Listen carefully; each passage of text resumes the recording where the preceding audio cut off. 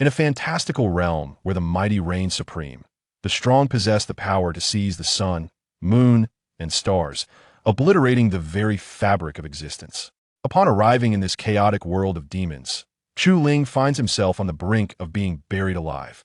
Fortunately, he awakens to the formidable swallowing heaven devil technique, transforming all adversities into nourishment for his growth.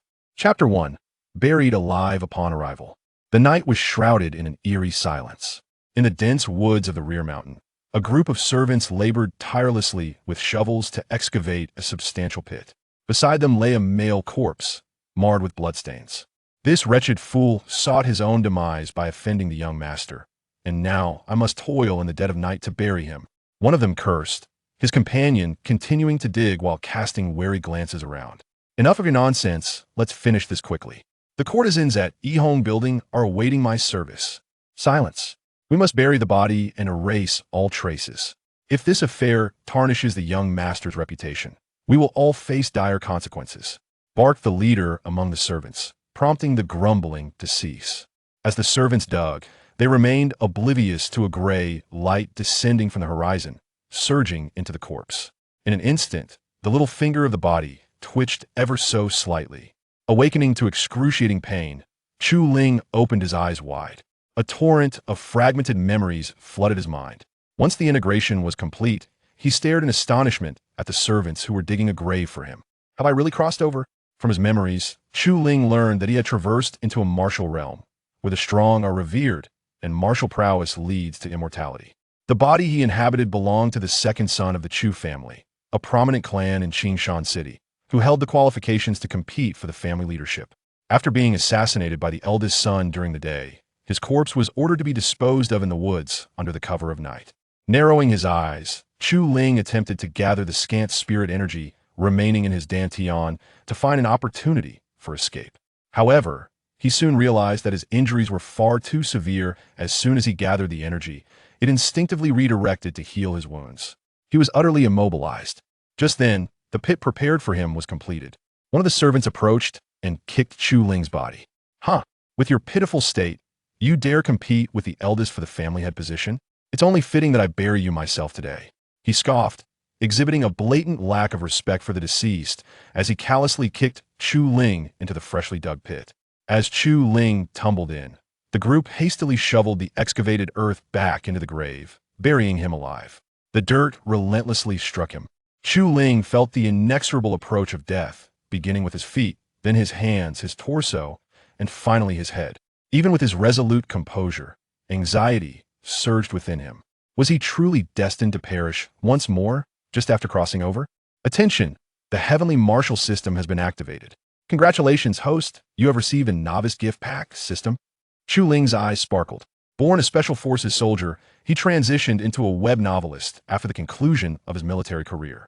He naturally understood the purpose of this system. He promptly exclaimed, "Open the package." Congratulations, host, you have acquired the Devouring Demon Technique. Devouring Demon Technique, level unknown. Capable of absorbing the spiritual energy of adversaries up to one major realm above oneself. The absorbed spiritual energy will automatically transform into personal experience points for leveling up, with a conversion ratio of 50. The absorption speed is contingent upon the technique's proficiency and the disparity in cultivation levels with the opponent. Upon hearing the system's extensive introduction, the soil was rapidly encroaching upon him. With no time for contemplation, the moment the Devouring Demon Technique was instinctively learned, Chu Ling immediately set it into motion. As the second young master of the Chu family, his cultivation had already reached the 9th level of Qi refinement. Meanwhile, the servants attempting to bury him barely reached the 5th or 6th level of Qi refinement. When uninjured, he could easily dispatch them with a single palm strike. As the Devouring Demon Technique operated, the spiritual energy from the several servants surged swiftly towards Chu Ling's body. The energy flooding into him rapidly mended his injuries and filled his dantian. Given that Chu Ling's realm surpassed that of the servants, absorbing their spiritual energy was swifter than sipping soda through a straw. In a brief moment, his grievous wounds had nearly healed. Simultaneously, a substantial amount of spiritual energy began to accumulate within his dantian. The astonishing speed of absorption caused the servants to feel an unusual sensation, prompting them to cease their actions in confusion. What is happening? It's just a pit. Why is my spiritual energy depleting so rapidly? Me too. Normally, my spiritual energy only drains this quickly during battles, like when I fight with the courtesans from the Yihong Tower. Goodness, if you're using spiritual energy for such matters, you ought to take it easy on your back. Although the servants were puzzled, they could not discern the cause of the phenomenon. After glancing around and finding nothing amiss, they attributed the issue to their recent indulgence at the Yihong Tower, believing it had led to their weakened condition. Just as one turned his head, he suddenly froze, eyes wide open. Where's the body? Where's Chu Ling's corpse? Upon hearing the commotion, the group of servants hurriedly glanced into the pit. Aside from the still unfilled dirt, the body that had previously lain there had vanished without a trace. They had meticulously checked earlier, confirming that not only had Chu Ling's pulse and breath ceased, but his heart had also stopped beating. Now, with the body suddenly gone, could they have encountered a ghost in the night? Could it be that he has risen from the dead? One timid servant trembled. Impossible. If he dares to rise from the dead, I would dare to slay him again. Most likely, some nocturnal beast dragged him away. Let's split up and search. No sooner had he spoken than a blood-curdling scream pierced the air. With a swift thrust, a sharp wooden stake pierced the neck of one servant. Chu Ling, drenched in blood, materialized before them like a specter. With a cold gaze, he extracted the wooden splinter embedded in the neck of the servant and surveyed the remaining 6 individuals. As servants of the Chu family, you dare to assassinate the second young master of the Chu family? You shall pay for this. Surround him. The leader of the servants reacted with alarming swiftness. Regardless of whether Chu Ling lived or died, should this matter come to light, their lives would undoubtedly be forfeit. Thus, for their own survival, Chu Ling had to be declared deceased. Listen carefully. The leader's expression was one of fierce determination. There is no retreat for any of us. If Chu Ling survives and reveals this incident, the eldest young master will not spare us, nor will the family. Thus, whether he is dead, feigning death, or has become a ghost, he must die. Clenching the shovel tightly, he instilled courage in the other servants, dispelling their fears as they glared menacingly at Chu Ling. Be it human or ghost, I shall ensure your demise. Chapter 2. The Ruthless Woman. One of the servants, unable to restrain himself, seized a shovel and channeled his energy to strike at Chu Ling. The shovel whistled through the air, but as Chu Ling dodged, it crashed heavily to the ground, creating a large pit. Clearly, the intent was to kill him with a single blow. Yet before he could launch a second attack, Chu Ling swiftly grasped his throat. In this close proximity, the devouring magic surged with even greater speed. Before Chu Ling could extinguish his life, he witnessed the servant's body visibly withering at an alarming rate. In mere moments, he was drained to the point of becoming a desiccated husk. Simultaneously, Chu Ling's injuries healed rapidly, fueled by the absorbed energy. However, the excess energy did not return to his dantian, but instead transformed into a series of mechanical notifications from the system. Ding! Absorbed 500 spiritual energy, converted to 250 experience points. Ding! Absorbed 1,000 spiritual energy, converted to 500 experience points. A pale blue system panel materialized before his eyes, visible only to Chu Ling, displaying a rapidly increasing experience bar that soared to 2,000 within moments. Just 8,000 more experience points were needed for Chu Ling to break through from the 9th level of Qi refinement directly to the Qi C realm. His eyes sparkled with newfound brilliance. The system's functionality was akin to a cheat. Meanwhile, the surrounding servants stared in horror at the drained husk in his grasp, their expressions betraying sheer terror. A ghost. One servant trembled uncontrollably, disregarding everything as he turned to flee. Chu Ling promptly hurled the dried corpse at him, knocking him down. He then dashed forward, executing the same absorption technique, increasing his experience points to 5,000. In that moment, an exhilarating thrill of the hunt surged within him. With a menacing grin, Chu Ling regarded the group of servants. The leader's face was ashen with dread. Cursed wretch, a useless one daring to vie for the position of family head, and now he cannot even rest in peace. Since there's no escape, let's all attack together and eliminate him. Charge. A puff of air escaped. The servant, who was merely at the 5th or 6th level of Qi cultivation, found himself utterly overwhelmed by Chu Ling, a master of the 9th level. Moreover, Chu Ling had previously trained in the finest martial arts and techniques within his family. It was inconceivable that such a band of servants could provoke him with ease. As the servants launched their attacks, Chu Ling gracefully evaded them with fluid movements. With each strike of his palm, a servant met his demise. In mere moments, 5 servants lay defeated, leaving only their leader standing before Chu Ling. As he gazed at his fallen comrades, the leader trembled uncontrollably. To him, Chu Ling appeared as a malevolent specter. Chu Yi approached him with an expression of indifference. Just as the servant raised his hand, Chu Yi delivered a fierce punch, shattering the bones in his hand. Following this, a swift kick brought the servant to his knees. "Are you a man or a ghost?" The servant gazed at Chu Yi with terror, exclaiming, "If you kill my young master, he won't spare you. Will you let me go if I spare you?" Chu Yi replied with a cold smile, gently patting the servant's cheek. "However, I truly have no intention of killing you. How about you help me keep the secret that I am not dead?" The servant trembled, and upon hearing the prospect of survival, he eagerly nodded. Yet in the next instant, with a snap, his neck was crushed. Having disposed of the last servant, Chu Yi expanded the pit he had dug, burying all the bodies present, and meticulously cleared away the traces of the struggle before turning his gaze toward the distant Qingshan city. He was aware that the bodies of the servants he buried would soon be discovered. His elder brother, Chu Yuanba, was a formidable opponent at the 3rd level of Qi cultivation, and with his current 9th level strength, Chu Ling knew he could not confront him heathen. However, armed with the system and the devouring technique, Chu Ling was confident that he could attain the strength to confront or even slay Chu Yuanba before he realized that Chu Ling was still alive. As Chu Ling contemplated returning to his family, the voice of the system suddenly echoed in his mind. "Ding! Congratulations, host, on completing the hidden novice task and successfully eliminating 8 wicked servants. Ding! Host has received rewards. First form of the Tathagata palm. Ding! Host has received rewards, 2 skill points." Upon receiving the system rewards, Chu Ling found that, unlike when he learned the devouring technique, he could not directly acquire the Tathagata palm. It required 1 skill point to learn. However, Chu Yi soon realized that this was not a misfortune. Skill points could not only facilitate direct learning of skills, but also allow his devouring technique to progress from novice to proficient with just 2 points. At this moment, the devouring technique was already sufficiently powerful for Chu Ling. What he truly lacked was a life-saving offensive skill. Thus, he promptly spent a skill point to learn the Tathagata palm. Ding! Congratulations, host, on mastering the Tathagata palm. Raising his palm, golden light flickered upon it. Yet, as he concentrated all his spiritual energy to unleash a powerful strike, he found that merely attempting to execute the Tathagata palm drained him of all his remaining energy. Subsequently, the concentrated glimmer of golden light was unleashed uncontrollably, striking a tree trunk with such force that it created a substantial gash. The sheer power of the attack startled even Chu Ling himself.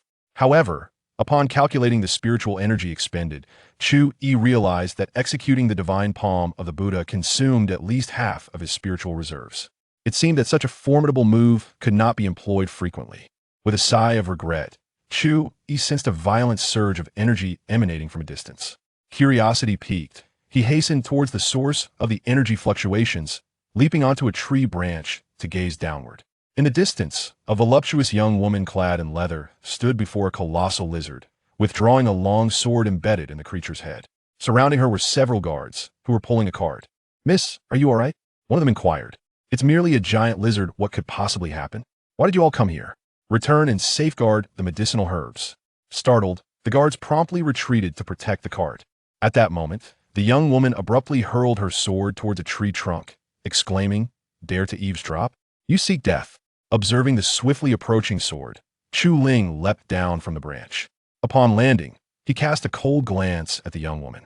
He had merely glanced from a distance, yet she retaliated with lethal intent. Beneath her beautiful facade lay a heart as venomous as that of a viper. Moreover, she showed no signs of relenting. After missing her initial strike, the woman lunged forward with her sword aimed at Chu Ling. The attack was fierce, brimming with lethal intent, leaving no room for explanation. Chu Ling's expression turned icy as he swiftly turned and darted into the thicket. Chapter 3. 7-Star grasped the woman, clearly unyielding in her pursuit, relentlessly chased after him. Whenever an opportunity arose, she would unleash a fierce sword energy aimed directly at the fleeing Chu Ling. Each strike was meticulously directed towards his heart and head. Chu Ling sprinted forward without pause, ultimately halting abruptly in a relatively open space, turning sharply to claw at the woman. Caught off guard by Chu Ling's sudden counterattack, the woman did not anticipate his defiance. It was only when his razor-sharp fingers grazed her neck that she realized she had fallen into a trap. This man was not incapable of defeating her. Rather, it was due to her guards that he had refrained from acting. Now distanced from her protectors, the woman felt a surge of anxiety. In a desperate bid, she attempted to stab Chu Ling in the chest with her sword, but he deftly kicked her wrist, sending the weapon clattering to the ground and shattering her arm in the process. A pained scream escaped her lips as she glared at Chu Ling with fury, exclaiming, "You little scoundrel! If you dare to harm me, the Zhang family will never let you go. Release me now, and I shall return to the Zhang family for judgment. Perhaps I might spare your life." Chu Ling scoffed at her threats. This woman was not only vicious, she was also deluded, believing her life rested in her own hands while daring to intimidate him. How high must her arrogance be to maintain such a haughty demeanor, even when her life was at stake? As the woman continued her threats, Chu Ling raised his hand and struck her face with a resounding slap. The sting radiated across her cheek as she stared at him in disbelief. "You dare strike me, knowing I am from the Zhang family?" she exclaimed.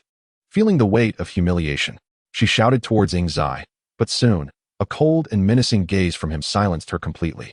His eyes, reminiscent of death itself, bore down on her. "Is a member of the Zhang family untouchable? Shall I demonstrate for you?" With a swift motion, he tore her clothing, leaving a portion fluttering to the ground, revealing her pale skin shimmering in the moonlight. Fear enveloped her as she hastily declared, "I am the fiancé of Chu Yuanba, the eldest son of the Chu family. If you harm me, the Chu family will not let you off lightly. Let us consider this a misunderstanding. If you allow me to leave, we can part ways amicably." Chu Ling chuckled, intrigued by the revelation that she was indeed the fiancée of his elder brother, Chu Yuanba. How had he never heard of this before? He glanced at her and smirked. It seemed his brother had quite the fortune. However, Chu Ling was no pushover, nor did he possess any inclination towards mercy. As a former Special Forces soldier, he understood that kindness towards enemies was cruelty towards oneself. With a swift kick, he shattered her leg, seizing her sword and allowing her to wail in agony amidst the mountains. Once her cry subsided, he inquired, "You mentioned medicinal herbs. What is so vital about them?" "You came for the herbs," the woman retorted, her anger flaring. "My father tasked me with finding them to aid Chu Yuanba through the 7 calamities. If you desire the herbs, you are deluding yourself." 7 calamities? Chu Ling narrowed his eyes. In the realm of martial arts, upon transcending from Qi cultivation to the Sea of Qi, one would be subject to the divine retribution of fate, particularly concerning the 7 tribulations faced by those at the 5th level of Qi Si. This represents a nightmare for all martial practitioners. The 7 tribulations correspond to 7 distinct calamities. Surmounting them will forge one into a true martial artist, while failing results in bloodshed from the 7 orifices and succumbing to madness. Thus, any herb capable of aiding one through the 7 tribulations is undoubtedly of immense value. However, what truly preoccupies Chu Ling is not this fact, but rather the revelation that Chu Yuanba presents himself as merely at the 3rd level of Qi Si, yet now requires herbs meant for the 5th level. It is evident that this cunning elder brother has concealed his true prowess, intending to play the part of a simpleton while ensnaring his foes. A cold smile crept across Chu Ling's face. Should the ruse succeed, it would be fortuitous. But if it were to fail, it would render him a figure of ridicule, a pig consumed by a tiger. The woman before the bloodied man let out a sinister laugh, her scalp prickling with dread. Enduring the excruciating pain in her leg, she cautiously retrieved a packet of sedative from her pocket. Just as she was about to disperse it, Chu Ling struck her face with a swift palm. Seizing the sedative, Chu Ling smiled faintly, saying, "I was pondering how to deal with your entourage, and you have conveniently provided me with the means." With that, he rose, saluting the woman with cupped fists. "Your kindness shall not go unacknowledged. When we meet again, I shall ensure you and your fiancé meet your demise." With those words, he turned and sprinted towards the direction of the earlier carriage. Fuming at his retreating figure, the woman seethed. "What do you intend? If you dare to touch the herbs, the Zhang and Chu families will never let you off. Whether or not you will let me go is yet to be determined. I merely require a few herbs to mend my injuries." Chu Ling's voice echoed from a distance, sending chills down the woman's spine. Hastily, she adjusted the fabric covering her chest to conceal her exposed skin. Then, in a fit of rage, she slammed her palm against a nearby tree trunk, leaving an imprint of her hand. "No matter who you are, I, Zhang Zhuo, will ensure your death." Meanwhile, at the carriage, several guards encircled a bonfire, awaiting the return of their lady. A cool breeze swept through, causing them to shiver. Yet they remained oblivious to the figure nearby who was silently scattering a packet of powdered sedative into the wind, observing them intently. As the effects of the powder took hold, the guards surrounding the bonfire began to collapse one by one, silently succumbing to slumber. Even Chu Ling was taken aback by the potency of the sedative. It was indeed a wicked concoction for a woman to carry, revealing the depths of her treachery. Once he confirmed that all had succumbed to deep sleep, Chu Ling leapt down from the tree and commenced his search. After a thorough inspection, he unearthed several family tokens of the Zhang clan, followed by a handful of copper coins and silver. To his astonishment, he even found a courtesan-s pouch from the Yihong building in one man's pocket, quite the oddity. After scouring the bodies, Chu Ling finally retrieved a set of keys and approached the carriage. As anticipated, within the crystal box secured inside the carriage lay a 7-star herb, radiating a resplendent array of colors. However, the lock was not to be trifled with. The crystal box was specifically designed to preserve the herbs and prevent the dissipation of their potency. If the medicinal herbs are not utilized promptly upon opening, they will soon lose their potency and transform into mere weeds. Chu Lingxi bore no concern for carrying additional burdens. She shattered the chains securing the crystalline box and emerged from the carriage, cradling the box in her arms. At that moment, a wave of hunger washed over her. Chu Ling instinctively attributed this sensation to her prolonged fasting. However, she soon realized that it was merely an illusion induced by the devouring magic she wielded. The magic was fervently operating on its own, voraciously consuming the dissipating spiritual energy from the corpses, until every drop of spiritual essence was drained. Each corpse would ultimately become a desiccated husk. Chapter 4. Who lives, who dies? It was ill-advised to leave the withered corpses behind, yet as dawn broke, Chu Ling found himself bereft of time to address the grim remains. Lingering in one place for too long could very well attract the girl's reinforcements, bringing forth untold peril. With no regard for the bodies, Chu Yi clutched the crystal box and swiftly made his way toward the Chu family estate in Qingshan City while the light was still dim. Upon reaching the rear courtyard of the Chu residence, Chu Ling scaled the wall and stepped inside. This expansive area was the most secluded part of the Chu family estate, where most rooms were cluttered with discarded items. Even the household servants resided in the front yard, rendering the back courtyard typically devoid of visitors. However, it was here that Chu Ling chose to live with his sister, a decision made to convey to his elder brother, Chu Yuanba, that he harbored no ambitions for the position of family head. Little did he know, from the very beginning, Chu Yuanba had no intention of sparing him. Even after relocating to the back courtyard, Chu Yuanba still conspired with assassins to eliminate him. With a cold demeanor, Chu Yi advanced toward his room. As he approached the door, he overheard a sharp, caustic voice emanating from within. Chu Yanran, stop dreaming about your useless brother returning. Let me tell you, marrying you off to the young master of the Gao family is the eldest master's directive. What can a girl like you possibly achieve through martial training? Marrying into the Gao family is what you must do for the clan, what you must sacrifice. Even if your second brother were here, he could not prevent the family from arranging your marriage to the Gao family. Having listened for just a moment, murderous intent seeped into Chu Ling's gaze. The visage of the Gao family's young master surfaced in his mind, a grotesque figure with a bloated face, so corpulent that he required several individuals to assist him in walking. Such a swine was deemed worthy of marrying his sister? The scene shifted to the sound of a slap, as the elderly woman struck the sobbing girl. The venomous voice echoed, "Cry. I command you to cry. Pack your belongings immediately. The Gao family will send someone to fetch you shortly. If you dare to flee, I shall break your legs." With that, the old woman flung open the door, exuding an air of arrogance. However, she was met with a heavy slap that sent her crashing to the ground. "Who dares to strike me? Do you know who I am?" The words faltered in her throat as she caught sight of Chu Ling's murderous glare, causing her to tremble in fear. The words died on her lips as she beheld him, wide-eyed, as if confronted by a specter. Chu Ling gestured for silence.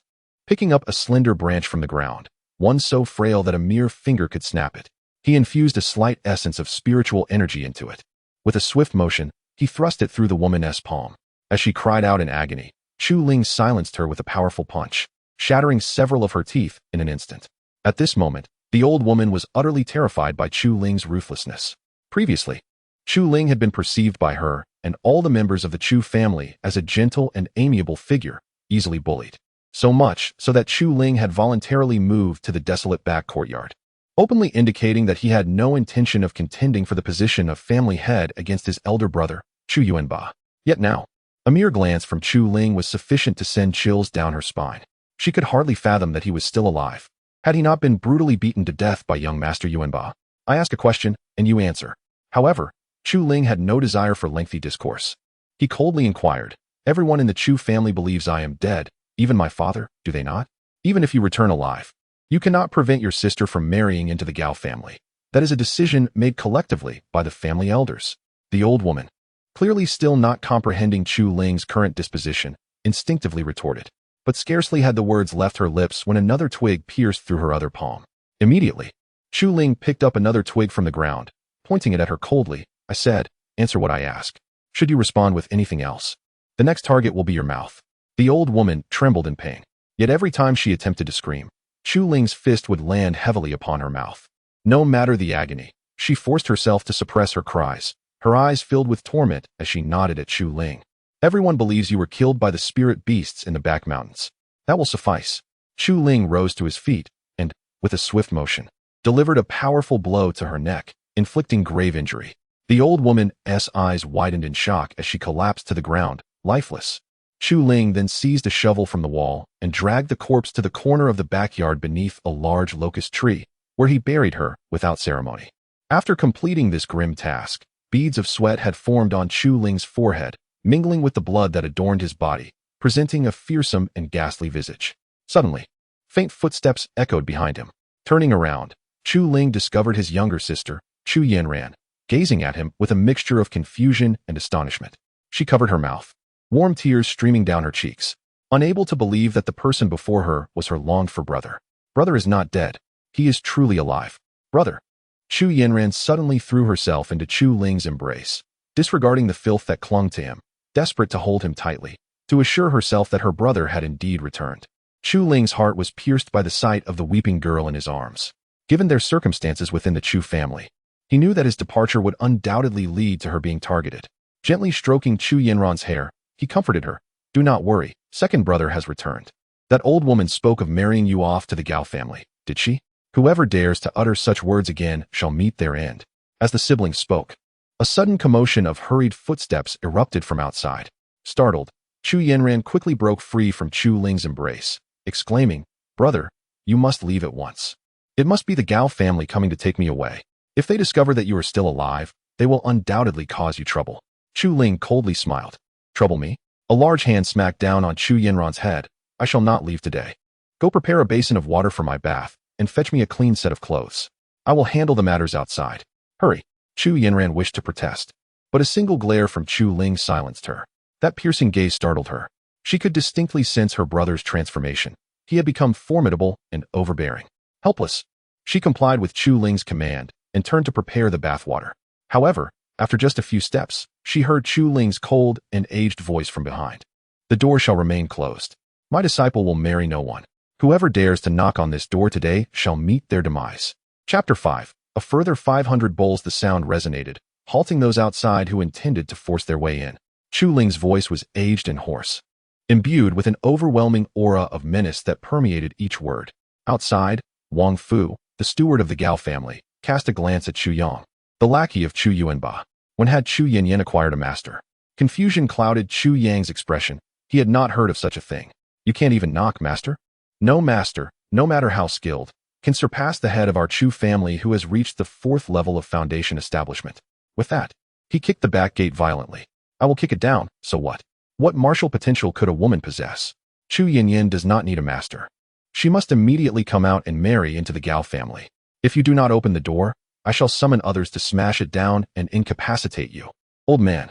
Just then, Chu Yanyan, having just prepared hot water, approached with a worried expression. She understood that her brother's reluctance to reveal his identity undoubtedly had its reasons. However, merely the title of a master was insufficient to deter the throng outside. Brother, perhaps I should. Silence. Chu Ling shot her a cold glare. I have said, if you do not wish to marry, no one can force you. With that, he raised his right hand and struck the air with a thunderous force. Instantly, the sky above the courtyard darkened ominously, swirling clouds rapidly coalescing into a colossal mass. Chu Ling regarded the door with a chilling glare. I shall not repeat myself.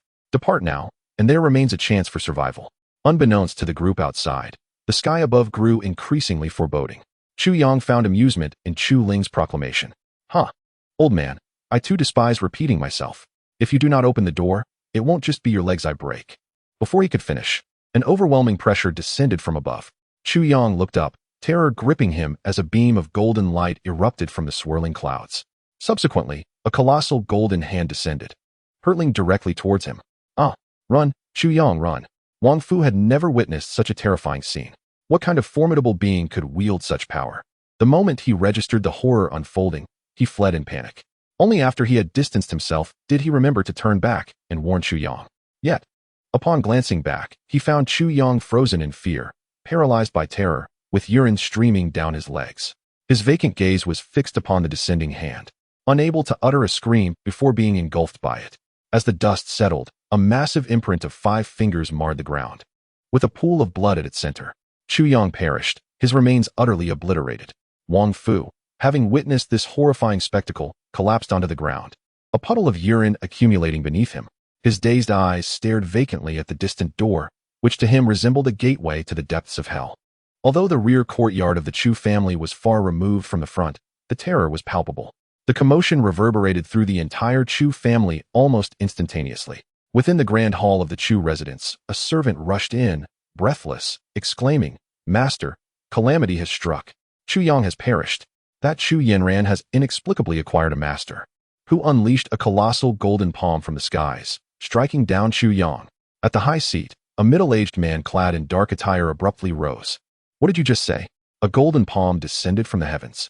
Chu Xingyang's countenance hardened, his expression a mix of disbelief and shock.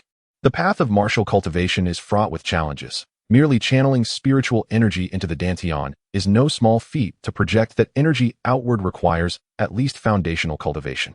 However, merely releasing energy is one thing. Transforming it into a tangible golden palm capable of extinguishing life is a terrifying ability reserved for those at the core formation stage. The hierarchy of martial cultivation encompasses various realms: Qi refinement, Sea of Qi, foundation establishment, core formation, and nascent soul. As the head of the Chu family and one of the premier warriors in Qingshan City, Chu Xingyang himself had only attained the 4th level of foundation establishment. Should a core formation cultivator emerge, they could effortlessly dominate the entirety of Qingshan City, which is precisely what left Chu Xingyang in utter astonishment. His gaze then turned with fury towards Chu Yuanba, who was seated below. "Did I not instruct you to thoroughly investigate matters before taking action? Why did you compel your sister to wed the young master of the Gao family without knowing that Chu Yanran had a master at the core formation level?" Chu Yuanba's expression darkened significantly. Since he had showcased his formidable martial talent, it had been a long time since his father had chastised him in such a manner.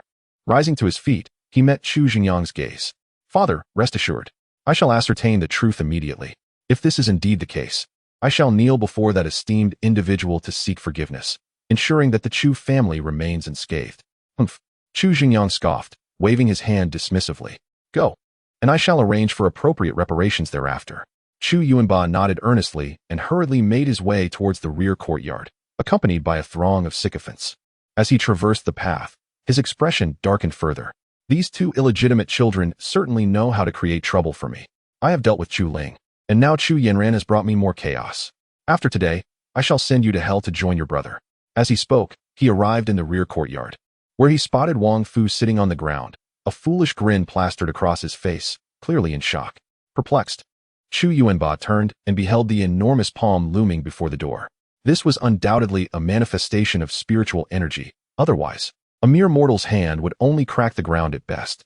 A fleeting moment of astonishment flashed in his eyes, swiftly replaced by a gleam of golden light. A core formation master, certainly a master of that caliber. If I, Chu Yuanba, were to have such a formidable mentor, I could supplant my father and dominate the entire Qingshan city within 3 years.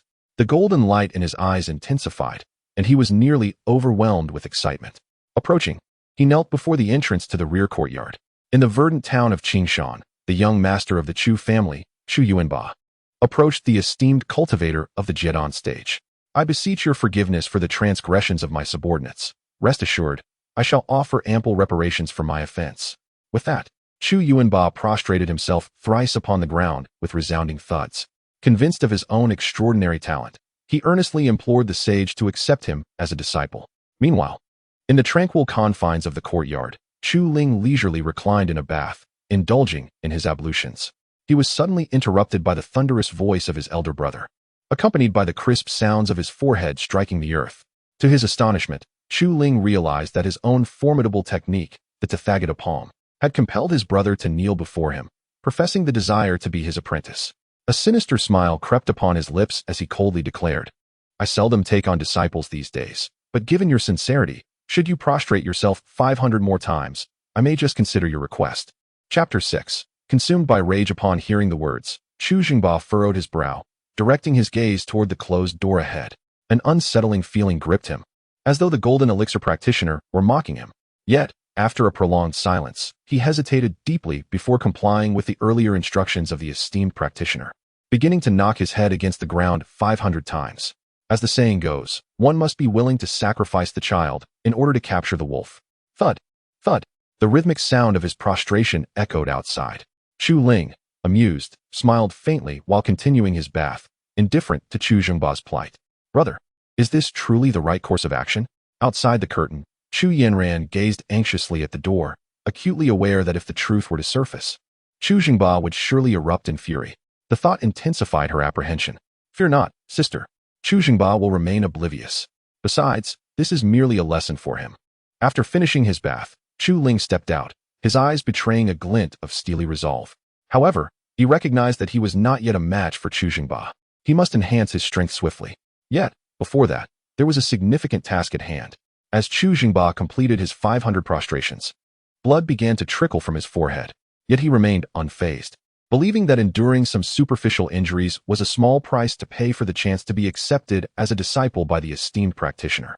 "Esteemed one, I have completed 500 prostrations. You may take me as your disciple," he proclaimed loudly. However, the ensuing scene caused Chu Jingba to recoil in shock.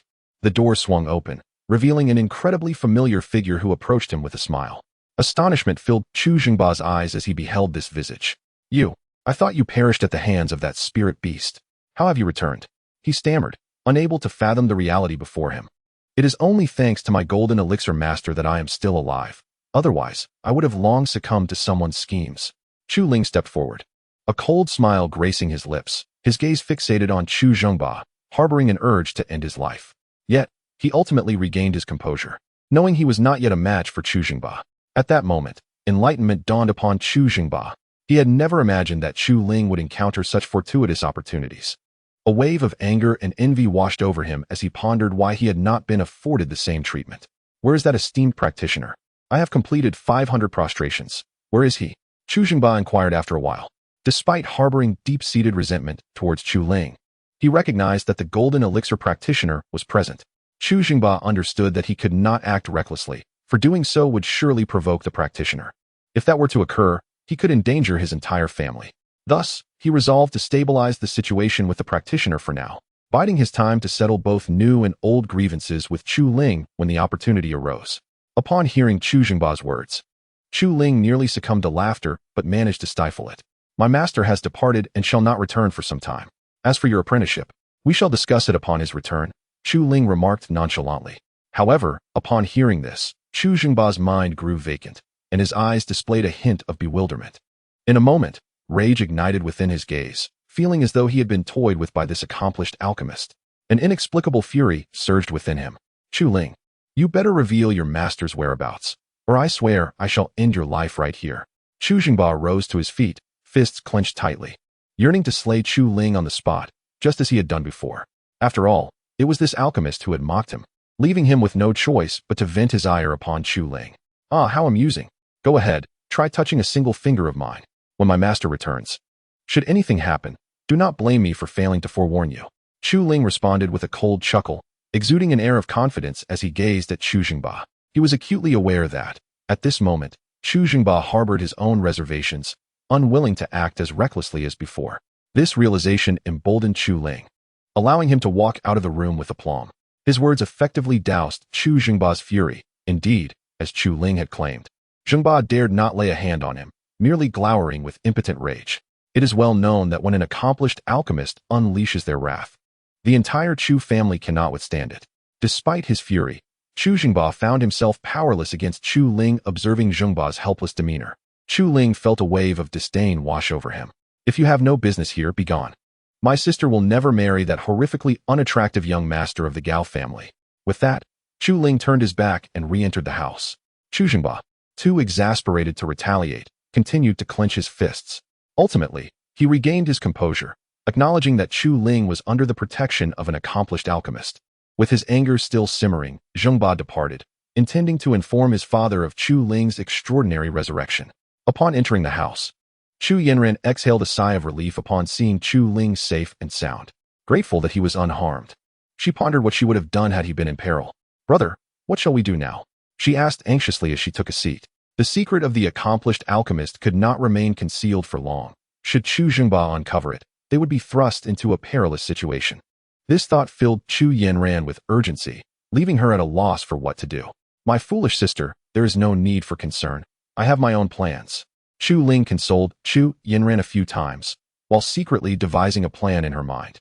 Now that she had returned, it was imperative to make Chu Jingba and his cohorts pay a grievous price. Moreover, Chu Ling was acutely aware that Chu Jingba would undoubtedly seek to eliminate her in the shadows. Thus, it was essential for Chu Ling to take the initiative. The reins of power must be firmly in her grasp. Consequently, a novel idea blossomed within her. Gradually, under Chu Ling's soothing words, Chu Yanran began to regain her composure, her fear subsiding as she settled down to rest. Nonetheless, a profound worry still lingered in Chu Yanran's heart, an anxiety for Chu Ling's safety. After all, in this world, Chu Ling was her sole remaining kin. Chapter 7 Family Meeting. Early the next morning, Chu Ling rose from his bed, bid farewell to Chu Yanran, and departed for the family's council hall. During his walk, the members of the Chu family caught sight of him, their expressions filled with astonishment, unable to comprehend that Chu Ling had miraculously survived. Paying no heed to their bewildered gazes, Chu Ling pressed on toward the council hall, fully aware that any explanation he could offer would be futile. In this world, strength reigned supreme, and thus, he resolved to enhance his abilities swiftly, for only then could he dominate this realm. With the support of the system, his determination grew ever stronger. Upon entering the council hall, the prominent figures within were taken aback at the sight of Chu Ling. Although they had previously heard rumors of his master being a core formation expert, many of the elders had dismissed such claims as mere gossip. However, witnessing Chu Ling in person dispelled their doubts, for it was evident that only a master of such caliber could possess the power to bring someone back from the brink of death. "What brings you to the family council chamber? Are you unaware that this place is off limits to outsiders?" Chu Jingyang stated with a hint of anger, clearly displeased by Chu Ling's unexpected appearance in such a significant setting. "I am a member of the Chu family. Why should I not be here?" Chu Ling replied, his head held high and a confident smile gracing his face. The elders were left incredulous, realizing that after just a few days, Chu Ling had transformed remarkably, affirming the truth of the rumors surrounding his core formation master. Although Chu Jingyang was eager to express his ire, he restrained himself, wary of the powerful figure behind Chu Ling. After all, the Chu family could not afford to offend such an individual. "What is your purpose here? If you have no business, then leave at once. We have important matters to discuss," he said, taking a deep breath, his gaze toward Chu Ling decidedly unfriendly. "I am here to contest the position of the family's young patriarch against Chu Jingba and reclaim what is rightfully mine." The declaration silenced the room, and the elders stared wide-eyed at Chu Ling, particularly Chu Jingyang, who found himself momentarily dumbfounded. As Chu Jingyang regained his composure, he noticed the confident smile on Chu Ling's face, as if he were already assured of victory. Caught off guard, he struggled to find the right words. Lost in contemplation, observing the elders' reactions, Chu Ling felt a sense of disdain. Once they had looked down upon him, but he vowed that once he achieved greatness, they would come to understand what it meant to be a ruler of the realm. After a considerable pause, Chu Jingyang finally spoke. "With your current strength, by what right do you believe you can contest the position of young patriarch against Chu Jingba, who is at the third level of the Sea of Qi? Even if you have a master of the Golden Core stage, this matter pertains to the Chu family, and he certainly cannot intervene. You might as well abandon that hope." After hearing Chu Jingyang's words, a faint smile remained on Chu Ling's face. He felt no anger at Chu Jingyang's remarks, having anticipated such a response. Thus, Chu Ling unleashed his spiritual energy, filling the hall with an overwhelming heat. The elders, including Chu Jingyang, gazed at Chu Ling in astonishment. They were taken aback to discover that within a mere few days, Chu Ling's strength had surged to the 9th layer of body refinement, and he was on the cusp of breaking through to the Qi realm. This was entirely unexpected for the elders. However, they attributed Chu Ling's rapid progress to the mysterious master behind him, believing that without such a formidable figure, he would not have ascended so swiftly. Now that I possess this strength, am I not fit to be the young clan leader? Chu Ling confidently declared, his gaze fixed upon the elders. Initially, he had not intended to reveal his power, but in pursuit of reclaiming what was rightfully his, he found it necessary to do so. As soon as he finished speaking, a pin could have dropped in the silence that ensued, allowing the elders to absorb the gravity of what they had witnessed. Gradually, as the elders regained their composure, their gazes towards Chu Ling transformed, each contemplating how fortunate it would be if they too could seize such an opportunity. Wouldn't he their own strength soar as a result? Yet, they understood that such opportunities were rare and precious. Noticing that Chu Ling had only reached the 9th layer of body refinement and had not yet broken through to the Qi realm, their astonishment diminished. Though you possess this strength now, competing with Chu Zhengba for the position of young clan leader will not be easy. You are aware that Chu Zhengba ranked among the top 100 in the Zhou Tianyu Young Heroes competition. If you can achieve a similar result, I may reconsider. Chu Zhengyang remarked after a moment of contemplation. He sought to place Chu Ling in a challenging position, ensuring that his son, Chu Zhengba, could ascend to the role of young clan leader without hindrance. In their eyes, Chu Zhengba's talent represented the family's future, while Chu Ling's mysterious master was merely an outsider. Just as Chu Ling was about to respond, a voice echoed in his mind, interrupting his thoughts. Ding! A new mission has been issued. Participate in the Zhou Tianyu Young Heroes competition, with substantial rewards awaiting. Reminder, the closer your rank, the more generous the rewards. The system's voice resonated within Chu Ling's mind. The sudden system task caught Chu Ling completely off guard. Observing Chu Ling's dazed expression, Chu Zhengyang's lips curled into a slight smirk, surmising that Chu Ling must be intimidated to wear such a countenance. However, just as Chu Zhengyang was about to speak, Chu Ling's declaration left him utterly astonished. Very well, I shall participate in this Sunday's elite competition. Chu Ling's voice resonated, stunning the surrounding elders into silence. They had anticipated Chu Ling would withdraw, yet none could have foreseen such a bold proclamation, leaving them profoundly shaken. In that moment, the elders found themselves at a loss for words, unsure of how to respond. Chapter 8. The Forest of Beasts in Truth. Chu Ling had initially intended to refuse, contemplating alternative means to persuade Chu Zhengyang. However, unexpectedly, the system assigned a mission to Chu Ling, compelling him to acquiesce. Are you truly determined to participate in the Young Talents competition of the Zhoutian domain? Chu Zhengyang inquired again, unable to suppress his disbelief. Perceiving Chu Ling's words as mere jest, it is essential to understand that the Young Talents competition is notoriously brutal, often leading to untimely demise. Had it not been for Chu Zhengba's ambition to contest the position of the young clan leader, Chu Zhengyang would never have permitted him to enter this competition. Now, the fact that Chu Ling also intended to join was utterly unforeseen. Of course, I, Chu Ling, am resolute. Having uttered my intent, I shall undoubtedly follow through. Chu Ling replied nonchalantly. He was well aware of the perils associated with this competition, yet the system's mission ignited a flicker of anticipation within him. Very well. If you insist, I shall await your good news in silence. Should you manage to secure a place among the top 100, I will consider you as a candidate for the position of young clan leader, Chu Zhengyang remarked with a cold chuckle. He was taken aback by Chu Ling's audacity to seek his own demise, which oddly pleased Chu Zhengyang. He had initially contemplated how to eliminate Chu Ling with the aid of a powerful practitioner, but now it appeared unnecessary, given that Chu Ling was willingly marching toward his own peril. Subsequently, Chu Ling departed the hall, making his way to Chu Yinran's quarters. Upon learning of Chu Ling's intention to vie for the position of young clan leader against Chu Zhengba, a tumultuous uproar erupted throughout the Chu family. Everyone believed that Chu Ling was utterly oblivious to the gravity of the situation, daring to confront someone at the 3rd level of the Qi realm, which was tantamount to courting death. In an instant, the disciples of the Chu family regarded Chu Ling with growing hostility, refraining from initiating any conversation with him. They had initially hoped to forge connections with the powerful practitioner through Chu Ling, but now it seemed unnecessary, and they distanced themselves from him. Upon returning to his room, Chu Ling noticed Chu Yinran's anxious expression, which puzzled him. He thought to himself, had she not been perfectly fine just moments ago? Sister, what troubles you? He inquired, stepping closer. Upon hearing his voice, Chu Yinran snapped back to reality, quickly rising and rushing to his side. With concern, she asked, Brother, are you truly going to compete with Chu Zhengba for the position of young clan leader? Nodding in affirmation, Chu Ling was bewildered as to how Chu Yinran had learned of this news so swiftly. Her expression of distress intensified upon his acknowledgement. Realizing that the rumors were indeed true, Brother, could you reconsider? Chu Zhengba has already reached the 3rd level of the Qi realm.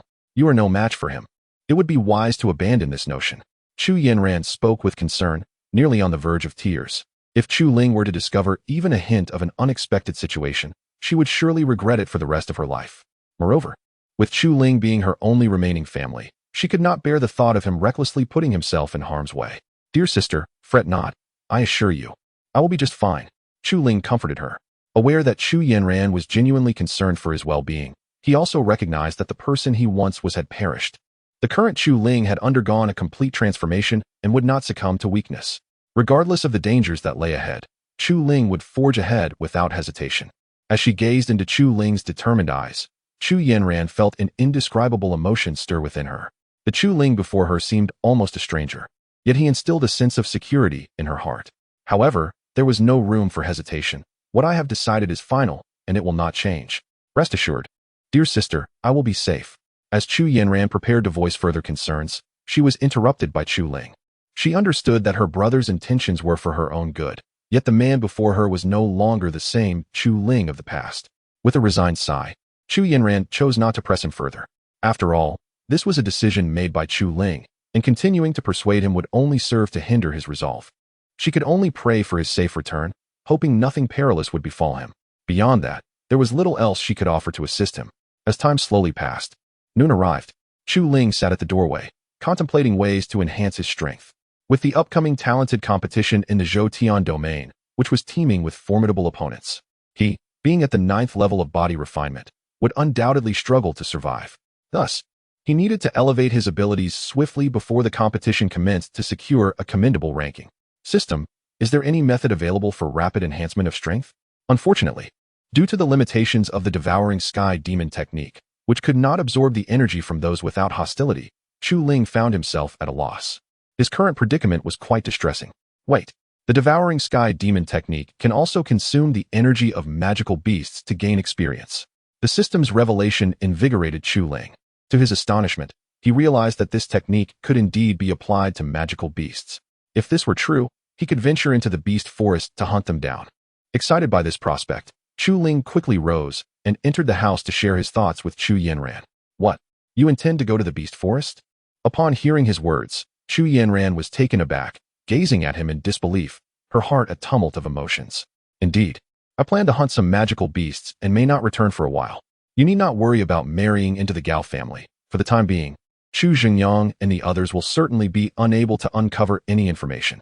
Dear sister, remain at home with peace of mind and devote yourself to enhancing your abilities. I shall return." With that, Chu Ling did not afford Chu Yanran a moment to respond. He turned and dashed towards the beast forest. By the time Chu Yanran regained her senses, she realized Chu Ling had vanished, and a wave of panic washed over her, her eyes brimming with various concerns.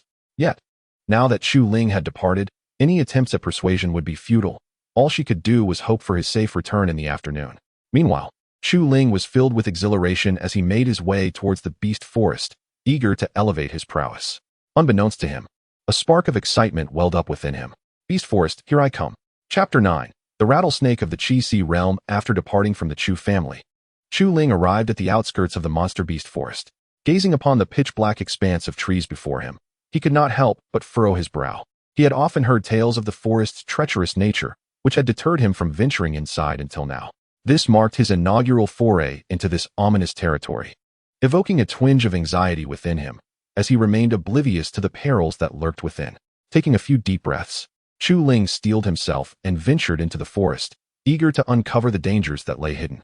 Upon entering, he discerned that, apart from its eerie atmosphere, the forest bore a striking resemblance to any ordinary woodland.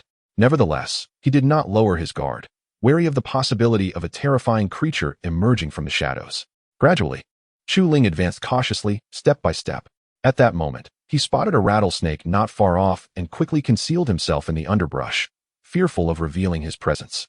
He knew that this creature possessed the strength of the Qi realm, and confronting it head-on would be unwise. Thus, he resolved to employ cunning to outsmart the rattlesnake. To his surprise, the first beast he encountered in the monster beast forest was one of such formidable rank.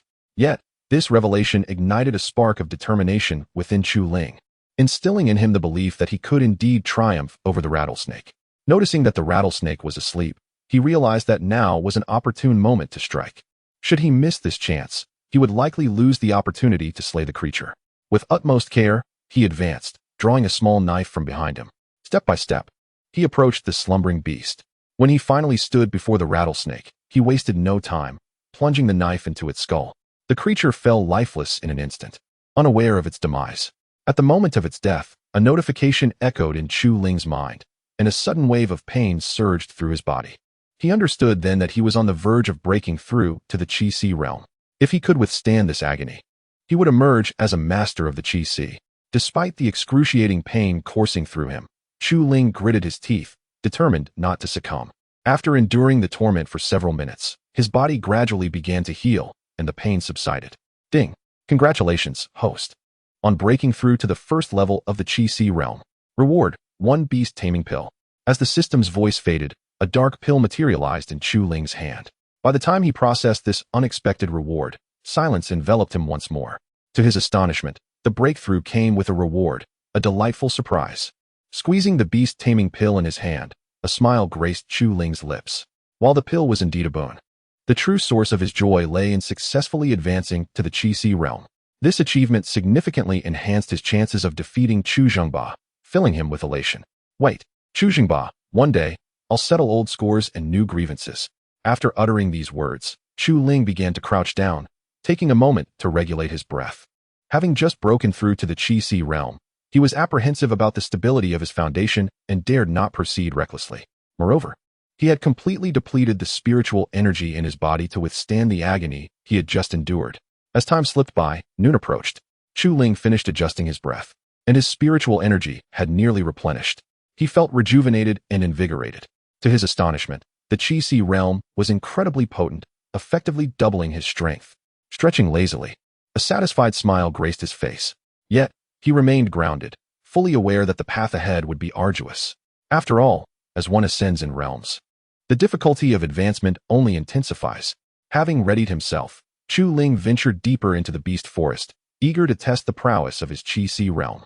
However, after traversing less than a kilometer, he spotted several rattlesnake beasts tormenting a large yellow dog, causing his brows to furrow in concern.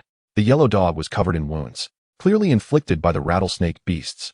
In that moment, Chu Ling grappled with the decision of whether to assist the beleaguered dog. Ultimately, he resolved to help, preparing to rescue it from the clutches of the rattlesnake beasts. Thus, he gathered his spiritual energy, drew a dagger from behind, and launched an assault on the beasts. Upon hearing the commotion, the rattlesnake beasts turned their attention to Chu Ling, realizing he was but a human. They ceased their attack on the yellow dog and redirected their aggression toward him. Observing this, Chu Ling wasted no time. He countered the rattlesnake beasts with the Devouring Sky Demon technique, absorbing their spiritual energy into his own being. Deprived of their energy, the rattlesnake beasts resembled frail elders, utterly unable to withstand Chu Ling's onslaught. With precision, he dispatched them one by one, leaving behind a trail of vanquished foes.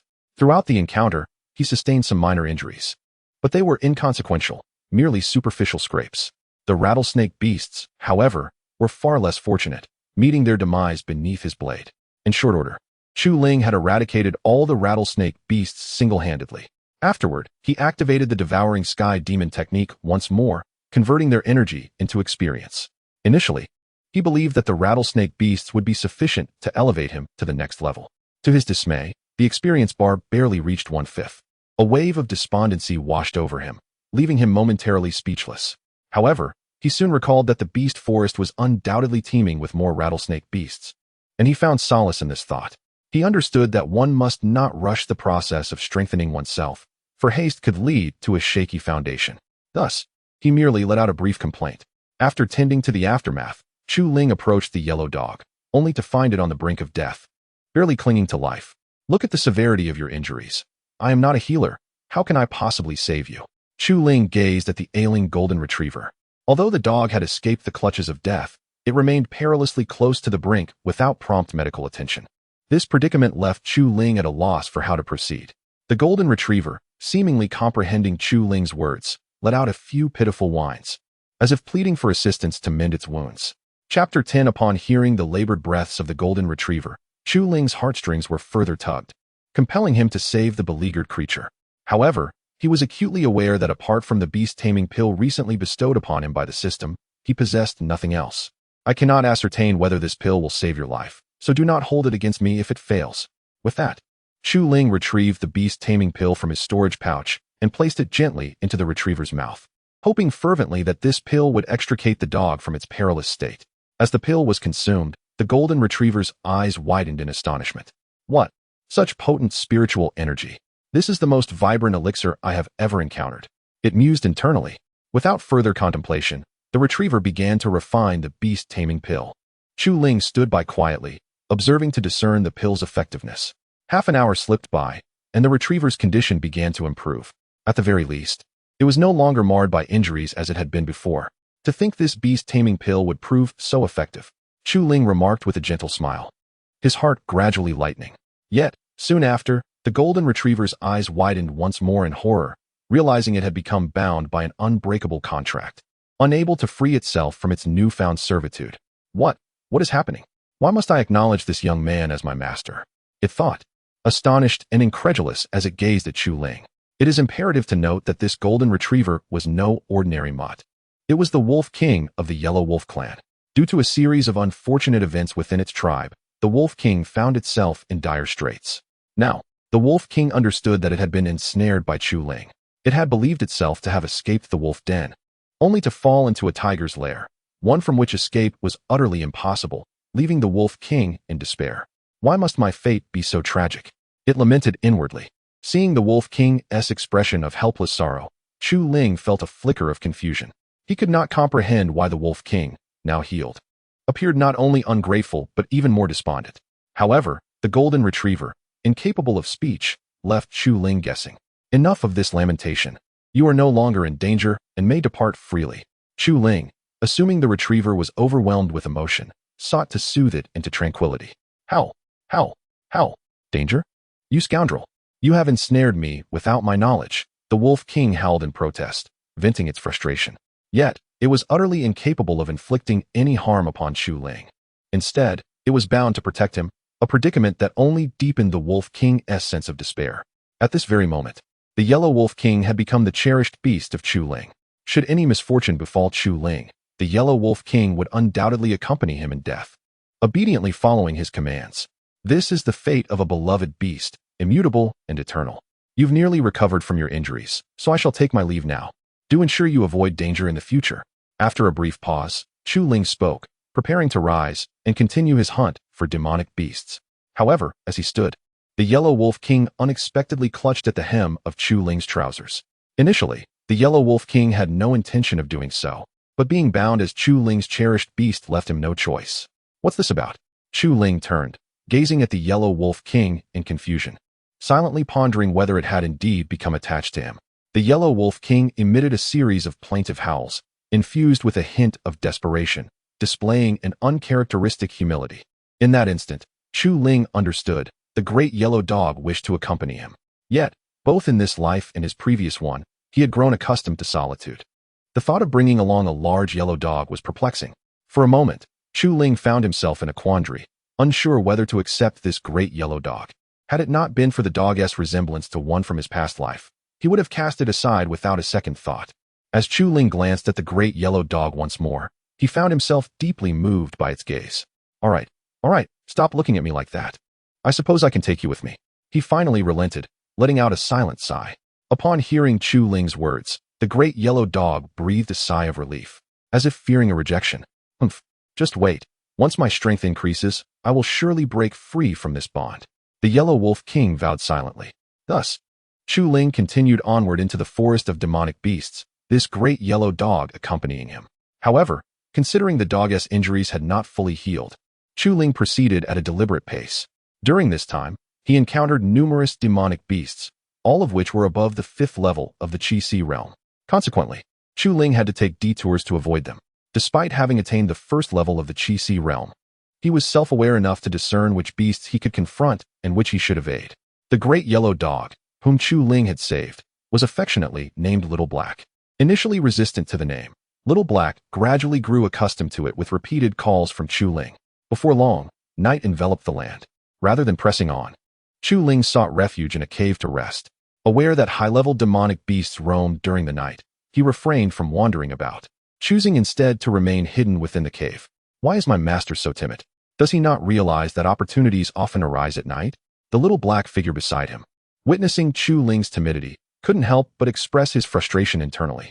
However, Chu Ling was oblivious to the little one's thoughts. Had he heard them, he would undoubtedly have imparted a lesson on societal etiquette. Bang! Just as Chu Ling was engrossed in his cultivation, a deafening noise abruptly interrupted his focus, leaving him in a state of agitation. He was astonished that someone dared to disturb him, inciting a desire within to reprimand the offender. Look at these people, making noise at this hour instead of resting. Truly uncouth, Chu Ling lamented, having already berated the individual in his mind countless times.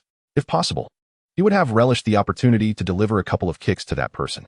Chapter 11. The enchanting goddess. Upon hearing Chu Ling's words, Xiao Hei's expression darkened significantly, at a loss for how to respond. Moments later, a thunderous sound erupted from afar, rendering any respite for Chu Ling utterly futile. Come on, Xiao Hei. Let us see who dares to disturb the night with such incessant clanging. With that, Chu Ling, brimming with indignation, strode toward the source of the noise, intent on delivering a stern reprimand to the nocturnal troublemaker. Xiao Hei, though wearing a bitter countenance, had no choice but to follow suit without hesitation. Earlier, Xiao Hei had sensed two immensely powerful forces engaged in combat and had been observing from a distance. He had contemplated dissuading Chu Ling, but the latter's swift advance left no opportunity for intervention. Now, Xiao Hei found himself helpless, silently praying that the two formidable entities would remain oblivious to their presence. If discovered, escaping their grasp would prove exceedingly difficult. After approximately 10 minutes, Chu Ling and Xiao Hei reached the vicinity of the sound. However, upon spotting a massive figure, they quickly concealed themselves within the underbrush. Before them, a colossal black dragon clashed with an exquisitely beautiful woman. Upon laying eyes on her, Chu Ling was instantly captivated. Had it been anyone else, his composure would have faltered, perhaps even prompting an exclamation of awe. Hong Ruwei, I advise you to flee at once, otherwise, do not blame me for my merciless hand. The black dragon growled, emanating an aura of terrifying power. Had it been another, the sheer ferocity of the dragon's presence would have undoubtedly left them paralyzed with fear.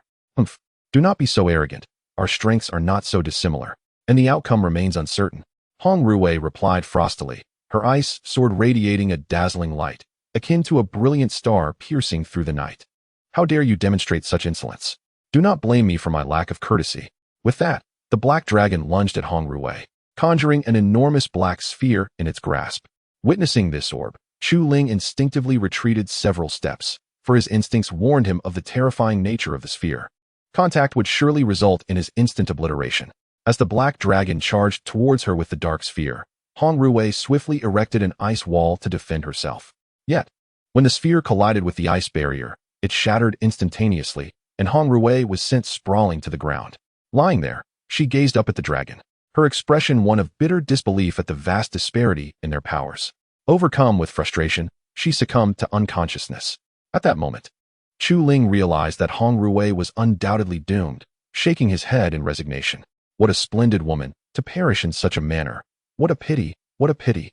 He sighed, refraining from rushing to her aid. He was acutely aware that he was no match for the formidable black dragon. Rather than courting death, it seemed wiser to observe from the sidelines. Upon hearing Chu Ling's lament, the small black figure contemplated briefly before swiftly departing from Chu Ling's side.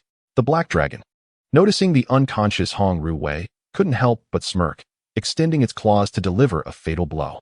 However, just as the beast was about to strike, a shadow swooped in and whisked Hong Ruwei away, leaving the black dragon momentarily stunned. By the time the creature regained its composure, Hong Ruwei had already vanished, inciting its fury as it bellowed in frustration. Where's Hong Ruwei? How could she just disappear? Witnessing this scene, Chu Ling was perplexed, unable to fathom how anyone could rescue Hong Ruwei from the clutches of the black dragon. In the fleeting moment he turned, he was astonished to find that the small black figure was none other than Xiao Hei, who had carried Hong Ruwei to his side. Xiao Hei, what are you doing? Chu Ling exclaimed in panic, realizing that the figure he had just seen was indeed Xiao Hei. After gently placing Hong Ruwei down, Xiao Hei licked his tongue, gazing at Chu Ling with apparent delight, as if seeking praise. Chu Ling glanced at the unconscious Hong Ruwei and then at Xiao Hei's eager countenance, a frown crossing his face as he inwardly berated the creature for the trouble it had brought upon him. Yet, the resounding roars of the black dragon echoed from above, leaving him no choice but to carry Hong Ruwei towards the cave, casting several exasperated glances at Xiaohe along the way. Xiaohe, feeling unjustly accused, thought to himself, isn't it fortunate that I saved her? I didn't let her perish. He felt wronged, hoping to endear himself to Chu Ling, believing that such goodwill might lead to a contract in the future. Alas, his good intentions seemed to have been misconstrued. Upon returning to the cave, Chu Ling carefully laid Hong Ruwei down and covered her with a layer of gauze. When he caught sight of her vividly crimson lips, he nearly succumbed to the impulse to kiss her. Truly, she was a captivating enchantress. After a brief moment of jest, Chu Ling chose to disregard the woman, turning his attention to Xiaohe at the cave entrance. The latter, caught under Chu Ling's intense gaze, felt a shiver run down his spine, wondering if Chu Ling harbored some peculiar fascination. Of course, Chu Ling was not preoccupied with such thoughts. He was merely astonished by the depth of Xiaohe's hidden abilities, particularly his remarkable power of teleportation, which had gone unnoticed by him until now. Xiaohe, besides your incredible speed, do you possess any other abilities? He inquired after a moment of contemplation. Upon hearing Chu Ling's question, Xiaohe shook his head vigorously, seemingly indicating that he had no other talents aside from his swiftness. This revelation left Chu Ling feeling somewhat disheartened. He had anticipated that Xiaohe might be a formidable beast, only to discover that he was merely fast. Aside from pilfering a few items, he appeared to be rather inconsequential, causing Chu Ling's initial excitement to plummet into disappointment. I hope you are not deceiving me, for if you are, I shall surely make a soup out of you. Having spoken, Chu Ling ceased to ponder further and returned to the cave to tend to the recently rescued Hong Ruwei. Little Black, taken aback by Chu Ling's words, realized that one must not casually reveal their abilities. Otherwise, one might indeed find themselves as mere prey. Upon returning to the cave, Chu Ling observed that Hong Ruwei had not sustained any severe injuries. However, she remained in a deep unconsciousness, leaving Chu Ling perplexed. It was quite peculiar. How could she remain in such a state? Could it be that she had suffered internal injuries? Chu Ling speculated, yet hesitated to make any definitive conclusions. Chapter 12. The Deceptive System. At that moment, Chu Ling suddenly recalled the system. He wondered if it possessed any knowledge about the situation. System, he inquired within his mind. Can you tell me what injury this woman has sustained that keeps her in a state of unconsciousness? He was eager to see if the omnipotent system could unravel the mystery of Hong Ruwei's condition. Beep. Responding to inquiries requires an equivalent exchange. Otherwise, the system will not provide an answer. The moment the words echoed in his mind, Chu Ling's face fell, realizing the system's unscrupulous nature. In a previous life, this system would have undoubtedly qualified as a cunning merchant. However, with only a small dagger to his name, Chu Ling found himself utterly powerless. Beep. Detecting host's financial destitution. Generously granting 20 points. A gentle reminder followed. These points can be exchanged for various resources in the system's marketplace. Points can be earned by performing good deeds. Each good deed rewards 1 point. Instantly, Chu Ling's spirits lifted. Just moments ago, he had been troubled by the lack of valuable items. Yet now the system had presented an opportunity. He was filled with joy. Rather than hastily demanding answers from the system, he chose to explore the marketplace it had mentioned. Upon glimpsing the offerings within the system's store, Chu Ling promptly shut it down. The lowest item was priced at 100 points, rendering his meager 20 points utterly insufficient. This indicated that he would need to perform 100 good deeds to procure even the most basic item from the marketplace. It seemed the system was indeed a crafty merchant, and there was no escaping that fact.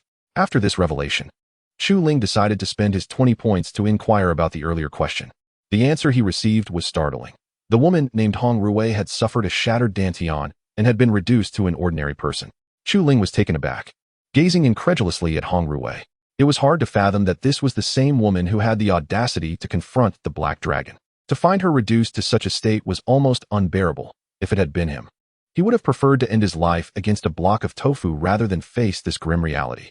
Chu Ling was certain that Hong Ruwei would also struggle to accept this shocking truth. He could only hope that when she awoke, she would be able to come to terms with it. With that thought, Chu Ling turned his focus inward and began to cultivate once more.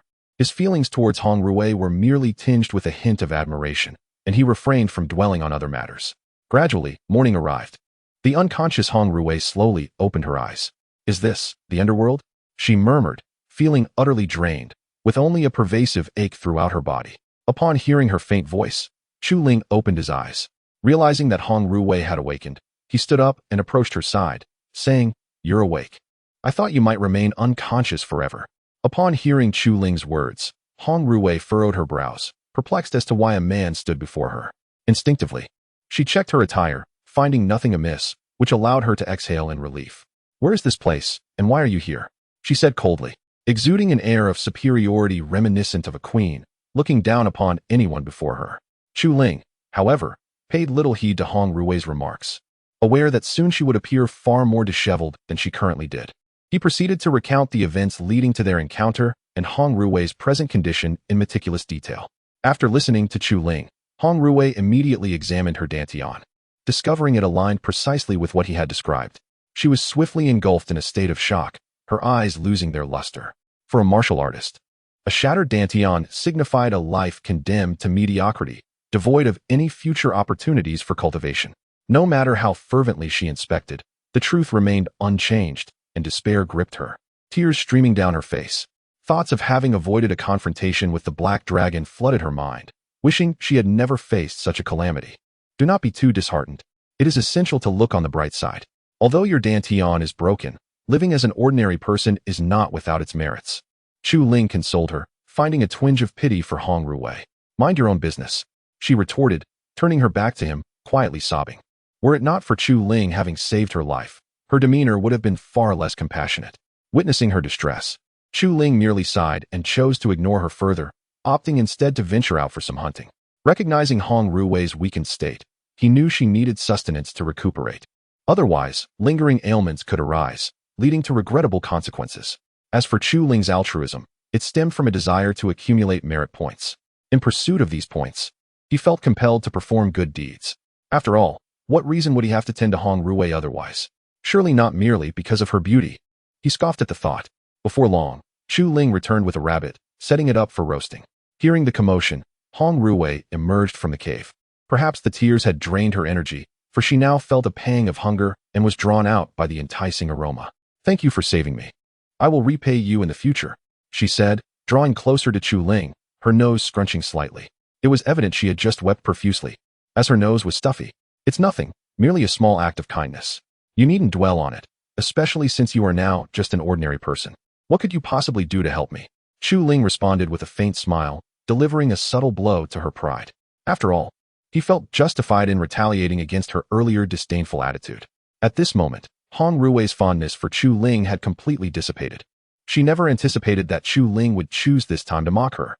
However, Hong Rui soon came to terms with it, albeit with a lingering sense of resentment. At a loss for words, she quietly settled beside the fire. It seemed that this blow was profoundly impactful for her, and one could surmise that anyone else in her position might feel the same. The added sting of Chu Ling's derision made her recovery all the more arduous. Meanwhile, the little black creature beside her was at a loss for words, pondering how inept his master was at offering comfort. He thought to himself, if only he could provide some solace, perhaps Hong Rui would develop an affection for him. This thought made him want to shake Chu Ling awake. Chapter 13. The tragic life of Hong Rui. After roasting the rabbit to perfection, Chu Ling handed it directly to Hong Rui. "Is this for me?" Hong Rui gazed at the fragrant rabbit meat before her, momentarily stunned and unable to believe Chu Ling's kindness. She had thought that being rescued by him was already a significant act of goodwill, but she never anticipated that he would go so far as to care for her. An inexplicable sense of gratitude welled up within her, for in this world, human hearts are notoriously complex. Few genuinely wish for others to thrive. Individuals like Chu Ling were rare indeed. "Who else would I give it to?" Chu Ling retorted, rolling his eyes. He found Hong Rui's questions rather excessive, contemplating how deeply she must resent not having emerged from her shadows. Seizing the moment, Hong Rui accepted the rabbit meat and began to nibble at it delicately. However, once she tasted it, she discovered the rabbit was exceptionally delicious. Her appetite took over, and she soon devoured it hungrily, disregarding her image as a goddess, especially since she had been quite famished. Observing Hong Rui's voracious eating, Chu Ling shook his head and picked up a rabbit leg himself. Thoughts of how to assist Hong Rui swirled in his mind. After all, he intended to continue training in the monster forest. And given that Hong Rui had lost her cultivation, he felt a twinge of concern about leaving her alone. Thus, his emotions were indeed quite complex. Once finished, Hong Rui wiped her mouth, utterly satisfied. The rabbit meat she had just consumed was the most exquisite she had ever tasted, without exception.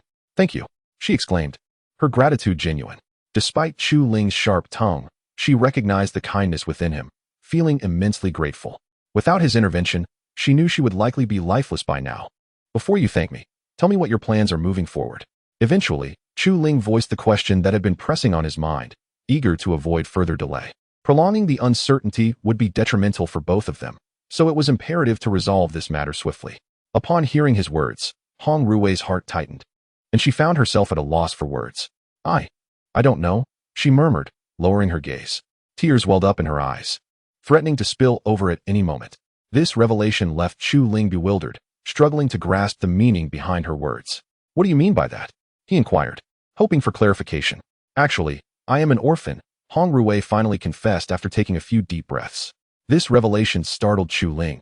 He had not anticipated such a background. It turned out that Hong Rui had been raised by a mortal family before entering the academy to pursue her training. Hong Rui possessed a frigid demeanor. Despite her striking beauty and the numerous suitors vying for her affection, she found herself utterly friendless. After leaving the academy, she devoted herself to arduous training, undertaking various tasks to sustain her livelihood. However, just yesterday, she encountered a black dragon, resulting in the shattering of her dantian. At present, Hong Rui found herself unable to venture anywhere. Alas, you truly have a wretched fate, sighed Chu Ling, feeling a profound sympathy for Hong Rui's tragic existence. Although he had never experienced such hardships, he could deeply empathize with her suffering. Once she finished recounting her tale, Hong Rui lowered her head in silence, uncertain of how to proceed. Moreover, being within the confines of the monster beast forest, her attempts to leave would prove exceedingly arduous. After a little over half an hour, Chu Ling arrived at a decision. Since you have no place to go, you may accompany me for the time being. When you wish to depart in the future, you may do so. He articulated his thoughts candidly. Upon hearing his words, Hong Rui abruptly lifted her gaze towards Chu Ling, astonished that he not only refrained from sending her away but instead offered her shelter.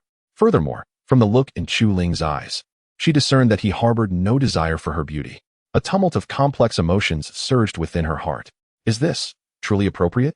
She stammered after a moment, her cheeks flushing slightly. Although she had interacted with men before, she had never shared a roof with one, causing her heart to race like a startled fawn. What is there to worry about? I assure you, I mean you no harm, Chu Ling replied, dismissing further conversation with her and stepping into the cave, allowing her the space to contemplate. He felt he had extended sufficient kindness, and if Hong Rui chose not to accept his offer, there was little more to be said. As she gazed at Chu Ling's retreating figure, Hong Rui found herself momentarily stunned. Eventually, she resolved to heed his suggestion and remained, her heart brimming with gratitude for his willingness to take her in. Meanwhile, in a hidden chamber of the Chu family, Chu Zhengba and Chu Zhengyang sat across from one another, their expressions marked by severity. Father, look at how arrogant Chu Ling has become, daring to usurp the position of the young clan leader. He clearly holds us in contempt, Chu Zhengba exclaimed with venom. Had it not been for Chu Ling's fortunate encounter and his connection with a core formation master, Chu Zhengba would have long since wished to obliterate him. There was no way he would permit Chu Ling to vie for the position of clan leader. Do not act impulsively.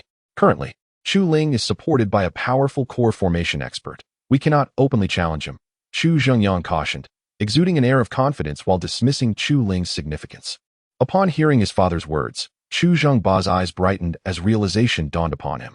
Father, are you suggesting? Chu Zhengba revealed a sinister smile, having already discerned the implications of Chu Zhengyang's words. Do not utter a word. Be wary of eavesdroppers. This matter is entrusted to you. Remember, it must be executed discreetly, leaving no suspicion upon us.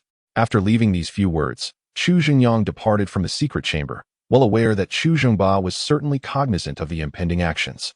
Chu Zhengba then erupted into laughter, contemplating Chu Ling. I shall see how you evade this time. Let me demonstrate the consequences of provoking me, Chu Zhengba. Thus, a crisis targeting Chu Ling began to unfold under the meticulous orchestration of Chu Zhengba. Chapter 14. The demon-slaying ants. The morning sun bathed the earth in its radiant glow. Chu Ling was roused from his slumber by the piercing light, blinking his hazy eyes open. Upon regaining consciousness, he realized that Hong Rui was absent from his cave, leaving him perplexed.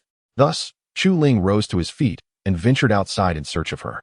Given that Hong Rui's dantian had been shattered and they remained within the perilous confines of the beast forest, a wave of concern washed over him. He feared for her safety, and his anxiety began to mount. As he reached the cave entrance, however, his troubled heart began to settle. What are you doing here? Why are you out so early? He queried, a hint of irritation in his tone as he approached Hong Rui. He couldn't help but think that this young woman was indeed a source of worry. Even in such dire circumstances, she still managed to cause him unnecessary concern. "I am preparing breakfast for you," Hong Ruwei replied nonchalantly. "Having saved my life once and offered me shelter, I find myself at a loss for how to repay you, so I can only offer a few meals in gratitude." Her gaze remained fixed on her cooking, seemingly undeterred by anything that might distract her from the task at hand. Upon hearing her words, Chu Ling was taken aback. He had not expected this icy woman to possess culinary skills. The enticing aroma wafting through the air was nearly irresistible, almost causing him to salivate. "There's no need to thank me. It is simply my nature to aid those in need," he responded with a gentle smile, feeling quite content with Hong Ruwei's actions. Aside from his sister, Chu Yanran, she was the only one who had ever prepared food for him. Hong Ruwei merely smiled in return, offering no verbal response. Yet she understood the kindness behind his words. However, she felt an overwhelming sense of indebtedness. If she did not contribute something in return, she would feel as though she owed him a debt. It was inconceivable for someone of her disposition to prepare a meal for Chu Ling without feeling a sense of obligation. Suddenly, a cacophony of chattering broke the tranquility, disrupting Chu Ling's thoughts. He quickly glanced ahead, only to be rendered speechless by the sight before him. A massive swarm of ants was making its way toward him, moving at a leisurely pace, which afforded him a moment to react. Noticing Chu Ling's astonishment, Hong Ruwei turned to look as well. Unlike him, however, her expression darkened as she beheld the scene. "Chu Ling, we must leave at once. If that swarm of ants fixates on us, we may find it impossible to escape." Without further ado, she grasped his hand and began to flee, with Xiao He trailing closely behind. Yet, Hong Ruwei, now merely an ordinary mortal and no longer a cultivator, could not match the swift pace of the ants. "What are these ants, and why are you so frightened?" In the midst of their flight, Chu Ling inquired with confusion, eager for Hong Ruwei to elucidate the matter. "They are demon-slaying ants. Although their strength is merely at the Qi realm, their numbers are overwhelming, making them foes beyond your capability to confront. If we do not hasten, once ensnared by them, we shall have no chance of survival." As Hong Ruwei explained while fleeing, a sense of bitterness enveloped her. Had it been before, she would have effortlessly dealt with these demon-slaying ants, and there would have been no need for retreat. Yet, regret is a luxury unattainable in this world, and now, all she could do was run. Preserving her life was paramount. Without it, nothing remained. Upon absorbing Hong Ruwei's explanation, Chu Ling was taken aback. These demon-slaying ants possessed the strength of the Qi realm. If I could consume them all, how delightful. A wicked grin crept into Chu Ling's mind. He abruptly halted, ceasing his pursuit of Hong Ruwei. Sensing something amiss when he opened his hands, Hong Ruwei came to a stop as well. Turning to see Chu Ling standing foolishly in place, panic surged within her. "Chu Ling, what are you doing? Hurry and leave. Are you trying to throw your life away?" she shouted, perceiving him as a madman. Had it been anyone else, they would have fled without a backward glance. Moreover, Hong Ruwei was acutely aware of Chu Ling's capabilities. Against such formidable foes, he stood no chance. "You go ahead. I have matters to attend to," Chu Ling replied, then turned resolutely to face the demon-slaying ants, showing no inclination to flee. "My goodness, with so many demon-slaying ants, could this elevate my prowess significantly?" Chu Ling mused inwardly, a gleam of pride illuminating his eyes, his spirits rising with excitement. This development alarmed Hong Ruwei. She was at a loss for words. She never anticipated that Chu Ling would be so reckless as to court death. In her mind, he had transformed into a figure of sheer bravado. However, Hong Ruwei did not abandon him. She remained a short distance behind, watching intently. Her mind raced with various strategies to navigate the looming peril. After all, Chu Ling had saved her life and offered her refuge, a kindness she felt indebted to repay. Furthermore, with Chu Ling standing his ground against the demon-slaying ants, she had no choice but to stay and contemplate their next course of action. A little black creature nearby was utterly unconcerned about Chu Ling's predicament, lounging lazily. It knew that even if Chu Ling could not withstand the demon-slaying ants, it would be there to intervene. The moment Chu Ling faced life-threatening danger, it would spring into action, ensuring his safety. Soon, the demon-slaying ants drew near, halting not far from Chu Ling. They gazed intently at him, their eyes betraying a glimmer of avarice. It was as if they yearned to devour Chu Ling immediately. However, the demon-slaying ants, observing the lack of fear on Chu Ling's face and instead noticing a hint of pride, found themselves perplexed. They wondered if Chu Ling was perhaps a madman, resigned to his fate and ready to fight with reckless abandon.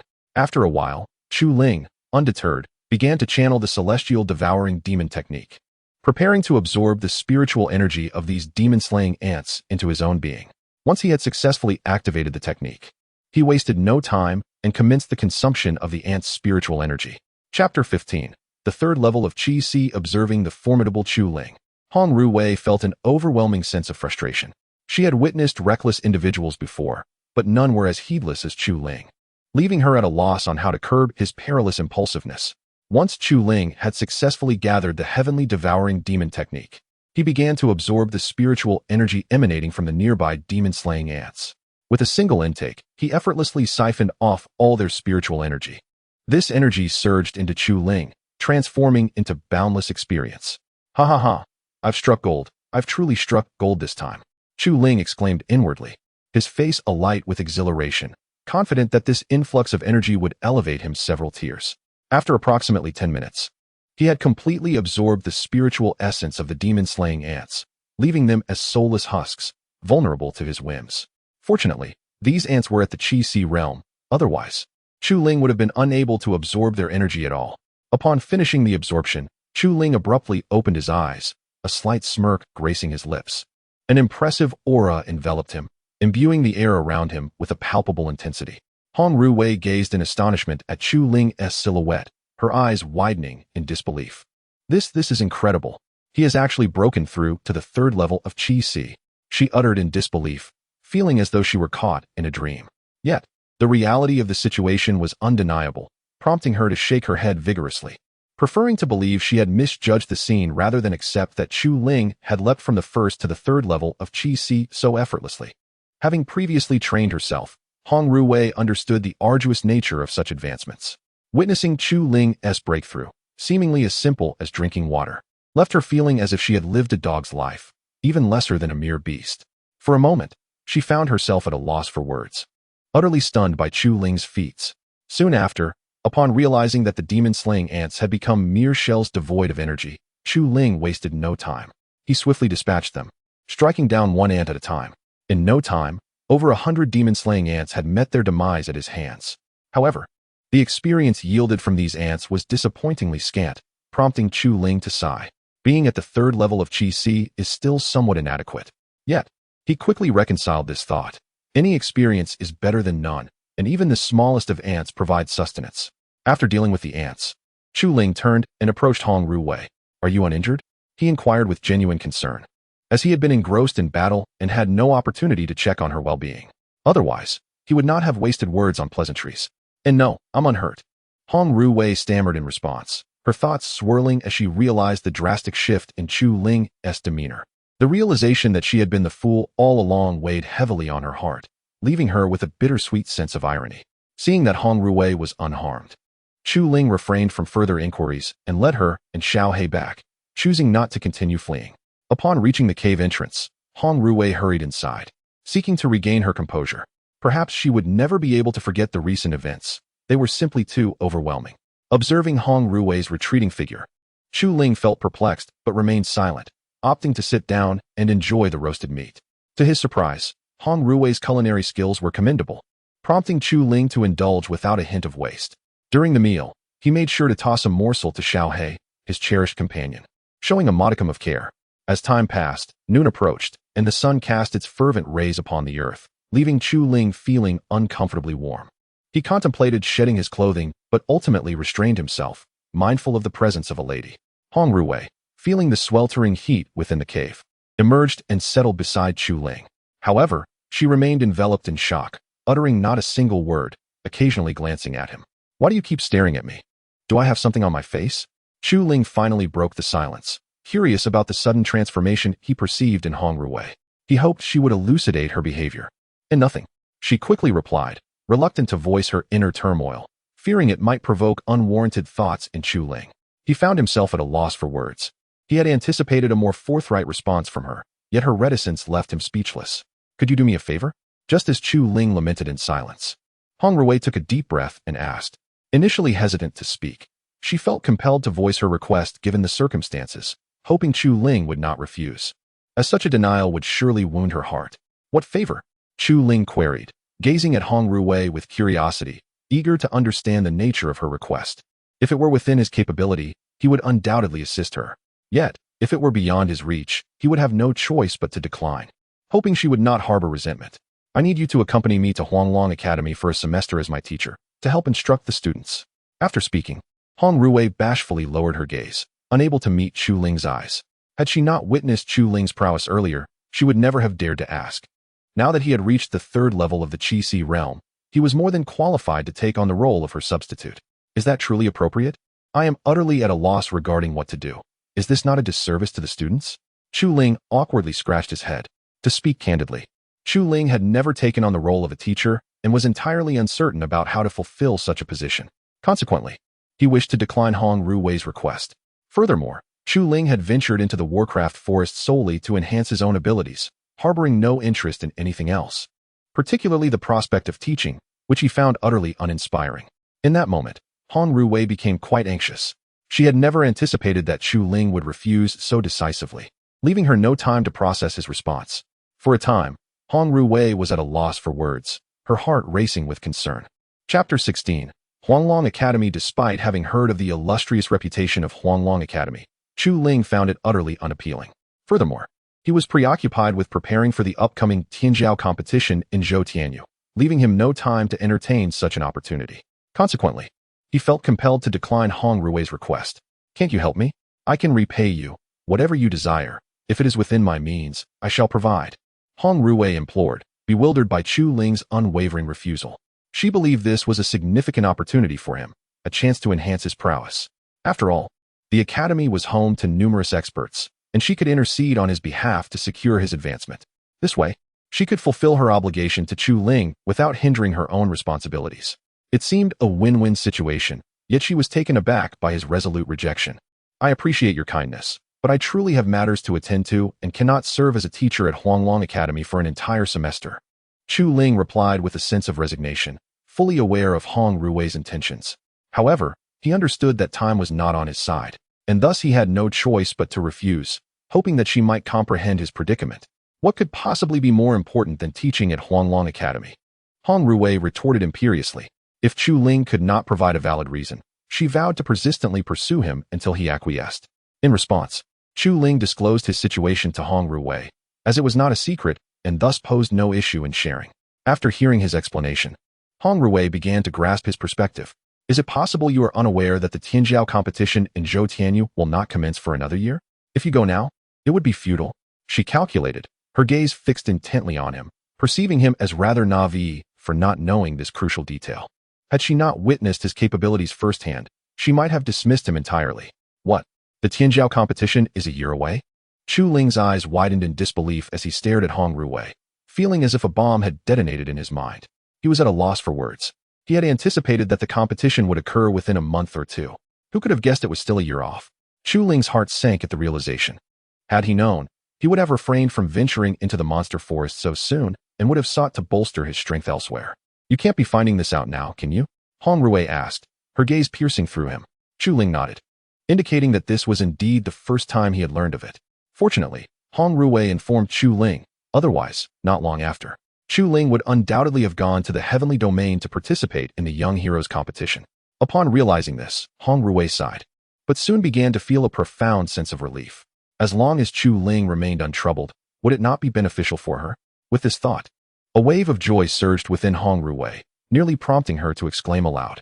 Since the Young Heroes competition would not commence for another year, could Chu Ling not assist her now? There was no room for refusal. Hong Ruwei said with a beaming smile. If Chu Ling were to find an excuse, it would surely infuriate Hong Ruwei, leading her to ignore him entirely.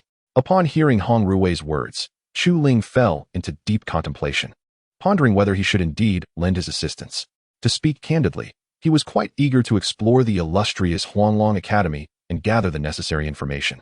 However, for reasons unknown, an unsettling feeling lingered within him. Ultimately, after much deliberation, Chu Ling acquiesced.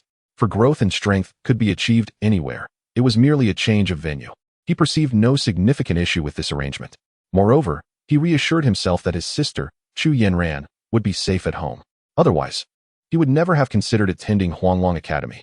Additionally, he yearned to witness the world beyond his current confines. With such an opportunity at hand, how could he possibly hesitate? Thus, without a moment's doubt, he agreed. Upon Chu Ling's consent, Hong Ruwei erupted with joy. She had intended to persuade him further, but was pleasantly surprised by his swift agreement. This gesture instilled in her a deep gratitude towards Chu Ling and a peculiar warmth within her heart.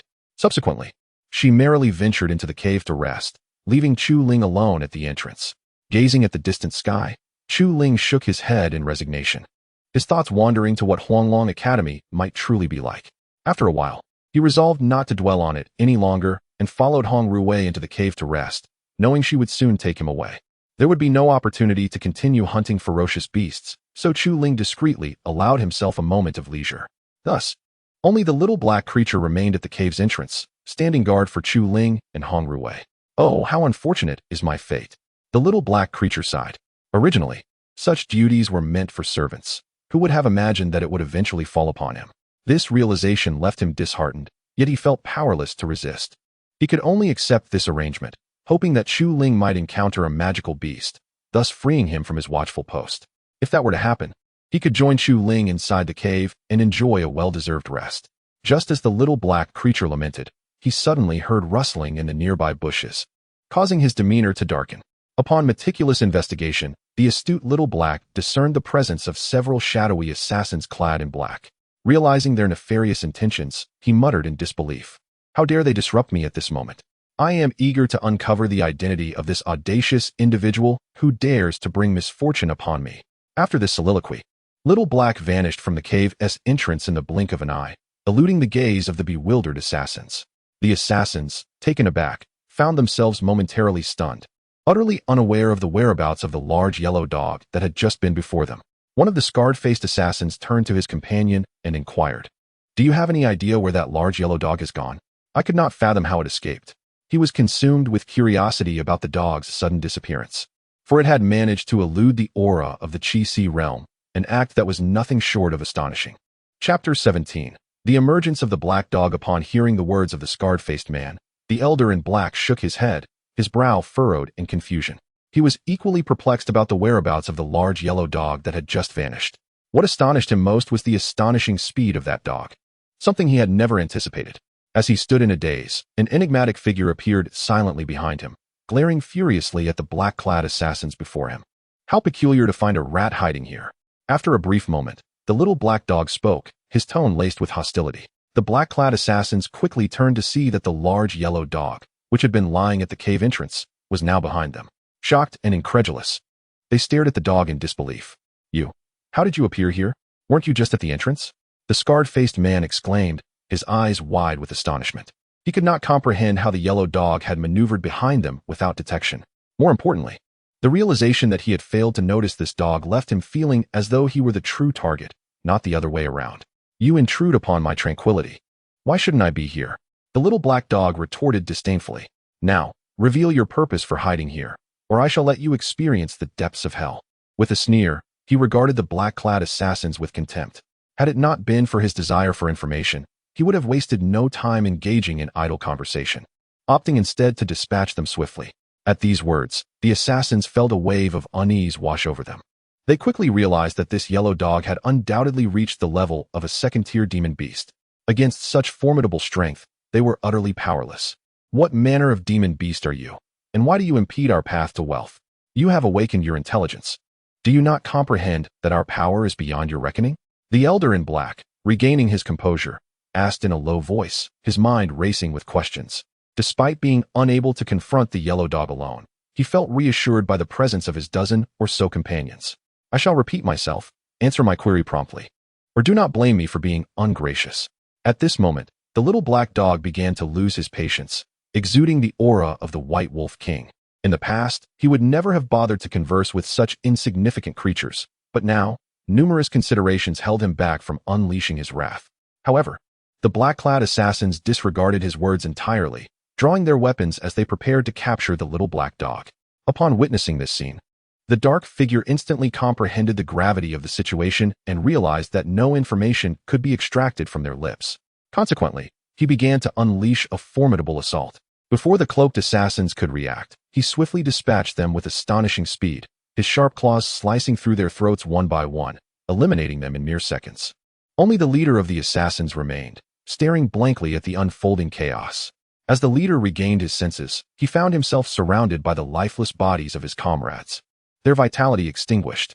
This revelation rendered him speechless, instilling a sense of fear within him. If you wish to avoid a fate similar to theirs, you will speak swiftly, otherwise, I assure you, your demise will be far more gruesome, he declared coldly after neutralizing the assassins. Should the leader dare utter a single word of defiance, there would be no mercy shown.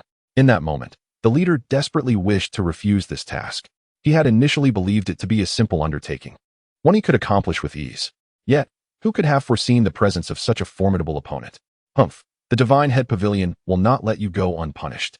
I shall await your arrival below, he proclaimed before taking his own life. Rather than meet a gruesome end at the hands of the dark figure, he opted for a more dignified exit. Before the dark figure could intervene, the leader had already taken a blade to his throat, collapsing lifelessly at his feet.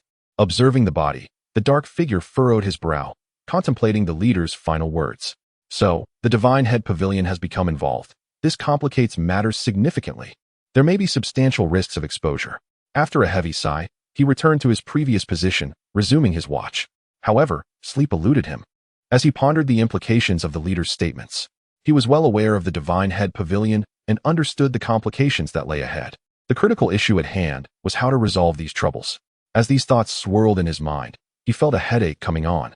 Questioning what sort of character Chu Ling had entangled himself with to invoke the attention of the Divine Head Pavilion. The dawn of the following day arrived swiftly. Chu Ling rose early and ventured outside the cave. Upon his arrival, he found Hong Ruwei already packed and ready to depart, leaving him momentarily speechless. Chu Ling, you're awake. Hurry and gather your things. We must make haste to Huanglong City, she exclaimed loudly. In light of the dangers posed by the monster forest, Hong Ruwei was eager to leave without delay. Is such urgency truly necessary? Chu Ling replied, his expression darkening after taking a deep breath. He had encountered anxious individuals before, but none quite like this. Originally, he had planned to hunt a few magical beasts to strengthen his abilities before departing. However, he had not anticipated that Hong Ruwei's urgency would disrupt his carefully laid plans. Certainly, we must hasten our return. You have no idea how long I have been away. If I do not return now, the director will undoubtedly hold me accountable. Enough of this idle chatter. Let us be on our way. With that, Hong Ruwei seized Chu Ling's hand, offering her no chance for explanation, and pulled her away. Chu Ling, though resigned, ultimately followed suit, with Xiao He steadfastly trailing behind, ever vigilant in safeguarding Chu Ling's well-being. After traveling for the better part of the day, perhaps considering that Hong Ruwei is but a mortal, they decided to rest at an inn in a nearby village before continuing their journey to Huanglong City. Chapter 18. The Temptation of Beauty. Upon entering the inn, Hong Ruwei promptly summoned a waiter to bring some wine. Once the drinks were served, she wasted no time, indulging in hearty gulps. It was evident how fatigued she was from the journey. Take your time. No one is competing with you, Chu Ling remarked, observing Hong Ruwei's excessive drinking with exasperation. He found himself questioning whether she was indeed a woman, given her utter lack of restraint. Humph, what business is it of yours? Hong Ruwei retorted dismissively, continuing her drinking despite Chu Ling's admonitions. Chu Ling chose not to press the matter further, instead directing his attention to the village around them. After a brief observation, he noted that the village was predominantly inhabited by ordinary folk, devoid of any cultivators. Consequently, he too began to sip his drink, seeking to alleviate his own weariness. Meanwhile, on the second floor of the inn, a wealthy young man was captivated by Hong Ruwei's beauty. He found himself yearning to rush down and seize her, desiring to take her home as his own consort. This affluent young man bore a rather ostentatious name, Long Outyin. Indeed, it is I, Long Outyin, he proclaimed. Brother Long, I see that the woman is accompanied by a man who appears to be no ordinary fellow. Perhaps we should refrain from pursuing her, cautioned a sycophant nearby. Sensing the desire in Long Outyin's gaze, he hoped that Long Outyin would not be blinded by beauty, for offending the wrong person could cost him his life. Humph, who do I, Long Outyin, fear? Besides, that lad looks rather unremarkable, just an ordinary man. Come, let us approach her. With that, Long Outyin descended the stairs, intent on adding Hong Ruwei to his harem. The sycophant sighed in resignation and followed, silently praying that Long Outyin's confidence was justified. Otherwise, they might find themselves in grave danger. After a while engrossed in his drink, Chu Ling sensed an unusual presence and raised his head. He noticed a pair of lecherous eyes fixed on Hong Ruwei, standing too close for comfort. This sight irked him greatly. Had he not known Hong Ruwei for only a few days, he would have already engaged in a confrontation. There was no way he would allow Long Outyin to gaze at her with such lascivious intent. Hong Ruwei, too, sensed the disturbance and turned to follow Chu Ling's gaze. Is there something you want? What do you intend to do? She coldly inquired upon spotting Long Outyin. She was thoroughly displeased by his lascivious stare. If her dantian were intact, she would have relished the opportunity to gouge out Long Outyin's eyes, teaching him a lesson about such inappropriate glances. My name is Long Outyin, and I wish to become acquainted with you. Mississippi, might I be granted that opportunity?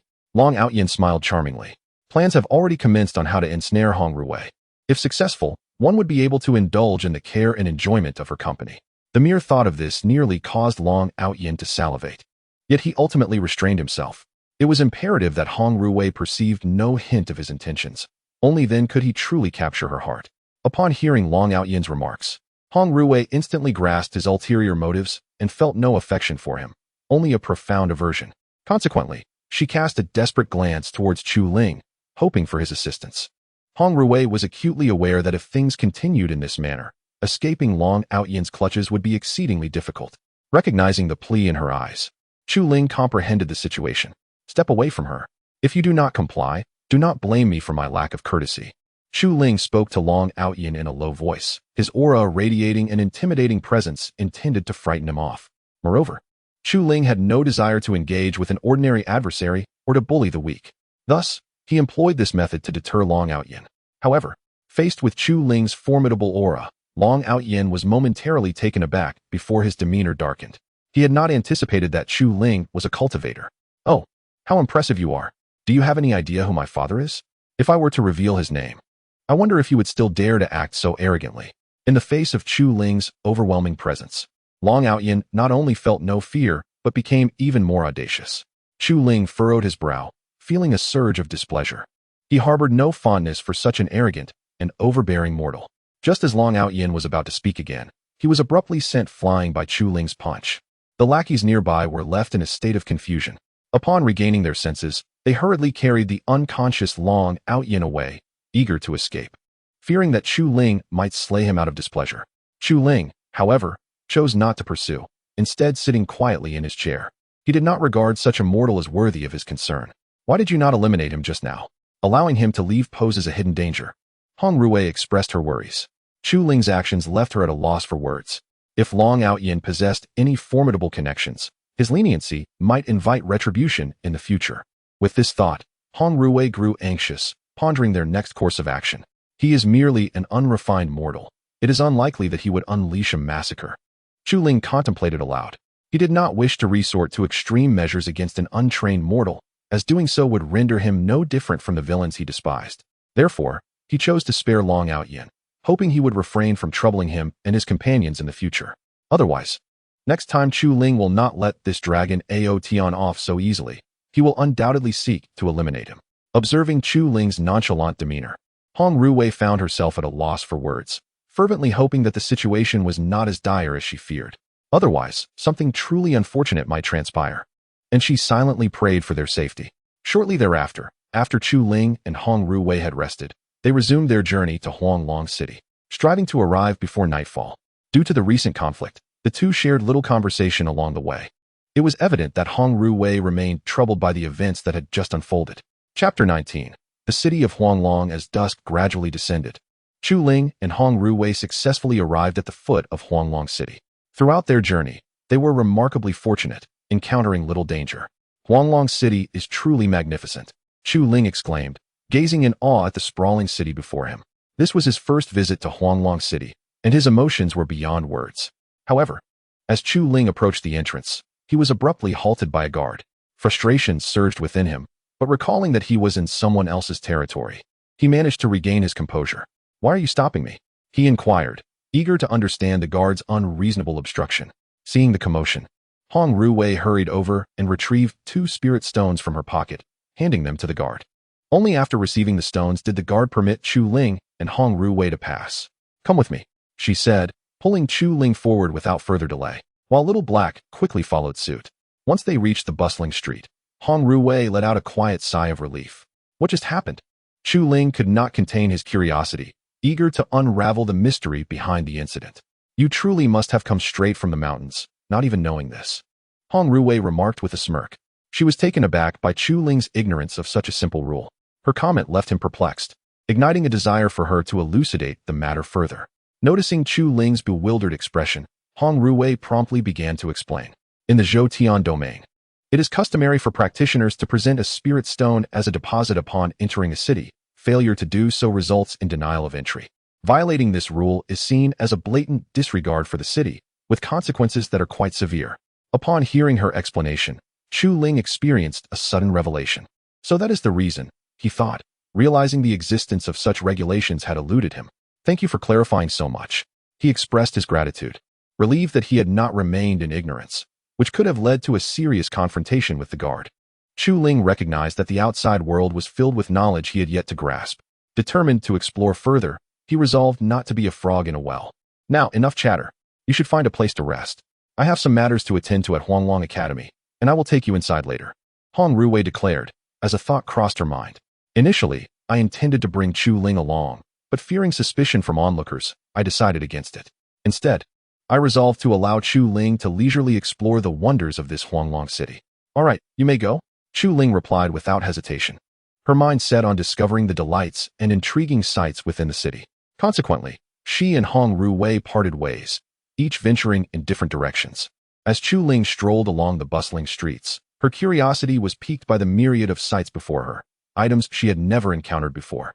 Vendors peddled weapons, elixirs, and even martial arts techniques, a cornucopia of offerings that stirred a yearning within her. However, upon inquiring about the prices, she promptly abandoned the notion of making a purchase. For apart from possessing over 100 inner cores from the demon ants, she had no other spirit stones to her name. I wonder if there is a place in Huanglong City that accepts inner cores, she mused softly. Ultimately, she dismissed her thoughts and continued to wander through the city. As she ambled along, a sudden collision echoed in the air, a sound of two heads colliding. Are you blind when you walk? Chu Ling chastised, rubbing her head as she looked down at the man who had fallen to the ground. As he regained his composure and stood up, he stammered, I am so sorry. I didn't mean to bump into you. His tone carried a hint of embarrassment. Upon hearing his apology, Chu Ling chose not to hold a grudge. Just be more careful next time. You wouldn't want to bump into someone else, she advised before turning away and continuing her leisurely exploration of Huanglong City. Observing her retreating figure, the man felt not anger but a sense of gratitude.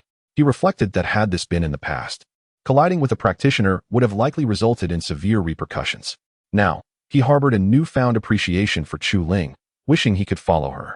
In contrast, Chu Ling was not preoccupied with such thoughts. Instead, she found herself at the entrance of an auction house, wondering if they accepted inner cores from beasts. She muttered a few words before decisively entering the establishment with her companion, Little Black. The alluringly dressed attendant approached her as soon as she entered. May I assist you, esteemed guest? She inquired with a gentle smile, her gaze appraising Chu Ling's attire. Recognizing that Chu Ling was not from a wealthy family, yet sensing the aura of a practitioner emanating from her, the attendant proceeded with utmost caution, wary of inciting any displeasure. Do you accept inner cores from beasts? Chu Ling inquired directly, cutting through any unnecessary pleasantries. Should the auction house not accept such cores, she would have no choice but to discard them. After all, keeping the inner cores of these demon beasts serves no purpose for Chu Ling. It would be far more prudent to dispose of them sooner rather than later. Dear guest, may I inquire what demon beast inner cores you possess? The attendant replied with a smile, her mood lifting as she considered the prospect of earning a generous tip by pleasing Chu Ling. Excited by the thought, she eagerly awaited his response. I have approximately 100 of them, all belonging to demon beasts of the Qi realm, Chu Ling stated after a moment of contemplation. However, upon hearing his words, the attendant was taken aback, her expression one of disbelief as she gazed at Chu Ling, frozen in place as if time itself had come to a standstill. Chapter 20. The auction house manager. Once the waiter regained composure, he harbored the suspicion that Chu Ling was merely seeking trouble. However, the waiter lacked any evidence to substantiate his doubts. It is essential to understand that acquiring over 100 demon beast cores necessitates the hunting of numerous demon beasts. The waiter fundamentally did not believe that Chu Ling possessed such capability. Sir, you must be jesting. Have you truly hunted over 100 demon beasts? Such a feat is beyond the abilities of a mere Qi realm cultivator. After a while, the waiter spoke with a hint of disdain, his gaze fixed intently upon Chu Ling. Had Chu Ling's strength been somewhat more formidable, perhaps the waiter would have been inclined to believe his claims. Yet alas, Chu Ling's current prowess was confined to the Qi realm. Upon hearing the waiter's remarks, Chu Ling merely smiled lightly, contemplating the words spoken. Thus, He refrained from further hesitation and directly retrieved over 100 demon beast cores from his storage pouch, placing them before the waiter. At this moment, the waiter found himself at a loss for words, his face burning with embarrassment, wishing he could find a hole to hide in. To his astonishment, Chu Ling indeed possessed such a multitude of demon beast cores. Here lie over 100 demon beast cores. Do count them if you wish, Chu Ling urged, prompting the waiter to tally the cores arrayed before him. This declaration left the waiter utterly mortified, rendered speechless by his own folly. Sir, I apologize. My earlier demeanor was somewhat inappropriate. Please do not take offense. However, with so many demon beast cores, I am unable to make a decision on my own. May I call our auction house manager to handle this matter? Regaining his composure, the waiter spoke with deep contrition, his face flushed with embarrassment, devoid of any other emotion. Had he foreseen such a situation, he would never have dared to mock Chu Ling. Very well. Please fetch the manager, Chu Ling replied succinctly.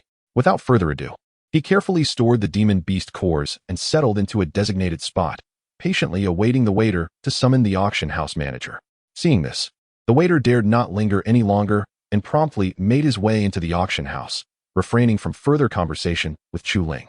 As Chu Ling sat quietly, he surveyed his surroundings, noting the grandeur of the auction house. However, he pondered who could possibly own such an opulent establishment.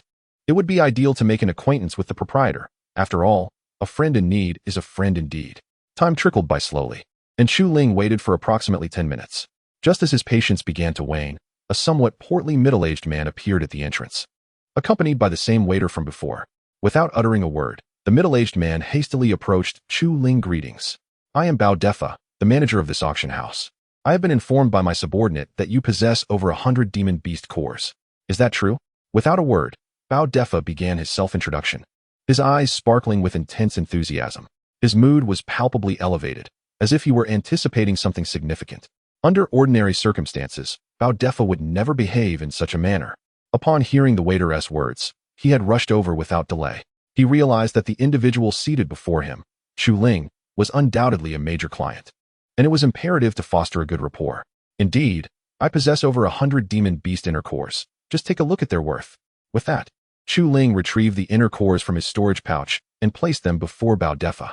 Upon seeing these inner cores, Bao Defa was momentarily at a loss for words. Astonished that Chu Ling's claims were entirely genuine, his mind was overwhelmed with shock, leaving little room for anything else. After regaining his composure, Bao Defa calmed himself. May I examine these demon beast inner cores? He inquired. Aware of Bao Defa's hesitations, Chu Ling nodded, granting permission for the inspection.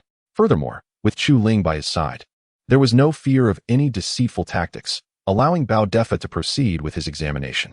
Once given the green light, Bao Defa promptly began to scrutinize the inner cores. However, to his astonishment, he discovered that all these inner cores belonged to demon beasts at the Qi realm. Their power was formidable. With a look of incredulity, he turned to Chu Ling. Did you truly hunt all these demon ants? He exclaimed, his gaze toward Chu Ling transforming markedly. Indeed. It took me half a year to procure these demon beast inner cores, Chu Ling casually stated, opting not to divulge too much information. He was well aware of the necessity to be cautious, understanding that one could never predict the intentions of others lurking in the shadows. At this point, Bao Defa found himself at a loss for words, gradually coming to trust Chu Ling's assertions. Although the inner cores had lost some spiritual essence, it was of little consequence, and Bao Defa was not overly concerned. Well, there are 123 demon beast inner cores here. I can offer you 200 spirit stones. What do you think? He proposed, adding, of course, if you consider the price to be insufficient, we can certainly negotiate further. With that, Bao Defa revealed his offer. His gaze fixed on Chu Ling, eager to see how he would react, fearful of offending him. After considering the proposed price, Chu Ling deliberated briefly before agreeing. Uncertain of the market value of the demon beast inner cores, he found Bao Defa's offer to be within his acceptable range, leading him to refrain from further contemplation. Upon seeing Chu Ling's nod of approval, Bao Defa's heart leapt with joy. He hurriedly retrieved 200 spirit stones from his storage pouch, anxious to ensure that Chu Ling would not change his mind. After receiving 200 spirit stones, Chu Ling did not ponder for long. He simply placed them into his storage pouch and rose, preparing to depart. However, just as he was about to leave, Bao Defa suddenly called out to him. Sir, considering the substantial transaction we have just completed, might I invite you to dine with me? It would also be an opportunity for you to experience the breathtaking scenery of Huanglong City. What do you say? Bao Defa spoke slowly, not wishing to let go of Chu Ling, the formidable beast hunter, but rather to draw him into his own camp.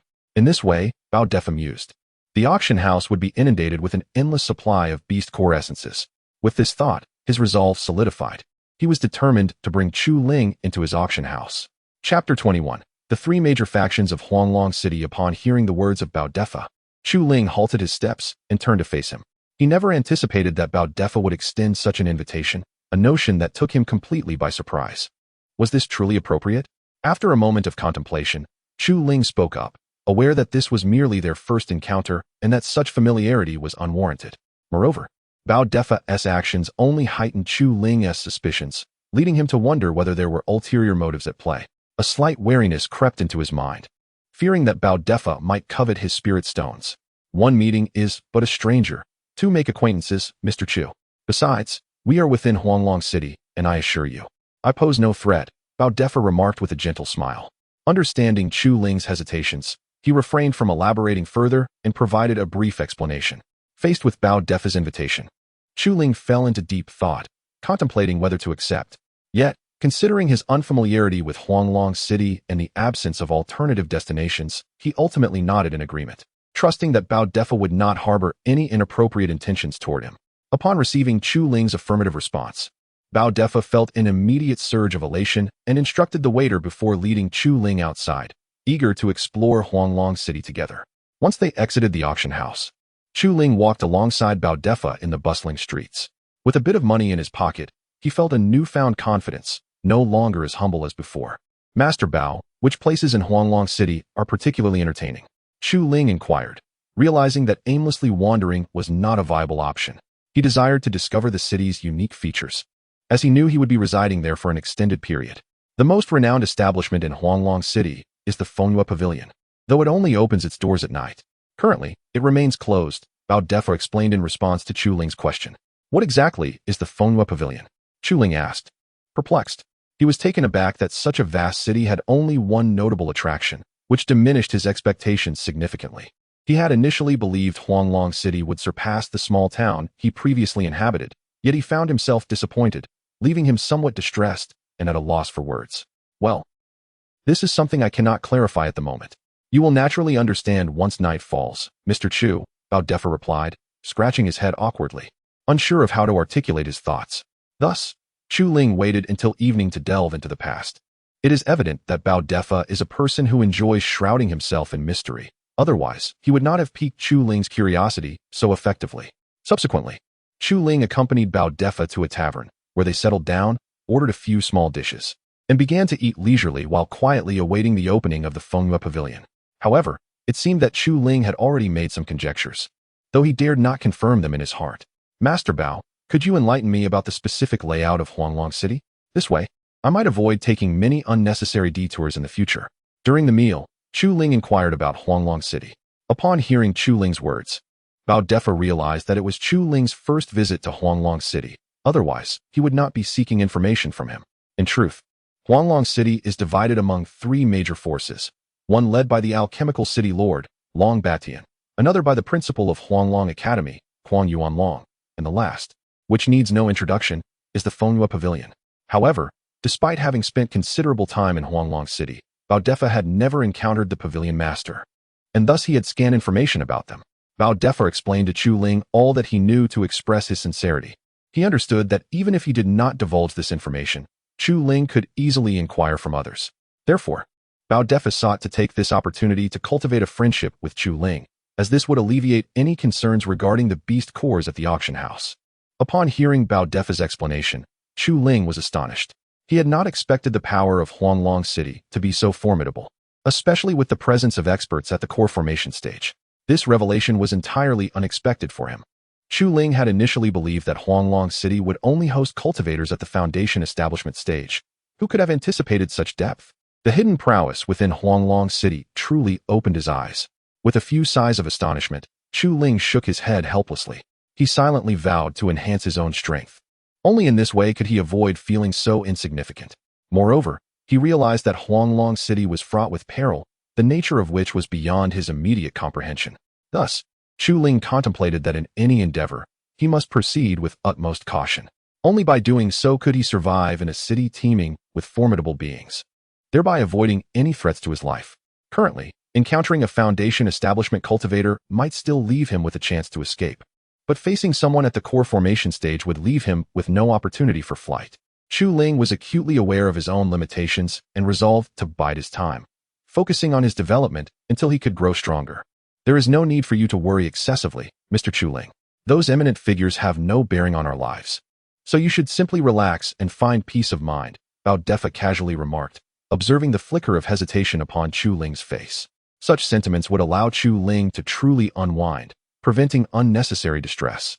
Chu Ling nodded in acknowledgement, yet he chose to disregard Bao Defa's words, continuing to consume the food before him. However, it was evident that his thoughts were far removed from the meal. Instead, they were consumed by the matters previously mentioned by Bao Defa. Noticing this, Bao Defa felt a surge of perplexity, unable to comprehend the source of Chu Ling's evident anxiety. Chapter 22. The bustling Fengyue Pavilion. After finishing their meal, Chu Ling and Bao Defa stepped out of the restaurant and found themselves on the street.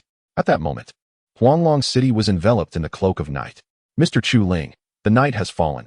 Allow me to take you to the Fengyue Pavilion, Bao Defa exclaimed, his voice tinged with excitement, as if he were eagerly anticipating the surprises that the pavilion might unveil.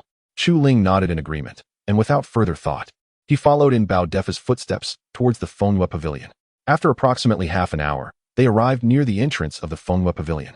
However, upon witnessing the scene before him, Chu Ling was momentarily taken aback. The path leading to the pavilion was thronged with countless pedestrians. Some were cultivators, others were guards, and yet more were common folk. They were all gathered around the pavilion, their faces alight with joy, as if they could hardly contain their eagerness to rush inside. This sight left Chu Ling perplexed. He was keen to understand the source of the Fengyue Pavilion's magnetic allure that could draw such a crowd. What are they doing? Director Bao? He inquired, his curiosity piqued. He yearned for an explanation to clarify the excitement that seemed to envelop the throng, which left him utterly bewildered. Mr. Chu Ling, it's difficult to explain in a moment. You will only grasp it once you step inside, Bao Defa replied, scratching his head awkwardly. If he could elucidate the matter, he would have already done so. It was clear that Chu Ling would need to explore it himself. Furrowing his brow, Chu Ling chose not to dwell on it. He resolved that he would soon uncover the truth for himself. Before long, Chu Ling and Bao Defa maneuvered through the bustling crowd and arrived at the entrance of the Fengyue Pavilion. Just as Chu Ling was about to enter, he noticed a sign posted at the door. 100 spirit stones for entry. Why not just rob us blind? Chu Ling muttered under his breath, his mind racing with disbelief. He found himself at a loss for words, rendered speechless. Initially, he had presumed that entering the Fengyue Pavilion would require but a modest expenditure of spirit stones. However, upon reading the sign, he was plunged into a moment of existential doubt. Having to part with half of the spirit stones he had painstakingly earned from selling demon beast cores seemed utterly outrageous. Chu Ling could hardly accept this exorbitant fee. He felt that the Fengyue Pavilion was, indeed, quite the scam, attempting to fleece him of 100 spirit stones with a single line of text. Moreover, it now became evident to him why so many lingered outside the pavilion rather than entering. They were likely deterred by the steep price. Noticing that Chu Ling stood frozen in place, Bao Defa soon grasped the reason for his hesitance upon reading the sign. Bao Defa was exceedingly generous, directly covering the cost of 100 spirit stones for Chu Ling. Mr. Chu Ling, since I brought you to the Fengyue Pavilion, the expenses are on me. You need only enjoy yourself inside. After settling the 200 spirit stones, Bao Defa beamed with a smile.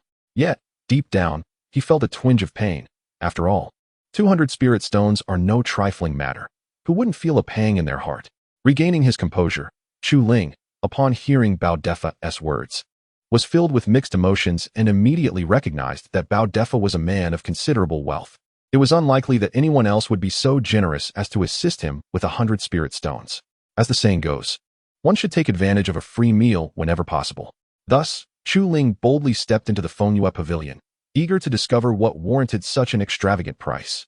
However, upon entering, he found that Bao Defa had already been led to a side area by a server, leaving Chu Ling bewildered. Hello, sir, please follow me. At that moment, a woman clad in revealing attire approached Chu Ling, smiling softly while casting glances at him. Understanding the implications of the woman's words, Chu Ling began to grasp the nature of this establishment, though he found it difficult to ascertain the full extent. Consequently, he followed her as she ascended to the second floor. Soon, he found himself in a room, and the woman prepared to leave. Wait, please tell me. What kind of place is this? Chu Ling called out urgently, halting her departure. If the Fengyue Pavilion indeed turned out to be a disreputable venue, he would rather not linger there at all. He had no qualms about leaving, especially since it was not his own spirit stones that had been spent. This is a haven of pleasure, dear sir. Surely you must know that. The woman, unperturbed by Chu Ling's questions, began to explain with care. Having encountered numerous characters before, she remained unfazed regardless of the situation. Upon hearing her words, Chu Ling furrowed his brow, instantly understanding the nature of the establishment. It was no wonder Bao Defa had hesitated to disclose this information. It was indeed quite revealing. However, Chu Ling had no interest in such affairs. You may leave now. There is no need for arrangements. I prefer to remain alone in this room, he stated decisively. He then ignored the woman and took a seat in a chair. Originally contemplating an exit, he reconsidered, realizing he had nowhere else to go. Thus, he resolved to stay the night, deciding that merely doing nothing was a viable option. The woman, astonished, gazed at him, having never encountered such a request before. She looked at him as though he were a curiosity. Sir, are you sure? Just by yourself?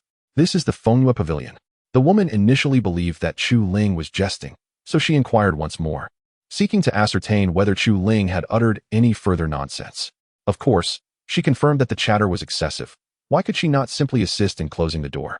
After uttering this, Chu Ling chose to disregard the woman, pouring herself a cup of tea and sipping it leisurely. Her mind wandered to the goals that lay ahead. After all, she had now arrived in Huanglong City, while Hong Rui had returned to the academy. Once matters were settled, Chu Ling would undoubtedly assume the role of a mentor at the academy, a predicament that would prove challenging to navigate.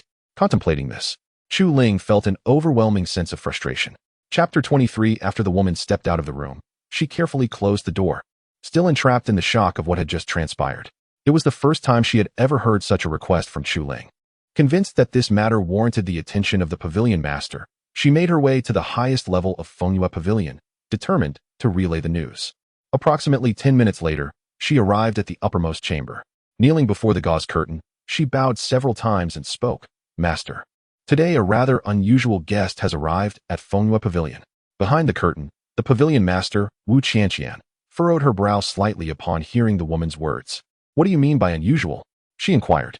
Wu Qianqian, the esteemed leader of Fengyue Pavilion, possessed formidable strength, having reached the core formation stage. Without hesitation, the woman recounted the events that had just unfolded, detailing everything that had occurred. Once she had finished her account, she gradually composed herself. This was a situation she had never encountered before.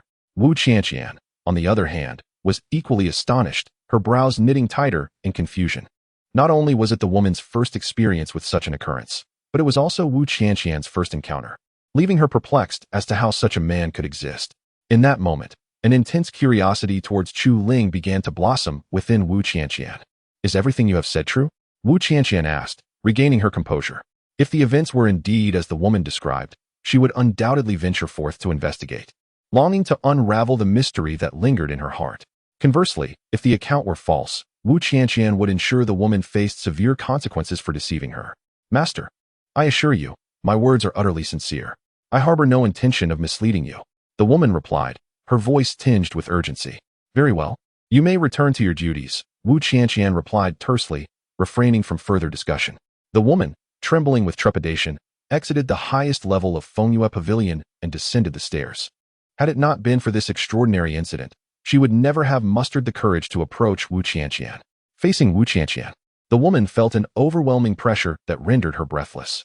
Shortly after her departure, Wu Qianqian swiftly vanished from the upper chamber and arrived at the door of Chu Ling's room. Without delay, she knocked on the door. Hearing the knock, Chu Ling was immediately irked. Does your brother not have ears? I said I wanted to be alone in my room without any interruptions. How can you not comprehend that?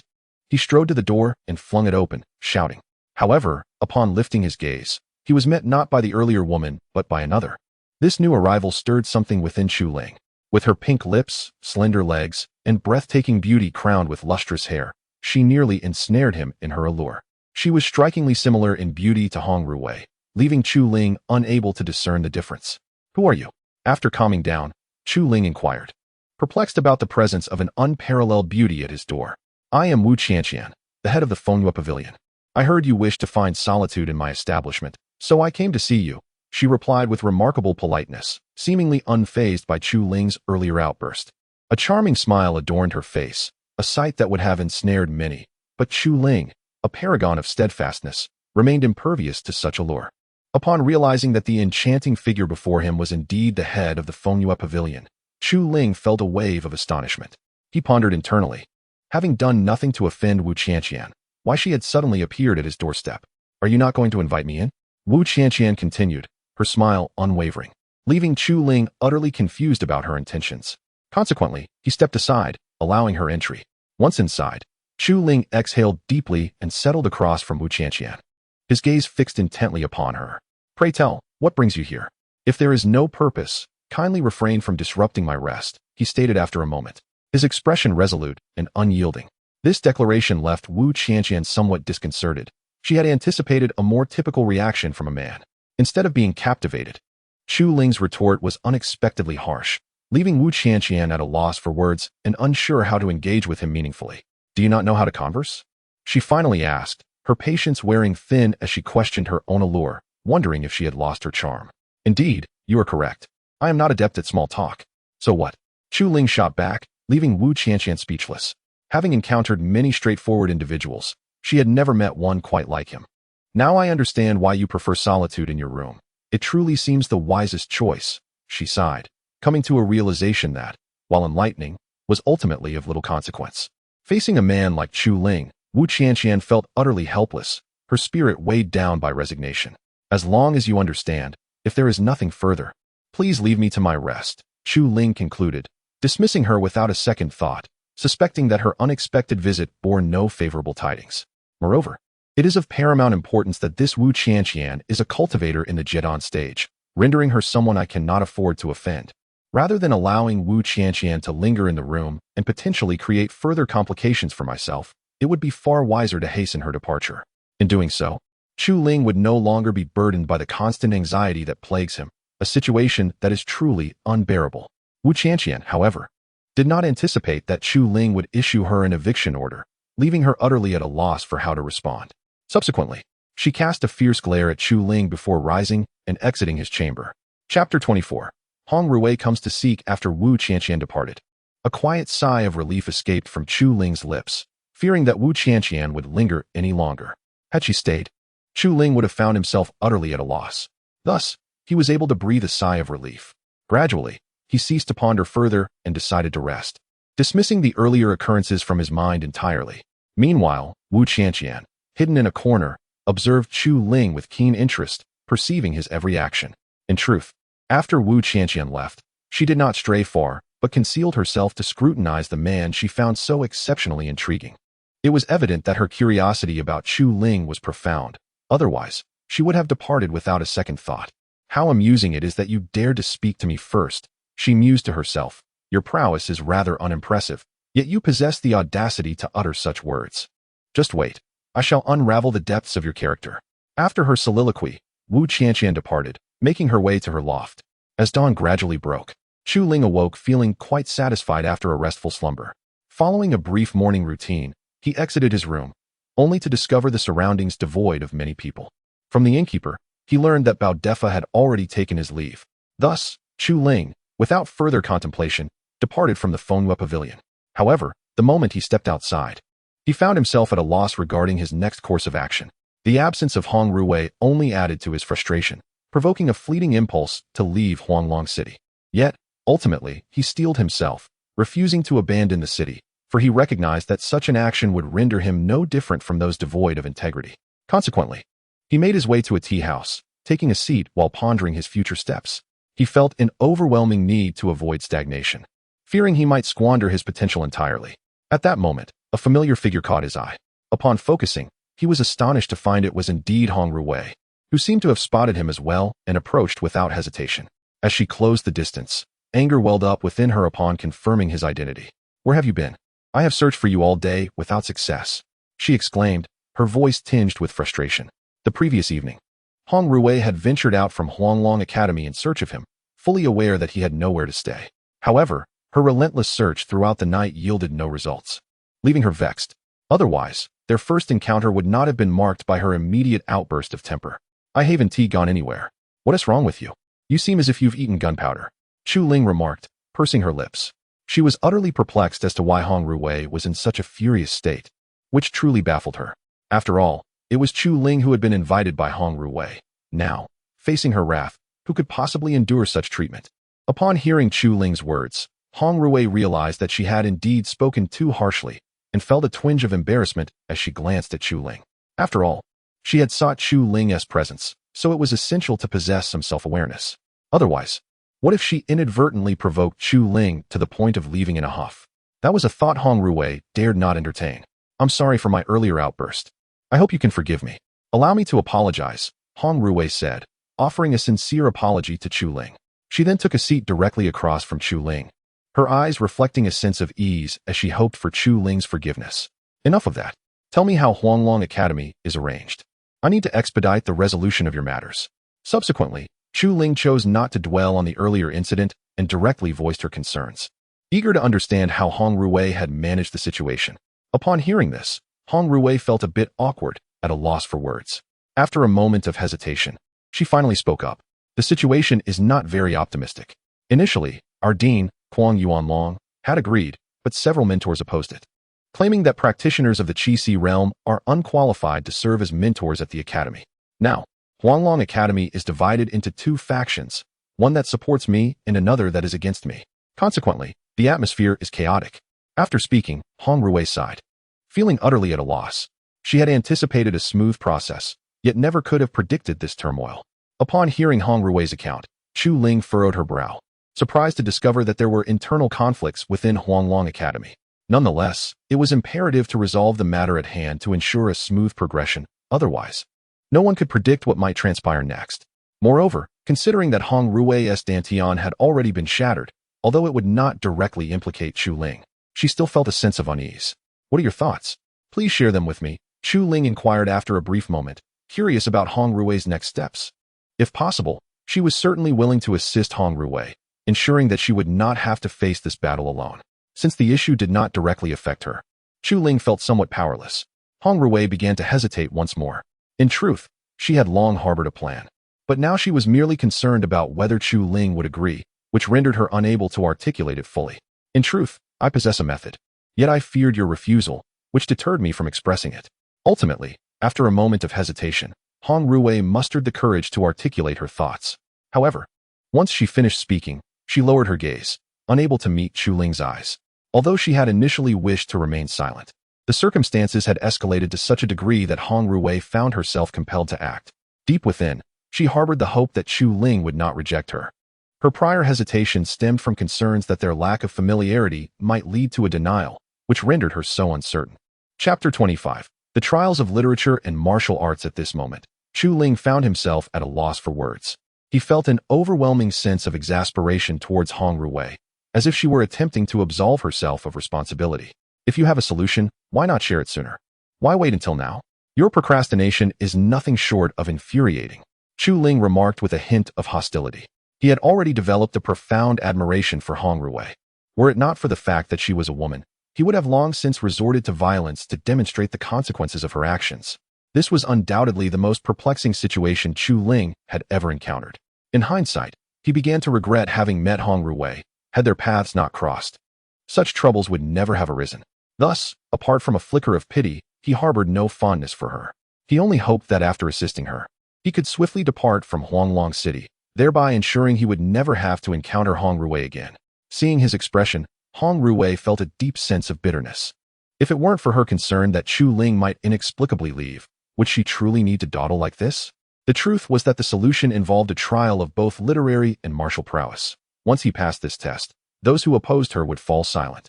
After a brief moment, Hong Ruwei finally revealed her plan. This idea, however, was not entirely her own. It had been proposed by Huang Yuanlong, the president of Huanglong Academy.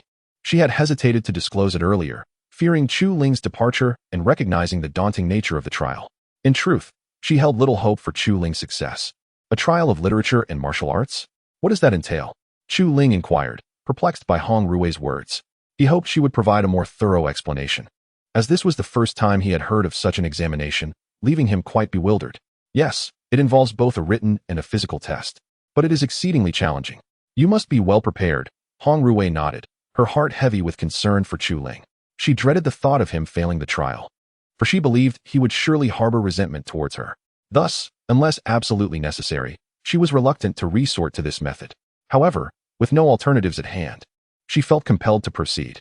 Could you possibly elaborate on the specifics of the trial? This way, I can prepare myself mentally, Chu Ling pondered before asking, his brows furrowing as he sensed Hong Ruwei was not jesting. Realizing the gravity of the situation, he began to contemplate deeply. Nevertheless, Chu Ling would not abandon Hong Ruwei to face this challenge alone. He was determined to offer his utmost assistance. As for the outcome, he could not be held responsible. After all, he had already committed himself to the endeavor. The president will administer the written and physical tests. I'm not entirely certain of the details, but I recall that to this day, no one has successfully passed under the scrutiny of the president of Huanglong Academy. Hong Ruwei conveyed the truth to Chu Ling, her heart sinking further. Had she known the situation was so intricate, Hong Ruwei would have harbored resentment towards herself for venturing alone into the beast forest to challenge the Black Dragon. Now, she found herself with no gain, only the burden of her injuries. A profound sadness enveloped her, leaving no room for any other emotions. She silently hoped that Chu Ling would lend a hand, for otherwise, she was at a loss for what to do next. Observing Hong Ruwei's sorrowful demeanor, Chu Ling shook his head in resignation, fully aware of her inner turmoil. However, he had already done all that was within his power.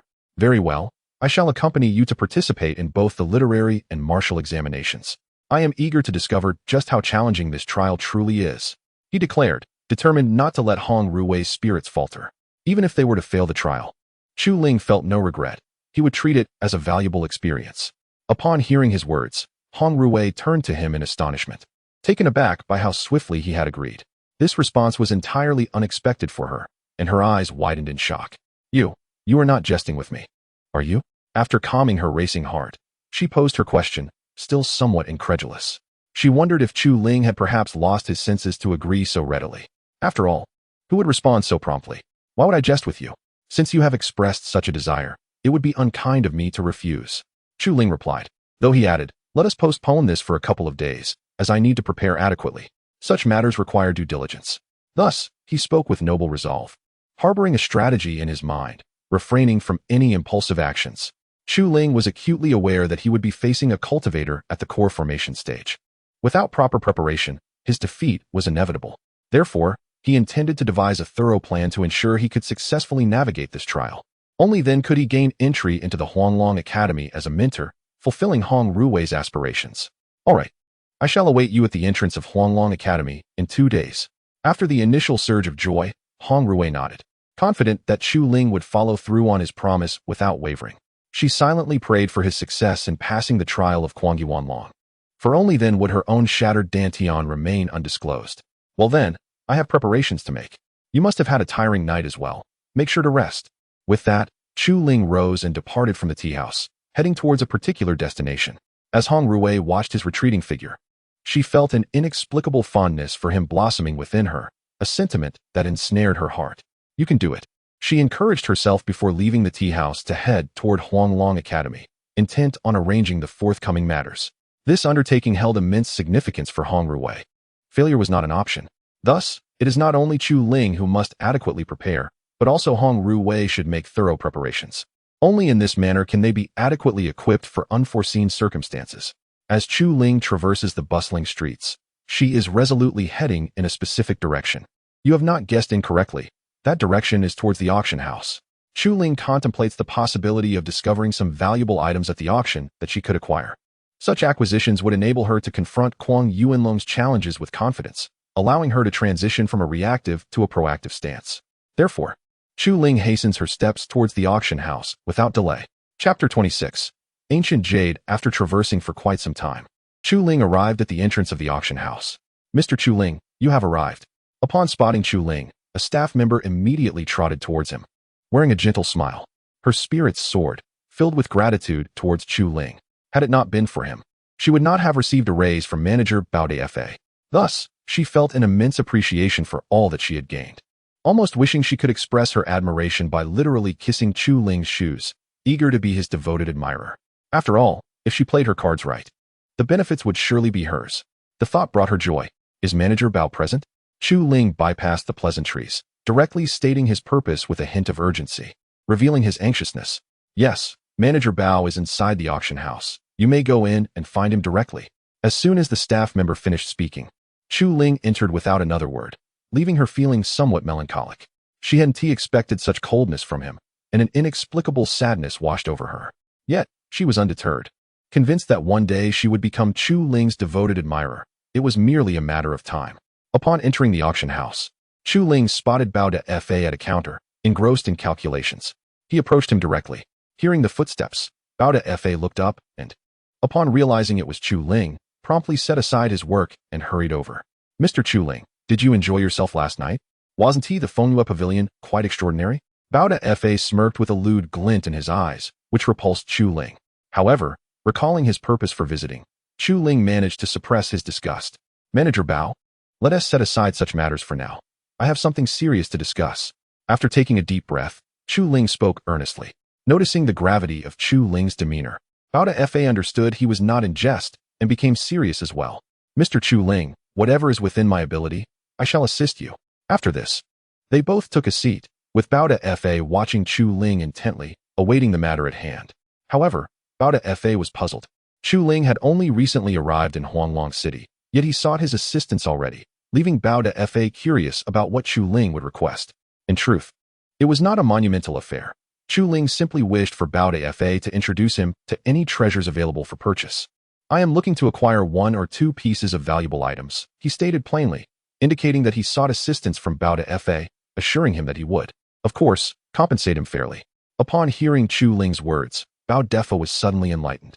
Initially, he had thought it was a matter of great importance, only to discover it was a trivial issue. No problem, I shall escort you to the selling area, and if you find anything you fancy, I will grant you a 20% discount. With that, Bao Defa readily agreed, displaying a remarkable generosity. Consequently, Chu Ling followed him to the selling area. Before long, under Bao Defa's guidance, they arrived at the selling area, which was filled with treasures of various kinds that left Chu Ling astounded.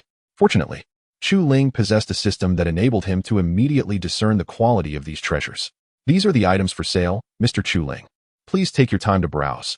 Let me know which one you desire, and I shall retrieve it for you. With that, Bao Defa refrained from further interruption, allowing Chu Ling to peruse the treasures alone. Moreover, these items were secured by mechanisms, so Bao Defa had no concern that Chu Ling would attempt to pilfer anything. Once Bao Defa departed, Chu Ling began to examine the treasures one by one. Red earth gun, quality, silver. Full moon blade, quality, silver. Torso knife, quality, black iron. As he surveyed the quality displayed on the system panel, a sense of melancholy washed over him. He had anticipated discovering something of great value. Yet after an exhaustive search, he found not a single item of golden quality, which dampened his spirits. At that moment, a sudden flash of purple light manifested before his eyes, startling Chu Ling. Regaining his composure, he hurried forward to investigate the source of the radiant treasure. Upon closer inspection, he discovered it emanated from a shattered piece of jade, causing his heart to sink. It felt akin to experiencing a joyous moment abruptly doused with cold water. Nevertheless, Chu Ling set aside his hopes and decided to examine the broken jade. However, what he discovered was astonishing. Ancient jade, quality, diamond. Capable of doubling one's luck for 30 minutes, with a 6-month cooldown. Staring at the description and quality of the ancient jade, Chu Ling's mouth fell agape. His eyes filled with shock, devoid of any other thoughts. He never imagined he would stumble upon such a priceless treasure. His exhilaration was palpable. My goodness, what a remarkable treasure. Chu Ling wiped the corner of his mouth, his eyes shimmering with a peculiar light, longing to possess the ancient jade. Thus, Chu Ling immediately called out several times, summoning Bao Defa. He was convinced that with this ancient jade in his possession, his luck would be unparalleled, ensuring his success in Kuang Yuanlong's trial would be effortless.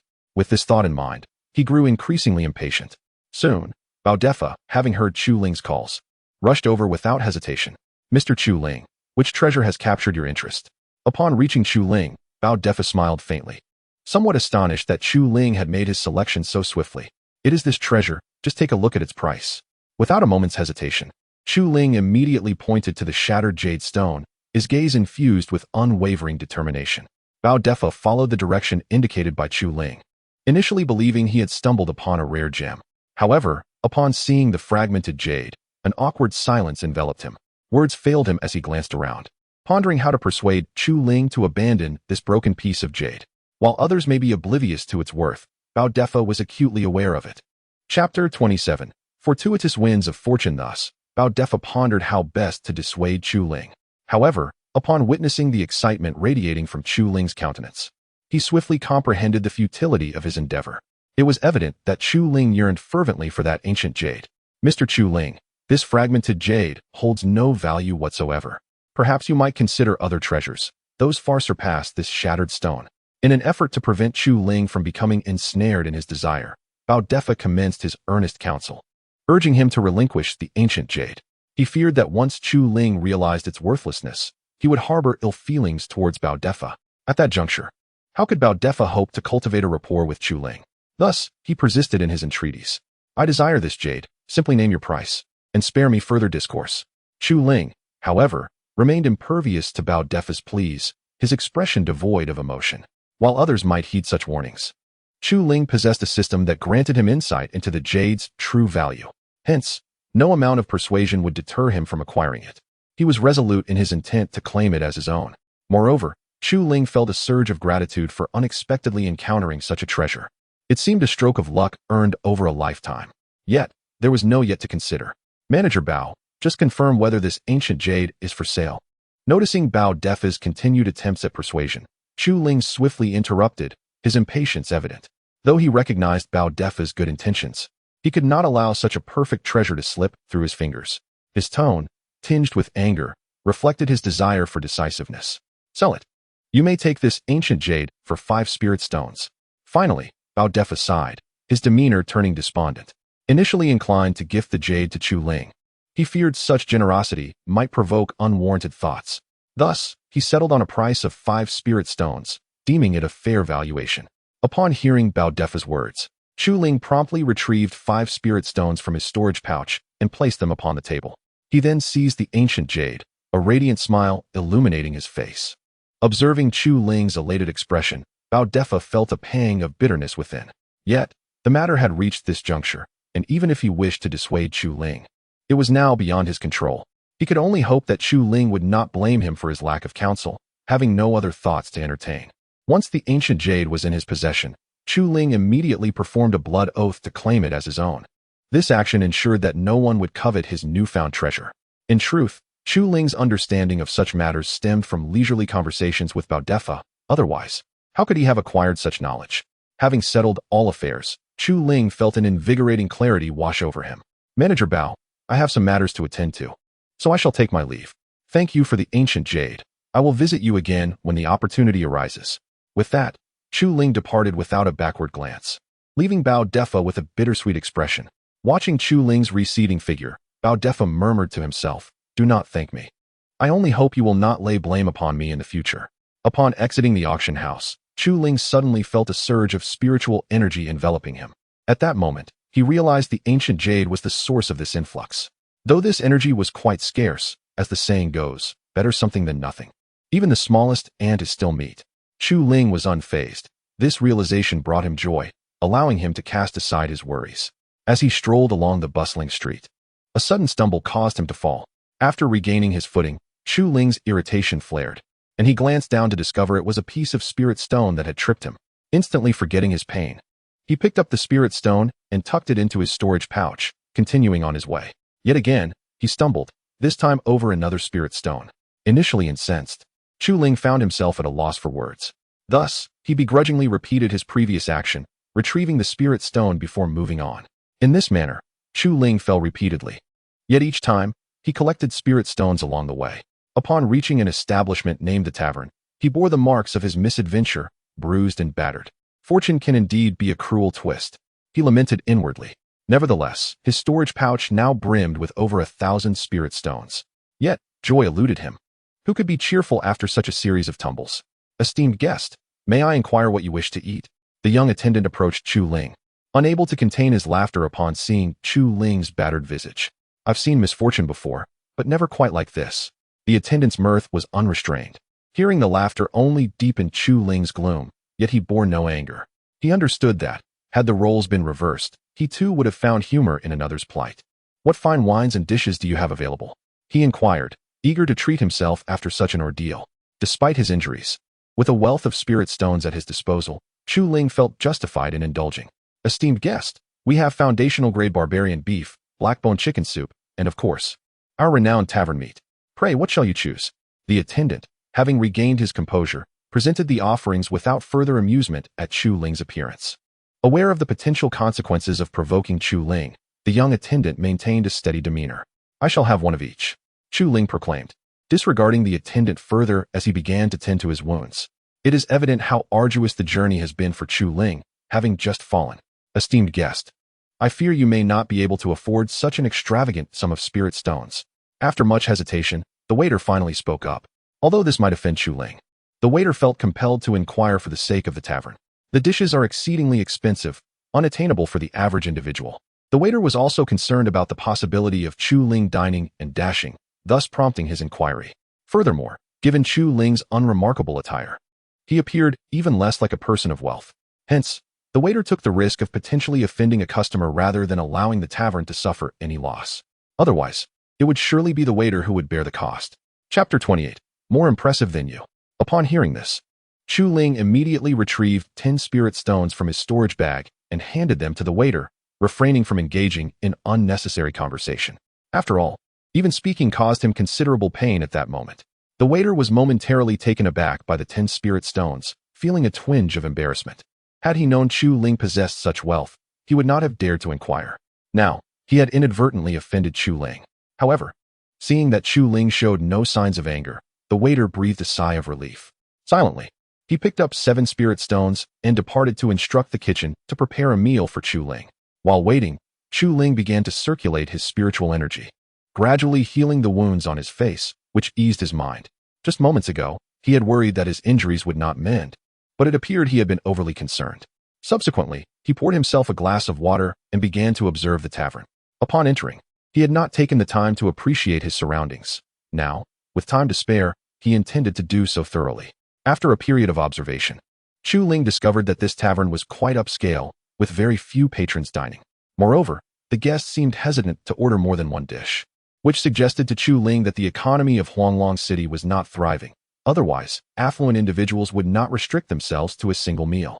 As Chu Ling pondered these observations, the waiter returned, bringing a plate of braised beef, black chicken soup, and house special meat to his table. Dear guest, your dishes are ready. Please enjoy. With a smile, the waiter promptly departed, though a hint of apprehension lingered in his eyes, fearing Chu Ling might bring up their earlier encounter. Once alone, Chu Ling began to sample the 3 dishes, but to his dismay, the first bite left him utterly shocked. He immediately spat out the meat in disgust. Waiter, come here at once, he shouted after clearing his mouth, his face displaying a flash of anger. He could not have anticipated that the food would be so inedible. Hastily, the waiter rushed to Chu Ling's side, inquiring, Dear guest, what seems to be the problem? You tell me. Taste these 3 dishes yourself. Is this fit for human consumption? Chu Ling pointed at the unappetizing fare before him, his expression darkening. Ordinarily, he would not have reacted so vehemently, but the weariness of his recent journey had left him in a foul mood, and now he had found a convenient outlet for his frustration. Upon hearing Chu Ling's complaint, the waiter cautiously picked up his chopsticks and sampled each dish, only to find no discernible issue with the flavors. Confused, he replied, Dear guest, these dishes are perfectly fine. They taste just as they should. What seems to be the matter? After setting down his chopsticks, the waiter was left perplexed, unable to comprehend what was amiss with the food. At this moment, Chu Ling comprehended that the culinary skills of this establishment, the tavern, were indeed lacking, and he promptly relinquished all hope for the dishes served here. Alas, the food you prepare is truly inedible, unfit even for swine. I shall take my leave. Thus, Chu Ling rose, delivering a few scornful remarks, preparing to depart. However, just as he was about to exit, a figure suddenly leapt forth, blocking his path. I am the proprietor and chef of the tavern, known as the Simpleton. You just claimed that my dishes are fit for pigs. I dare you to repeat that. The Simpleton glared menacingly at Chu Ling, his fists clenched tightly, poised to strike at any moment. Chu Ling raised his head to meet the Simpleton's gaze and, with a sense of pity, shook his head. Why are you shaking your head? The Simpleton questioned, perplexed by Chu Ling's gesture. He was tempted to strike Chu Ling, but ultimately restrained himself, eager to hear what Chu Ling had to say. If he could not articulate a reasonable argument, then the Simpleton would not hold back. I find you rather pitiful, trapped in your own delusions, oblivious to how unpalatable your cooking truly is. Without hesitation, Chu Ling voiced his thoughts, unafraid of offending the Simpleton. Should this Simpleton dare to retaliate, Chu Ling was prepared to unleash his frustrations. You are the only one claiming the food is inedible. None of the others have complained. Are you not merely seeking trouble? Upon hearing this, the simpleton was initially taken aback, then erupted in a series of shouts. He had expected Chu Ling to present a cogent argument, but was taken aback by such brazen mockery. Any chef would find it intolerable. Thus, the simpleton began to stir restlessly. It is because they have not tasted true delicacies. Had they done so, do you think they would still find your dishes palatable? Chu Ling retorted, dismissing the simpleton with a derisive curl of his lip. Onlookers began to gather, settling nearby to witness the unfolding drama. Some even going so far as to bring cameras. Hey, are you out of your mind? How could there possibly be cameras in a fantasy setting? Return to your filming location. A crowd of spectators surrounded them, eagerly awaiting the spectacle to unfold. So you mean to say your dishes are superior to mine? Indeed. They must be hundreds of times better. The atmosphere thickened with tension, as if a confrontation was imminent, igniting excitement among the spectators, who hoped for a brawl between Chu Ling and the simpleton. Very well, since you assert that, prepare a dish for me to sample. If it is not delectable, you shall kneel and call me grandfather 3 times. Otherwise, you shall not leave this place unscathed. The simpleton declared fiercely, his fury boiling over. Since the simpleton acquired culinary skills, no one has ever questioned his abilities. Now, with the audacious Chu Ling daring to challenge him, the simpleton finds it impossible to swallow his pride. He silently vows to teach Chu Ling a harsh lesson, believing that only then will the flames of anger within him subside. Upon hearing the simpleton's words, Chu Ling ponders deeply about whether to accept this challenge. But what if you lose? What shall be the wager? Suddenly, Chu Ling conceived a critical question and posed it, gazing intently at the simpleton, eager to observe how he would respond. In his heart, Chu Ling is resolute, convinced that he shall triumph over this simpleton before him. Chapter 29. The master. Upon hearing Chu Ling's words, the simpleton furrowed his brows, taken aback that Chu Ling would dare to negotiate terms at such a moment. If you can cook better than me, I shall bark like a dog and acknowledge you as my master. After a moment of contemplation, the simpleton gradually replied, never mind the master title, but I can certainly bark like a dog. It's a deal. Then, let this be our wager. With that, Chu Ling wasted no time and hurried into the kitchen, preparing to craft a delectable dish for the simpleton. The simpleton followed closely, eager to observe Chu Ling's culinary skills. As the kitchen was a sacred space, the onlookers outside could only wait in silence, utterly oblivious to the unfolding events within. Inside the kitchen, Chu Ling surveyed the ingredients before him and pondered what dish to create. However, after much deliberation, he found himself at a loss for ideas. Consequently, he decided to prepare a humble egg fried rice, convinced that even this simple dish could win over the simpleton. With that thought in mind, he immediately ignited the stove and commenced his cooking.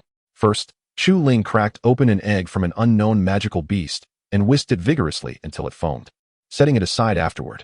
Following this, he began to select rice, only to discover that the freshly steamed rice did not meet his standards.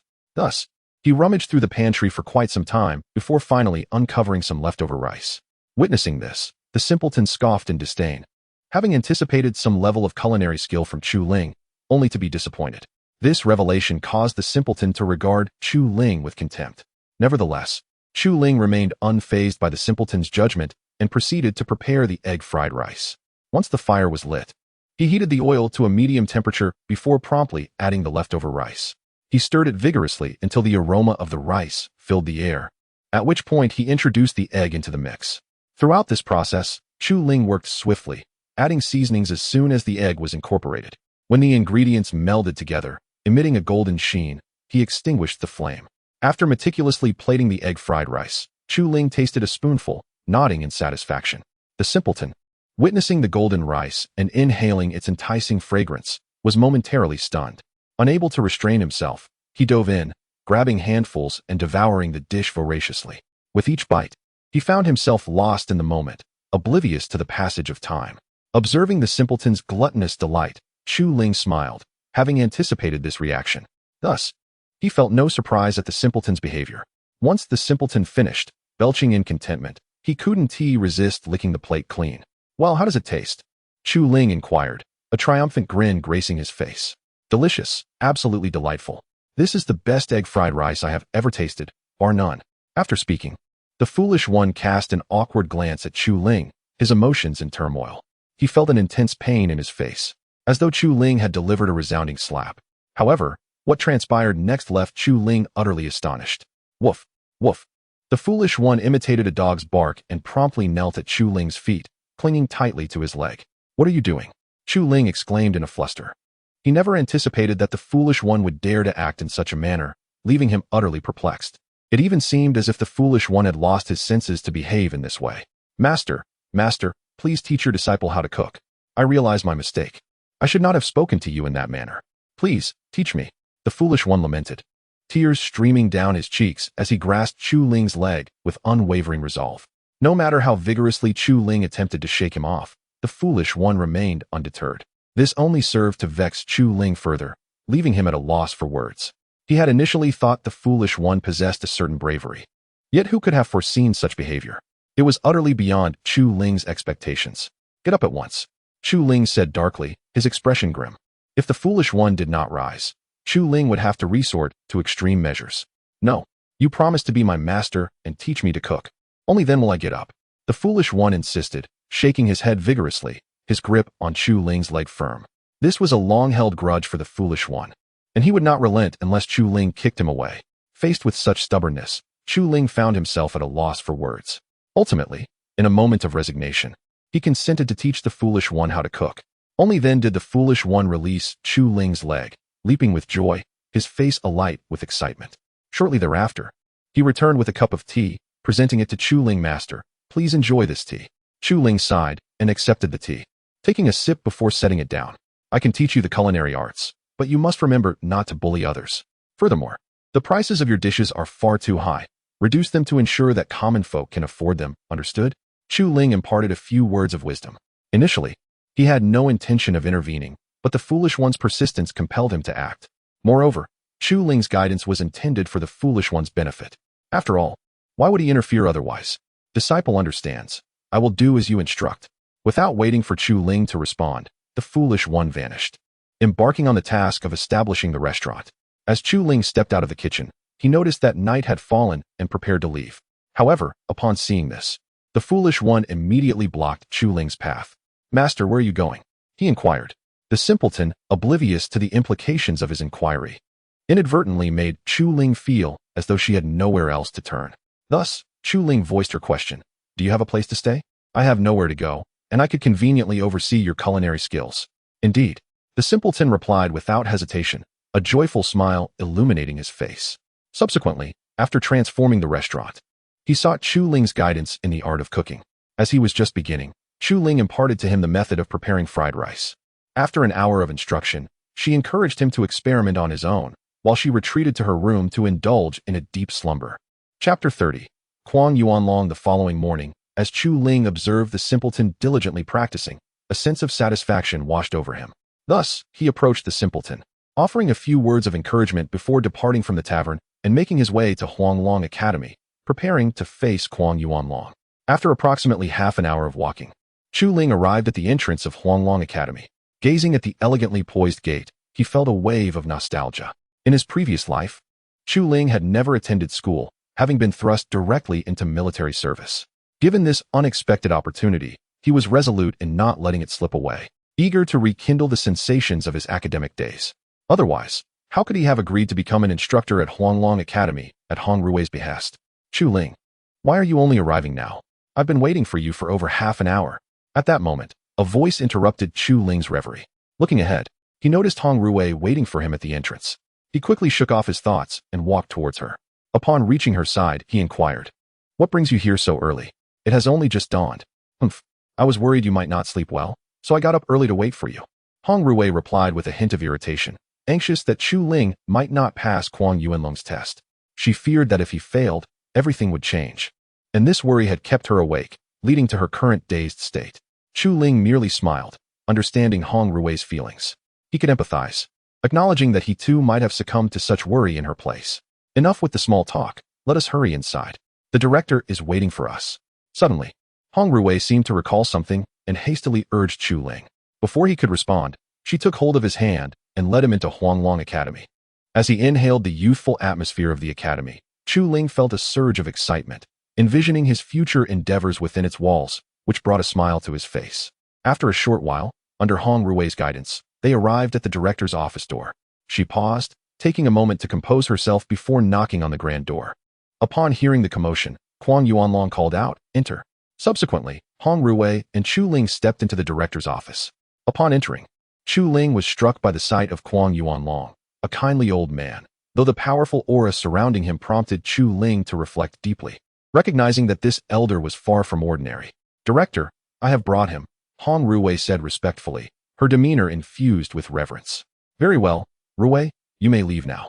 "I wish to have a proper discussion with Chu Ling," Kwang Yuanlong replied, nodding before shifting his gaze toward Chu Ling. What perplexed Kwang Yuanlong was the boundless confidence he perceived in Chu Ling's eyes, a sentiment he found utterly incomprehensible. He could not fathom why Chu Ling exuded such self-assurance. Hong Ruwei nodded before departing from the dean's office, casting a glance back at Chu Ling, urging him to maintain a low profile to avoid inciting Kwang Yuanlong's ire. Chu Ling, however, paid her no heed, fixated instead on the figure of Kwang Yuanlong before him. After Hong Ruwei's exit, Kwang Yuanlong gestured for Chu Ling to take a seat across from him, to which Chu Ling complied without hesitation. "Hong Ruwei has already informed me of your situation," Kwang Yuanlong began, "and while I am inclined to agree, many senior officials within the academy are opposed. Thus, I must subject you to a trial. Only upon your successful completion will their dissent quieten." Throughout this discourse, Kwang Yuanlong scrutinized Chu Ling's reaction, yet he found the young man remarkably composed. An unshakable calm that eluded Kwang Yuanlong's understanding. "That poses no concern," Chu Ling replied, a knowing smile gracing his lips. "I have come expressly to undertake this trial and to demonstrate my qualifications as a mentor at Huanglong Academy." His words radiated an exceptional confidence, one that Kwang Yuanlong found bewildering. It was worth noting that no one had ever passed Kwang Yuanlong's test without his direct tutelage, and now, here was Chu Ling, brimming with self-assurance, a prospect Kwang Yuanlong had not anticipated. He silently hoped that Chu Ling would continue to smile in the moments to come. In truth, Kwang Yuanlong harbored no malice towards Chu Ling. Rather, he bore goodwill, being aware of Chu Ling's assistance to Hong Ruwei, which accounted for his lack of opposition. However, one voice can rarely prevail against the multitude, leading Kwang Yuanlong to resort to this method to facilitate Chu Ling's entry as a mentor at Huanglong Academy. Whether Chu Ling would succeed in the trial remained contingent upon him, and beyond that, Kwang Yuanlong felt he could exert no further influence. At that juncture, Chu Ling sensed a peculiar movement from his storage bag. He retrieved it, and with a sudden sound, Little Black emerged, startling Chu Ling. "How did you end up in the storage bag? I was wondering where you vanished to," he exclaimed, affectionately patting Little Black's head before setting him aside to continue conversing with Kwang Yuanlong. Upon seeing Little Black, Kwang Yuanlong's brow furrowed. "A demon beast at the core formation stage. You certainly have kept your secrets well," he mused inwardly. Nevertheless, he chose not to address Little Black, instead maintaining the dialogue with Chu Ling. "Are you prepared now? The senior officials are waiting for you at the door," Kwang Yuanlong continued. "If you are ready, the trial can commence at any moment." Moreover, Kwang Yuanlong sought to discern the true extent of Chu Ling's potential, eager to ascertain the depth of his training. Upon hearing this, Chu Ling nodded, signaling that he was well prepared and ready to embrace the challenge at any moment. Observing Chu Ling's affirmation, Kwang Yuanlong wasted no time and promptly led him out of the office, making their way to the playground, with Xiao He trailing closely behind. Consequently, Chu Ling felt a surge of excitement within him, fully aware that he was on the brink of becoming a mentor. His demeanor transformed into one of exhilaration, as he was confident that he would undoubtedly succeed in this test. Chapter 31. The written examination. On the playground stood a dozen individuals, all casting scornful glances at Chu Ling, their eyes filled with disdain. Some even harbored a palpable aversion towards him, believing that all members of the Huanglong Academy should be disciples of Kwang Yuanlong. The emergence of an outsider was simply intolerable. Consequently, they harbored a deep-seated animosity towards Chu Ling, wishing fervently to expel him from the academy.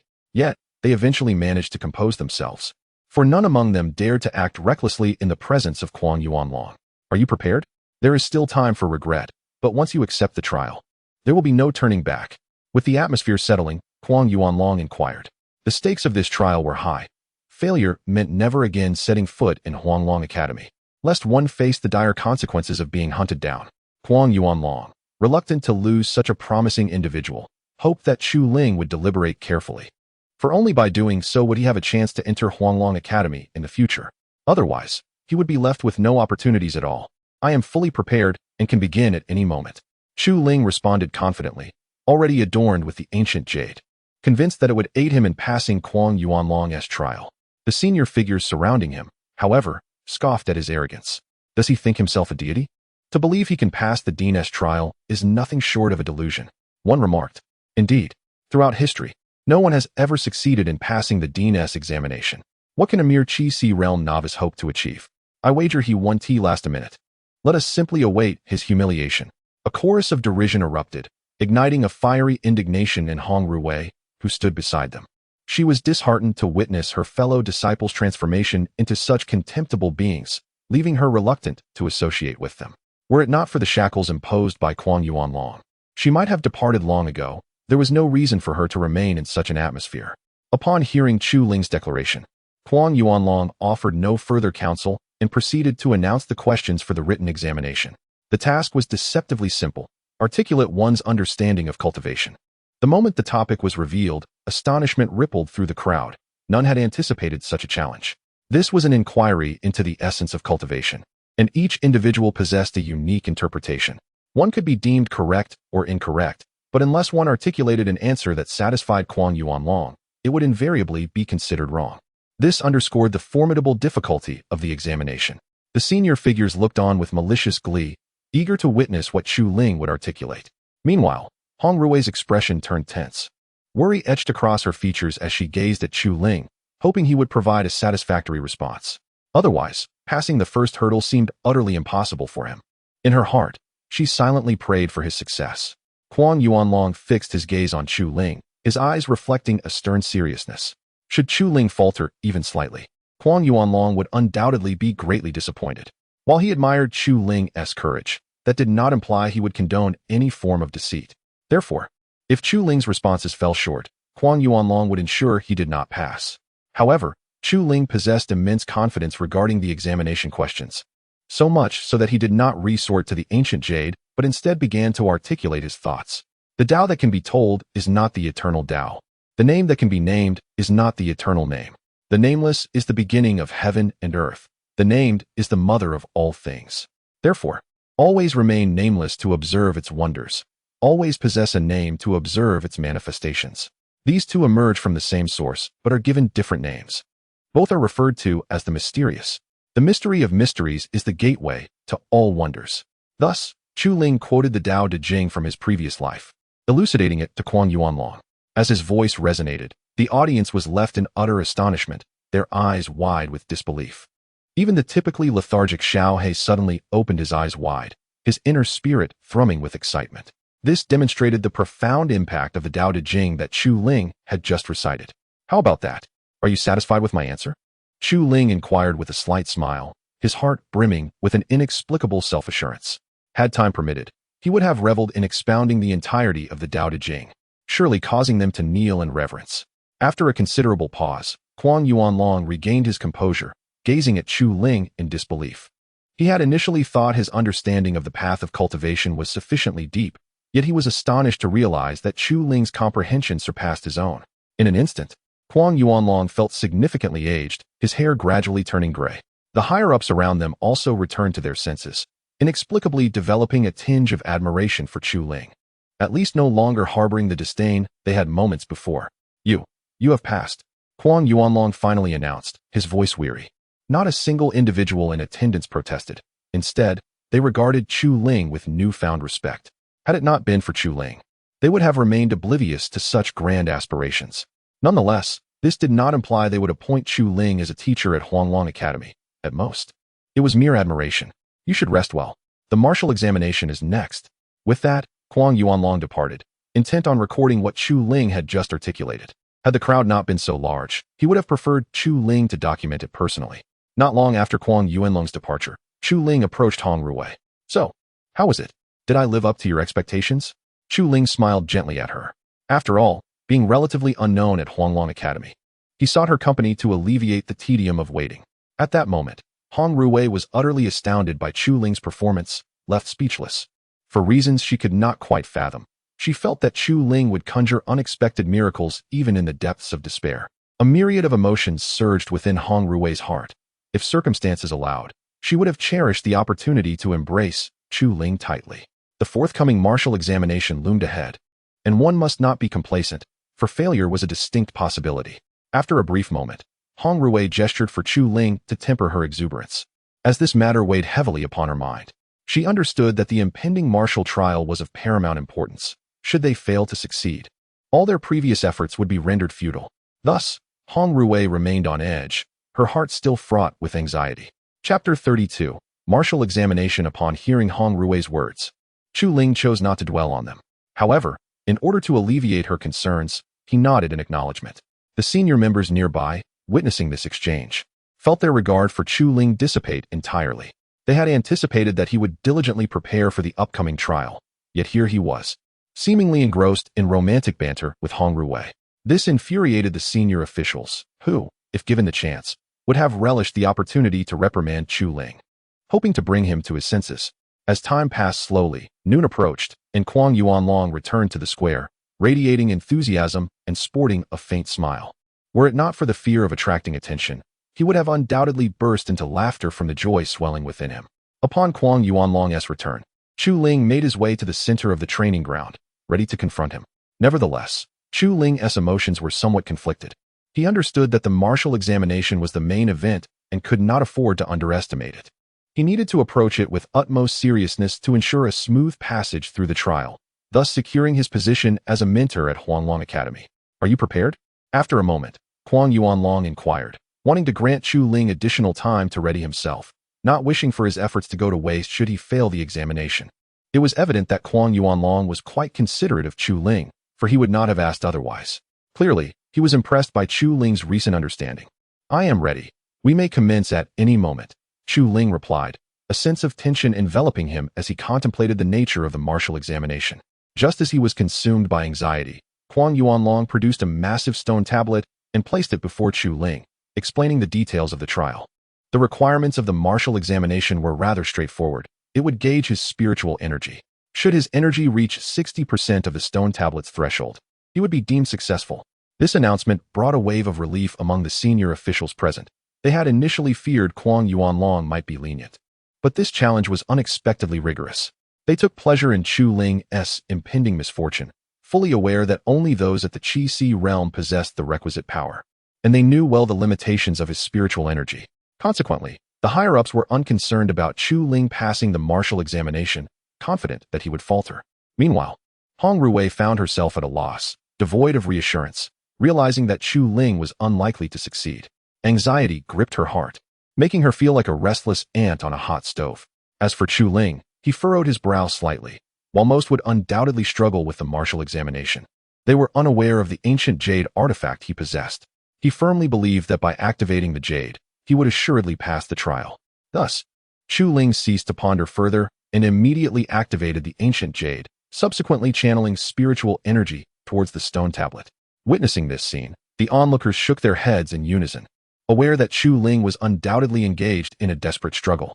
Even Kwang Yuanlong could only shake his head in resignation, believing that Chu Ling's chance of passing the martial examination was exceedingly slim. He couldn't help but sigh for Chu Ling in his heart. Unperturbed by the crowd's reactions, Chu Ling continued to release his spiritual energy, striving to elevate the pointer to 60%.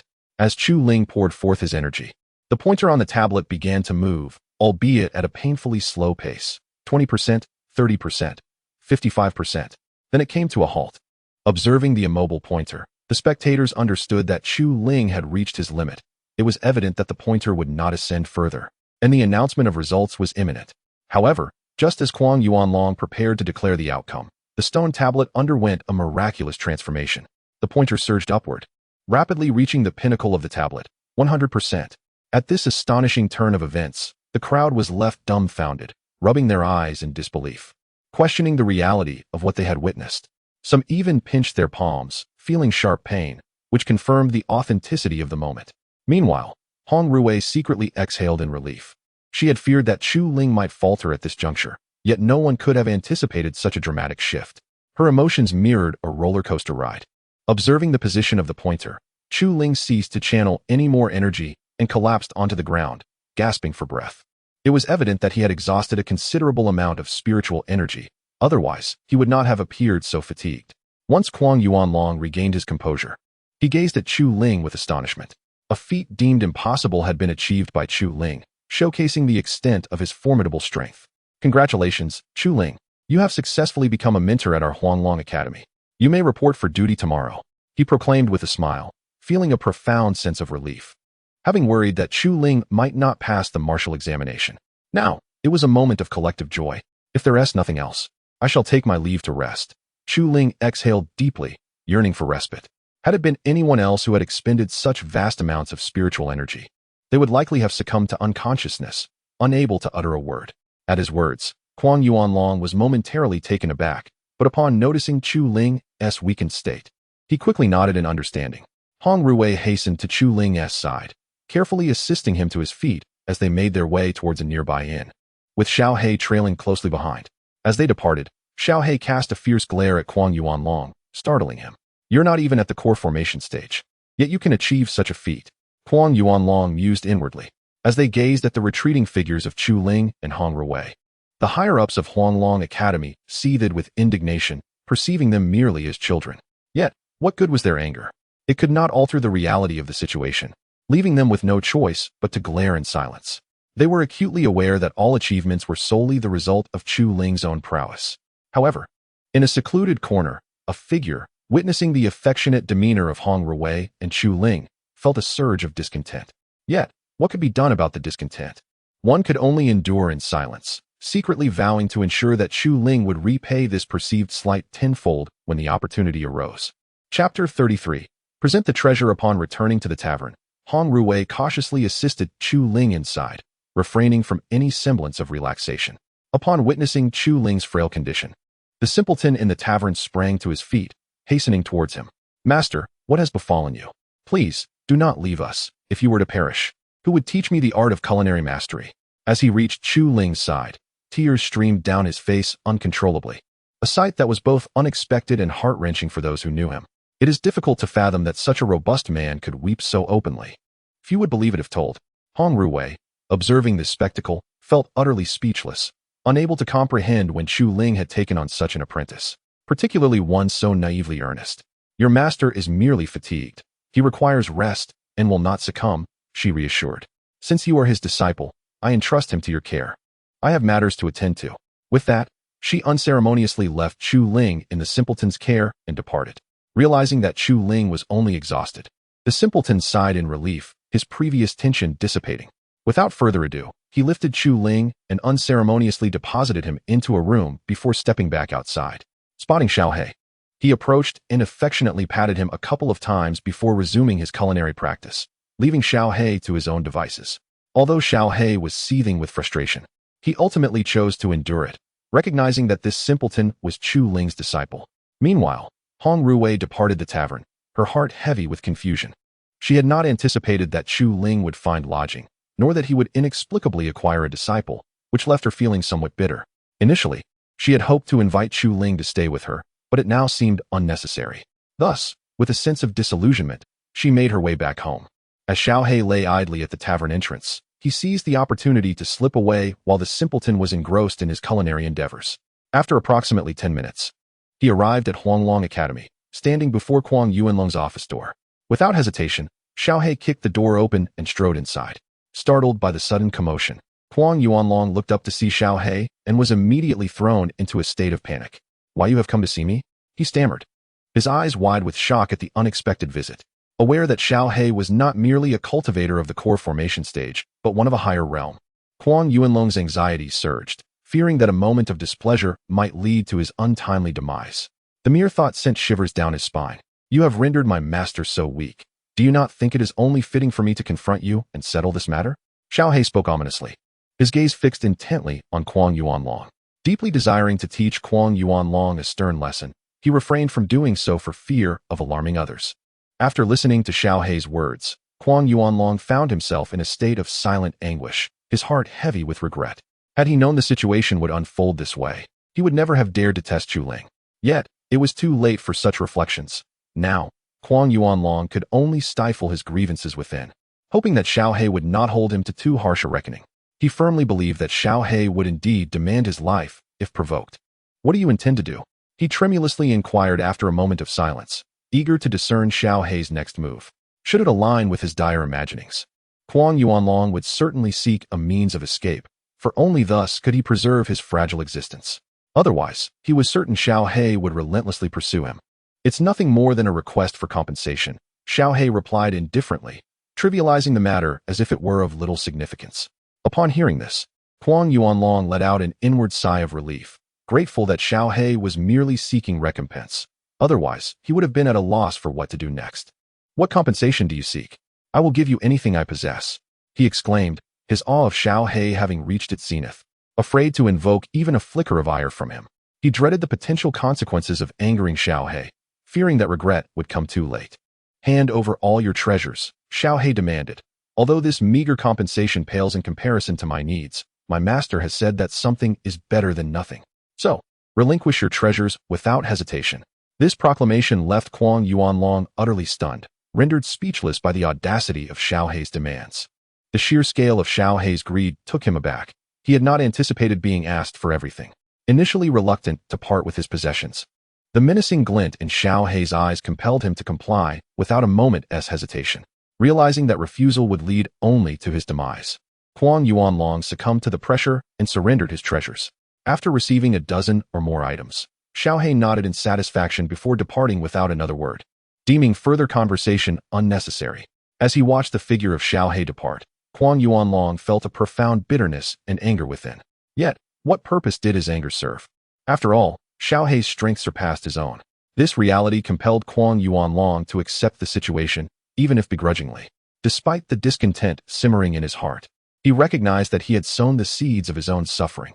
He would endure the consequences, even if it meant doing so on his knees.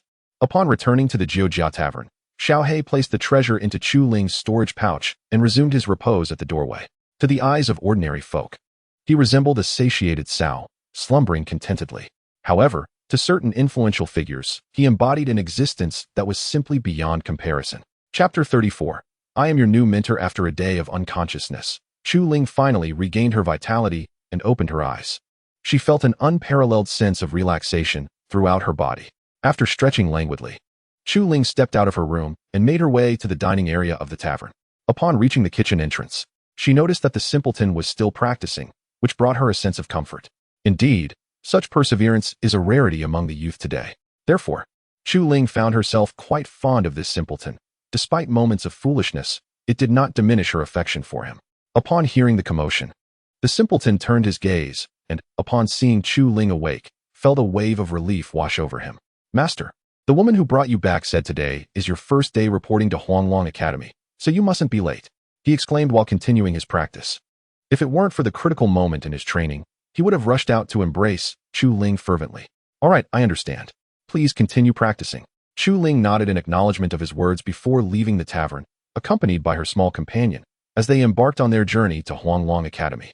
Her heart swelled with excitement at the thought of soon educating her students. It was a thrill she could scarcely contain. Perhaps this was a wish unfulfilled in her past life, and now she sought to fulfill her desire to nurture others, ensuring her heart would harbor no regrets. Thus, after more than half an hour of walking, Chu Ling and her small companion arrived at the gates of Huanglong Academy. Inhaling the invigorating atmosphere of youth that permeated the campus, Chu Ling entered without hesitation and proceeded toward the office of Kuang Yuanlong. Before long, she stood at the door of the office. After gently knocking a few times, she awaited a response. Upon hearing the knock, Kuang Yuanlong promptly invited her in. As Chu Ling stepped into the office, she noted that Kuang Yuanlong appeared considerably dispirited, lacking the vigor he once exuded. This transformation puzzled her, prompting thoughts of what might have transpired within these walls. "Dean, are you all right?" Chu Ling inquired with concern. The moment she spoke, Kuang Yuanlong felt an urge to reclaim his treasured possession from her. However, he quickly noticed that the small companion was closely shadowing Chu Ling, casting a hostile glare in his direction, which rendered him apprehensive. I'm fine," Kuang Yuanlong stammered, trembling slightly. He dared not voice any dissent against the small companion. Otherwise, he firmly believed he might become a mere corpse. "That's good to hear.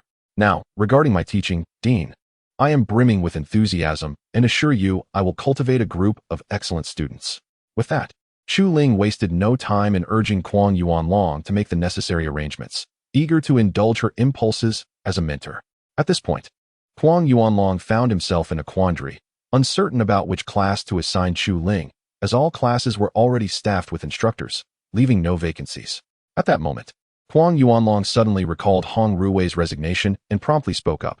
You shall teach the devil class, Chu Ling. This class was originally under Hong Rui's instruction, but she has inexplicably resigned. You will take over her class. All right, I shall teach the devil class. With that, Chu Ling wasted no time and exited Huang Yuanlong's office. Upon reaching the academic building, Chu Ling was unaware of the whereabouts of the devil class, so she inquired with passing students. Learning that the class was not far ahead, she approached it with eager anticipation. However, as she drew near, she realized that this class was unlike any ordinary one. It was steeped in an atmosphere of disarray that was quite displeasing to her senses, yet she chose to endure it. Upon seeing the three bold characters spelling devil class, Chu Ling took a deep breath and stepped inside. The moment she entered, a cacophony erupted in her mind as the students below unleashed a chorus of loud shouts, instantly unsettling her. These students paid her no heed, perceiving her as merely another peer due to her youthful appearance. Witnessing the chaotic scene akin to a bustling marketplace ignited her fury. Without hesitation, she ascended to the podium and bellowed, "Silence!" The students fell quiet at her commanding voice. However, a burly student retaliated with a roar. "Who the hell are you to shout at me? Do you believe I won't take you down?" His words acted as a catalyst, inciting the tempers of the students present, who began to jeer at Chu Ling. The female students of the devil class, however, remained composed, quietly observing the unfolding drama. "I am your new instructor for the devil class, Chu Ling," she explained slowly, undeterred by their taunts. In fact, their behavior only fueled her resolve, making her perceive this as a formidable challenge. Yet, the students erupted in laughter at her declaration. "You, a mere rookie at the Chi-Si stage, dare to claim the role of our instructor? Do you even qualify?" One jeered. "Yes, you should hurry home for your milk. Spare us the embarrassment." Another chimed in. "Even my younger brother surpasses you. You're only fit to converse with him." Amidst the barrage of ridicule, each comment was laced with hostility directed at Chu Ling. Even with her usual patience, she found herself unable to endure the onslaught. Consequently, she called upon her companion, Xiaohei, teach these disobedient students a lesson. Though she recognized the impracticality of her request, Chu Ling was determined to give it a try. Xiaohei was tasked with leading the charge, a role that would allow Chu Ling to identify their weaknesses and subsequently dismantle them one by one. To put it plainly, Xiaohei had become Chu Ling's expendable pawn, serving as the vanguard. Upon hearing Chu Ling's words, Xiaohei felt a wave of exasperation wash over him. He never anticipated being treated in such a manner by Chu Ling. However, he found himself utterly powerless to resist. Thus, with a sullen expression, Xiaohei trudged forward, his gaze dismissively fixed on the group of students before him. After all, to one at the core formation stage, those at the Chi-Si realm were little more than insignificant insects. This reality did little to pique Xiaohei's interest. Had it not been for Chu Ling's orders, he would have long succumbed to slumber, indifferent to such trivial matters. Chapter 35. The obedient students. Thus, Little Black stepped forward and let out a resounding roar. Initially, the students had paid him no heed. However, upon hearing this roar from a being at the core formation stage, they were instantly taken aback. A sense of foreboding crept into their minds, and they quickly realized that Little Black was no ordinary pet, but rather a creature that could endanger their lives. In an instant, the students fell silent, for when confronted with the specter of death, notions of dignity become utterly trivial. Once one is dead, nothing remains. Seeing the students quiet down so swiftly, Chu Ling could not help but smile with satisfaction. To his surprise, Little Black proved to be somewhat effective, causing Chu Ling to reconsider his initial thoughts of cooking him. If Little Black were aware of Chu Ling's musings, he would surely erupt in anger and confront him. Since everyone is now silent, I shall begin calling the roll. When your name is called, respond promptly, Chu Ling announced after a brief pause. The students nodded immediately, not daring to defy him. Observing this, Chu Ling picked up a small notebook from the table and began to read the names one by one. Wang Ergu, here. Lu Shiran, here. Wang Qianqian, here. Ba Gu, here. After completing the roll call, Chu Ling took a slow breath. He had counted. This devilish class consisted of merely 20 students, which was rather disheartening. Other classes boasted 50 or 60 students, yet his had only 20. Chu Ling felt a twinge of frustration, unable to comprehend why his class was so sparsely populated. However, he dismissed the thought and began to speak. As today marks our first acquaintance, I would like to know more about each of you. Please introduce yourselves. This statement left all the students in shock, as they had never anticipated such a request from Chu Ling. They began to glance around uncertainly. Yet, with a single glare from Little Black, the students felt compelled to comply. Thus, Chu Ling took a seat, and allowed them to introduce themselves freely. I am Wang Ergu, hailing from a humble background. My strength is at the 4th layer of Qi realm, but I am diligent and capable of enduring hardship, ready to tackle any heavy labor. Wang Ergu concluded, feeling somewhat embarrassed, recognizing himself as the least privileged among them, and sat back down with a sense of relief. I am Lu Shiran. My father is the captain of the Huanglong City Guard. I have achieved the Lu Chongtian level in the Qi realm, though I consider myself somewhat weak. I hope the instructor will take good care of me, Lu Shiran added, casting a flirtatious glance at Chu Ling, which startled him considerably. Fortunately, Chu Ling's composure held firm, and he remained unaffected by Lu Shiran's charm. Otherwise, he might have fled to the restroom. Following this, the remaining students began their introductions, including Ba Gu and Wang Qianqian. What surprised Chu Ling the most was that this domineering figure had actually reached the 9th level of the Qi realm, making him the most formidable among the so-called devil class. Consequently, Chu Ling began to feel a pang of inferiority. Initially, he believed his abilities were commendable. However, to his dismay, he discovered that within this devil class, his cultivation at the 3rd level of the Qi realm was the lowest, nearly overwhelming him with despair. Fortunately, Chu Ling ultimately withstood this pressure and was not crushed by it, which was indeed a stroke of luck.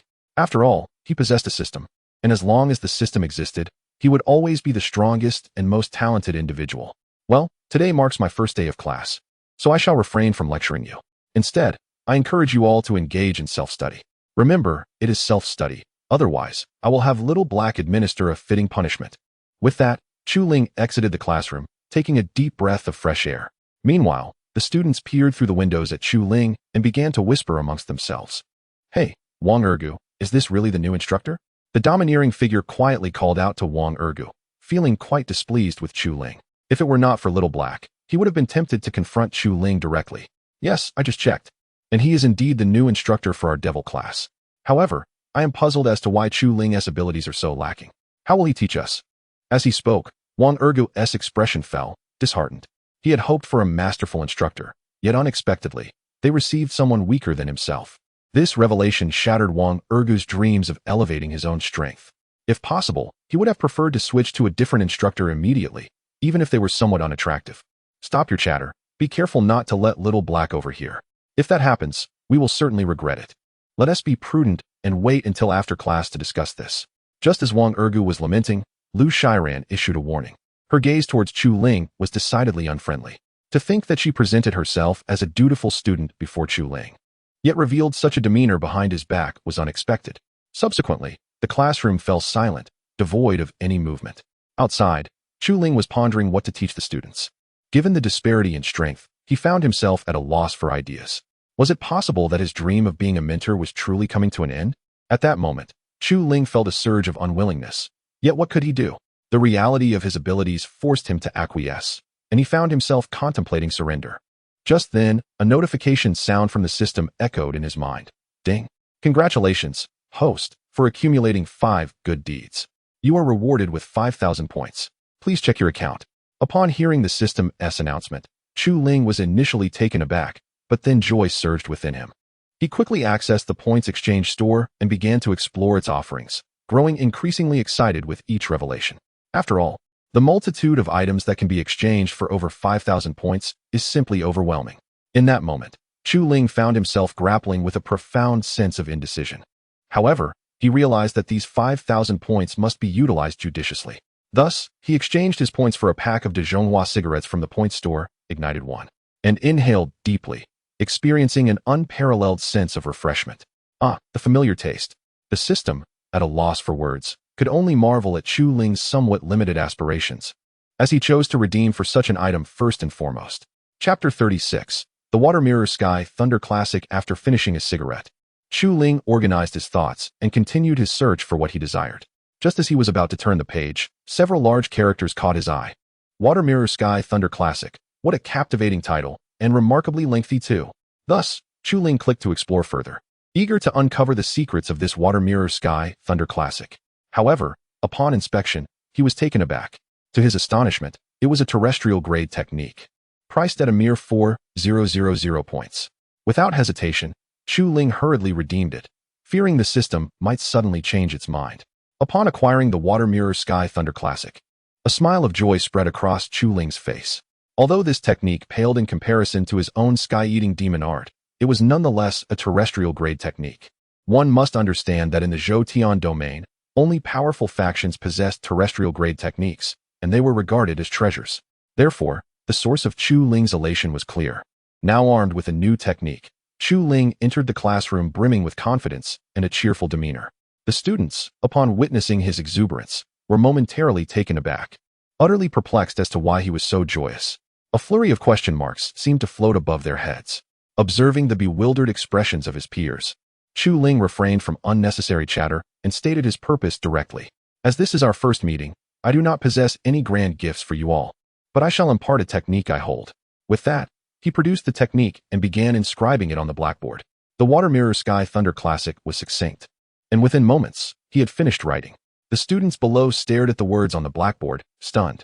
Particularly, Ba Ge was the most astonished of all. This is a terrestrial-grade technique, he exclaimed in shock. As soon as Ba Ji's voice faded, the surrounding students erupted in astonished murmurs. Realizing that the technique on the board was indeed of terrestrial grade, Wang Ergo was the first to react, immediately transcribing the Water Mirror Sky Thunder Classic from the blackboard. For someone from a humble background like Wang Ergo, a terrestrial-grade technique was akin to a treasure trove. Consequently, he gazed at Chu Ling with immense admiration. If possible, Wang Ergo wished to become Chu Ling's loyal follower, believing that such a relationship would grant him access to countless techniques. As Wang Ergo fervently copied the technique, he was nearly overwhelmed with excitement. In no time, the entire classroom was abuzz with students eagerly transcribing the technique. The prospect of a terrestrial-grade technique was beyond their wildest dreams, and its sudden availability filled them with exhilaration. Watching the students diligently copying the technique, Chu Ling wore a slight smile. At least he no longer needed to fret about future lessons. While others may not grasp the complexities of terrestrial-grade techniques, Chu Ling was well aware of their intricacies. After all, he had previously invested considerable effort into mastering the sky-eating demon art. Thus, Chu Ling could unequivocally assure that the book Water Mirror Sky Thunder Canon would suffice for their studies for a considerable period. Subsequently, after the students diligently transcribed the martial arts techniques, they became engrossed in their work, with not a single voice raised in conversation, each one absorbed in comprehending the earth-level techniques in their hands. Before long, the bell signaling the end of class rang, and Chu Ling bid farewell to the students before departing. Once Chu Ling had left, Ba Ge furrowed his brows. Casting a contemplative glance at the receding figure of Chu Ling, pray tell, how could this instructor possess earth-level techniques? Ba Ge articulated the perplexity that had been gnawing at him, utterly baffled about the origins of Chu Ling's earth-level martial arts. A myriad of questions swirled in Ba Ji's mind. Upon hearing Ba Ji's musings, the other students fell into deep thought, equally confounded by the situation. Oh, I understand. At that moment of contemplation, Wang Ergo interjected. What do you understand? Ba Ge queried, his curiosity piqued. I surmise that our instructor must hail from a prominent family. Otherwise, how could he so casually present us with earth-level techniques? Wang Ergo elaborated, positing that this explanation was the only rational account for Chu Ling's possession of such skills. Any alternative reasoning fell short of clarity. Moreover, the presence of the enigmatic little black creature by Chu Ling's side further solidified Wang Ergo's conviction. The other students nodded in agreement, echoing Wang Ergo's sentiments, and found themselves unable to fathom any other explanation for the origins of Chu Ling's earth-level techniques. Consequently, the students ceased their speculations and resumed their studies of the techniques at hand. Upon exiting the classroom, Chu Ling strolled through the corridor, when he suddenly spotted Hong Ruwei standing at the doorway, which piqued his curiosity. Approaching her, he inquired, Hong Ruwei, what brings you to stand here? Are you waiting for someone? Upon hearing his voice, Hong Ruwei turned to face him, and instead of being annoyed by his teasing, a faint smile graced her lips. Of course, I am waiting for you. Who else could I possibly be waiting for? She replied with a gentle smile. Noticing the expression on Chu Ling's face, Hong Ruwei instantly realized that he had performed admirably as an instructor, which eased her earlier concerns. Earlier that morning, she had harbored some anxiety about whether Chu Ling would effectively teach the students, but now, witnessing his demeanor, her worries began to dissipate. Well then, let us go. Today I am in high spirits. Allow me to treat you to a meal. Without further ado, Chu Ling took Hong Ruwei's hand and led her towards a restaurant, eager to indulge in a well-deserved feast. After all, within the vibrant atmosphere of this youthful academy, Chu Ling experienced an unprecedented joy. Although there had been some minor interruptions, they did little to mar his elation. As Hong Ruwei unexpectedly grasped Chu Ling's small hand, a wave of panic washed over her, causing her face to gradually flush with embarrassment. At a loss for words, she found herself at a loss for how to respond. Nevertheless, she secretly reveled in this sensation, her heart brimming with joy, even as her face betrayed her shyness. In that moment, a figure lurking in the corner bore witness to this scene and was immediately consumed with rage. Clenching their fists tightly, they yearned to charge forward and deliver a harsh lesson to Chu Ling ultimately. However, they regained their composure and vanished into the shadows, leaving no trace of their whereabouts. Chapter 37. Trouble approaches. As they walked, Hong Ruwei felt an overwhelming shyness wash over her, stealing glances at Chu Ling. If it were possible, she would have liked to break free from his grasp, yet for some inexplicable reason, she found herself relishing the sensation, unable to voice her desire to escape, and thus allowed Chu Ling to hold her hand. "Why is your face so flushed? Are you unwell?" Chu Ling inquired, noticing the deep crimson hue on Hong Ruwei's cheeks, a hint of concern creeping into his thoughts. Upon hearing his words, Hong Ruwei shyly released his hands, stammering, "In nothing." Not dwelling on her response, Chu Ling continued to lead her towards the restaurant. After about 10 minutes, they arrived and settled down at a table. Upon seeing Chu Ling return, the clumsy apprentice beamed with joy. "Master, I've finally learned how to make the fried rice you mentioned. I'll prepare it for you right now." With that, the apprentice dashed into the kitchen, eager to cook for Chu Ling. Watching his enthusiastic figure, Chu Ling shook his head in bemusement. He couldn't quite fathom why he found the apprentice's antics so endearing, which brought him immense amusement. "How did you come to have an apprentice?" "I was completely unaware of the events that transpired." After the apprentice had left, Hong Ruwei snapped back to reality and asked, perplexed by the happenings that unfolded in Chu Ling's absence, hoping for an explanation. Chu Ling deemed it a trivial matter and recounted the story in detail. To his surprise, upon hearing it, Hong Ruwei burst into laughter, discovering the amusing nature of the incident hidden within. "You're something else. To have encountered such a situation is truly remarkable." In an instant, Hong Ruwei's spirits lifted, casting aside any lingering doubts. Had Chu Ling not provided clarification, she would still be mired in confusion. For reasons unknown, Hong Ruwei felt a peculiar connection to Chu Ling, a sensation that was utterly enchanting. What could she do? The events had unfolded in her life, and despite her reluctance to accept, she found herself growing fond of the clumsy apprentice. Chu Ling clasped his hands together, signaling his own sense of helplessness. If given the choice, he would not regret his initial decision. After all, he understood that in this world, there are no remedies for regret. Once a choice is made, there is no turning back. Soon, the fried rice prepared by the apprentice was brought to their table, placed before Hong Ruwei and Chu Ling. "Master, please try the fried rice I made. It's a culmination of many failed attempts, and I'm certain you will be thoroughly pleased," the apprentice declared confidently, his eyes sparkling with anticipation, hoping for praise from Chu Ling, for such accolades would bring him immense joy. Upon hearing the words of the simpleton, Chu Ling began to savor the fried rice. After a few bites, he nodded in acknowledgement, realizing that the simpleton's fried rice had now reached his level of culinary skill. This realization filled Chu Ling with immense satisfaction. Witnessing Chu Ling's nod, the simpleton nearly erupted in jubilant cheer, but fearing that Chu Ling might look down upon him, he stifled his excitement within. Just as Chu Ling prepared to continue enjoying the fried rice, a flying sword inexplicably shot towards him. Reacting swiftly, Chu Ling evaded the attack and cast a profound gaze towards the sword's direction, a glimmer of murderous intent flickering in his eyes. The urge to eliminate the assailant surged within him, a means to vent the inexplicable fury that had welled up inside. The simpleton, now alert, glared fiercely ahead. "Who dares to ambush my master? Do they not fear being slain by my hand?" Moments after his outburst, several figures emerged from the shadows, positioning themselves directly before Chu Ling, each wielding a razor-sharp blade. Recognizing the malevolent intentions of these intruders, Chu Ling's demeanor hardened. He began to channel the Devouring Sky Demon technique, readying himself to confront the hostile figures cloaked in black. What baffled him most was how he had barely arrived in Huanglong City only to be confronted by such nefarious individuals, leaving him utterly confounded regarding whom he had offended. If only someone would step forward to elucidate the situation, perhaps his bewilderment would dissipate. "Who are you, and why do you assault me from the shadows?"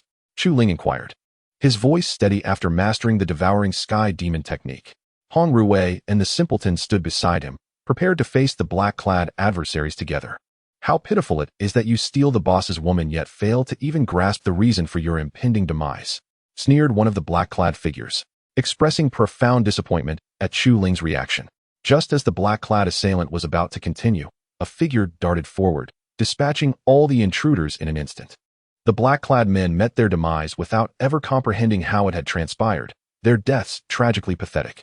Soon after, a figure appeared before Chu Ling, smiling gently. "Hello, Chu Ling. It has been a long time," Wu Qianqian greeted, her demeanor suggesting a familiarity as if they had known each other for ages. This interaction incited jealousy in Hong Ruwei, who stood beside Chu Ling. Upon recognizing Wu Qianqian, Chu Ling secretly exhaled in relief, dissipating the devouring sky demon technique as he sauntered into the tavern. Choosing to disregard Wu Qianqian. "Hey, Chu Ling, do you have no conscience? I just saved your life, and this is how you treat your savior?" Wu Qianqian exclaimed hurriedly, catching up to his stride. She had envisioned a grand entrance that would leave Chu Ling awestruck, yet he seemed entirely indifferent, much to her dismay. A profound silence enveloped her heart, and she found herself increasingly captivated by Chu Ling. Meanwhile, Hong Ruwei, observing Wu Qianqian, realized that this woman was, astonishingly, her equal, which ignited a pang of jealousy within her. Who could have anticipated that Chu Ling was entangled in external flirtations? This revelation rendered Hong Ruwei momentarily speechless. However, upon witnessing Chu Ling's demeanor, she quickly discerned that it was Wu Qianqian who was pursuing him, rather than Chu Ling actively seeking her out. This realization significantly uplifted Hong Ruwei's spirits, alleviating much of the discomfort she had previously felt. It was evident that Hong Ruwei was gradually developing an affection for Chu Ling. Chapter 38. The rivalry between two women. After a short while, Wu Qianqian and Hong Ruwei began to exchange glances, each finding the other increasingly displeasing. It was as if they wished nothing more than for the other to vanish at that very moment. However, both were acutely aware that such a scenario was utterly unattainable. Thus, they could only stare at one another, rendered helpless to act otherwise. Before long, the two women entered the tavern and took their seats directly opposite Chu Ling. Witnessing this, Chu Ling was suddenly beset by a throbbing headache. He pondered what it was about himself that could incite a rivalry between two godlike women. To him, they were merely good friends, and nothing more. With the recent events weighing heavily on his mind, it was impossible for him to feel any joy. Chu Ling found himself in a state of profound distress, yearning for a savior to alleviate his turmoil, as such a presence might ease the burden of his current predicament. The simpleton beside him, observing the scene, scratched his head awkwardly, utterly at a loss for how to proceed. In his world, the concept of women held no significance. Only his fervor for culinary arts could incite any enthusiasm within him. The atmosphere grew palpably tense, so quiet that the sound of a pin dropping would have been audible, underscoring the stillness surrounding them. "Hey, what on earth is wrong with you two? Ever since you walked in, you've been like this." As if some monumental crisis has occurred. At last, unable to endure the oppressive atmosphere any longer, Chu Ling voiced his thoughts. He hoped that Wu Qianqian and Hong Ruwei would reconcile. Only then could he find the peace of mind necessary to reflect upon the recent events. In the current environment, tranquility seemed elusive. Perhaps realizing that they had gone too far, Wu Qianqian and Hong Ruwei gradually regained their composure, no longer casting hostile glances at one another. Observing this change, Chu Ling secretly sighed in relief. At least they were still willing to heed his words. Otherwise, he would have been left utterly bewildered about how to navigate the situation. "By the way, Wu Qianqian, Hong Ruwei, do you have any idea who sent those men in black just now? I can't shake the feeling that there's a hidden mastermind behind them. Otherwise, they wouldn't have dared to act so brazenly, completely disregarding the lord of the city." After a moment, Chu Ling continued, his gaze turning resolute, a palpable aura of menace emanating from him. It was as if he yearned to eliminate the one who had plotted against him, for only then could he feel at ease. After all, the true terror lies in enemies lurking in the shadows, as one can never anticipate their next move. Upon hearing Chu Ling's words, Wu Qianqian and Hong Ruwei fell into deep contemplation, pondering the identity of those men in black. It was worth noting that Chu Ling had only just arrived in Huanglong City when he encountered such an ordeal. Anyone would find such an experience intolerable. Thus, it was Chu Ling who bore the brunt of the anger. However, at this moment, Chu Ling found himself utterly devoid of thought, unable to devise any means to uncover the mastermind behind the recent assassination attempt. He firmly believed that since there had been one attempt, another would undoubtedly follow, rendering such covert strikes nearly impossible to defend against. Gradually, the restaurant descended into a profound silence, each patron lost in contemplation of the ominous figure in black, all hoping to soon identify their target. Yet, no matter how hard he pondered, Chu Ling could not arrive at any conclusion, ultimately resigning himself to frustration. Nevertheless, He did not allow himself to become complacent. Instead, he grew increasingly vigilant. Should he catch even the faintest hint of danger, he would not hesitate to eliminate it. He understood all too well the wisdom that if one does not eradicate the roots, the grass will grow back with the spring winds. By the way, Wu Qianqian, what brings you here? Shouldn't you be at your brothel, rather than seeking me out? Is there something particularly significant? Upon uttering these words, Hong Ruwei shot Chu Ling a hostile glance, instantly realizing the implications of his visit to such an establishment. In that moment, she felt an overwhelming urge to weep, never having anticipated that Chu Ling could be such a person.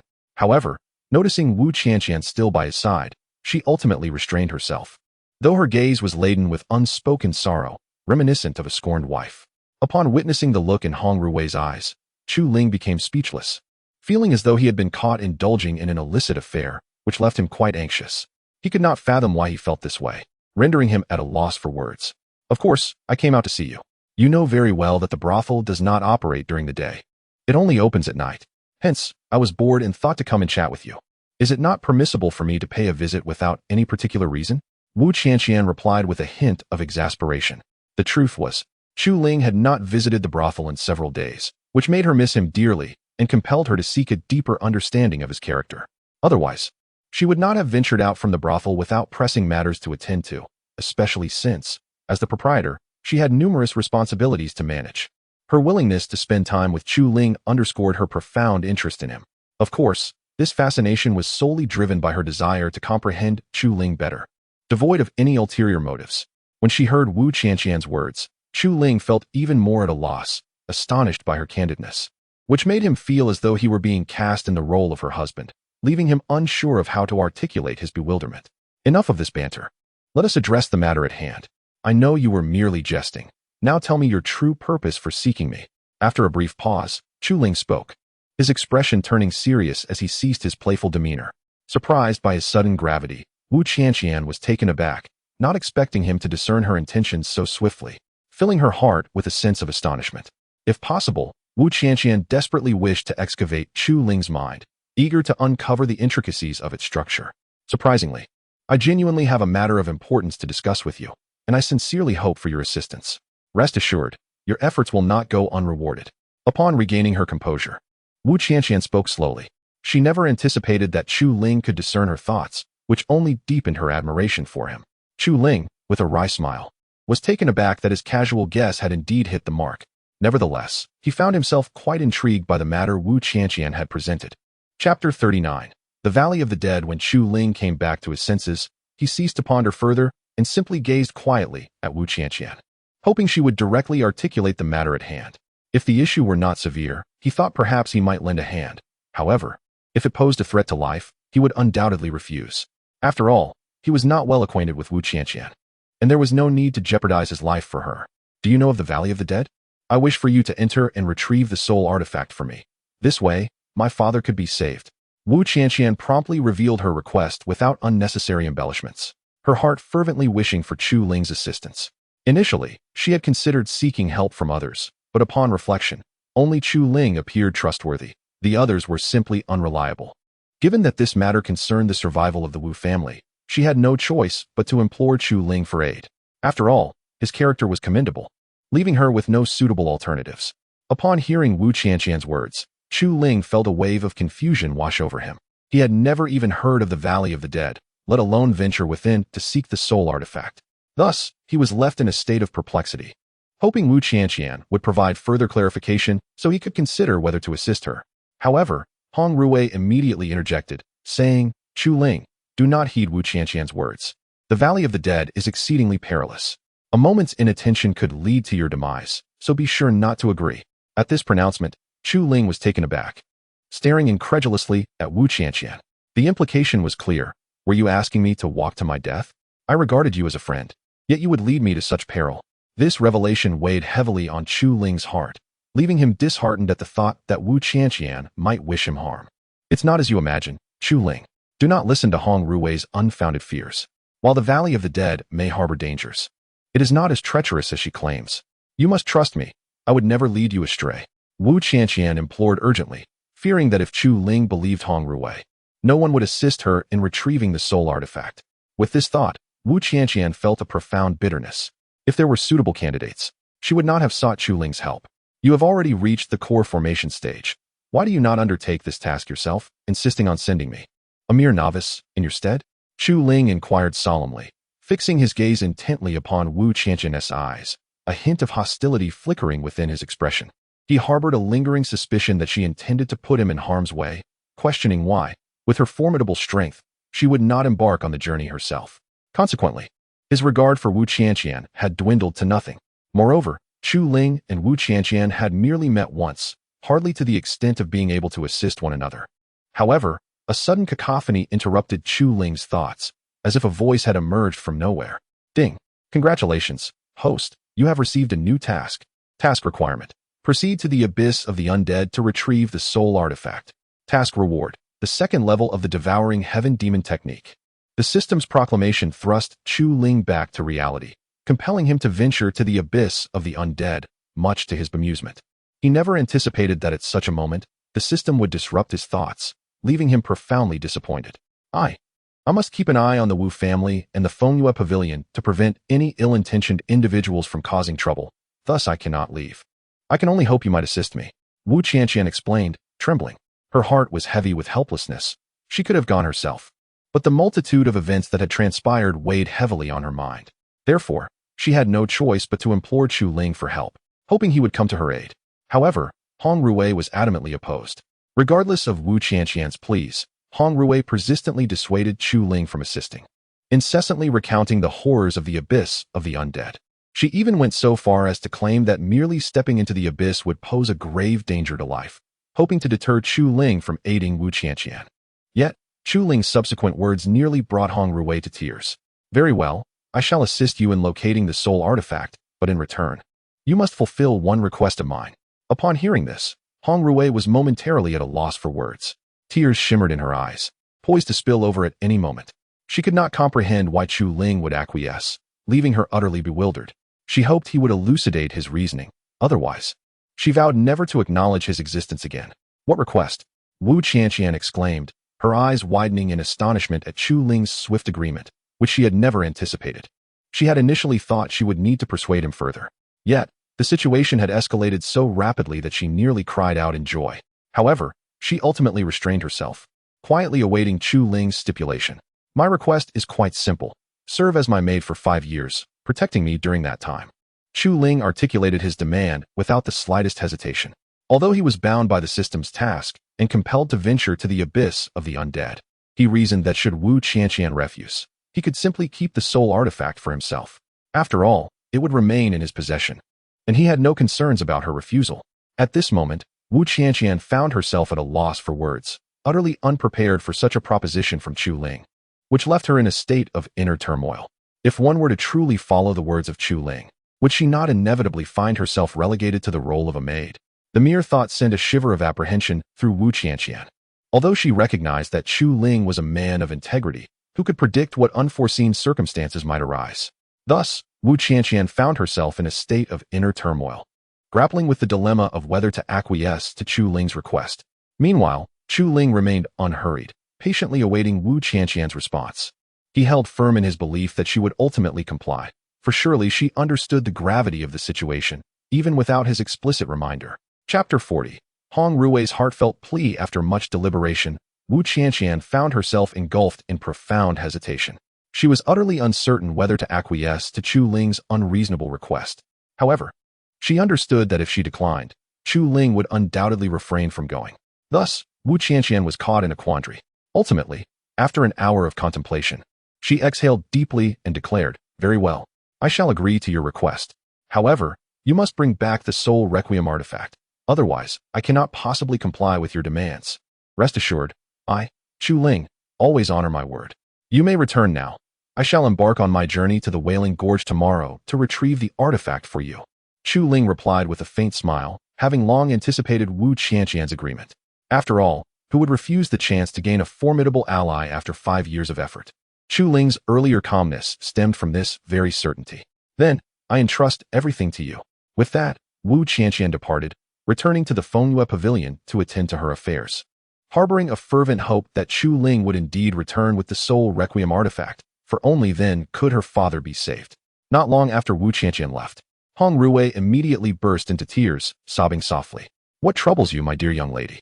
Chu Ling inquired, his head aching at the sight. He found himself bewildered, unable to comprehend Hong Ruwei's sudden emotional turmoil, especially since she had appeared perfectly fine moments ago. Yet, Hong Ruwei paid no heed to Chu Ling's concern, continuing to weep sorrowfully, as though something dear to her was slipping away. No matter how Chu Ling attempted to console her, Hong Ruwei remained inconsolable. Resolving to wait patiently, Chu Ling sat quietly beside her, hoping she would eventually tire of her tears so he could inquire about the cause of her distress.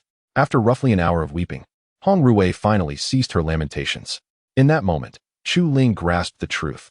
Women, it seemed, were made of water, capable of crying to the extent that one might question the very meaning of life. Offering her a tissue, Chu Ling urged, "Here, wipe your tears." Chu Ling, could you refrain from going to the Wailing Gorge? That place is fraught with peril, dangers beyond your imagination. After wiping her face, Hong Ruwei spoke tremulously. In truth, she had ventured to the Wailing Gorge once before meeting Chu Ling, and the experience had terrified her, leaving her with lasting psychological scars. If she could avoid it, she would never wish to return, for it was a realm of unspeakable horrors. The mere recollection sent shivers down her spine. Yet, even without Wu Qianqian's request, I must journey to the Wailing Gorge. There lies something I yearn to obtain. Chu Ling explained. Let Hong Ruwei understand that her journey to the Valley of the Dead is not merely for the sake of Wu Qianqian, and alleviate her worries. After listening to Chu Ling's words, Hong Ruwei's spirits lifted considerably, though she still bore a profound sadness. Yet, there should be no hesitation. This Valley of the Dead is a destination I must reach. Regardless of your counsel, I shall proceed. Thus, spare your advice. Chu Ling interrupted Hong Ruwei with unwavering determination. In truth, Chu Ling felt a deep sense of helplessness within. However, the system constituted Chu Ling's most significant secret, one that could never be disclosed under any circumstances. Consequently, he hoped for Hong Ruwei's understanding. Otherwise, he feared their friendship would inevitably grow distant. At that point, they would merely be strangers. A scenario Chu Ling wished to avoid. He sincerely hoped Hong Ruwei would reflect on this matter carefully. Observing Chu Ling's resolute demeanor, Hong Ruwei realized that no matter what she said, he would not relent. Therefore, she found herself at a loss, her mind consumed by frustration and devoid of any other thoughts. After a moment, a sudden idea struck her, and she declared, "You may go, but you must take me with you. Only then will I feel at ease allowing you to venture forth. Otherwise, I shall employ my means to ensure you do not succeed. You are my only friend in this world, and I cannot bear the thought of you coming to harm. Hence I must act in this manner." Upon hearing this, Chu Ling was momentarily speechless, unable to comprehend why Hong Ruwei was so resolute. He was acutely aware of her current physical condition, more than anyone else. Thus, he wished to dissuade her from accompanying him on this perilous journey. "But your core is shattered. Following me would only hinder my progress and offer no assistance whatsoever." Consequently, Chu Ling voiced his true feelings, hoping to persuade Hong Ruwei to reconsider. He knew that if she insisted on joining him in the Valley of the Dead, he would be utterly incapable of looking after her. Nevertheless, Hong Ruwei remained undeterred, asserting that she would accompany Chu Ling unless he severed ties with her. Otherwise, she would not allow him to venture into the Valley of the Dead to meet his demise. "Master, I am actually a practitioner at the second level of Foundation establishment. You can take me with you. I can help protect the Master's wife." At that moment, the fool interjected, his eyes filled with sincerity, as though he had made a resolute decision within his heart. Upon hearing the term Master's wife, Hong Ruwei instantly felt elated, vowing to treat the fool with more kindness in the future. However, Chu Ling was left utterly at a loss for words. It was already burdensome enough to have Hong Ruwei clinging to him. Now, the fool was also vying for his attention, leaving him exasperated. Had he foreseen this outcome, he would have refrained from mentioning it in front of Hong Ruwei, thereby avoiding much of the ensuing trouble. How could he have ended up in such a predicament? Very well. I allowed the two of you to go, but I must emphasize that this journey is far from ordinary. Should any unforeseen events arise in the Valley of the Lost Souls, please do not hold me accountable. Ultimately, Chu Ling could no longer withstand the persistent coaxing of Hong Ruwei and the simpleton, and reluctantly acquiesced. However, once they ventured into the Valley of the Lost Souls, any occurrences would no longer be her concern.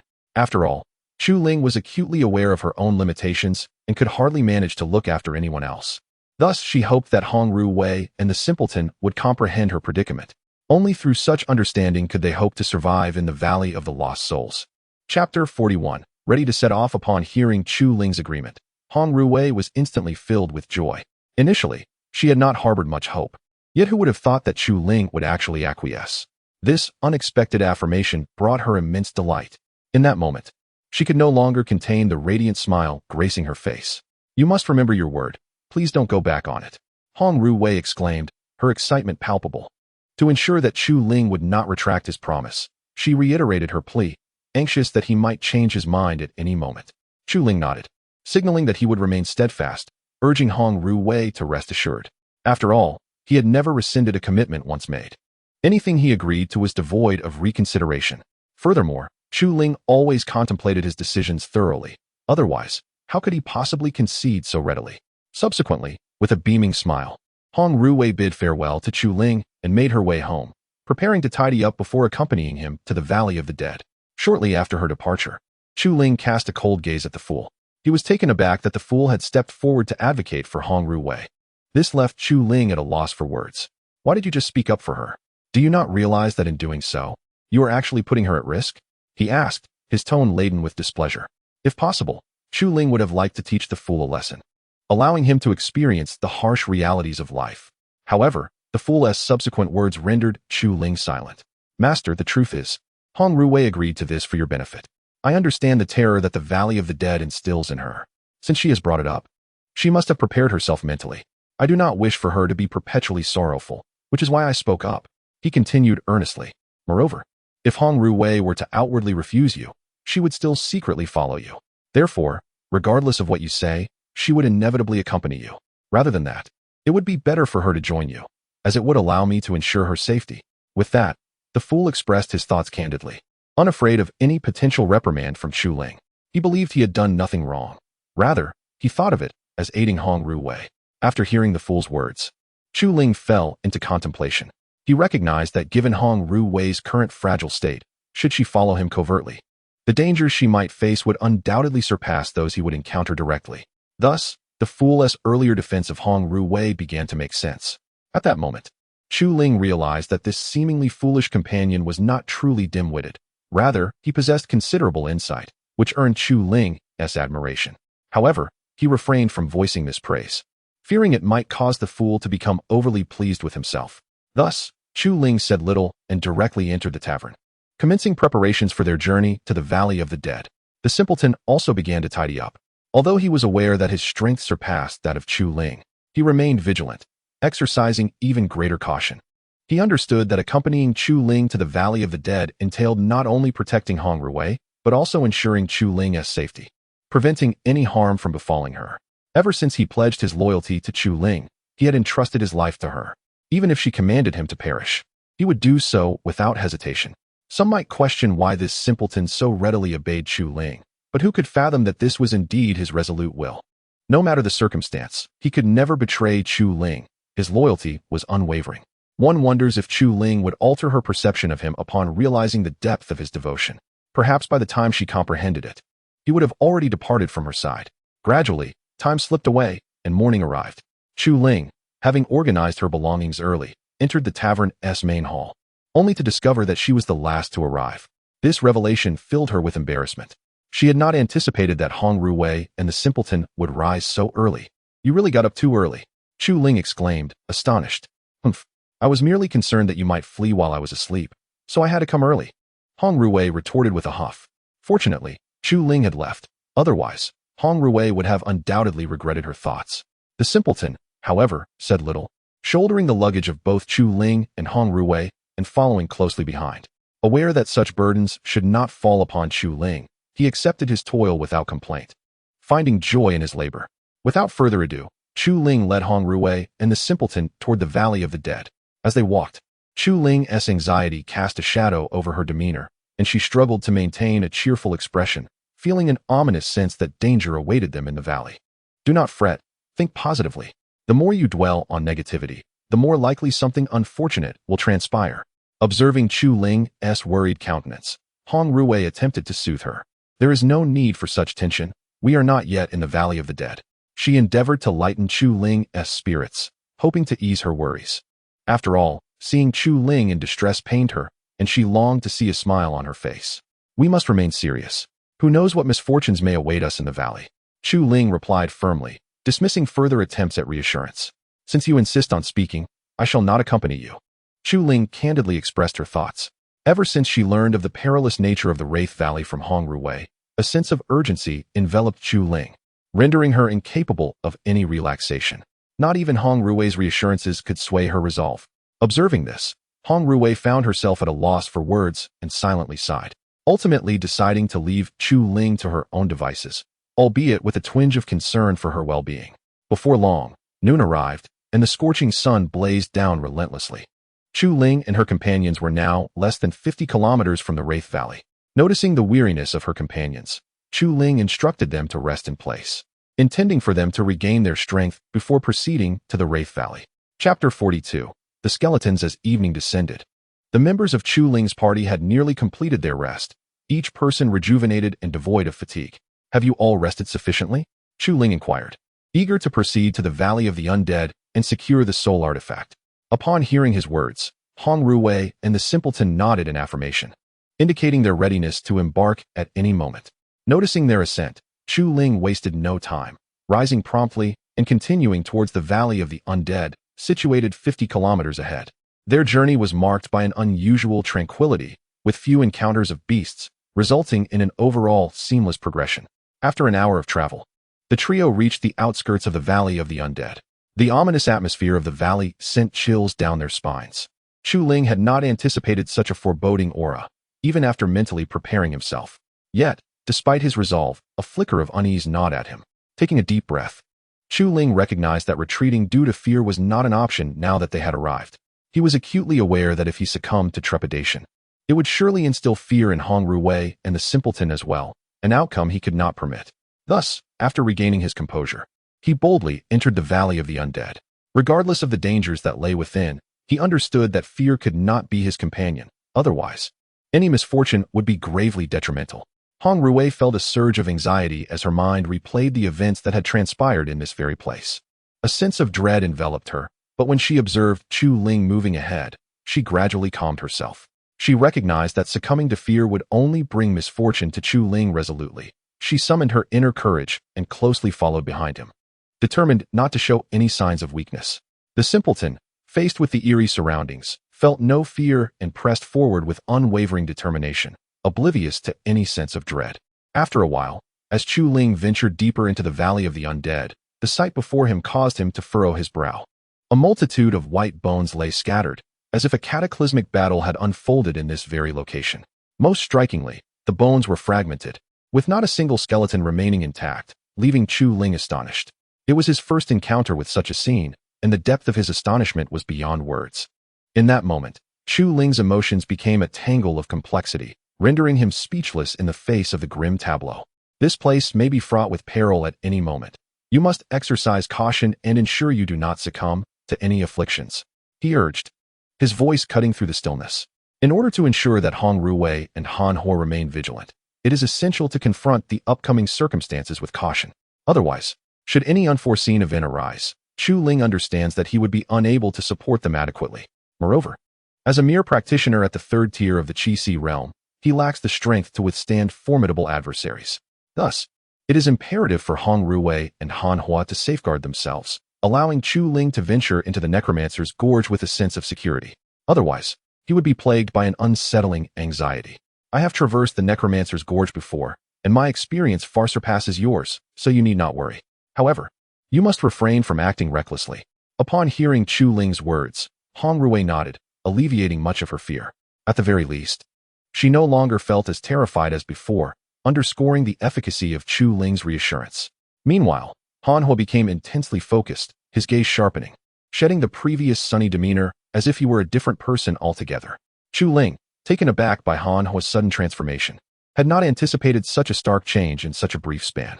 Nevertheless, he chose to dismiss his surprise and continued forward. Consequently, the trio gradually ventured deeper into the Necromancer's Gorge, adopting a serious demeanor. Compared to before, Chu Ling felt a heightened sense of tension, unwilling to lower his guard. As they entered the gorge, a chilling breeze swept over them, startling Hong Ruwei, yet fortunately, her resilience kept her from succumbing to fear. Suddenly, a deafening crash interrupted their progress, halting them in their tracks. Before them appeared a skeletal figure. Furrowing his brow at the sight of the skeleton, Chu Ling inquired, "What is this creature, Hong Ruwei?" Given that she had previously visited the Necromancer's Gorge, she was undoubtedly familiar with its denizens. Chu Ling sought to understand the nature of this monster to devise an appropriate response. Judging by the imposing aura of the skeleton, he discerned that it was no ordinary being. Otherwise, he would have acted long ago instead of remaining still. The lowest tier of beings in the Necromancer's Gorge is known as the skeleton, possessing strength equivalent to that of a foundational stage practitioner. It is also the weakest creature found here.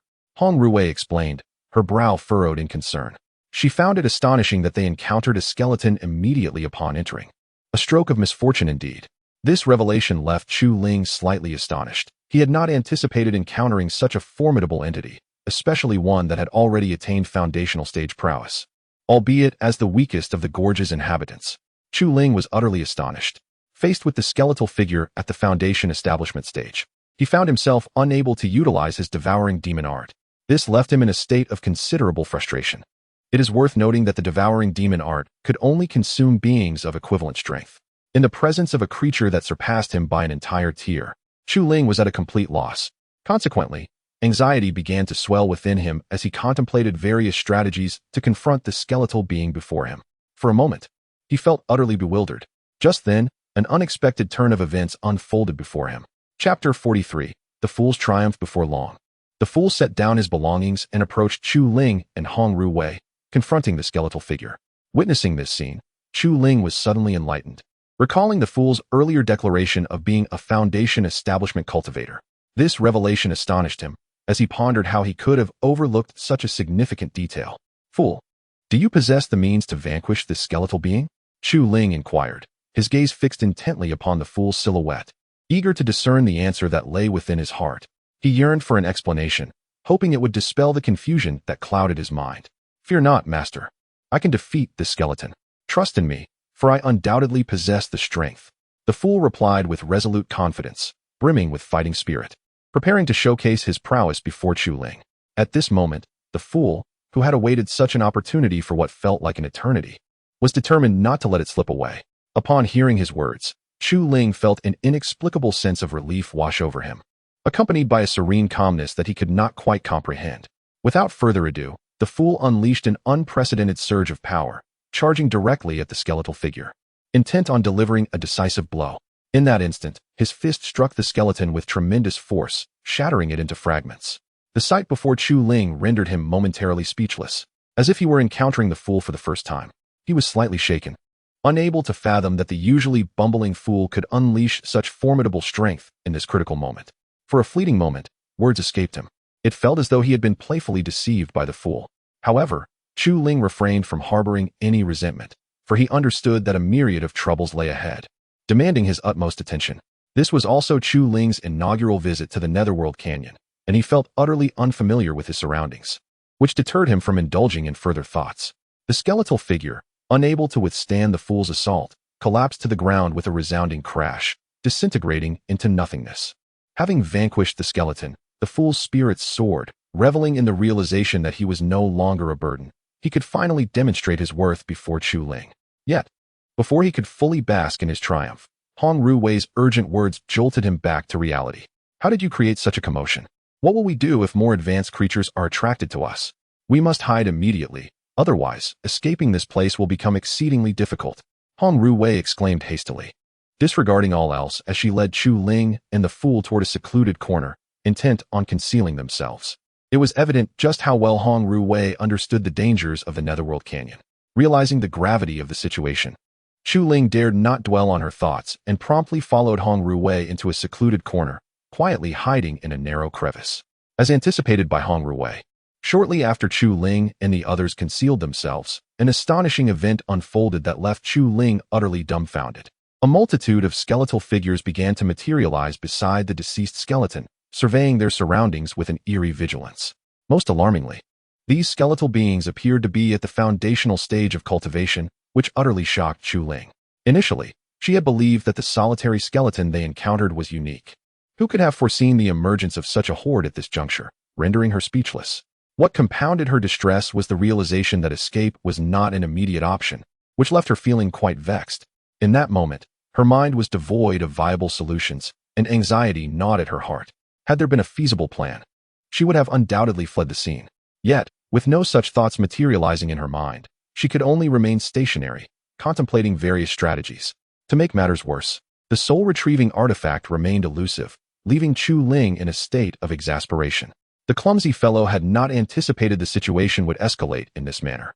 He had initially intended to impress Chu Ling. Now, feeling awkward, he scratched his head, refraining from making any sound for fear of inciting Chu Ling's displeasure. He was acutely aware that such a reaction would inevitably result in a scolding from her. Thus, he understood that maintaining silence was paramount at that moment, ensuring that Chu Ling would not be alerted to his presence. As time trickled by, numerous skeletal figures gathered not far from Chu Ling, deepening her frustration. She had never imagined that a single loud noise could attract such a multitude of skeletons, leaving her bewildered about the circumstances. It seemed implausible that such a cacophony could summon so many skeletal entities. In a fit of irritation, Chu Ling decided to exchange some points at the system's store for a pack of cigarettes, intending to calm her nerves. Upon noticing the cigarettes in Chu Ling's hand, the clumsy fellow was immediately puzzled. He wondered what Chu Ling was planning to do, especially in such a precarious situation. She should be devising a strategy to confront the skeletons. Yet, what he witnessed was Chu Ling seemingly playing with fire. "Master, what are you doing?" he inquired, filled with curiosity about the extraordinary object in her possession. Ignoring his question, Chu Ling lit a cigarette and began to smoke, her gaze fixed intently ahead. Her mind was preoccupied with contemplating how to deal with the skeletal horde. After all, remaining in a state of waiting was not a viable solution. It would only squander precious time.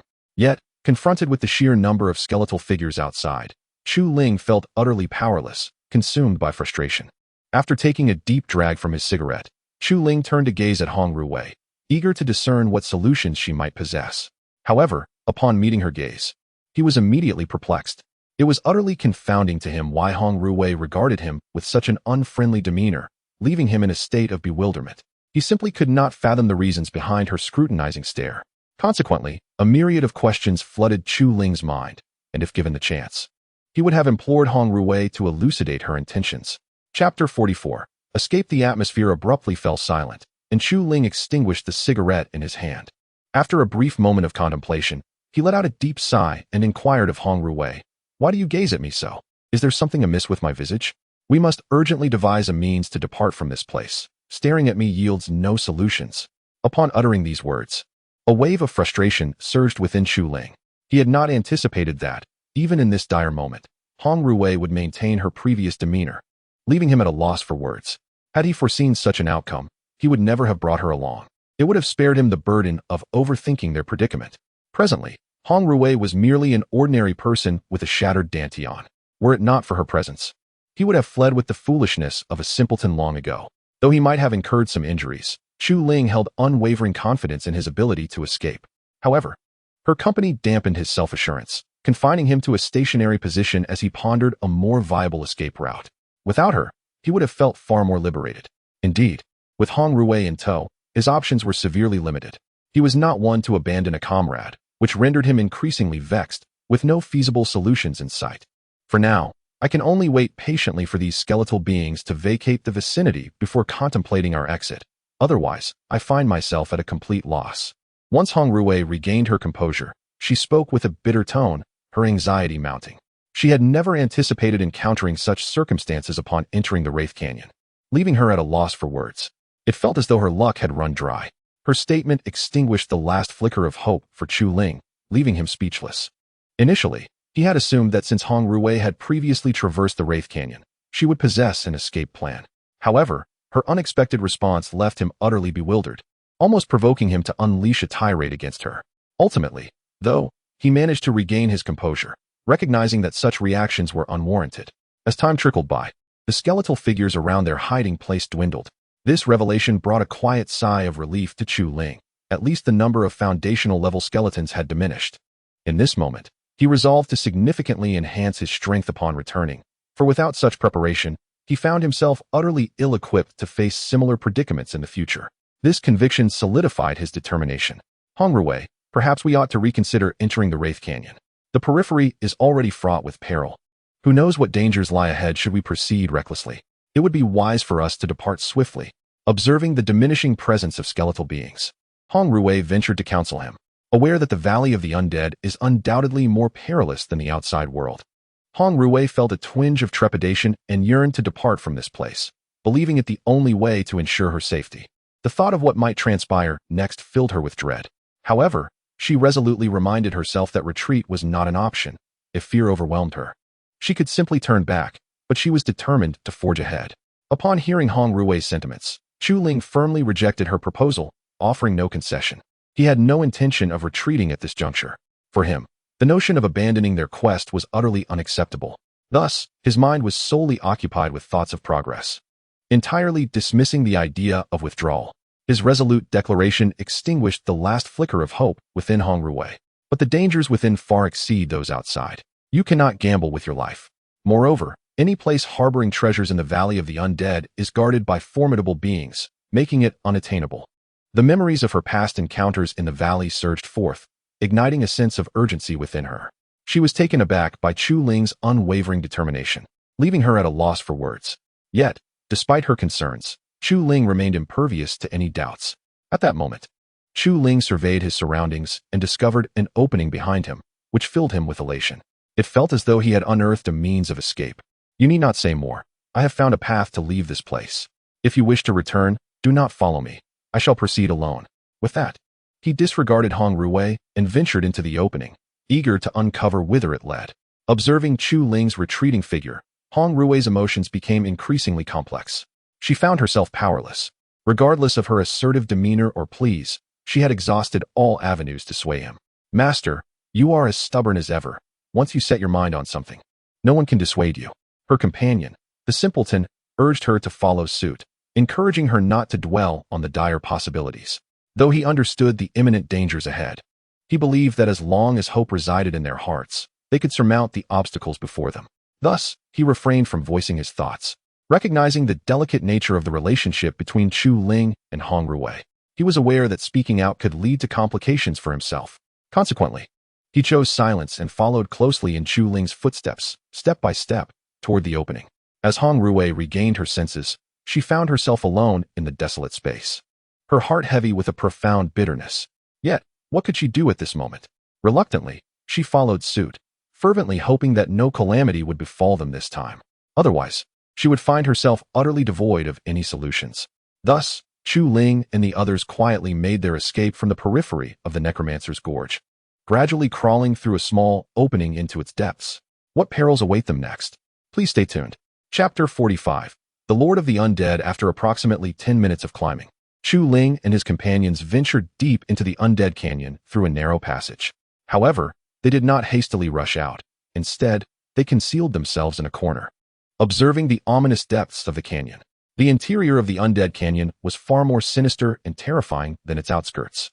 Yet, the only solace was the absence of numerous skeletons, which relieved Chu Ling's anxiety. At least for the moment, he need not fear a horde of skeletal adversaries. Soon after, Chu Ling approached Hong Rui, who looked puzzled as he stealthily made his way toward her. What is it, Chu Ling? She inquired, her curiosity piqued. Have you ventured into the depths of the Undead Canyon? Could you enlighten me on its specific conditions? This knowledge would greatly aid my judgment, Chu Ling asked calmly, his eyes reflecting a cautious demeanor. He was acutely aware of the dangers surrounding them and refrained from letting his guard down, fearing that any lapse could lead to dire consequences. Thus, he remained exceptionally vigilant.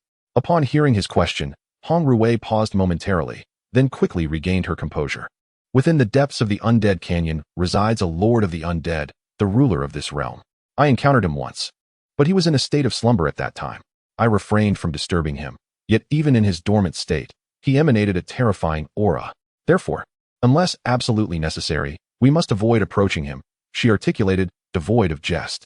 Understanding the gravity of their predicament, Hong Rui felt a surge of tension, fearing that a single misstep could lead to their demise. She could only hope that events would not unfold as ominously as she imagined. Otherwise, any misfortune would be truly regrettable. Chu Ling furrowed his brow, taken aback by the revelation of such a perilous entity lurking within the Undead Canyon. Nevertheless, he recognized that retreat was no longer an option. He was committed to locating the soul artifact before departing. Otherwise, all his previous efforts would amount to naught. What is the strength of this Lord of the Undead? He inquired after a moment of contemplation, eager to gather more information about this formidable foe. Understanding the nature of the Lord would be crucial for devising an effective strategy. After all, who could foresee the events that might unfold? Approximately at the core formation stage, his power is exceedingly formidable. Unless absolutely necessary, we must not provoke this Lord of the Undead. Otherwise, your current strength would be insufficient to contend with him. Hong Rui replied after some thought. It is well understood that Chu Ling's abilities are insufficient to confront the formidable Lord of the Undead. Thus, she is advised to refrain from such reckless endeavors. Only through caution can they hope to depart from this perilous place unscathed. At this moment, Hong Rui's words struck Chu Ling with profound astonishment. She had never anticipated the Lord of the Undead to possess such overwhelming power. A bitter sensation filled her heart as she grappled with uncertainty on how to contend with this menacing entity. Consequently, Chu Ling resolved to evade the Lord of the Undead in her quest for the soul artifact. For if she were to be targeted by the Lord, escape would be utterly impossible. Soon, having formulated her plan, Chu Ling stealthily ventured deeper into the Valley of the Undead in search of the soul artifact, moving with utmost grace.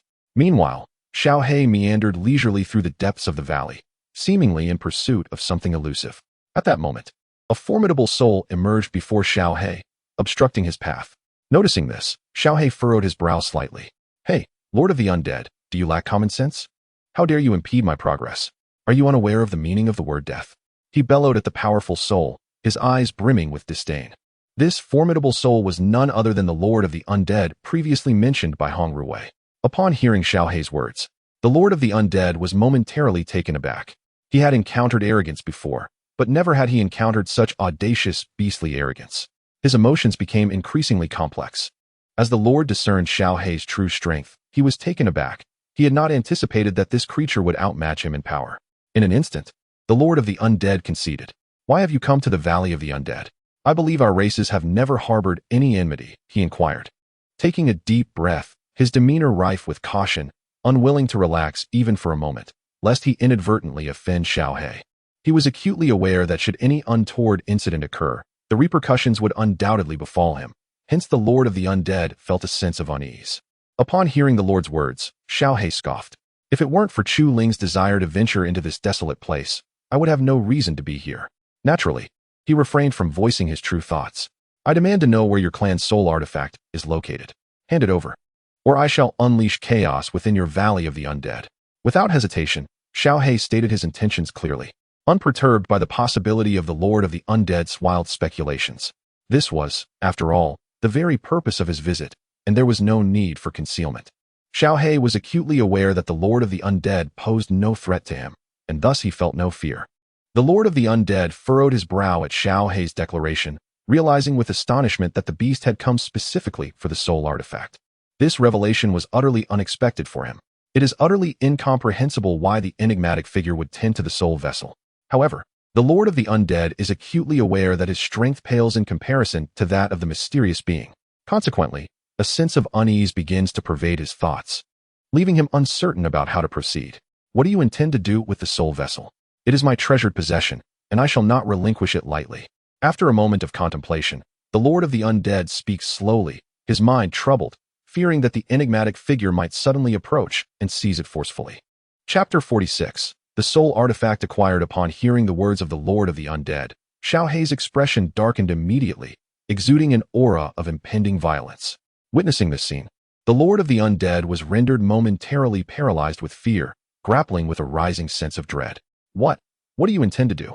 The Lord of the Undead stammered, involuntarily retreating a few steps, his eyes betraying a flicker of terror. Even though he was in his own domain, an inexplicable sense of peril enveloped him. I do not wish to do anything, but if you do not surrender the soul artifact, I shall have no choice but to act without mercy. Xiao He smiled faintly at the Lord of the Undead, his claws gathering strength. Faced with this situation, the Lord of the Undead found himself in an inescapable predicament, utterly uncertain of how to proceed, as a gnawing fear began to take root in his heart. Ultimately, unable to withstand the pressure exerted by Xiao He, the Lord of the Undead capitulated, exclaiming, I will hand it over. Is that not sufficient? Upon uttering these words, he collapsed to the ground, paralyzed with fear, for he understood that retreat was no longer an option. Engaging Xiao He in battle was futile. He was no match for him. Thus, he chose to surrender early, preferring to hasten the end of his current torment rather than face a merciless defeat. Upon hearing his submission, Xiao He retracted his menacing aura, That is more like it. Do not wait until I strike before you regret your choices. Otherwise, you may not even realize how you met your demise. Xiao He chuckled heartily, his gaze softening. Subsequently, the Lord of the Undead retrieved the soul artifact from himself, placing it before Xiao He, then cautiously retreated a few steps, fearful that Xiao He might seize the opportunity to launch a surprise attack. After acquiring the soul artifact, Xiao He wasted no time and promptly stored it away. Before departing, he cast a final glance at the Lord of the Undead. Watching Xiao He's retreating figure, the Lord of the Undead felt a tumult of emotions, his heart heavy with frustration. Had he known such events would unfold, he mused that he should have sequestered himself in meditation to avoid such a predicament. Once he left, Xiao He hastened toward the direction of Chu Ling. Initially, he had no intention of assisting Chu Ling, yet after some contemplation, he resolved to lend a hand. Only in this way could Chu Ling swiftly escape the Valley of the Undead and avoid lingering in such a perilous place. Xiao He was aware that the Valley of the Undead was a realm that extinguished life, and prolonged exposure could lead to dire consequences, thus motivating his decision to intervene. Otherwise, he would have been indifferent to such trivial matters. After a while, Xiao He returned to Chu Ling's side, and without hesitation, he produced the soul artifact from his possession and presented it to Chu Ling. He then playfully tugged at the hem of Chu Ling's trousers. Irritated, Chu Ling turned to see what was amiss, only to find Xiao He causing a disturbance, which incited his wrath. However, when Chu Ling turned to look, he was astonished to find a soul artifact lying on the ground. Little Black, did you find this soul artifact? Chu Ling exclaimed in shock as he picked up the artifact to examine it closely. To his astonishment, it was indeed a genuine soul artifact, and he could hardly believe that after searching for so long, it had been discovered by Little Black. At a loss for words, Chu Ling was utterly speechless. Woof woof. Little Black barked several times, indicating that this soul artifact was indeed his find. He wagged his tail joyfully to express his excitement. Beside them, Hong Ruwei and the simpleton turned to look as well. Upon seeing the soul artifact, they too were taken aback. They never expected that the elusive object they had tirelessly sought would be found so effortlessly by Little Black. Their worldview was profoundly shaken, and they immediately perceived this large yellow dog as a creature of noble lineage. After all, how could it possess such remarkable intelligence? Impressive Little Black. The very thing I searched high and low for has been unearthed by you. When we return, I shall reward you with a grand chicken leg, exclaimed Chu Ling, his heart brimming with joy as he held the soul artifact. If possible, he longed to shout out loud to express his elation, but ultimately, he restrained himself, mindful of maintaining his composure. After reveling in his happiness for a while, Chu Ling's delight was abruptly interrupted by a voice. Now that we have the soul artifact, let us hasten our departure, Chu Ling. Who knows what might transpire if we linger any longer? Hong Ruwei spoke up, her eyes filled with concern. Fearful of any ensuing misfortune, she was exceedingly anxious, wishing they could leave immediately to avoid further complications. Upon hearing Hong Ruwei's words, Chu Ling nodded, recognizing the futility of remaining. Therefore, he secured the soul artifact, rose to his feet, and led Hong Ruwei and the simpleton out of the necropolis gorge. Chu Ling had yet to fully comprehend the intricacies of the gorge, silently vowing to return at the earliest opportunity to ensure he would harbor no regrets. Thus, Chu Ling, accompanied by Hong Ruwei and the simpleton, stealthily departed the necropolis gorge, making their way toward the outside world. After approximately half an hour of walking, they finally reached the entrance of the gorge. However, upon stepping out, they discovered that darkness had enveloped the surroundings. Stuck in a predicament, they pondered, with nightfall upon us, shall we not take refuge here for the night? Thus, after a moment of contemplation, Chu Ling proposed to inquire about the feelings of Hong Ruwei and the simpleton. Wishing to gauge their opinions, I am at your service, master. The simpleton replied without exhibiting much emotion, readily acquiescing to the suggestion. He felt no trepidation about spending the night outdoors, reassured by his own imposing stature. Upon hearing the simpleton's words, Hong Ruwei felt a pang of bitterness in her heart, but subsequently consented as well, offering no further resistance. Furthermore, not wishing to be seen as a dissenter, she felt compelled to align with the majority for the sake of harmony, thus avoiding any appearance of standing out excessively. Chapter 47. Midnight Crisis. Upon witnessing the situation, Chu Ling wasted no time and promptly erected the tent. The simpleton eagerly assisted him, ensuring that Chu Ling did not bear the burden alone. Soon enough, the tent was set up, and the three of them settled down to rest.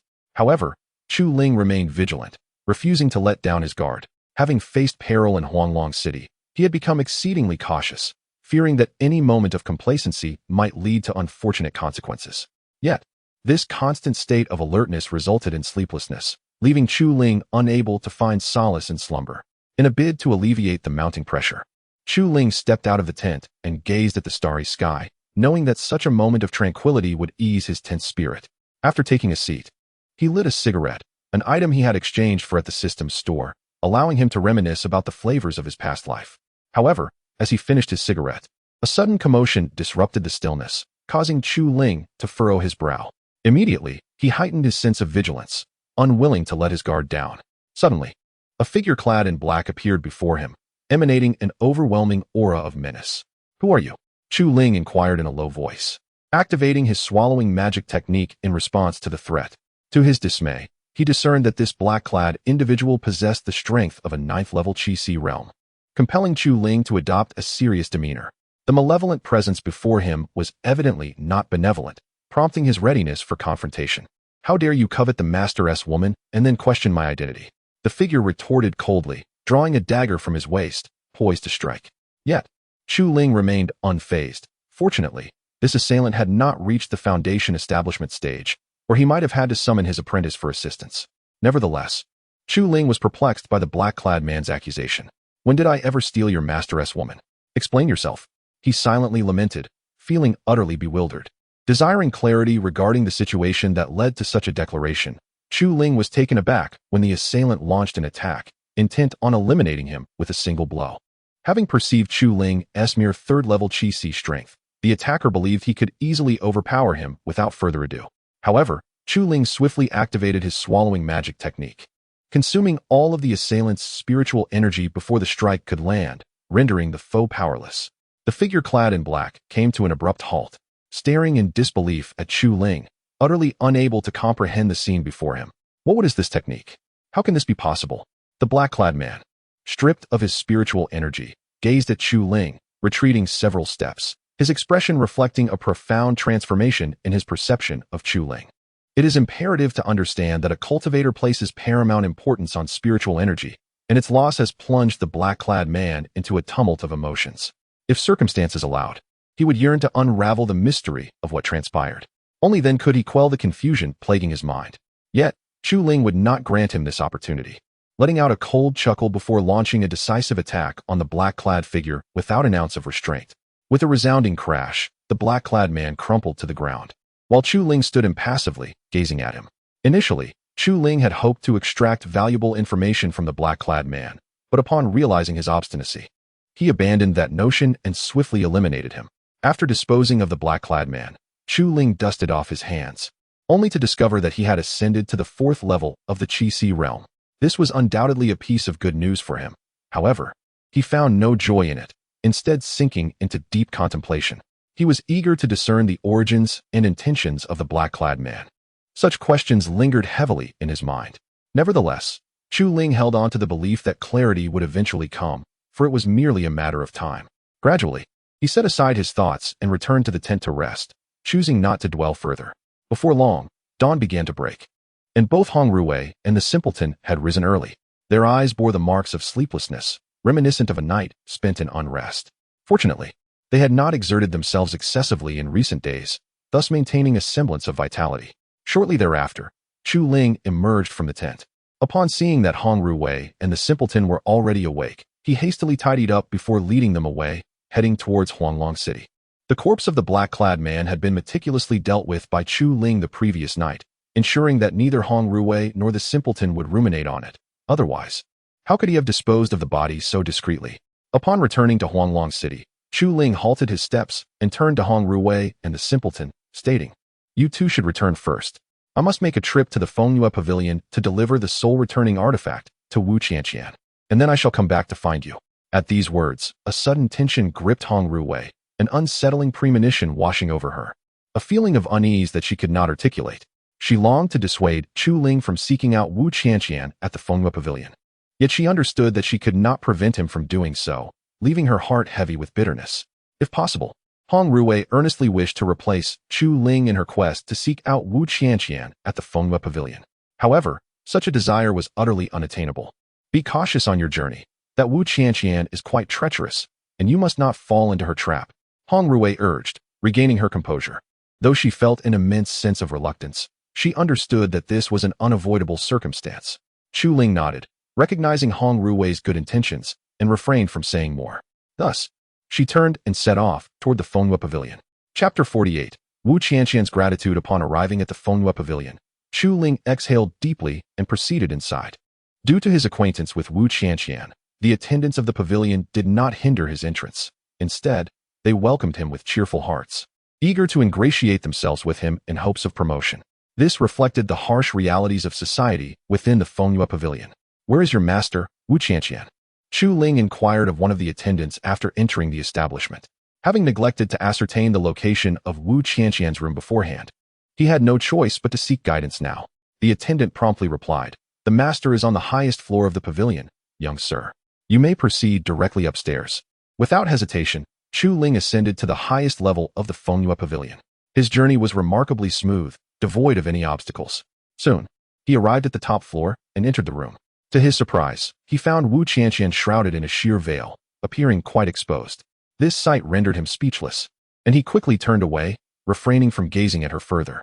Wu Qianqian, sensing the commotion, lifted her head towards the door. Upon realizing it was Chu Ling, she was momentarily taken aback, but upon noticing his bashful demeanor, she quickly understood. Hurriedly, she donned a piece of clothing. "I never imagined you could be shy. I've discovered a different side of you," she exclaimed playfully after dressing, seemingly unfazed by the earlier incident, as if it had been anticipated. Chu Ling, upon hearing her teasing words, found himself at a loss for words. He was astonished that Wu Qianqian would joke about him at such a moment. "Have you finished dressing?" he asked, trying to maintain his composure. "I'm already dressed. You can turn around now. Besides, what's the big deal about you seeing me?" Wu Qianqian responded, sticking out her tongue playfully. Only then did Chu Ling dare to slowly turn around and face her. Once he confirmed she was indeed dressed, he approached and sat directly across from her. However, his expression was devoid of emotion, marked only by a profound seriousness. "What's wrong? Was my figure unappealing?" Wu Qianqian teased, her eyes sparkling with charm. Had it been anyone else, they might have been captivated by her allure. Yet, Chu Ling, forged from the strongest steel, remained impervious to such distractions. "Enough with the frivolities. I have procured the soul instrument you requested. You should fulfill your end of the bargain," Chu Ling stated decisively, presenting the soul instrument before her. Upon seeing the artifact, Wu Qianqian was taken aback, astonished by Chu Ling's swift acquisition of it. Within her heart, words eluded her. Apart from sheer astonishment, no other emotion surfaced. Out of disbelief, Wu Qianqian picked up the soul artifact to examine it. There was no doubt that it was indeed a soul artifact. Instantly, her perception of Chu Ling transformed. Although she currently perceived Chu Ling as lacking in strength, she believed he held immense potential for growth. Wu Qianqian understood well the perils of the Necromancer's Canyon. Even she dared not venture deeply into its depths. Yet, here was Chu Ling, who had not only entered but returned unscathed. This was a testament to his formidable prowess. "Is this truly what you brought back from the Necromancer's Canyon?" Wu Qianqian finally found her voice, the complexity of her emotions palpable, leaving her at a loss for words. Her heart was undeniably shaken by Chu Ling. "Of course, the soul artifact lies before you. Do you still doubt its authenticity?" Chu Ling replied with a slight smirk, noticing the astonishment in Wu Qianqian's eyes. However, he remained unfazed, exuding a profound tranquility. If possible, he would wish to venture into the Necromancer's Canyon once more, for he yearned to uncover its secrets. Should Wu Qianqian learn of his intentions, it would surely provoke her thoughts, as such aspirations were not typical of an ordinary person, underscoring Chu Ling's uniqueness. "Thank you, Chu Ling, for retrieving the soul artifact from the Necromancer's Canyon. I assure you that I will fulfill my promise, but before that, I hope you will wait for me to revive my father." Wu Qianqian expressed earnestly, her admiration for Chu Ling profound. Moreover, she contemplated taking the time to understand the true nature of this extraordinary individual while protecting him, hoping to satiate her curiosity without any ulterior motives. Upon hearing this, Chu Ling felt indifferent and nodded in agreement, though he hoped the waiting period would not be prolonged. After all, he was not one to remain idle, longing to enhance his own strength. Despite having taken on the role of a mentor, he had already set his students to work on foundational techniques, rendering his oversight unnecessary. He could even forego attending classes, illustrating his inherent rebelliousness. Subsequently, Wu Qianqian rose, placing the soul artifact into her storage pouch, preparing to return to the Wu family to save her father. However, as she passed by Chu Ling, she could not resist the impulse to plant a couple of kisses on his cheek, a gesture to convey her gratitude. Chu Ling, caught entirely off guard, stood frozen, bewildered and utterly unaware of what had just transpired. When Chu Ling finally regained her composure, she realized that Wu Qianqian had long since vanished from sight. This left Chu Ling utterly speechless. She had never anticipated Wu Qianqian's audacity in daring to kiss her. What a peculiar individual Wu Qianqian was, treating her in such a manner. If it weren't for the fact that she knew she could not overpower her, she would certainly have playfully smacked her backside. As these thoughts raced through her mind, Chu Ling muttered fiercely to herself. However, the subsequent sound that reached her ears rendered her incapable of pondering such matters, plunging her into a profound state of astonishment. Moreover, it gradually filled her with joy, almost prompting her to leap for joy. This clearly illustrated the tremendous impact that sound had on Chu Ling. Chapter 49. The second layer of the swallowing sky demon art in the depths of Chu Ling's mind. The sound of the system resonated. Ding. Congratulations, host, for completing the task. You are rewarded with the second layer of the swallowing sky demon art and 5,000 exchange points. As soon as the system's words concluded, Chu Ling immediately comprehended the second layer of the swallowing sky demon art, which filled him with immense joy. After reveling in his happiness, Chu Ling promptly examined the benefits of the second layer of the swallowing sky demon art. However, upon reading its description, he was taken aback by the revelation. Second layer of the swallowing sky demon art. It allows the user to absorb and convert spiritual energy exceeding one major realm directly into experience points. Reading this, Chu Ling felt as though he had struck a jackpot. It was important to note that he could currently absorb the spiritual energy of cultivators at the same level. Now, with this advancement, he could potentially absorb energy from those at the foundation establishment stage. At that moment, would he still fear cultivators of the foundation establishment stage? Contemplating this, Chu Ling recognized the formidable nature of the swallowing sky demon art. If he could cultivate to the 9th layer, wouldn't he become invincible in the world? The overwhelming emotions rendered Chu Ling at a loss for words. Moreover, the system had generously granted him 5,000 exchange points. Chu Ling felt as though he had suddenly become affluent, free from worries about sustenance. Nevertheless, he did not allow this fortune to cloud his judgment. Instead, he understood that the road ahead would undoubtedly be arduous and required earnest dedication. With this in mind, he opened the system's exchange store to see if there was anything worth acquiring. However, after perusing the offerings, he found nothing that piqued his interest. While there were items available, they were exorbitantly priced, often costing hundreds of millions or even billions of exchange points, far beyond Chu Ling's current means. Thus, he reluctantly decided to forego any purchases, intending to return once he had accumulated more exchange points. Consequently, Chu Ling departed from the Fengyue Pavilion and made his way to the tavern. Having returned without taking a proper rest, he felt utterly exhausted and yearned for a moment of respite at home to regain his energy for future endeavors. After approximately 10 minutes, Chu Ling arrived at the tavern, only to discover Hong Ruwei waiting for him. This sight puzzled him, as he could not fathom why she had not retired for the night, but instead sat in anticipation of his return. Approaching her, he sought to understand her motives. Hong Ruwei, why haven't you rested? Are you not tired? Chu Ling inquired, genuinely curious about her steadfast wait. As Hong Ruwei snapped back to reality, she lifted her gaze to Chu Ling and felt an immediate sense of relief upon seeing him safely returned. Ever since Chu Ling had departed for the Fengyue Pavilion, an inexplicable worry had gnawed at her, preventing her from resting. However, now that Chu Ling was back, the tension that had gripped her heart began to ease. At least I no longer feel as nervous and fearful as before. It's not that I'm worried about you. Otherwise, I would have gone to rest long ago. After saying this, Hong Ruwei cast a jealous glance at Chu Ling, her eyes brimming with reproach. If possible, she would have loved to give Chu Ling a gentle reprimand, as this would gradually alleviate the jealousy simmering within her. What do you have to worry about? I'm not a child. I won't get lost, you know. Your concerns are entirely unnecessary. Chu Ling replied, feeling at a loss for words. He was unsure of how to express his thoughts to Hong Ruwei. It seemed to him that the Hong Ruwei of today was quite different from the one he had encountered in the Beast Forest. Previously, she had maintained an air of aloofness and would never indulge in any playful antics. Yet now she had transformed into someone entirely different, leaving Chu Ling perplexed. If only he could find someone to clarify matters for him, at least he wouldn't be left to his own wild speculations. Upon hearing Chu Ling's words, Hong Ruwei immediately felt disgruntled. She thought to herself how she had waited for him with good intentions, and yet he spoke to her in such a manner, devoid of any sense of gratitude. In an instant, her demeanor turned icy, causing Chu Ling to instinctively retreat a few steps. He could not comprehend why Hong Ruwei had suddenly flared up. Moments ago, Everything had seemed fine. This highlighted just how little Chu Ling understood the complexities of a woman's heart. I don't care. I've waited for you for so long. You must compensate me. Otherwise I will throw a tantrum. After a brief pause, Hong Rui huffed, clearly irritated. Initially, she had intended to go rest. Yet who could have predicted that Chu Ling would utter such words? This left Hong Rui entirely devoid of sleepiness, prompting her to engage in a quarrel with him. Merely bringing up the subject made Chu Ling's head throb, as he struggled to grasp what game Hong Rui was playing. Noticing her serious expression, Chu Ling realized that if he could not placate her, she would undoubtedly hold it against him. Consequently, he found himself in quite a predicament, pondering how to reconcile with Hong Rui. Just then, a sudden idea struck him. He promptly opened the system's exchange shop and searched for women's items. To his surprise, the system offered an extensive array of products. Whatever one could imagine, the system seemed to have it. Why is this so expensive? Chu Ling exclaimed in disbelief upon seeing the price of stockings.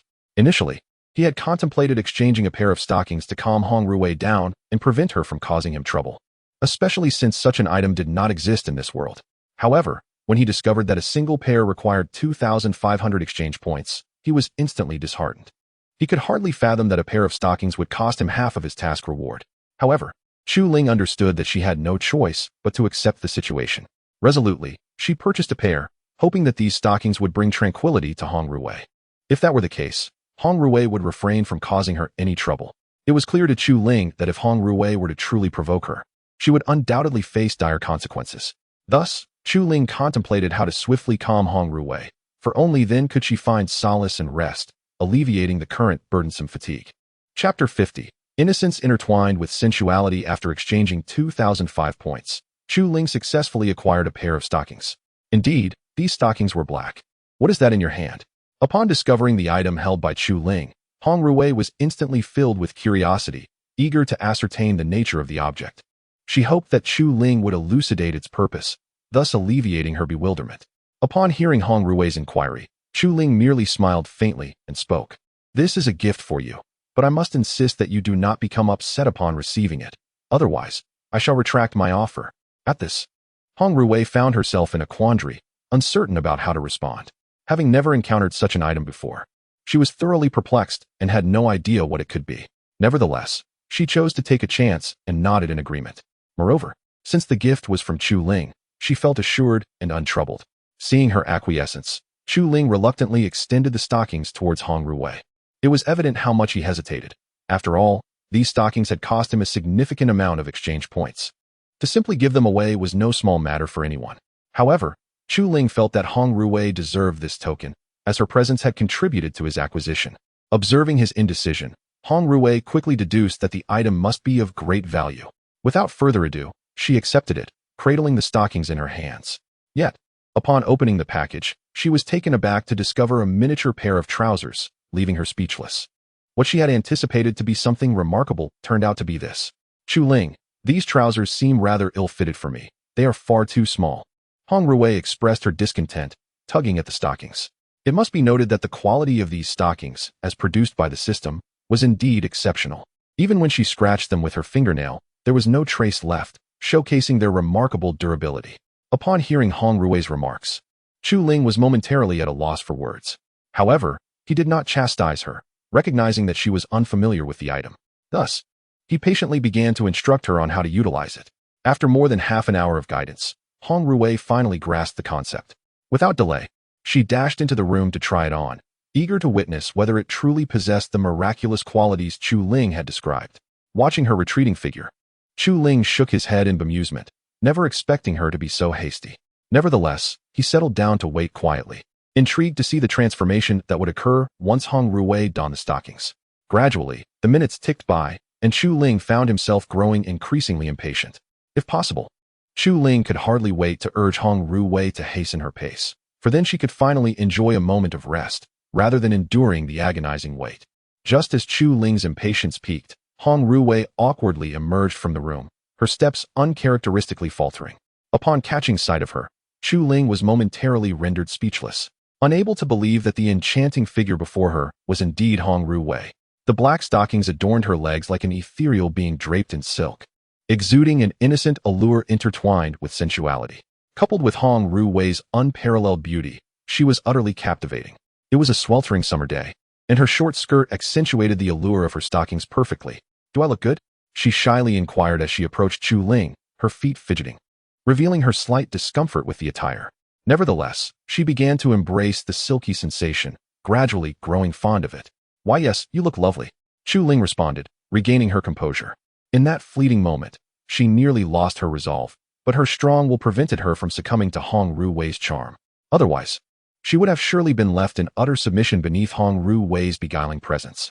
Noticing the spellbound gaze from Chu Ling, Hong Rui beamed with delight, recognizing the sincerity in her words. Even without verbal affirmation, she could discern from Chu Ling's expression the impact she had made. Consequently, Hong Rui silently vowed to wear such enchanting attire daily, hoping to mesmerize Chu Ling consistently.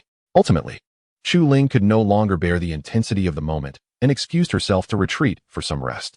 She was acutely aware that if she continued to gaze, her composure might falter, leading to an embarrassing situation. Watching Chu Ling's retreating figure, Hong Rui couldn't help but chuckle softly, elated by this unprecedented reaction from her. Gradually, she found herself enamored with the stockings as well. When the simpleton emerged from the kitchen, busy with his chores, he was taken aback upon seeing Hong Rui in her stockings. Rubbing his eyes in disbelief, he confirmed the reality of the vision before him. Is that you, mistress?" he stammered, inching closer, his heart racing. "Yes, it's me. Have you finished your tasks?" Hong Rui replied, snapping back to the moment. Witnessing the simpleton's newfound fascination filled her with joy, as she never anticipated that her attire would possess such captivating power. In that instant, the simpleton felt as though his world had shifted. Previously indifferent to women, he now found himself rekindling an interest, albeit he dared not harbor feelings for Hong Rui. Once discovered by Chu Ling, the simpleton would be utterly oblivious to his impending doom. Thus, he resolved in his heart to seek someone akin to Hong Rui, believing that such a pursuit would calm his tumultuous emotions, sparing him from the current state of agitation. I have finished, master. But I have some matters to attend to, so I shall take my leave," he declared, departing without a backward glance at Hong Rui, fearful of losing his composure. Nevertheless, the direction he headed toward was that of the Fengyue Pavilion. Those with keen insight could readily discern his intentions, yet the author himself was not among the astute. Chapter 51. The anomaly of Wu Qianqian. As Hong Rui observed the retreating figure of the simpleton, she found herself perplexed, utterly unable to comprehend why he had departed so abruptly. Ultimately, unable to fathom the situation any longer, she decided to return to her residence, seeking a moment of respite. Initially, Hong Rui intended to remove her stockings, which she wore exclusively in the presence of Chu Ling. However, she soon deemed it unnecessary. After all, she had the formidable support of Kuang Yuanlong behind her, rendering her largely impervious to the common man's advances. Thus, she relinquished that notion. Yet, as she strolled down the street, she suddenly realized that she had transformed into the most striking figure in the vicinity. All eyes were drawn toward her, with onlookers visibly salivating, as though they yearned to consume her whole. Nevertheless, these admirers eventually regained their composure, refraining from any inappropriate actions. They were acutely aware of Hong Rui's formidable background, leaving them with no choice but to admire her from a distance. Of course, there were a few audacious souls who dared to approach her, but they were met with the cold, unyielding rejection of Hong Rui, leaving them thoroughly disheartened. Hong Rui had not anticipated the captivating allure of her stockings, which had undeniably catered to her vanity. Yet, this attention was not without its complications, and she found herself grappling with the duality of joy and distress. It was only upon returning home that her emotions gradually settled, no longer as fervent as moments prior. Meanwhile, the simpleton arrived at the Fengyue Pavilion, fortuitously encountering the returning Wu Qianqian. The sole distinction was the radiant joy that adorned her face. In an instant, he comprehended that Wu Qianqian had successfully cured her father with the soul-reviving artifact. Otherwise, there was no conceivable reason for her exuberance. "Why have you come to Fengyue Pavilion?" Wu Qianqian inquired upon seeing him, her brow furrowed in confusion. It was well known to her that the simpleton's character did not align with such a place. His appearance here was entirely unexpected. She earnestly hoped for an explanation, wishing to alleviate her bewilderment. Upon hearing her question, the simpleton awkwardly scratched his head, at a loss for words. He found himself utterly unable to articulate the shameful reason for his presence. Observing his bashful demeanor, Wu Qianqian, who had encountered many facets of society, quickly surmised his intentions. "Simpleton, you were never this kind of person. What has caused this transformation?" After taking a deep breath, she questioned, her brow knitting in dismay. She had not anticipated such behavior from him and was left with an unfavorable impression, especially knowing he was a disciple of Chu Ling. His current actions seemed to tarnish Chu Ling's reputation, leaving Wu Qianqian decidedly displeased. No, not at all. Wu Qianqian, it is not as you imagine. I was merely captivated by the appearance of the master's wife, realizing that such exquisite beauty exists in this world. Thus, I sought to visit the Fengyue Pavilion in hopes of finding a woman as enchanting as her, intending only to bring her home. The fool hurriedly explained, fearful that Wu Qianqian might report him to Chu Ling. At that moment, he could hardly fathom how he might perish if she did, so he decided to speak his mind candidly, hoping to quell any unnecessary thoughts in Wu Qianqian's mind. However, this revelation left Wu Qianqian perplexed, stirring within her an indomitable spirit. It is worth noting that both Wu Qianqian and Hong Ruwei were regarded as the most stunning goddesses in Huanglong City, with neither ever outshining the other. Thus, Wu Qianqian had never been overly concerned about such matters. Yet, upon hearing the fool's words, her displeasure surged. She could hardly believe that she would be overshadowed by Hong Ruwei. What baffled her even more was the sudden transformation in Hong Ruwei's beauty. Especially since Hong Ruwei was currently by Chu Ling's side, Wu Qianqian's demeanor turned increasingly peculiar. Moreover, the fool referred to Hong Ruwei as master's wife, which only fueled Wu Qianqian's anger further. She felt an overwhelming urge to unravel the mystery behind this situation. Am I not beautiful? She queried, her voice tinged with irritation, eager to see how the fool would respond. Wu Qianqian, you are indeed beautiful, but in comparison to the master's wife, you still fall short. Without further ado, he declared, I must hurry to find her, otherwise I may truly miss my chance. With that, he disregarded Wu Qianqian entirely and strode into the Fengyue Pavilion without a moment's hesitation. He yearned to encounter a woman akin to the master's wife, for only then would he find contentment. Otherwise, regardless of the circumstances, he would not rest easy. Watching the fool's retreating figure, Wu Qianqian's expression darkened. Her teeth clenched in frustration. In the end, she made her way directly to Hong Ruwei's residence, determined to discern what set them apart. This clearly showcased her competitive spirit. Otherwise, she would not have acted thus. Approximately 10 minutes later, Wu Qianqian arrived at the entrance of Hong Ruwei's abode, taking a deep breath before knocking on the door, eager to uncover the truth of their differences. Upon hearing the knock, Hong Ruwei sighed deeply before reluctantly opening the door, curious to see who had come to seek her out. If it were merely a nuisance, Hong Ruwei would surely slam the door shut. Since returning home, she had frequently encountered bothersome visitors, which had become a source of great annoyance. Had she anticipated this, she would have refrained from wearing stockings upon her return. However, it was too late for regret. The events had transpired, and all that remained was for Hong Ruwei to accept the outcome, with no recourse available. When Hong Ruwei opened the door, she was utterly astonished to find Wu Qianqian standing before her, an unexpected visitor. In that moment, Hong Ruwei found herself at a loss, as this encounter was something she had never anticipated and was unsure how to navigate. Conversely, upon seeing Hong Ruwei's attire, Wu Qianqian was equally taken aback, struggling to believe her own eyes. She had never imagined that Hong Ruwei would transform in such a manner, which ignited a sense of guilt within Wu Qianqian, making her acutely aware of the vast chasm that lay between them, a disparity far greater than she had ever realized. Chapter 52. I want that too. Wu Qianqian was acutely aware that the disparity between herself and Hong Ruwei was insurmountable, which left her with a bitter taste. To her astonishment, upon Hong Ruwei's return, it was as if she had transformed into an entirely different person, a change that instilled a sense of inferiority within Wu Qianqian. Ultimately, Wu Qianqian discerned that Hong Ruwei's appearance had not altered. Rather, it was a flaw in Hong Ruwei's thigh that revealed the chink in her armor. Wu Qianqian, what brings you here? After regaining her composure, Hong Ruwei inquired, genuinely curious about Wu Qianqian's intentions for this visit.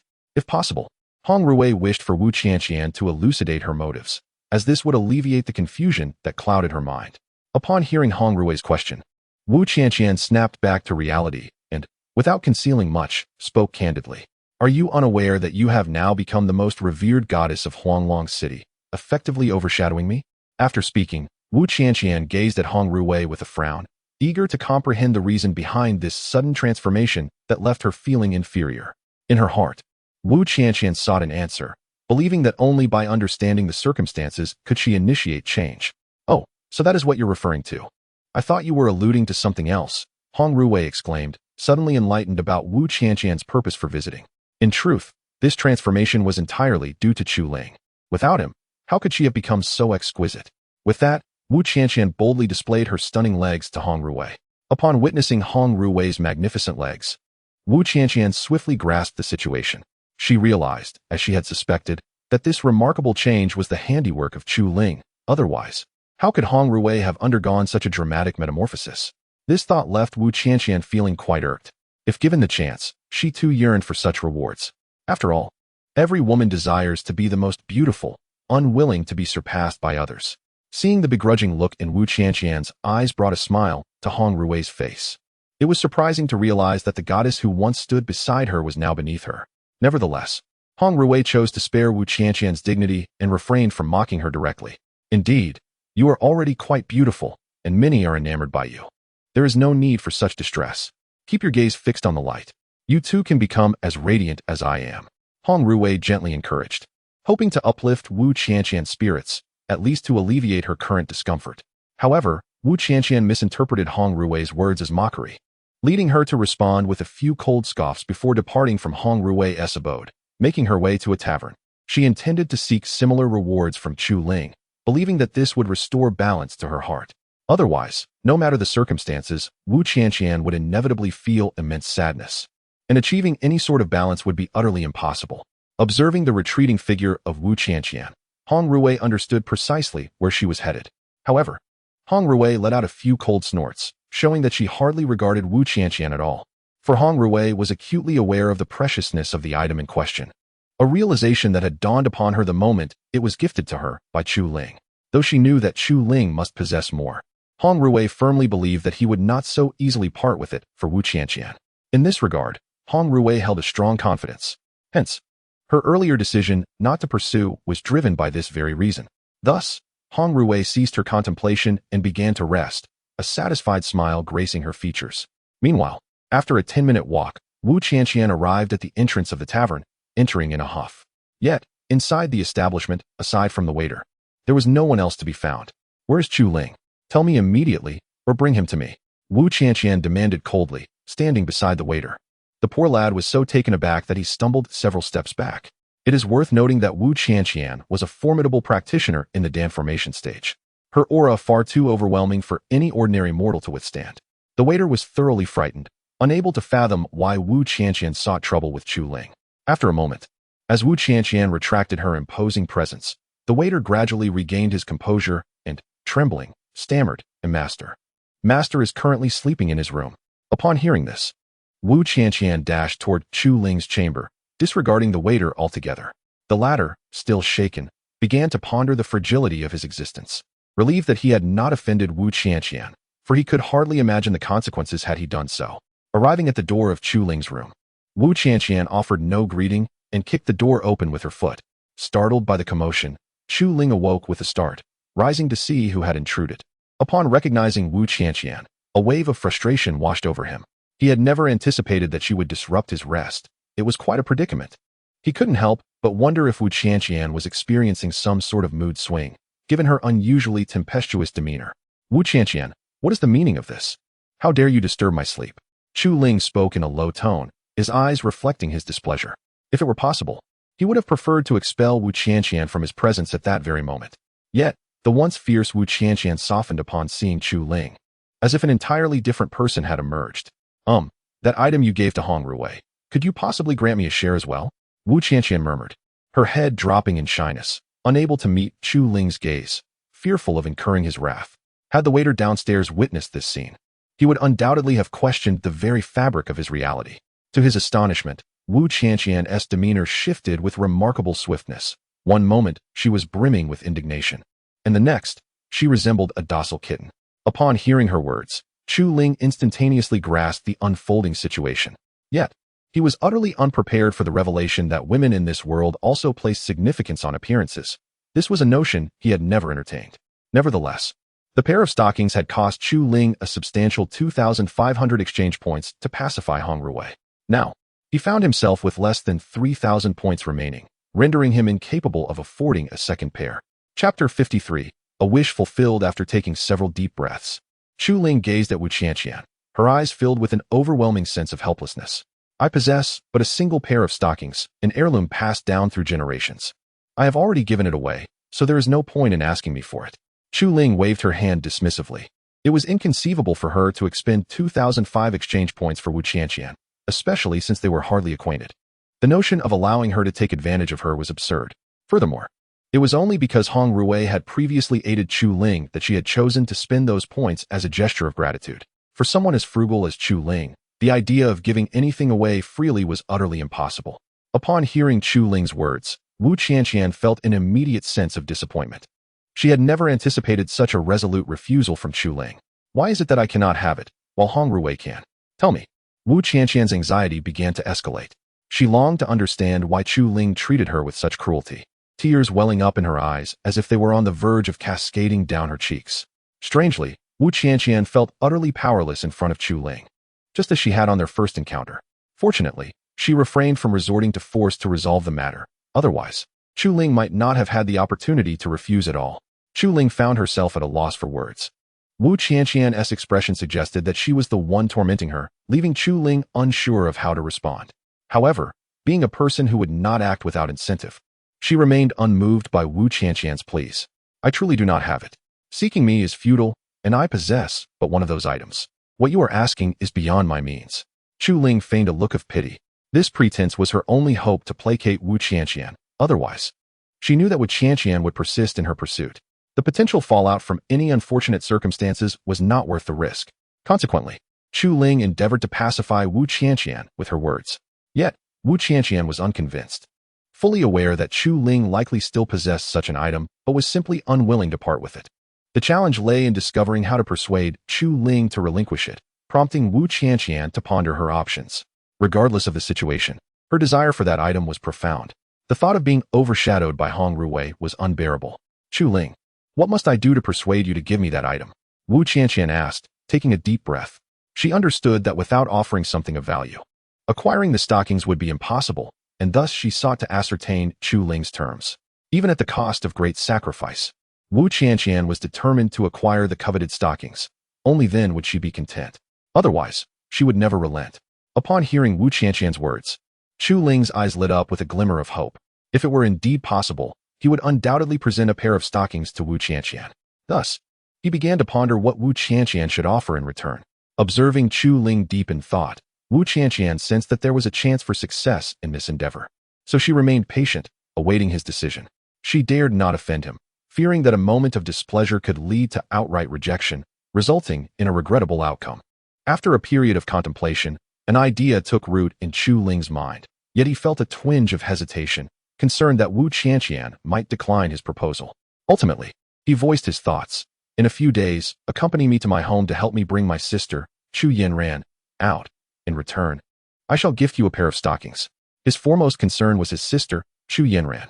If not for his own limitations, he would have retrieved her long ago. With Wu Qianqian's assistance, the task would undoubtedly become far more manageable. Therefore, he had no other demands at present. Furthermore, with the elite competition in Zhou Tianyu not commencing anytime soon, he was certain that he would not be returning to the Chu family for the time being. Chu Ling held no interest in the position of family head. If not for the bond with Chu Yanran, he might have left without a backward glance. Startled by his words, Wu Qianqian was taken aback, astonished that such a simple task could grant her the object of her desires. I agree, she hastily replied, her excitement palpable as she feared a sudden rejection from Chu Ling. Seeing her enthusiastic acceptance, Chu Ling wasted no time. He reluctantly spent 2,500 exchange points to procure the stockings and promptly handed them to Wu Qianqian, unafraid that she might abscond with them. He had confidence in her character, knowing she was not one to betray trust. Otherwise, he would not have been so quick to present them to her. Upon receiving the stockings, Wu Qianqian was overwhelmed with joy, nearly moved to tears at the realization of her dream. Observing her elation, Chu Ling found himself at a loss for words, pondering how women were often willing to pay such a high price for beauty. He felt speechless. I shall take my leave now. Remember to notify me when you wish to return home, and I will accompany you, Wu Qianqian said before hastily departing the restaurant. Heading towards her abode, Chu Ling, meanwhile, continued to rest without further thought. After preparing to rejuvenate her spirit, she would accompany Wu Qianqian to the Chu family, ensuring that all prior matters were settled. This way, Chu Ling would remain unburdened by any lingering concerns. Otherwise, it would be impossible for him to find tranquility. Upon returning to the Fengyue pavilion, Wu Qianqian eagerly unwrapped the package and began to don the attire, as instructed by Chu Ling. Initially, she held little hope. However, upon wearing it, a wave of silkiness enveloped her, and gazing into the mirror, she realized she bore a striking resemblance to Hong Ruwei, embodying a blend of purity and sensuality akin to a celestial being. Instantly, her spirits soared, and she understood that Chu Ling had not deceived her. Chapter 54. Journey to the Chu family. After trying on the stockings, Wu Qianqian, much like Hong Ruwei, found herself utterly enamored with them. Gradually, she became captivated by their allure. Without hesitation, Wu Qianqian stepped out, only to discover that, akin to Hong Ruwei, the gazes of those around her had multiplied exponentially.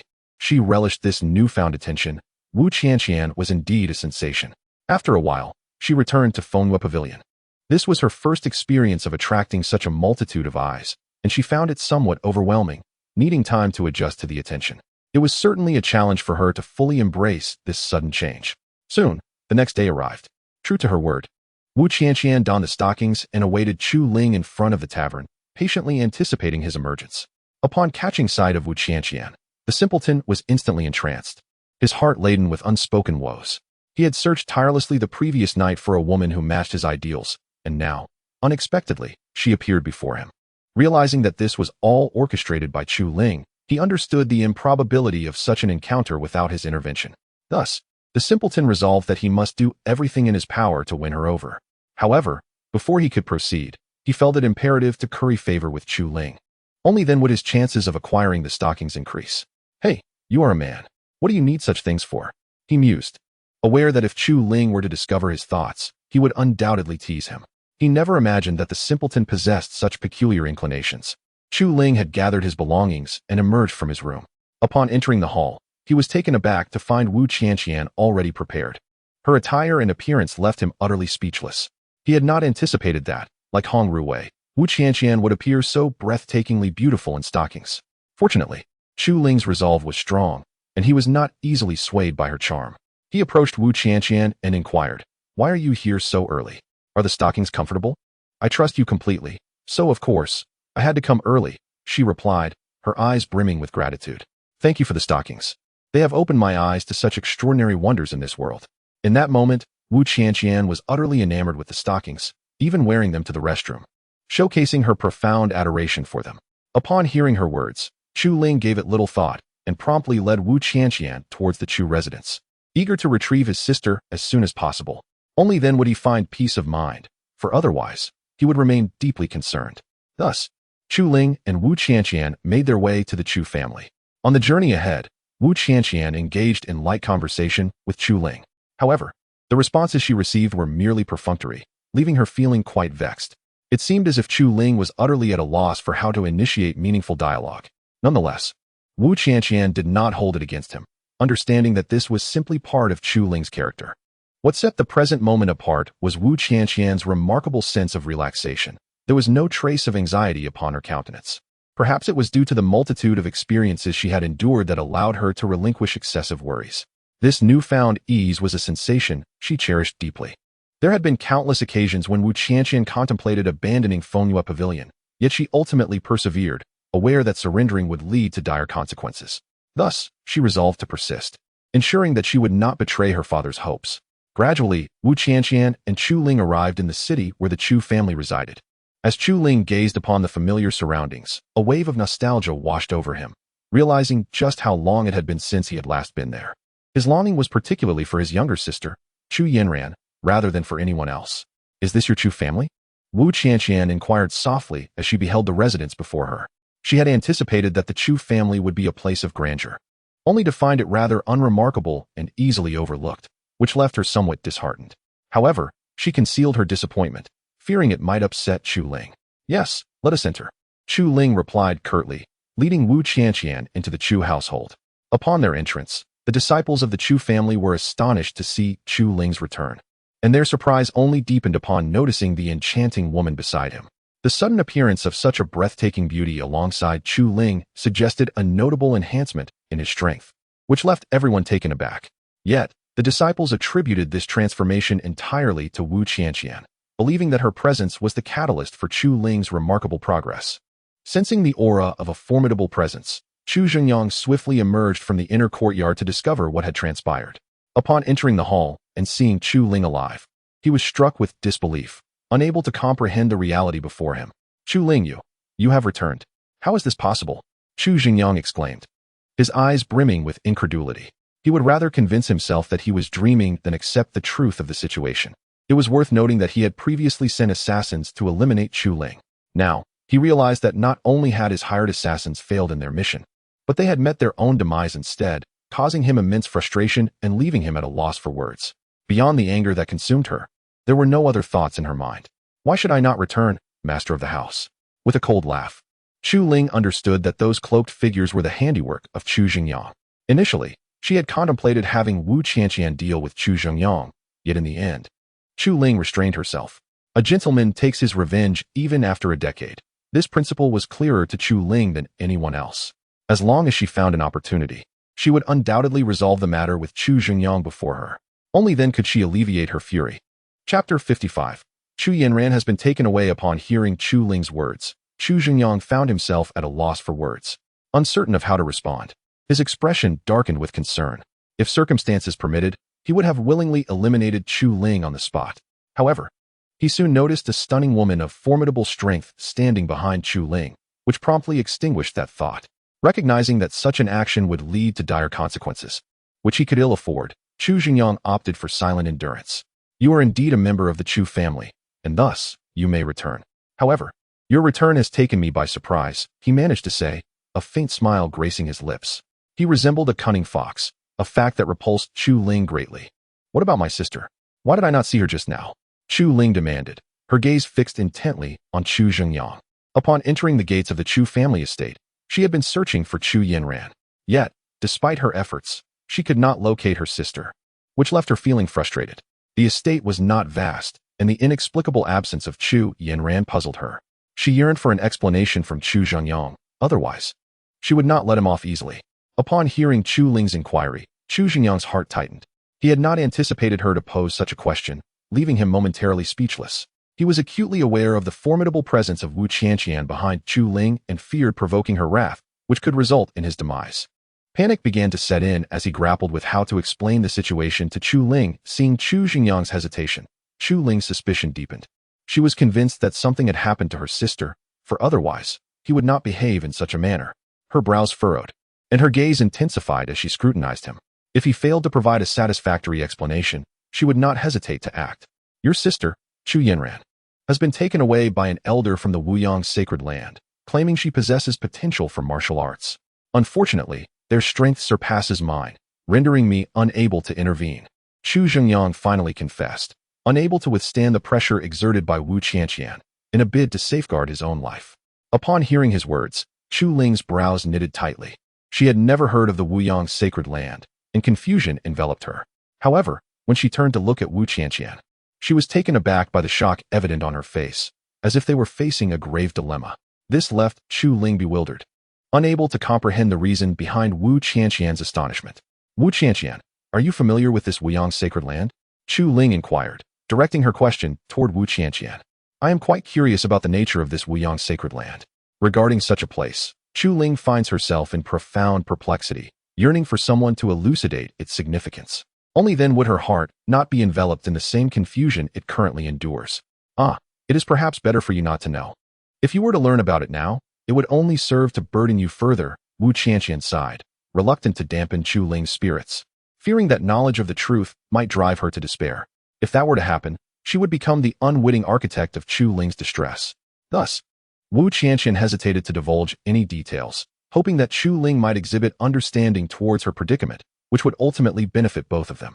However, upon hearing these words, Chu Ling's confusion deepened, prompting her to inquire, Wu Qianqian, please enlighten me, or I shall be compelled to express my displeasure. You are well aware of the consequences of my anger. Observing the darkening expression on Chu Ling's face, Wu Qianqian realized that remaining silent would indeed provoke her ire. Reluctantly, she began to explain. In truth, the Wuyang sacred land is one of the two most formidable sacred sites in the Zhoutian domain.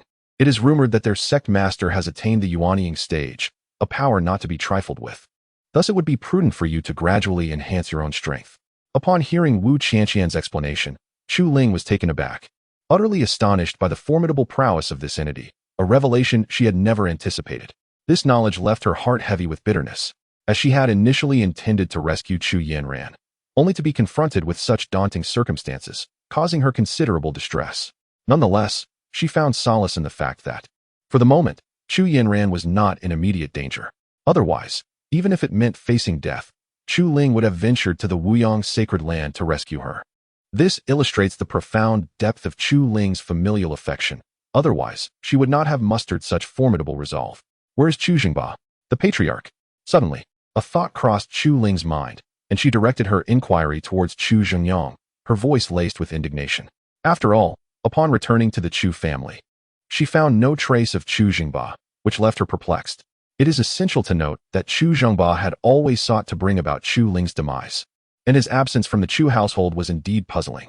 Furthermore, considering that Chu Jingba is the son of Chu Zhengyang, his current absence only deepened Chu Ling's sense of bewilderment, leading her to suspect that Chu Zhengyang was concealing something significant.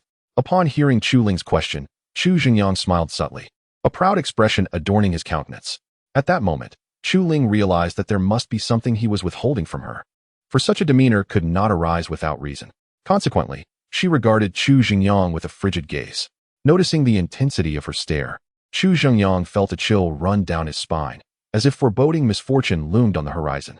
However, Chu Zhengyang found himself at a loss for words to articulate such feelings. Before him stood Chu Ling, transformed entirely, no longer the timid individual he once knew, which instilled a sense of caution within Chu Zhengyang. He felt an urgent need to eliminate this version of Chu Ling, believing that only then would he be free from any lingering concerns. The potential repercussions of allowing the situation to persist were too daunting for Chu Zhengyang to contemplate. Thus, in this moment, aside from his apprehension, all that occupied his mind was a resolute determination to eradicate Chu Ling. Chapter 56. Departing from the Chu family after contemplating for a while, Chu Zhengyang finally arrived at a decision. He gazed at Chu Ling with a slight smile and spoke. Chu Jingba has also accompanied Chu Yanran to the Wuyang sacred land, and he may not return for some time. However, before he left, he specifically instructed me to convey that he would return in a year to vie for the position of the young clan leader, so rest assured. Upon hearing Chu Zhengyang's words, Chu Ling was momentarily taken aback, never anticipating that Chu Jingba had also ventured to the Wuyang sacred land. This revelation undoubtedly struck a heavy blow to Chu Ling, catching him completely off guard. Yet, rather than feeling panic or fear, a sense of shock enveloped him. What troubled Chu Ling the most was the realization that his return to the Chu family was nothing but a waste of time, which left him feeling quite vexed. Observing his surroundings, he found himself devoid of any interest. With a simple farewell, Chu Ling promptly exited the Chu family estate. Wu Qianqian, noticing this, hurriedly followed suit. However, before departing, she cast a fierce glare at Chu Zhengyang, startling him in the process. This encounter made Chu Zhengyang acutely aware that Wu Qianqian must possess the strength of the core formation stage. Otherwise, how could she exude such an imposing presence? Subsequently, Chu Ling and Wu Qianqian strolled through the streets, with Chu Ling appearing lost in thought, leaving Wu Qianqian at a loss for words. It seems you harbor no fondness for the Chu family, she finally remarked after walking for a while. Given Chu Ling's demeanor, she discerned his indifference towards the Chu family, concluding that his swift departure was indicative of his feelings. Moreover, she noticed that Chu Ling had maintained a stoic expression since entering the estate, reinforcing her certainty. Surprised by Wu Qianqian's keen observation, Chu Ling responded, "You have quite the insight. Indeed, I possess no affection for the Chu family. Although it is the place of my birth and upbringing, there are certain reasons that prevent me from sharing the details with you." Wu Qianqian's eyes widened in astonishment as she regarded Chu Ling. She had not anticipated that he would have such a profound connection to the Chu family, leaving her intrigued. Curiosity swelled within her, prompting a desire to uncover the story behind Chu Ling's transformation. However, she recognized that this was not the appropriate moment to inquire, deciding to wait for a more opportune time to pose her questions. Slowly, Chu Ling and Wu Qianqian departed from the small town, traversing the winding mountain path. Suddenly, a thought emerged in Chu Ling's mind. He then inquired, "Wu Qianqian, do you know of any locations abundant with foundation-building magical beasts?" Upon hearing Chu Ling's question, Wu Qianqian was momentarily taken aback, puzzled by his sudden curiosity. "Why do you ask this?" she replied, her confusion evident. She struggled to comprehend why Chu Ling had posed such a question, leaving her quite bewildered and hoping he would clarify his intentions. "I wish to train there," Chu Ling casually offered as a rationale, deliberately withholding the true reason from Wu Qianqian. At that moment, His Devouring Heaven technique had already reached its second tier, allowing him to absorb spiritual energy at the foundation building level. Consequently, feeling a recent setback, he sensed an urgent need to enhance his strength, lest he fall behind others. Especially with Chu Ling currently cultivating in the martial Yang sacred land, a profound sense of crisis enveloped Chu Ling. He silently vowed to surpass Chu Ling's progress, believing that only through such diligence could he prevent the Chu family from eclipsing him. As Wu Qianqian pondered the matter, searching for a suitable location, Chu Ling patiently refrained from urging her, standing silently beside her as she contemplated. He understood that deliberation was essential in such matters, yet time was of the essence. Hence, he found himself compelled to adopt this approach, hoping for a viable option. Otherwise, he was uncertain about his next steps. After approximately half an hour, Wu Qianqian's eyes suddenly brightened as she recalled the place. However, glancing at Chu Ling, she was instantly engulfed in hesitation. "What is it?" Chu Ling, sensing her unease, promptly queried, eager to understand the source of her concern. He was perplexed by her worried expression and sought an explanation. "It's nothing," Wu Qianqian finally admitted. "The place you mentioned does indeed exist, but you currently possess only the strength of the 4th level of the Qi realm. Are you truly willing to venture there? It could pose a significant risk to your life." After a moment's reflection, she voiced her apprehensions, fearful that Chu Ling might encounter peril upon reaching that location. Otherwise, she would have readily shared the information without such hesitation. "Never mind, just tell me where it is." Chu Ling waved his hand dismissively, appearing utterly unconcerned, as if he had everything under control. This demeanor struck Wu Qianqian as quite intriguing. Witnessing his unwavering determination, she reluctantly revealed the location. "The place with the most foundation-building magical beasts is within the lost secret realm of Blue Tiger City. However, that place only permits entry to cultivators of the foundational stage and below. Once one surpasses this level, access becomes utterly impossible. Therefore, I will be unable to accompany you and cannot guarantee your safety. It is imperative that you contemplate this matter carefully."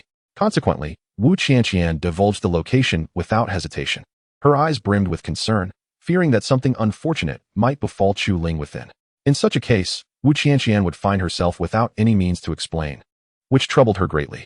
Thus, she found herself in a state of uncertainty. Chapter 57. Blue Tiger City. Upon hearing Wu Qianqian's words, Chu Ling was instantly filled with exhilaration.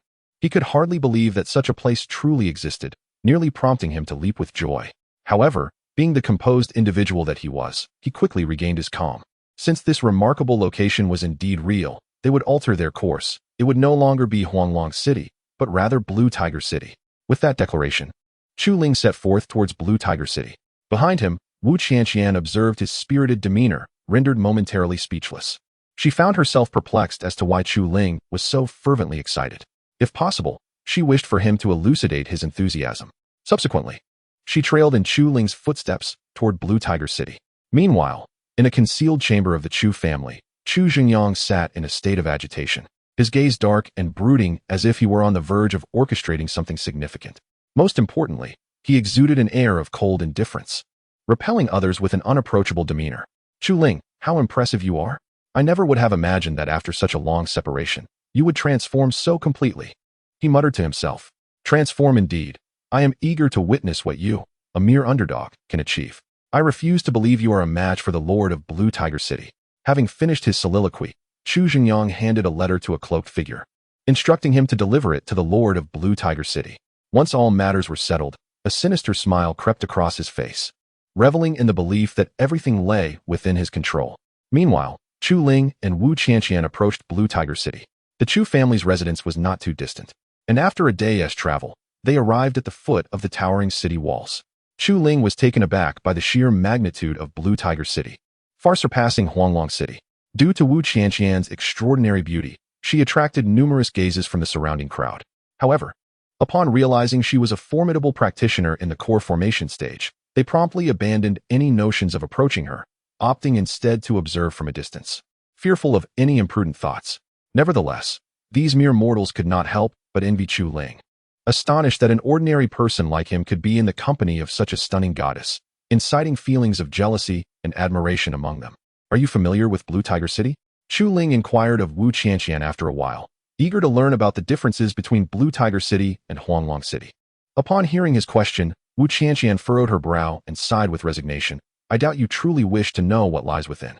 Perplexed, Chu Ling gazed at her, unable to comprehend the implications of her words. He hoped she would clarify her statement. "What do you mean by that?" he asked, his curiosity piqued. Seeing the determination in Chu Ling's eyes, Wu Qianqian, with a hint of reluctance, began to explain.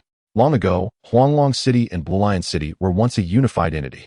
However, due to reasons that cannot be disclosed, they were forcibly separated into two distinct realms. What is most astonishing is that Blue Lion City was inexplicably relocated here by a powerful being, which is the most shocking aspect of this tale. Given the gravity of the situation, I advise against probing too deeply into these matters. This knowledge comes from the ancient texts of my family, which conceal secrets that we are compelled to keep. Furthermore, such matters are beyond the understanding of us younger generations. Should these truths come to the attention of the mighty, the consequences could be dire. Wu Qianqian waved her hand, stating that had it not been for Chu Ling being her close friend, she would never divulge this hidden secret. It pertains to the veiled affairs of numerous influential figures. Should any untoward incidents occur, these powerful individuals might direct their ire towards Chu Ling and Wu Qianqian. Hence, when Wu Qianqian spoke earlier, she did so with utmost caution, afraid to raise her voice lest someone overhear. This illustrates the extent of Wu Qianqian's trepidation even at the mere mention of the Golden Core stage. Upon hearing Wu Qianqian's explanation, Chu Ling was taken aback. Never having anticipated such a story lay hidden beneath the surface.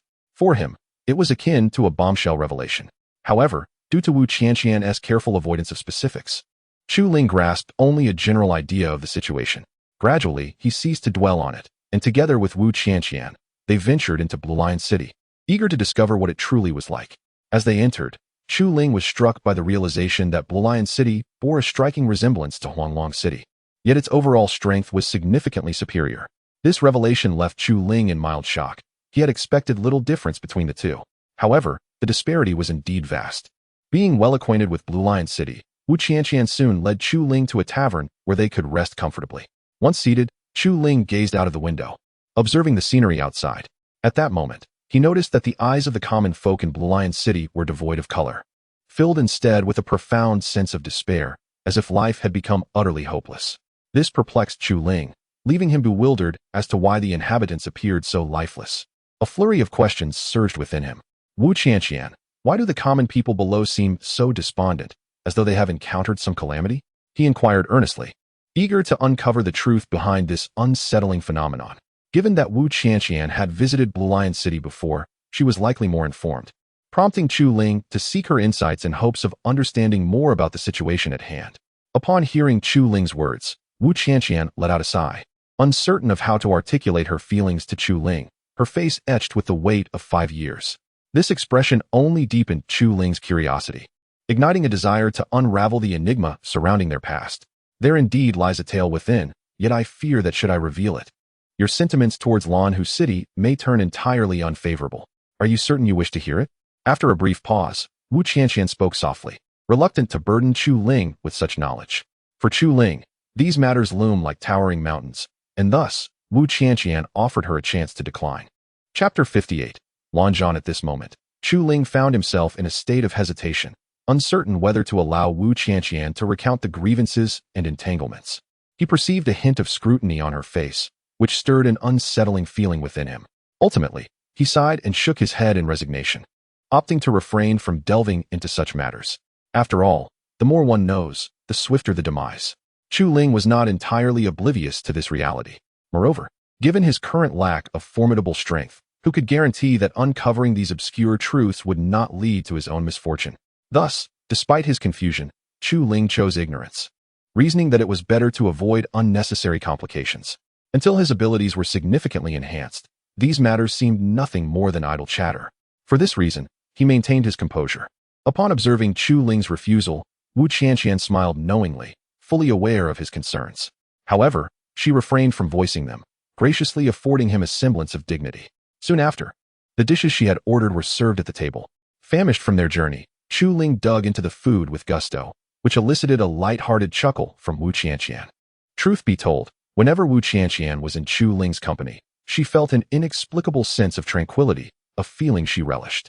If it were possible, she would gladly wish for this moment to last indefinitely, allowing her to bask in joy each day without the burdensome worries that loomed over her. Yet, she was acutely aware that such a desire was but a fantasy, confined to her imagination. Suddenly, a figure appeared within the tavern. Upon spotting Wu Qianqian, the newcomer's eyes gleamed with desire, as if he longed to rush toward her and forcibly take her away. This individual was none other than the notorious young master of Blue Tiger City, Lan Zhan. As Lan Zhan regained his composure and realized it was Wu Qianqian before him, he settled into a more measured demeanor, understanding that she was beyond his reach. Yet, he ultimately succumbed to temptation and approached her, eager to initiate a conversation. Qianqian, it has been a long time. I never expected to encounter you here, he remarked with a slight smile. His gaze fixated on her figure with an intensity that bordered on ravenous. If he could, he would have torn her garments asunder right then and there. Hearing his voice, Wu Qianqian paused her chopsticks and turned to face him. Upon recognizing Lan Zhan, the young master of Blue Tiger City, a wave of discomfort washed over her. What was supposed to be a delightful meal with Chu Ling had now been disrupted by an unwelcome intruder, causing her spirits to plummet to an all-time low. Beside them, Chu Ling remained silent, quietly observing the unfolding scene. After all, she knew that with Wu Qianqian's capabilities, it would be exceedingly simple for her to deal with the current nuisance.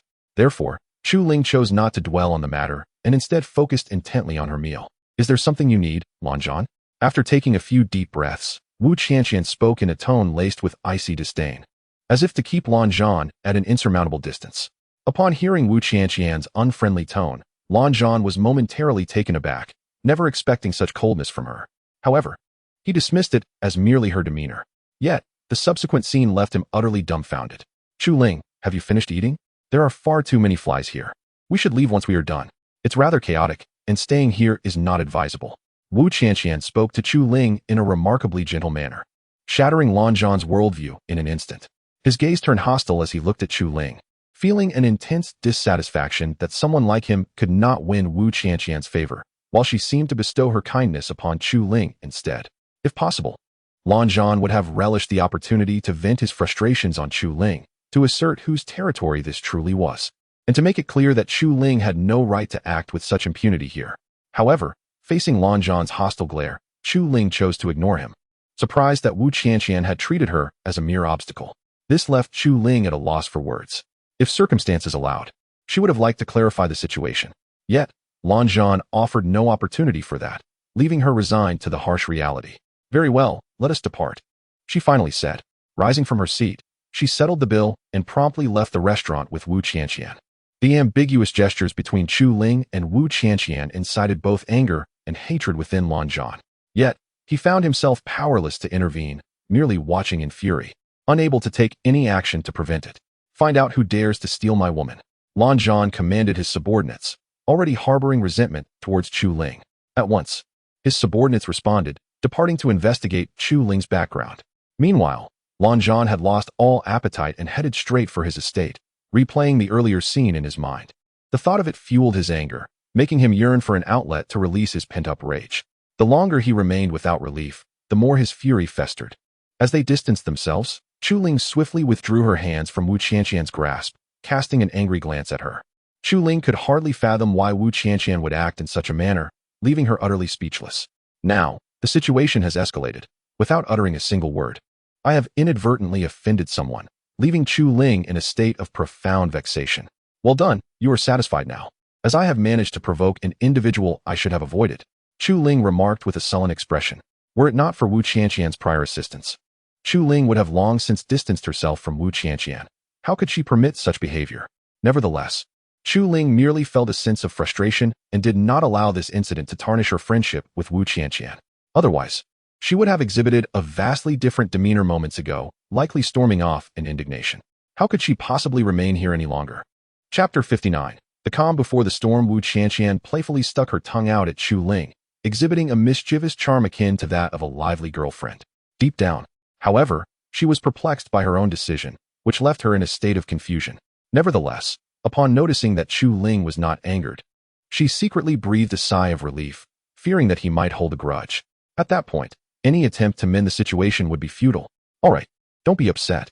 If it comes to it, I'll offer myself to you, Wu Qianqian teased, her eyes sparkling as she cast alluring glances at Chu Ling, occasionally revealing her long legs clad in stockings. In that moment, Chu Ling nearly succumbed to her charm, but fortunately, his resolve was strong enough to withstand the temptation. Otherwise, he might have acquiesced at that very instant. Enough of this nonsense. Let us find a place to rest. Tomorrow, take me to the entrance of the Lost Realm, he stated, dismissing Wu Qianqian and heading towards the inn. Watching Chu Ling's retreating figure, Wu Qianqian felt a surge of frustration. She never anticipated that despite her efforts, she had not captivated him, which vexed her greatly. Initially, she had believed winning Chu Ling's affection would be effortless, especially with her stockings enhancing her allure. Yet he remained unfazed, seemingly indifferent to her advances. This left Wu Qianqian feeling a mix of anger and affection, as a whirlwind of emotions flooded her heart. Ultimately, she hurried to catch up with him, contemplating how she might win Chu Ling over.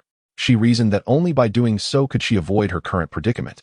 Though their encounters had been few, Wu Qianqian felt an inexplicable sense of belonging with Chu Ling, a sensation that was both delightful and unfamiliar.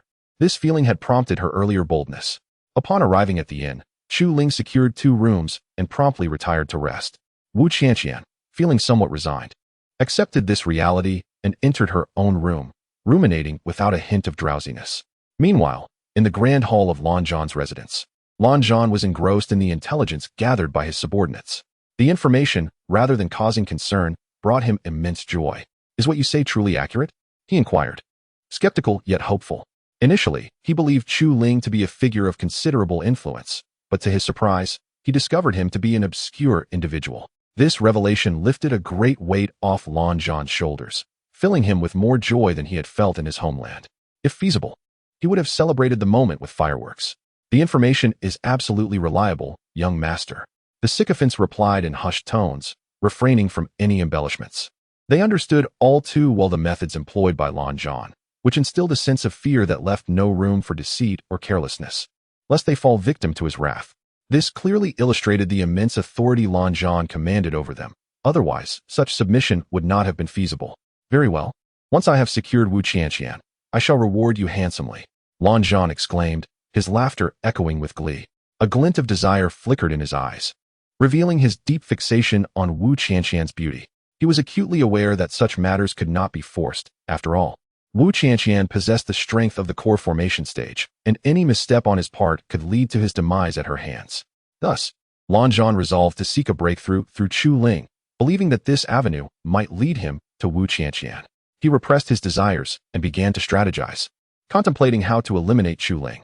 However, after much deliberation, he found himself at a loss for a viable plan, which caused him considerable distress, as he could not bear the thought of living without Wu Qianqian. Long before, Lan Zhan had harbored unsavory thoughts about Wu Qianqian. Had he not been restrained, he might have resorted to extreme measures long ago, rather than languish in anticipation. Furthermore, Wu Qianqian had grown even more enchanting, compelling Lan Zhan to act swiftly. Time was of the essence. If he delayed, she might indeed slip away from him forever. Hence, he recognized the urgency of seizing her before she departed. At that moment, one of the sycophants ventured to speak. Young master, I have an idea, though I am uncertain of its efficacy. A sudden inspiration struck him, and he eagerly reported it to Lan Zhan. Upon hearing the sycophant's words, Lan Zhan's eyes brightened. Pray enlighten me. What is your plan?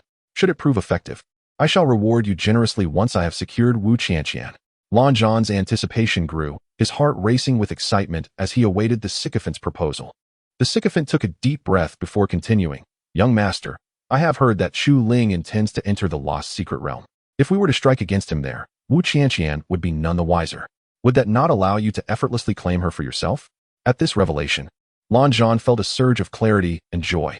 How had he not thought of this? The prospect of success made him wish he could celebrate with fireworks right then and there. Very well, ha ha ha, you clever sycophant. How remarkable it is that you could conceive such an excellent plan. Tonight, I shall cover all expenses at the Yihang courtyard. Having said this, Lan Zhan laughed heartily and departed, eager to indulge in a grand celebration.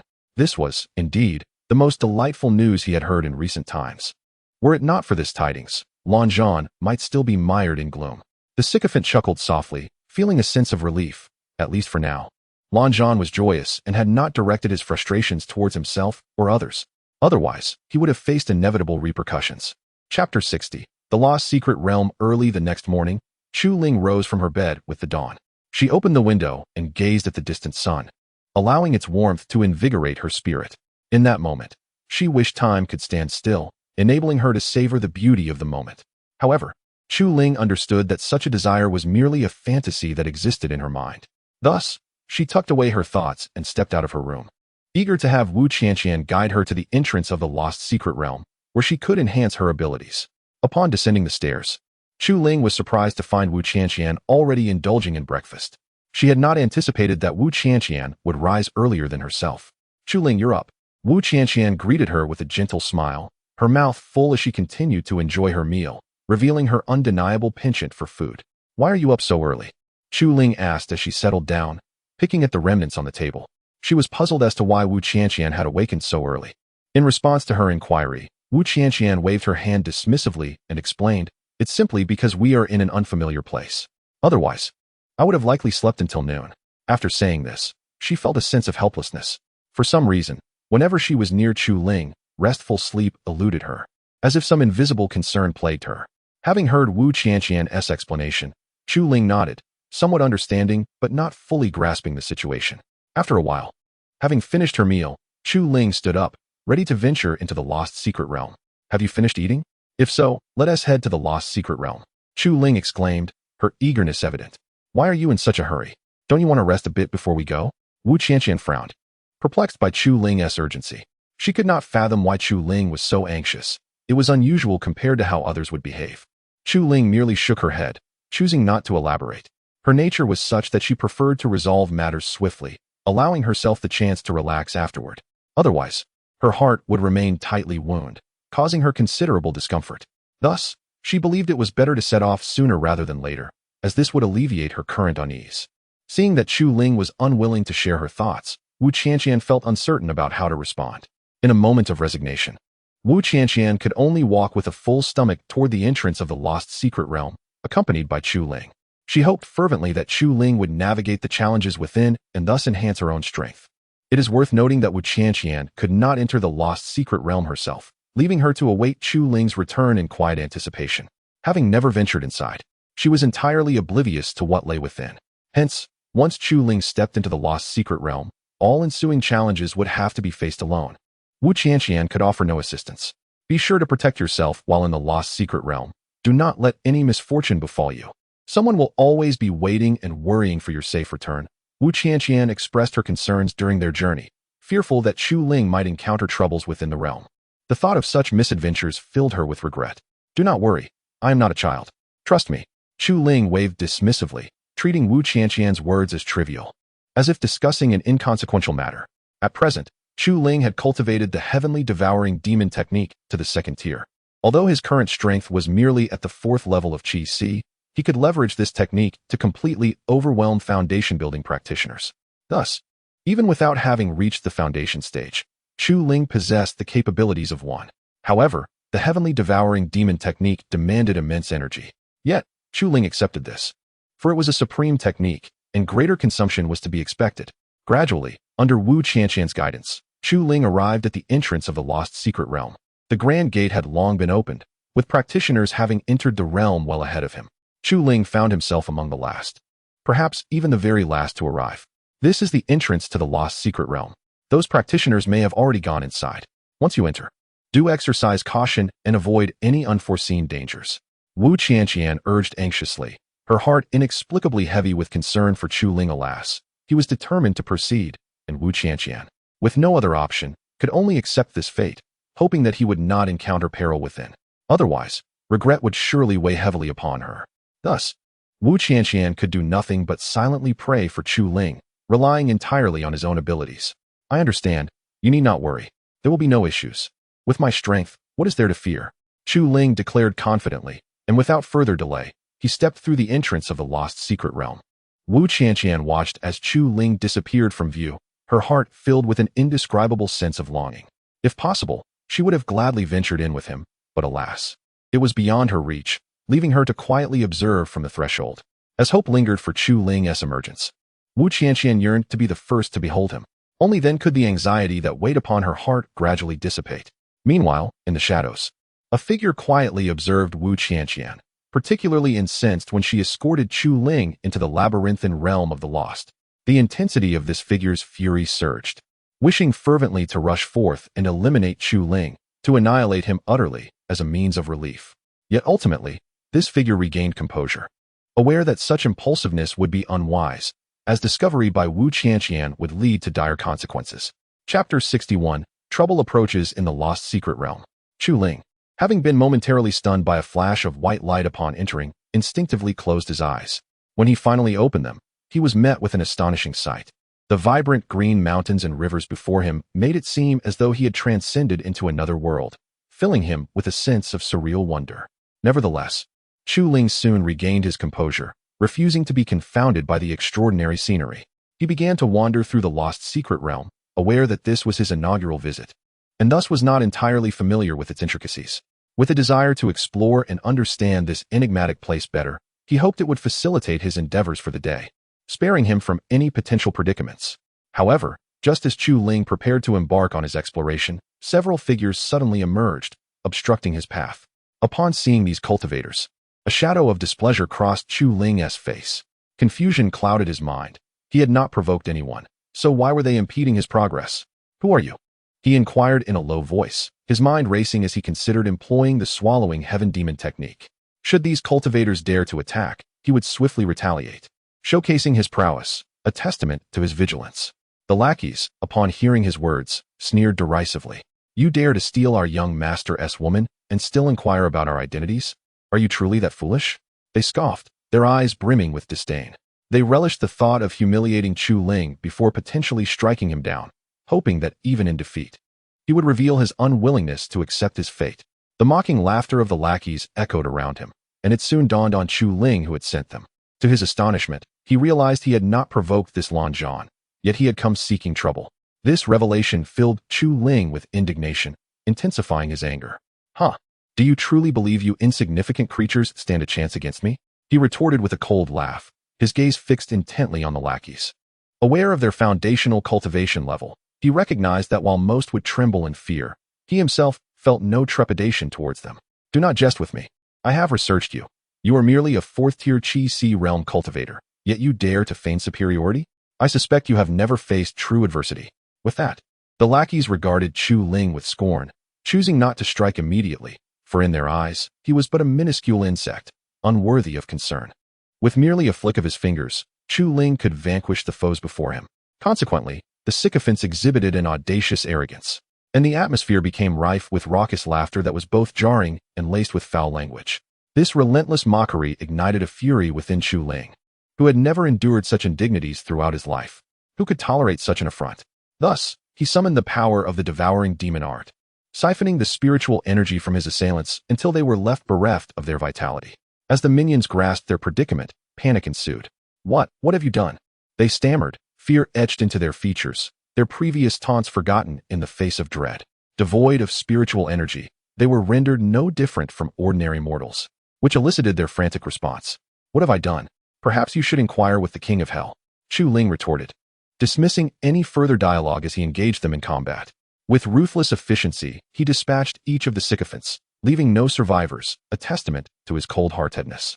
In confronting his enemies, Chu Ling harbored no compassion, and the earlier mockery only fueled his resolve. After vanquishing these foes, he felt a modest yet gratifying enhancement in his strength. While this increase was slight, it brought him immense joy. Now, even if faced with a core formation cultivator, he believed he could at least escape. After burying the minions' remains, Chu Ling took a brief respite before resuming his exploration, dismissing the recent encounter from his mind. His sole focus was on elevating his prowess, undeterred by any distractions. This demonstrated the vastness of Chu Ling's aspirations. He recognized that he was powerless against Lan Zhan at present, thus he resolved to concentrate on his cultivation. Once he had strengthened himself, he would seek out Lan Zhan to impart a lesson about the consequences of provoking him. As time passed, Chu Ling encountered only a few foundation establishment beasts within the lost secret realm. Due to their scarcity, he chose to spare them rather than engage. Soon, the heat of the day became unbearable, prompting him to seek refuge beneath a tree's shade, where he would rest until the oppressive warmth subsided, allowing him to continue his journey. While waiting, Chu Ling suddenly spotted an injured fox not far from her. The fox, in turn, cautiously regarded Chu Ling, its eyes filled with palpable fear, hesitant to approach her. Observing the creature's wound from a distance, Chu Ling realized that if the injury were not promptly tended to, the fox would surely succumb to its plight. After much contemplation, she ultimately resolved to aid the wounded fox. After all, the creature appeared quite endearing, igniting within Chu Ling a compassionate desire to save it. Otherwise, it is unlikely that she would have felt compelled to intervene. She might have simply disregarded the fox as fate altogether. Chapter 62. The ensnared Chu Ling without further thought. Chu Ling promptly rose to his feet and approached the injured fox. As he drew near, the fox regarded him with fear, its eyes brimming with trepidation. Instinctively retreating several steps, terrified that Chu Ling might strike it down. It is well understood that cultivators and demonic beasts are sworn enemies, perpetually embroiled in conflict, each refusing to yield to the other.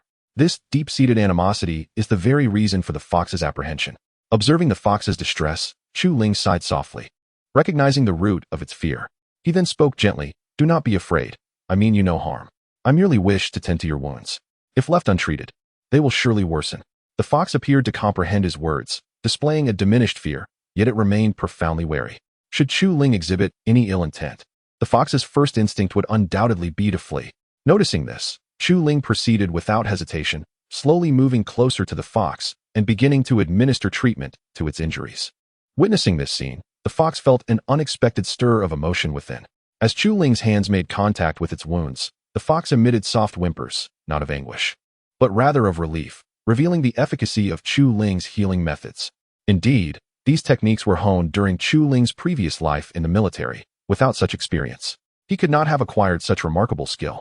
After a while, once Chu Ling had skillfully bandaged the fox's wounds, he wiped the sweat from his brow, a testament to the exertion he had endured during the treatment. The fox, now experiencing less pain, gazed at Chu Ling with a complex expression. Initially, it had resigned itself to the belief that it would surely meet its end this time. Who would have imagined that Chu Ling sought not to harm, but to heal? The fox found itself at a loss for words, overwhelmed by gratitude. "All done. Your wounds will heal in due time, and soon you shall be free to run once more," Chu Ling said with a gentle smile. For reasons unknown, the act of kindness filled him with an unprecedented sense of joy and fulfillment. He then cast one last glance at the fox before departing, leaving it alone in its place. As Chu Ling walked away, the fox felt an urgent pang of anxiety. After a moment of internal conflict, it timidly followed in his wake. In truth, Chu Ling had intended for the fox to remain behind to prevent unnecessary thoughts, wishing to avoid any unwarranted entanglements. This was the rationale behind his decision to leave the fox in its original spot. However, not long after, Chu Ling heard something trailing behind him, which immediately caused him to furrow his brow and turn around. To his astonishment, he discovered that the injured fox was following him. He could not fathom why the creature would choose to accompany him. "Little one, you must return home. You cannot follow me," he said, crouching down to gently stroke the fox's head, his voice imbued with a soft warmth, reminiscent of a tender-hearted gentleman. This gesture left the fox utterly enraptured. Yet, once the fox regained its composure, it interpreted Chu Ling's words differently, feeling that he considered it to be of no use, which plunged its spirits into despair. Noticing the fox's silence, Chu Ling chose to disregard it and turned to leave. The fox remained behind, watching him depart. Ultimately, however, it decided to quietly follow him. Before long, Chu Ling arrived at a shaded area to rest, perplexed by the oppressive heat of the day, which left him feeling quite unsettled. Fortunately, he had found a reprieve from the sweltering weather. Otherwise, he might have succumbed to the scorching heat. Just as he was preparing to relax, an unexpected occurrence took him by surprise. At that moment, Chu Ling found himself at a loss for words to describe the scene before him. The very fox that had been injured now stood before him, clutching a rabbit in its mouth, which it promptly deposited at Chu Ling's feet.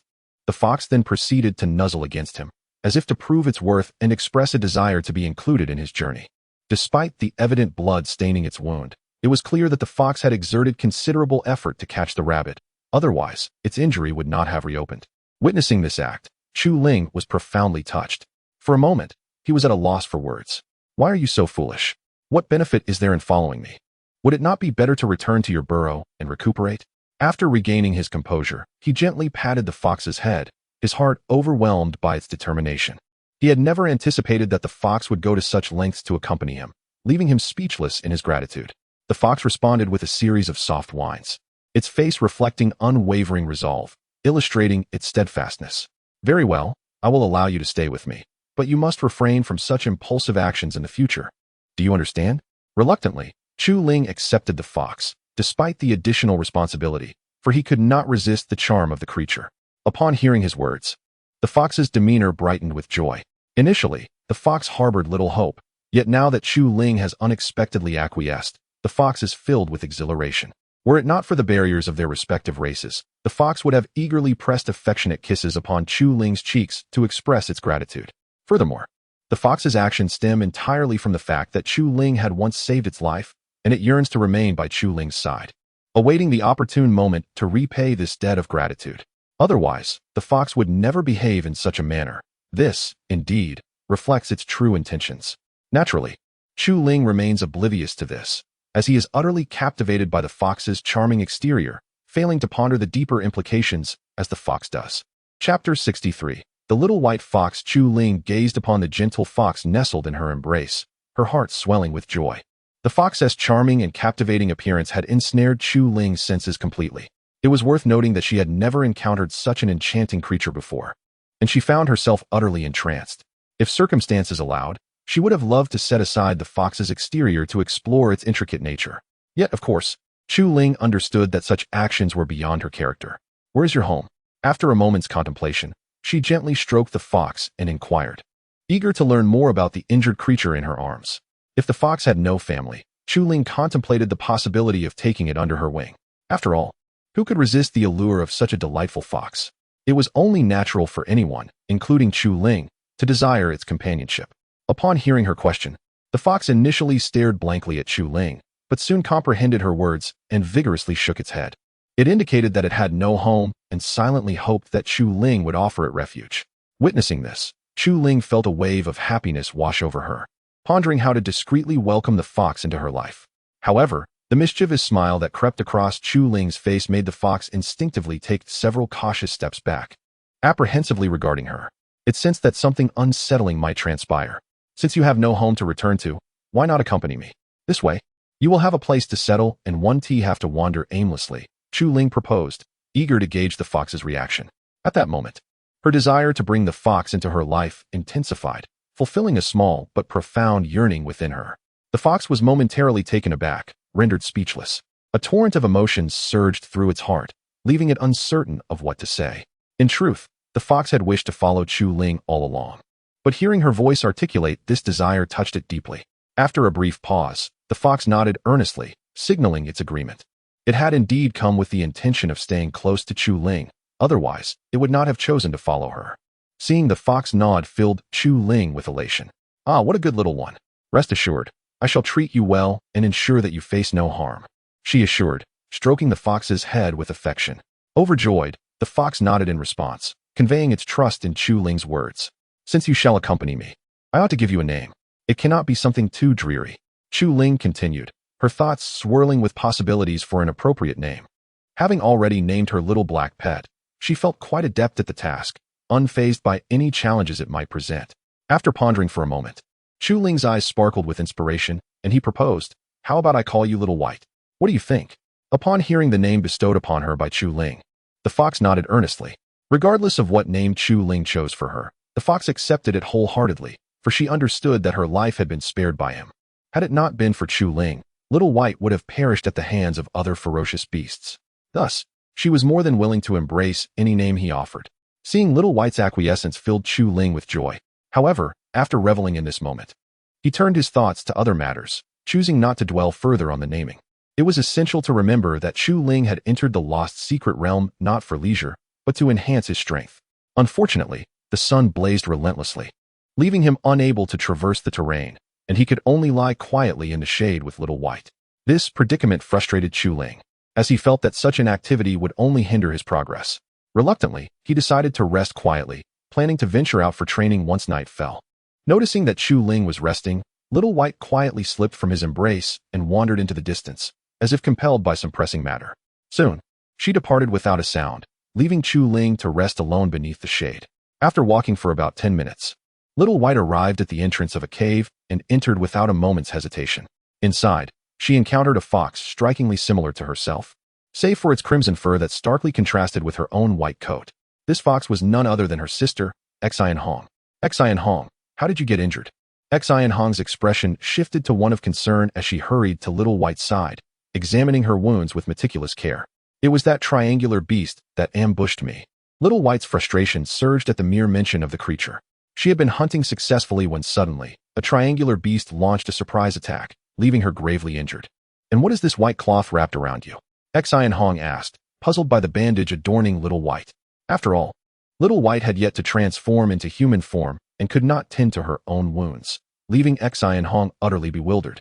Sensing her sister's confusion, Little White recounted the tale of her encounter with Chu Ling in its entirety, withholding nothing. Upon hearing Little White's account, Xian Hong was taken aback, her heart swelling with astonishment. So, you mean to say you intend to follow this human? She asked incredulously after regaining her composure. Never had she anticipated that events would unfold in such a manner, and a wave of sorrow began to wash over her heart. What can be done? This individual has saved me, akin to a life-saving benefactor. Thus, I can only repay this human in such a manner. Xiaobai gestured with both hands. Had it not been for Xiaobai's fondness for Chu Ling, they would certainly have found another way to express gratitude, rather than remaining by Chu Ling's side. Upon hearing this, Xian Hong felt a pang of bitterness in her heart, unsure of what to say. She never anticipated that after years of sisterhood, they would part ways like this, a notion that was difficult for her to accept. Yet, the events had already unfolded, and despite her reluctance, Xian Hong had no choice but to come to terms with it. This left her heart in turmoil. Chapter 64. Xian Hong, Xiaobai's sister. After a moment of reflection, Xian Hong gradually regained her composure and recognized that the situation was irrevocable. She could only accept this harsh reality. What will I do once you leave? Are you truly willing to abandon me like this? She sighed deeply, her eyes brimming with tears that seemed poised to cascade uncontrollably. Upon hearing Xian Hong's words, Xiaobai fell into deep contemplation, uncertain of how to navigate this predicament. She regretted having overlooked this issue. Perhaps, you could accompany me as Chu Ling's pet. What do you think, sister? After a while, Xiaobai articulated her suggestion, believing it to be the only viable solution to their current dilemma. Otherwise, she feared a permanent rift between herself and her sister, a prospect she desperately wished to avoid. Xiaobai felt a wave of anxiety wash over her. Had she known the outcome would be this dire, she would have hesitated before making such a hasty decision, as there might have been a glimmer of hope for salvation. Now, however, she found herself utterly devoid of options. No, that is your master, not mine. If I were to follow you, how would the other beasts mock me? Xian Hong replied bitterly. She understood that this was the only suggestion Xiaobai could conjure, yet she had no desire to become a human's pet. Being a pet meant relinquishing her freedom, a fate she resolutely refused to accept.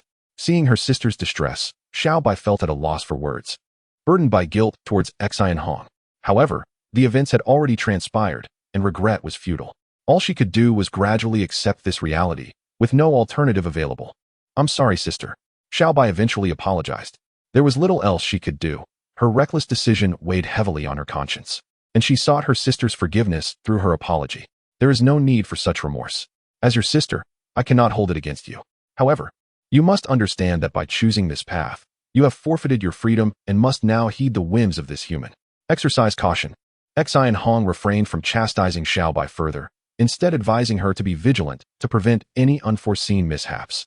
Had anything untoward occurred due to Xiaobai's impulsive actions, the consequences would be beyond her imagination. After hearing Xian Hong's counsel, Xiaobai nodded earnestly, signaling her understanding. Otherwise, she would not have so readily agreed to become Chu Ling's pet. I understand, sister. Xiaobai replied. That is all I hope for. I fear what might happen if you remain oblivious. Return quickly. Otherwise, the human will soon notice your absence and come searching for you. Suddenly, Xian Hong decided to refrain from unnecessary conversation with Xiaobai and instructed her to return home. After all, Xiaobai's circumstances had changed significantly, necessitating a more cautious approach to avoid arousing Chu Ling's suspicions. Xiaobai nodded in agreement and reluctantly departed from the cave. Although she wished to linger a while longer, she realized that such indulgence was no longer feasible. With a heavy heart, she left, hoping that her sister would thrive in her absence. Otherwise, Xiaobai would undoubtedly feel an overwhelming sense of guilt. Watching Xiaobai's distant figure fade away, Xian Hong felt an indescribable bitterness within. Yet, there was little she could do but watch helplessly, aware that her current lack of strength rendered her incapable of confronting Chu Ling. Thus, Xian Hong resolved to diligently enhance her abilities as soon as possible, for only then could she reclaim her sister from Chu Ling's grasp. Otherwise, she would never find peace within her heart. With this determination, Xian Hong promptly resumed her training, striving to elevate her strength swiftly. Meanwhile, upon returning to the shade of the trees, Xiaobai noticed that Chu Ling was already awake and hurried over, eager not to waste a moment. Where have you been, Xiaobai? Chu Ling inquired, her tone laced with displeasure. She had not anticipated that a brief nap would lead to Xiao Bai's disappearance, which worried her about the potential of Xiao Bai slipping away unnoticed in the future. In response, Xiao Bai nuzzled her head against Chu Ling's hand, seeking to convey her contentment. Seeing Xiao Bai's obedient demeanor, Chu Ling's irritation dissipated entirely. However, Xiao Bai's excessive cuteness and submissiveness thwarted any intention Chu Ling had of reprimanding her. With a sigh, she chose to put the matter out of her mind. Next time, please do not wander off. The outside world is fraught with formidable beasts. What would you do if you encountered danger? Chu Ling cautioned, still concerned for Xiao Bai's safety, as she was reluctant to lose such an adorable companion. Compared to the family pet, Xiao He, Chu Ling held a greater fondness for Xiao Bai. Upon hearing Chu Ling's words, Xiao Bai eagerly nodded, assuring her that she would not behave recklessly again, thereby easing Chu Ling's worries. Observing this, Chu Ling said no more but gazed at the sun in the sky, noting that it had grown less oppressive. Thus, Chu Ling, accompanied by Xiao Bai, commenced their exploration of the lost secret realm. Should they encounter any ferocious beasts or hostile humans, Chu Ling would not hesitate to eliminate them, for such actions would not only bolster her strength, but also contribute positively to the world. It is evident that Chu Ling is, without a doubt, a truly benevolent individual. However, after walking for a while, Chu Ling discovered that there were no magical beasts in the vicinity, which left him quite vexed. He pondered where all these creatures had vanished, as he had yet to encounter a single one. Little did he know that this was due to the formidable presence of Xiao Bai. Otherwise, why would those lower-level beasts dare to approach him? They were entirely intimidated by the creature nestled in Chu Ling's arms. If not for this, how could he navigate the treacherous lost secret realm so unscathed? He would have long been besieged by the beasts. Gradually, after a spell of walking, Chu Ling suddenly halted, his gaze deepening as he stared ahead.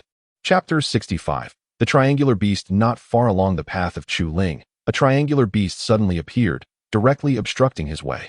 Observing this formidable creature, Chu Ling instinctively sensed its malevolent intent. Otherwise, it would not have dared to impede his progress. However, the little white creature nestled in his arms furrowed its brow upon seeing the triangular beast, its eyes ablaze with fury, yearning to vanquish the beast. Yet, it ultimately composed itself, aware that revealing its strength before Chu Ling could lead to unforeseen consequences, the magnitude of which it could scarcely fathom. Furthermore, prior to their departure, Xian Hong had imparted a word of caution to the little white creature, urging it to exercise prudence. Had it not been for this advice, the little one would have undoubtedly launched an immediate assault, rather than remaining nestled within Chu Ling's embrace.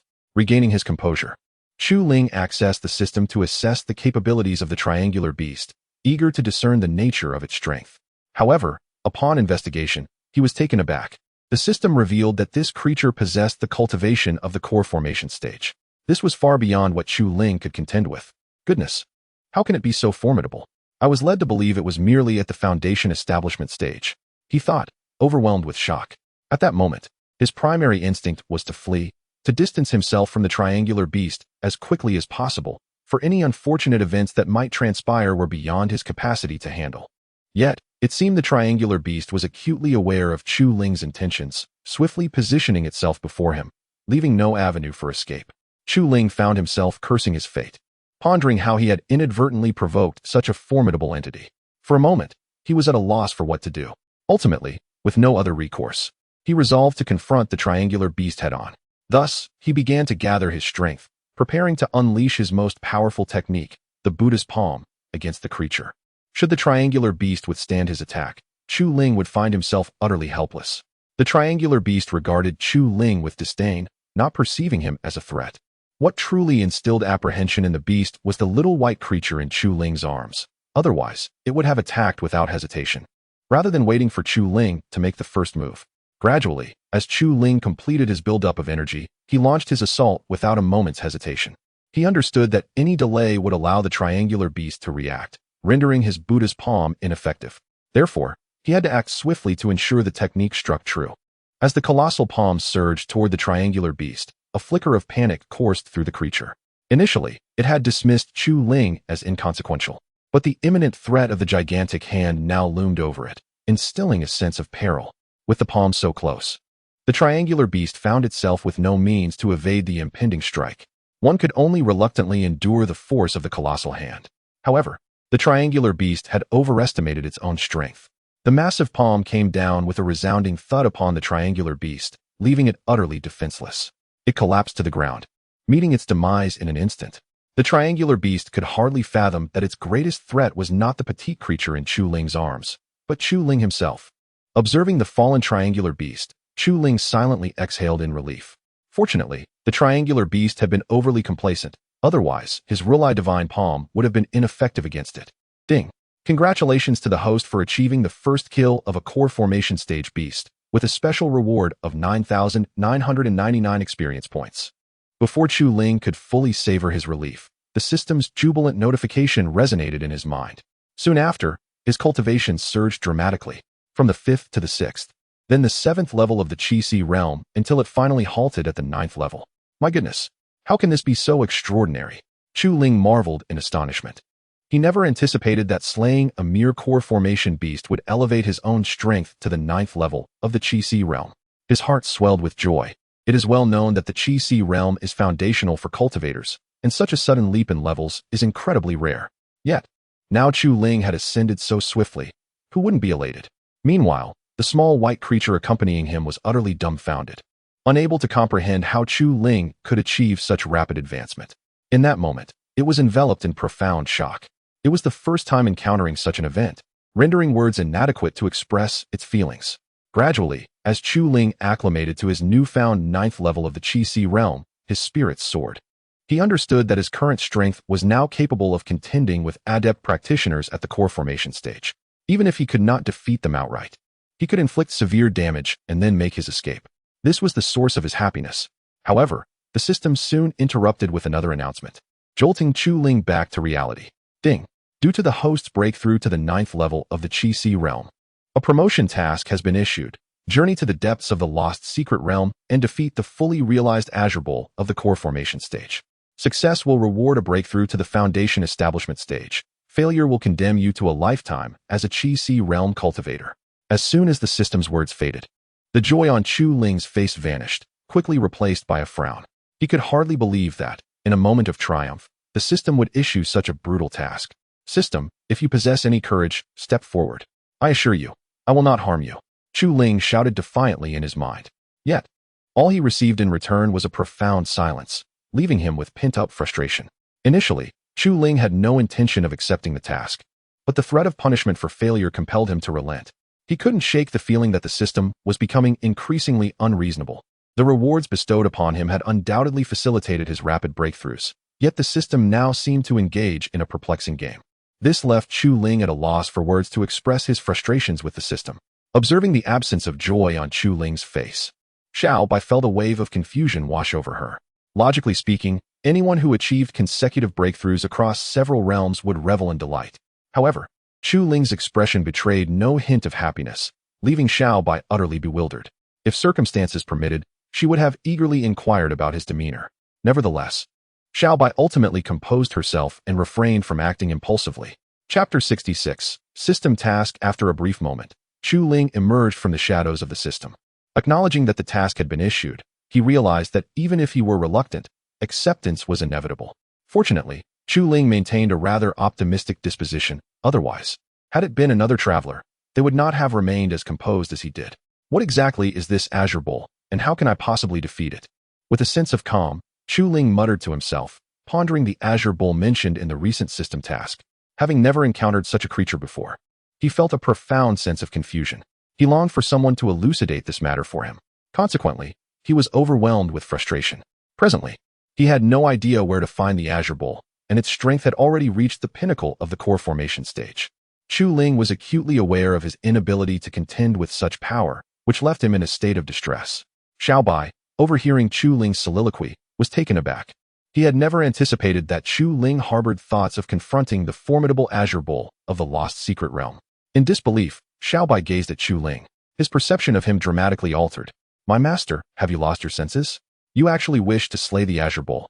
If you're intent on courting death, do not drag me along. Xiao Bai thought in fear. However, it was too late for regret. He could only contemplate how to escape Chu Ling's grasp, hoping to avoid being led to his demise. Alas, Chu Ling remained oblivious to Xiao Bai's inner turmoil, engrossed in devising a strategy to fulfill the system's assigned task. After a moment of contemplation, he found no viable solutions. Thus, burdened by frustration, he he departed from his location, continuing onward in search of inspiration along the way. Only by doing so could he hope to complete the system's task. Time trickled by, and just then, Chu Ling spotted a group of individuals ahead. He hurried towards them, for since entering the lost secret realm, he had not encountered any cultivators. Seizing this opportunity, Chu Ling aspired to strike up a conversation, hoping to glean information about the Azure Bowl from their discourse. With this thought in mind, he approached without hesitation. Upon hearing the commotion, the cultivators turned their gaze toward Chu Ling. Noticing his cultivation level was merely at the 9th layer of the Qi stage, they dismissed him and resumed their discussion, uninterested in his presence. Greetings. Chu Ling smiled as he addressed the group, eager to convey his enthusiasm. Yet, the only response he received was a palpable coldness that enveloped him, leaving him feeling momentarily embarrassed. He had not anticipated such disregard from the cultivators. A surge of various emotions flooded Chu Ling's heart, yet he chose not to dwell on their indifference. After all, every individual possesses their own unique character, one that cannot be altered. Consequently, upon noticing that these cultivators were indifferent to him, Chu Ling resolved to turn away, no longer wishing to linger in that place. Just as he was about to depart, a rather unsavory-looking man approached him briskly. With a grin, the man introduced himself. Hello, my name is Shi Jinxiang. Are you here to train in the lost secret realm as well? Upon hearing his voice, Chu Ling turned to face him. To his dismay, the sight nearly induced a wave of nausea, as this man was by far the most repugnant individual Chu Ling had ever encountered, leaving him momentarily stunned. Never had he imagined that such a grotesque figure existed in this world. Thankfully, he managed to suppress his revulsion, otherwise, he would have surely lost his composure. Greetings. I am Chu Ling, here to train in the lost secret realm as well, he replied calmly after regaining his composure. Realizing that Shi Jinxiang had just arrived beside this group of cultivators, Chu Ling found it rather coincidental. I am in the same situation as you. But I have nearly completed my training and am now waiting to venture into the depths of the lost secret realm with them, Shi Jinxiang exclaimed, showing no wariness towards Chu Ling. After all, within this group of cultivators, Chu Ling's strength was the weakest, so Shi Jinxiang felt no need to be cautious. Moreover, he too had been shunned by these cultivators. Otherwise, it was unlikely he would approach someone like Chu Ling for conversation. It is well known that powerful cultivators often look down upon those of lesser strength, deeming them unworthy of their attention. This was precisely why Chu Ling had previously encountered such cold treatment. Upon hearing this, Chu Ling was taken aback. Did you just say that you were going to the depths of the lost secret realm? He inquired eagerly, his tone brimming with enthusiasm. It seemed he had begun to piece together certain implications, yet he needed confirmation from Shi Jinxiang to quell his uncertainty. He hoped to extract some information that would alleviate his confusion. Yes, the leader of this group, Hu Yang, is currently organizing the cultivators to prepare for an assault on the Green Bull in the depths of the lost secret realm. Otherwise, why would everyone be gathered here idly? Shi Jinxiang divulged without hesitation, sharing the details with Chu Ling. The revelation startled Chu Ling. He had not anticipated such fortuitous circumstances. Initially burdened by concerns, he was now elated at the prospect of such an opportunity. It appeared that fortune had smiled upon him without effort. Coupled with the flaws in the system's mission, Chu Ling resolved to seize this chance and ensure that it did not slip away. Why not take me along as well? I would very much like to witness the Green Bull for myself. What do you think? Thus, Chu Ling spoke up, his eyes brimming with sincerity. A sense of apprehension began to envelop him, fearing that Shi Jinxiang might decline his request. Moreover, he was reluctant to miss the opportunity presented by this village. Upon hearing Chu Ling's words, Shi Jinxiang did not ponder too long before responding. Of course, we are in need of manpower, and your joining us would be just perfect. Although her words were spoken without malice, Chu Ling understood their implication all too well. It seemed that they intended to take him along merely as cannon fodder. Naturally, Chu Ling did not reveal his thoughts. Chapter 67. The depths of the lost secret realm. However, Chu Ling's mood began to sour. Initially, she believed that Shi Jinxiang was benevolent for sharing her insights. To her dismay, Shi Jinxiang intended to use her as cannon fodder, which greatly displeased Chu Ling. Yet, in pursuit of the system's task, she felt compelled to acquiesce. In her mind, she resolved, if you wish to treat me as mere fodder, then I shall not comply. I shall teach you a lesson you won't soon forget. All right, thank you. Chu Ling cheerfully responded, wearing a bright smile. This scene elicited a sly grin from Shi Jinxiang, who had anticipated a more reluctant agreement from Chu Ling, but was surprised by her readiness. This saved her from a lengthy dialogue. Very well, wait here. We are short on personnel. Once our leader, Hu Yang, arrives, we will embark together to the depths of the lost secret realm. With that, Shi Jinxiang refrained from further conversation and returned to the group. Watching Shi Jinxiang's retreating figure, Chu Ling's expression darkened. She had never imagined that Shi Jinxiang would dare to scheme against her. She would not let this transgression go unpunished. Thus, Chu Ling seated herself upon a stone, gazing at the assembly, contemplating her next move. After all, she did not wish to be manipulated by Shi Jinxiang. So she needed to devise a strategy to navigate her current predicament, though she had made headway on the system's task. Resolving the issue of being treated as cannon fodder was now paramount. Consequently, Chu Ling sank into deep contemplation. Alas, after much deliberation, she found herself devoid of any viable solutions, resigned to sit bitterly upon the stone. Meanwhile, Xiaobai curled up in her embrace, sensing her distress and opting to remain silent, exemplifying its gentle nature. Were it another creature, it might have already begun to disrupt her thoughts. As Chu Ling pondered, Shi Jinxiang recruited more expendable cultivators into their ranks. Hu Yang expressed great satisfaction with her actions, and Chu Ling observed everything keenly. She recognized that Hu Yang was certainly no benevolent figure. Otherwise, he would not have encouraged Shi Jinxiang's machinations. Chu Ling concluded that remaining in this group was untenable. She must devise a plan to extricate herself from this situation. Only then could she effectively deal with the Qing Niu and ensure her safe departure. Otherwise, who could predict the unpleasant events that might unfold if she continued down this path? Thus, as Shi Jinxiang gathered more cultivators, Chu Ling contemplated ways to escape her current plight. However, Hu Yang offered her no opportunity for reflection. Once the numbers were sufficient, he led the cultivators deeper into the lost secret realm. Reluctantly, Chu Ling followed the procession. On the road, Chu Ling observed the eager cultivators around him and shook his head in resignation. He pondered whether they would still wear such joyful expressions if they were to learn the true nature of Shi Jinxiang's actions. Naturally, Chu Ling refrained from voicing his thoughts. He was acutely aware that should Shi Jinxiang discover his sentiments, he would undoubtedly be expelled from the group. The consequences could be even more dire, potentially resulting in pursuit by the other cultivators. Thus, Chu Ling maintained an unusually calm demeanor, suppressing any emotional displays. Perhaps the distance from the depths of the lost secret realm contributed to this tranquility.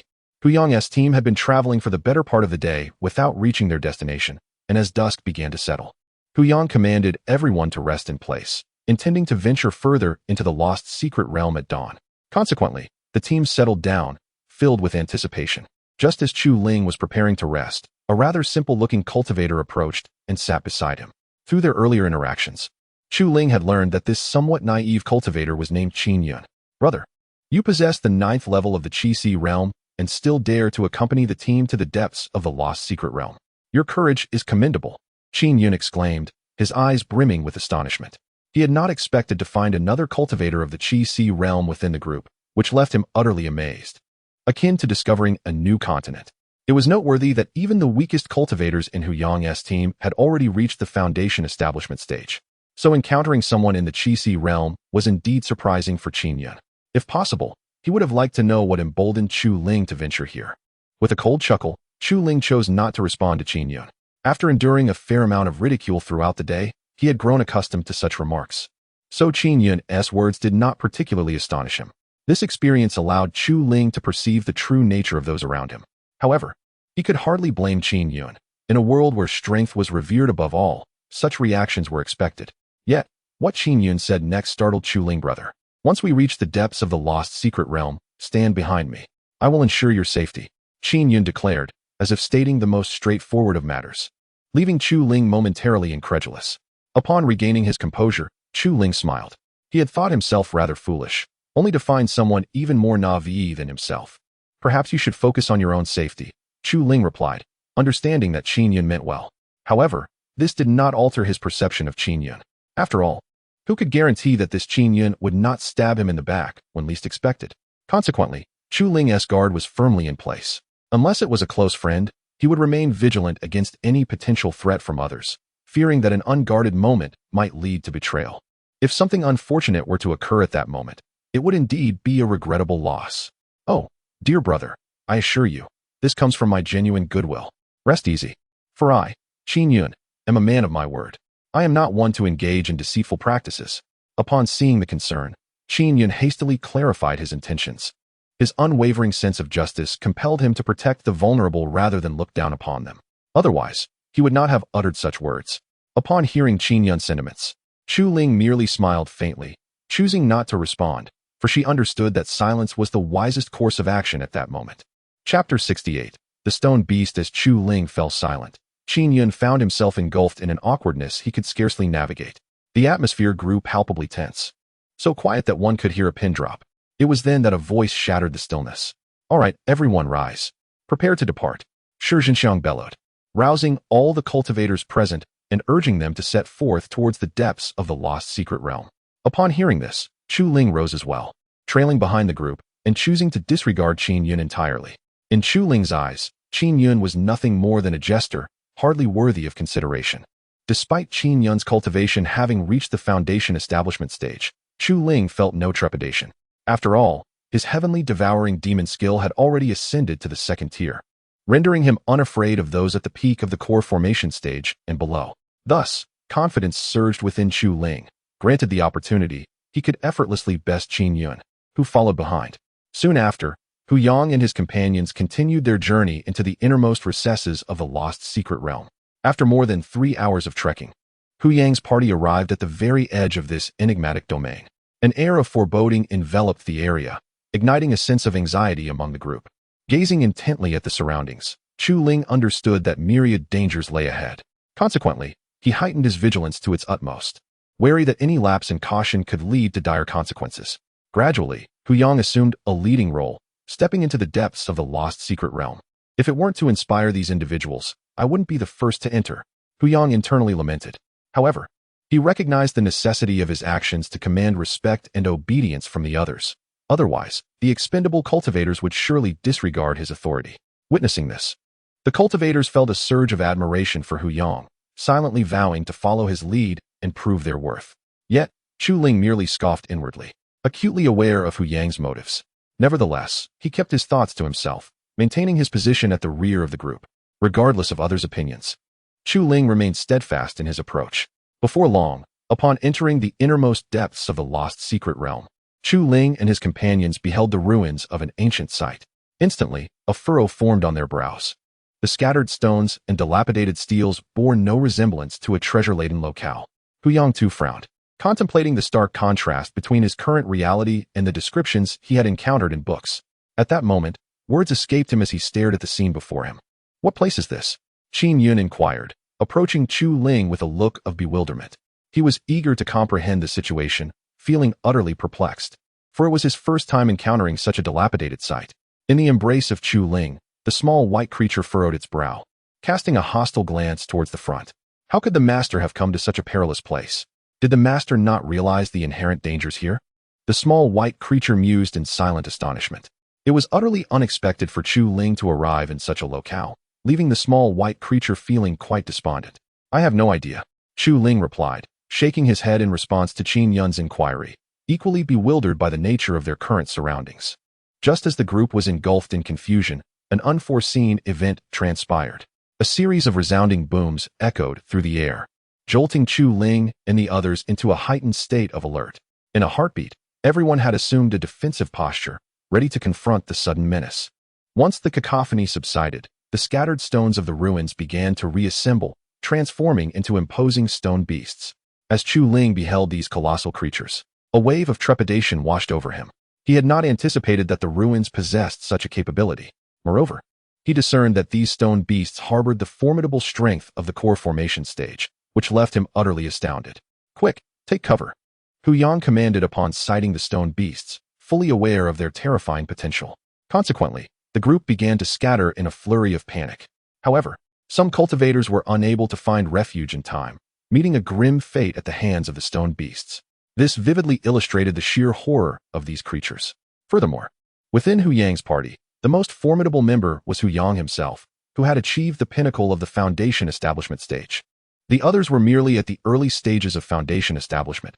Otherwise, they would not have been part of Hu Yang's team. "What shall we do now?" Qin Yun, trembling with fear, crouched behind a stone. Observing Qin Yun's fright, Chu Ling felt a twinge of exasperation. He had initially thought Qin Yun quite formidable, yet here he was, cowering in fear before the stone beasts of the core formation stage. Quite the irony. Of course, Chu Ling dared not let his focus waver. His gaze remained fixed upon the stone beasts not far away. In an effort to fend off the looming threat, Hu Yang dispatched some expendable cultivators to confront the stone beasts. Nevertheless, these cultivators were mere fodder, incapable of withstanding the onslaught from the stone monsters. In mere moments, Hu Yang's team suffered a staggering loss, with half of their numbers vanishing, leaving the surviving cultivators paralyzed with fear.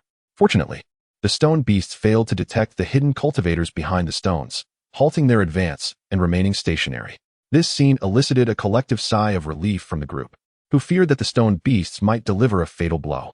After catching his breath, Hu Yang summoned everyone together. It seems these stone beasts cannot sense our presence. They rely solely on sight. Does anyone have a clever strategy to counter these formidable foes? Without hesitation, Hu Yang articulated his objective, eager to hear any potential solutions from the remaining cultivators. As more than half of the monks have now perished, Hu Yang understands that they can no longer afford further losses and must devise an ingenious plan. Only in this way can they advance deeper into the unknown. Otherwise, he and the others are certain to be trapped here, and most crucially, there is no retreat available. Upon hearing this, the group began to wear expressions of despair, with no viable solutions springing to mind. Chu Ling, too, recognized the gravity of the situation and, putting aside other concerns, began to contemplate their next course of action. It was imperative to leave this place as swiftly as possible. Yet, outside lay the formidable stone beasts of the core formation stage, overwhelming them with sheer power, leaving Chu Ling in deep contemplation. Chapter 69. The ultimate fate of cannon fodder. After contemplating for a while, Chu Ling found herself devoid of any viable solutions. Just then, a voice shattered the tranquility before her. "Boss, how about we send half of our group to halt these stone beasts, while the rest quietly bypass them and venture into the ruins?" Shi Jinxiang immediately voiced her thoughts.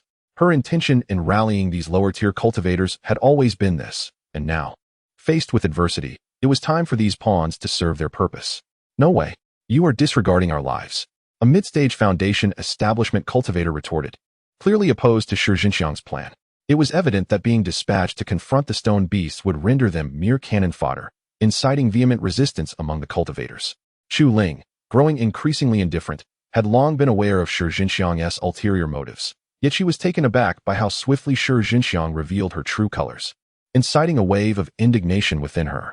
However, Chu Ling ultimately restrained her anger, recognizing that any confrontation at this moment would only attract the attention of the stone beasts, leading to disastrous consequences for the entire group of cultivators.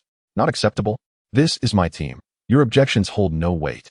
Hu Yang glared ominously at the dissenting cultivator, already inclined to adopt Shi Jinxiang's strategy. From the outset, Hu Yang had harbored this intention but lacked the opportune moment to express it. Now that an opportunity had arisen, he would not hesitate to act. Without delay, Hu Yang unleashed his formidable aura, intimidating the protesting cultivator into silence. Though the others yearned to resist, they found themselves powerless, forced to stifle their grievances internally, harboring no fondness for either Hu Yang or Shi Jinxiang. Naturally, no one wished for demise, so Hu Yang proposed, "Let fate decide your lives. Draw lots and see what destiny holds for you." He then produced dozens of slips from his storage pouch, prompting the cultivators to draw. Tension filled the air as the cultivators, unable to resist, faced an inevitable end whether they chose to leave or follow Hu Yang. Ultimately, they resolved to take their chances, clinging to a sliver of hope. Moments later, the cultivators had drawn their lots. Some wore expressions of sorrow, while others beamed with joy. The numbers were nearly equal. However, the most despondent of all was Chu Ling, staring at the slip in her hand. She seethed with anger, never expecting to draw the lot that mandated her stay behind. A whirlwind of emotions swirled within her.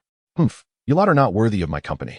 With that, Chu Ling discarded her slip and strode away. Hu Yang observed her retreating figure, sneering softly, completely dismissing her presence. Regardless of whether Chu Ling chooses to flee or confront the stone beasts, a grim fate awaits him, a path leading only to demise, with no glimmer of escape. This predicament inevitably affects the cultivators beneath him, yet they lack the audacity to depart as Chu Ling did, opting instead to remain. After all, there is strength in numbers, while they too must face the stone beasts. At least they possess a semblance of hope, whereas Chu Ling stands alone, bereft of any prospects. After parting ways with Hu Yang's group, Chu Ling sought refuge beside a stone, his eyes ablaze with a murderous intent. Yet, he found himself powerless to alter the course of events. He could only blame his own inadequacies, for had he possessed greater strength, he would not have found himself in such dire straits. In the midst of his fury, Qin Yun approached, a smile illuminating her face as she settled beside him. However, This smile was soon overshadowed by an expression of fear. "Why are you not with them?" Chu Ling inquired, perplexed. It was evident that facing the stone beasts in numbers might offer a sliver of hope, whereas retreat promised nothing but despair. Thus, he was bewildered by Qin Yun's decision to leave. "I disdain associating with rodents," Qin Yun retorted contemptuously, her fists clenched tightly, yearning to confront Hu Yang at once. Alas, her own lack of power quelled this desire. Should an opportunity arise, she vowed to avenge the grievance. Chu Ling was taken aback by Qin Yun's words. Realizing she was a cultivator of spirit and conviction, and he felt a surge of admiration for her. Just as he prepared to voice his thoughts, commotion erupted from Hu Yang's direction, disturbing their moment. Eagerly, Chu Ling and Qin Yun peered out to witness a throng of cultivators, deemed expendable, charging towards the stone beasts. Their fate was sealed as they were met with merciless hands, several of them crushed into a gruesome pulp, their deaths horrifyingly tragic. Meanwhile, Hu Yang, Shi Zhenxiang, and a handful of more seasoned cultivators seized this moment to hastily enter the gates of the ruins, fleeing the scene. Witnessing this, Chu Ling's fury ignited, his aura surging forth. The moment the stone beasts realized intruders had breached the ruins, they erupted with wrath, viciously swatting at the cultivators who dared to disturb them. Thus, a dozen cultivators met a horrific demise at the hands of the stone beasts. Expendables are but expendables, they perish so easily, their lives beyond their control, leaving one to wonder how bitter their hearts must be in death. Chu Ling shook his head, lamenting the fate of these cultivators. Yet, what purpose does this sorrow serve? Ultimately, they fell prey to the stone beasts, allowing the cunning Hu Yang and his ilk to infiltrate the ruins. Who could argue otherwise? Yet, they could only blame themselves for their fate. Having said that, Qin Yun refrained from uttering anything further and continued to gaze at the scene before him, contemplating his next course of action. The expendable cultivators had nearly all perished, with only a few remaining, clinging to life in a pitiful state. Initially, Qin Yun had contemplated seizing the opportunity while the colossal beast was momentarily restrained, to accompany Chu Ling and join Hu Yang and the others in entering the ruins. Ultimately, however, he relinquished this impractical notion, recognizing its inherent futility. Moreover, even if they were to gain entry, they would inevitably face an attack from Hu Yang, prompting Qin Yun and Chu Ling to abandon the idea altogether. Yet, the subsequent scene left both Chu Ling and Qin Yun utterly astounded. Chapter 70: Death? Before long, the colossal stone beasts crushed the hapless cultivators beneath them into mere pulp, then swiftly gathered together. With their arms outstretched, they embraced one another tightly. Moments later, a blinding radiance erupted, compelling Chu Ling and Qin Yun to shut their eyes. However, upon reopening them, the sight before Chu Ling was utterly terrifying. This was a primordial infant stage stone beast. Staring at the creature, Chu Ling was taken aback, astonished that the stone beasts had such a formidable secret up their sleeves. It was a shocking revelation that caught him completely off guard. He had meticulously devised strategies to combat the stone beasts, yet he never anticipated they possessed such a potent form. Now, Chu Ling found himself at a loss. Realizing that while he might have had a fighting chance against the core formation stage beasts, he stood no chance against this primordial infant stage entity. Qin Yun, too, was struck with fear at the sight of the enormous stone beast, rendered speechless. All that remained in his heart was a bitter desolation. Just as Chu Ling and Qin Yun were grappling with their shock, the stone beast caught wind of their presence and instantly teleported before them, its gaze filled with murderous intent directed at both. As realization dawned on Chu Ling, he instinctively took a few steps back. What should we do now?"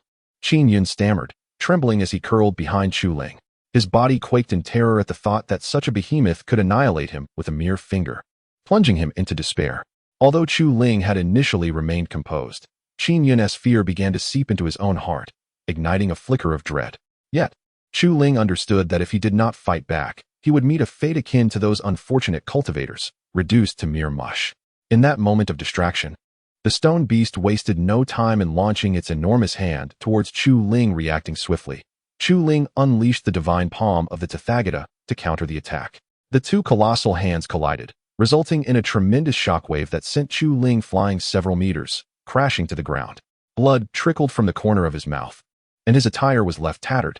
Little White fared even worse. Having sacrificed itself to absorb a portion of the impact, it succumbed to unconsciousness.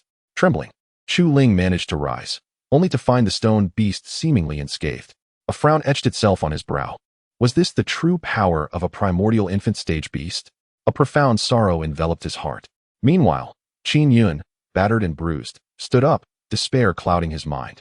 Had he known things would unfold this way, he would never have accompanied Chu Ling. Yet, regret was of little consequence now. The stone beast, observing that Chu Ling was still able to stand, momentarily paused in disbelief. It was crucial to note that it had only exerted less than half of its power. While Chu Ling possessed merely the cultivation of the 9th layer of the Qi realm, it merely left the colossal beast somewhat astonished. However, this did not deter it from striking once more. Thus, the colossal beast swung its enormous paw towards Chu Ling, intent on reducing him to mere pulp. Moreover, this time, the beast summoned all its might. It harbored no mercy for such an intruder. Witnessing this, Chu Ling attempted to unleash his Buddha palm again, but he soon realized that his spiritual energy had dwindled to a mere trickle, rendering him incapable of executing the technique. This realization plunged Chu Ling into despair. Was he truly destined to perish here?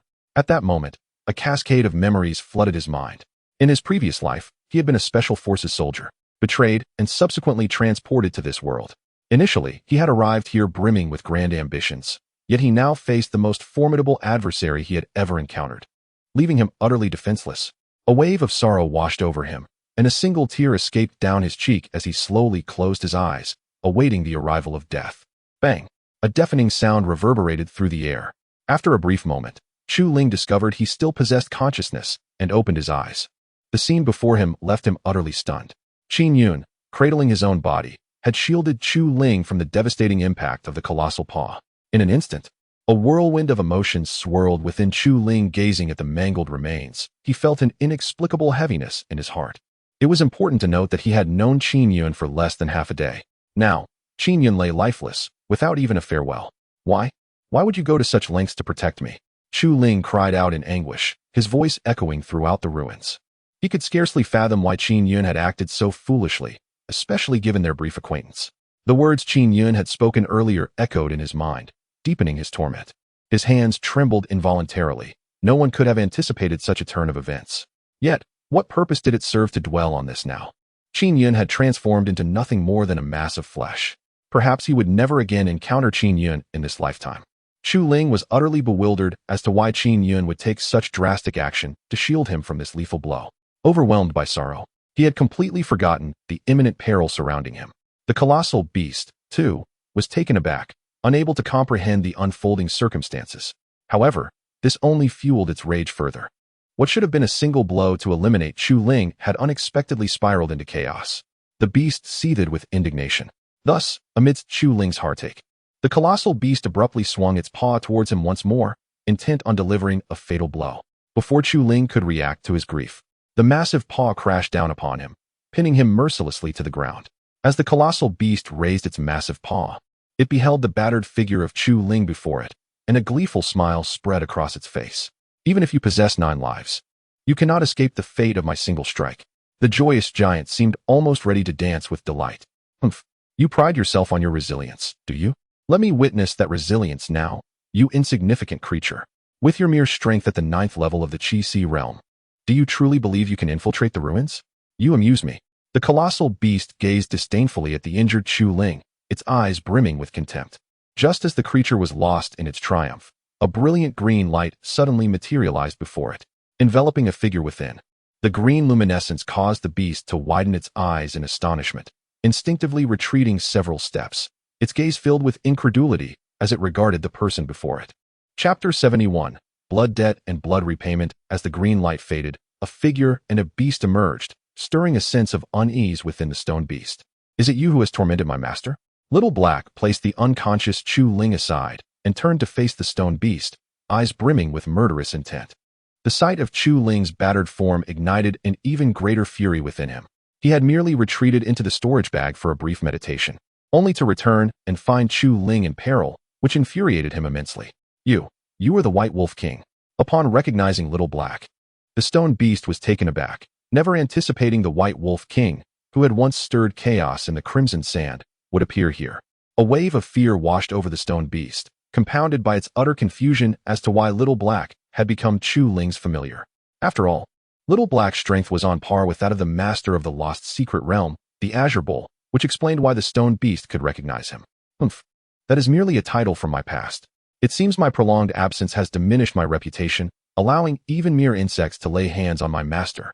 With that, Little Black wasted no time and unleashed his ultimate move, the White Wolf Kill, preparing to deliver a fatal blow to the stone beast. In an instant, Little Black transformed into a flurry of wind blades, piercing through the stone beast's defenses as if they were non-existent. The beast was swiftly riddled with holes, and it succumbed to its demise, its life force extinguished. The stone beast could hardly comprehend that Chu Ling was, in fact, the master of the White Wolf King, leaving it with a bitter sense of dissatisfaction. Most importantly, Chu Ling had been rescued by the White Wolf King. Thus, the once mighty nascent soul beast met its end. After vanquishing the stone beast, Little Black hurried to Chu Ling's side to assess his condition. Finding that Chu Ling had sustained only minor injuries and was not in grave danger, Little Black let out a quiet sigh of relief. Fortunately, he had arrived in time. Otherwise, Chu Ling might have been reduced to a mere puddle of flesh. However, just as Little Black was beginning to relax, a figure appeared behind him, prompting immediate caution. He extended his claws, ready to attack, yet failed to land a blow as the figure effortlessly evaded him. Quite impressive. You have acquired a fully realized nascent soul beast as your familiar. The man leisurely stepped forward, standing beside Chu Ling with an enchanting smile upon his face. Who are you? Sensing the man's formidable aura, Little Black inquired in a low voice, unwilling to let his guard down. For he understood that this man was beyond his capacity to confront. He could feel that with a mere flick of a finger, the man could obliterate him, underscoring the terror he inspired. I am a friend of your master. The man replied with a slight smile, no longer concealing his identity. This man was none other than Qin Yun, the one who had just been reduced to a pulp by the stone beast. To your surprise, I have returned. Little Black gazed at Qin Yun with a puzzled expression, utterly bewildered by what he was saying. He had never fathomed that Chu Ling possessed such a formidable friend, leaving him thoroughly confused. He hoped Qin Yun would elucidate the situation. Even if I told you, you wouldn't understand. Please convey to your master that I shall await his presence at the hero competition a year from now. With this enigmatic message, Qin Yun vanished in an instant, eluding Little Black's grasp entirely. Little Black was left in complete ignorance of the events that had transpired. Fortunately, there was no malice directed towards Chu Ling, or Little Black would have been at a loss regarding his next steps. As Qin Yun stood at the entrance of the lost mystic realm, he cast a few glances back, his earlier demeanor completely fading. Now, he exuded an aura akin to that of an emperor, radiating boundless power. Why is this fellow so feeble? Is he truly my brother? With a shake of his head, Qin Yun departed, choosing not to dwell on it further.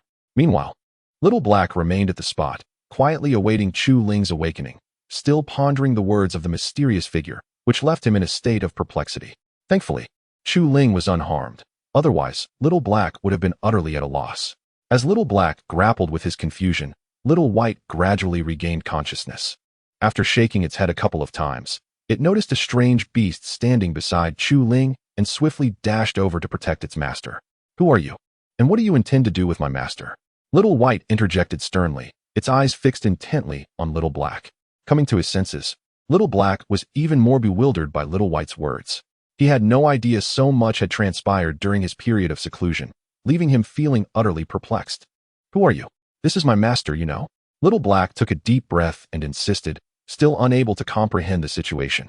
First, there was the mysterious figure, and now an inexplicably strange fox had appeared, making Little Black feel as though he had been in seclusion for 500 years. The atmosphere grew awkward in an instant, and Little White was at a loss for words. After a moment, Little White slowly began to explain, having detected Chu Ling's scent on Little Black. Otherwise, Little White would have engaged in a fierce confrontation instead of attempting to clarify matters. Upon hearing Little White's explanation, Little Black suddenly experienced a moment of clarity. It turned out to be a misunderstanding. My apologies, Little White. I misjudged you. Please do not take offense. I sincerely apologize. Coming to his senses, Little Black awkwardly scratched his head. After all, they would be family in the future, so Little Black was keen to be polite to Little White. More importantly, Little White was a remarkably beautiful female beast. Thus, in regard to his newly arrived younger sister, Xiaohei, as the elder brother, felt compelled to express his sincerity. Perhaps, in doing so, he might even win the heart of his enchanting sister. No worries, I misunderstood you just now, Xiaobai responded with a gentle smile. Yet, that smile was enough to utterly captivate Xiaohei. Goodness, how could there be such a beautiful and adorable demon beast? He was utterly smitten. At this moment, Xiaohei found himself so entranced by Xiaobai that he felt somewhat lost. If Xiaobai were not the beloved pet of Chu Ling, Xiaohei would have wished to take her home immediately. Chapter 72. awakening yet. Little Black understood the futility of such thoughts. Should Chu Ling discover this, the repercussions would be dire. Thus, Little Black promptly discarded the notion. Observing Little Black's foolish demeanor, Little White chuckled softly, fully aware of the latter's musings, yet harboring no ill will. After all, both were cherished companions of Chu Ling, and their camaraderie could not be compromised. Little White's earlier actions were merely intended to embarrass Little Black, devoid of any ulterior motives. At that moment, Chu Ling slightly stirred his fingers, a detail not overlooked by either Little Black or Little White. In a flurry of anxious energy, they encircled Chu Ling, their hearts racing. Little White, look, the master is about to awaken. Little Black exclaimed. I can see that. Spare me the nonsense. Little White retorted, casting an exasperated glance at Little Black. Taken aback by such a pointless comment, minutes trickled by, and gradually, Chu Ling's eyes fluttered open. Where am I? Is this paradise or hell? He mumbled, utterly bewildered by his surroundings. The last thing he remembered was the moment he was struck down by the colossal beast, after which he had succumbed to unconsciousness, completely oblivious to the events that transpired thereafter. Upon hearing the soft whimpers, Chu Ling realized he had not perished at the hands of the giant beast and felt an immense sense of relief wash over him. He hastily regained his composure, only to find that he was still in the same place. However, the events leading up to his fainting remained a mystery, leaving him in a state of confusion. He yearned for someone to elucidate the occurrences that had unfolded. Little Black, how did you emerge from the storage bag? And you, Little White, are you unscathed? You must exercise caution, Chu Ling voiced, his heart still unsettled, particularly upon sighting the lifeless form of the colossal beast, which only deepened his perplexity. Yet, Little Black and Little White remained tight-lipped about their identities, merely offering soft cries, which left Chu Ling in distress. Soon, upon encountering a pile of flesh, sadness enveloped him. For the memory of Qin Yun's fatal blow lingered in his mind, rendering him unable to find peace.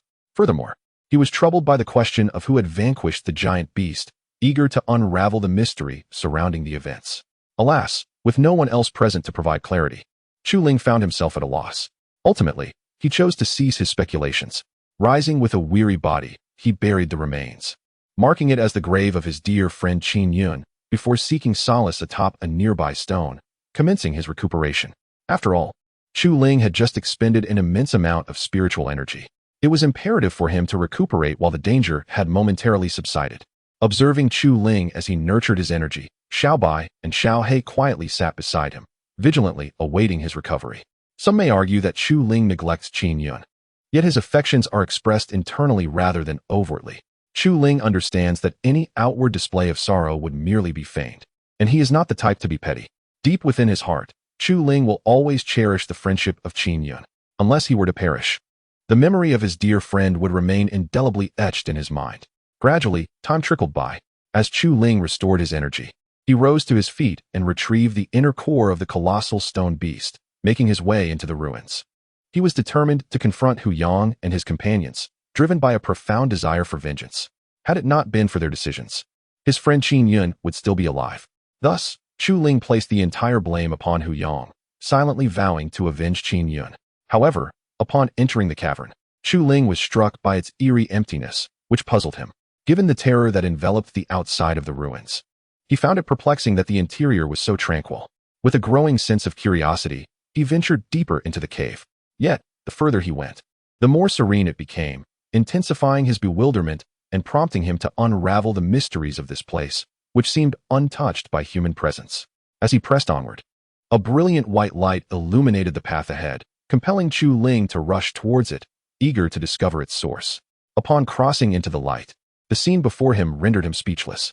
The bodies of Hu Yang and his companions lay lifeless on the ground, and not far away. A trembling green bull's body was sprawled out. This creature was not entirely deceased. It still clung to life, gasping for breath.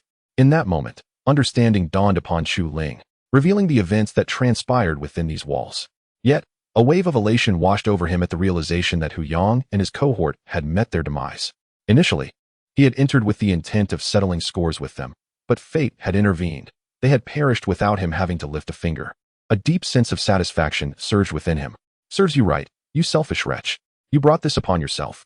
With that, Chu Ling could not resist delivering a couple of kicks to Hu Yang's corpse, seeking to vent his pent-up fury. However, he knew that such actions were ultimately futile. The dead cannot be revived. Consequently, a profound sadness enveloped him. Gradually, as his emotions settled, Chu Ling recognized that he could not afford to wallow in grief, for that would surely invite disdain from Qin Yun, resting below. Therefore, he began to muster his spirits once more, determined to ascend to the pinnacle of this world. Otherwise, it would be a disservice to the memory of the deceased Qin Yun. Soon, Chu Ling regained his composure and stepped forward, one deliberate stride after another, towards the azure ox, prepared to fulfill the task assigned by the system. For reasons unknown, as he gazed upon the azure ox, Chu Ling shook his head in resignation. He pondered that had it not been for the system's mission, he would not have encountered such a myriad of events. Yet, Chu Ling bore no regrets. He merely felt a tinge of wistfulness. Meanwhile, the azure ox, sensing an approach, lifted its head with great effort despite its pain. Upon realizing the approaching figure was human, a wave of despondency washed over it. Chapter 73. Promotion to Foundation Establishment. Qin Yun never anticipated that after eliminating a group of humans, there would still be one remaining. And now he found himself utterly devoid of any power to resist. In this moment, Qin Yun was merely a piece of delectable prey, vulnerable to the whims of his captor, which filled him with profound sorrow. "Human, what do you intend to do?" he inquired, clinging to a glimmer of hope that this human might grant him a reprieve. In the face of death, all notions of dignity seemed trivial. Although Qin Yun discerned that this human possessed merely the 9th level of Qi-Si realm, he was fully capable of ending Qin Yun's life. Thus, fear gripped him tightly. You ask what I intend? Naturally, it is to kill you. If it weren't for you, my brothers would not have met such a tragic fate." Chu Ling scoffed, his eyes brimming with murderous intent. While he was seething with anger, he refrained from hastily dispatching Qin Yun, for he recognized that the beast lacked the strength to fight back. Even an ordinary person could easily eliminate Qin Yun at this moment. Therefore, Chu Ling yearned to mock Qin Yun before putting an end to him, believing that such an act would alleviate a significant portion of his ire. In a state of panic, Qin Yun could hardly fathom that Chu Ling would speak in such a manner. Yet he understood that he was utterly powerless to resist, and his very existence lay in the hands of this human. "We share no enmity. Why must you kill me?" he pleaded, still harboring a sliver of hope that Chu Ling might spare his life. After all, Qin Yun had cultivated to the pinnacle of the core formation stage, enduring countless tribulations along the way. To perish in such a manner, especially at the hands of a seemingly weaker cultivator, would leave him deeply resentful. "You claim we have no grievances, yet the calamities that have unfolded stem from your actions.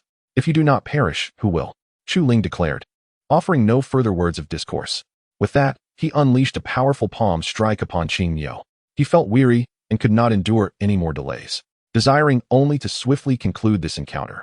With a resounding crash, Qin Yun met his tragic end beneath the force of Chu Ling's palm, his demise marked by an expression of profound unwillingness. Soon after, a notification resonated in Chu Ling's mind. "Ding! Congratulations to the host for slaying Qin Yun and receiving the reward of promotion to Foundation Establishment." As the system's voice faded, Chu Ling's aura underwent an unprecedented transformation. However, this promotion also brought excruciating pain throughout his body. Had he not gritted his teeth and persevered, he might have collapsed outright. Xiao He and Xiao Bai stood to the side, utterly astonished. They never anticipated that Chu Ling would achieve a breakthrough so effortlessly. "Xiao He, the master's advancement speed is astonishing," Xiao Bai exclaimed, his eyes wide with disbelief. Just a few days prior, Xiao Bai had witnessed Chu Ling's last breakthrough, and now he had done it again, prompting Xiao Bai to question the very essence of his existence. He felt as though the efforts he had invested in his own cultivation had been in vain. Xiao He was equally taken aback, a bitter sensation welling up within him.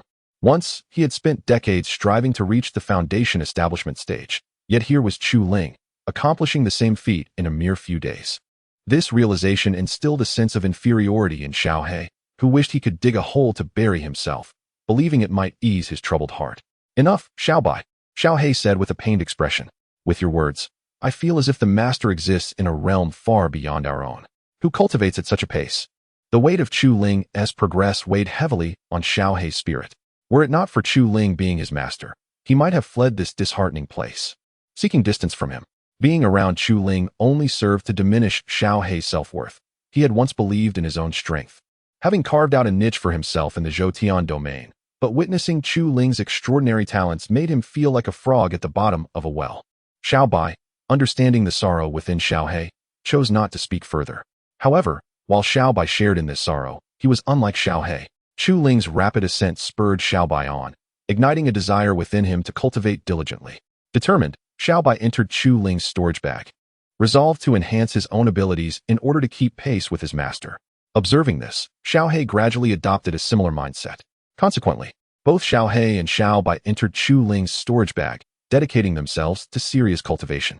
As the pain that enveloped Chu Ling began to dissipate, he gradually received good news. His advancement to the foundation establishment stage was successful. Yet, he did not revel in joy. Aware that he still lagged behind the true experts and needed to further elevate his strength to earn his place in the world. Upon regaining his focus, Chu Ling noticed Xiaohei and Xiaobai diligently training within the storage bag, leaving him perplexed as to why they were so earnest in their cultivation efforts.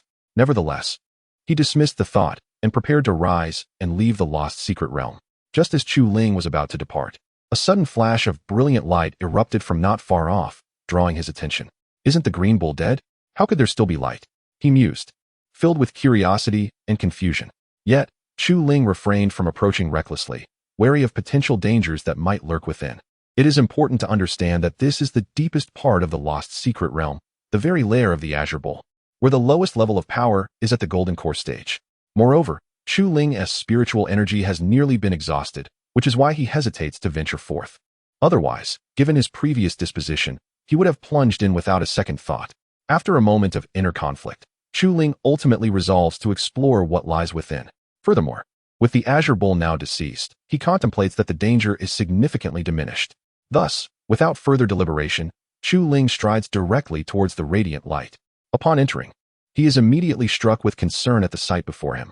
Chapter 74. The Great Sword Amidst the Radiance. A magnificent sword materialized before Chu Ling's eyes, leaving him utterly perplexed.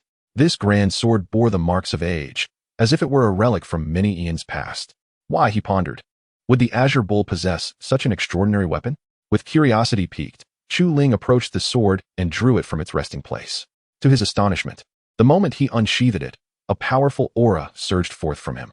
Almost as if it possessed sentience, the sword communicated telepathically, "Your sword is my sword. Greetings, mortal." "Oh, pardon my mistake, I meant sword bearer." Chu Ling found himself at a loss for words, the sudden communication catching him off guard. His previously pleasant mood was now marred by the absurdity of the sword-esque greeting. Nonetheless, he recognized the weapon's extraordinary nature. After all, a sword capable of telepathy could not be of inferior quality. His knowledge stemmed from countless tales read in his past life. "What is your name?" he inquired after a brief pause, eager to learn the name of this imposing sword. "My name is the Great Sword," it replied, its tone brimming with pride. Chu Ling could only shake his head in disbelief. He had anticipated a name befitting such a formidable weapon, yet it was simply called the Great Sword, an utterly unremarkable choice. However, Chu Ling had encountered many peculiarities since arriving in this realm and had grown accustomed to the oddities of his surroundings. "What purpose do you serve?" he pressed on, hoping for a revelation of the sword's potential. Being a telepathic artifact, Chu Ling assumed it must possess significant utility, which would undoubtedly aid him in his future endeavors. Otherwise, he would have little interest in keeping it, and would have cast it into his storage pouch without a second thought. Yet, the sword's subsequent response nearly compelled him to discard it. "I can enhance your charisma twofold. Beyond that, I serve no other purpose," the sword proclaimed, its tone laced with a sense of pride, as if it were boasting of its merit. Upon hearing this, Chu Ling's expression darkened, as he never expected the sword to be utterly devoid of additional utility. Stunned into silence, he struggled to regain his composure. Realizing the sword's lack of practicality, he decided to cast it aside and make his exit. However, just a few steps away, the great sword reappeared behind him, igniting his irritation. "So, you have decided to cling to me," he exclaimed in frustration. "Leave me be, you worthless thing." After casting aside the formidable sword behind him, Chu Ling cursed vehemently and swiftly departed, fearful of being pursued by the very weapon he had discarded. Yet, how could such an imposing sword be so easily cast off? After running approximately 10 kilometers, the sword reappeared, ensnaring Chu Ling once more. Instantly, his mood darkened, plagued by the vexation of being unable to rid himself of this sword. It was crucial to note that the sword was utterly useless. Its presence served no purpose for Chu Ling, otherwise he would not have acted in such a manner. Consequently, the sword's relentless pursuit left him at a loss for words. What followed was a proclamation from the sword that ignited within Chu Ling an impulse to incinerate it. "You cannot rid yourself of me. Unless you perish, I shall follow you for eternity. Of course, I will be aware of your most private endeavors." The sword's telepathic taunts made Chu Ling grit his teeth in frustration. It seemed the sword had already designated him as its host, leaving him with no escape. Presently, Chu Ling was in a state of great distress, for his mind was already occupied by a powerful system, and the addition of this sword left him utterly perplexed. Hey, system, someone is encroaching upon your territory. Do you not wish to intervene? Thus, Chu Ling called out to the system within his mind, seeking assistance in managing this troublesome sword. After all, no one desired a parasitic entity residing within their body. Moreover, with an audacious system already residing within him, the presence of this insufferable sword was unbearable for anyone. The system seemed to comprehend the gravity of the situation and unleashed its formidable might upon the sword, effectively subduing it. Remarkably, the sword was indeed intimidated by the overwhelming power of the system, refraining from further provocation of Chu Ling for fear of annihilation. With the sword silenced, Chu Ling's spirits soared as he made his way toward the exit of the lost secret realm, his demeanor uplifting and invigorated. This incident revealed to him the true strength of his system, rendering all other weapon spirits mere trifles in its presence. Meanwhile, an indescribable scene unfolded within Chu Ling's mind. Sister, I was wrong. Please spare me. I shall never dare again. The sword knelt, pleading for mercy. Filled with despair at the realization of the powerful spirit Chu Ling commanded, which had so thoroughly subdued it. What manner of individual have I provoked? The sword lamented internally. You dare to call me sister? I shall strike you down. The system responded with a series of lightning strikes upon the sword, leaving it battered and bruised. Now, the sword dared not utter another word, fearing that a single misstep would lead to its utter annihilation by the system. Moreover, what is most terrifying is that the system's lightning inflicts excruciating pain, a torment that penetrates to the very heart. Even more alarming is the fact that the great sword is utterly powerless to resist, having been ensnared by the system. Upon witnessing the great sword's compliance, the system merely huffed a few disdainful remarks before ceasing its torment. However, in the realm of the instrument spirit today, the great sword is devotedly at the system's service, attending to its every need without a moment's hesitation. Should any negligence occur, the only fate awaiting the great sword is the heart-wrenching agony of the lightning. Chapter 75. Wu Qianqian's longing. Upon reaching the exit of the lost secret realm, Chu Ling was struck by a wave of nostalgia, astonished at how swiftly time had passed. He was on the verge of departing from this enigmatic place, which stirred a profound sense of reflection within him. Shaking off his reverie, he proceeded directly towards the exit. Before long, he emerged into the outside world, inhaling the fresh air with a sense of exhilaration. This was the first time Chu Ling truly appreciated the crispness of the atmosphere outside. As he savored the air, Wu Qianqian, who had been eagerly awaiting his return, spotted him and was instantly filled with joy. She had half convinced herself that Chu Ling might never emerge, so his swift return was a delightful surprise. You have finally come out. I was beginning to fear you had perished within, she exclaimed, her excitement palpable as she gazed at him. For the past few days, Wu Qianqian had been consumed by thoughts of Chu Ling, anxious about the potential dangers he might encounter in the lost secret realm. Seeing him safe and sound alleviated her worries, allowing her to breathe a sigh of relief. At least her previous anxiety had dissipated. During her wait, her suitor, Lan Zhan, had occasionally mocked her with remarks about Chu Ling's demise, which only intensified her concern for his safety. However, witnessing Chu Ling's safe return instantly dispelled her fears. After all, she was acutely aware of Chu Ling's capabilities. How could I possibly have perished in there?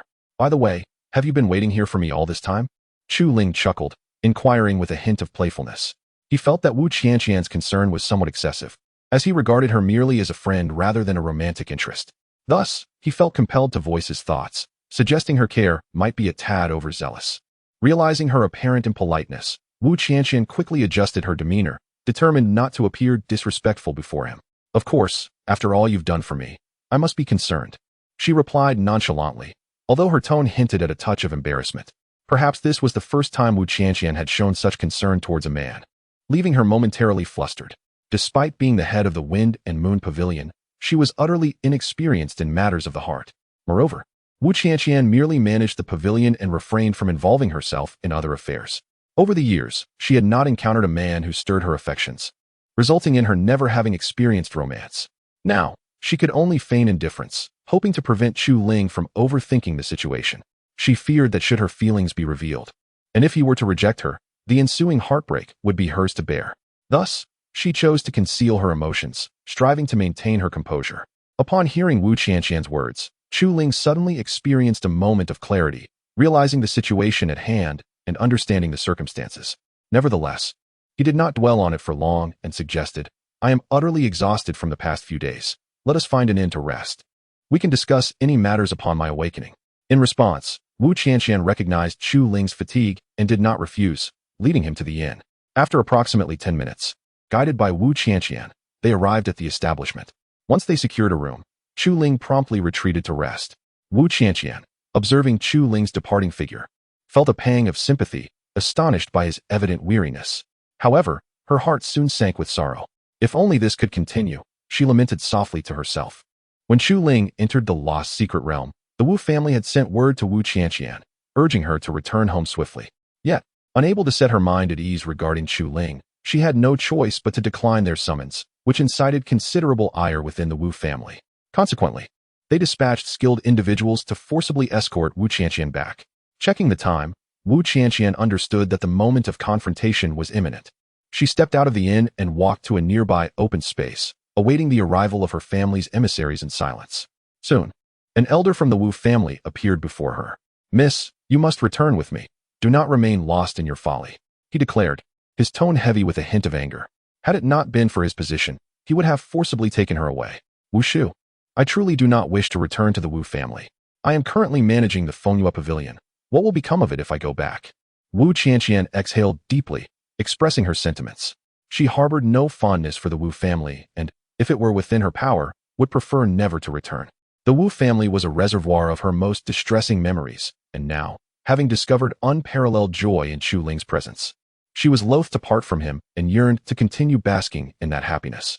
However, upon hearing her words, Wu Shu sighed, fully aware that Wu Qianqian would respond in such a manner, which was precisely why the family had sent him. It was known among the Wu family that he shared a relatively amicable bond with Wu Qianqian. Otherwise, they would not have entrusted him with the task of persuading her. "Qianqian, even if you wish to avoid returning, you must go back. It is the place that bore and raised you. Moreover, with your father in distress and your siblings having already returned, despite your efforts in retrieving the soul device to save the family head, you still have an obligation to return. The family head has issued a decree that, by any means necessary, you are to be brought back, even through force." Wu Shu articulated slowly. It is well known that Wu Qianqian has been subjected to unfair treatment within the Wu family. However, what can be done about it? This unfortunate reality cannot be altered. Therefore, regardless of the circumstances, Uncle Wu will undoubtedly take Wu Qianqian back. He cannot defy the orders of the family head. After listening to Uncle Wu's words, Wu Qianqian realized that the situation had escalated to an irretrievable point. Nevertheless, she was still extremely reluctant to leave this place, to part from Chu Ling's side. Yet, she found herself powerless against the entire Wu family. Thus, Wu Qianqian prepared to voice her acquiescence. Just as she was about to speak, a voice interrupted her thoughts. Chapter 76, An Unexpected Delight Upon Hearing the Voice. Wu Qianqian momentarily found herself at a loss for words, her eyes reflecting a complex array of emotions. "Hey, Wu Qianqian, what are you doing here?" Chu Ling called out wearily as he approached. Initially, he had no intention of venturing out, but having caught a glimpse of Wu Qianqian's sorrowful departure from the inn through the window, he felt compelled to follow her, driven by a need to uncover the circumstances surrounding her distress. However, upon his arrival, it became immediately evident to Chu Ling that something was amiss with Wu Qianqian. Fortunately, he had decided to pursue her, for otherwise, he might have remained oblivious to the unfolding events. "What brings you here?" Wu Qianqian asked, trotting up to Chu Ling, her tone laced with a hint of joy. It was worth noting that at this moment, the one person Wu Qianqian was most concerned about was indeed Chu Ling.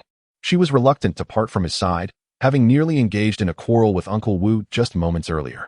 Uncle Wu, upon witnessing Chu Ling, furrowed his brow, and as he observed Wu Qianqian's intimate gestures, he quickly deduced that there was certainly something significant between the two. "Miss, who is this?" After taking a deep breath, Uncle Wu inquired, casting an unfriendly gaze toward Chu Ling. He hoped Wu Qianqian would provide some clarification, otherwise, he feared his temper would flare. Upon hearing Uncle Wu's question, Wu Qianqian felt a weight in her heart as she remembered that he was watching from the sidelines. Thus, she hastily retracted her affectionate demeanor with Chu Ling and turned to Uncle Wu, stating, "Uncle Wu, this is my friend Chu Ling. He was the one who helped me acquire the soul artifact." During Wu Qianqian's explanation, Chu Ling regarded Uncle Wu with a newfound respect. sensing a formidable aura emanating from him that rivaled that of the stone beast he had encountered previously. Such a realization led him to conclude that Uncle Wu possessed considerable strength. Nevertheless, since Uncle Wu was a member of Wu Qianqian's family, Chu Ling chose not to dwell on the matter, merely observing him with mild curiosity to discern his intentions. Upon hearing Wu Qianqian's introduction, Uncle Wu's demeanor softened, and his expression turned more amicable towards Chu Ling.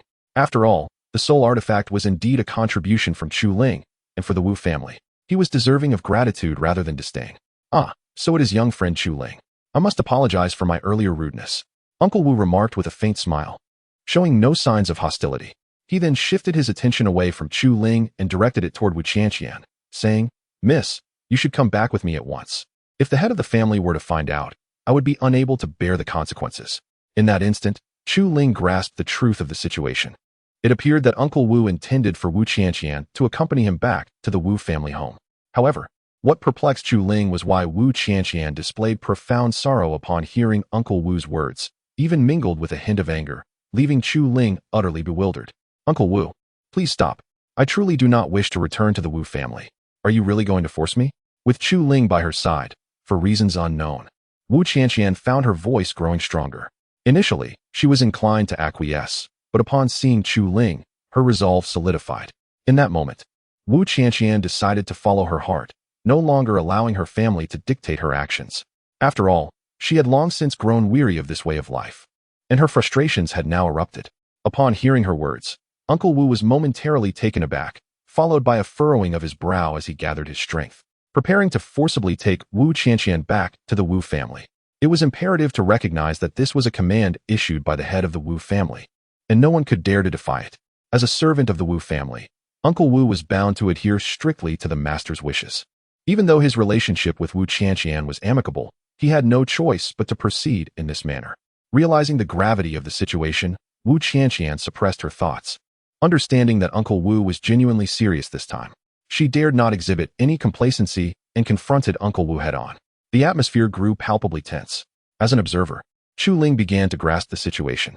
Yet, this was a matter of the Wu family, and as an outsider, he felt he had no right to intervene. Nevertheless, he recognized that if a confrontation were to ensue, Wu Qianqian would undoubtedly be at a disadvantage.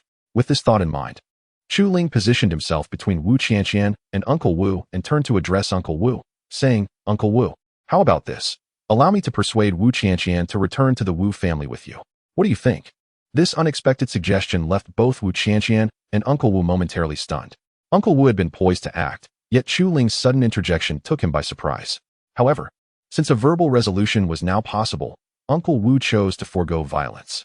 After a brief pause, Uncle Wu nodded, hoping that Chu Ling could successfully soothe Wu Qianqian and persuade her to accompany him back to the Wu family, thereby avoiding a multitude of complications.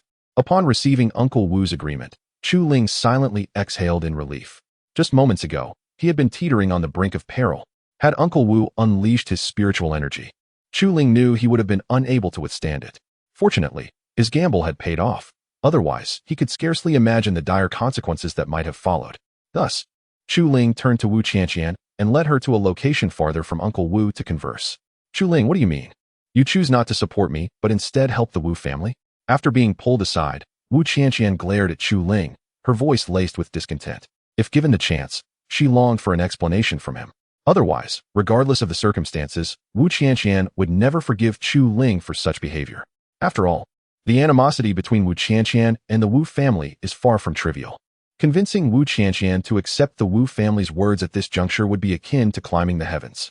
What could possibly have transpired between you and the Wu family that incites such profound hatred within you, compelling you to shun them so vehemently? After listening to Wu Qianqian's words, Chu Ling found himself utterly perplexed, yearning for an explanation from her. Moreover, he was entirely ignorant of the intricacies of Wu Qianqian's familial affairs, having never heard about them before. Thus, Chu Ling was left in a state of considerable confusion. Chapter 77. Painful memories. In this moment, Wu Qianqian found herself ensnared in a quandary, uncertain whether to elucidate her feelings to Chu Ling. After much internal struggle, she ultimately decided to speak her truth. "In truth, I share your sentiments. I harbor a profound disdain for my family. They regard you merely as a tool, a mere instrument whose value lies solely in the benefits you can provide to the clan. In my youth, I naively believed my family was admirable, but as I matured, the harsh reality dawned upon me. I was indeed much too innocent. From witnessing my sister's marriage to an elder of a certain sect to my brother's incorporation into another family, my affection for my own lineage has been utterly extinguished. Moreover, I am certain that Uncle Wu's summons for my return harbors ulterior motives. Otherwise, my father would not have dispatched him to fetch me. As she finished her explanation, a wave of melancholy washed over Wu Qianqian. This had been a long-standing knot in her heart, one that even the passage of time had failed to unravel. A persistent burden weighed heavily upon her. Had she possessed greater strength, she might have severed her ties with the Wu family long ago. How could she have succumbed to such a fate? Chu Ling, upon absorbing Wu Qianqian's revelations, was taken aback. He had never anticipated that such turmoil lay beneath her surface, and it left him momentarily stunned. Once he regained his composure, a sense of sympathy enveloped him. After all, he could deeply empathize with Wu Qianqian's plight. What will you do now? You cannot continue to hide indefinitely. Some matters must be confronted, he gently urged her. Recognizing the gravity of the situation, Chu Ling encouraged Wu Qianqian to face her challenges head-on, believing that perhaps a resolution could be found. Otherwise, he found himself at a loss for how to assist his dear friend. Upon hearing this, Wu Qianqian shook her head in resignation, displaying her profound helplessness. She had already exhausted all conceivable options, none of which yielded any tangible results. Before her father, no matter how fiercely she resisted, she ultimately succumbed to his will. Wu Qianqian felt utterly disheartened, finding her only sense of purpose in the company of Chu Ling. It raised the question, why else would she remain by his side? As it became evident that none of their attempts were fruitful, Chu Ling too began to feel a growing sense of frustration. Yet, he understood that succumbing to agitation would serve no purpose. Instead, he pondered on how best to assist Wu Qianqian in overcoming her predicament. Just then, a spark of inspiration ignited within him. Without hesitation, he proposed his idea aloud. What if I accompany you back to the Wu family? We can assess the situation together, and should any misfortune arise, I will stand by your side to support you. What do you think? As these words fell from his lips, they instantly drew the melancholic Wu Qianqian back to the present, leaving her gazing at Chu Ling in disbelief. Wu Qianqian had never anticipated that at such a moment, Chu Ling would willingly extend a helping hand. In that instant, her heart was flooded with a bittersweet sensation, nearly moved to tears by his words. Yet, she ultimately managed to hold back her emotions. Is it true? Do you truly wish to accompany me back to the Wu family? After a brief pause, Wu Qianqian looked at Chu Ling with shining eyes, her heart inexplicably stirred. If what Chu Ling said was indeed true, she would undoubtedly agree without hesitation. For reasons unknown, whenever Chu Ling was by her side, a peculiar calmness enveloped her heart, alleviating her restlessness. Unbeknownst to her, Wu Qianqian had developed an undeniable dependence on Chu Ling. Of course it's true. I have no reason to deceive you. But you must promise to heed my words. Whatever transpires, I will be there to assist you. Chu Ling replied earnestly. Despite the exhaustion weighing heavily upon him, he resolved to support Wu Qianqian in overcoming her shadows. He was deeply concerned for his dear friend, and it pained him to witness her struggle. Otherwise, he would not have been so inclined to meddle in such matters. With Chu Ling's affirmation, Wu Qianqian felt a surge of confidence, nearly eager to rush back to the Wu family with him, her face brightening with a long-lost smile. Yes, thank you, Chu Ling, for your willingness to help me. After a moment, Wu Qianqian expressed her gratitude, overwhelmed by her inability to fully articulate her appreciation for Chu Ling's selfless support. This gesture stirred within her an impulse to marry him. Just remember that you owe me a favor. Now, let us go. Chu Ling offered no further words, departing with that single statement as he headed towards Uncle Wu. Yet, his demeanor bore the unmistakable marks of fatigue, as if he had long been deprived of rest. Regaining her composure, Wu Qianqian closely followed in his footsteps, anxious not to waste any of his time. Soon, Chu Ling returned to the original spot, with Wu Qianqian standing just behind him. However, the sadness that had once clouded her face had considerably faded. How did it go, young Chu Ling? What have you and the young lady decided? Uncle Wu inquired slowly, his tone markedly serious, a hint of solemnity emanating from his gaze. Although Chu Ling had saved the life of their family head, Uncle Wu could not defy the commands of the master, regardless of who stood before him. He was resolute in escorting Wu Qianqian back to the Wu family. Uncle Wu, I have already conferred with Wu Qianqian, and she has consented. However, there is a minor request that I hope you will grant. Upon hearing Uncle Wu's words, Chu Ling wasted no time and directly spoke. A gentle smile gracing her face as she looked at him, eager to witness his reaction to her words.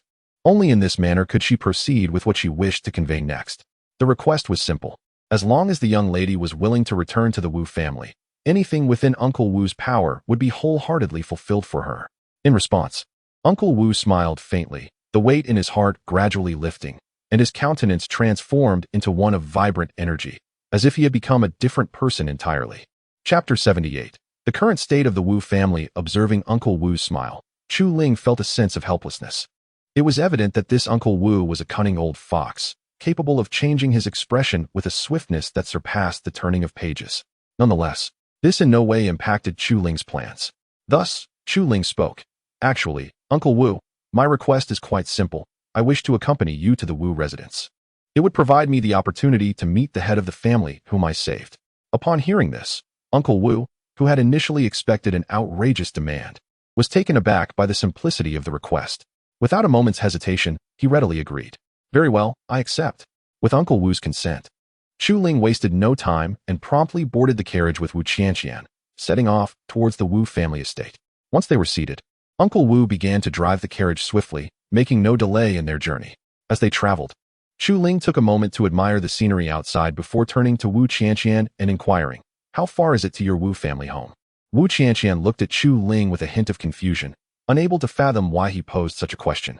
However, recognizing it as his inquiry, she answered honestly. The Wu residence is located in Black Dragon City, not far from Huanglong City. At this pace, it will take us about a day to arrive. After listening to Wu Qianqian's response, Chu Ling nodded and soon succumbed to slumber, having not rested for several days. Seizing the opportunity, he felt it imperative to recuperate. Otherwise, he feared he might collapse from exhaustion.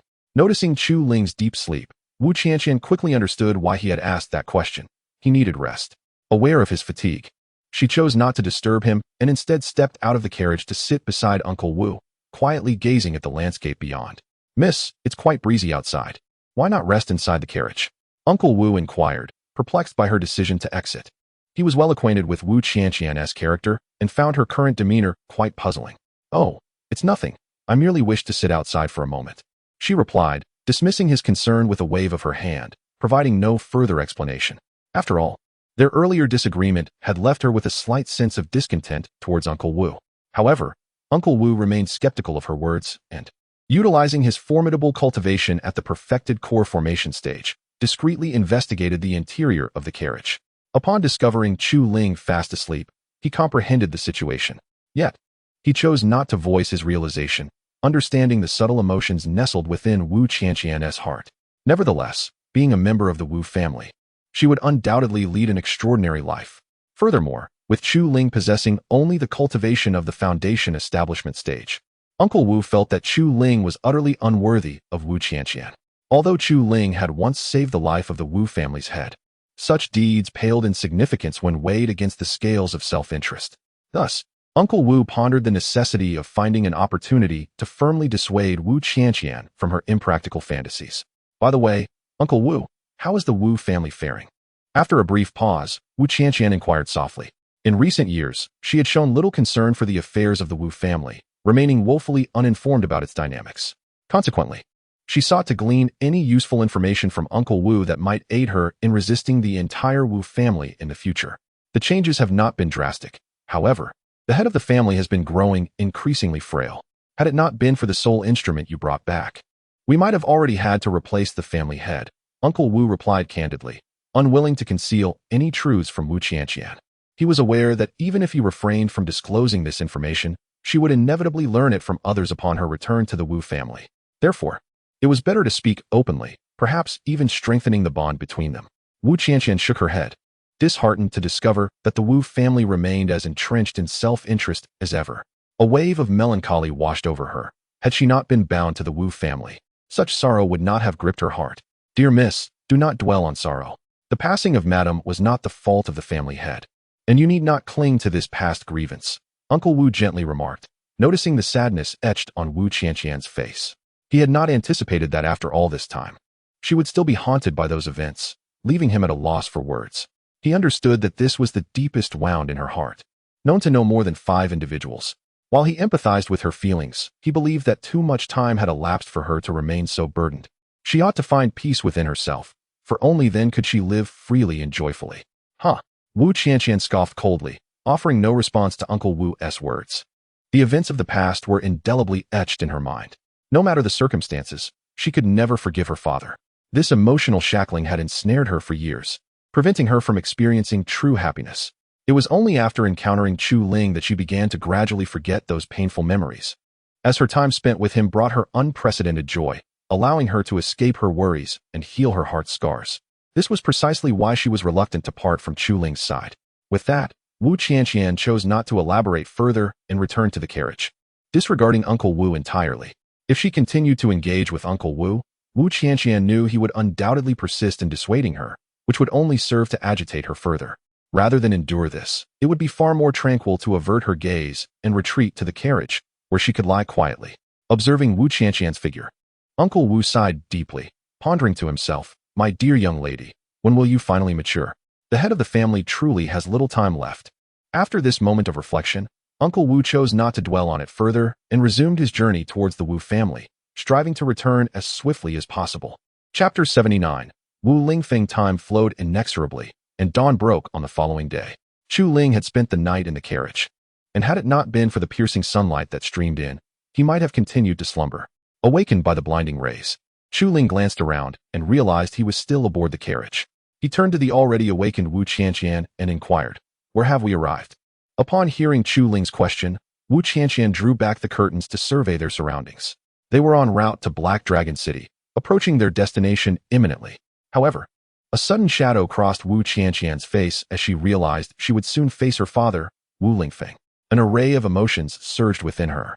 There was a time when Wu Qianqian dreaded the thought of encountering her father.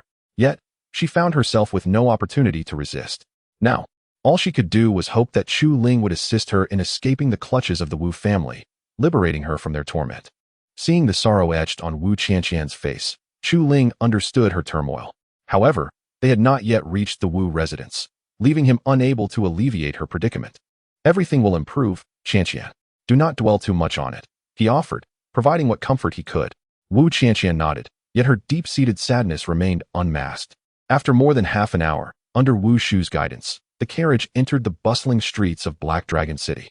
Gazing out the window at the vibrant thoroughfares, Chu Ling recognized the city's remarkable prosperity. He also observed that the majority of its inhabitants were cultivators, with mere mortals being a rare sight, which surprised him. Suddenly, the carriage came to a halt, and Chu Ling realized they had arrived at the Wu family's doorstep. He nodded at Wu Qianqian, signaling her to disembark. After a moment's hesitation, she followed him out of the carriage. Standing before the Wu residence, a wave of melancholy washed over her. She could hardly believe that after all this time, the Wu family remained unchanged, evoking a sense of growing disdain within her. The urge to flee surged within her, but Chu Ling restrained her, quelling her impulsive thoughts. "Miss, we have arrived at the Wu family estate. The head of the family is waiting for you in the chamber. You should enter promptly," Wu Shu said as he approached after securing the carriage.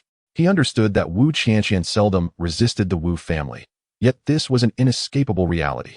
He hoped she would soon accept this fate, for only then would the anguish in her heart dissipate.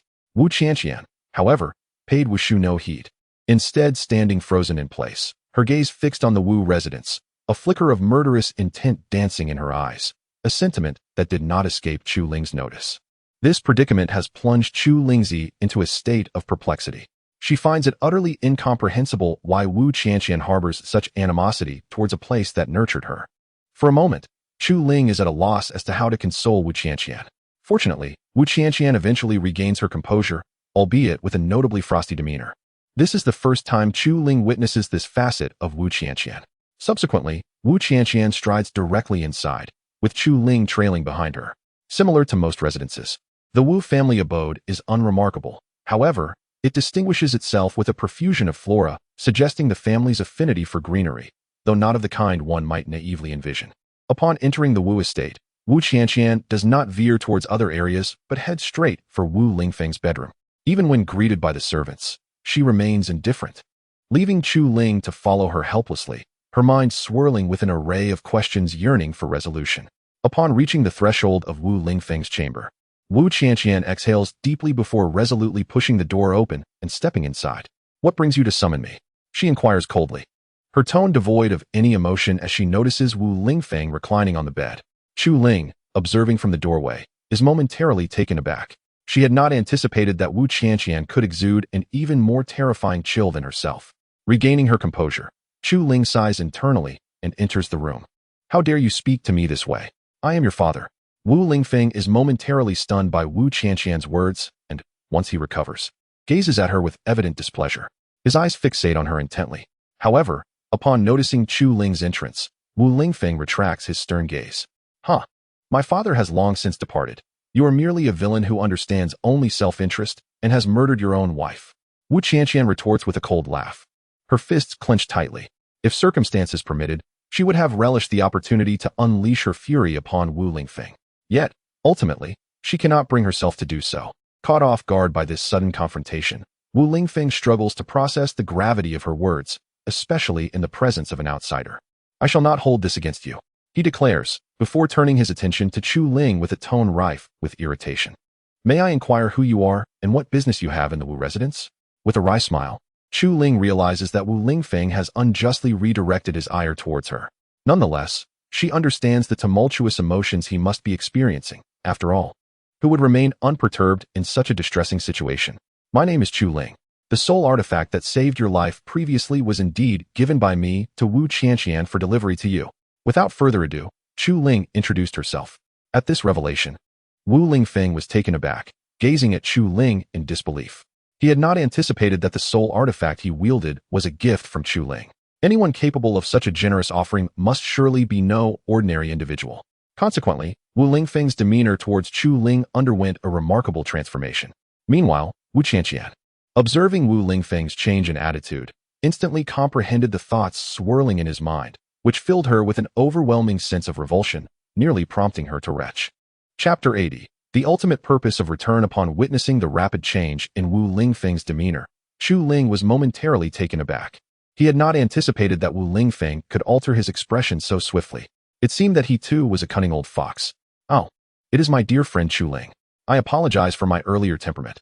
I hope you can forgive my rudeness. Before Chu Ling could fully comprehend the situation, Wu Lingfeng offered a slight smile, his tone imbued with an air of tranquility. One might mistakenly perceive him as a benevolent elder. And no worries, Chu Ling stammered, hastily waving his hand. This unexpected shift left him somewhat flabbergasted. Prior to arriving at the Wu family estate, Chu Ling had rehearsed various scenarios. Yet he could never have foreseen the events unfolding in such a manner. He was indeed astounded, and it gradually dawned on him why Wu Qianqian harbored disdain for the Wu family. It was clear, as long as one possessed power and influence, familial bonds were inconsequential. But lacking such advantages meant one could expect no kindness. By the way, Master Wu, may I inquire why you summoned Wu Qianqian back? Suddenly, a thought struck Chu Ling, prompting him to voice his curiosity. His gaze remained fixed on the bedridden Wu Lingfeng, as he was determined not to overlook any detail. This was the very purpose of Chu Ling's visit to the Wu family alongside Wu Qianqian, and he was eager to resolve matters swiftly to extricate her from her current predicament.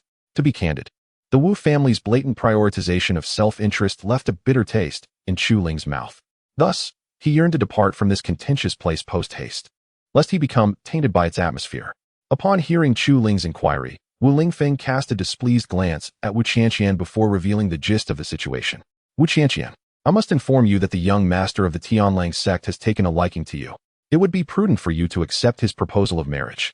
This is an unparalleled honor that you should seize. This proclamation not only stunned Wu Qianqian, but also left Chu Ling incredulous as he gazed at Wu Lingfeng.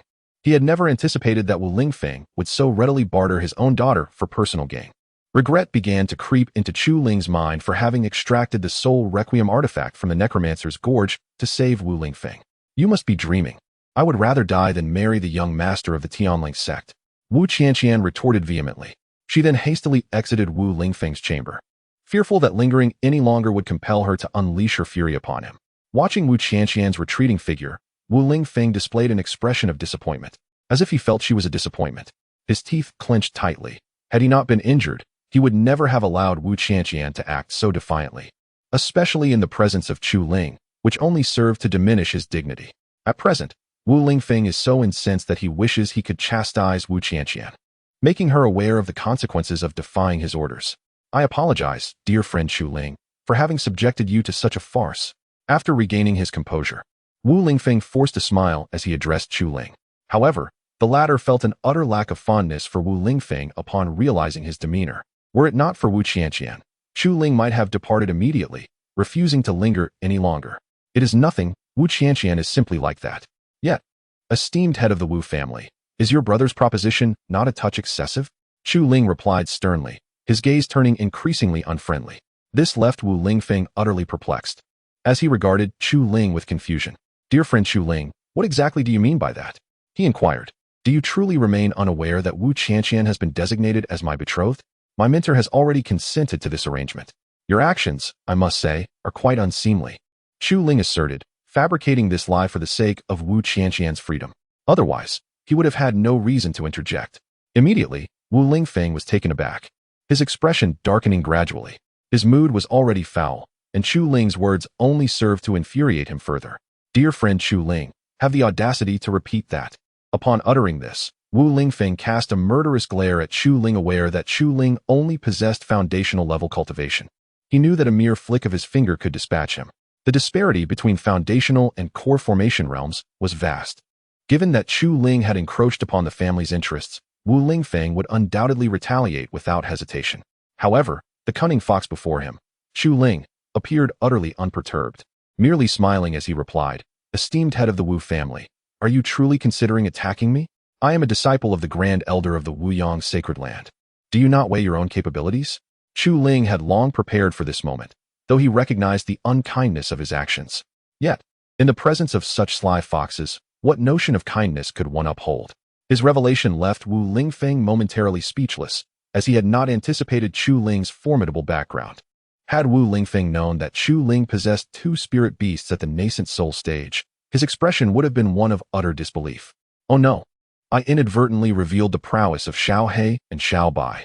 Wu Lingfeng now found himself in a state of frustration, having initially perceived Chu Ling as merely a foundational level cultivator. The unexpected revelation of Chu Ling's immense power left him feeling powerless. Yet, thoughts of the young master of the Tianlang sect soon clouded his mind, filling him with bitterness. For both the Tianlang sect and the Wuyang Sacred Land were entities he could not afford to offend. Though the Tianlang sect was somewhat lesser in status than the Wuyang Sacred Land, the mere thought of such colossal factions left Wu Lingfeng in a state of dismay. Oh, dear friend Chu Ling, what am I to do now? I have already made a promise to the young master of the Tianlang sect. If I were to refuse now, the entire sect would surely mobilize, and the Wu family would stand no chance against them. Wu Lingfeng bitterly lamented, feeling utterly despondent, devoid of any viable solutions. Had he foreseen such a predicament, he would have refrained from meddling in affairs that did not concern him. Now, he had unwittingly jeopardized both himself and the entirety of the Wu family. Understanding that neither party could afford to offend the other, and considering that he had just fallen out with Chu Ling, he could no longer seek assistance from the Wuyang Sacred Land.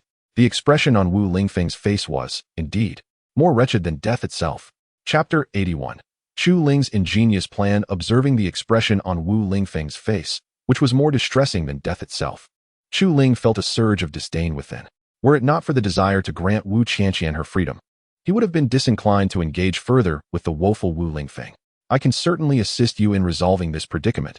However, you must promise that you will never interfere with Wu Qianqian's choices henceforth. Otherwise, prepare for the annihilation of the Wuyang Sacred Land. Chu Ling declared with a measured tone. Initially, he had no intention of aiding Wu Lingfeng through this crisis, yet his concern for Wu Qianqian's welfare compelled him to act. With no other option, he resolved to proceed in this manner. Sensing a glimmer of hope, Wu Lingfeng seized upon it eagerly, his face a mask of urgency. Chu Ling, my esteemed nephew, what is your plan? As long as it ensures the Wu family navigates through this turmoil, I shall never again impose upon Wu Qianqian to undertake endeavors against her will. His eyes sparkled with fervor, akin to a man gazing upon a woman divested of her garments, brimming with desire. It was evident that in the face of death, all notions of dignity associated with the core formation stage were rendered insignificant. Without further ado, Chu Ling revealed his straightforward strategy. Simply inform the young master of the Tianlang sect that Wu Qianqian has wed the disciple of the Grand Elder of the Wuyang Sacred Land, urging him to relinquish his intentions. Should he remain obstinate, instruct him to seek me at the Wuyang Sacred Land. This way, the Wu family shall evade the wrath of the Tianlang sect. Upon hearing Chu Ling's proposal, Wu Lingfeng's heart swelled with joy. Realizing that he had never conceived of such a solution, his countenance radiated elation, almost compelling him to rush forward and embrace Chu Ling fervently. Of course, Chu Ling understood that this plan merely bought time. He was confident that when the Tianlang sect ultimately came for him, he would possess the strength to confront them. Thus, what he had just articulated was merely a tactical maneuver. Thank you, Chu Ling, my esteemed nephew. Without your intervention, the Wu family would have been at a loss. Wu Lingfeng exclaimed. No need for thanks. I shall take my leave now. Take care of yourself, Chu Ling replied, before departing. Disinclined to engage further with the profit-driven Wu Lingfeng, whose avarice he found particularly distasteful. By the time Wu Lingfeng regained his composure, he realized that Chu Ling had already vanished, leaving him in a state of despondency. Nevertheless, with Wu Qianqian now wed to the formidable Wu Yang sacred land, the Wu family was poised to dominate the entire Hiling city. Thus, Wu Lingfeng resolved to recuperate and fulfill the ambitious aspirations he had set for himself. Upon exiting the Wu residence, Chu Ling began to search for Wu Qianqian's whereabouts. However, due to Chu Ling's unfamiliarity with the Black Dragon City, after several hours of searching, he was unable to locate Wu Qianqian. In desperation, Chu Ling entered a restaurant to inquire with the surrounding cultivators, hoping they might have seen her. Through various inquiries, he learned that Wu Qianqian had gone to an establishment called Drunken Dream Fragrance. Without further ado, Chu Ling made his way to this venue. Soon, he arrived at the entrance of Drunken Dream Fragrance and stepped inside. Observing the boisterous cultivators within, he was momentarily at a loss for words. He had not anticipated such a lively atmosphere among them. However, when he glanced at the stage, he discovered Wu Qianqian performing a dance. This revelation left Chu Ling utterly perplexed. Gradually, upon realizing the extremity of Wu Qianqian's actions, he rushed to the stage and pulled her down. The onlookers, rather than intervening, seemed to view the scene as a farce, with some even munching on snacks. What are you doing? What on earth do you want? Wu Qianqian shouted at Chu Ling, clearly irked and in a foul mood. She had initially believed that Chu Ling would offer her some assistance, but now she realized that she had overestimated him, leading to her growing disdain. She wished for him to distance himself from her as much as possible. What am I doing? I am trying to help you resolve your issues. Yet here you are degrading yourself. You have truly disappointed me, Chu Ling replied solemnly. For reasons unknown, witnessing Wu Qianqian's performance had stirred an indescribable discomfort within him, a feeling that weighed heavily on his heart. Thus, the moment he entered Drunken Dream Fragrance, he had acted without hesitation to pull her down from the stage. Help me resolve my problems? You were just standing there watching, claiming to help. I see you are merely one who speaks, but does not act. Wu Qianqian retorted coldly, her eyes devoid of their former brilliance. Her spirit felt as if it had withered away, and her enthusiasm for life was gradually dissipating. If given the choice, she would prefer to drift through life in a haze, free from the burdens of worry. Noticing Wu Qianqian's despondency, Chu Ling understood that no matter what he said, she would not be receptive.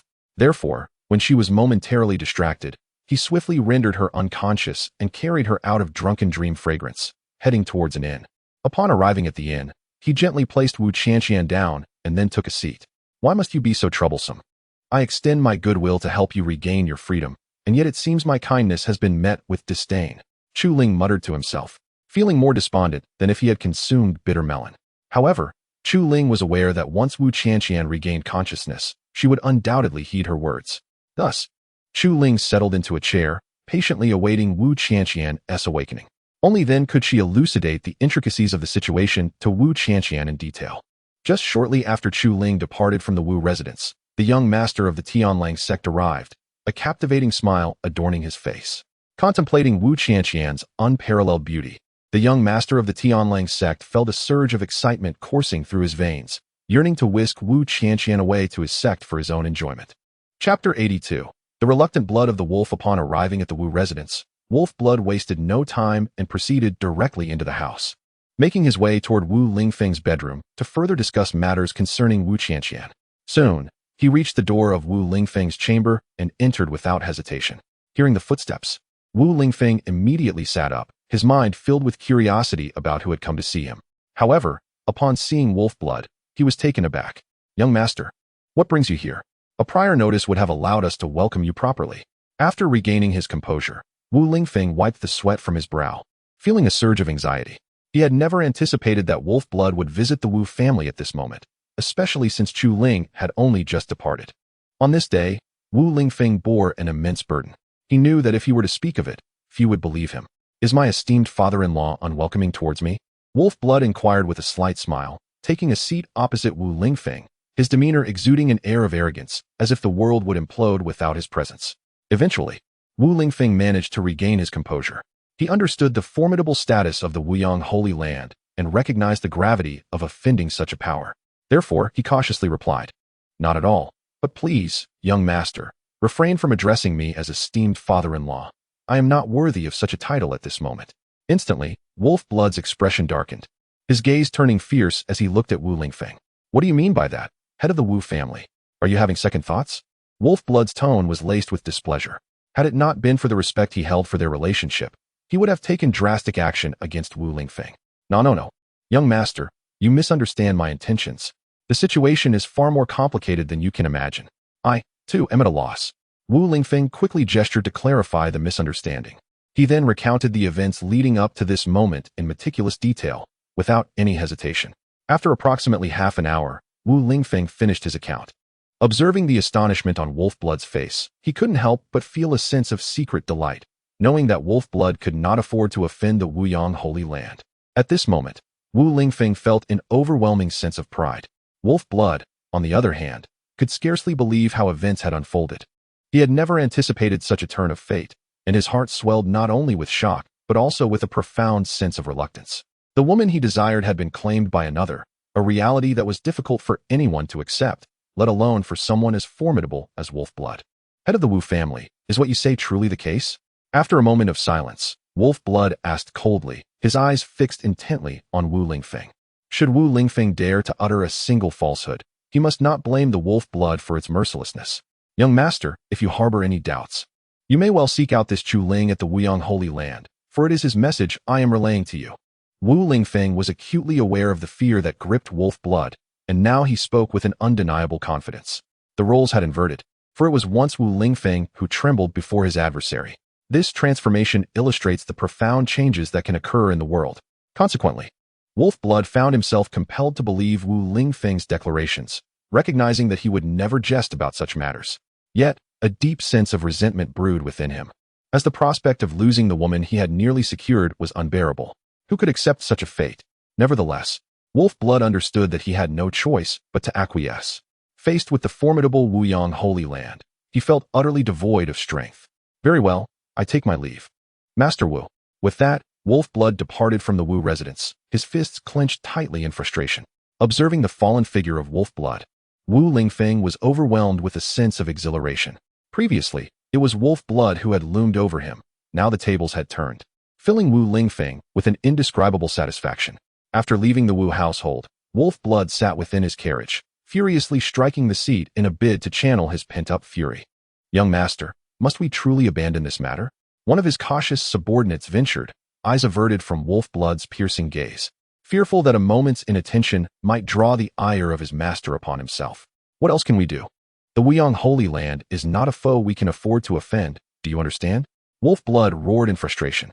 He was acutely aware of the vast disparity between their two sections. Thus, he could harbor no thoughts of Wu Qianqian. If the Wuyang Holy Land discovered his intentions, the Tianlang sect would face annihilation. "You misunderstand my intentions, young master. You know how cunning Wu Lingfeng is. We cannot ascertain the truth of his words. Perhaps we should send someone to investigate the Wuyang Holy Land.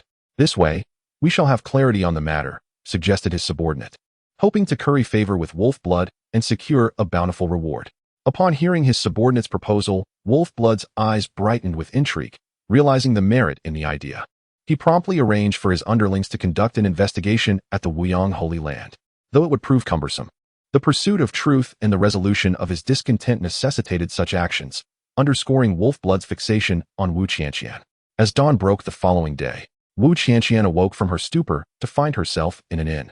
She began to inspect her belongings, relieved to discover that nothing was amiss.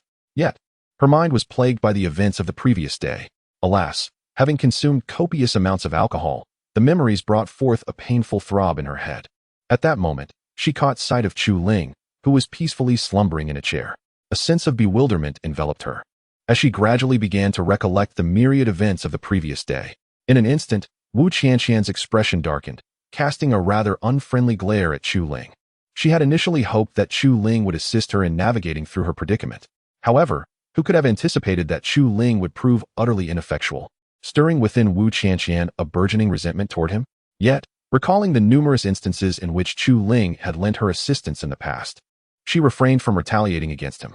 Instead, she chose to turn away, intent on severing ties with Chu Ling, wishing to extricate herself from any further association or interaction with him.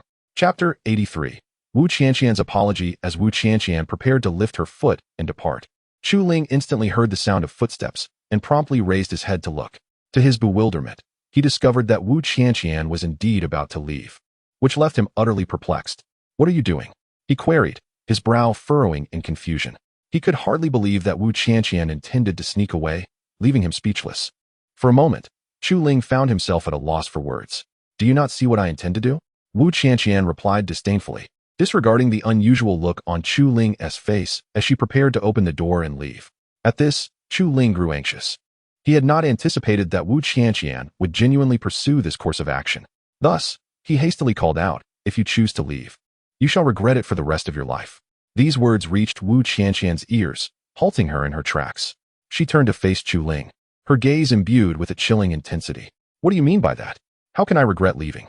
Seeing Wu Qianqian pause, Chu Ling silently exhaled in relief, grateful that she was still willing to hear him out. Otherwise, he would have been at a loss for how to stop her.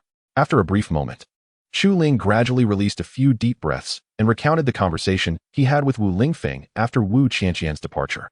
It took him over half an hour to relay the entirety of the tale. Finally, he smiled at Wu Qianqian, who stood there in disbelief, unable to comprehend that Chu Ling had not been deceiving her. In that moment, she found herself at a loss for words, overwhelmed by an immense sense of guilt. "Is everything you said true?" Wu Qianqian finally asked, her tone softened and her eyes reflecting a myriad of conflicting emotions. Gradually, a flicker of vitality returned to her heart, dispelling the earlier gloom that had enveloped her. "Of course, why would I lie to you? Everything I said is genuine," Chu Ling replied with a slight smile, his eyes radiating sincerity. At this, Wu Qianqian began to trust his words. However, an unexpected wave of guilt washed over her as she realized how poorly she had treated Chu Ling in the past. Yet he still chose to assist her without holding a grudge. This left her momentarily speechless, tears streaming down her face. Seeing this, Chu Ling became flustered, unable to comprehend why Wu Qianqian would cry in response to what he thought was good news. He found himself in a state of disarray. What are you doing? Isn't this a good thing? Why are you crying?" He hastily approached Wu Qianqian, attempting to console her, utterly unprepared for her sudden emotional outburst. However, Wu Qianqian paid no heed to Chu Ling and continued to sob softly. In her heart, she lamented the possibility of losing such a man if she truly left. Why had she wronged Chu Ling? Wu Qianqian cried out in regret. Now, she felt utterly ashamed to face him. Observing Wu Qianqian in tears, Chu Ling became increasingly agitated. Thus, he irritably exclaimed, "Can you please stop crying? If you keep on, I'll walk away. Do as you please." Remarkably, his words proved effective, ceasing Wu Qianqian's sobs and bringing her to a momentary calm. Seeing this, Chu Ling breathed a sigh of relief, grateful that his words held some sway. Otherwise, he was at a loss for what to do. After regaining his composure, Chu Ling gently inquired, "What I just mentioned is good news. Why did you inexplicably burst into tears?" Upon hearing his words, Wu Qianqian dared not raise her gaze, her heart filled with dread. Reflecting on her previous demeanor and actions towards him, she felt as though she could die from shame. Yet, she was terrified that he might leave her because of it. Consequently, she made a bold move. "I'm sorry, Chu Ling. I was wrong before. Please don't leave me. I promise, no matter what happens next time, I will trust you." With that, Wu Qianqian embraced Chu Ling tightly, her head repeatedly resting against his chest. This action left Chu Ling feeling awkward, and he finally understood why she had cried out of the blue. "I'm not angry, so why are you crying? Rest assured, I will fulfill my promise." He comforted her, gently patting her back. This marked the first intimate contact between Wu Qianqian and Chu Ling, allowing her heart to gradually settle. Nevertheless, she still felt somewhat guilty towards him. Soon, they released each other from the embrace, both feeling a bit awkward as they gazed at one another. The atmosphere became tense, for they both understood each other's feelings, but neither wished to breach the unspoken barrier between them. At that moment, Chu Ling took the initiative to break the silence in the room. "By the way, what will you do next? The Wu family will no longer restrict your freedom. And I believe that soon, the young master of the Tianlang sect will discover some inconsistencies. When that happens, he will surely find out, and I fear he might take some reckless actions. You must be prepared for that." Although the situation had stabilized, Chu Ling knew that while they might hide the truth for a moment, It could not be concealed indefinitely. Therefore, he felt it imperative to make preparations before they were discovered. In this manner, they could confront their adversaries. Otherwise, Chu Ling would be at a loss regarding what to do next. Upon hearing Chu Ling's words, Wu Qianqian comprehended the gravity of the situation. However, there was currently no place available to assist Wu Qianqian, which led her to wear a worried expression. Nevertheless, Wu Qianqian firmly believed that Chu Ling would undoubtedly devise an effective solution. Thus, she felt no significant anxiety at present. Instead, she secretly delighted in the prospect of Chu Ling forgiving her past transgressions. Naturally, Wu Qianqian would not display this sentiment outwardly, for if Chu Ling were to observe her expression, it was uncertain how incensed he might become. Chapter 84. The plan. Upon hearing Chu Ling's words, Wu Qianqian fell into deep contemplation, her face adorned with a trace of seriousness. Although matters had already become complicated, the truth could not remain concealed forever. Eventually, the wolf blood would surely uncover it. Observing her demeanor, Chu Ling too began to ponder, searching within for potential solutions. Wu Qianqian, I have an idea, but I fear it may be unfeasible, she eventually spoke, hesitance evident in her heart. This situation was exceedingly challenging for Wu Qianqian. However, apart from this notion, she found herself devoid of any other alternatives. Upon hearing her words, Chu Ling immediately inquired with earnestness, "What is your idea? Please, enlighten me." After all, having a plan was better than being without one, and Chu Ling was eager to discern its viability. If it proved impractical, she would undoubtedly seek other avenues, as lingering in uncertainty was not an option. Thus, Wu Qianqian, without further delay, articulated her proposal. The solution lies in my ascension to the nascent soul stage. At that point, the Tianlang sect would be powerless against me. However, I am currently at the peak of the core formation stage, and to transcend to the nascent soul stage, I must acquire a golden core, which is essential for any chance of breakthrough. Without it, hope is but a distant illusion. Upon hearing Wu Qianqian's declaration, a wave of sorrow washed over Chu Ling. She had not anticipated Wu Qianqian to be at the pinnacle of the core formation stage, especially when compared to her own relatively insignificant prowess. Nonetheless, this realization ignited within Chu Ling a fierce determination, as she believed she too could attain Wu Qianqian's level of strength. Then where might this golden core be found? Chu Ling inquired, regaining her composure. With a viable solution emerging, she was resolute not to let the opportunity slip away. Furthermore, should Wu Qianqian succeed in reaching the nascent soul stage, it would afford her considerable influence within Wulong City. In response, Wu Qianqian's expression turned bitter. If acquiring the golden core were as simple as it sounds, I would have obtained it long ago. Its price in the black market is exorbitantly high. I have nearly secured it on several occasions, yet disruptions have thwarted my efforts, leaving me empty-handed. Indeed, Wu Qianqian had long aspired to possess this golden core, yet its rarity rendered it far beyond her financial reach. Thus, she remained ensconced at the pinnacle of the core formation stage. This revelation left Chu Ling momentarily astonished. She had not comprehended the golden core's immense value. Wu Qianqian's financial capabilities were among the most formidable in Huanglong City, and yet, even she could not afford it, leaving Chu Ling at a loss for words. What is the price of the golden core in spirit stones? Chu Ling inquired, regaining her composure, eager to ascertain its worth. The golden core cannot be purchased with mere spirit stones. It requires equivalent treasures or elixirs for exchange, Wu Qianqian explained.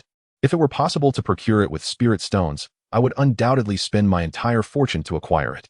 However, the golden dan is utterly incomparable to spiritual stones, leaving Wu Qianqian at a loss. After hearing her words, Chu Ling furrowed his brow, astonished that such a treasure could hold such immense value. Yet, he perceived this situation as a challenge, gradually stirring a sense of excitement within him. All right, I shall assist you in this endeavor. Let us venture into the black market to uncover the true nature of this golden dan. Chu Ling replied, his voice brimming with enthusiasm, revealing his curiosity for these novel experiences. Wu Qianqian, taken aback by Chu Ling's declaration, found herself unable to comprehend his intentions. She was acutely aware of his financial limitations, knowing he possessed no formidable treasures. Nevertheless, her faith in him solidified, and she resolutely believed in his words. Very well, I shall lead you to the black market. With that, Wu Qianqian set aside her other thoughts and guided Chu Ling towards the main city of Wulong City, Huanglong City. With the fog of uncertainty lifted, she felt a surge of joy, treating Chu Ling with utmost courtesy, causing passers-by to mistakenly believe they were a couple. However, just as they prepared to exit the Black Dragon City, a sudden voice halted their steps. Oh, isn't that the wretched Wu Qianqian? What a surprise to see her return. A tall beauty scoffed derisively from behind, her eyes filled with disdain, as though she held Wu Qianqian in contempt. Upon hearing this, Wu Qianqian turned around in fury. Her anger palpable, yet she chose to regard the tall beauty with a chilling glare. Chu Ling turned in confusion, unable to fathom the unfolding situation. Wulan, must your words be so venomous? Do you truly believe I won't inform our mother to teach you a lesson for your unfilial behavior? Wu Qianqian exhaled deeply, her tone laced with an undercurrent of menace, as if harboring an irreconcilable grudge. From her words, Chu Ling discerned that the tall beauty was Wu Qianqian's sister, Wulan. Yet, he was perplexed as to why there existed such animosity between the two sisters. Do you still have the audacity to mention our mother? You are unworthy. Yes, it was because of me that she perished, but she did so willingly. I did not force her, Wu Lan retorted, a flicker of pride evident in her demeanor, devoid of any remorse for their mother's death. This incited a profound anger within Wu Qianqian. Were it not for the regulations in Black Dragon City, she might have already given Wu Lan a severe reprimand to demonstrate the consequences of such words. As these words reached Chu Ling's ears, he suddenly gained clarity about the situation. To her astonishment, Wu Lan turned out to be a treacherous ingrate, leaving Chu Ling devoid of any fondness for him. She was even filled with an urge to strike him. Wu Lan, I truly wish to hit you. If mother were to discover your thoughts, I suspect she might be driven to her wit's end, Wu Qianqian declared through clenched teeth, her eyes ablaze with unquenchable fury, as if on the verge of unleashing her wrath. Observing Wu Qianqian's state, Chu Ling was acutely aware that dire consequences were imminent. Thus, she hastily took Wu Qianqian by the arm and led her away, heading towards Wanglong City, leaving Wu Lan behind. Chapter 85. The Little Girl in No Time. Chu Ling swiftly pulled Wu Qianqian out of the Black Dragon City. As they walked through the dense forest, Wu Qianqian, feeling frustrated, halted her steps and questioned Chu Ling. Why are you dragging me along? I was just about to teach my unfilial sister a lesson. She could not comprehend why Chu Ling insisted on holding her back. Moreover, she was unwilling to swallow her indignation and was ready to confront Wu Lan, determined to make her understand the consequences of her words. My dear young lady, it would be wise to refrain from causing trouble. Are you aware of the immense predicament you find yourself in? If you continue to provoke matters, do you truly believe you will remain unscathed? There will be opportunities for revenge in the future. For now, focus on enhancing your strength. Chu Ling replied, exasperated. He had not anticipated that at such a critical juncture, Wu Qianqian would still be concerned about others. At that moment, he was at a loss for words. Hoping that Wu Qianqian would grasp the gravity of the situation, which would alleviate some of his burdens. Handling these matters was particularly vexing for Chu Ling, especially given Wu Qianqian's family background. Upon hearing Chu Ling's words, Wu Qianqian's demeanor shifted, and she realized her earlier impulsiveness. A flicker of guilt began to creep into her heart, as if she owed Chu Ling an apology. I understand now. I will heed your advice. After a moment, she nervously fiddled with her fingers and lowered her gaze, unable to meet Chu Ling's eyes. Gradually, the tension in Chu Ling's heart began to dissipate, relieved that Wu Qianqian was willing to listen to him. Otherwise, he would have been at a complete loss regarding how to proceed. Without further delay, Chu Ling instructed Wu Qianqian to lead the way toward the King Dragon City. At this moment, he was eager to resolve Wu Qianqian's issues so he could concentrate on enhancing his own strength, free from the burdens of worry that plagued him. This was the source of his deep concern for Wu Qianqian's predicament. As time passed slowly, after a long day of travel, Chu Ling, guided by Wu Qianqian, arrived at the Grand King Dragon City. Gazing upon the vast expanse of the city, Chu Ling felt a wave of astonishment wash over him. He had not anticipated that King Dragon City would surpass all the cities he had encountered thus far in size. This is King Dragon City.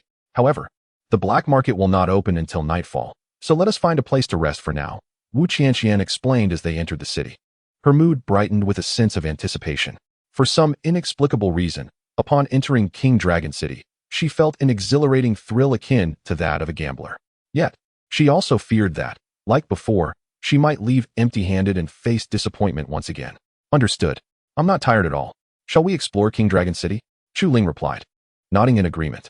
As this was Chu Ling's first visit to Wanglong City, he was filled with an eager anticipation. Seizing the opportunity, he wished to explore the grandeur of Wanglong City to satiate his curiosity. Wu Qianqian, without a second thought, agreed to accompany him. Thus, the two of them began to wander through the vast expanse of the city. To Chu Ling's astonishment, the magnitude of Wanglong City surpassed his expectations. In merely half a day's time, they had traversed only half its area, a testament to its immense scale. perhaps wearied from their exploration. Chu Ling and Wu Qianqian sought refuge beneath a pavilion to rest. At that moment, a tattered little girl approached Chu Ling, her weary form shuffling forward. With a pitiful voice, she implored, "Big brother, could you take me in? I have no home, and my brother has passed away." High above, a handsome man resting on a cloud nearly lost his balance upon hearing the child's plea. Chu Ling furrowed his brow in confusion, unable to comprehend the girl's intentions. However, Wu Qianqian, upon seeing the girl, was immediately filled with compassion. The child's words struck a painful chord within her heart. Gently, Wu Qianqian crouched down and stroked the girl's head, asking, "What is your name, little sister?" "Big sister, my name is Qin Qin, but you can call me Xiao Qin." The girl replied, her eyes shimmering with sorrowful innocence, amplifying her pitiable state. The address of Big Sister flushed Wu Qianqian's cheeks with warmth. Turning to Chu Ling, she noticed his lack of objection and felt a surge of delight. "Come, Big Sister will take you to buy delicious food and nice clothes." Faced with the plight of the unfortunate Qin Qin, Wu Qianqian found herself utterly defenseless, and she took the girl by the hand, leading her away from the pavilion and into the streets. Observing this scene, Chu Ling's brows knitted together, and he sighed inwardly, pondering the wisdom of caring for someone without understanding their background. After a brief moment of irritation, he followed suit, albeit with a hint of wariness towards Qin Qin. After all, one must always remain cautious, a sentiment with which Chu Ling was well acquainted. Most perplexing was the fact that Qin Qin had chosen to approach him and Wu Qianqian, raising questions in Chu Ling's mind. He could only hope that her intentions were as innocent as they appeared. Otherwise, he would not hesitate to respond firmly. Soon enough, Wu Qianqian led Qin Qin through various shops, purchasing an array of beautiful garments and delectable treats. It seemed as though Qin Qin had been starving for quite some time, as she devoured her food with an insatiable hunger. Until the very end, Qin Qin found herself unable to consume any more food, gazing reluctantly at the meal before her. The sky gradually darkened.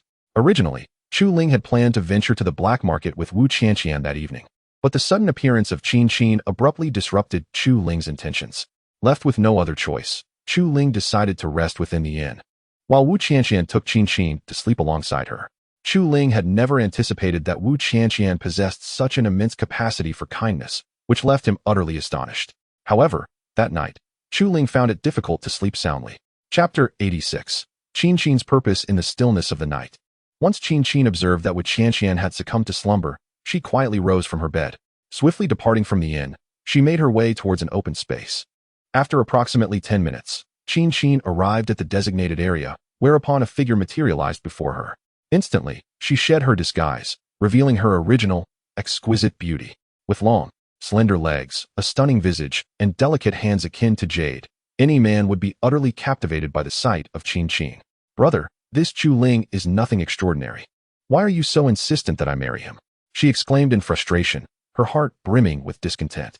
After a day's reflection, Qin Qin discerned that Chu Ling possessed no exceptional qualities, leaving her puzzled and yearning for her brother, Qin Yun, to provide an explanation. Otherwise, no matter the circumstances, she vowed never to forgive him. Upon hearing his sister's words, Qin Yun was at a loss for words. He had never anticipated that Qin Qin would so vehemently resist Chu Ling, leaving him unsure of how to respond. "My dear sister, my intentions are guided by purpose. Besides, Chu Ling is not lacking. He would make a fine brother-in-law, wouldn't you agree?" Qin Yun replied after a moment, his tone laced with a hint of regal authority that left Qin Qin momentarily speechless. Qin Qin could scarcely believe her brother would dare to wield such commanding presence against her, igniting her irritation. "How can someone as weak as Chu Ling be worthy of me? I refuse to accept this." Yet, deep down, Qin Qin understood that Qin Yun would not resort to violence against her, and thus she refrained from openly rebelling. Had she possessed the strength to oppose him, she would have done so long ago. Qin Yun, perturbed by her words, found himself irritated. He never imagined his sister could be so ungrateful. "If you continue to defy me, you shall never leave the women's quarters. I shall confine you for life," he declared, his voice brimming with displeasure. Though he had not wished to treat his sister in such a manner, her lack of understanding left him with no choice. Surprisingly, Qin Yun's words held considerable weight, effectively silencing Qin Qin. Reluctantly, she nodded in agreement, though her resolve to resist remained unshaken. "I recognize that this is profoundly unfair to you, but you must understand that I act in your best interest. One day, you will comprehend this. Now, return before Chu Ling and his companions discover your absence," he advised, choosing not to engage in further discussion before turning to leave. Without a moment's hesitation, he vanished from sight, disregarding Qin entirely. As she watched her brother's departing figure, a surge of anger welled up within Qin. However, feeling utterly powerless to defy Qin Yun's commands, Qin reluctantly donned a disguise and made her way to the inn. Upon returning, she nestled back into Wu Qianqian's embrace, seeking solace and rest. Gradually, the dawn of the following day cast its golden rays upon the earth. Both Qin and Wu Qianqian rose early, though now Qin appeared as a docile little girl, a stark contrast to her demeanor the previous night. After Chu Ling awoke, he exited his room and descended the staircase. "You're up so early?" he exclaimed in surprise upon seeing Qin and Wu Qianqian enjoying their morning tea. He had not anticipated that they would rise so early, leaving him momentarily taken aback. Xiao Qin said she was hungry, so we had to get up early. Wu Qianqian replied, her dark circles under her eyes suggesting a restless night. It was evident that she had not slept well, otherwise, those heavy bags under her eyes would not be so pronounced. Without dwelling on it further, Chu Ling took a seat opposite Wu Qianqian. Observing Qin savoring her meal, he found it impossible to discern any flaws in her guise, which left him feeling somewhat vexed. Regardless of how he looked at it, Qin seemed like a child from a destitute family, prompting doubts in Chu Ling's mind about the uncanny coincidence of it all. Nevertheless, since Qin harbored no ill intentions at present, he chose not to overthink it. He was confident that, given time, her true motives would inevitably surface. And he felt no urgency. After finishing their breakfast, Wu Qianqian and Qin set out to explore the marketplace, while Chu Ling remained in the inn, idly sitting. Having ascended to the foundational stage, he lamented the arduousness of cultivation. Gazing at the experience bar before him, he felt a pang of bitterness.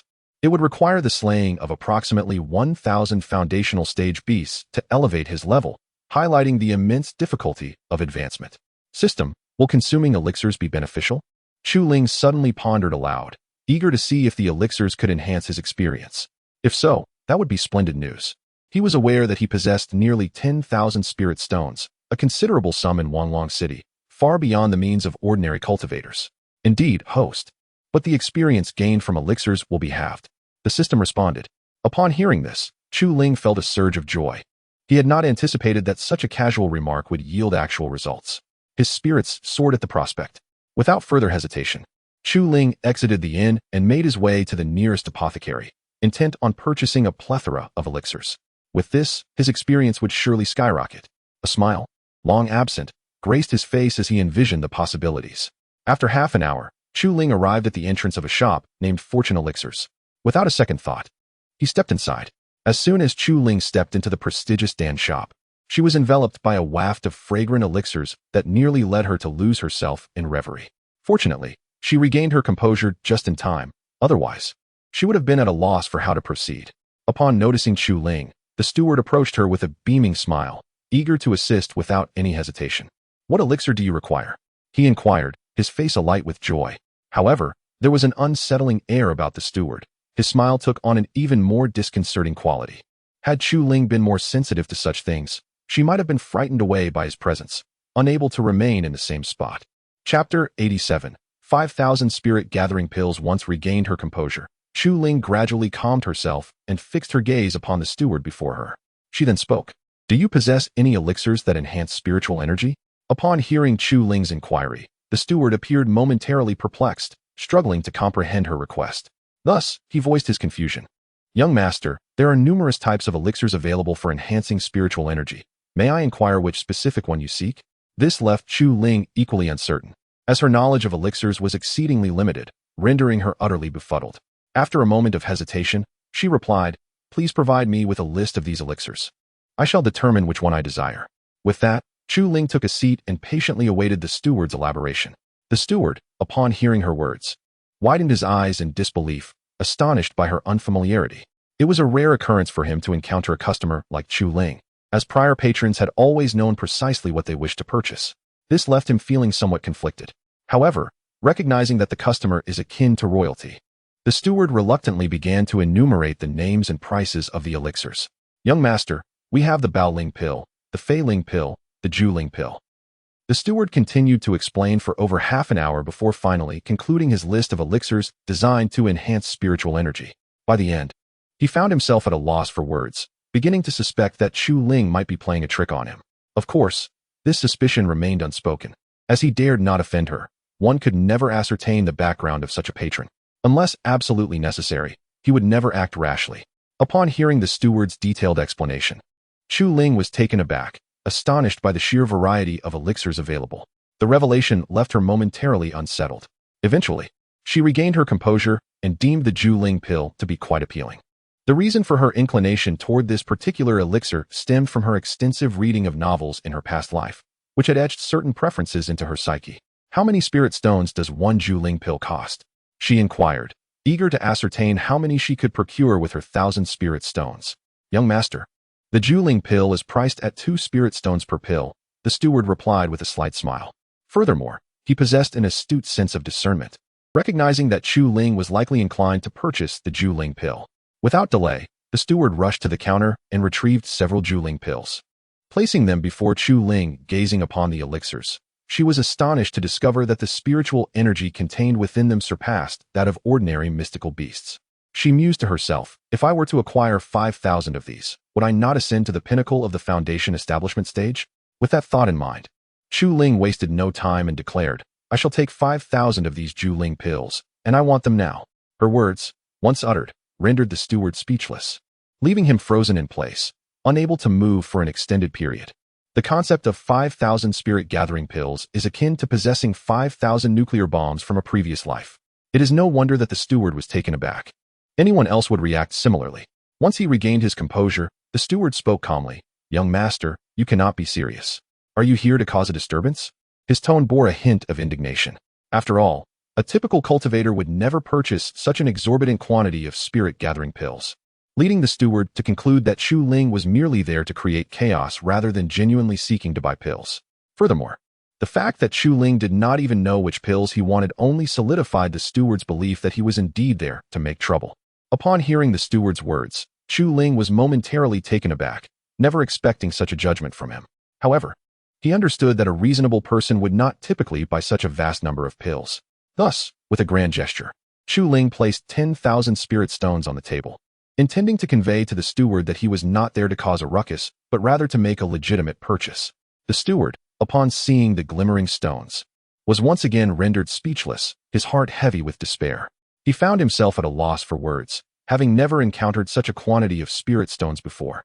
And given the sheer magnitude of Chu Ling's request, it was beyond the steward's authority to handle. "Now, you mustn't doubt my intentions to cause trouble," Chu Ling said with a slight smile, unaffected by the steward's previous remarks, demonstrating his understanding nature. "And no, I do not doubt you, but esteemed guest, such a large quantity is beyond my jurisdiction. I shall summon my master to discuss this with you," the steward stammered in response. This was his first time attending to a client of Chu Ling's stature, leaving him momentarily bereft of direction. He could only hope that his earlier words had not angered Chu Ling. Otherwise, he would be at a loss for the next steps. "Very well, go fetch your master," Chu Ling replied without further thought. Seeing this, the steward dared not linger and hurried into the depths of the prestigious pill shop without delay.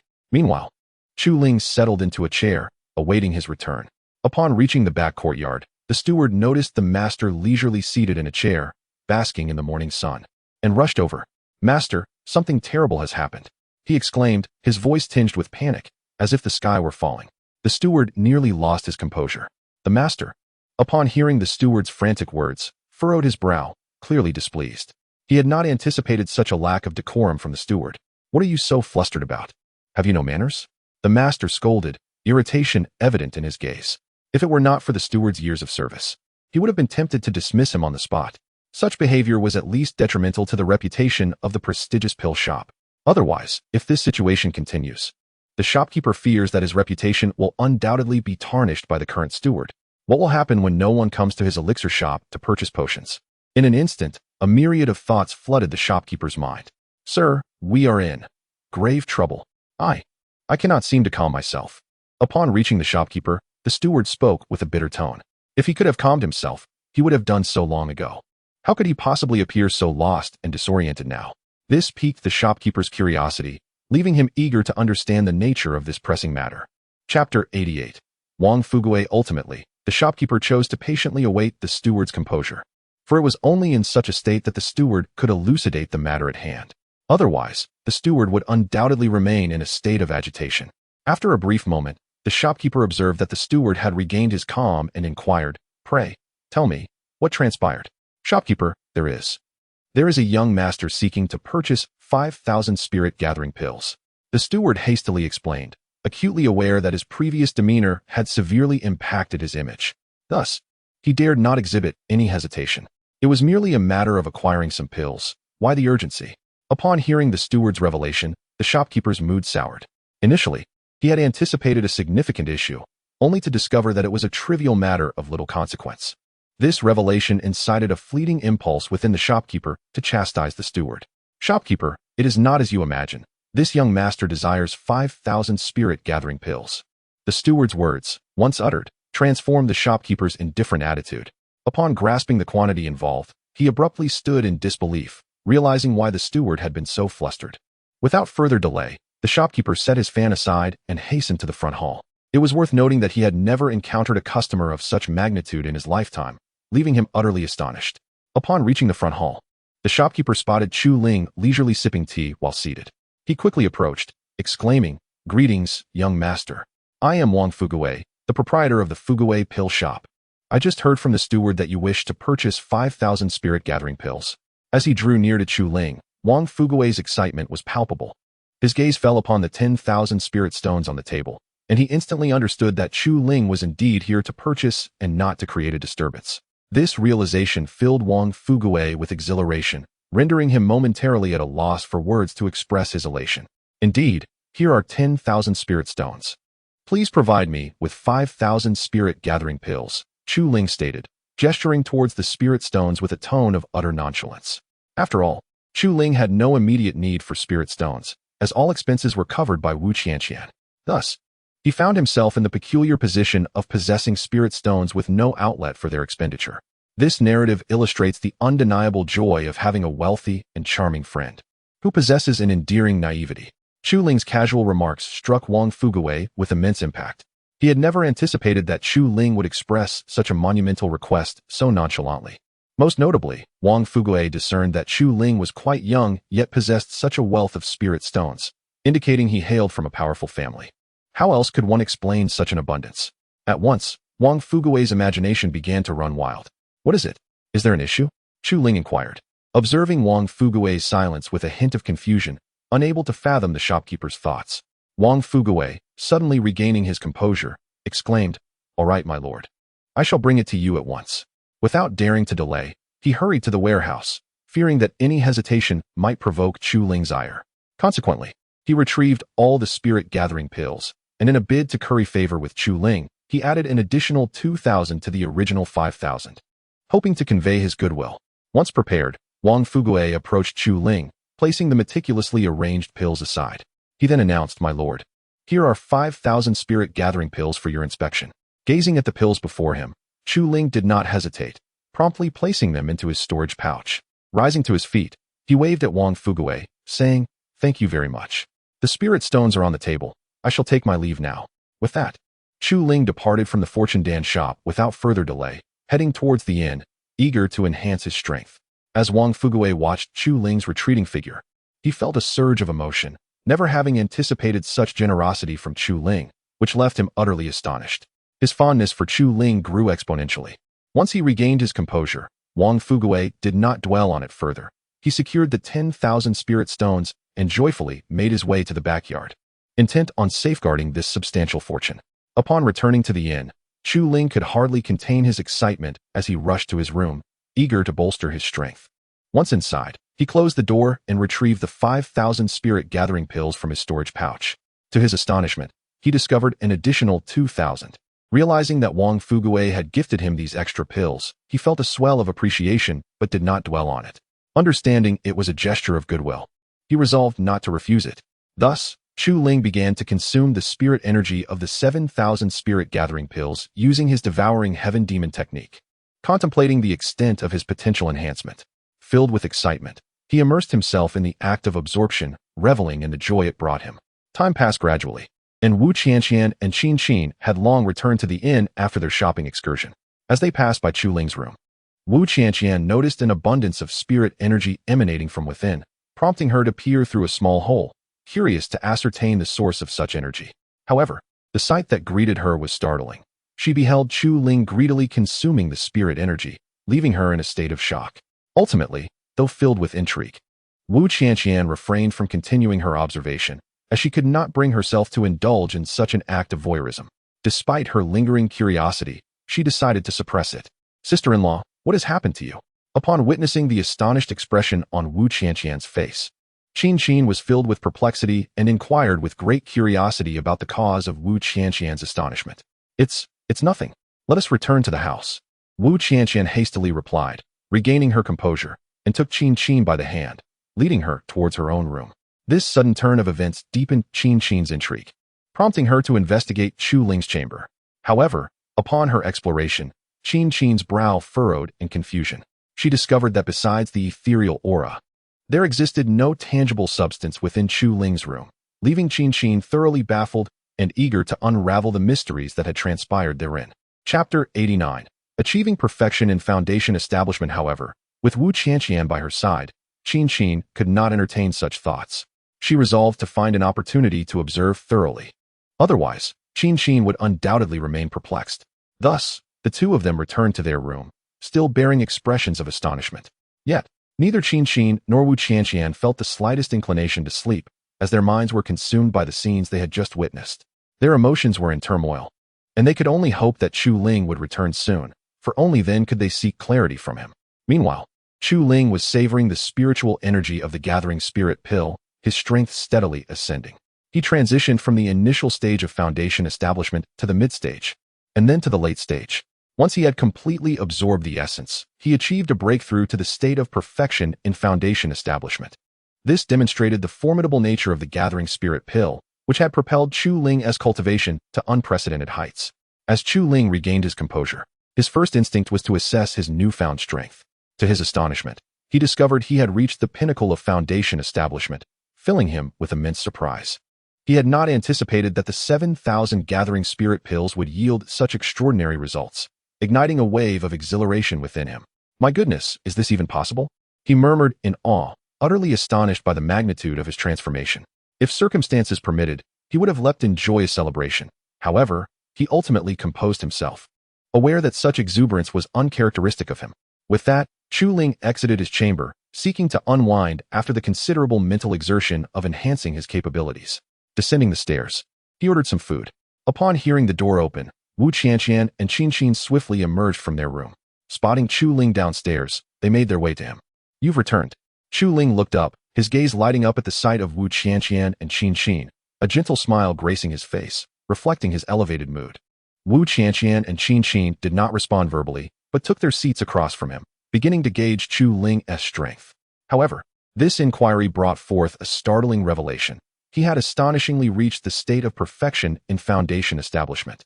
Both Wu Qianqian and Qin were simultaneously struck with disbelief, having not anticipated such rapid advancement.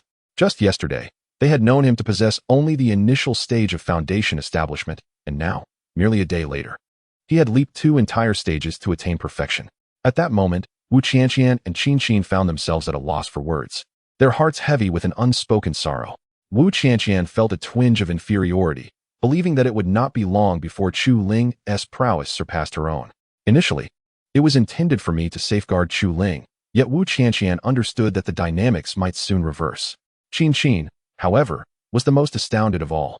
She had previously perceived Chu Ling as merely a fragile being, but now, within less than a day, he had surged through numerous levels, leaving Qin momentarily unable to comprehend. The realization stung her cheeks, akin to an abrupt slap from Chu Ling himself. Nevertheless, the undeniable truth lay before her, compelling Qin to accept it, albeit with considerable discomfort. This marked the most significant setback Qin had encountered thus far. "Why do you both gaze at me like that? Is there a flower on my face?" Chu Ling inquired, perplexed by the astonished expressions of Wu Qianqian and Qin. He found himself at a loss for words, yearning for an explanation from them. "And nothing," Wu Qianqian replied, regaining her composure, though she struggled to articulate her thoughts. It was truly the most astonishing moment of her life, and she found herself at a loss for words to describe her feelings. Fortunately, Wu Qianqian's optimistic nature prevailed, and once she came to terms with the situation, she felt joy for Chu Ling's remarkable enhancement of strength.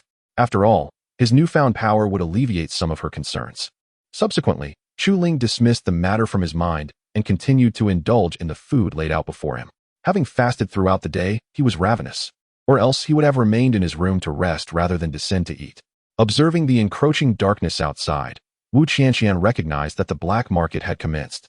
Thus, she turned to Qin Xin and said, "Xiao Qin, you should return to your room to rest.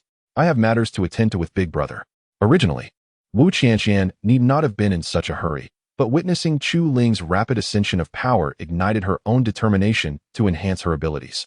Otherwise, she might have delayed her visit to the black market and would not have felt such urgency. "All right," Qin Xin replied, her expression tinged with sadness, but ultimately acquiescing. She ascended the stairs to her room. Once Qin Xin entered her chamber, Wu Qianqian turned her serious gaze toward Chu Ling, leaving him puzzled. "What is it?" Chu Ling asked, intrigued by Wu Qianqian's sudden shift in demeanor, eager to understand why she had sent Qin Xin away. "Have you forgotten why we came to Wanglong City?" Wu Qianqian replied, her frustration evident. She was incredulous that Chu Ling could forget their purpose so quickly. However, she could not blame him, silently enduring her own distress. Upon hearing her words, Chu Ling's eyes widened in realization, and he promptly rapped his head with his knuckles, chastising himself for having overlooked such an important matter. "Apologies, Qianqian. There is so much on my plate that I completely forgot about your matters. Please do not be upset." In that instant, Chu Ling immediately expressed his remorse, his countenance betraying a sense of guilt towards Wu Qianqian. Wu Qianqian let out a couple of huffs. Though she felt a pang of irritation, the fact that Chu Ling had already apologized softened her heart. To hold a grudge would be rather unkind. Thus, Wu Qianqian chose not to dwell on the issue and urged Chu Ling to eat swiftly before heading to the black market, hoping to procure the elixir she so desired at the earliest opportunity. Only then could her mind find peace, for the weight of her concerns left her in a state of unease. Chapter 90. The black market. Upon witnessing the situation, Chu Ling felt no hesitation. He hurriedly began to clear the food from the table, devouring it with an appetite that rivaled even Qin Xin's. Observing Chu Ling's ravenous consumption, Wu Qianqian nearly burst into laughter, yet she managed to suppress it, fearing that Chu Ling might overthink the matter. Before long, Chu Ling swiftly finished his meal, wiped his mouth, and rose to his feet. "Let us depart. I am satiated," he declared. "Shouldn't you take a moment to rest? You just finished eating. Venturing out now might lead to indigestion." Wu Qianqian expressed her concern, her tone imbued with care, reminiscent of a devoted wife perpetually attentive to Chu Ling's well-being. "No need for that. I am not so fragile. Let us set off now. It would be troublesome if we cannot enter later." Chu Ling waved his hand dismissively. Having long since acclimated to such a lifestyle, he found no cause for alarm. Moreover, as a cultivator, he had little to fear from indigestion. Ultimately, Wu Qianqian found herself unable to argue further and led Chu Ling out of the inn towards the black market. Meanwhile, in the room, Qin Xin watched as Wu Qianqian and Chu Ling departed, her disguise fading as she trailed behind them, curious to discover what mischief they might be up to at such a late hour. As they journeyed towards the black market, Chu Ling noted the streets were nearly deserted. However, he thought little of it. After all, it was nighttime, and a lack of pedestrians was entirely normal. Soon, under Wu Qianqian's guidance, Chu Ling arrived at a teleportation portal. Gazing at the portal, he found himself puzzled. Could the black market be located elsewhere? Seeing Wu Qianqian step in without hesitation, he followed suit, deciding not to dwell on it further. After a brief passage through the portal, Chu Ling emerged onto a bustling street. The cacophony of voices transformed the tranquil night into something reminiscent of a marketplace. Most astonishingly, he observed that an array of items was available for sale, though their authenticity remained uncertain. "Is this truly the black market?" Chu Ling inquired, regaining his composure and addressing Wu Qianqian. "Indeed, this is the black market. Here, one must refrain from causing trouble. If anything untoward occurs, it is a consequence we cannot bear." Wu Qianqian nodded, offering her explanation and urging Chu Ling to remain vigilant. At that moment, as Chu Ling nodded in acknowledgement, he suddenly caught sight of an orc and was taken aback. He had not anticipated such a diverse array of races within the black market, which left him utterly astonished. Noticing Chu Ling's surprise, Wu Qianqian followed his gaze and spotted the orc, understanding the source of his astonishment. To explain, she began gently. The black market serves as a nexus connecting various regions, where no authority presides, allowing merchants to establish it as a marketplace beyond the law. Certainly, within this realm, safety is assured, for a formidable figure underpins the black market, deterring anyone from provoking this individual. Thus, it is not surprising to encounter cultivators at the foundation establishment or Qi stages. After listening to Wu Qianqian's explanation, Chu Ling experienced a sudden clarity, though astonishment lingered in his heart. He had not anticipated the black market's immense strength. It appeared he had underestimated it. Reflecting on this, Chu Ling tucked away his thoughts and continued to follow Wu Qianqian. A myriad of items unfolded before Chu Ling's eyes, some familiar, others entirely novel. Interestingly, the currency here was not spirit stones but rather the exchange of equivalent goods, thereby enhancing the value of the items significantly. Essentially, acquiring anything in this market necessitated a considerable sacrifice.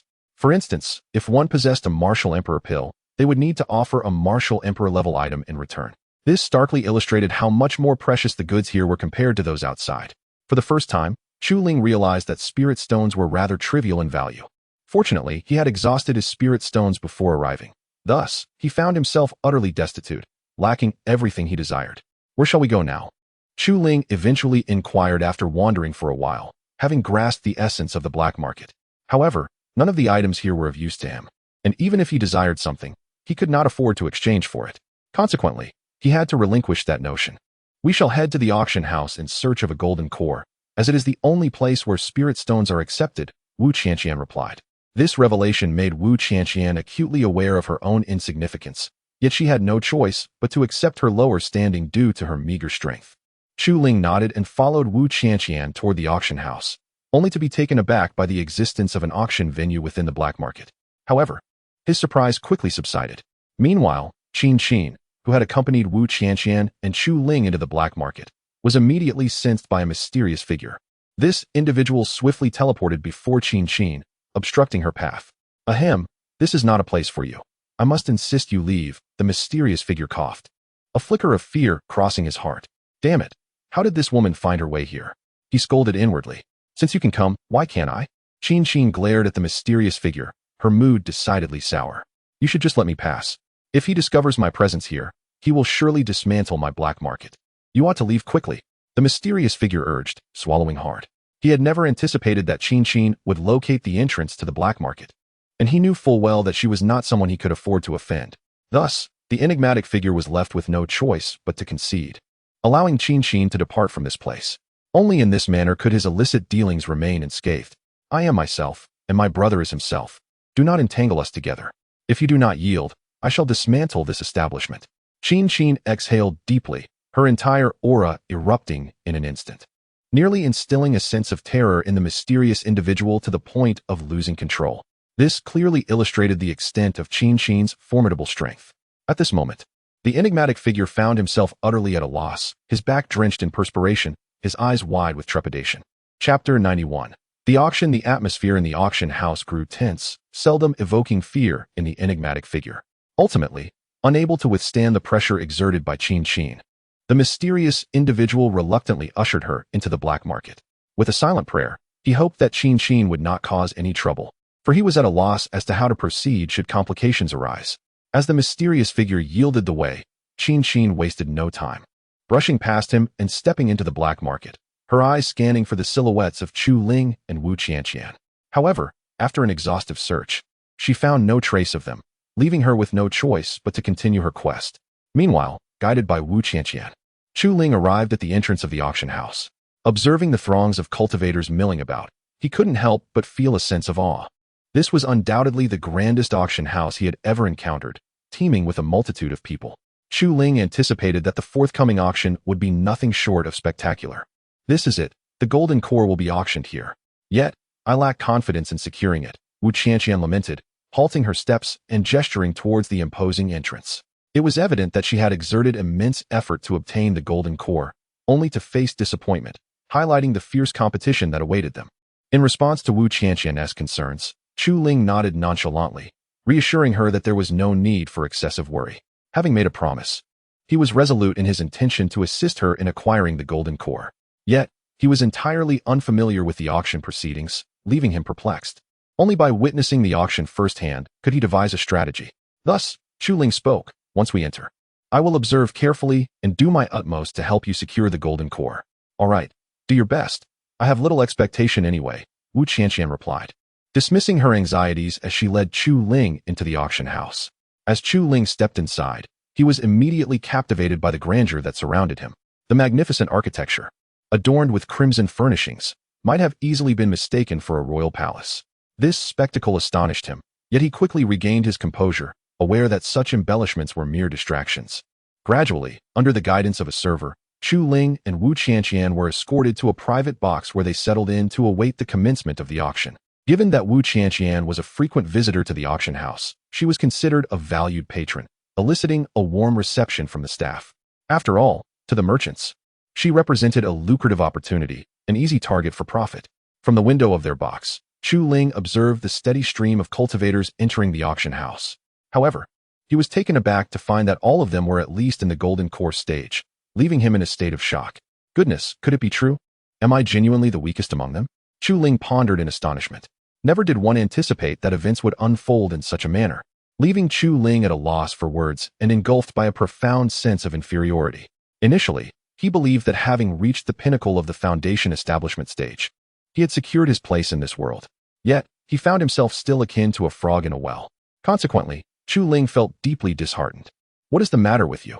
Wu Qianqian inquired, puzzled by Chu Ling's despondent demeanor.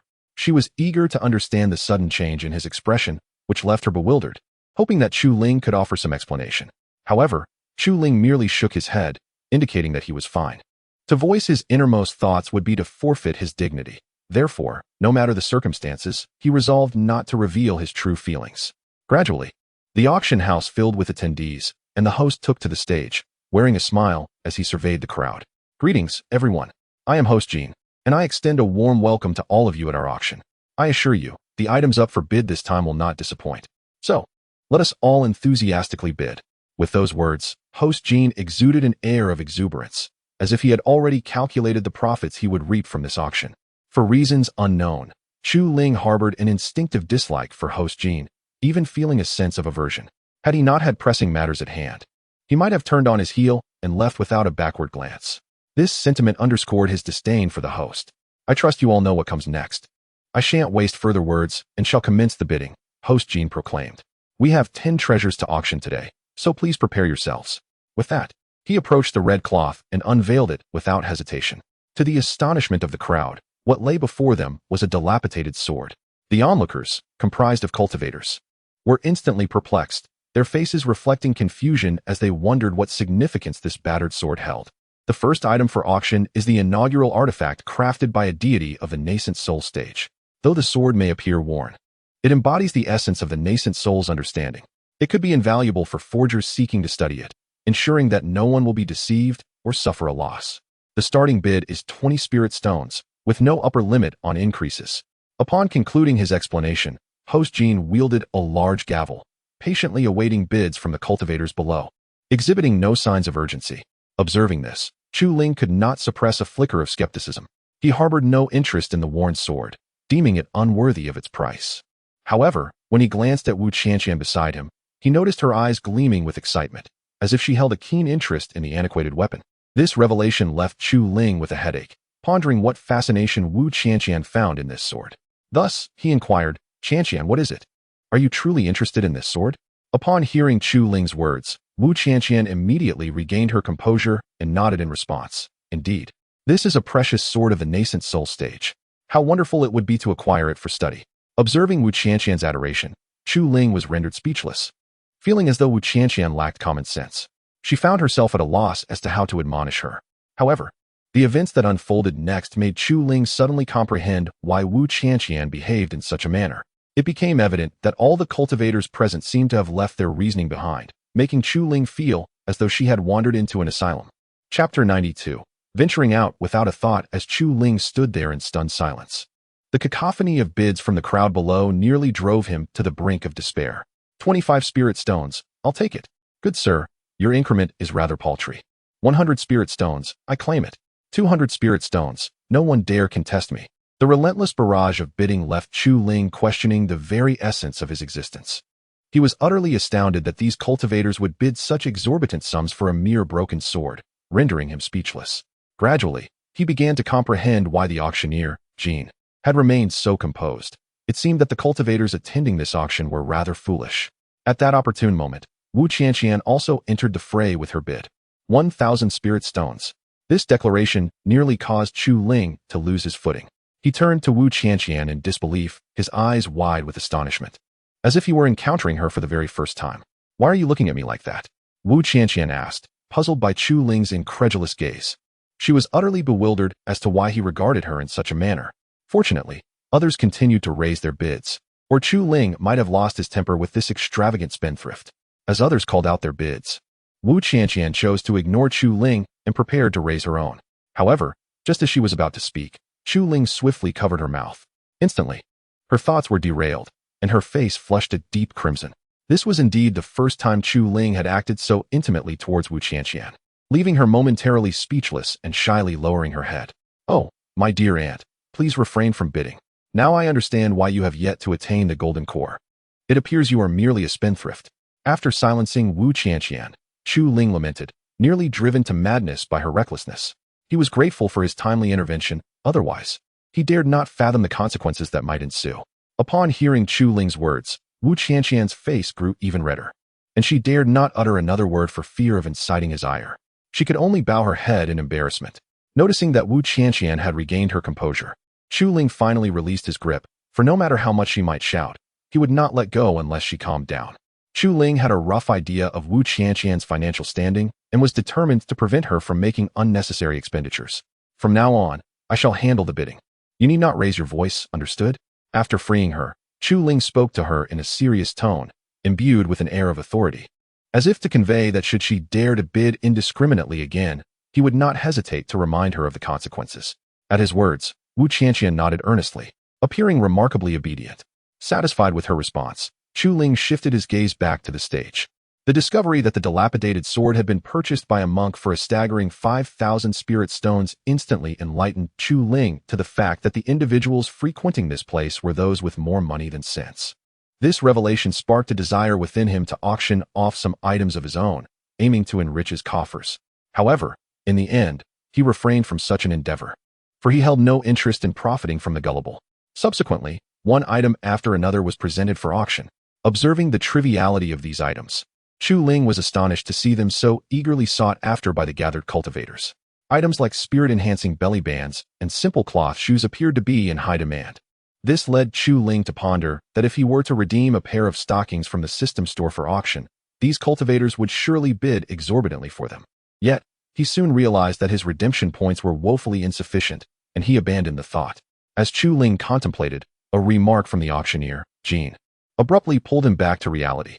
"Esteemed guests, our 9th item is a golden elixir that can facilitate a breakthrough from the core formation stage to the nascent soul stage. Please take your positions." With that, Jean unveiled the red cloth concealing the golden elixir. A resplendent golden elixir appeared before the cultivators, causing some to nearly drool, their desire to consume it palpable. The starting bid for this elixir was set at 100,000 spirit stones, with no upper limit. Guests were encouraged to bid freely. Before Jean could finish his announcement, the cultivators below began to stir. 110,000 spirit stones. "It's mine. No one dare contest me for this elixir." 120,000 spirit stones. 130,000 spirit stones. The bidding continued until it reached 500,000 spirit stones, at which point the room fell silent. Chu Ling was left utterly astonished. He had never anticipated that such an ordinary golden elixir could fetch such a lofty price.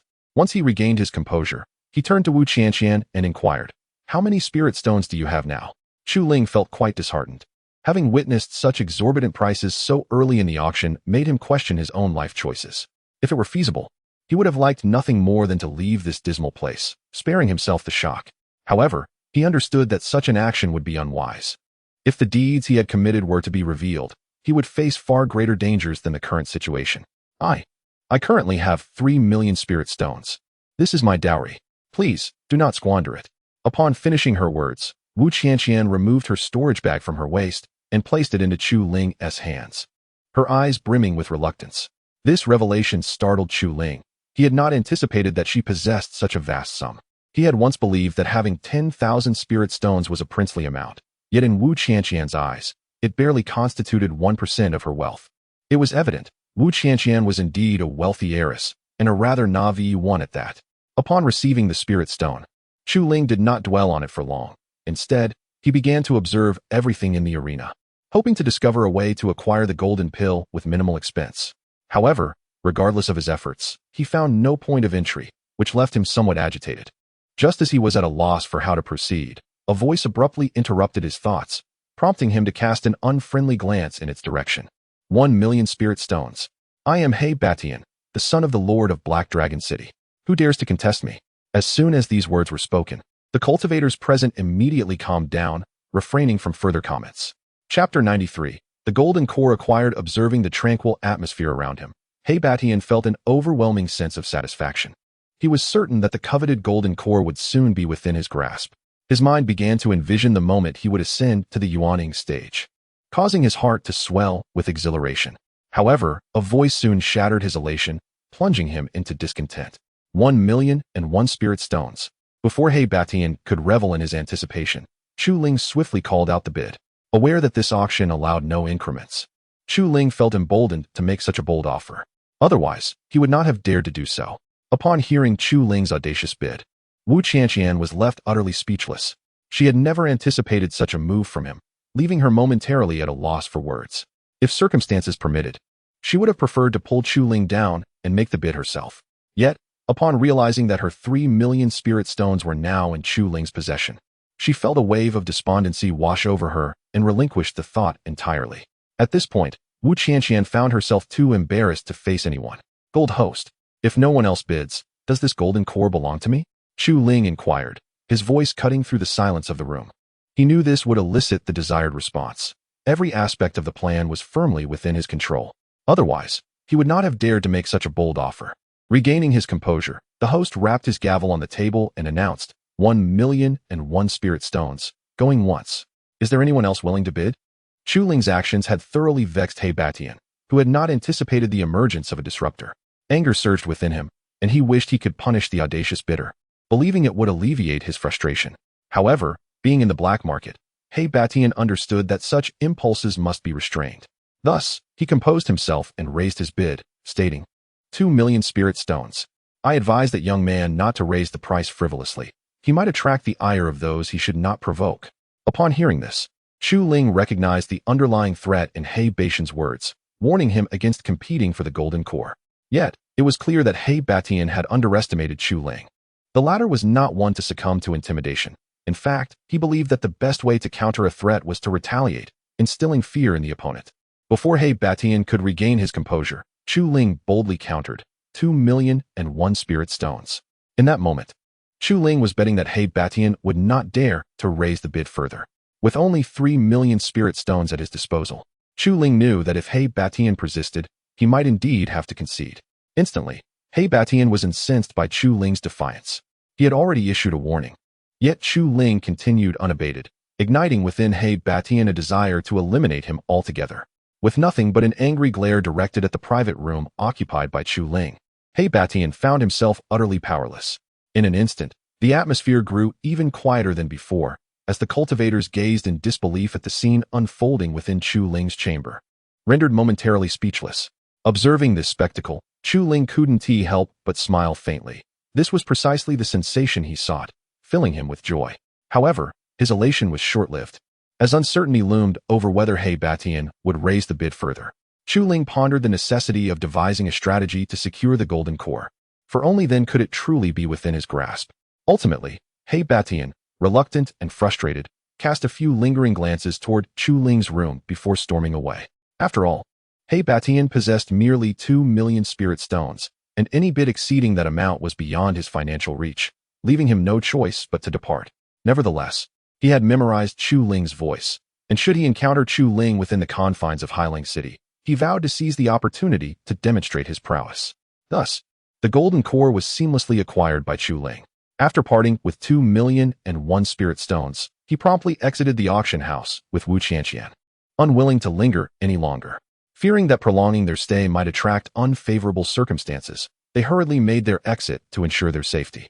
Wu Qianqian, still reeling from the surreal events, felt as if she were caught in a dream, utterly astonished by the unfolding drama. If possible, she would have pinched herself to ascertain the reality of her situation, yet the fear of pain held her back. Stepping outside the auction house, Chu Ling let out a silent sigh of relief. The proceedings had unfolded smoothly, granting him a sense of ease. Well, I have secured the golden core for you. Let us return to Hiling City, he remarked, taking a deep breath. Internally, he pondered when Wu Qianqian would mature, had she not encountered him. Who knew what misfortunes might have befallen her at the hands of those with ill intentions? Thank you, Chu Ling. Without you, I wouldn't have known if I could ever obtain this golden core. Wu Qianqian exclaimed, her face alight with joy as she clutched the precious item, completely forgetting Chu Ling's earlier awkwardness. If circumstances permitted, she nearly felt compelled to kiss him in gratitude, yet she refrained to maintain her composure. After all, rejection from Chu Ling would undoubtedly be mortifying. At that moment, a voice interrupted their thoughts, leaving both Chu Ling and Wu Qianqian stunned as they turned to face the source. Chu Ling, Wu Qianqian, how dare you two meet here in secret? This infuriates me. Indeed, the one who uttered these words was none other than Hong Ruwei, who had previously been forgotten by Chu Ling. It was utterly unexpected that Hong Ruwei managed to locate Chu Ling within the confines of the black market. One must understand that entry into the black market is impossible without spiritual energy, which left Chu Ling utterly perplexed. He simply could not fathom how Hong Ruwei had gained access. Nevertheless, without dwelling on it further, Chu Ling promptly approached Hong Ruwei alongside Wu Qianqian, eager to uncover the reason for her presence in this clandestine realm, hoping she would provide an explanation. Chapter 94. Hope. Upon encountering Hong Ruwei, Chu Ling furrowed his brow. He had never anticipated her sudden appearance. However, given that the event had transpired, he felt it futile to dwell excessively on the trivialities. Thus, he inquired, Hong Ruwei, what brings you to the black market? Are you unaware that your dantian has been shattered? Wu Qianqian gasped at Chu Ling's words, her face a mask of disbelief as she turned to Hong Ruwei. It was worth noting that Wu Qianqian had been oblivious to the fact that Hong Ruwei's dantian had been destroyed. The revelation startled her profoundly. Why can't I come to find you? You've been gone for so long. Am I not allowed to seek you out? At that moment, Hong Ruwei felt as if her heart might explode from Chu Ling's words. She had never expected him to so openly address such a painful matter in this setting. Evoking tears she struggled to contain. Realizing that his previous remarks had crossed a line, Chu Ling felt a wave of embarrassment wash over him. Let us step outside. It's too crowded here for such discussions. With that, he led Wu Qianqian and Hong Ruwei out of the black market toward the teleportation portal, initially reluctant to follow. Hong Ruwei ultimately acquiesced to Chu Ling's insistence. Upon reaching the portal, Chu Ling wasted no time in activating the mechanism, transporting the three of them away.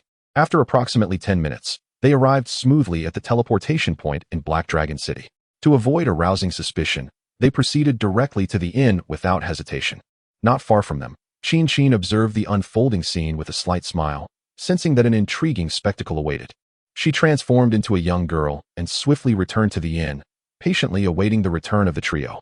After another 10 minutes, Chu Ling, Wu Qianqian, and Hong Ruwei finally returned to the inn. Once seated, Hong Ruwei shot an indignant glare at Chu Ling, feeling a deep sense of frustration. Throughout the days, Hong Ruwei had been preoccupied with thoughts of Chu Ling, yet despite her anticipation, she had not seen him return. This prolonged wait had left her irritable.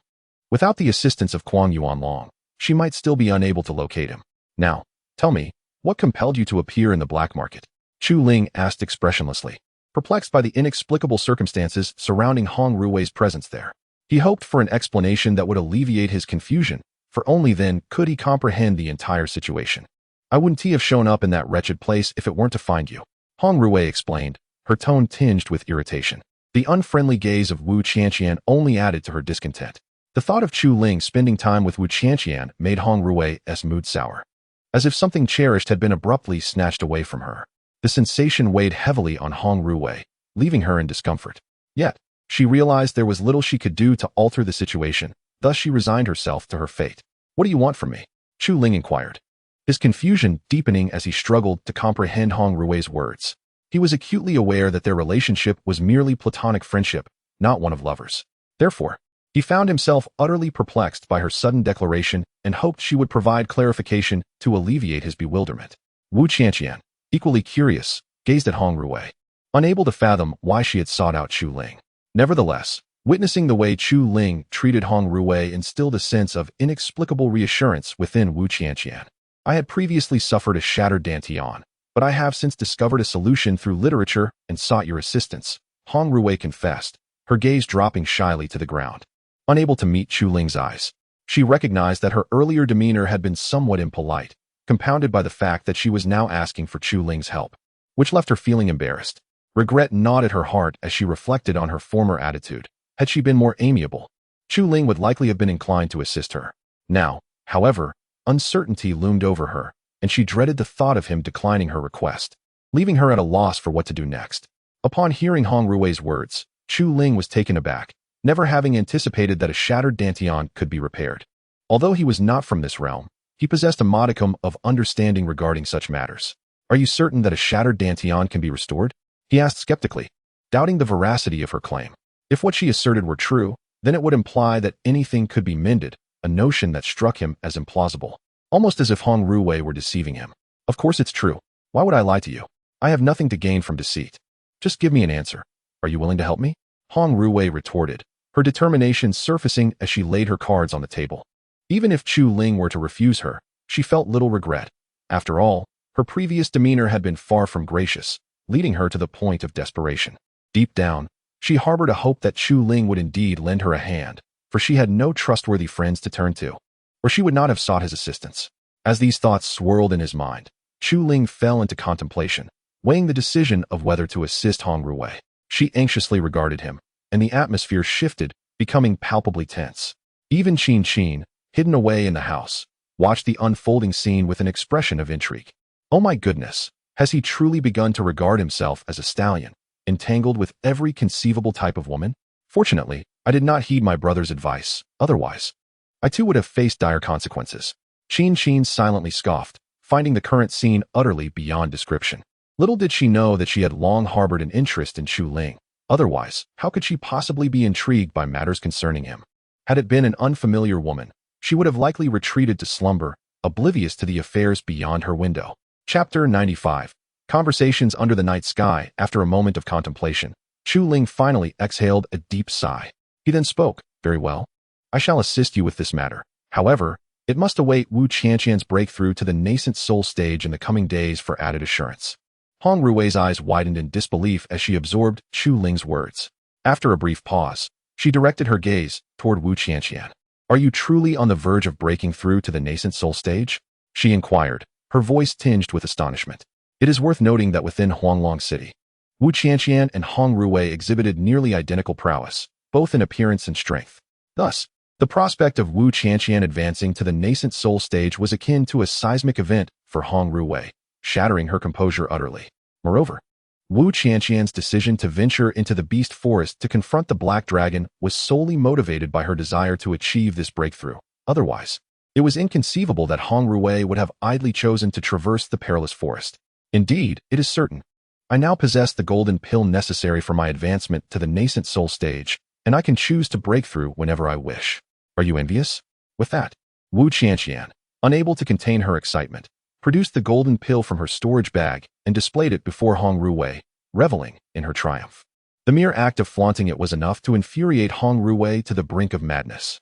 However, with her dantian shattered, Hong Rui could do little but glare venomously at Wu Qianqian. Given the opportunity, she vowed to exact revenge upon Wu Qianqian, ensuring that the latter would understand the extent of her capabilities. "Enough of this bickering, both of you. It is time to rest. It is late, and we must find a suitable place for Wu Qianqian's breakthrough tomorrow," Chu Ling interjected, clearly exhausted by the antics of Hong Rui and Wu Qianqian.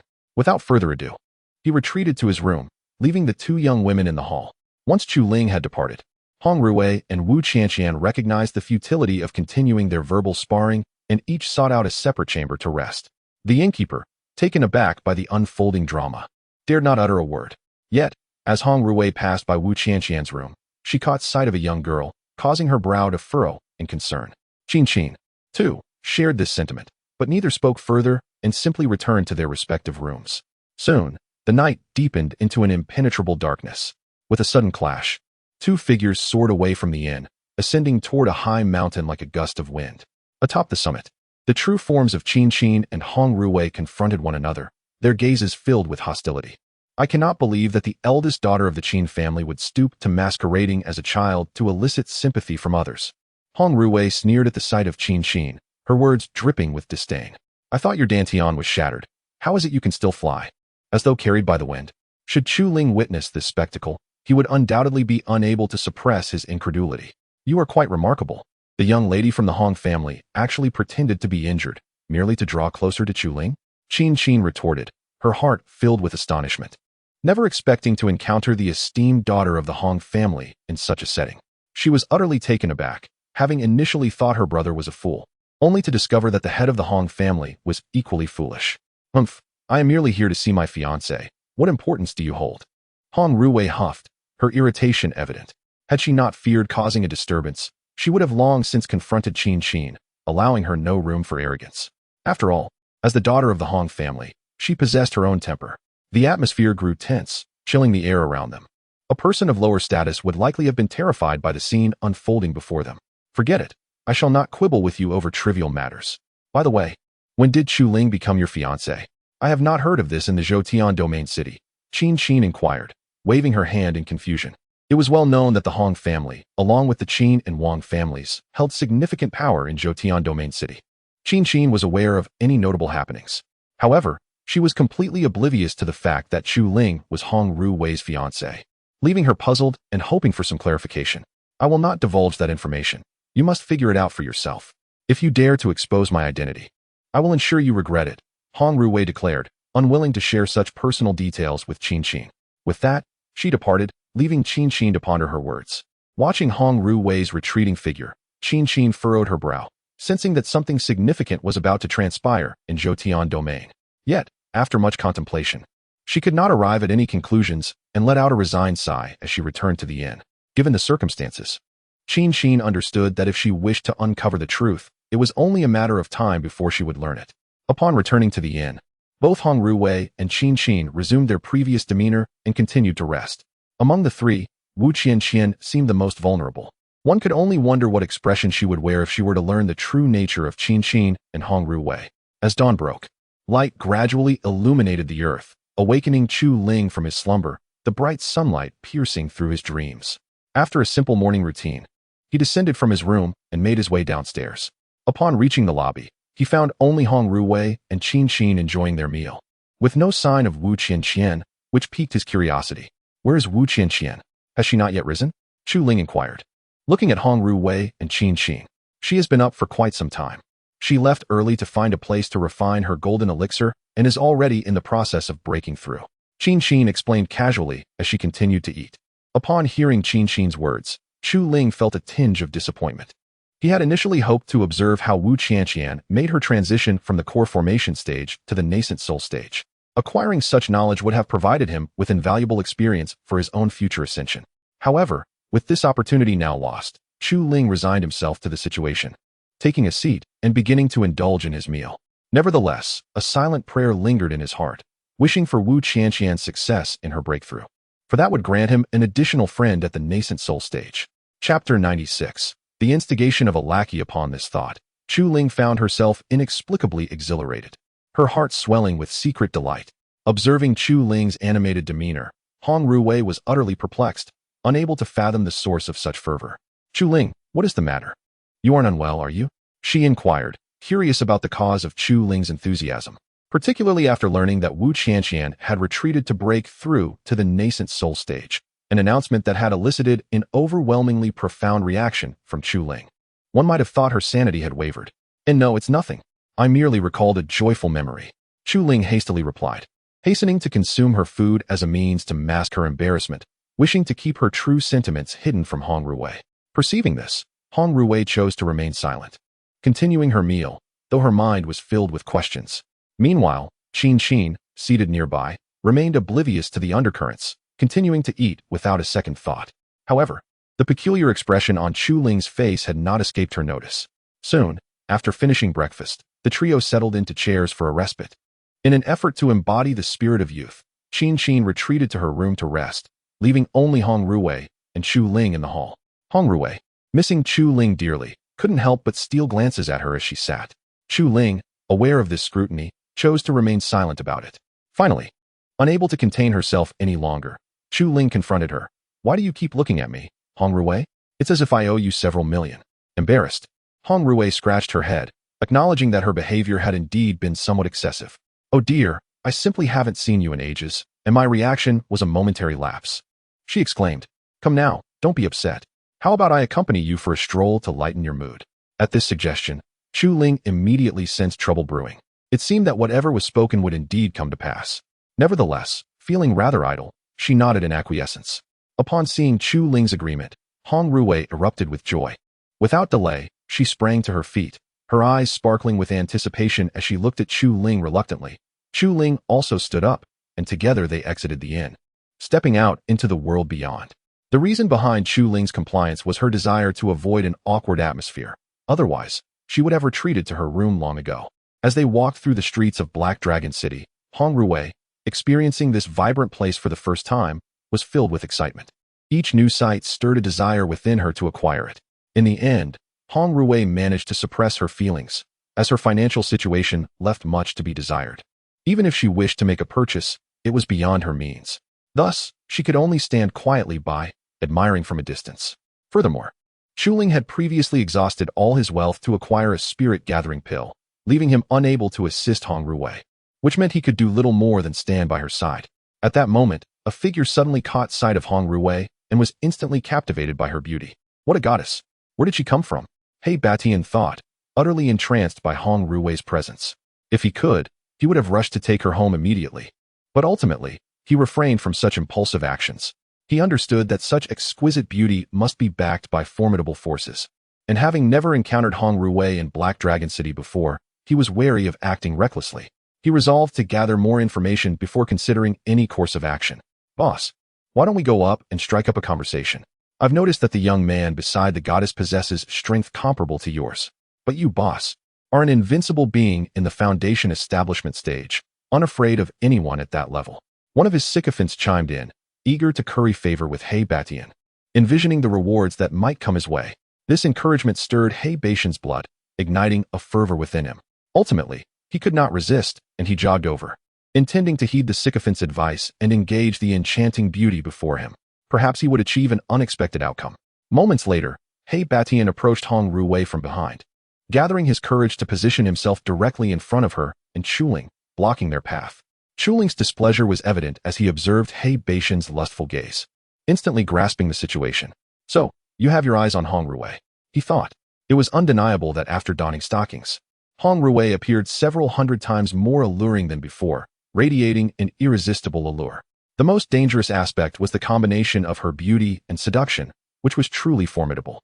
Hong Ruwei, too, discerned the intentions behind He Batian's gaze and felt a growing annoyance.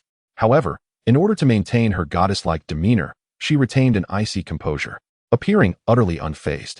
After a moment, she coldly inquired, "Do you need something? If not, kindly step aside." "Hello, goddess. I am He Batian, the son of the Lord of Black Dragon City. I would like to invite you to share a drink with me. May I have the honor?" Faced with Hong Ruwei's frigid words, He Batian remained unperturbed. After all, deities often possess such demeanor. How could one truly be called a goddess otherwise? Therefore, instead of succumbing to anger, He Batian opted to introduce himself. He believed that this revelation would serve to intimidate Hong Ruwei, compelling her to acquiesce. However, should she display overt disdain, He Batian would have to devise alternative strategies, for he was acutely aware that in this world, there existed many formidable individuals far surpassing his father, prompting He Batian to tread with utmost caution. Chapter 97. Ignorance of one's place. Upon hearing the words of the Black Overlord, Chu Ling was instantly struck with astonishment. He never anticipated that the Black Overlord he encountered at the black market auction last night was the very person before him. This revelation left Chu Ling utterly taken aback. Who would have thought he would encounter the Black Overlord in such a manner? Fortunately, he had been hidden away in a private booth at the time, rendering the Black Overlord oblivious to his presence. Otherwise, his true identity would surely have been exposed. "I have no interest in your proposition. Kindly step aside." In that moment of contemplation, Hong Ruwei interjected with a hint of indignation, dismissing the Black Overlord's invitation without a second thought. Were it not for Chu Ling's presence beside her, she might have unleashed her fury upon this arrogant scoundrel without hesitation.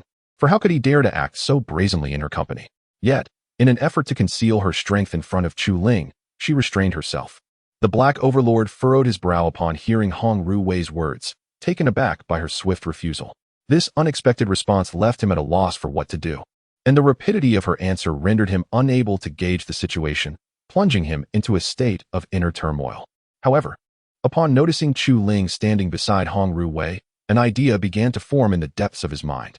Straightening his attire, the Black Overlord addressed Chu Ling, saying, "Boy, who are you to stand beside the goddess? Do you not know the meaning of danger? Snap back to reality. Chu Ling felt a pang of bitterness at the Black Overlord's words. Hey, I'm merely standing next to her. Why should I be dragged into this? He silently complained. Hong Ruwei nearly burst into laughter upon hearing this, as she found it delightfully amusing that Chu Ling was also caught in the crossfire.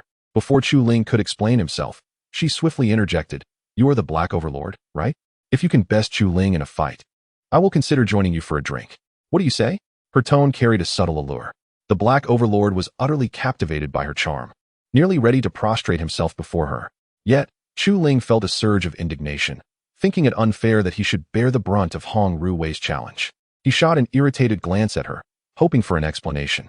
However, Hong Ruwei merely offered him a helpless glance, silently conveying that she had no other choice but to act as she did and urging him not to blame her.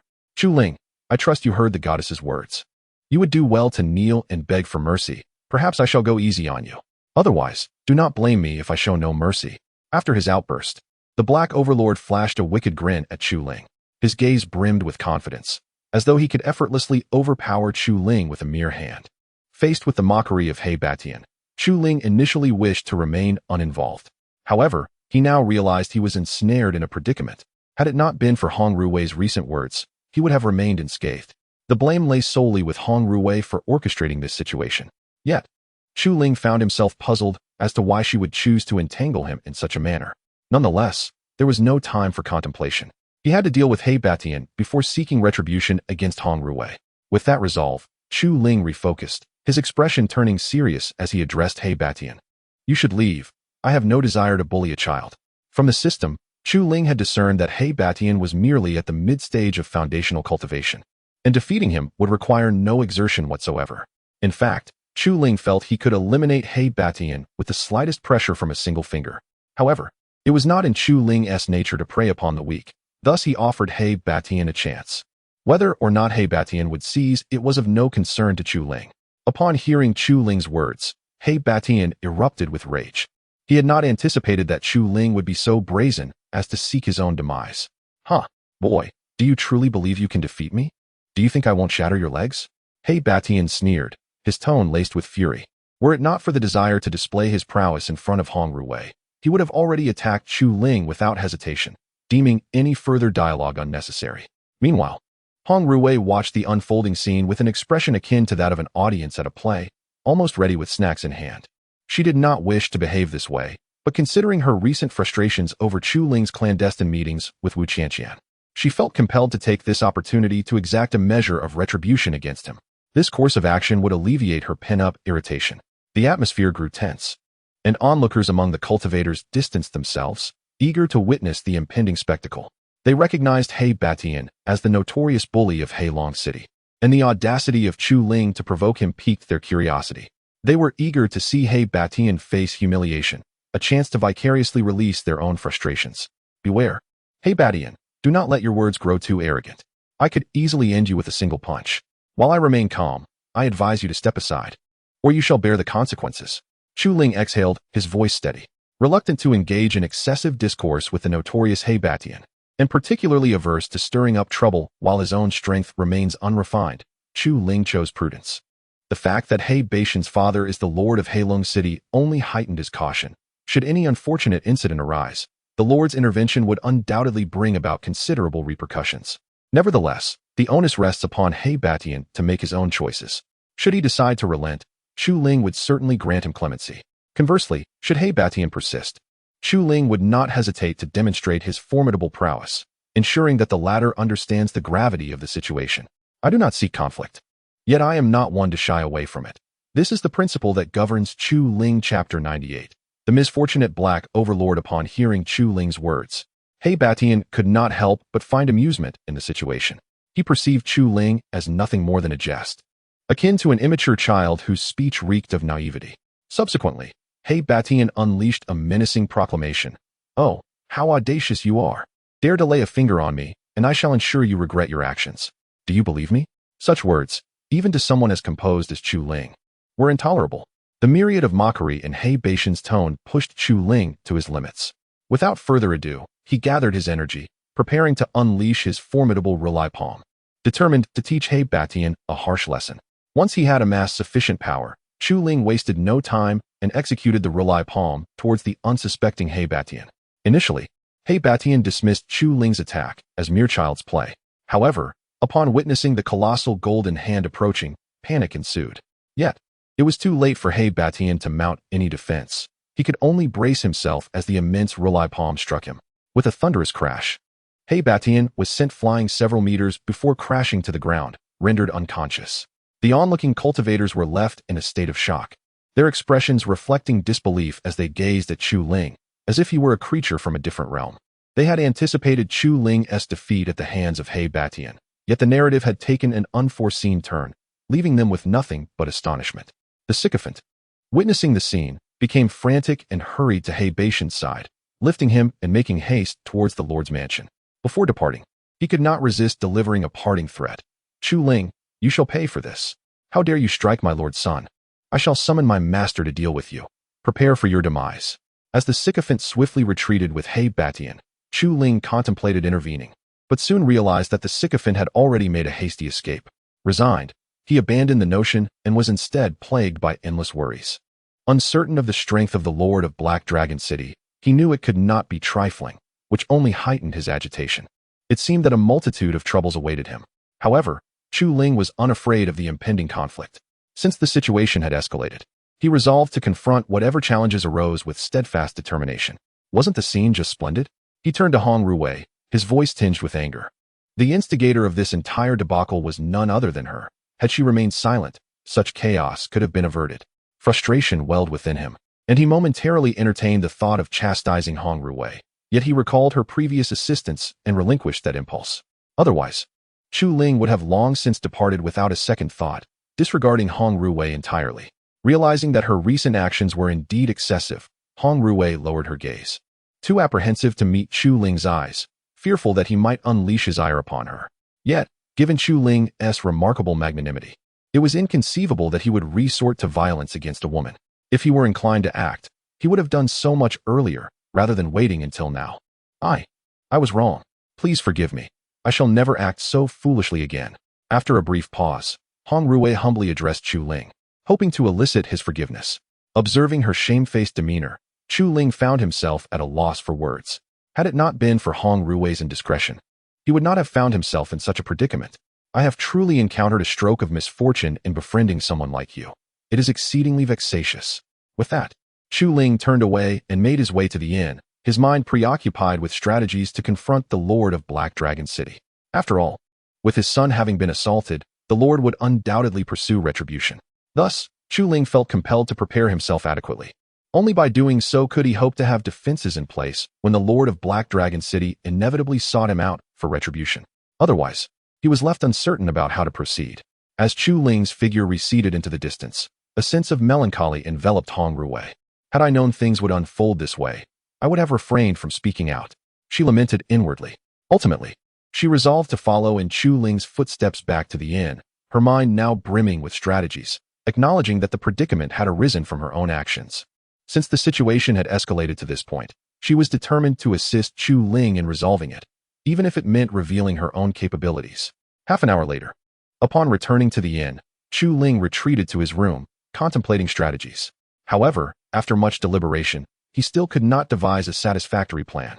Growing increasingly agitated, he eventually disregarded his worries and succumbed to slumber, believing that a solution would present itself upon waking. Meanwhile, at the Lord's manor, the Lord of Black Dragon City, He Jiao, gazed upon his unconscious son, He Batian, consumed by fury.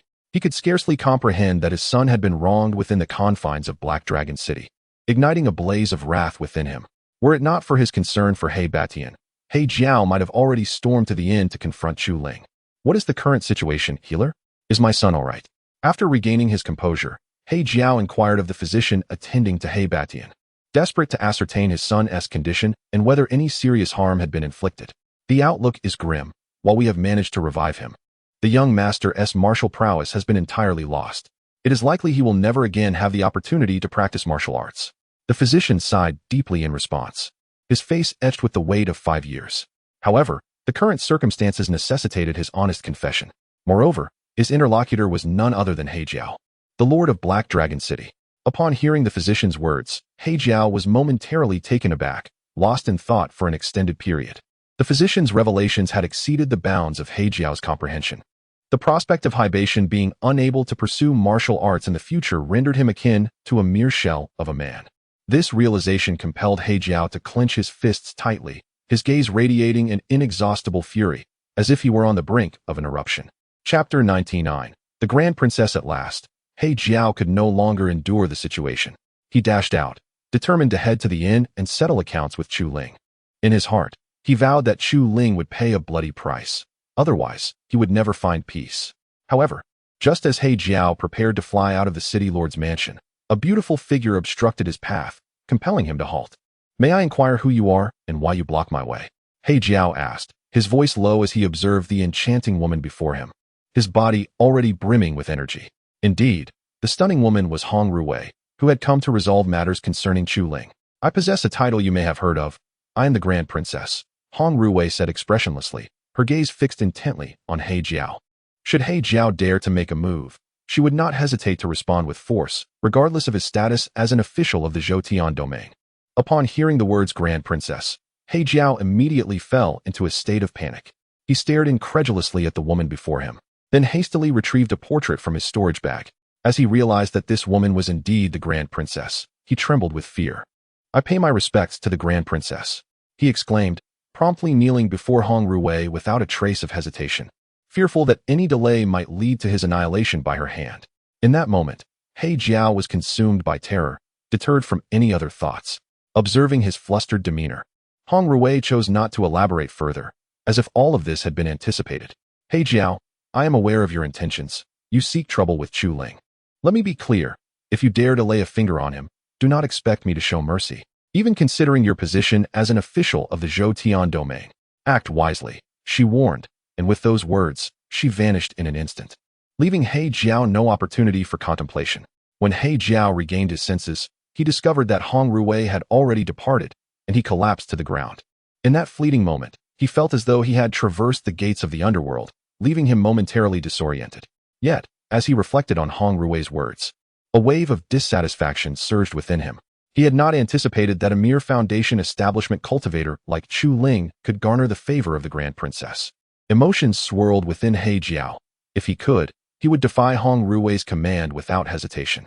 However, he understood well the nature of Hong Ruwei. He realized that any excessive action against Chu Ling would be tantamount to signing his own death warrant. "Ha ha ha. Chu Ling, I must admit I underestimated you. I never imagined you were acquainted with the Grand Princess. It seems I truly must consider rebellion against the Zhoutian domain." He Jiao chuckled heartily a few times before rising abruptly, making his way up a mountain rather than returning home. It was evident that he was about to undertake a monumental task. Upon returning to the inn, Hong Ruwei retreated to her room to rest. Having assisted Chu Ling in resolving some troublesome matters, she felt an immense sense of relief. As days swiftly passed, Chu Ling found himself in a state of deep frustration. He pondered, wasn't it agreed that the Lord of Black Dragon City would come to trouble me? Why has he not appeared? This perplexity left him yearning for someone to elucidate the circumstances surrounding this mystery. Yet, despite calling out to the heavens and the earth, his pleas went unanswered, leaving him in a state of bewilderment. Determined to unwind, Chu Ling descended the stairs, relieved that He Jiao had not sought him out for several days, allowing him a moment of peace. However, as he reached the bottom, he noticed an unfriendly exchange between Qin and Hong Ruwei, prompting him to approach them. "What is going on here?" he inquired, bewildered by their glaring stares. He could not fathom why Hong Ruwei would engage in a dispute with a mere child, leading him to reassess his opinion of her. "He just took my things," Hong Ruwei exclaimed, pointing accusingly at Qin, hoping Chu Ling would take her side. In that moment, she appeared entirely different from the composed individual he had known just days earlier. Had He Jiao witnessed this, he would have surely been left speechless. Astonished by her transformation, Chu Ling, upon hearing her grievance, shrugged dismissively. "It's just a trinket. Why engage in a quarrel with a child?" With that, he disregarded Hong Ruwei and took Qin by the hand, leading her outside. Truth be told, had it not been for the sake of appearances, he would have expelled Hong Ruwei long ago, unwilling to tolerate her presence any longer. Observing Chu Ling and Qin walk away, Hong Ruwei felt an overwhelming urge to cry out in frustration. To her dismay, even after a few days, Chu Ling's anger had not abated. This sense of injustice was something she had never encountered before in her life. In a fit of indignation, she left the inn, determined to fly to Zhoutian City. unwilling to remain and endure any further humiliation. Meanwhile, Chu Ling, still fuming, strolled through the streets of Black Dragon City with Qin, intent on discovering why the city lord had refrained from troubling him. After some inquiries, he learned that the lord, He Jiao, had mysteriously vanished on the very day that He Batian had met with misfortune, leaving no trace behind. This revelation astonished Chu Ling, igniting his desire to unravel the enigma surrounding these events. However, after inquiring extensively, Chu Ling discovered that the information she gathered was utterly futile, leaving her to return empty-handed. Upon returning to the inn, she found that Hong Ruwei had vanished without a trace. After a thorough search, she concluded that Hong Ruwei must have fled in fear, and thus paid it little mind, retreating to her room to rest. Meanwhile, Qin had also discerned that Hong Ruwei had departed from Heilong City, and a look of resigned amusement crossed her face, for she knew, from the very next day after the incident, that all of this chaos had been orchestrated by Hong Ruwei herself, leaving Qin devoid of any sympathy for her plight. Chapter 100. Wulong Valley. Upon entering the room, just as Chu Ling was about to take a seat, a sudden voice interrupted his thoughts. Warning: host exhibits discrimination against women, neglecting the other party. Punishment task issued. Task: proceed to Wulong Valley to obtain Wulong bones. Successful completion rewards the dragon bloodline. Failure results in a 10-centimeter loss. Time limit: 6 months. After the system issued its command, Chu Ling was momentarily stunned, his gaze slipping into a dazed state. He could hardly fathom that the system would issue such a task. It was utterly absurd. Hey, system, kindly explain what you mean by discrimination against women. Clarify this at once, and I assure you, I won't harm you. Chu Ling's mood swiftly deteriorated, his expression more pained than if he had consumed something foul. He never anticipated facing such a task. Now, here was the system, meddling in his life, driving him to the brink of despair. Moreover, the gravity of the task loomed large. Failure meant a 10-centimeter loss, prompting Chu Ling to glance down in alarm. The sight sent a shiver through him. Deep down, he understood that once the system issued a command, it would undoubtedly be followed through. This realization ignited a surge of adrenaline within him. Without further ado, he began packing his belongings and hurried downstairs. In the hall, Qin observed Chu Ling's frantic demeanor as he hurriedly slung a bag over his shoulder. Her brow furrowed in confusion. She could not fathom why he appeared so flustered. Thus, she jogged to his side and inquired, "Big brother, what are you up to?" The mere sound of her voice jolted Chu Ling into the realization that he had a young girl by his side, intensifying his urgency. Regaining composure, he recognized that Qin had nowhere else to go. Leaving her alone was simply out of the question. Ultimately, with no other choice, he resolved to take her along. After coming to terms with his decision, Chu Ling promptly explained to Qin that he intended to go to Wulong Valley. He added that if she felt it was too dangerous, he would leave her behind. However, should she wish to accompany him, he had no objections. He hoped fervently that she would not complicate matters. Upon hearing his words, Qin gasped in surprise, her expression one of disbelief. "Big brother, are you really going to Wulong Valley?" she asked, incredulous. "Of course. When have I ever deceived you?" Chu Ling responded. Yet, he was puzzled by her astonished reaction, which left him bewildered. In that moment, Qin instinctively took a few steps back, unable to fully grasp the implications of what she had just heard. While others might be unaware of Wulong Valley's true nature, Qin was all too familiar with it. Why was Qin so astonished? It is essential to understand that the Five Dragon Valley is a forbidden realm within the Zhou Tian domain, a place that even the most formidable beings dare not enter. Let alone Lu Tian, a mere foundational stage cultivator. This is precisely the reason for Qin's incredulity. Once one steps into the Five Dragon Valley, even an emperor-level practitioner would find their abilities rendered ineffective, relying solely on physical endurance. This is why Qin was filled with trepidation. There exists a saying in the Zhou Tian domain: the Five Dragon Valley is the hell for cultivators, yet a paradise for those who have achieved greatness. As for these great achievers, very few can elucidate their nature clearly. Time was of the essence. Would you care to accompany me? Chu Ling glanced at the sky and urgently inquired, eager for Qin to make a swift decision, as the hour was growing late. He contemplated that if they delayed their departure any longer, they would inevitably have to spend the night outdoors.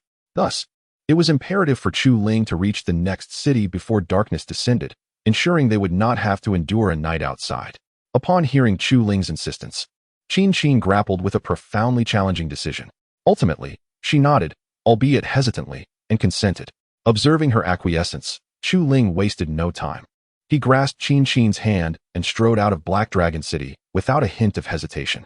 The urgency of Chu Ling stemmed from the prospect of a 10-centimeter reduction, which was no trifling matter. Given his already modest stature, losing another 10 centimeters would be unbearable. As they traversed the path, Qin remained unprepared, utterly taken aback by Chu Ling's audacious choice. What perplexed her even more was why Chu Ling suddenly entertained the notion of venturing to the Five-Dragon Valley. If he had attained a higher realm, it might have been somewhat justifiable. However, Chu Ling was merely a foundational stage cultivator. What difference did it make if he ventured into the Five-Dragon Valley, akin to courting death? Of course, had Chu Ling been aware of the valley's terrors, he would have preferred to endure the 10-centimeter loss rather than embark on such a perilous journey. Unfortunately, Chu Ling remained blissfully ignorant of these dangers, kept in the dark. However, after traveling for some time, the sky began to grow dim. Chu Ling realized they would have to spend the night outdoors. Reluctantly, he settled down, kindled a campfire, and invited Qin to sit with him. During their respite, Chu Ling did not neglect to consult the map, discovering that the Five-Dragon Valley was not too far from their current location, a mere 100 kilometers away. Thus, he mused that they could reach the valley by the following day. Yet, at this moment, Chu Ling was unaware of the peril that awaited them in the Five-Dragon Valley, as he trusted that the system would not lead him astray, which bolstered his confidence in pursuing this venture. Brother, why do you wish to go to the Five-Dragon Valley? As Chu Ling pondered, Qin could no longer suppress the questions swirling within her heart and directly inquired. She hoped that Chu Ling would provide her with an explanation, alleviating her confusion. Moreover, regarding their impending journey to Wulong Valley, Qin felt an overwhelming sense of trepidation, as if she were on the verge of being betrayed by Chu Ling. After all, a rational person would never venture into such a perilous place as Wulong Valley. Therefore, Qin found it exceedingly difficult to comprehend why Chu Ling was intent on going there. The mere thought of such a forbidden domain sent shivers down her spine. Chapter 101. The Injured Woman. As dusk gradually enveloped the land, Chu Ling and Qin sat beside the flickering campfire, silently gazing into the dancing flames. In that moment, Chu Ling was enveloped in a profound melancholy, utterly perplexed as to why he had incurred the displeasure of the system. The system had assigned him such a daunting task, igniting within Chu Ling a desire to confront it physically. Yet, as the essence of the system resided solely within his mind, he found himself unable to unleash his frustration, trapped in a state of agitation without an outlet. Noticing Chu Ling's distress, Qin was filled with confusion. "Big brother, what troubles you?" she inquired, eager to understand the source of his agitation. Additionally, she was perplexed as to why Chu Ling intended to venture into the Five-Dragon Valley. After all, that place was so perilous that even seasoned experts dared not enter recklessly. Yet here was Chu Ling, a mere foundation stage cultivator, contemplating such a perilous endeavor. Were the higher-ups to learn of this, they would undoubtedly mock him as a naive youth unaware of the vastness of the world. Therefore, Qin was eager to uncover the circumstances that had led Chu Ling to make such an audacious decision. Upon hearing her question, Chu Ling snapped back to reality and let out a deep sigh. He found himself in a position of silent suffering, unable to articulate his troubles. To claim it was a task from the system would evoke disbelief, and he could never expose his deepest secrets. Thus, he slowly explained, "It's nothing. Just a bit weary in spirit." This only deepened Qin's confusion. However, Chu Ling remained reticent, leaving her with only her own frustrations to ponder, as he divulged nothing of his predicament. Soon, the night deepened further. Observing this, Chu Ling turned to Qin and said, "It's quite late now. You should rest. We have a long journey ahead of us tomorrow." Nodding in agreement, Qin chose not to dwell on her thoughts any longer. Once they reached the Five-Dragon Valley, she would understand Chu Ling's intentions. Continuing to speculate would only serve to heighten her anxiety. Casting aside her worries, she retreated to the tent to rest, while Chu Ling took on the watchmaness duty.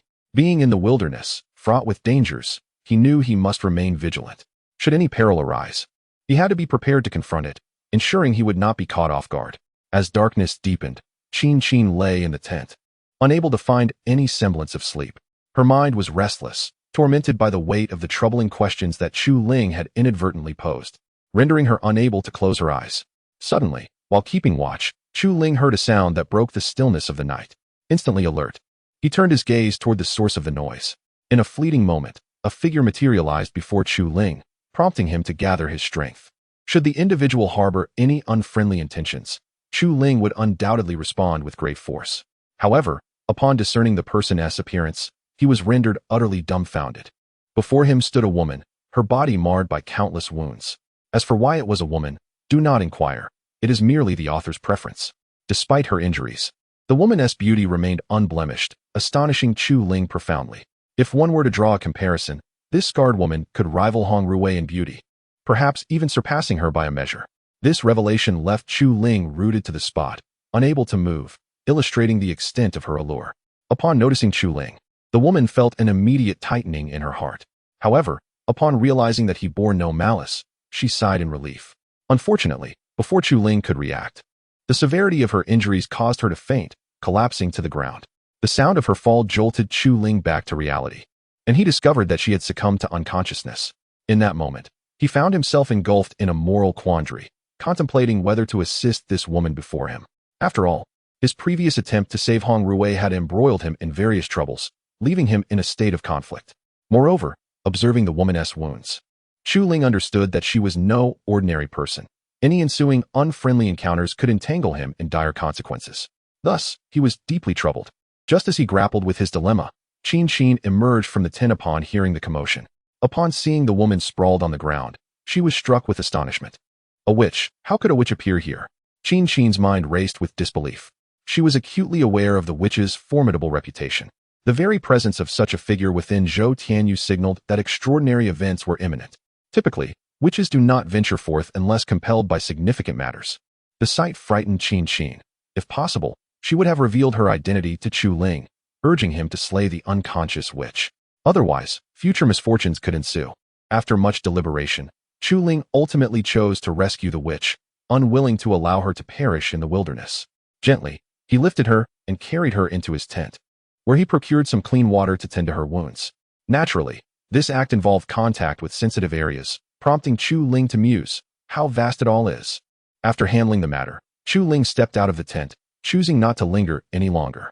After all, the decorum between men and women dictates a certain distance, and Chu Ling understood that remaining could lead to undesirable consequences. Thus, he departed the tent, although a hint of reluctance flickered in his eyes, revealing his desire to stay. Yet, he knew he could not allow himself such indulgence, for that would render him lesser than a beast. Upon exiting the tent, he encountered Qin Qin standing before him, her gaze imbued with a profound intensity that left Chu Ling perplexed. Chapter 102. The shock of Qin Qin. The atmosphere suddenly fell into silence, with 4 pairs of eyes filled with anticipation. At last, Chu Ling could no longer contain herself and directly inquired, Qin Qin, why are you out here instead of sleeping? Her tone betrayed a hint of anxiety, as if she were guilty of some misdeed and wished to remain undiscovered. What were you holding when you entered the tent? Qin Qin, unwilling to engage in trivialities, expressed her thoughts candidly, her voice imbued with a grave seriousness, as though she were discussing a matter of utmost importance with Chu Ling. However, the sight of Qin Qin's diminutive figure elicited a sense of amusement in Chu Ling. Had Qin Qin reverted to her former self and engaged Chu Ling in conversation, it would have surely caused a flutter of nervousness in her. Yet, given the current child's demeanor, Chu Ling felt little inclination to converse further. Thus, Chu Ling slowly responded, Little one, it's best not to pry into such matters.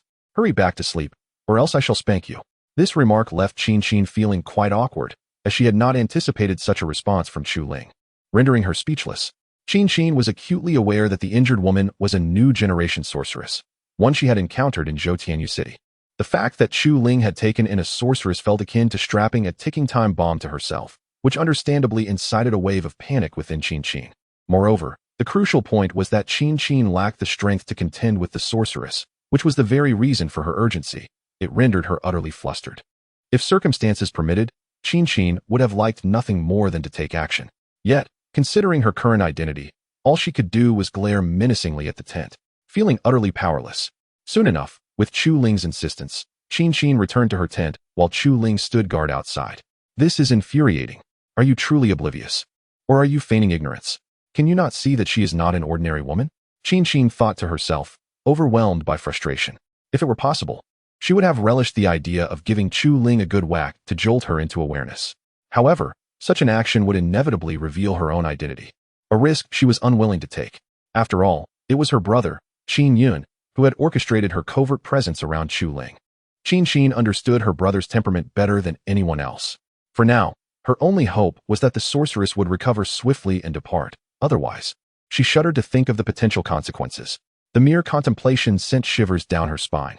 Gradually, the sky began to brighten. The sorceress having had her wounds tended to by Chu Ling, was recovering at an astonishing pace. After about 10 minutes, she awoke, her brows furrowing as she surveyed her surroundings, casting an unfriendly glare at everything before her. Upon adding her pristine presence to the scene, the sorceress was instantly provoked into a fury. Nevertheless, she ultimately managed to restrain herself, rising to her feet and striding out of the tent to discern the unfolding situation. Upon exiting, she beheld the man from the previous night dozing by the campfire. In that moment, clarity washed over her. She understood why her injuries had healed so swiftly. This man was the cause of it all.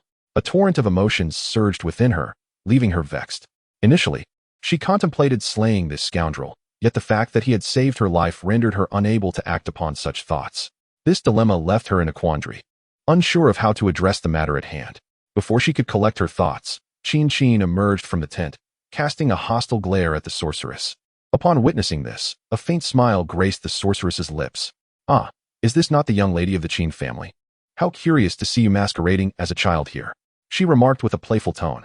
The unexpected presence of Qin piqued the sorceress's interest in Chu Ling. She surmised that he must be no ordinary man, for why else would Qin conceal herself in his company?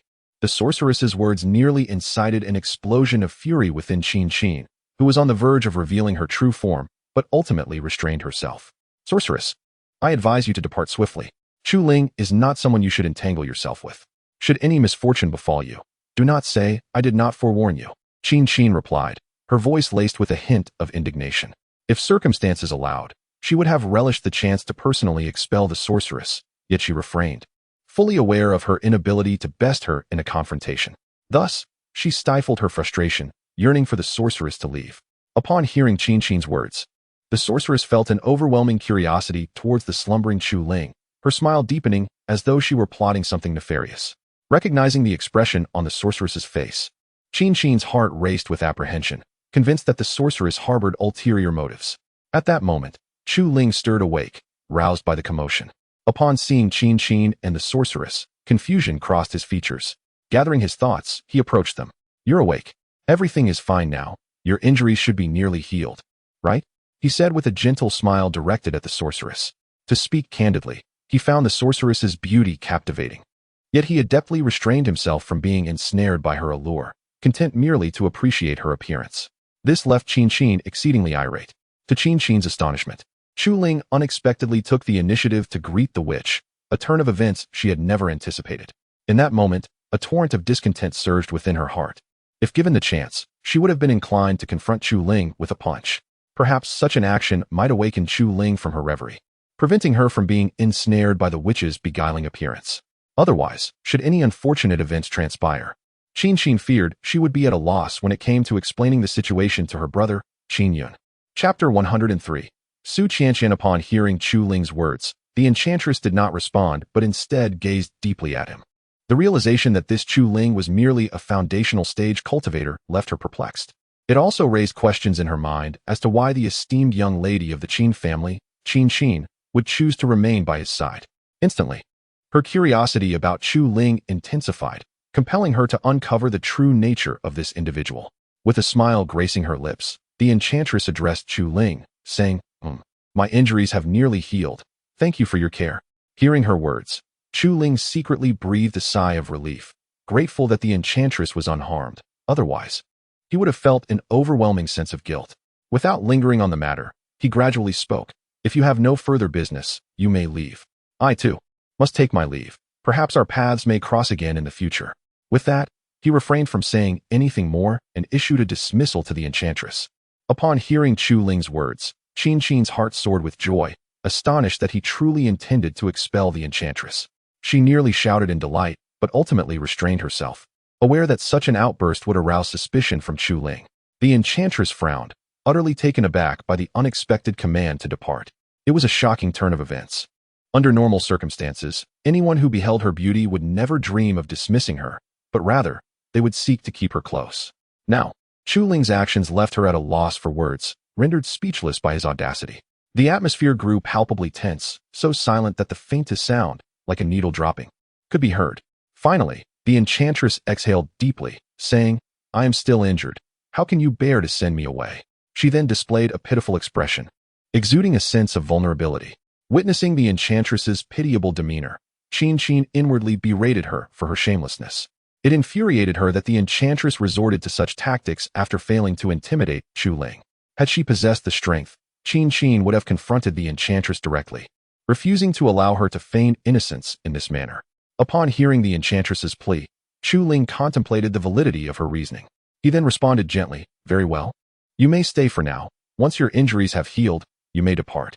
Ultimately, he felt that the consequences of truly expelling the enchantress were too daunting to contemplate, so he decided to allow her to remain until she was fully recuperated. This decision brought immense joy to the enchantress. The apparent joy on the witch's face was merely a facade. Her true intention for remaining was to discern the true nature of Chu Ling otherwise. She would have departed long ago, for it was inconceivable that she would linger here, squandering precious time. Subsequently, Chu Ling chose not to dwell on the matter further and settled down beside the bonfire. He contemplated that his journey to Wulong Valley would have to be postponed by several days. Although he initially intended to set off immediately, an unexpected turn of events had compelled him to halt his plans. He could only wait until the witch had fully recovered before proceeding to Wulong Valley. Meanwhile, Qin was infuriated by the witch's actions. In a fit of anger, she marched directly to her tent, ignoring both the witch and Chu Ling. Although the events that had transpired were not directly Chu Ling's fault, Qin felt a twinge of resentment, believing that had it not been for Chu Ling's compassion, this predicament could have been avoided. She lamented inwardly, wishing that Chu Ling had not been so kind-hearted. Not long after Qin departed, the witch approached Chu Ling, eager to engage in conversation. She was curious to learn more about him, having developed a profound interest in his character after encountering Qin. This interest stemmed from a genuine place. Otherwise, she would have left without a second thought. Having come to this realization, the witch took a seat beside Chu Ling, feigning vulnerability, as if she were a delicate flower swaying in the wind. Any ordinary man would instinctively feel a protective urge towards her in such a state. However, Chu Ling was no ordinary individual. He was a cultivator with aspirations of dominion over the world. "Why are you not resting? You still bear wounds," Chu Ling inquired, turning to find the witch seated beside him, perplexed and unable to comprehend her motives. The beauty of the witch stirred a flicker of caution within him, leading him to suspect that she was far from ordinary. Yet, he could not quite grasp the reasons behind her demeanor, leaving him in a state of confusion. The witch merely smiled and replied, "Is it so wrong for me to spend some time chatting with my savior?" Her tone was laced with a captivating allure, brimming with an irresistible charm. Fortuitously, Chu Ling's resolve was steadfast. Otherwise, he might have succumbed to her enticing words. "Goodness, must you be so enchanting? Are you certain you are not a fairy?" Chu Ling silently mused. Regaining his composure, he steadied his thoughts, determined not to let his heart waver. Otherwise, he was convinced that if this continued, he would inevitably fall under the witch's spell. Hastily, he shifted the conversation, asking, "What is your name?"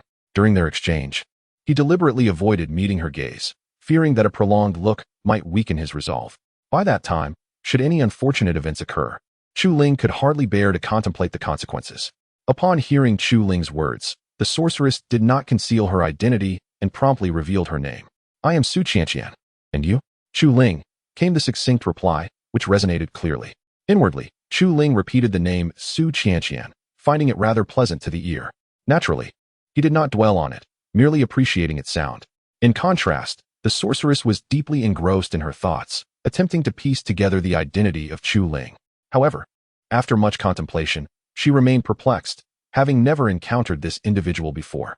This left Su Qianqian quite vexed. If it were possible, she would have eagerly sought to investigate Chu Ling's background immediately. Chapter 104, Departure Naturally. Su Qianqian was acutely aware that she was utterly incapable of achieving her aspirations at present. This realization cast a shadow of sorrow upon her heart. She resolved that upon her return to the magical city, she must diligently uncover the origins of Chu Ling. This determination solidified within her, becoming a silent vow. "Pray tell, how did you come to be here, and in such a grievously battered state? What transpired to bring you to this plight?" Suddenly, it seemed that Chu Ling recalled something and posed the inquiry aloud. Ever since their first encounter, this perplexity had lingered in Chu Ling's mind. Had there been an opportunity, she would have inquired long ago. It was baffling that she had waited until now to voice her concerns. Moreover, Chu Ling yearned for an explanation from Su Qianqian, for only then could her own confusion be alleviated. Upon hearing Chu Ling's words, Su Qianqian's countenance darkened instantly, her face aflame with indignation. Nevertheless, she ultimately chose to suppress her ire, for she understood that all that had transpired could not be laid at Chu Ling's feet. Her query was merely a reflection of curiosity, and Su Qianqian felt no justification for her anger. Yet, it was inevitable that she felt a twinge of discontent. The memories of her past were those she most wished to forget. If circumstances permitted, she would have fervently sought retribution for the wrongs she had endured. However, Su Qianqian was acutely aware of her severe injuries, rendering any such actions impossible. She resolved to bide her time and seek vengeance in the future. With a measured breath, Su Qianqian began her explanation. I intended to return to the city, but as night fell on my journey home, I encountered a band of ruffians who sought to violate me. I resisted fiercely and managed to escape, but had I not encountered you, I might have perished alone in the wilderness. Upon finishing her account, an expression of dissatisfaction crossed her features. The recollection of those harrowing events ignited within her a desire for accountability. Yet, she ultimately restrained herself from acting on those feelings. Chu Ling was taken aback, astonished that such misfortunes had befallen Su Qianqian. This was a scenario that had never crossed her mind. For a moment, Chu Ling found herself at a loss for words. At least you are no longer in danger. Focus on your recovery and let go of these burdensome thoughts. In the days to come, strive to find tranquility, she offered, attempting to provide reassurance. Yet, Chu Ling was unsure how to comfort someone effectively, and thus resorted to her current words. Su Qianqian nodded, recognizing that there was little she could do at present. She contemplated that once her wounds had healed, she would undoubtedly seek to hold those responsible accountable. Otherwise, she knew her heart would remain restless. The occurrence of such an event was something Su Qianqian could not accept.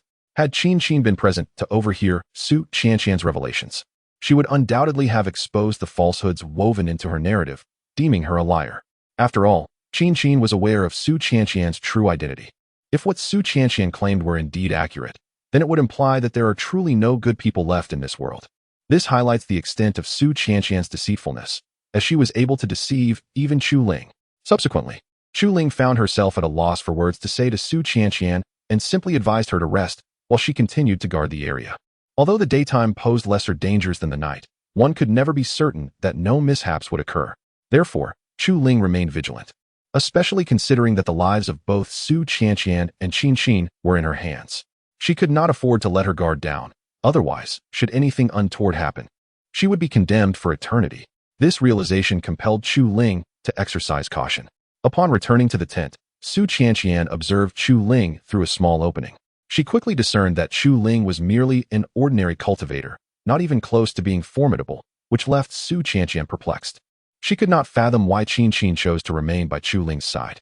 The conversation they had further solidified Su Qianqian's impression that Chu Ling was just an average practitioner, making her feel increasingly uncomfortable. Thus, after much internal conflict, Su Qianqian ultimately decided to depart. After all, remaining there served no purpose. It would be far better to leave than to squander time. With that thought, Su Qianqian vanished without a backward glance. By the time Chu Ling realized what had transpired, Su Qianqian was likely far gone. Time passed gradually, and when mealtime arrived, Chu Ling prepared some grilled meat and entered the tent to call Su Qianqian out to eat. However, upon stepping inside, she found that Su Qianqian had already vanished. Leaving Chu Ling utterly bewildered, she thought to herself that Su Qianqian had only just been there. How could she have left so abruptly? After searching in vain, Chu Ling ultimately abandoned the thought and walked over to the campfire. Meanwhile, Qin Qin emerged from the tent, feeling quite dejected, only to discover Su Qianqian's absence, which puzzled her. Thus, she approached Chu Ling, sat down beside her, and inquired, "Where is that woman?" Upon hearing Qin Qin's question, Chu Ling did not dwell on it, and promptly relayed the news of Su Qianqian's departure. Qin Qin was immediately taken aback, her eyes widening in disbelief. She had not anticipated Su Qianqian's sudden exit and was left entirely unprepared. If possible, Qin Qin wished to understand why Su Qianqian had left so quietly and without a word. Nevertheless, Qin Qin ultimately breathed a secret sigh of relief. Grateful that Su Qianqian had departed, she felt that if Su Qianqian had remained, something undesirable would surely have occurred. Although she could not comprehend the reason for Su Qianqian's abrupt departure, at least the fact that she had left allowed Qin Qin to relax somewhat. Su Qianqian's departure, why did it bring you such joy? Upon witnessing the smile adorning Qin Qin's face, Chu Ling inquired with perplexity, eager to uncover the source of her joy. This left Chu Ling in a state of confusion. If possible, he wished for Qin Qin to elucidate the matter, thus liberating him to attend to other affairs without being ensnared by the current predicament.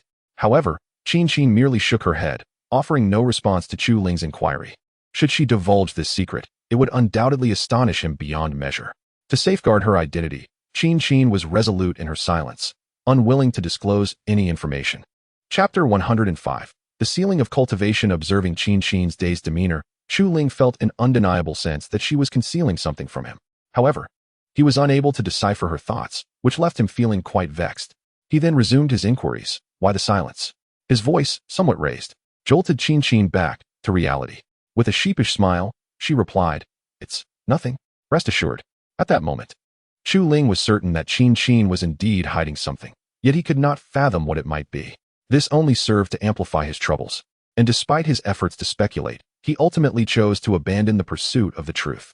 After all, delving deeper would only exacerbate his worries without offering any assistance. Thus, he deemed it wiser not to press further, as doing so might alleviate some of his burdens.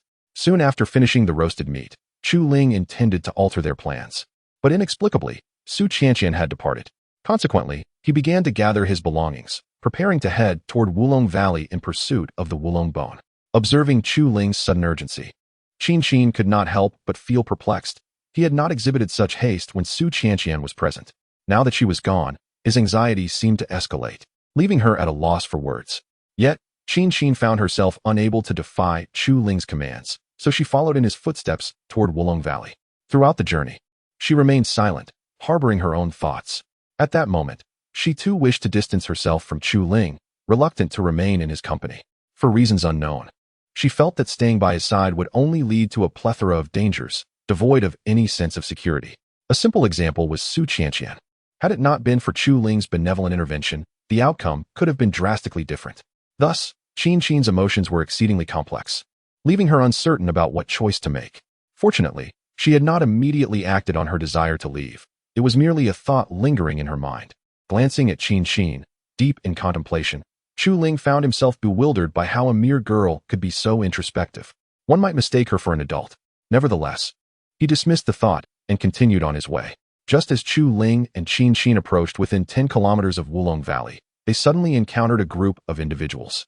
Observing their appearances, Chu Ling surmised that they too were headed for Wulong Valley. This realization caused him to furrow his brow, as he instinctively felt that this group could not harbor good intentions.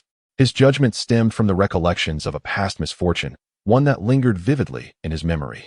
Had he not suffered from a similar encounter previously, he might have eagerly rushed over to join forces with them in entering Wulong Valley. However, Chu Ling has become significantly more astute. Rather than taking unnecessary risks, he deemed it wiser to venture into the Five-Dragon Valley alone. This way, he could evade the worry of being ambushed from behind. Thus, with this thought in mind, Chu Ling deftly circumvented the group and quietly slipped past them. Fortunately, he moved with such stealth that the group remained blissfully unaware of his presence. Consequently, he successfully entered the Five-Dragon Valley. Yet, the moment Chu Ling and Qin stepped into the valley, they discovered that their cultivation abilities were rendered completely unusable, which left Chu Ling utterly astonished. It was evident that being stripped of one's powers rendered him no different from an ordinary mortal, a realization that struck him with a jolt. He had never anticipated such a restriction within the Five-Dragon Valley. For a moment, words failed him in expressing the shock that filled his heart. Who would have thought that this valley harbored such mysteries? It seemed he had underestimated its enigma. After a brief period of contemplation, Chu Ling murmured to himself, his mind still reeling from the revelation. If possible, he would prefer to scout the area before proceeding further into the valley, resolutely avoiding any reckless advance. However, it now appeared that leaving the Five-Dragon Valley was no longer an option, as guards were stationed outside. Should he attempt to exit now, he would undoubtedly be discovered. Thus, with no path of retreat available, Chu Ling felt a wave of frustration wash over him, pondering how he had found himself in such a predicament.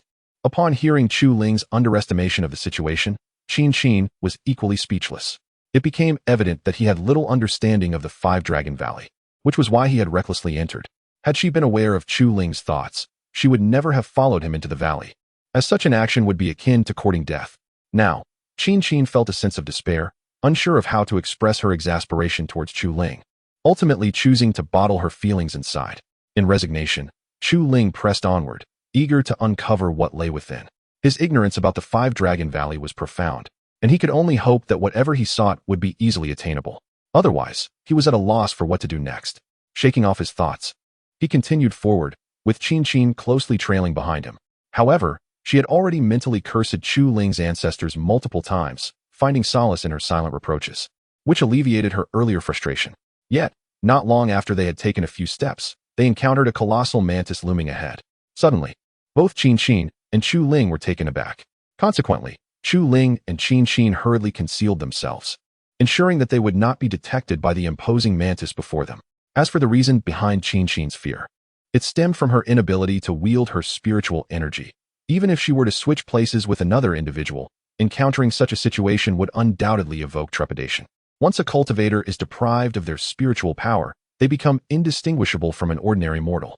Thus, the essence of Qin's fear lies in this very fact, especially considering that she is a woman. Chapter 106. The enormous mantis confronted by the imposing figure of the colossal mantis. Chu Ling found himself at a loss for words. Stripped of his ability to wield spiritual energy, he felt as powerless as an ordinary mortal, utterly incapable of contending with such a formidable creature. This predicament rendered Chu Ling, who had once appeared weak, even more vulnerable. In that moment, he was bereft of any viable strategies to confront the gigantic mantis. What could he possibly do? Frustration welled up within him as he exclaimed. To his dismay, facing such a gargantuan mantis left him utterly devoid of solutions, amplifying his sense of helplessness. The urgency of the situation intensified his agitation.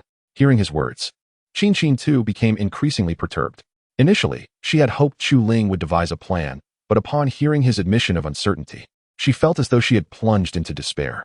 If circumstances permitted, she would have been tempted to strike him, resentful of his reckless decision to venture into Five Dragon Valley with her. However, she ultimately restrained herself, recognizing that such actions would not resolve their predicament, but rather exacerbate it. Moreover, any rash behavior could potentially provoke the enormous mantis, so she chose to endure, contemplating how they might navigate this perilous crisis. Time was of the essence, as the gigantic mantis seemed to have established its territory, reclining on the ground to rest. Any slight movement from Chu Ling and Qin could easily rouse the creature, complicating their situation further. Observing the scene before him, Chu Ling's mood soured, his brow furrowing in frustration. He mused that had there been no restrictions on cultivation within Five Dragon Valley, he would have soared past the mantis instead of cowering in the underbrush. Yet, while his thoughts were noble, reality was unyielding. No amount of contemplation could alter their dire circumstances. Without a sound plan, as night fell, they would undoubtedly face tragedy. It was well known that ferocious beasts emerged at night in search of prey. Should they fail to devise a strategy to overcome their immediate challenge, they would surely meet their doom. Qin, do you possess any clever ideas to help us navigate this crisis? Chu Ling implored, casting the burden of the dilemma upon her in hopes of discovering a solution. If she could offer a remedy, they might yet escape their dire predicament. Otherwise, it was certain that they would perish here, and in a bid to avert such a fate, he turned to Qin for assistance. Upon hearing his plea, Qin felt a surge of frustration. She had initially hoped for Chu Ling to lead them away from danger, but now he had placed the responsibility squarely on her shoulders. This left her uncertain about how to respond. In that moment, she harbored a strong desire to berate him, yet ultimately refrained from voicing her thoughts. Instead, she began to observe her surroundings, searching for any possible means of escape. However, after scanning the area repeatedly, Qin found no sign of a breakthrough, which was quite vexing. After all, if they did not leave promptly, nightfall would spell disaster for both her and Chu Ling. This predicament had long occupied Qin's thoughts, and she was acutely aware that she could not rely on Chu Ling resolutely. She gritted her teeth, prepared to take the plunge, even if it meant exposing her identity. She refused to perish in this place. Just as Qin was ready to unleash her full power, a voice interrupted the thoughts of both Chu Ling and Qin. They turned towards the source of the sound and were astonished to see the group of cultivators they had encountered earlier at the entrance. Unlike before, their faces now radiated excitement upon sighting a massive mantis, as if this creature were a treasure trove of boundless riches.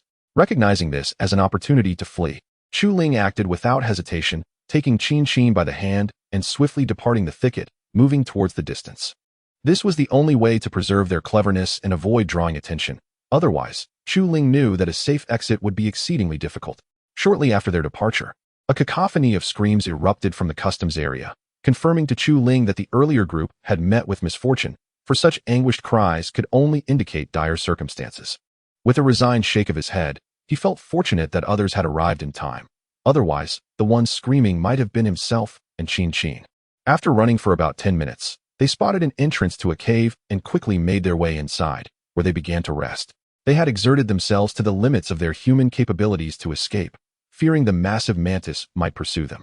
Thankfully, everything had gone smoothly, allowing Chu Ling to breathe a sigh of relief. Otherwise, it could have been he and Qin Xin in dire straits. Why did you come to Wulong Valley? Do you not realize you nearly got me killed? After a brief respite, Qin Xin could no longer contain her frustration and erupted, directing her ire at Chu Ling. Her tone brimmed with anger. Were it not for her current limitations, she would have unhesitatingly shed her disguise and delivered a sound thrashing to him. Regardless, no matter how she tried to suppress it, the fury within Qin Xin was difficult to quell. After all, encountering such a situation would provoke even the most placid of tempers. Moreover, through her observations along the way, Qin Xin understood that this was Chu Ling's first venture into Wulong Valley, which only added to her exasperation. It seemed all her previous assumptions had been misguided. Hearing Qin Xin's outburst, Chu Ling was perplexed. Though he had indeed brought her into Wulong Valley, it had been with her consent, and he had even urged her not to follow him. It has come to this, without having uttered a word against Qin Xin. She has unexpectedly chosen to cast blame upon him, leaving Chu Ling utterly speechless. However, in the spirit of magnanimity, he decided not to hold a grudge against the young Qin Xin for her childishness.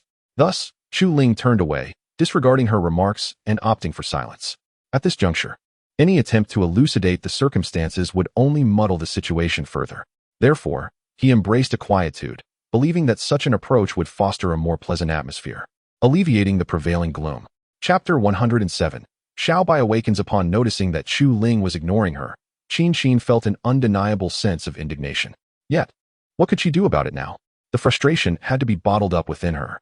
She attempted to calm herself, but no matter how hard she tried, the sight of Chu Ling's countenance ignited her fury anew. All right, you need not be so upset. After all, it was your decision to accompany me. I did advise you against it previously, yet here we are, and you direct your ire towards me, Chu Ling remarked, observing the fire of anger blazing in Qin Xin's eyes. He, too, was not without his own frustrations. However, the demands of the system's mission compelled him to venture into the Five-Dragon Valley. Moreover, the stakes were high. Should this mission fail, the consequences would be dire for him. The very thought sent shivers down his spine, and if possible, he would have fled this accursed place. Alas, escape was not an option, and he was left to endure. Qin Xin, upon hearing Chu Ling's remarks, felt a wave of exasperation wash over her. Yet, she could not deny the truth in his words. Before their journey, he had indeed cautioned her. This left her with nowhere to channel her frustration, prompting her to pout and sit on the ground, drawing circles in the dirt as a means to vent her discontent.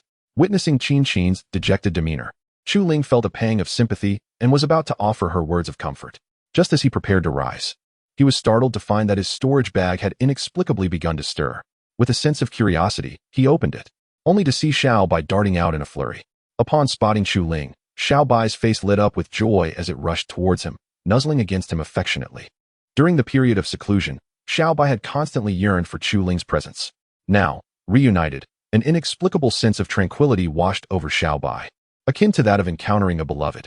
Qin Xin, upon seeing Xiaobai, was momentarily stunned, convinced she must have been mistaken. Rubbing her eyes, she was astonished to find that the creature before her was indeed a nine-tailed fox.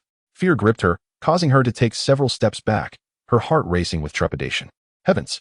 What manner of person is Chu Ling, possessing a nine-tailed fox as a familiar? Qin Xin's mind screamed in disbelief, her senses overwhelmed. If it were possible, she would have immediately vacated this dreadful place to alleviate her fears.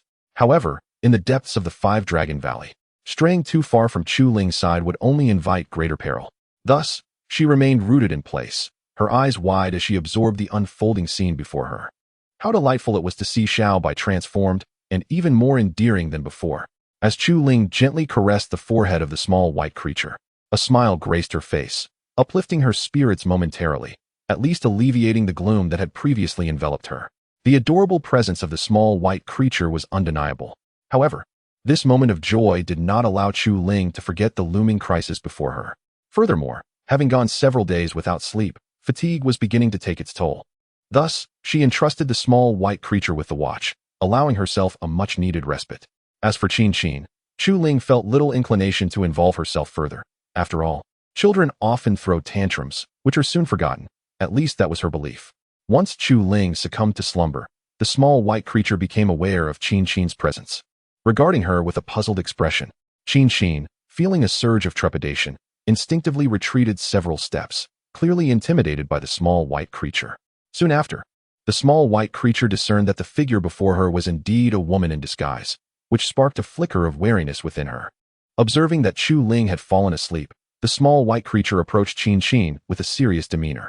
Cornered against the wall, Qin found herself with no avenue for escape, her gaze fixed fearfully upon the nine-tailed fox before her. What do you intend to do? Qin stammered, her voice quivering with fear. This was the most frightened and helpless she had ever felt in her life. Were it not for being within the confines of the Five Dragon Valley, she believed she might have had a chance to flee. However, being trapped in this place, where she was unable to utilize her spiritual energy, left her quaking in trepidation, silently pleading that the nine-tailed fox would not act recklessly. Why do you approach my master? Speak, or I shall ensure you regret it. The small white creature inquired darkly as it drew near to Qin, emanating an aura of terror that suggested it could strike her down at any moment. The reason for the small white creature's ability to harness spiritual energy within the Five Dragon Valley lay in the fact that the valley's restrictions applied solely to humans and held no sway over magical beasts, hence allowing the small white creature to wield its powers without hindrance. Upon hearing the small white creature's words, Qin felt tears welling up within her. She thought to herself, what a bizarre turn of events. How is it that I, of all people, find myself in such a fearful predicament? This realization further confirmed her suspicion that Chu Ling harbored significant secrets, for how else could a nine-tailed fox willingly serve as her companion, if not for extraordinary reasons? After a fleeting moment, Qin gradually regained her composure, recognizing that the peril before her was inescapable. Trembling, she began to explain, I was sent by my brother, instructed to protect Chu Ling, which is why I disguised myself to avoid detection. Upon concluding her explanation, she internally prayed that the small white creature would believe her words. Otherwise, she feared her life would be forfeit at its hands. This thought left Qin feeling deeply resentful. Who would believe that the esteemed daughter of the Qin family would find herself in such a dire situation? After contemplating Qin's explanation, the small white creature fixed its gaze upon her, discerning that she was indeed truthful. He immediately retracted his imposing demeanor and spoke. I sincerely hope your words ring true. Otherwise, do not blame my subordinates for their mercilessness. Subsequently, Xiaobai ceased to engage with Qin and reverted to its previous docile state, quietly standing guard at the cave's entrance, ensuring that no beast would disturb Chu Ling's repose. At this moment, Qin felt a silent relief wash over her. It was fortunate that Xiaobai trusted her words. Otherwise, she would have been at a loss for what to do. Just moments ago, Qin's emotions had been akin to a tumultuous ride, full of undulating highs and lows. Chapter 108. The decision of Little White. Gazing at Little White, who sat at the cave's entrance, Qin was paralyzed with fear, hesitant to move even a muscle. She was terrified that a single misstep might provoke this creature, leading to her utter humiliation at its hands. Thus, her emotions were consumed by apprehension, and her only hope was that Little White would remain as docile as it appeared at that moment. Only then could she breathe a silent sigh of relief. Meanwhile, Little White, perched at the cave's mouth, was engulfed in confusion. Thoughts swirled in its mind. Why had its master ventured into the Five Dragon Valley? Did the master not realize this was a forbidden domain of the Zhoutian realm? Little White was intimately familiar with this place, having spent time there before. Just a few glances were enough for it to recognize the surroundings. This familiarity only deepened its bewilderment regarding why Chu Ling had suddenly appeared in the Five Dragon Valley. Despite its speculations, Little White could not discern a clear reason, which left it perplexed. In its helplessness, Little White turned its gaze toward Qin, who was watching from the corner, hoping she might possess some knowledge. Upon noticing Little White's stare, Qin felt a surge of confusion. After a brief moment of locked eyes, Little White broke the silence and commanded, "Come here." At the sound of Little White's voice, Qin was overcome with terror. Hastily approaching it, trembling, she inquired, "Do you have something to discuss? How should I proceed?" Her eyes were brimming with fear, as she dreaded that a single misstep might invoke Little White's wrath. In that moment, she felt utterly insignificant, hoping to appease Little White so that she might avoid any threat to her life. After all, having cultivated to such a level, she was reluctant to meet an untimely demise, especially one that felt unjust. This was the fate she feared most. Thus, her trepidation was wholly justified. Little White wasted no time in articulating its thoughts. It is indeed peculiar that my master has come to the Five Dragon Valley. I find this very strange and am quite curious. Can you enlighten me as to the reason? Upon finishing, Little White fixed its gaze intently upon Qin. Should she dare to utter a single falsehood, she would face Little White's unrelenting fury. After all, Little White harbored no fondness for those who deceived it, especially when the deceiver was human. As Little White posed its question, Qin began to reflect on the words Chu Ling had previously shared with her, determined not to show any sign of negligence. She understood that failing to provide a satisfactory explanation would undoubtedly incite Little White's wrath. In such a scenario, Little White could easily absolve itself of any blame directed by Chu Ling. It was this reasoning that compelled Qin to remain, for otherwise, she would have long since fled. Meanwhile, Xiaobai fixed his gaze upon Qin, refraining from uttering a single sound that might disrupt her contemplation. After a lengthy moment of reflection, Qin finally recalled the reason for Chu Ling's visit to the Five-Dragon Valley. With a surge of excitement, she exclaimed, "I understand now. Chu Ling came to the Five-Dragon Valley in pursuit of the 5 dragon bones." This revelation left Xiaobai utterly astonished, his expression one of disbelief as he stared at Qin. Realizing that she was not fabricating her words, he found himself at a loss for what to say. The 5 dragon bones were of paramount importance to the 5 dragons, and the fact that Chu Ling sought them was indeed troubling. Xiaobai, well aware of the formidable power possessed by the 5 dragons, understood that Chu Ling was no match for them. Should Chu Ling dare to provoke the 5 dragons, it would surely lead to his untimely demise, leaving him oblivious to the peril he courted. Furrowing his brow, Xiaobai recognized that Chu Ling's actions would amount to nothing less than folly. As his loyal companion, he felt compelled to assist Chu Ling in navigating this perilous challenge. If anything were to befall Chu Ling, the consequences could be dire. Consequently, Xiaobai resolved to undertake a crucial decision. With determination, he lifted his head and addressed Qin, saying, "You must remain by my master's side and protect him. I shall venture out for a few days. If my master inquires about my absence, you are to explain the situation to him. Do you understand?" Without lingering for further discussion, Xiaobai dashed away towards the horizon, intent on aiding Chu Ling in acquiring the 5 dragon bones. Once Qin regained her composure, she gazed at the retreating figure of Xiaobai, instantly grasping his intentions. A wave of bittersweet emotion washed over her. She thought how fortunate it would be to possess a companion as devoted as Xiaobai, ensuring her future would be free from want. Yet, deep down, Qin recognized the impossibility of such a dream. Thus, she resolved to adhere to Xiaobai's instructions, hoping for his safe return, as it would ensure her own safety. Should anything happen to Xiaobai, she would be at a loss for what to do. If Qin were to realize she had a pet beast by her side, she might ponder the depths of her feelings, perhaps feeling that her existence was less than that of a mere dog. Departing from the cave entrance, Xiaobai hastened towards the lair of the yellow dragon, one of the 5 dragons, with the intention of requesting its dragon bone.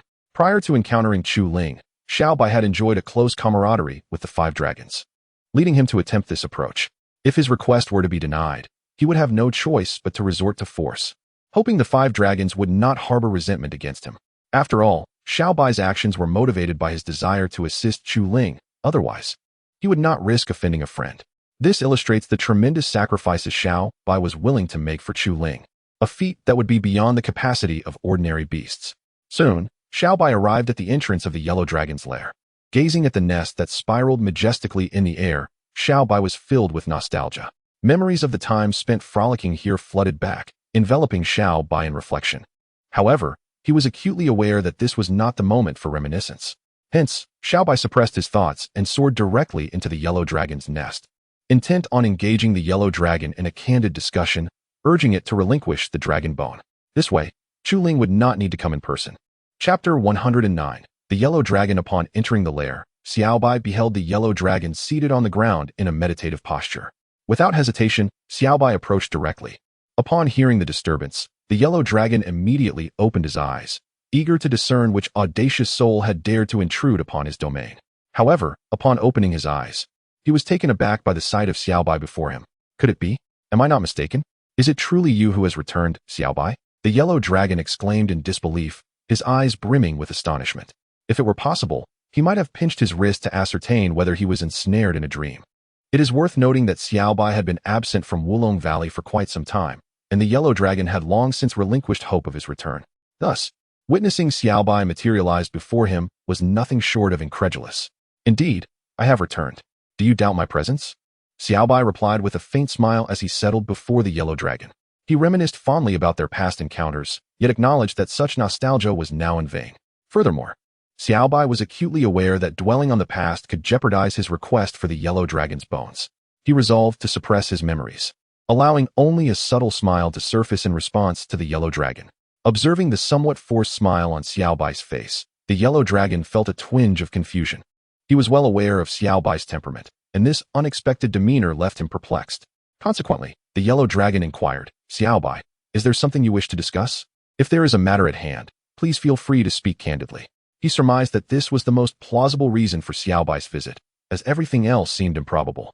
After all, Xiaobai's current demeanor was quite disconcerting to the yellow dragon, who would have preferred the familiarity of a more combative exchange, which would restore a sense of normalcy to their interaction. Upon hearing the yellow dragon's words, Xiaobai felt a stir of surprise. He had not anticipated such perceptiveness. This revelation compelled Xiaobai to regard the yellow dragon with newfound respect, recognizing the profound change in his character. Had the yellow dragon been his former self, he would have never posed such a question. Thus, without further preamble, Xiaobai articulated his purpose. "Yes, yellow dragon, I indeed have a matter of significance to discuss with you, and that is to request your yellow dragon bones.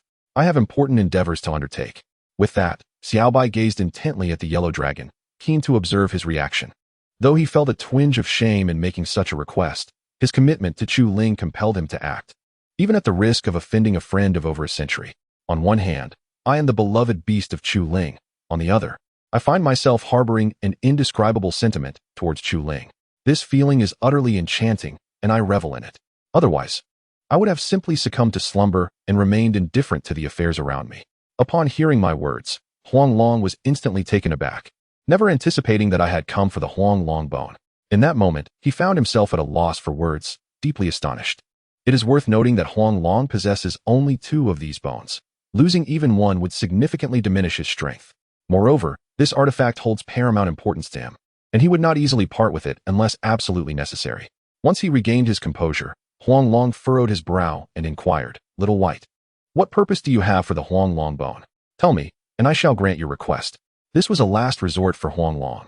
Had it not been for my identity, he would not have entertained the notion at all. The matter pertained to his own power, and he dared not treat it lightly. He fixed his gaze upon me, hoping for an explanation. Otherwise, he was uncertain if he could relinquish the Huang Long bone. At this moment, I furrowed my brow in surprise, not expecting Huang Long to respond in such a manner. I found myself momentarily at a loss for a counterargument. After contemplating for a moment, I finally spoke. "Huang Long, I have a matter of great importance that necessitates your Huang Long bone. I hope you can lend it to me, and I assure you that I will return it. Do you not trust my integrity?" Huang Long was left in a quandary, his heart filled with indecision. He was torn over whether to lend his precious Huang Long bone to me, as it held immense significance for him, and he could not afford to be careless. He raised his gaze to meet my steadfast eyes. Ultimately, he let out a deep sigh, forcibly extracting the Huang Long bone from his own body and placing it before me. "Here is the Huang Long bone. Take it. I sincerely hope you will return it to me, or I shall seek out your mother for an explanation," he said, his voice tinged with resignation. Though he felt a pang of reluctance, he understood that he had no choice but to part with it. "I understand, and I promise to return it. I must take my leave now, as I still need to retrieve the black dragon bone from my black dragon," I exclaimed with a smile, holding the Huang Long bone in my hands. I was relieved that Huang Long willingly surrendered it. Otherwise, I would have been at a loss for what to do. My gratitude towards Huang Long was genuine, as he had not allowed our relationship to become overly strained. Initially, Huang Long intended to see me off, but upon hearing my words, he immediately perked up. Then Huang Long gently advised Xiaobai, saying, "The black dragon will not easily relinquish the black dragon bone to you. Xiaobai, you must be mentally prepared." Huang Long, concerned for Xiaobai's well-being, directly cautioned him to brace himself for the challenges ahead. This way, he could devise a strategy should the situation escalate. Otherwise, if anything unfortunate were to occur, Huang Long could scarcely bear to contemplate the consequences. Although he recognized that Xiaobai's prowess surpassed that of his own siblings, he understood that engaging in a direct confrontation would likely exact a heavy toll, even if Xiaobai emerged victorious. Chapter 110. The Black Dragon. Upon hearing the words of the Yellow Dragon, Xiaobai nodded slightly, signaling that he understood without the need for further reminders. He was well aware of the Black Dragon's temperament, and thus faced with such a formidable challenge, he found himself somewhat troubled. However, he believed that every problem has a solution, which instilled a sense of confidence within him. He was certain that he could obtain the Black Dragon's bone. Consequently, without lingering on his thoughts, Xiaobai bid farewell to the Yellow Dragon and made his way directly to the lair of the black dragon. As he watched Xiaobai depart, the yellow dragon felt a wave of melancholy wash over him. He had intended to seize this opportunity to express his affections for Xiaobai, yet the latter's swift exit left him with no chance to react. Soon after, the yellow dragon settled into a state of sorrowful contemplation, pondering that once he had rested, he would seek out Xiaobai to convey his feelings. Otherwise, he knew he would never find peace in his heart. Approximately half an hour later, Xiaobai arrived at the black dragon's lair. Taking a deep breath, he steeled himself before stepping inside, his mind already prepared. Upon entering, he immediately spotted the black dragon practicing martial arts, which left him feeling rather helpless. Among the 5 dragons, none were as passionate about martial arts as this black dragon before him, rendering Xiaobai momentarily at a loss for words. The black dragon, hearing the commotion, turned his gaze toward the entrance. The moment he looked, he was taken aback, his reaction mirroring that of the yellow dragon. However, he did not linger for long. He quickly approached Xiaobai, his heart brimming with joy, and exclaimed, "Xiaobai, what a delightful surprise your return brings." Xiaobai, taken aback by the black dragon's enthusiastic response, found himself at a loss for words. He had not anticipated such a reaction, which nearly left him speechless. The black dragon he remembered was entirely different, almost causing him to lose his train of thought. Fortunately, Xiaobai regained his composure, otherwise he might have left without a second thought. "I have no desire for idle chatter, black dragon. I require your black dragon bone for a time. I promise to return it," Xiaobai stated directly, eschewing any unnecessary conversation. Initially, he had intended to engage in light banter, but the black dragon's reaction had thoroughly extinguished that notion. Upon hearing Xiaobai's request, the black dragon was taken aback. He had not expected that Xiaobai's visit was solely for the purpose of acquiring the black dragon bone. This realization transformed the black dragon's earlier joy into deep contemplation. Nevertheless, he ultimately retrieved the bone and placed it before Xiaobai without hesitation. Xiaobai, witnessing such an action, was left in a state of confusion. There is an incongruity in my heart, as this does not seem to align with the demeanor of the black dragon. In the impression of Xiaobai, the black dragon is the most formidable adversary, yet now it has directly entrusted the black dragon bone to me. Xiaobai could hardly fathom this unexpected turn of events. "You entrust this to me so readily. Do you not harbor any reservations?" Xiaobai could not restrain the question, disbelief evident in their gaze. Never did Xiaobai anticipate the black dragon's candor. Upon hearing Xiaobai's inquiry, the black dragon merely waved a claw and responded, "Xiaobai, my directness in handing you the black dragon bone comes with conditions, so do not overthink it." "What conditions?" The black dragon's words plunged Xiaobai into a state of confusion, eager to discern the nature of these stipulations. In truth, the condition was rather simple. During the upcoming Beast God competition, you are to cast a vote in my favor. How does that sound? This was the essence of my condition. Without a moment's hesitation, the black dragon articulated its request. After all, the aspiration of the black dragon is to become a powerful entity. Otherwise, how could it so brazenly hand over the black dragon bone to Xiaobai? Upon grasping the black dragon's condition, Xiaobai swiftly acquiesced, nodding in agreement, signaling a commitment to assist the black dragon in fulfilling this requirement, thereby assuring the black dragon of its trust. Observing Xiaobai's affirmation, the black dragon discreetly exhaled in relief, confident that Xiaobai would indeed follow through. Thus, the black dragon resumed its training, choosing to ignore Xiaobai further. Not wishing to linger, Xiaobai bid farewell to the black dragon and proceeded to the next location. Meanwhile, Chu Ling awoke from slumber, stretching lazily as he exited the cave. However, upon stepping outside, he discovered the absence of Xiaobai, prompting a wave of curiosity. He approached Qin, inquiring, "Qin, have you seen where Xiaobai has gone?" At the mention of Xiaobai, Qin's heart tightened. It was better not to invoke Xiaobai's name at all. The mere mention sent a shiver down her spine, as she remained ensnared in the lingering fear of Xiaobai. For a fleeting moment, panic threatened to overtake her, but her resolute will prevented any outward manifestation of her trepidation. Once she regained her composure, Qin calmly explained, "Xiaobai has likely ventured out to hunt and may return later." Upon hearing her words, Chu Ling's brow furrowed, and concern for Xiaobai's safety began to creep into his mind. To some extent, he was aware of Xiaobai's capabilities. Indeed, in Chu Ling's eyes, Xiaobai was merely a charming pet, more suited for amusement than meaningful endeavors. Consequently, his worry intensified. Yet, at present, such apprehension was of little utility, as they were unable to locate any trace of Xiaobai.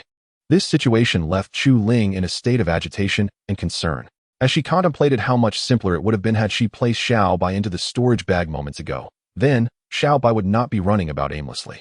However, the events had already transpired, and now, Chu Ling found herself anxiously seated at the entrance of the cave, awaiting Xiaobai's return. She fervently prayed that Xiaobai would not encounter any peril. Otherwise, Chu Ling was at a loss for what to do. The thought of losing Xiaobai filled her heart with an overwhelming sorrow. In that moment, Chu Ling was indeed restless, her mind swirling with anxious thoughts. Chapter 111. The Purple Dragon. During the anxious wait of Chu Ling, Xiaobai was racing towards the lair of the purple dragon among the 5 dragons, striving to collect the dragon bones as swiftly as possible. This way, Xiaobai could return sooner, alleviating Chu Ling's worries. After a little over half an hour, Xiaobai arrived at the entrance of the purple dragon's lair. Observing the swirling mist before him, Xiaobai exhaled deeply. While he was somewhat familiar with the temperament of the purple dragon, the necessity to confront certain matters remained paramount. Determined to acquire the purple dragon bone, Xiaobai boldly entered the lair to negotiate. Even if the purple dragon were to refuse, Xiaobai would exhaust every means to obtain the bone. After all, aside from the black dragon, the purple dragon was the most challenging to deal with among the 5. Once he regained his composure, Xiaobai ceased his contemplations and ventured deeper into the lair. Shortly thereafter, he found himself within the confines of the purple dragon's abode. However, upon entering, he discovered that the purple dragon was absent, which left Xiaobai perplexed, pondering the dragon's whereabouts. Just as he was lost in thought, a sudden wave of mist enveloped him. Upon witnessing the haze, Xiaobai understood immediately. He shook his head in resignation and called out, "Purple dragon, cease your tricks and come forth." Upon hearing this, the purple dragon was taken aback, having not anticipated such an easy reveal. Internally, he marveled at Xiaobai's significant increase in strength. Setting aside his astonishment, the purple dragon emerged from the mist without further ado. With a casual wave of his hand, the fog dissipated, revealing the dragon before Xiaobai. Gazing at the purple dragon, Xiaobai felt a surge of emotions. He was astonished by the dragon's remarkable transformation during their time apart, leaving him momentarily speechless. "I thought I could deceive you, yet it turns out I am the fool." The purple dragon scratched his head, a hint of embarrassment in his tone. Initially, he intended to tease Xiaobai, but the latter had seen through his ruse, leaving the purple dragon at a loss for words. Nonetheless, he did not feel disheartened. Instead, he was genuinely pleased. After all, seeing Xiaobai's growth as a friend brought him joy rather than sorrow. In response to the purple dragon's words, Xiaobai merely smiled faintly. Had this been before, he might have fallen for the dragon's antics, but now, with his enhanced strength, he had surpassed his previous capabilities by leaps and bounds. Thus, the purple dragon's earlier attempts to deceive him were utterly transparent.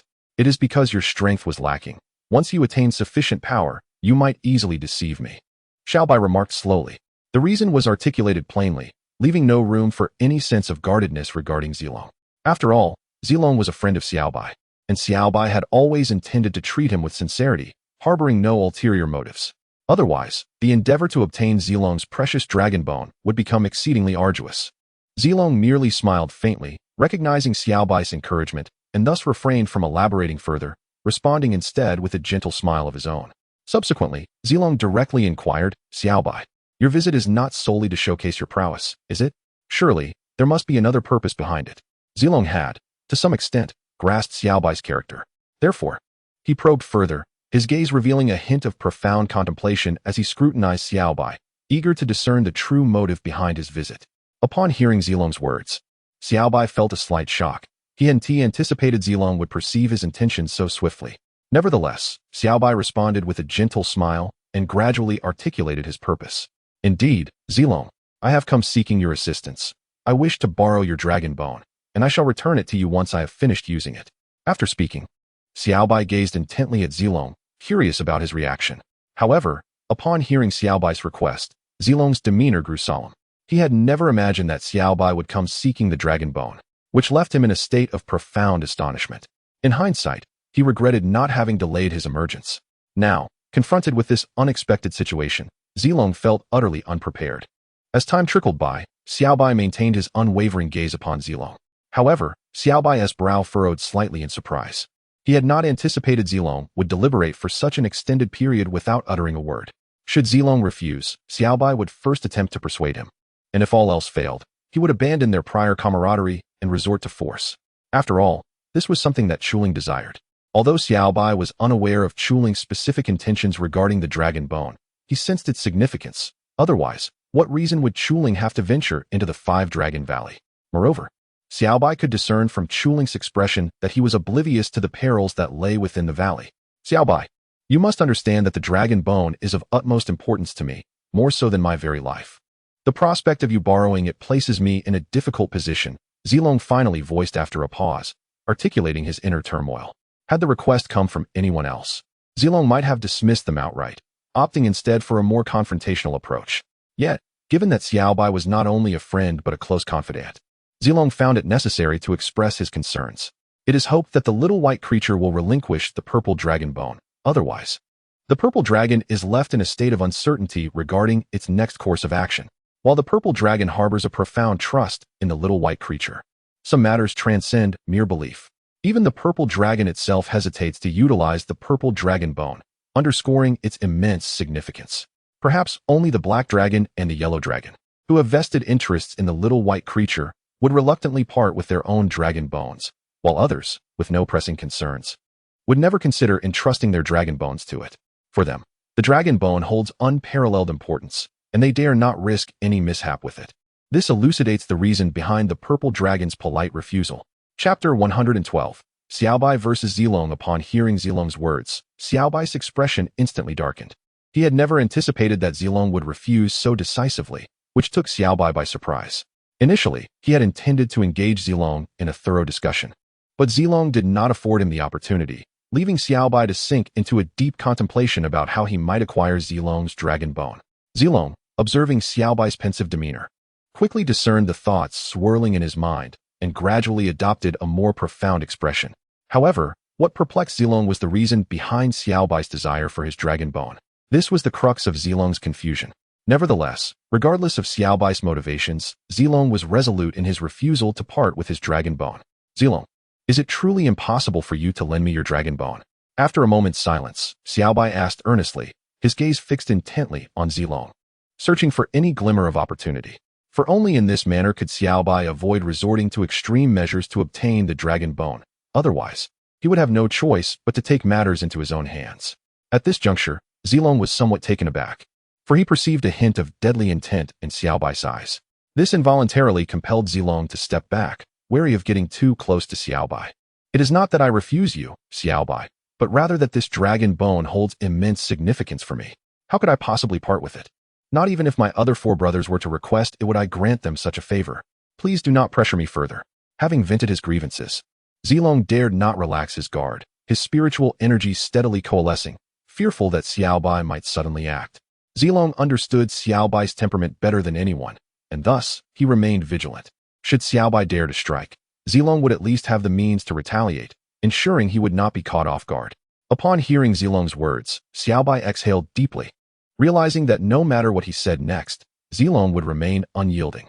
Consequently, Xiaobai unleashed his own formidable aura. In response, Zilong immediately adopted a defensive stance to withstand Xiaobai's presence. Xiaobai, I am aware that your strength has surged rapidly, but I too have not been idle during this time. If you can defeat me, I will lend you the dragon bone.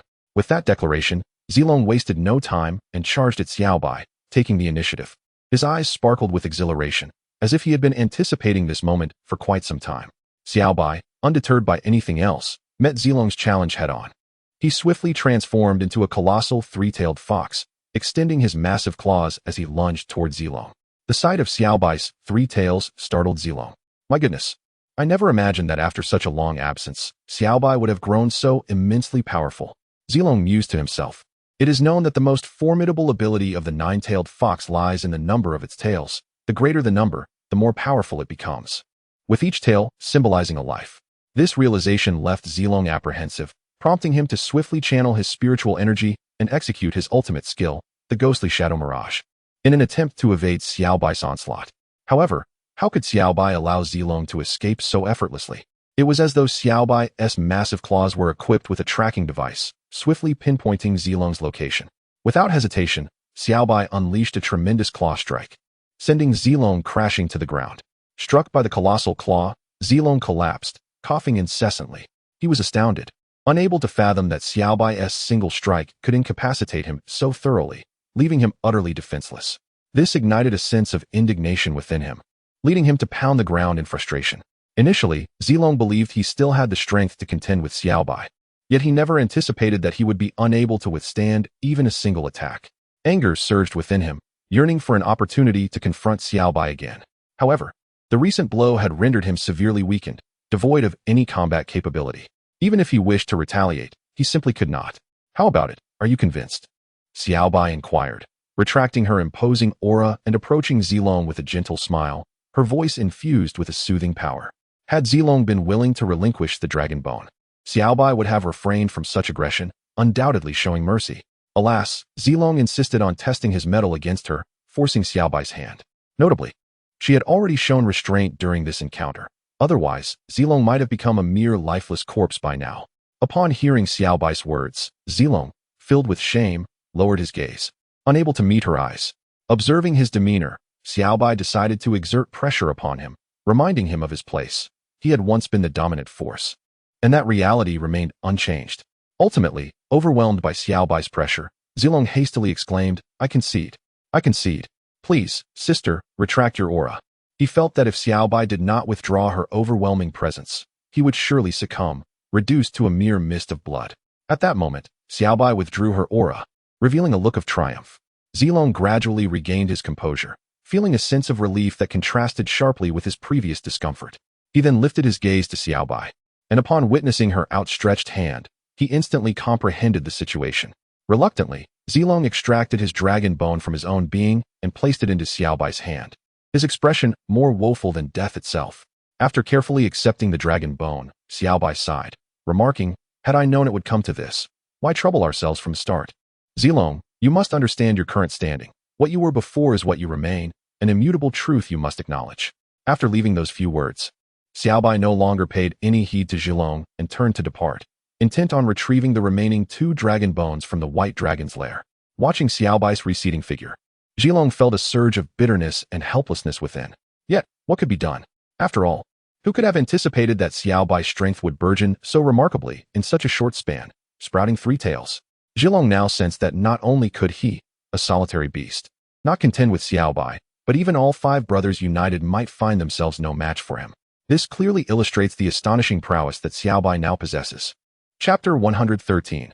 The White Dragon and the Blue Dragon. Upon regaining his senses, the purple dragon chuckled at his own folly. He then refrained from further deliberation, instead nursing his wounds as he slowly made his way into his lair, preparing to recuperate properly. Since this incident, he resolved never to challenge the White Dragon again, for engaging in such a duel was akin to inviting torment, without any hope of retaliation. Meanwhile, the White Dragon departed from the Purple Dragon's lair, soaring directly towards the White Dragon's den without a moment's pause, eager to procure the remaining 2 dragon bones. Gradually, after about 10 minutes, he arrived at the entrance of the White Dragon's lair. The sight of the pristine, white surroundings stirred a wave of nostalgia within him. After a moment of reflection, he exhaled deeply and stepped into the White Dragon's abode. However, upon entering, he was astounded by what lay before him. Not only was the White Dragon present, but the Blue Dragon was also there, reminiscing with the White Dragon. This unexpected encounter undoubtedly spared the White Dragon a considerable amount of trouble. Initially, he had intended to make an additional trip, but upon seeing the Blue Dragon, he promptly abandoned that idea. Thus, without hesitation, the White Dragon proceeded inside. Hearing the sound of footsteps, the White and Blue Dragons halted their conversation, turning towards the entrance to discern who had come to visit. Upon recognizing the White Dragon, both were momentarily stunned, their expressions reflecting disbelief. If it were possible, the White Dragon would have gladly slapped himself to ascertain whether he was dreaming. The Blue Dragon shared this sentiment, yet neither acted on it, merely gazing in silence. What are you 2 dawdling for? The White Dragon inquired, bemused by the expressions on their faces. He had not anticipated such a profound reaction from the duo. Upon hearing that familiar voice, the White and Blue Dragons quickly regained their composure and exclaimed, no, it's nothing. We are simply overjoyed. The arrival of the White Dragon undeniably startled both the White and Blue Dragons. They had feared that he had met with misfortune, yet now he stood before them, eliciting profound astonishment. If they could, both dragons would not have hesitated to voice their astonishment. By the way, sister, where have you been? What brings you back to the 5-Dragon Valley so suddenly? The White Dragon inquired, a newfound curiosity igniting within him, eager to learn the answer. Indeed, sister, where have you been? Could you share your story with us? The Blue Dragon echoed, his gaze brimming with anticipation. In response to their inquiries, the White Dragon shook his head with a hint of resignation, naturally unwilling to divulge the details to the white and blue dragons. Moreover, Xiaobai was acutely aware that her words would not be believed by either the white dragon or the blue dragon. Furthermore, given the urgency of her mission, there was simply no opportunity for her to reminisce with them. Upon seeing Xiaobai shake her head, both dragons were left in a state of confusion, completely unable to fathom the meaning behind her gesture. Just as the white dragon was about to inquire further, Xiaobai took the initiative to speak. Let us discuss these matters later. I have urgent business that requires your assistance. This revelation only deepened the perplexity of the white dragon and the blue dragon, leaving them utterly bewildered as to the nature of Xiaobai's visit. Consequently, the white dragon curiously asked, "Sister, is there something of great importance that brings you to me?"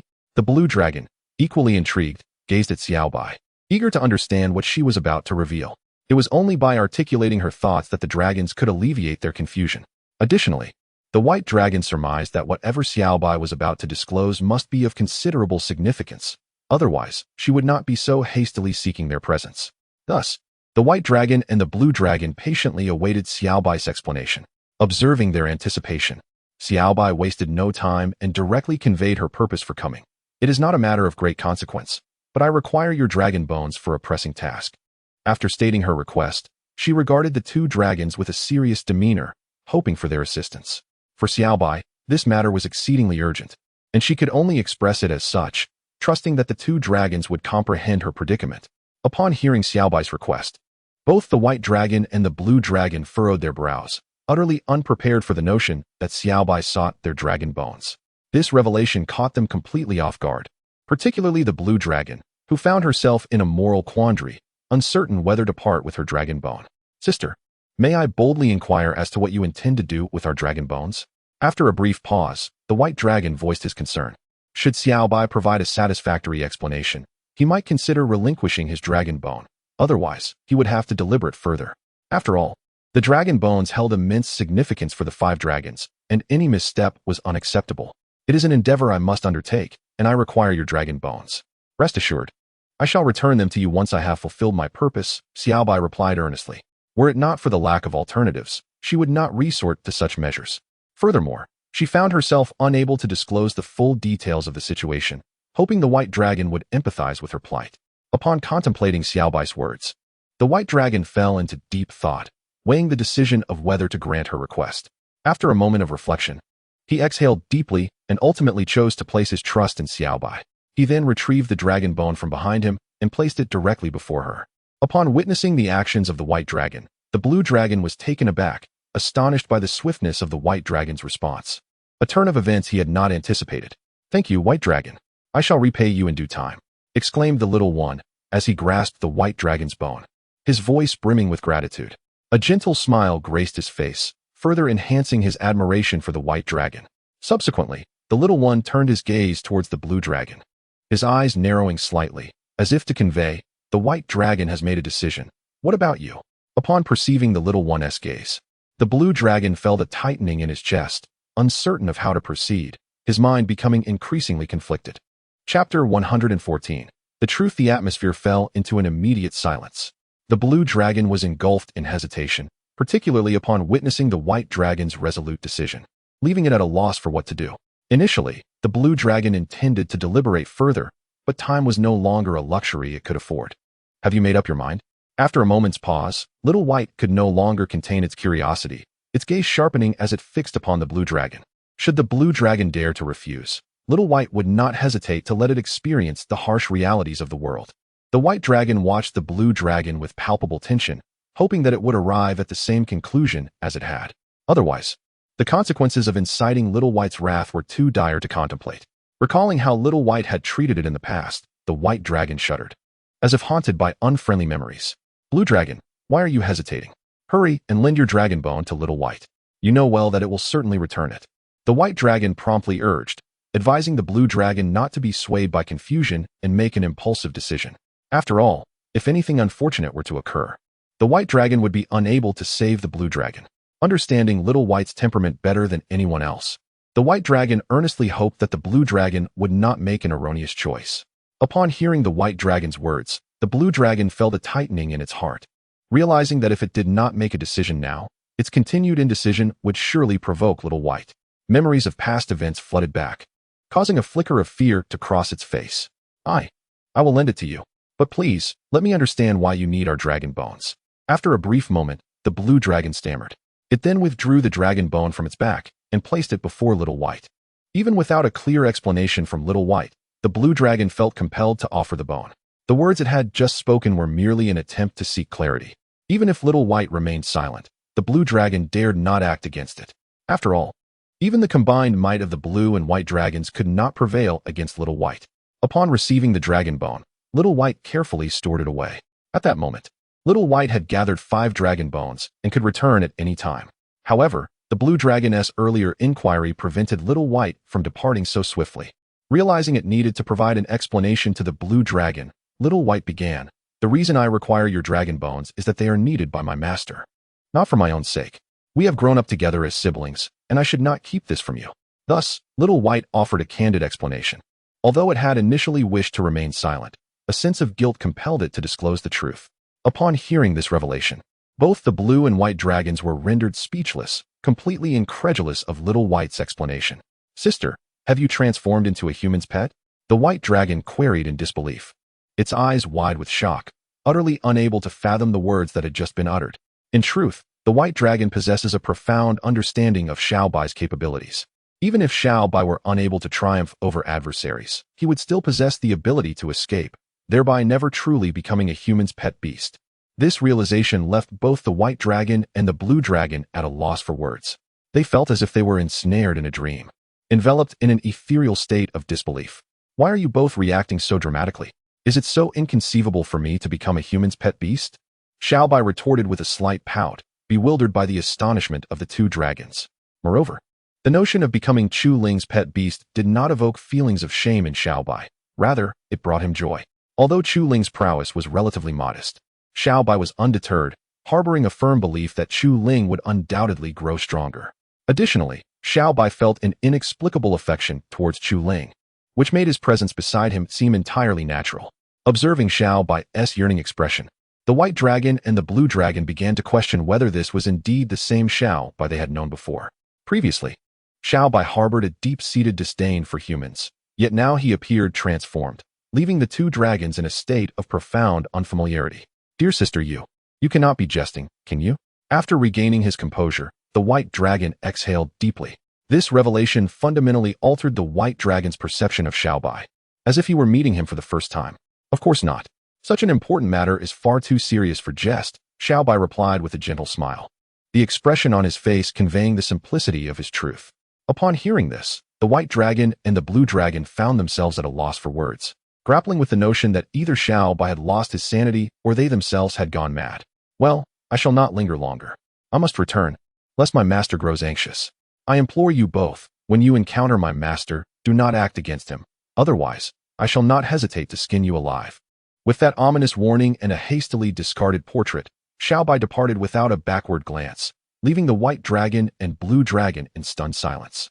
Now, the 2 dragons began to question the very nature of existence itself. Regaining his senses, the white dragon hurriedly picked up the portrait from the ground, eager to discern what manner of human had the audacity to claim Xiao Bai as his pet. However, upon gazing at the portrait, he was rendered speechless. Noticing the white dragon's astonishment, the blue dragon rushed over to inspect the image as well. Upon viewing the portrait, the blue dragon was engulfed by a wave of confusion, pondering how an ordinary foundation stage human could possibly have ensnared Xiao Bai. "Fourth brother, pray tell, what means did this foundation stage human employ to gain our sister as a pet?" After a brief moment of contemplation, the blue dragon inquired, his mind swirling with a myriad of questions, desperately seeking answers. The white dragon, upon hearing his companion's words, shook his head, equally perplexed as to how circumstances had unfolded in such an unexpected manner. For a moment, the white dragon found himself at a loss for words, his mind swirling with a multitude of uncertainties. Ultimately, unable to contain his thoughts any longer, he spoke up, suggesting, "Perhaps we should summon our fellow brethren to deliberate on this matter together." Upon hearing his words, the blue dragon promptly nodded in agreement, recognizing the merit in the white dragon's proposal. Without further ado, he followed the white dragon as they made their way to the lairs of the other great dragons, intent on unraveling the enigma and understanding why Little Bai had transformed into Chu Ling's cherished beast. Chapter 115. The 5 dragon bones acquired upon departing from the white dragon's lair. Xiaobai hastened directly to the location of Chu Ling. After half an hour of vigorous running, Xiaobai successfully returned to a spot not far from Chu Ling. At that moment, Chu Ling anxiously awaited Xiaobai's return, his face etched with concern. Oh dear, where could Xiaobai have gone? He lamented, his gaze fixed intently on the horizon, silently praying for Xiaobai's safety. The thought of Xiaobai being in peril filled Chu Ling with a sense of impending regret. Upon seeing Chu Ling's worried expression, Xiaobai felt a surge of joy. It was unexpected to realize that just a brief absence had caused Chu Ling such distress, which delighted Xiaobai immensely. With a heart full of happiness, Xiaobai rushed to Chu Ling's feet, chirping joyfully. Startled by the sound, Chu Ling snapped back to attention and looked down to discover Xiaobai had returned, which allowed him to breathe a sigh of relief. Just moments ago, he had been anxious about Xiaobai's welfare, but now, with Xiaobai safe, his tension began to dissipate. However, the next scene unfolded in a manner that even the jubilant Xiaobai did not anticipate. Chu Ling, gripping Xiaobai by the ear, sternly admonished, "You little rascal, where have you been? Did you not realize how worried I was while you were wandering about?" Xiaobai, caught by the ear, felt a pang of regret as his earlier joy swiftly transformed into sorrow. Initially, he had contemplated retorting, but upon witnessing the concern etched on Chu Ling's face, he relented and allowed himself to be held. Perhaps noticing Xiaobai's discomfort, Chu Ling quickly released him. "Alas, do not run off recklessly next time, or I shall spank you." With a softened heart, Chu Ling ultimately let Xiaobai down, issuing a warning. After all, Xiaobai's adorability made it difficult for Chu Ling to harbor any ill intentions. Thus, his earlier reprimand was merely a lesson. Once released, Xiaobai nodded vigorously, signaling his promise not to stray again. Subsequently, he placed the 5 dragon bones he had just acquired before Chu Ling and then scampered into Chu Ling's storage pouch to rest. After all, Xiaobai had exerted himself greatly, and his spiritual energy was nearly depleted. He needed to recuperate thoroughly to avoid any potential repercussions. Seeing Xiaobai leave the 5 bones and retreat, Chu Ling was filled with confusion, unable to comprehend Xiaobai's actions. He then took the 5 dragon bones into his palm, curious about their purpose. However, the moment the bones made contact with Chu Ling, they vanished instantly. Soon after, a notification echoed in Chu Ling's mind. "Ding. Congratulations, host. You have obtained the 5 dragon bones, and as a reward, you have acquired the dragon bloodline." Before Chu Ling could react, a wave of excruciating pain engulfed him, leaving him in an unbearable state. This sudden onset of agony magnified his discomfort manifold. System, why didn't you warn me?" Chu Ling shouted in distress. In his current state, he grimaced in pain, wishing he could impart the harsh realities of life upon the system. Hearing Chu Ling's cries, Qin emerged from the cave, eager to ascertain the cause of his suffering. Upon stepping outside, she found Chu Ling writhing on the ground in pain. For reasons unknown, a pang of bittersweet satisfaction surged within her. However, she knew she had to conceal her emotions. Revealing her amusement would only invite trouble from Chu Ling and his companion, Xiaobai, which would be an unwise endeavor. After enduring the torment for about 10 minutes, the pain gradually subsided, allowing Chu Ling to regain a semblance of calm. He would likely remember this agony for the rest of his life, as it was the most intense pain he had ever experienced. "Are you all right?" Qin asked, suppressing a chuckle as she approached Chu Ling, who was seated on the ground, drenched in sweat. Internally, she was elated, finally feeling as though someone could share in her frustrations. Yet, she was puzzled by the suddenness of Chu Ling's torment, leaving her in a state of confusion. I'm fine." After catching his breath, Chu Ling waved his hand dismissively. His resentment towards the system was palpable. If only he could confront it, he would ensure it experienced the harshness of reality as he had, thus avenging his recent suffering and alleviating his pent-up frustration. "What happened to you? Why such intense pain?" Qin inquired, her curiosity piqued. It was particularly perplexing to her that Chu Ling bore no visible wounds, as if afflicted by an unseen ailment. If possible, she wished for an explanation. "It's just an old issue that flares up occasionally," Chu Ling casually explained, reluctant to divulge more. The system remained his greatest secret, one he would never share with anyone. "Oh, I see," Qin replied, refraining from pressing further. She was aware of the terrifying presence that hovered near Chu Ling. Provoking him could lead to dire consequences at the hands of Xiaobai. The mere thought of Xiaobai filled her with an inexplicable dread.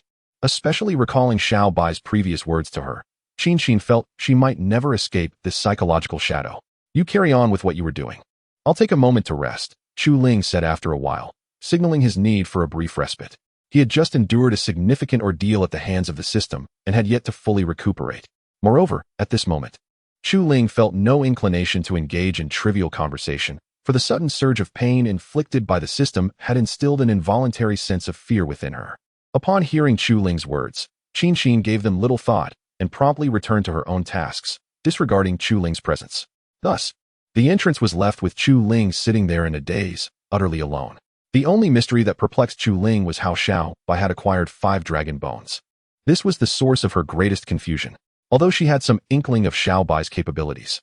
The fact that Xiao Bai had brought back 5 dragon bones left Chu Ling utterly astonished.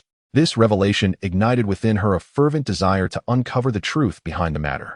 Chapter 116. The Power of the Dragon's Bloodline. Upon contemplating this, Chu Ling refrained from further thoughts and directly delved into his storage bag. He yearned to unravel the mysteries at hand, for clarity would alleviate the turmoil within his heart.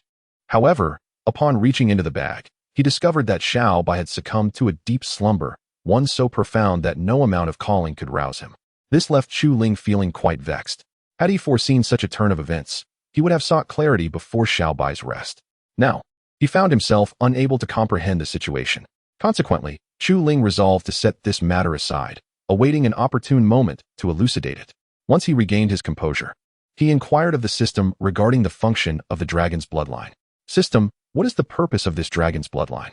Initially, he had hesitated to consult the system, yet the intricacies eluded him, compelling him to seek assistance.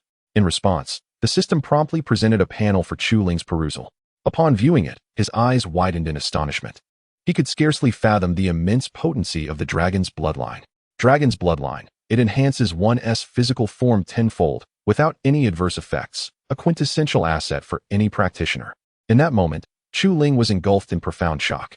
Had circumstances permitted, he might have leapt with joy. However, as he attempted to jump, an overwhelming pain coursed through his body, prompting him to abandon the notion. Yet, this did little to quell the exhilaration surging within him. The realization of the dragon's bloodline's formidable strength was exhilarating. Indeed, he felt as though he were destined for greatness. Chu Ling exclaimed in delight, his eyes radiating boundless joy. At that moment, he felt an urge to seek a beast to test his newfound prowess, wishing to validate his strength. Ultimately, however, he relinquished this impractical desire, acknowledging his current limitations. Thus, he began to regulate his breath, striving to adapt swiftly to his dragon's bloodline. Time passed slowly. Meanwhile, Qin, feeling a tinge of solitude within the cave, emerged into the open. Upon stepping outside, she observed Chu Ling in the midst of breath regulation, her heart filled with confusion. Yet, at that moment, Chu Ling had completed his adjustments and, upon meeting her gaze, felt a sense of relief from his earlier discomfort. He then inquired, "What brings you here? Did you not intend to rest?" Startled by his words, Qin quickly returned to her senses and replied, "I was bored, so I decided to come out." Initially considering abandoning Chu Ling to leave, she was suddenly reminded of her brother, which caused her to swiftly abandon that thought, fearful of the consequences should her brother Qin Yun discover her intentions. Thus, she decisively relinquished the notion. "By the way, what shall we do next?" Suddenly, Qin seemed to have an epiphany and spoke up, eager to discern the forthcoming path of Chu Ling.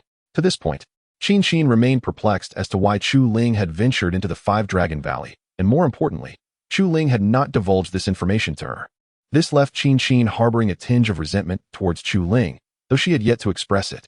Upon hearing Qin's inquiry, Chu Ling answered without a moment's hesitation, "Of course, we shall return to Black Dragon City. Where else would we go?"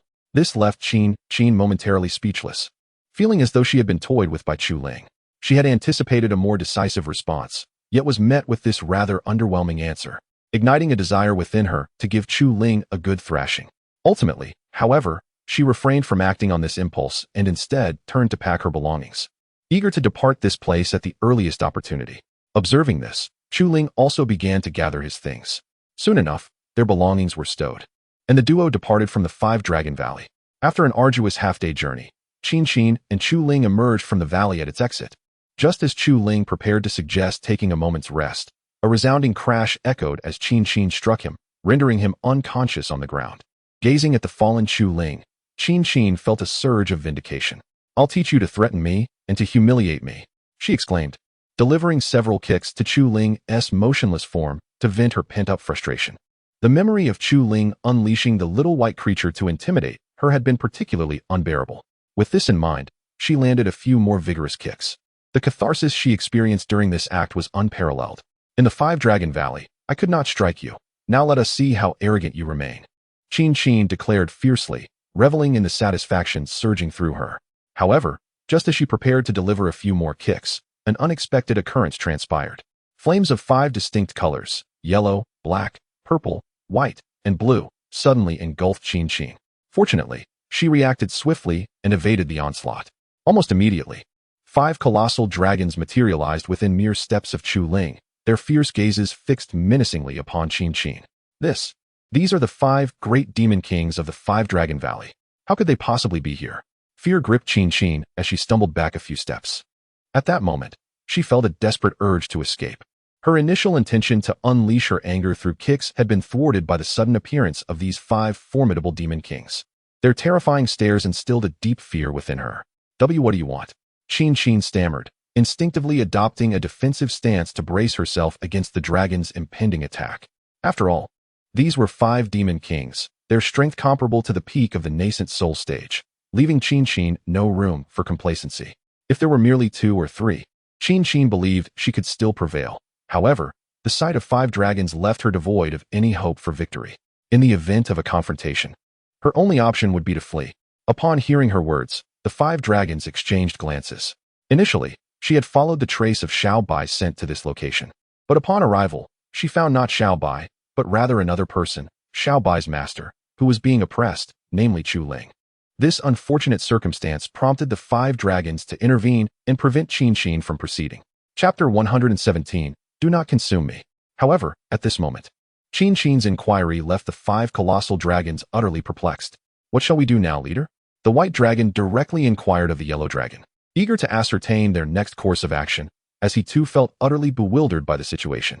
If given the choice, the white dragon would have preferred not to be present at all, thus avoiding any involvement in this predicament. The other dragons turned their gazes towards the yellow dragon, hoping he could devise a solution. Caught in an awkward position, the yellow dragon felt the weight of the collective decision they had made together now resting solely upon him, which was quite vexing. Nevertheless, he concealed his irritation and began to contemplate. Ultimately, in a fit of impatience, he resolved to take decisive action. Let us establish a standard. Since our elder sister has chosen to accompany this human, we shall follow her lead. Aligning ourselves with her can hardly be a misstep. As for this woman before us, let us deal with her. Upon receiving the yellow dragon's telepathic message, the dragons unanimously agreed. Their initial venture out of the Five-Dragon Valley had indeed been motivated by this very reason. Otherwise, they would not have dared to leave. With their resolve firm, the dragons launched an aggressive assault on Qin, as if she were their sworn enemy. Caught off guard by the sudden onslaught, Qin was momentarily stunned, completely unaware of the upheaval unfolding around her. What bewildered her further was the motivation behind this group of dragons assisting Chu Ling in attacking her. However, fearing for her safety, she dared not dwell on the matter. After all, she was facing the assault of 5 monstrous kings, compelling her to flee at once. A moment's hesitation could spell her doom. Thus, disregarding all else, Qin hastily made her escape, leaving behind a scathing remark. Chu Ling, do you run a beast sanctuary? First, it was that little white one, and now 5 dragon kings are aiding you. Just wait, I shall summon my brother for vengeance. After a prolonged chase, the 5 dragons halted in their pursuit upon realizing they could not catch up with Qin. Instead, they returned to Chu Ling's side and settled down. Yet, their expressions were laden with sorrow. To the dragons, Qin had merely been a jester, hardly worthy of their consideration. What now, leader? The black dragon inquired gravely. Although the immediate threat had been averted, the prospect of Chu Ling awakening and discovering their actions troubled him greatly. The white dragon nodded in agreement, his heart heavy with concern. If Chu Ling were to reject their companionship, would they truly have to part ways with the little white one? The thought filled the white dragon with trepidation. Most importantly, the 5 dragons were astonished to discover that Chu Ling possessed the bloodline of dragons. A revelation that left them in awe. Gradually, I have come to comprehend why the little white creature wishes to become the cherished companion of Chu Ling. It is said among the demon clan that should a human possess the bloodline of a dragon, their future potential would rival that of the Dragon King, one of the 5 most formidable beings in the demon realm. Consequently, the 5 colossal dragons have resolved to follow Chu Ling. Otherwise, they would have long since returned to their leisurely lives, never to be found here. What can one do? Have you not noticed the dragon blood coursing through him? Naturally, they are seeking to align themselves with a powerful ally. Moreover, the elder sister has chosen to accompany this human, casting aside her own dignity. If she has no shame, what right do we have to retain ours? The yellow dragon remarked with a dismissive curl of its lip. It is a flagrant display of audacity. And should the other demon beasts witness this, their perception of the yellow dragon would surely be transformed. Who could have anticipated such brazen shamelessness from the yellow dragon? Upon hearing the yellow dragon's words, the other colossal dragons suddenly experienced a moment of clarity. After all, the elder sister was indeed a follower and bore the dragon bloodline. They swiftly assumed the role of guardians for Chu Ling, diligently watching over him as time passed by in quietude. Meanwhile, Chu Ling gradually began to awaken from his stupor. As he opened his bleary eyes and surveyed his surroundings, he was startled to find himself encircled by 5 enormous dragons, which sent a wave of fear coursing through him, prompting him to retreat hastily. Thud! Chu Ling felt himself collide with something and quickly turned around, only to discover yet another colossal dragon behind him. A wave of despair washed over him. At that moment, he felt as if he had plunged into a dragon's lair, lamenting inwardly, "How could there be so many dragons surrounding me?" For a brief moment, he was utterly at a loss. Furthermore, he realized that the strength of these dragons was overwhelming, leaving him entirely incapable of resistance. The 5 dragons, upon noticing the commotion and realizing that Chu Ling had awakened, immediately broke into expressions of delight, their gazes fixed intently upon him. Chu Ling, feeling a pang of dread, thought that these 5 dragons must surely intend to devour him. In an instant, he cried out, "Please, please don't eat me. My flesh is not palatable." After exclaiming this, he hastily lowered himself to the ground, trembling in fear. Could it be that I am destined to become mere sustenance for a dragon? Chu Ling's heart brimmed with bitterness. As a transmigrator, he had initially harbored great expectations, and now he bore a heavy burden of vengeance that demanded retribution. To think that he might perish here was a bitter pill to swallow. Upon hearing Chu Ling's exclamation, the dragons quickly understood his crouching posture was born of fear.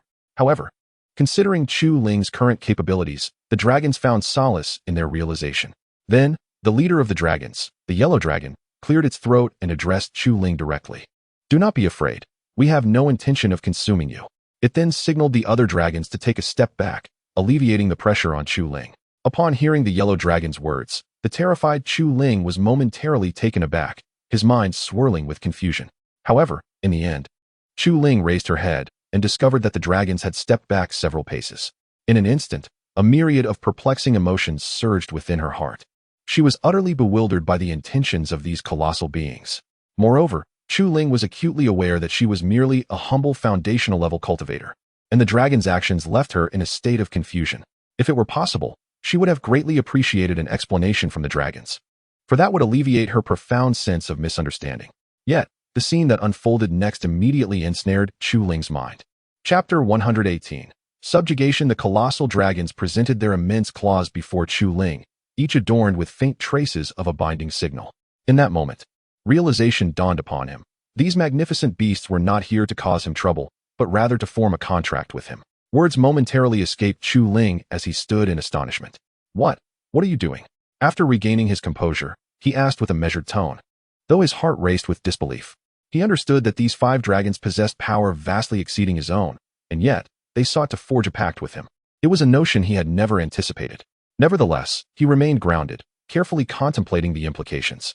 While an ordinary individual might have rushed to contract all 5 dragons without hesitation, Chu Ling found himself mired in contemplation.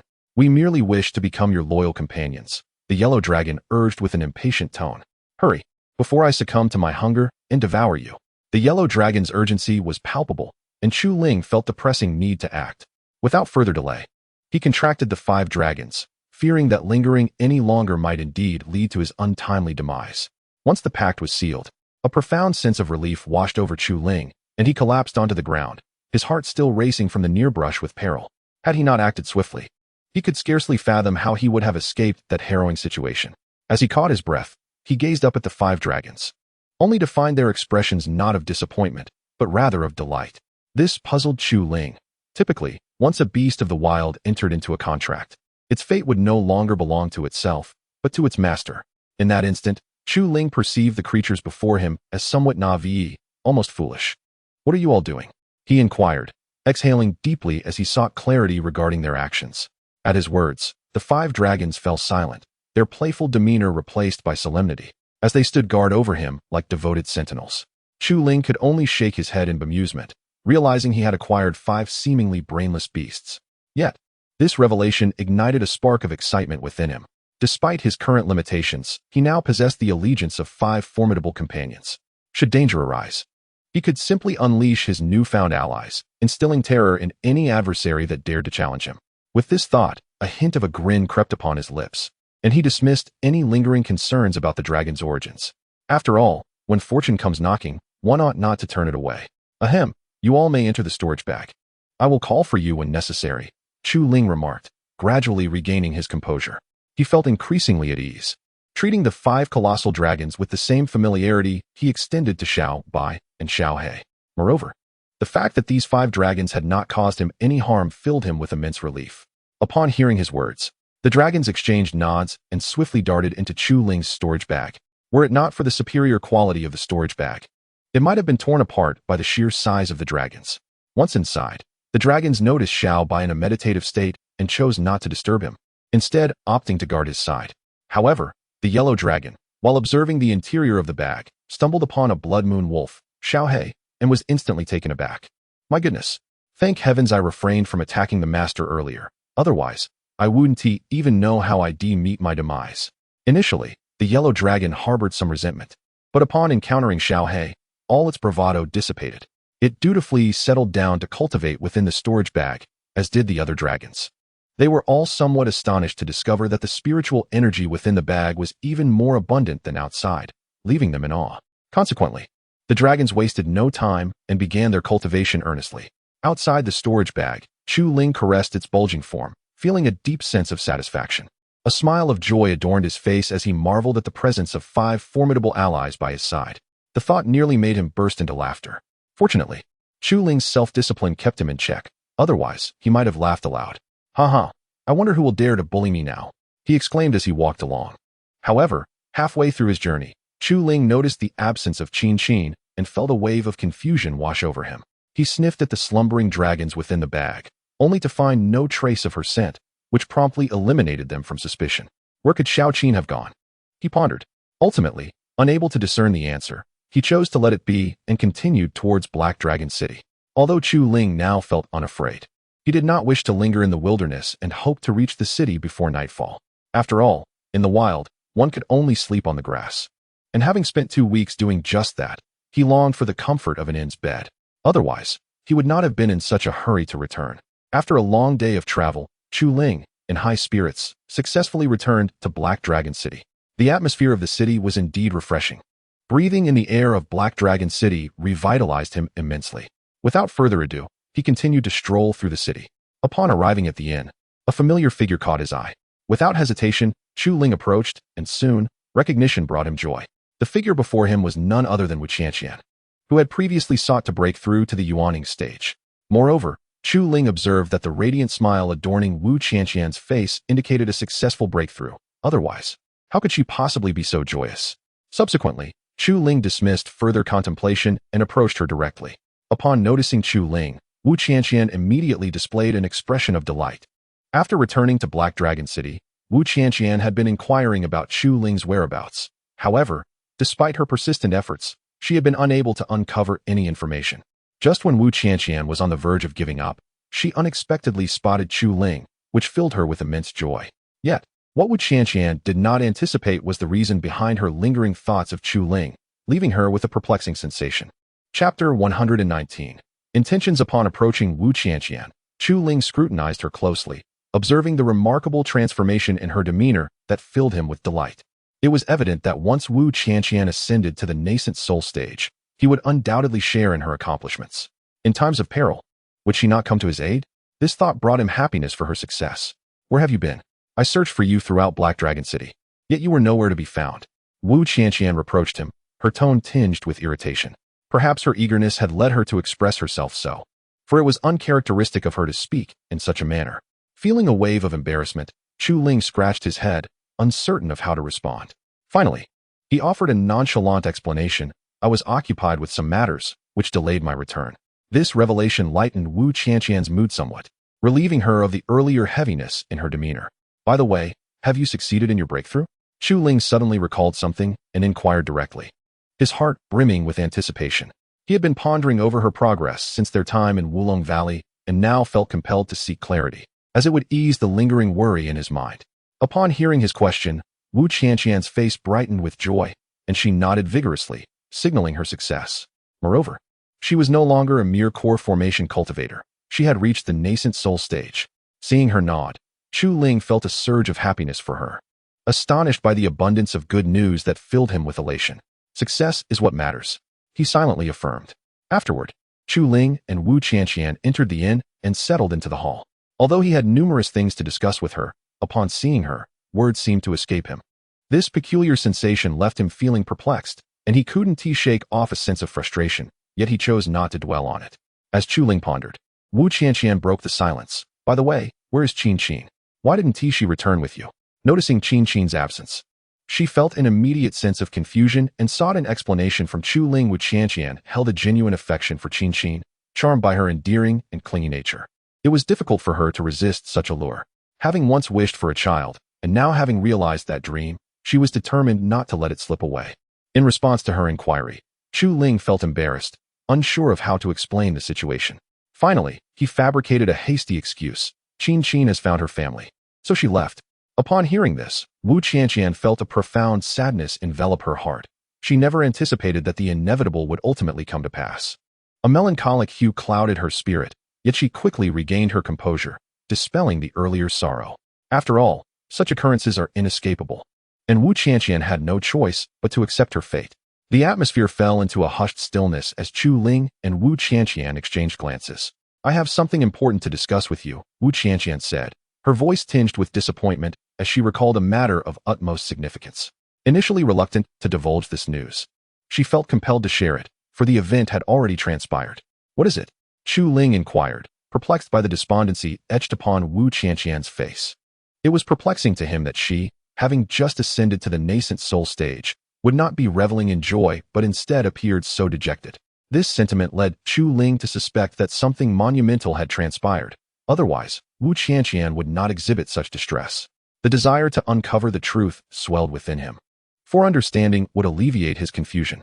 With a heavy heart, Wu Qianqian elucidated. I have been chosen by a second-tier sect from the Zhou Tianyu city to assume the position of elder, and I may have to depart tomorrow. As she spoke, the reality of bidding farewell to Chu Ling weighed heavily upon her heart, filling her with an overwhelming sense of reluctance. Were it within her power, she would choose not to join the second-tier sect, so that she might remain by Chu Ling's side. She understood that only in his presence could she truly find joy. Venturing into the Zhou Tianyu city would surely strip away her happiness. Furthermore, within the city, she would be surrounded by formidable experts. And even as a nascent soul cultivator, she would find herself amongst the lower ranks, a testament to the city's immense strength. It was no wonder that Zhou Tianyu city was regarded as the mightiest imperial city. Chu Ling was taken aback by Wu Qianqian's revelation, never expecting such news. A wave of somber melancholy washed over him as he grappled with the reality of her impending departure. Yet, he recognized that acceptance was the only path forward, as this was a matter beyond his control. With a strained smile, he managed to say, "Then, I congratulate you on finding a place that will enhance your abilities." Observing the faade of Chu Ling's smile, Wu Qianqian felt an unexpected sense of comfort. Within Zhou Tianyu, sects were ranked from first to the highest fifth tier, and attaining the third tier would elevate a sect to the status of a holy land. Both Wu Qianqian and Chu Ling understood that she could not refuse the invitation from the second-tier sect. Failure to comply would mean she could no longer remain in Zhou Tianyu. The repercussions of such a decision could be dire, far beyond the capacity of either Wu Qianqian or Chu Ling to withstand. Thus, Chu Ling refrained from voicing any objections and allowed Wu Qiaoqiao to act according to the directives of the second-tier sect. However, in that moment, Chu Ling realized just how insignificant he truly was. In the presence of those formidable powers, he was scarcely even comparable to an ant. This realization struck him as profoundly absurd. It ignited within him a quiet determination to enhance his own abilities, for otherwise, he would undoubtedly be looked down upon by those greater forces. Yet, the subsequent words of Wu Qianqian jolted Chu Ling out of his reverie, as he could scarcely fathom the decision she had made. Chapter 120. Journey to the Heavenly Royal City. Why don't you accompany me to the Heavenly Royal City? I know that a year from now, you will also be participating in the talents competition there. If you come with me ahead of time, you can hone your skills in the second-tier sect, and I can look after you, Wu Qianqian suggested, Her eyes filled with anticipation as she gazed at Chu Ling. Her heart raced with anxiety, fearing that Chu Ling might decline her invitation. After all, Wu Qianqian believed that being apart from Chu Ling would bring her unhappiness, especially given the immense debt of gratitude she owed him. Thus, she thought, if only she could persuade Chu Ling to join her. As this thought crossed her mind, an involuntary excitement surged within Wu Qianqian, but it ultimately hinged upon Chu Ling's agreement. She fervently hoped he would consent, alleviating her fear of loneliness. On the other hand, Chu Ling was utterly taken aback by Wu Qianqian's proposition, never anticipating such a request. He found himself enveloped in contemplation, unsure of how to respond.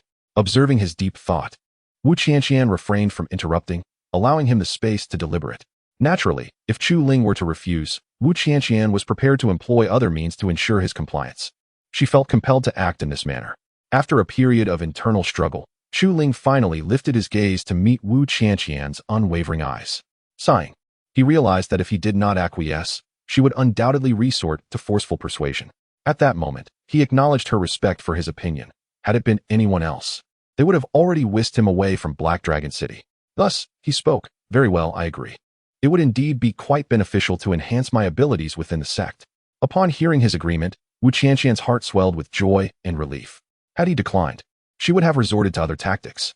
Subsequently, she chose not to disturb Chu Ling further, allowing him to rest before their early departure to the heavenly royal city the next day. Once Wu Qianqian departed, Chu Ling returned to his chamber, gazing out of the window at the scenery beyond. For reasons unbeknownst to him, a melancholic sentiment washed over him. He had never anticipated that he would be leaving this place so abruptly. However, having made his decision, there was no turning back. "I hope my students will not hold it against me." "No, they surely won't," he murmured to himself. Reflecting on the students he had taught for a day at Huanglong Academy, a wave of nostalgia washing over him. Originally, the intention was to impart guidance before departing a year later. However, who could have anticipated the myriad of events that unfolded, compelling Chu Ling to leave? Thus, a sense of guilt welled within Chu Ling towards the students, realizing that he had not been an exemplary mentor, abandoning them at such a critical juncture. This left him in a state of disquiet, yet he understood that acceptance was inevitable, for the situation had become unalterable. One could only hope that the students would not harbor resentment towards him, as he had been left with no alternative but to act thus. As dusk descended, Chu Ling stood by the window, gazing out, devoid of the inclination to rest. Despite having labored tirelessly for 2 weeks, he found himself unable to summon sleep, instead overwhelmed by profound longing. Nevertheless, he acknowledged that his departure was merely a matter of time. Coming to terms with this reality, he exhaled deeply and surrendered to slumber, choosing not to dwell further, as such thoughts would only invite endless distress. In the adjacent room, Wu Qianqian observed Chu Ling's every move and perceived the sorrow that lingered in his heart. This awareness stirred a quiet sadness within her, a sentiment born from Chu Ling's own melancholy. With regards to Wulong City, she harbored no fondness, only worry. Had it not been for Chu Ling's sorrow, she would not have felt such sadness herself. Noticing that Chu Ling had succumbed to sleep, Wu Qianqian refrained from further contemplation and prepared for rest, readying herself for an early departure to Zhou City. Given the arduous journey of 10,000 kilometers to Black Dragon City, which might consume a month, even her recent advancement to the Yuan Ing stage necessitated ample rest. Otherwise, she could not assure her arrival within the month. Time passed gradually. At dawn the following day, both Chu Ling and Wu Qianqian rose early and made their way downstairs. Their belongings were already meticulously packed, a testament to their thorough preparation. "Are you ready, Chu Ling? It's time to set off." Wu Qianqian inquired gently upon seeing him, her tone imbued with warmth, cautious not to disturb his tranquility. In response, Chu Ling nodded affirmatively. "Yes, I'm ready to go at any moment." With that, Wu Qianqian wasted no time and led Chu Ling towards Zhou City, her resolve unwavering. As they exited Black Dragon City, Chu Ling stole a few lingering glances back, his heart brimming with nostalgia. However, he quickly regained his focus and followed Wu Qianqian on their journey to Zhou City. The only difference was that Chu Ling's face bore no trace of a smile, only a profound sense of longing. However, she firmly believed that her recovery was merely a matter of time. Thus, Chu Ling and Wu Qianqian embarked on their journey to the Zhou City. As they walked, Chu Ling turned to Wu Qianqian and inquired, "How long will it take to reach Zhou City?" This question had lingered in her mind, stirring her curiosity. Moreover, this was Chu Ling's first visit to Zhou City, and her heart brimmed with anticipation. She was truly looking forward to the imperial city of Zhou. Chapter 121. Crisis. Upon hearing Chu Ling's words, Wu Qianqian regained her composure, ceasing her unfounded musings. Without further hesitation, she promptly disclosed the journey ahead. If no unforeseen circumstances arose, it would take approximately a month to reach Zhoutianyu City. Chu Ling was rendered speechless by Wu Qianqian's response. The realization that their journey would span an entire month left him exasperated. He had not anticipated such a protracted duration. The reason they did not opt for a carriage was that Wu Qianqian had already exhausted her supply of spirit stones, and Chu Ling possessed barely 200, insufficient to hire any form of transportation. Thus, they were left with no choice but to travel on foot. Under normal circumstances, given Wu Qianqian's nature, she would never willingly choose to walk instead of riding. After acknowledging the inevitability of their situation, Chu Ling continued to follow Wu Qianqian as they pressed onward, internally lamenting how swiftly she spent money, leaving them without even a fare for a carriage. Nevertheless, his complaints were fleeting, and his perception of Wu Qianqian remained largely unchanged. After all, he was already well aware of her character and was not particularly surprised by her behavior. Even without this predicament, he could have anticipated such an outcome. Thus, they journeyed on for a while longer. Soon, the clock struck noon, and Wu Qianqian, having walked for a good part of the day, suggested they take a break. "Shall we rest for a moment before continuing?" she proposed. Chu Ling, without a second thought, nodded in agreement. Consequently, they settled beneath the shade of a tree, sitting side by side. During this respite, Chu Ling gazed longingly at the path behind them, lamenting that they could not turn back. Yet, he understood that this situation was beyond alteration, and thus he resigned himself to it. "Chu Ling, do you harbor any resentment towards me for bringing you out of Black Dragon City?" Wu Qianqian suddenly inquired, her voice tinged with guilt. At that moment, she felt a pang of regret for having led him away, uncertain of the reason behind this sentiment. Perhaps it was simply the weight of her conscience weighing heavily on her during their journey. Taken aback by her unexpected question, Chu Ling was momentarily stunned, unable to respond. After a brief pause, he gradually collected his thoughts and shook his head. "What is there to resent? I would have eventually departed from Black Dragon City for Zhoutianyu City. This is merely a step taken earlier. There is nothing to hold against you." Hearing this, Wu Qianqian felt her guilt significantly diminish, her spirits lifting from their previous low. Had Chu Ling not reassured her, she might have been tempted to send him back. Otherwise, Wu Qianqian could vividly envision the tumultuous events that would unfold upon Chu Ling's arrival in the Zhoutianyu City. Fortunately, Chu Ling did not lay blame, which allowed Wu Qianqian to exhale a silent sigh of relief. However, just as Chu Ling and Wu Qianqian were taking a moment to rest, a man shrouded in dark energy suddenly emerged, fixating his gaze on the resting duo. Without a hint of hesitation, he charged towards them, his claws extending menacingly. Sensing the imminent danger, Wu Qianqian's eyes sprang open. Upon recognizing the man, her expression darkened immediately. Without further ado, she sprang into action. Ever since Wu Qianqian had advanced to the nascent soul stage, she had longed for an opportunity to test her newfound strength. And this unexpected encounter was one she could not afford to miss. Thus, she faced the man head-on. Chu Ling, alerted by the commotion, opened his eyes and surveyed the scene before him, furrowing his brow in concern. He had never anticipated encountering peril on this journey. Thankfully, Wu Qianqian seemed capable of handling the crisis, allowing Chu Ling to observe quietly without interfering. As Wu Qianqian clashed with the man, the disparity in their powers became evident. The man was swiftly sent flying by Wu Qianqian's might, landing lifelessly on the ground. Wu Qianqian panted heavily, as if vanquishing the man had drained her considerable strength. Noticing her exhaustion, Chu Ling stood and approached her, inquiring with genuine concern, "Qianqian, are you all right?" Observing her weariness, he was puzzled. The man enveloped in dark energy did not appear particularly formidable, so why had Wu Qianqian found the encounter so taxing? Chu Ling was eager to understand the nature of the incident that had just transpired. In response to his question, Wu Qianqian shook her head, signaling that she was unhurt, and then sought refuge under the shade of a tree to recuperate. Even her gaze turned sharp as she regarded the fallen man. After a brief respite, once Wu Qianqian had regained her composure, Chu Ling could no longer restrain his curiosity and asked, "Qianqian, what exactly happened? Why did you exert yourself so against a man weaker than you?" With that, Chu Ling fixed his gaze intently on Wu Qianqian, hoping for an explanation. The events that had just unfolded left him bewildered, filling his mind with questions. He felt confident that he could have bested a man like that without breaking a sweat. Yet, Wu Qianqian had given her all, which was perplexing to him. Upon hearing his words, Wu Qianqian helplessly shook her head, fully aware of his concerns. Thus, she refrained from elaborating unnecessarily and succinctly explained, "The The man cloaked in darkness is from the demon clan. If I hadn't unleashed my full strength, it might have been us who fell. At this moment, Chu Ling found himself even more perplexed, pondering the reasons behind the demon clan's relentless efforts. Subsequently, he dismissed his overthinking and continued to inquire, why? At present, Chu Ling was eager to grasp the essence of Wu Qianqian's words, for only by doing so could he unveil the mysteries that lay within. Otherwise, he would remain ensnared in confusion regardless of his efforts. Thus, it was imperative for Chu Ling to uncover the secrets concealed within. Only then could the enigma that troubled his heart be unraveled. Chapter 122.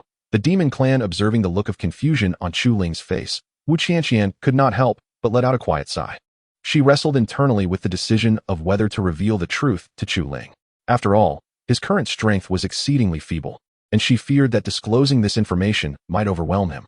This world, after all, is a cycle where light coexists with darkness, a reality that no one can alter. This dilemma left Wu Qianqian in a state of uncertainty about whether to share her knowledge with Chu Ling. Meanwhile, Chu Ling gazed intently at Wu Qianqian, hoping she would divulge the information he sought, believing that understanding would alleviate his confusion.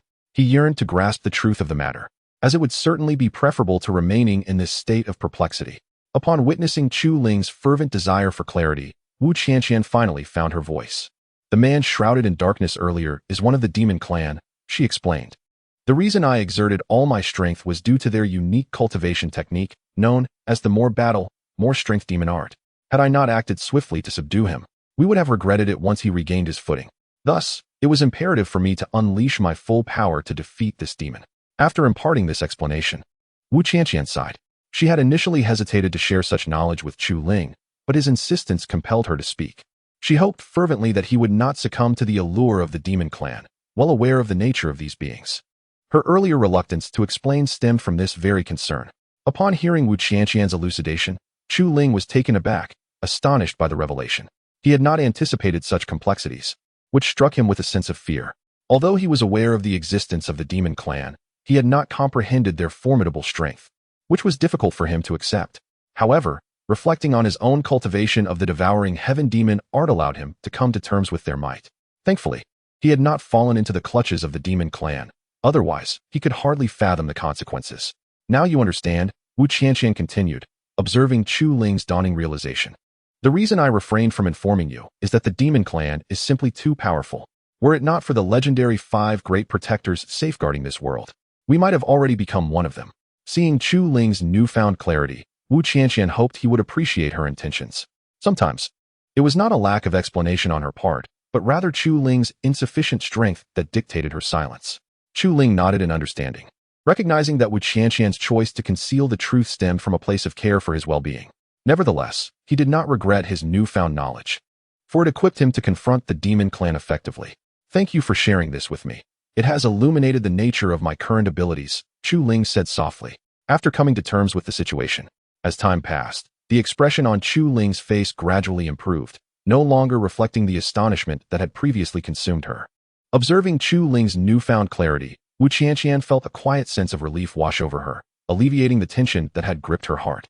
Initially, she had feared that upon learning the truth, Chu Ling might immediately align herself with the demonic faction, thus becoming one of them. However, it now seemed that her concerns were unfounded, and Wu Qianqian sighed in relief once more. Subsequently, Chu Ling and Wu Qianqian exchanged few words and chose to rest in place. Wu Qianqian had intended to press onward, but the recent events necessitated that Wu Qianqian recover some spiritual energy before resuming their journey. After all, should they encounter another member of the demonic race, Wu Qianqian would be at a loss for how to respond. Thus, she opted to rest for a while before setting off again. Chu Ling understood this rationale and refrained from urging Wu Qianqian, allowing her to recuperate while he vigilantly scanned their surroundings, wary of another potential confrontation with the demons. He feared that if he delayed too long, he might not be able to react in time. At present, while Wu Qianqian rested, Chu Ling stood guard. Yet, he did not feel fear. It is worth noting that he had previously subdued 5 dragon kings, which instilled a sense of confidence within him. Should any demons dare to approach, Chu Ling would undoubtedly retaliate fiercely, demonstrating his formidable prowess. Chu Ling, did you not find my explanation surprising? You seem so composed, Wu Qianqian remarked, her confusion evident as she observed Chu Ling's self-assured demeanor. Under normal circumstances, such news would leave any ordinary person in shock. Yet Chu Ling remained unerringly calm. Wu Qianqian could not fathom this reaction and hoped for an explanation, suspecting that Chu Ling might have anticipated this all along. Upon hearing Wu Qianqian's query, Chu Ling relaxed his guard, dismissing any additional thoughts and responding, "Not at all. I was surprised as well. However, you mentioned having a strategy to handle it, which tempered my astonishment." At this, Wu Qianqian fell silent, grappling with his response. What did he mean by saying that giving one's all was a sufficient strategy? She found herself at a loss for words to convey her incredulity. It dawned on her that she could not judge Chu Ling by the standards of a typical individual. After all, no matter how significant a matter may be, it seemed utterly mundane in Chu Ling's eyes. Nonetheless, Wu Qianqian was grateful that Chu Ling had not succumbed to despair, which brought her great joy. Once Wu Qianqian felt sufficiently rested, she said little more and signaled for Chu Ling to continue their journey without further delay. Remaining outdoors at night posed unknown dangers, and she resolved to reach a town before darkness fell, ensuring they would be spared from unforeseen misfortunes. Although it is true that Wu Qianqian has ascended to the nascent soul stage, logically she should not be so filled with fear. However, the cultivation technique she practices is not particularly domineering. Even upon reaching the nascent soul stage, she can only contend with practitioners of her own level. If faced with those of a higher caliber, she would stand no chance. Moreover, the wilderness at night in this world is fraught with various terrifying entities, a reality Wu Qianqian has experienced firsthand. It is precisely this awareness that drives her to make such a decision. Otherwise, how could she possibly be in such a hurry to travel? Chapter 123, Wang Feng Soon. Chu Ling followed Wu Qianqian as they continued their journey. Although Chu Ling understood the urgency that drove Wu Qianqian, he chose not to express his thoughts. Some matters are best left unspoken. He believed it sufficient to keep his insights to himself. As they walked for a while, Wu Qianqian suddenly halted, her gaze sharp and focused ahead. Noticing her abrupt stop, Chu Ling paused as well, a flicker of confusion rising within him as he pondered the reason for her sudden stillness. "What's wrong, Qianqian? Has something happened?" he inquired. "There are people ahead. We should hide," she replied, swiftly pulling Chu Ling into a thicket, concealing them both. Chu Ling was taken aback by Wu Qianqian's actions, utterly bewildered by her heightened vigilance. Yet, he did not question her further. He trusted her instincts. Curiosity swelled within him as he wondered about the figure that could evoke such caution in her. From their hiding place, Chu Ling cautiously peered out, eager to discern the situation. To his astonishment, he spotted a remarkably handsome man engaged in a fierce struggle with a giant bear, the man clearly at a disadvantage. The sight left Chu Ling in shock, for he surmised that the bear possessed strength at least on the level of the nascent soul, given the overwhelming force it exhibited. "Qianqian, do you think we should assist that man?" he asked, regaining his composure. Chu Ling was always inclined to lend a helping hand in such perilous situations, hoping that Wu Qianqian would join him in aiding the handsome stranger, thereby allowing him to escape his dire predicament. However, upon hearing Chu Ling's suggestion, Wu Qianqian's demeanor shifted to one of displeasure. She had anticipated that he would propose aiding a stranger, regardless of the man's striking appearance. "Perhaps it would be best not to meddle. We could find ourselves in trouble otherwise," she replied slowly, firmly deciding against intervening. Wu Qianqian had prepared herself mentally before embarking on this journey, fully aware that extending help to strangers could lead to misfortune for them both. Yet, upon hearing her words, Chu Ling felt a surge of dissatisfaction. Thus, Chu Ling solemnly stated, "You should assist this man. If the roles were reversed, would you not extend your hand?" Upon hearing this, Wu Qianqian gazed at Chu Ling with astonishment, recognizing the resolute determination in his eyes. She was taken aback by Chu Ling's profound sense of righteousness. Reflecting on the events that had transpired, Wu Qianqian could only smile wryly. Had it not been for Chu Ling's intervention, she might have long since become a mere sacrifice for her family. With this realization, Wu Qianqian dispelled her hesitation, emerging from the thicket to aid the man in vanquishing the formidable bear. The man, upon noticing Wu Qianqian, furrowed his brow, initially fearing that she was an enemy. However, he quickly discerned that she was not approaching him with malice, but rather to assist him in overcoming the bear. This unexpected act kindled a flicker of admiration within him for Wu Qianqian. Without further delay, he joined forces with her, and together they swiftly dispatched the imposing creature.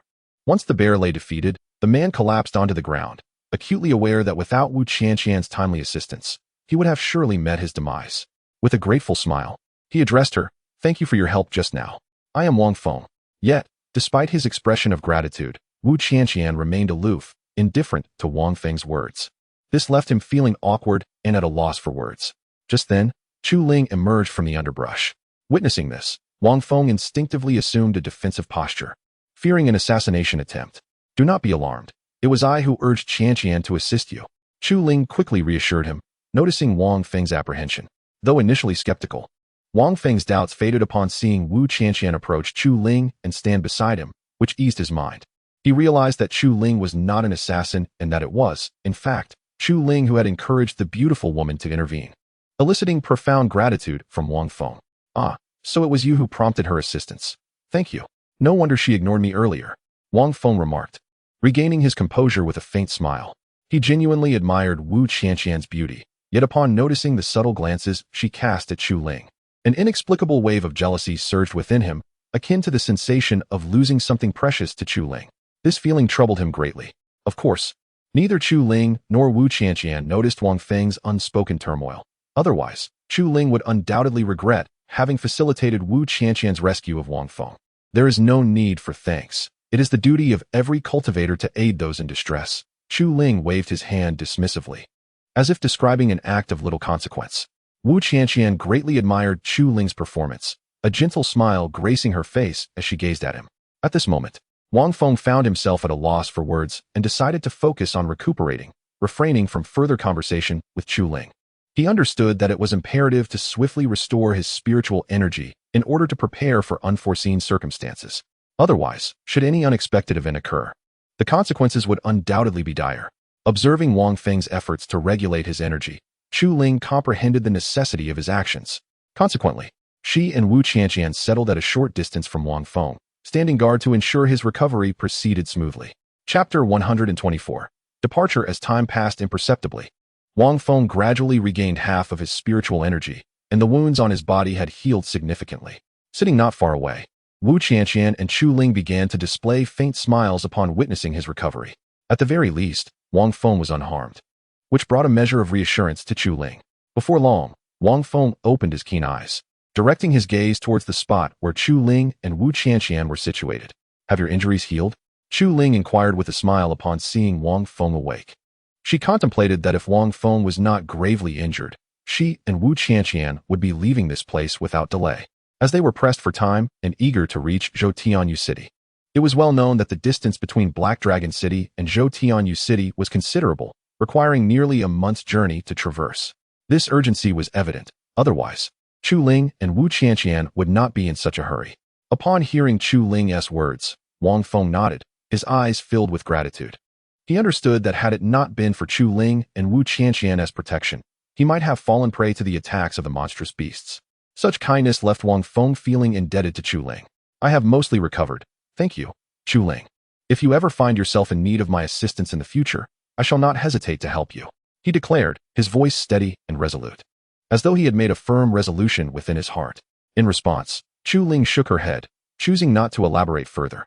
Her intention in asking Wu Qianqian to assist Wang Feng was not to elicit a debt of gratitude. She merely wished to extend a helping hand without ulterior motives. Thus, Chu Ling stood up alongside Wu Qianqian and addressed Wang Feng. Since you are well now, we shall take our leave. With that brief statement, she said no more and began to walk away with Wu Qianqian, moving into the distance. Wang Feng was momentarily taken aback, unprepared for the swift departure of Chu Ling and Wu Qianqian. However, when he regained his composure, he realized that they had already traveled far, and even if he wished to pursue them, he would no longer be able to find them. A sense of melancholy enveloped him, but he soon composed himself, understanding that some matters require patience. Otherwise, haste would only lead to further chaos. Perhaps we shall meet again by fate, Wang Feng murmured to himself. He then set off towards Zhou City, eager to arrive at his destination as soon as possible. One wondered what thoughts might occupy Chu Ling and Wu Qianqian's minds if they were to discover that Wang Feng was also headed to Zhou City. Meanwhile, after Chu Ling and Wu Qianqian departed, they continued their journey towards Zhou City. Along the way, Wu Qianqian's mind was filled with questions, unable to comprehend why Chu Ling had chosen to assist a stranger. Moreover, Wu Qianqian concluded that Wang Feng was a cultivator of the nascent soul stage, akin to herself, albeit injured by that colossal bear.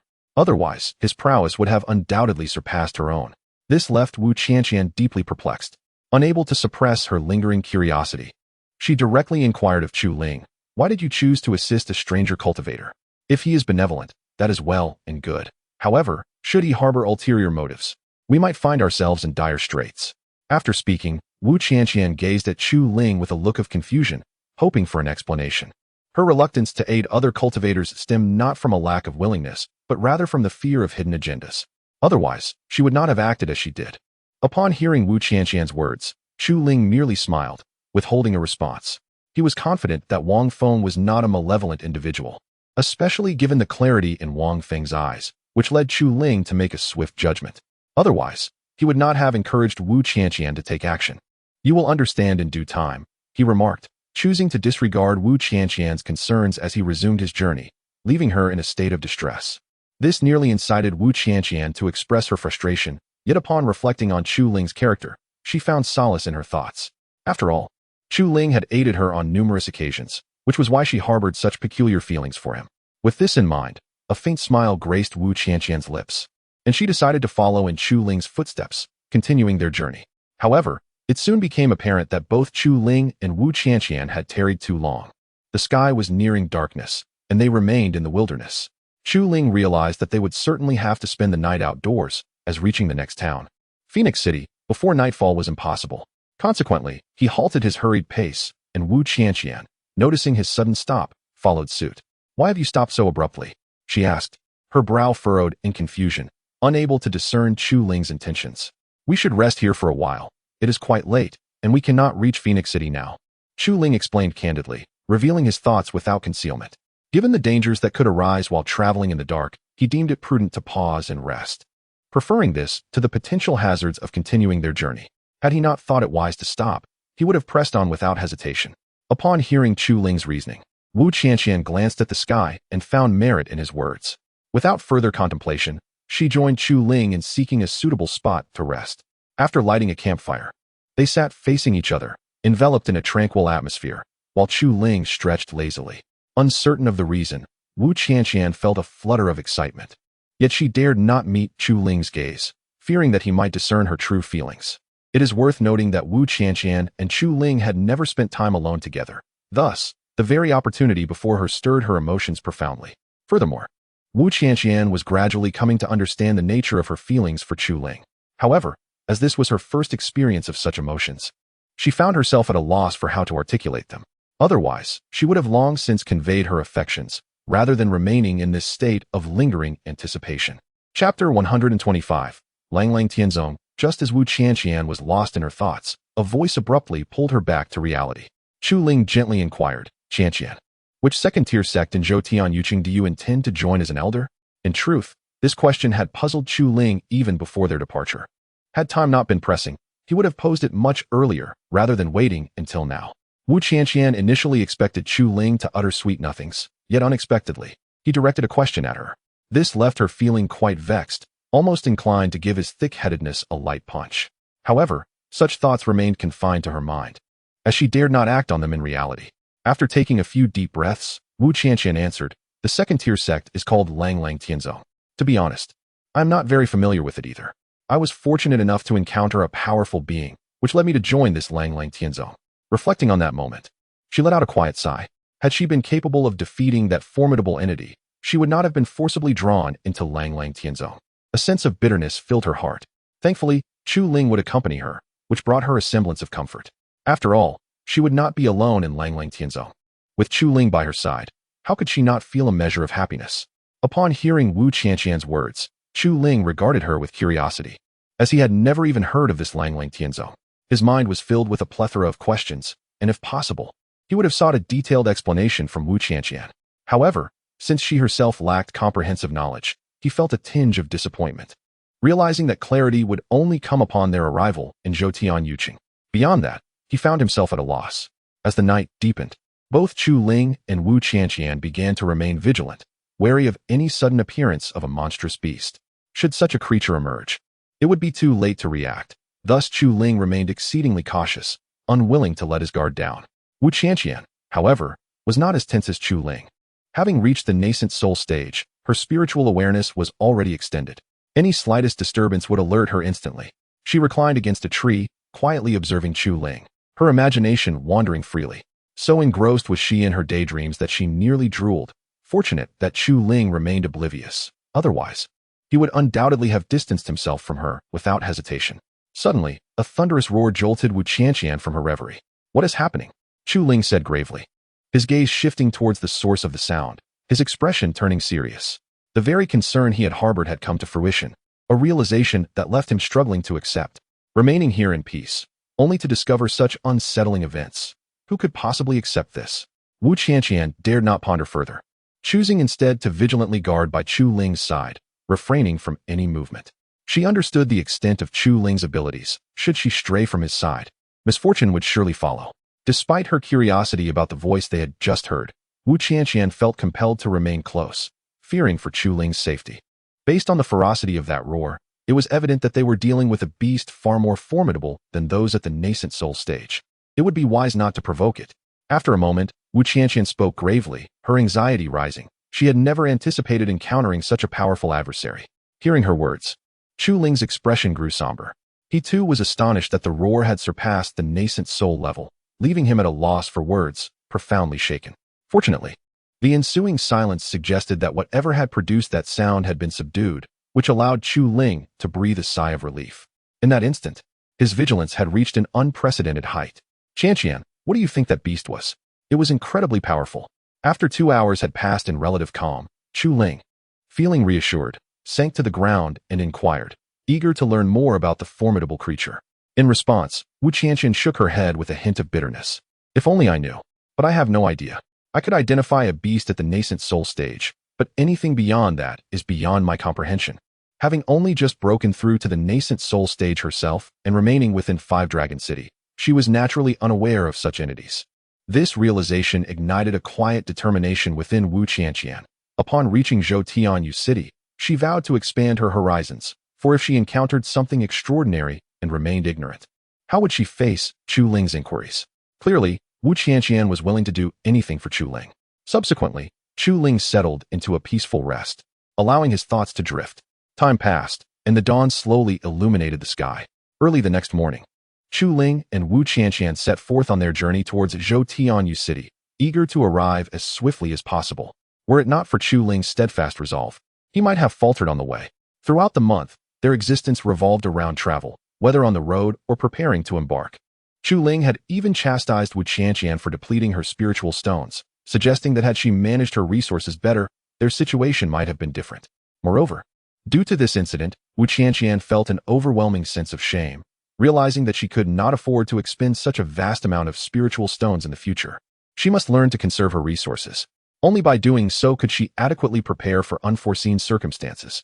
At last, after a month had elapsed, Chu Ling and Wu Qianqian arrived at the grand gates of Zhou City. Gazing upon the magnificent Zhou City, Chu Ling was filled with a profound sense of emotion. It is worth noting that this Zhou City was the most formidable town he had ever encountered. Eclipsing all others in comparison, it was evident just how extraordinary Zhou City truly was. Chapter 126. The Zhou Royal City. As Chu Ling gazed upon the magnificent Zhou Royal City, he found himself utterly astounded, rendered speechless by its grandeur. Similarly, Wu Qianqian felt a profound sense of pressure when confronted with the sight before her, as if an enormous stone were pressing down upon her, making it difficult to breathe. This overwhelming sensation instilled a deep-seated fear within her. Fortunately, Wu Qianqian quickly regained her composure, refusing to be intimidated by the awe-inspiring scene. Once she collected her thoughts, Chu Ling remarked casually, "No wonder this is the royal city of the Zhou realm. It is truly magnificent." Upon hearing his words, Wu Qianqian nodded vigorously in agreement, thoroughly convinced by Chu Ling's assertion. Had she not experienced it firsthand, she might have found it hard to believe. Now, she was completely captivated by the Zhou royal city. Let us proceed inside and take a closer look. This city is indeed remarkable, Chu Ling declared after a brief moment. Without further hesitation, he led Wu Qianqian into the depths of the Zhou royal city. Moments later, as they stepped further inside, Chu Ling was rendered speechless by the astonishing sights that unfolded before him, unable to comprehend the sheer scale of what he witnessed. Wu Qianqian, too, was left in a state of disbelief, her eyes wide with astonishment. The interior of Zhou royal city was unfathomably vast, far exceeding the grandeur perceived from the outside, resembling a hidden world within a world. Had it not been for Chu Ling's resilient spirit, he might have fainted from the overwhelming spectacle. Is this truly the Zhou royal city? Wu Qianqian murmured in disbelief, her emotions beyond the capacity of language to express. If given the chance, she would have wished to pause and collect herself. Chu Ling, though equally affected, managed to maintain a semblance of composure, albeit to a lesser degree. Gradually, after half an hour had passed, both Chu Ling and Wu Qianqian began to regain their tranquility, no longer in a state of shock. With their spirits restored, they strolled along the bustling streets, eager to explore the wonders of Zhoutian royal city and satisfy their curiosity. However, after wandering for a considerable time, Chu Ling's heart sank, overshadowed by feelings of disillusionment. He discovered that the merchants selling magical artifacts and elixirs were far more powerful than himself, with some even reaching the yuaning stage. This realization filled him with a profound sense of inferiority. It became clear to him that Zhoutian royal city was a gathering place for the elite, not a realm meant for ordinary cultivators. Yet, now that he had arrived, there was no turning back. Thus, he continued to wander, albeit with a heavy heart, perhaps fatigued from their journey, coupled with the overwhelming vastness of the heavenly city. Chu Ling and Wu Qianqian found themselves unable to continue walking. Consequently, they made their way to an inn, seeking a much-needed respite. After approximately 10 minutes, upon arriving at the inn, they entered without hesitation. The innkeeper, upon noticing Chu Ling and Wu Qianqian, greeted them with a warm smile and hurried over, inquiring with a friendly demeanor, "Esteemed guests, will you be staying with us?" Without pondering further, Chu Ling replied, "How much for a room?" At that moment, he yearned for rest to alleviate his tumultuous emotions. The day's revelations had been profoundly shocking, and he felt the need to recuperate. Otherwise, he feared he might not withstand the emotional upheaval. Otherwise, he would not have directly inquired about the room's price. The innkeeper responded without hesitation, "Esteemed guest, the cost for a room is 200 spirit stones per day. May I ask how many days you wish to stay?" The moment these words escaped his lips, Chu Ling was taken aback. "What? That is exceedingly exorbitant," he exclaimed, gazing incredulously at the innkeeper. If he could, Chu Ling would suspect that this innkeeper was more of a robber than a proprietor. Typically, Chu Ling would only pay a few spirit stones for a night's stay, and now, the price had escalated to 200 spirit stones. Such a charge was utterly unacceptable to him. Furthermore, the paltry amount of spirit stones he had left, just a little over 200, now seemed inadequate for even a single night's lodging. This predicament was particularly hard for him to bear. "Esteemed guest, this price is quite reasonable," the innkeeper replied with a hint of bitterness. "Other inns charge 500 to 600 spirit stones per day. I assure you, my rate is quite fair." The innkeeper felt a pang of discontent. Despite having lowered his prices, he was now perceived as exorbitant. Had he foreseen this reaction, he would have considered raising his rates, feeling that such a price would justify his own sense of grievance. Observing the sincerity in the innkeeper's expression, Chu Ling realized he was not being deceived. Nevertheless, he still struggled to accept the harsh reality of the exorbitant costs in Heavenly City. Yet, he had no choice but to secure a room for at least one night. Otherwise, both he and Wu Qianqian would be left to sleep on the streets, a notion Chu Ling found utterly unacceptable. Thus, suppressing the ache in his heart, Chu Ling retrieved 200 spirit stones from his storage pouch and handed them to the innkeeper. Initially intending to rent 2 rooms, he and Wu Qianqian would now have to share a single room. However, Wu Qianqian seemed unfazed by the situation. Rather, she felt a surge of joy. Unexpectedly, she would be sharing a room with Chu Ling. Wouldn't that lead to delightful possibilities that night? This thought progressively filled her with excitement.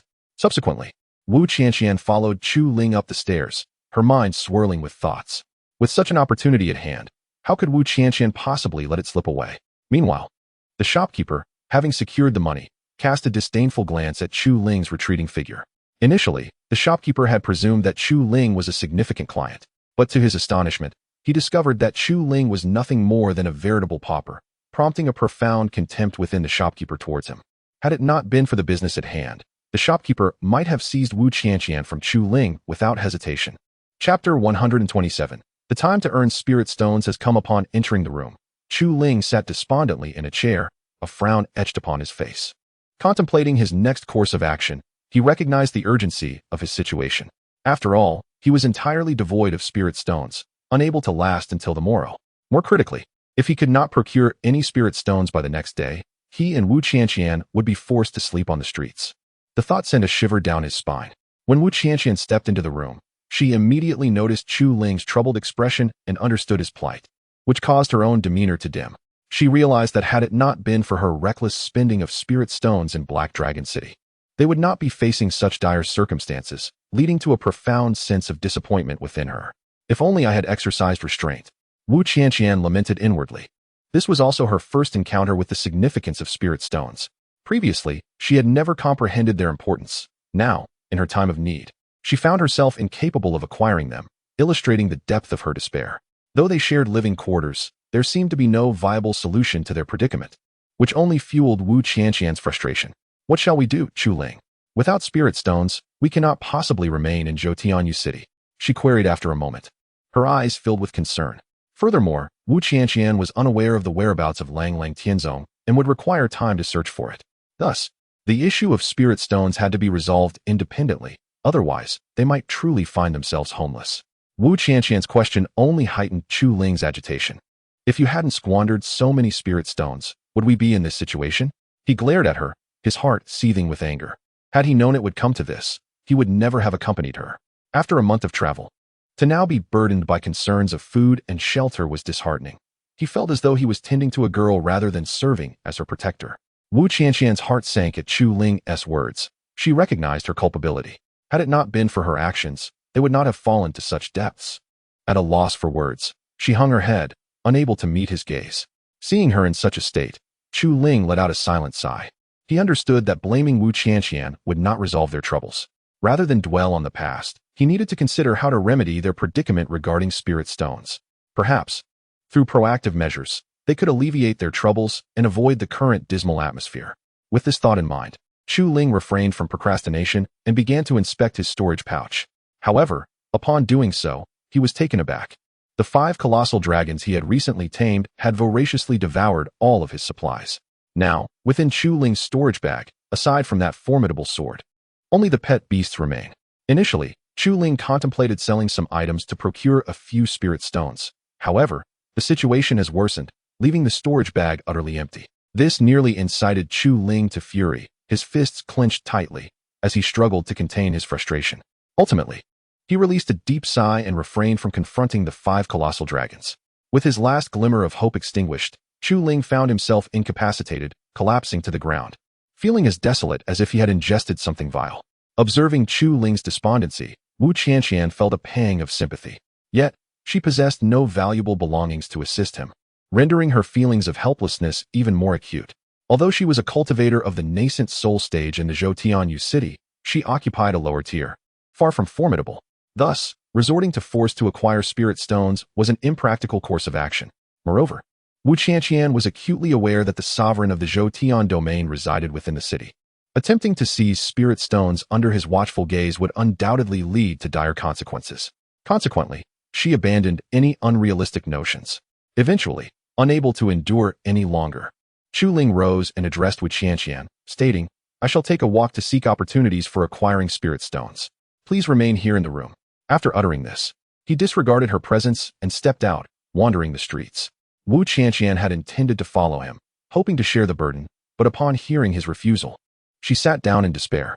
This marked the first occasion she regretted expending all her spirit stones.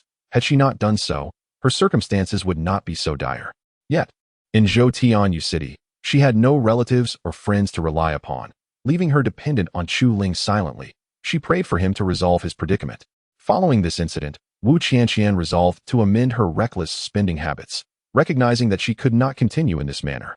Otherwise, she risked not only Chu Ling's disdain, but also her ability to maintain even a basic livelihood. Thus, she silently vowed to change. Though she understood that resolving the immediate crisis was paramount, without addressing it, any attempt at change would be futile. This realization filled her with anxiety as she contemplated the consequences should Chu Ling fail to acquire spirit stones.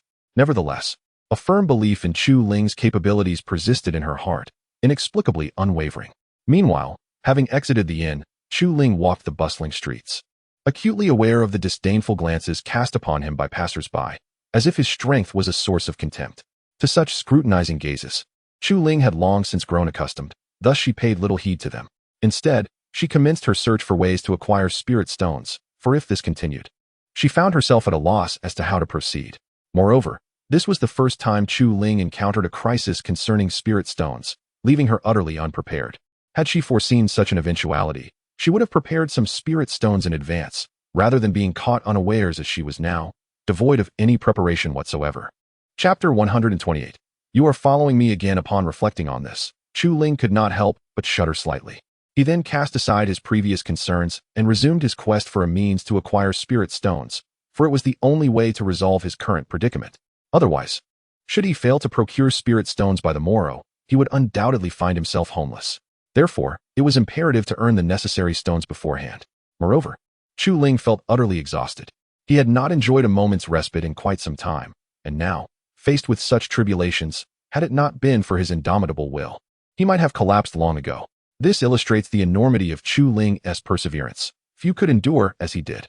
However, after a lengthy search, he found no viable means to obtain spirit stones, and the disdainful glances from those around him made it evident that they would not grant him any opportunity to earn them. This left him thoroughly frustrated, prompting him to exclaim in anger, "What a wretched place this is, devoid of even a single opportunity to earn spirit stones." Yet, no matter how much he lamented, his grievances bore no fruit, leaving him in a state of profound despondency. The thought of departing from Zhou City began to linger in his mind, for he had no desire to remain there any longer. At that moment, however, a figure caught his eye through the window of the loft, a familiar silhouette that caused him to gasp in astonishment. Indeed, this figure was none other than Hong Ruwei, the very individual he had once driven away. What brings Chu Ling to Zhou City? Hong Ruwei pondered with a furrowed brow, utterly perplexed by the sight before her. It was incomprehensible how Chu Ling could appear in this place, especially given his current distressed demeanor, as if troubled by some weighty matter. Her curiosity deepened, compelling her to unravel the mystery of the situation. Yet, as memories of her expulsion at Chu Ling's hands resurfaced, a surge of anger welled within her. Had he not cast her aside, she might never have returned to Zhou City, leaving her at a crossroads of indecision. After a moment of internal conflict, she observed Chu Ling's evident distress and ultimately chose to forgive his past transgressions. With that resolve, she hastened down the loft stairs. Making her way toward him, the passers-by, upon noticing Hong Ruwei, promptly cleared a path, unwilling to impede her progress. Moments later, she stood behind Chu Ling, exhaling deeply before gently tapping him on the shoulder. Sensing the movement, Chu Ling turned, eager to discover who dared disturb his troubled thoughts. However, the sight that greeted him startled him so profoundly that he instinctively took a step back, gazing at Hong Ruwei in disbelief. "Hello, Chu Ling. It has been quite some time." She greeted him with a smile, her expression warm despite the tension that lingered in the air. Unbeknownst to her, upon seeing Chu Ling, the haze in Hong Ruwei's heart dissipated in an instant, replaced by a joyous sentiment. Chu Ling gradually regained his composure, yet was still profoundly astonished, never having anticipated Hong Ruwei's presence in this place. Consequently, his mind was awash with questions. He directly inquired, "What brings you here again? Are you following me?" Since the last incident, Chu Ling had developed an inexplicable feeling towards Hong Ruwei, an emotion that was not distasteful but rather left him perplexed. He could not fathom why he harbored such sentiments for her, which explained his astonishment upon encountering her. Upon hearing Chu Ling's words, Hong Ruwei pouted in frustration. She had expected him to be overjoyed at their meeting, yet his reaction was unexpectedly disappointing. Nevertheless, her mood gradually settled, and she asked, "Before we discuss my presence here, why don't you tell me how you ended up in Zhou City?" Hong Ruwei was genuinely intrigued by Chu Ling's appearance in Zhou City, knowing well that he rarely had reason to visit. With a year remaining until the Celestial Talent Competition, his early arrival was entirely unforeseen, leaving her in a state of confusion, hoping he would elucidate the matter to alleviate her bewilderment. Upon hearing her question, Chu Ling's expression darkened. Had she not mentioned it, he might have avoided the unpleasant memories that surged forth. However, he chose not to conceal anything from Hong Ruwei and recounted the events that had transpired. It was not merely Wu Qianqian's doing. He had been summoned to the second-tier sect, Lang Lang Tianzong, as an elder. They insisted that he was indispensable and disregarded his objections, forcibly bringing him to Zhou City. To add insult to injury, he had exhausted all his spirit stones, leaving him to scavenge for more. Can you believe such a predicament? He lamented, his mood visibly soured. If given the choice, Chu Ling would have preferred to remain in Black Dragon City rather than venture into Zhou City. Yet, regret was futile. He had to continue navigating this situation and find ways to earn spirit stones to resolve the immediate crisis, for otherwise, he was at a loss regarding his next steps. After listening to Chu Ling's account, Hong Ruwei was left in shock, unable to comprehend the multitude of events that had unfolded, leaving her profoundly astounded. This realization made Hong Ruwei understand why Chu Ling had been wearing a troubled expression. It was indeed his concern for the spirit stones that weighed heavily on his mind. Witnessing Chu Ling's distress, her own mood began to deteriorate. Although she felt a pang of displeasure upon learning of his involvement with Wu Qianqian, Hong Ruwei recognized that Chu Ling was a man of great self-discipline, unlikely to engage in any indiscretions. Given the circumstances, she felt compelled to assist him in any way she could. Otherwise, a sense of guilt would linger within her. Chapter 129. The assistance of Hong Ruwei. Upon contemplating this, Hong Ruwei silently resolved to act according to her intentions. Are you currently troubled by spirit stones? She inquired directly, her tone softening as she recognized Chu Ling's evident agitation. Understanding the emotional turmoil he was experiencing, she sought to avoid exacerbating his distress. Hong Ruwei chose her words with great caution. Of course. Otherwise, why would I be so vexed? Chu Ling responded without a moment's hesitation. If not for Wu Qianqian's extravagant spending, he would not be in such a predicament and would have already taken the opportunity to rest. Moreover, he was exceedingly fatigued and yearned for a place to recuperate. Only then could he alleviate the mounting pressure upon him. Otherwise, he felt as though he might collapse and sleep on the ground, a testament to his exhaustion. Although he wished for circumstances to unfold differently, the reality was that he must devise a solution to the predicament at hand to avoid any unforeseen complications, allowing him to rest peacefully. Without resolution, he would find it impossible to sleep soundly. At this moment, Hong Ruwei's conviction in her thoughts grew stronger. Witnessing Chu Ling's weary and agitated demeanor filled her with compassion. Thus, she bore the pain in her heart and gradually spoke. How about this? I will lend you some spirit stones to help you through this difficult time. Initially, she had intended to tease him, but upon seeing his state, she found it impossible to jest and chose instead to be direct. In this manner, she felt a slight alleviation of her own emotional burden. Upon hearing her words, Chu Ling was immediately filled with excitement. Utterly taken aback that Hong Ruwei was willing to lend him spirit stones, he recalled their previous disagreements and could hardly believe she was now so generous. This unexpected kindness overwhelmed him, evoking a wave of gratitude deep within. Ruwei, are you truly serious? He regained his composure and asked, his disbelief evident as he sought confirmation. If Hong Ruwei genuinely intended to assist him, he felt assured that he could navigate this crisis without further worry about spirit stones. The mere thought of being free from such burdens filled him with inexplicable exhilaration. Of course it's true, but I have two conditions that you must agree to, otherwise I will not lend you anything. Hong Ruwei replied with a huff. She initially intended to lend him the spirit stones outright, but the thought of Chu Ling remaining in Wu Qianqian's company irked her, prompting her to impose these conditions. Suddenly, Chu Ling found himself at a loss. Caught off guard by the realization that Hong Ruwei's generosity came with stipulations. After much inner turmoil, Chu Ling could not help but inquire, what are the conditions? As long as they aren't too unreasonable, I shall consider them. At this moment, Chu Ling was perplexed by the games that Hong Ruwei seemed to be playing, and she silently hoped that the conditions would not be excessively demanding. Otherwise, she would be at a loss for what to do. After all, having glimpsed a glimmer of hope, Chu Ling was reluctant to let it slip away. Naturally, this was contingent upon the conditions being reasonable. Otherwise, Chu Ling would firmly refuse Hong Ruwei's proposition. After all, she was a person with principles and could not simply compromise her integrity for any reason. Thus, as long as Hong Ruwei's conditions were fair, Chu Ling was willing to acquiesce. Seeing Chu Ling's response, Hong Ruwei felt a wave of relief. She had anticipated a swift rejection from Chu Ling upon hearing the conditions, so she was pleasantly surprised by her willingness to consider them. Moments later, knowing that Chu Ling was in urgent need of spirit stones, Hong Ruwei promptly laid out her two conditions. My first condition is quite simple. I wish to join the Langlang Tianzong as an outer disciple. You would accompany me as my study partner. Would you find this acceptable? Upon hearing this, Chu Ling was taken aback, astonished that Hong Ruwei's Dantian had indeed recovered and that she had gained entry into the Langlang Tianzong as an outer disciple, something Chu Ling had not anticipated. Moreover, this request did not seem overly demanding. Without a moment's hesitation, Chu Ling agreed wholeheartedly. Seeing Chu Ling accept her first condition, Hong Ruwei's spirits lifted significantly. She had initially thought that Chu Ling would refuse, but the decisive agreement took her by surprise. Without further ado, Hong Ruwei revealed her second condition. My second condition is that, when necessary, you must act as my partner to fend off some of my suitors. Those are my two conditions. If you agree, I will unreservedly lend you the spirit stones.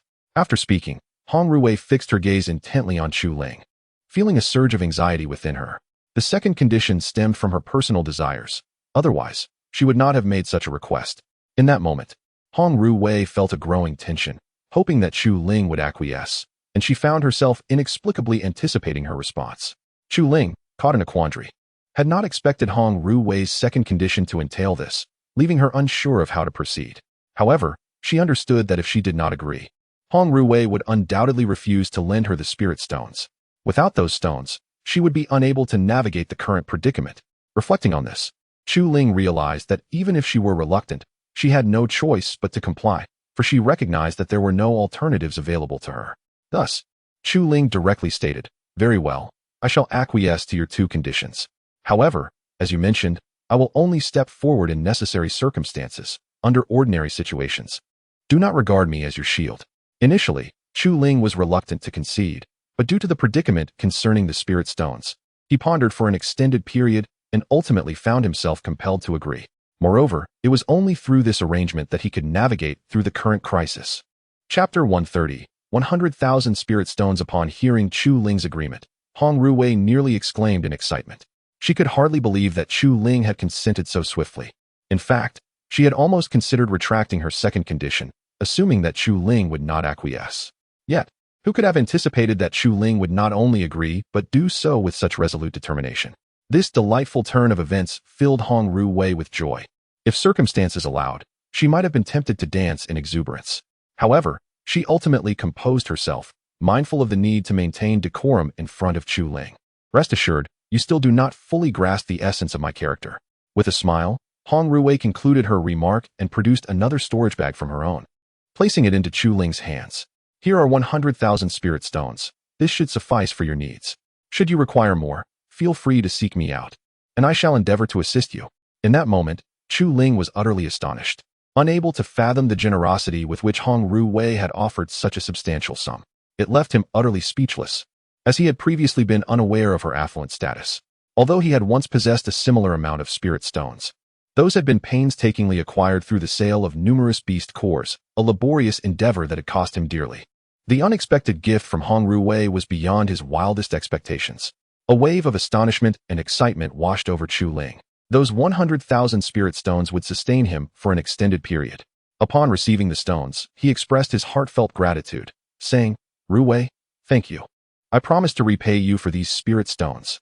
At that moment, Chu Ling felt a surge of relief, liberated from the burden of financial worries. Previously, he had been oblivious to the true utility of spirit stones, but facing such a dire situation had made him value them immensely. Unless absolutely necessary, he would exercise utmost frugality with his resources, having experienced the hardships of poverty firsthand. "Do not mention it. It pains me to see you tormented by Wu Qianqian. This is but a modest contribution on my part, for I possess little else," Hong Rui replied with a gentle smile, her underlying sentiment suggesting that she had nothing left to give. She reveled in Chu Ling's gratitude, though she refrained from expressing her innermost thoughts out of pride, understanding that their relationship needed nurturing. If things progressed favorably, this little lamb, Chu Ling, would ultimately belong to her. The mere thought almost made her salivate. Hearing Hong Rui's words, Chu Ling did not dwell on them too deeply. His heart brimmed only with appreciation, leaving little room for further contemplation. After all, Chu Ling was utterly exhausted, especially after a month of relentless travel. If offered a bed, he would undoubtedly surrender to slumber for 3 whole days and nights. Subsequently, Chu Ling bid farewell to Hong Rui, stating, "I shall take my leave now. We will connect later." With a wave of his hand, he turned and departed. Although Hong Rui waved goodbye to his retreating figure, a sense of reluctance filled her heart. Yet, separation was an unavoidable circumstance. On his way back to the inn, Chu Ling felt a profound sense of relief enveloping his weary body and mind. Having secured a standard, he sighed inwardly, grateful for the momentary respite. He mused that without Hong Rui's assistance, he would have been at a complete loss.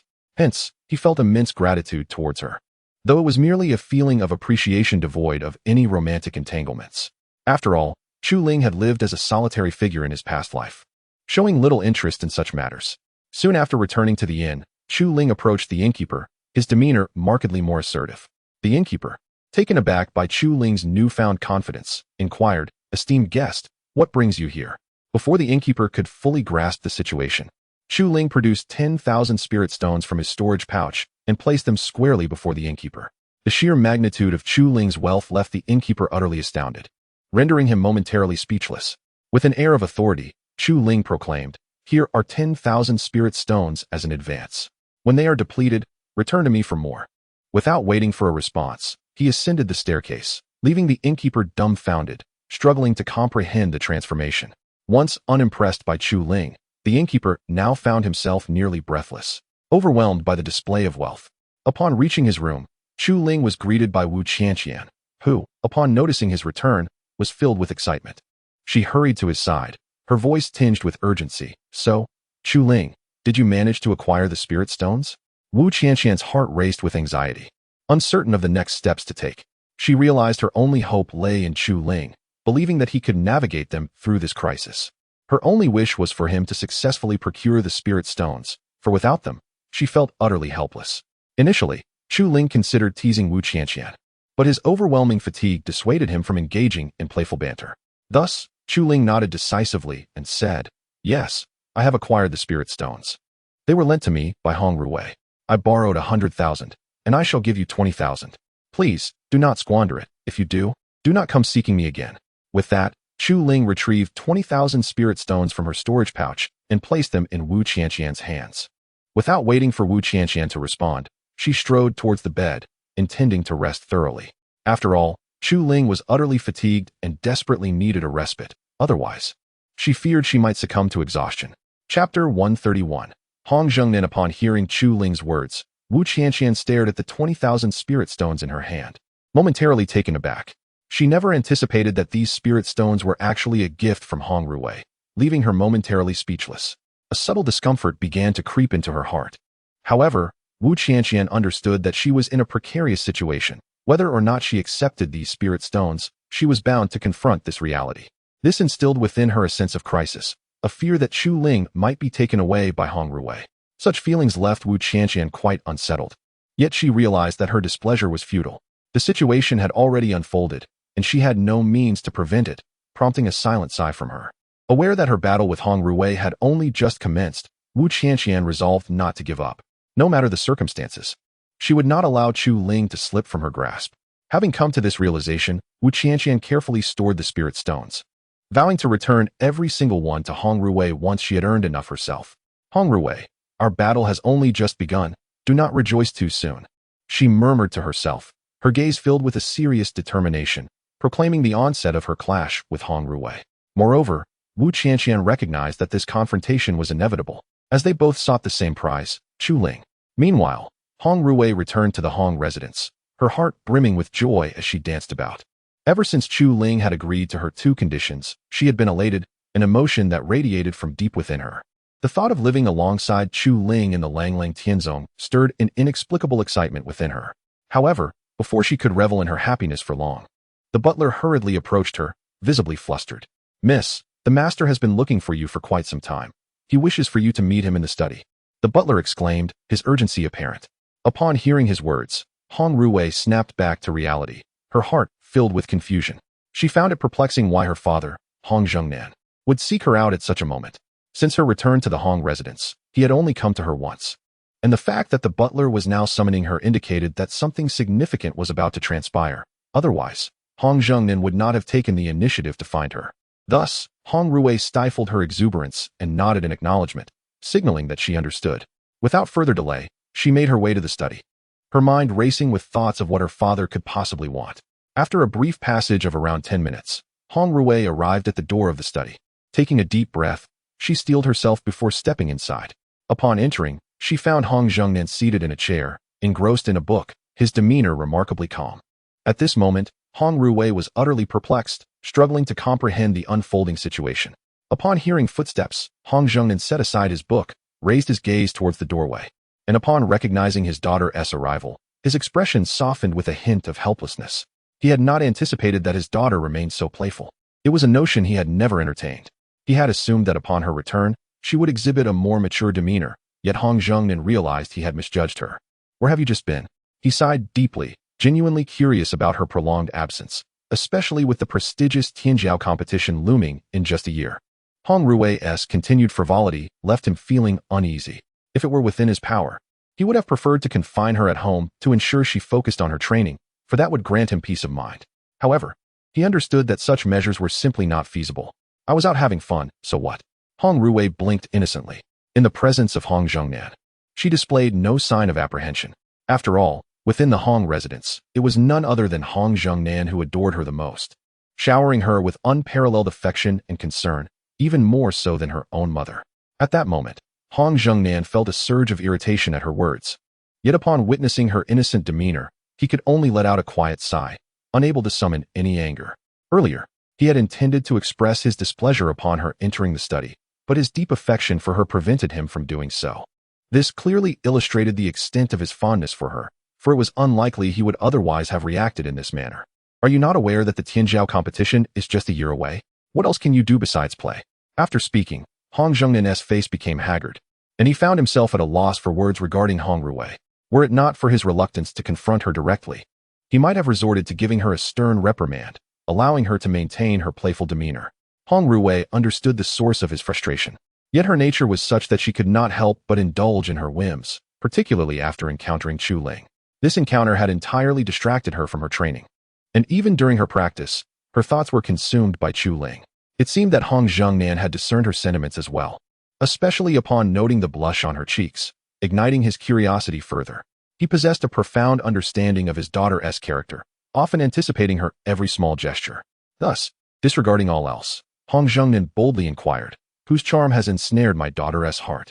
His tone was laced with a sly undertone, as if coaxing Hong Ruwei to divulge her thoughts.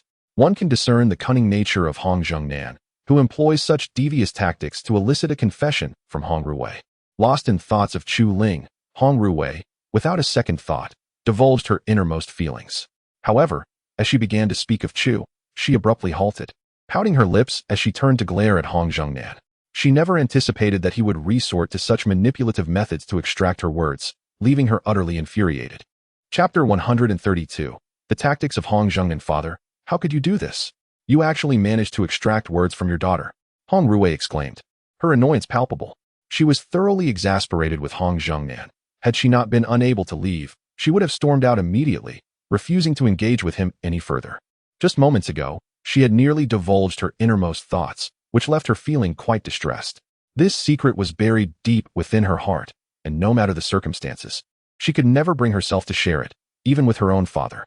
At that moment, Hong Zhongnan realized that Hong Ruwei was undoubtedly concealing something from him, likely concerning her future suitor. This revelation weighed heavily on him, sparking a profound curiosity about the identity of the individual involved. However, now that Hong Ruwei had come to her senses, she was resolute in her silence. Consequently, Hong Jingnan's heart was filled with a sense of urgency and unease. "You are my daughter. As your father, how could I not know?" he said, regaining his composure while contemplating his next course of action. Most importantly, Hong Zhongnan was eager to uncover the identity of this person and understand the means by which they had captivated his daughter's heart. Unlike a typical father, he did not wish to obstruct her love. He merely sought clarity regarding the individual involved. Although he did not demand social parity, he believed that a certain level of capability was essential, and thus he felt compelled to conduct thorough investigations. In the realm of Zhou City, the Hong family stood as one of the three most formidable powers, and the fact that Hong Zhongnan had but one child brought him considerable sorrow. Thus, he resolved to uncover the truth, for the future of the Hong family depended on it. Without this knowledge, he feared the legacy would falter in Hong Ruwei's hands. Regardless of the situation, Hong Zhongnan was determined to ascertain the identity of this individual, so that he might make a sound judgment and escape the current state of confusion. "Humph, who says a father is entitled to know his daughter's secrets? I shall ignore you and take my leave," Hong Ruwei huffed, turning on her heel and swiftly exiting the study, heading towards her chamber. Observing her departure only solidified Hong Jingnan's resolve. Shortly after she left, he regained his imposing demeanor, exuding an aura of indomitable power, akin to a world-destroying overlord. Any cultivator beneath the nascent soul stage who encountered Hong Zhongnan in such a state would surely be rendered terrified. Then, with an authoritative tone, Hong Zhongnan called out, "Fu Lao, why do you not show yourself?" As soon as the words left his lips, a figure materialized before him, an elderly man of considerable girth, who appeared frail and fragile. It was as if a gust of wind could effortlessly topple the venerable Fu Lao. "My lord, do you have any matters to discuss?" Fu Lao inquired with a smile, exhibiting no trepidation in the presence of Hong Jingnan's formidable aura, which indicated that Fu Lao was indeed a person of remarkable stature. After all, remaining so composed in the face of Hong Zhongnan was a testament to Fu Lao's strength. It was hard to believe anyone could dismiss his prowess. What has transpired with the young lady? Why has she changed so drastically? Are you not inclined to provide an explanation? Hong Jingnan's voice was low and filled with reproach, his gaze stern and serious. The pressure emanating from him was such that an ordinary person would likely have succumbed to it, perhaps fainting from the intensity. There is nothing to explain, Hong Jingnan. Do not forget, I am merely here to protect the young lady. Beyond that, I am not responsible for her affections, including her interest in a certain man. Fu Lao retorted, his tone dismissive and casual. This revelation only strengthened Hong Jingnan's conviction regarding his suspicions. He was taken aback that such events had indeed unfolded, leaving him grappling with disbelief. Who was this man? The gravity of the situation darkened Hong Jingnan's expression as he inquired in a low voice, an undercurrent of menace evident in his eyes, as if he yearned to eliminate the man who had whisked Hong Rui away. The notion that he, as her father, was oblivious to such a significant occurrence was intolerable. Regardless of the man's identity, Hong Jingnan was determined to ensure he faced dire consequences.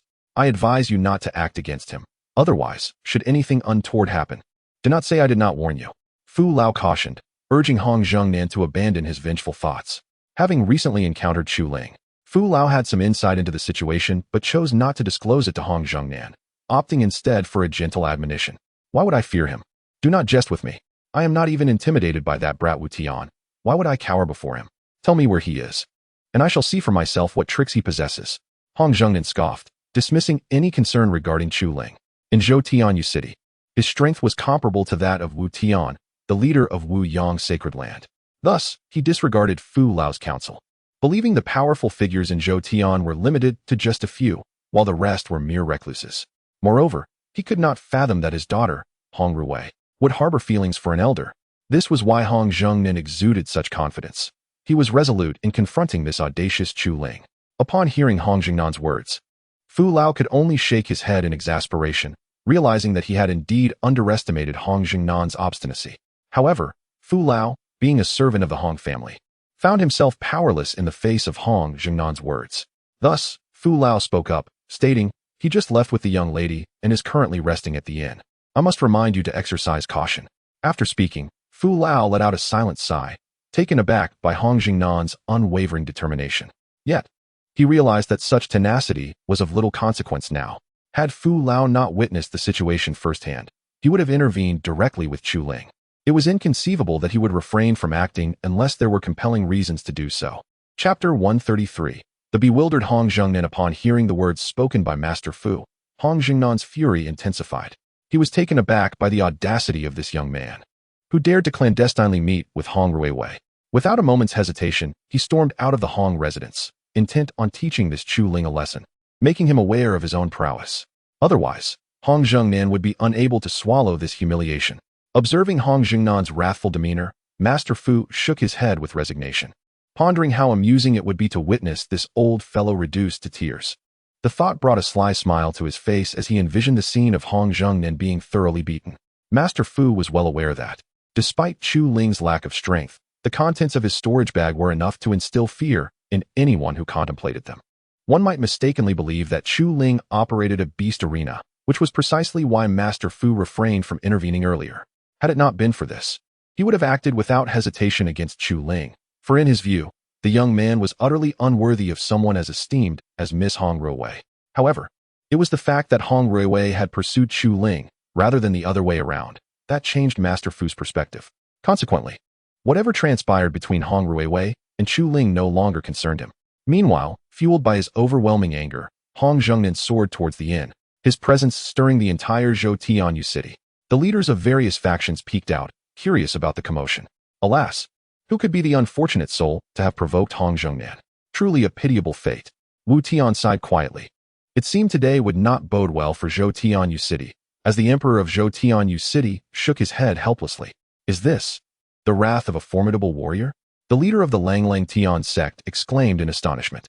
All the prominent figures believed that a significant event was about to unfold in Zhou Tianyu city, feeling a sense of helplessness. After all, they could not impede Hong Jingnan. They could only watch as he ran amok. Had they been able to intervene, they would have done so long ago. After a brief while, Hong Jingnan arrived above the inn, his gaze sternly fixed on the resting Chu Ling within. Observing Chu Ling in slumber, Hong Jingnan felt an inexplicable surge of anger. His fury escalated upon realizing that Chu Ling possessed merely foundational cultivation.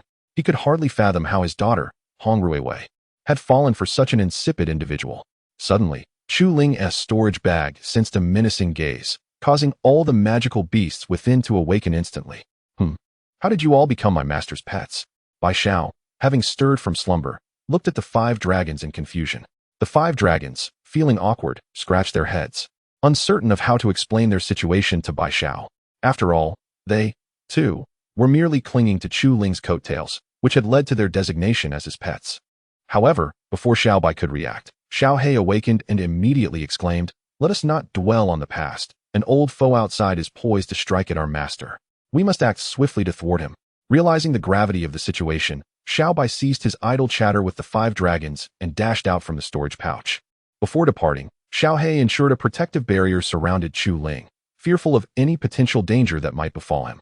Meanwhile, within the recesses of Chu Ling's consciousness, the great sword sensed the imminent peril and turned to the enchanting maiden beside him, imploring, "Miss, our master is in danger.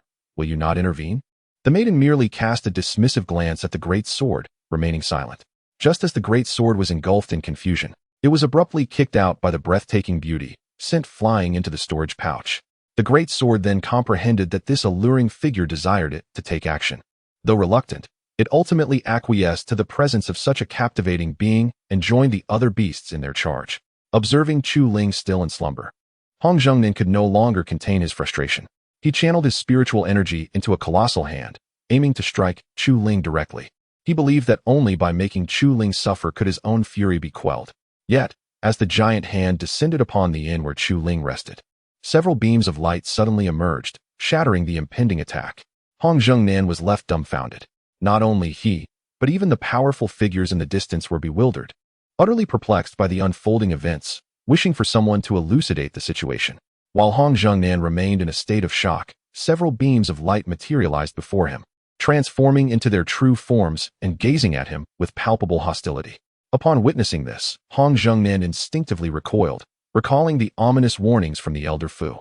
At that moment, words eluded him. He had never anticipated that Chu Ling would possess such a multitude of formidable beasts, all of ancient lineage. The 9-tailed fox, the blood moon wolf, the 5 dragons of Longgu Valley, and the legendary sword of the ancient war god. Goodness gracious, what have I stumbled into?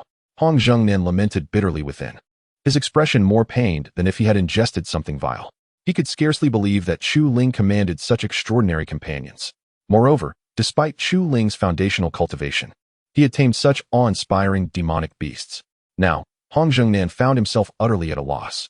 Most alarmingly, aside from the 5 dragons, the other 3 beasts possessed power that far surpassed his own, a reality that Hong Zhengnan could hardly accept. As this realization sank in, his body began to tremble, understanding that he had provoked a being far beyond his reckoning.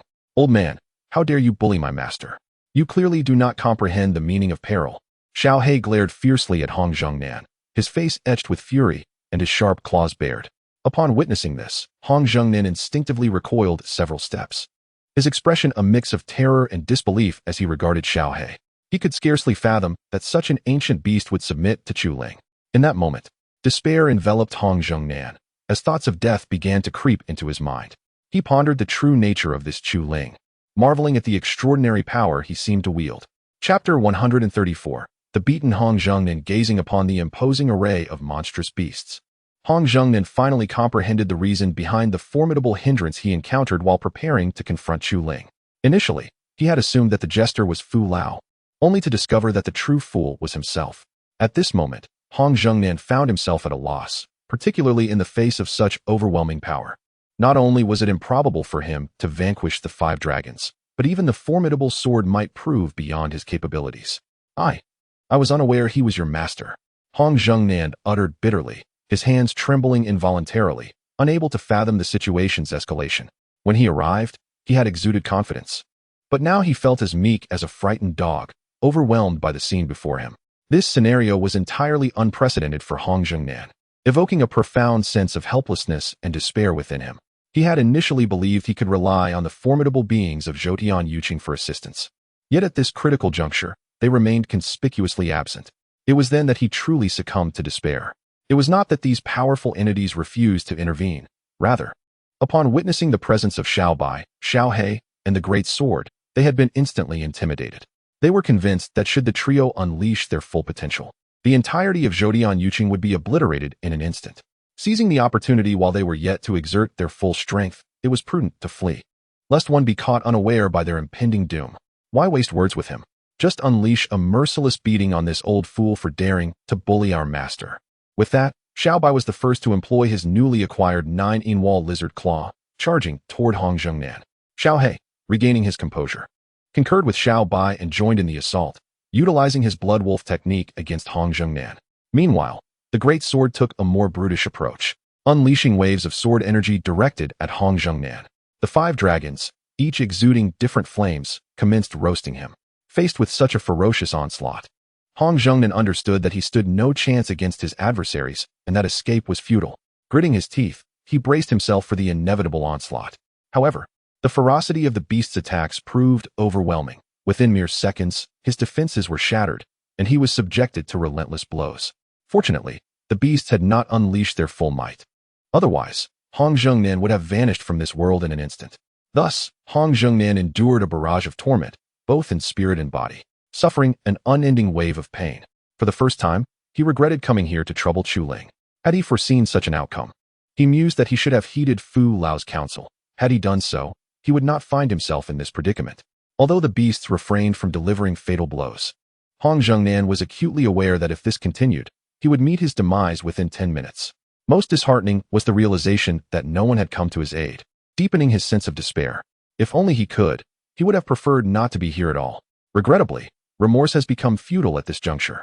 Within the confines of the Hong residence, Elder Fu observed with dismay as Hong Zhongnan faltered, unable to endure even a single moment under the relentless assault of the beloved beasts. Though secretly amused, Elder Fu recognized that if this continued, Hong Zhongnan would undoubtedly face dire consequences. Hence, his expression turned grave as he promptly teleported to Hong Rui's chamber. Upon his sudden appearance, Hong Rui was filled with confusion, prompting her to inquire, "Elder Fu, what brings you here?" "Miss, there is no time for idle chatter. The master is on the brink of collapse. You must hurry to save him." With that, Elder Fu wasted no time and swiftly seized Hong Rui, propelling her towards the inn to intervene against Chu Ling's ferocious beasts. Hong Rui's mind was a tempest of bewilderment as she struggled to comprehend the unfolding events. If only Elder Fu would elucidate the situation, her confusion might dissipate. Alas, he offered no further explanation, instead hastening towards the inn where Chu Ling resided. In a matter of moments, Elder Fu brought Hong Rui to a vantage point near Hong Zhongnan. Witnessing her father being mercilessly battered by Chu Ling's creatures, clarity dawned upon her regarding Elder Fu's intentions. The sight of her father's distress ignited a sense of urgency within her. "Cease this at once," she bellowed at the beasts. Remarkably, her commanding voice succeeded in halting their aggression. The creatures, taken aback by her presence, exchanged puzzled glances, unable to fathom why Hong Rui sought to intervene. However, Xiao Bai cast a hostile glare in her direction, though ultimately chose to conceal it. With the beasts momentarily restrained, Hong Rui breathed a sigh of relief and rushed to her father's side, tenderly tending to his injuries. "Father, are you all right?" she asked anxiously, her eyes brimming with concern, fearing the possibility of irreversible harm befalling him. Such a thought would haunt her eternally. Seeing his daughter arrive to his aid, Hong Zhongnan felt a wave of relief wash over him, yet dread washed over him as he glanced at the beasts. The recent thrashing was etched in his memory, a brutal reminder that would linger throughout his life. "Daughter, I am fine," he stammered, his voice trembling. Then, upon noticing Elder Fu had also arrived, he felt a swell of resentment. If only Elder Fu had not interrupted, he mused, perhaps he would not have found himself in such a predicament. Anger simmered within him. Yet in his weakened state, he could not exact revenge on Elder Fu. Thus, he settled for casting a few fierce glances at him before allowing Hong Rui to continue her healing ministrations. Hong Rui never anticipated that Hong Zhongnan would confront Chu Ling. Had she foreseen the unfolding of such events, she would have undoubtedly cautioned Hong Zhongnan. If that had been the case, he would not have descended into his current state, leaving Hong Rui with a profound sense of bitterness. Now, the entire city's cultivators are mocking the Hong residents, which renders her at a loss for words. All she can do is continue to assist in Hong Zhongnan's recovery, hoping that this may alleviate some of the guilt that weighs heavily on her heart. Chapter 135. Resentment. Father, truly, why must you provoke Chu Ling? I have already stated that this matter is my own, and I can resolve it independently. Are you not merely courting disaster? Hong Ruwei chastised during the course of treatment. Aware of the formidable nature of Chu Ling's beasts, she found it ironic that her father, Hong Zhengnan, was the one to initiate conflict rather than anyone else. This left Hong Ruwei at a loss for words. If it were permissible, she would have liked to give her father a good thrashing, believing it might temper his impulsiveness and teach him to act with more restraint. As she expressed her grievances, Hong Zhengnan internally sighed, acknowledging that it was indeed his impulsiveness that led to this predicament. However, the events had already transpired, and there was no turning back. Thus, he resigned himself to his fate, hoping that Hong Ruwei would cease her reproaches. After all, he was also burdened with a profound sense of bitterness, uncertain of how to proceed from this point onward. Nevertheless, Hong Zhengnan bore no animosity towards Chu Ling's beasts, for the unfolding of events was to be expected. At that moment, Xiao Bai stepped forward, having grasped the situation, and declared, "Next time, ensure you manage your father properly. Impulsiveness must be curtailed. I held back this time, but I cannot guarantee my restraint in the future." With that, Xiao Bai and the other beasts departed, returning to Chu Ling's storage pouch. Hong Zhengnan secretly exhaled in relief. For reasons unknown, the sight of these ancient beasts instilled a profound dread within him, as if he wished to bury himself to evade their notice. Fortunately, they had departed, allowing him to relax somewhat. Once the beasts had left, Hong Ruwei shook her head in resignation. Realizing that Xiao Bai and the others had likely sensed her presence on Hong Zhengnan and thus refrained from further aggression. Had they chosen to attack as they did with Chu Ling, the outcome would have been disastrous. This realization filled Hong Ruwei with gratitude toward Xiao Bai, and she resolved to repay the favor when the opportunity arose. After a period of treatment, Hong Jingnan's injuries had nearly healed, and he stood up. Observing the lingering fear in the room, he felt a wave of relief wash over him, contemplating that had the situation not been resolved so perfectly, he might have met his end there. A whirlwind of emotions surged within him, and he silently expressed gratitude for his fortune. "All right, father, let us return. We need not linger here in disgrace." After a moment, Hong Ruwei spoke, a hint of annoyance in her voice, though she had wished to ignore Hong Zhengnan further. His role as her father compelled her to address him. Thus, she led him back home. Upon hearing her words, Hong Zhengnan nodded, fully aware that his reputation had suffered greatly this time. Consequently, he followed Hong Ruwei, trembling as they left the inn and made their way back to the Hong residence. This matter is known only to a select few high-ranking individuals. The average cultivators were long frightened away by the imposing presence of Hong Zhengnan upon his arrival, retreating to their homes and thus missing the remarkable scene that had just unfolded. Upon returning to the Hong residence, Hong Ruwei pouted, gazing at Hong Zhengnan, at a loss for words. "Please do not look at me that way, daughter. Your gaze unsettles me." Hong Zhengnan, sensing her disapproval and recognizing that she was chastising his recklessness, instinctively averted his eyes. He understood that had he not acted so impulsively, Ruwei would not be in such distress. However, the deed was done, and he had learned his lesson. Regret filled Hong Jingnan's heart. Yet, this regret served little purpose now, as he could only face the consequences with a bitter resolve. After all, he had never wished for such an outcome. In hindsight, had he heeded old Fu's counsel, he believed this predicament might have been averted. Alas, it was too late for such reflections, and the opportunity for regret had slipped away. "You know how anxious I am. Yet you still chose to provoke Chu Ling. Father, I have made it clear that this is my affair. Please allow me to handle it myself. Your interference has yielded no benefits and only added to my burdens. Now, I am at a loss on how to confront Chu Ling." With a deep sigh, Hong Ruwei expressed her frustration, feeling utterly perplexed by the situation. If it were possible, she would have scolded Hong Zhengnan fiercely to alleviate her own frustration, but she found herself unable to do so, suppressing her feelings instead. She hoped that after encountering this issue, Hong Zhengnan would learn whom to provoke and whom to avoid. Moreover, what troubled Hong Ruwei most was how to explain this incident to Chu Ling in the future. This was the source of her greatest vexation. Had it not been for this situation, she would not be in such a state of distress. Upon hearing her words, Hong Zhengnan realized that not only had he failed to assist Ruwei, but he had also inadvertently caused her harm, which deepened his sense of disappointment. He wished for Ruwei not to blame him for this incident. Otherwise, he would be at a complete loss. "My dear daughter, I acknowledge my mistake. I promise not to burden you with any further troubles next time." With a heavy heart, he spoke, his eyes reflecting his regret. Hong Ruwei understood that her father had acted out of impulse. Thus she refrained from placing excessive blame on him. Consequently, she said, "Please, just take some time to rest. Father, do not concern yourself with my matters." After leaving that remark, Hong Ruwei departed the hall with a heart heavy with melancholy, making her way to her private chamber. Her mind was consumed with thoughts on how best to convey her feelings to Chu Ling. Additionally, she harbored deep concerns that this incident might drive a wedge between them, and the thought of such a separation filled her with dread. To prevent such an unfortunate outcome, Hong Ruwei resolved to take the initiative, determined to seize control of the situation. Chapter 136. Appreciation. As Hong Zhengnan gazed at the retreating figure of Hong Ruwei, he could not help but let out a silent sigh. He understood that if it were not for his own words, Hong Ruwei would not feel such profound disappointment. However, the situation had already transpired, and now he must contemplate how to resolve this issue. Moreover, he held a deep admiration for Chu Ling. Despite the fact that Chu Ling's beast had given him a thorough beating, this did not diminish Hong Jingnan's favorable feelings towards him. After all, this world revered the strong, and as long as Chu Ling possessed the necessary strength, everything else could be easily addressed. Initially, when he had just learned that Chu Ling was merely at the foundation establishment stage, Hong Zhengnan had been quite vexed, yet now, his sentiments had shifted significantly, and he found himself quite fond of Chu Ling. Thus, Hong Zhengnan turned his gaze toward old Fu. Although he was reluctant to engage in conversation, he realized that within the Hong residence, he and old Fu were the only formidable figures, leaving him no choice but to converse with him. Old Fu, what do you think of Chu Ling?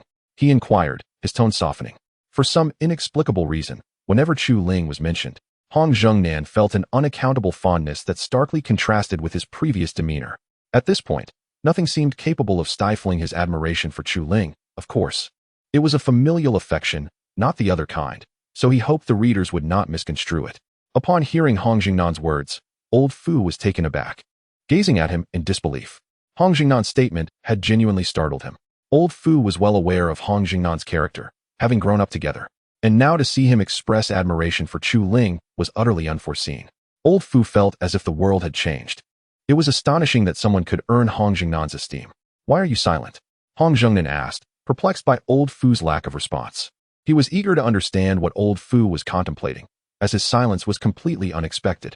Under normal circumstances, had old Fu behaved this way, Hong Zhengnan would have disregarded him entirely. After all, he was the head of the family, and it was unacceptable for a servant to treat him in such a manner. However, faced with this unusual situation, Hong Zhengnan found it necessary to maintain his composure. Only by doing so could he devise an effective strategy. This was why he endured the current predicament, for under different circumstances, he would not have tolerated it, and would have swiftly kicked old Fu aside. Suddenly interrupted from his thoughts by Hong Zhengnan, old Fu snapped back to reality, gazing at him with a look of incredulity. Immediately, old Fu spoke up, saying, "Your idea is commendable, but what you fail to understand is that it is Miss Hong who is pursuing Chu Ling, not the other way around. You must grasp this matter. Furthermore, it is not sufficient for you to simply express your affection. The outcome between Miss Hong and Chu Ling entirely hinges on Chu Ling's disposition. Naturally, Miss Hong has no objections." Upon uttering these words, old Fu shook his head in resignation. He was well aware of the intricacies involved. Otherwise, he would not have taken the time to elucidate the situation. Thus, his remarks shattered Hong Jingnan's illusions entirely, leaving him momentarily dumbfounded. Hong Zhengnan could hardly fathom that it was his own daughter, Hong Ruwei, who was pursuing Chu Ling, rather than the inverse. This revelation was astonishing, rendering him momentarily speechless. It felt as though his worldview had crumbled, leaving him unable to process the reality before him. He had never anticipated the situation would unfold in such a manner. Now, he found himself at a loss regarding how to proceed, for according to old Fu's words, whether Chu Ling would agree to become his son-in-law was an entirely different matter. Hong Zhengnan was engulfed in frustration, contemplating his next steps. He realized he could not remain passive. He must transform this inertia into proactive engagement. He believed that by doing so, events might align with his aspirations. Otherwise, he felt an increasing lack of control over the situation. What should I do next? He asked urgently, eager for old Fu to offer a suggestion. Hoping to avoid being caught in a passive position and to seize the initiative instead, he was determined not to let Chu Ling slip away without a fight. The prospect of such a promising son-in-law thrilled him. If Hong Ruwei truly succeeded in winning Chu Ling's heart, he would undoubtedly become the most esteemed figure in the realm. And who would dare to provoke him then? Lost in these thoughts, Hong Zhengnan began to smile foolishly, as if he had everything under control. Observing his foolish grin, old Fu understood that Hong Zhengnan had begun to indulge in fanciful daydreams. He shook his head in exasperation, sensing that neither he nor Hong Zhengnan should interfere in this matter. Should any unfortunate events arise, it would reflect poorly on the Hong family. Therefore, Old Fu decided to let Hong Ruwei handle the situation herself while he observed from the sidelines, ensuring that the outcome would not adversely impact the Hong household. Otherwise, any misfortune would first befall them, and to prevent such occurrences, this course of action seemed prudent. Old Fu felt somewhat powerless in this regard. As Old Fu departed, Hong Zhengnan was left in a state of confusion, entirely perplexed as to why Old Fu chose to leave without providing him with a solution. This was what truly troubled Hong Zhengnan the most. Yet, Hong Zhengnan understood that he could not thwart Fu Lao, and he let out a deep sigh. Soon after, he began to contemplate ways to transform his passivity into initiative. If successful, his coveted golden son-in-law would be within reach. However, after much deliberation, Hong Zhengnan found himself devoid of any viable solutions, which left him quite distressed. If it were possible, he would have eagerly sought out Chu Ling at that very moment for an earnest conversation. Such an exchange would allow him to gain insight into Chu Ling's character, enabling him to address the situation more effectively. Chapter 137. A heart full of joy, however, Hong Zhengnan was still concerned about Chu Ling's beloved beasts, which prevented him from acting impulsively. After much contemplation, he ultimately decided to remain calm for a couple of days, planning to seek out Chu Ling personally afterward. This way, he could avoid an embarrassing encounter. Furthermore, should he venture out now, the likelihood of being mocked by acquaintances was high, compelling him to wait a few days before approaching Chu Ling, as this might prove to be a more prudent course of action. Meanwhile, in the adjoining room, Hong Ruwei was also troubled, never having anticipated such developments. Now that the situation had unfolded, she found herself pondering viable solutions. If things continued down this path, she was at a loss for what to do. After much deliberation, she ultimately felt defeated and resolved to wait for an opportunity to explain herself to Chu Ling later. Approaching him now would only serve to exacerbate the situation, and thus, she deemed it unwise to do so. Ugh, it's all my father's fault. If it weren't for him, none of this would have happened, she muttered to herself, her thoughts laced with reproach for Hong Zhengnan. As time passed, the following day arrived. The morning sun bathed the earth in its golden rays, rousing Chu Ling from his slumber. As he opened his bleary eyes, a wave of emotion washed over him. He felt that today was one of the most restful days he had ever experienced, allowing him to truly appreciate the beauty of Zhou City. After a brief tidying up, he descended the stairs and stepped outside. To his surprise, he encountered Wu Qianqian, who had also just emerged, startling him momentarily. Wu Qianqian was known for her late risings, so her early appearance was unexpected. Regaining his composure, Chu Ling inquired, "Qianqian, what brings you up so early?" Wu Qianqian, having spotted Chu Ling, stifled a yawn.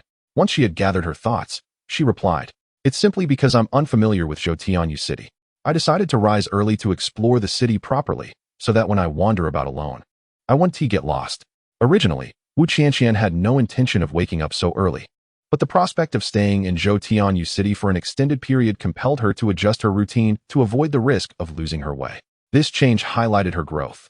Otherwise, her previous demeanor would have never allowed for such an early rise. Upon hearing Wu Qianqian's explanation, Chu Ling felt a profound sense of understanding, realizing the depth of the situation. Had it not been for the words spoken by Wu Qianqian, Chu Ling might have presumed that she had risen early for some other reason. How delightful to discover the truth. Just as I, too, intend to venture out. Shall we take a stroll together? With gentle warmth in his voice, Chu Ling extended the invitation. The fact that he bore no grudge regarding the events of the previous day left Wu Qianqian momentarily stunned, her heart swelling with uncontainable joy. A peculiar excitement coursed through her, and fearing a swift rejection from Chu Ling, she quickly replied, "Yes, that sounds wonderful." Once Wu Qianqian acquiesced, Chu Ling wasted no time, leading her out of the inn and onto the bustling streets. The innkeeper observed this scene with admiration, albeit with a twinge of regret for Wu Qianqian. Considering that Chu Ling's appearance was rather ordinary, unworthy of someone as exquisite as her. Yet, this was merely the innkeeper's private contemplation, kept to himself, for he was well aware of the need to maintain a profitable business relationship with Chu Ling. If he were to offend him, how could he expect to earn any spirit stones? Unbeknownst to them, as Chu Ling exited the inn, numerous powerful beings lurked in the shadows, keenly observing him. The fearsome nature of Chu Ling's pet from the previous day had made it impossible for these mighty entities to disregard his presence, compelling them to remain hidden and cautious. Having witnessed the pet's formidable power, even Hong Zhengnan found himself outmatched, let alone these other powerful figures, who could only conceal themselves in corners. As Chu Ling ambled down the street, he sensed an unusual atmosphere, though he could not quite articulate what felt amiss. Deep in thought, he continued forward in a daze. Noticing the perplexed expression on his face, Wu Qianqian grew curious and inquired directly, eager to discern what troubled him. Since Chu Ling had forgiven her previous extravagances, she had developed a profound concern for him, always seeking to understand his feelings at the first opportunity. Such attentiveness was her way of conveying her care. Thus, Wu Qianqian had transformed, embodying a new demeanor. Merely puzzled by the situation, Chu Ling responded, "There's nothing to worry about. Let us keep walking." He voiced his thoughts, attempting to dispel his own confusion. With that, he ceased to dwell on it, feeling uncertain yet again. This way, he would not dwell on the strangeness of it all. Wu Qianqian, sensing his reluctance to share further, chose not to press him, instead continuing to accompany him along their path. After all, she understood that unwarranted speculation could only serve to irritate him, and so, she remained obediently by his side. In the early morning, the streets of Zhoutianyu City were rather desolate, with most individuals indulging in breakfast within the confines of their homes. As they strolled along, Chu Ling and Wu Qianqian were treated to an array of breathtaking sights that left Chu Ling utterly astonished. He had never anticipated that the tranquil Zhoutianyu City could possess such exquisite beauty. However, just as Chu Ling and Wu Qianqian were immersed in the scenery, a sudden crash echoed through the air as a middle-aged man collided with Chu Ling. What was most astonishing was that Chu Ling remained steadfast, while the man was sent sprawling to the ground. Chapter 138. Luck. As Chu Ling gently touched his head, he contemplated unleashing a torrent of reproach upon the individual who had collided with him. However, upon raising his gaze, he was utterly taken aback to find that the person who had bumped into him had collapsed onto the ground. This unexpected turn of events left Chu Ling in a state of disbelief. Furthermore, he noted that the individual was a middle-aged man, seemingly frail and unable to withstand such an impact, which surprised Chu Ling immensely. Indeed, the unfortunate middle-aged man was none other than Hong Zhongnan, the head of the Hong family. In a mood of despondency, Hong Zhongnan had ventured out for a leisurely stroll, only to be unexpectedly knocked down by another. Moreover, given that he bore injuries, it was no wonder he had fallen so easily. Without hesitation, Chu Ling approached Hong Zhongnan, crouching beside him to inquire, "Are you all right?" Initially, Hong Zhongnan's spirits were already low, and this sudden collision only served to exacerbate his frustration. As he prepared to chastise the offending party, he was struck by the realization that the individual before him was none other than the beloved Chu Ling he had long yearned for. Instantly, the words he had intended to unleash were swallowed back into silence. Noticing Hong Zhongnan's lack of response, Chu Ling was momentarily taken aback, pondering whether the man had been rendered speechless by the encounter. Unsure of what to say, guilt washed over him, replacing any residual anger.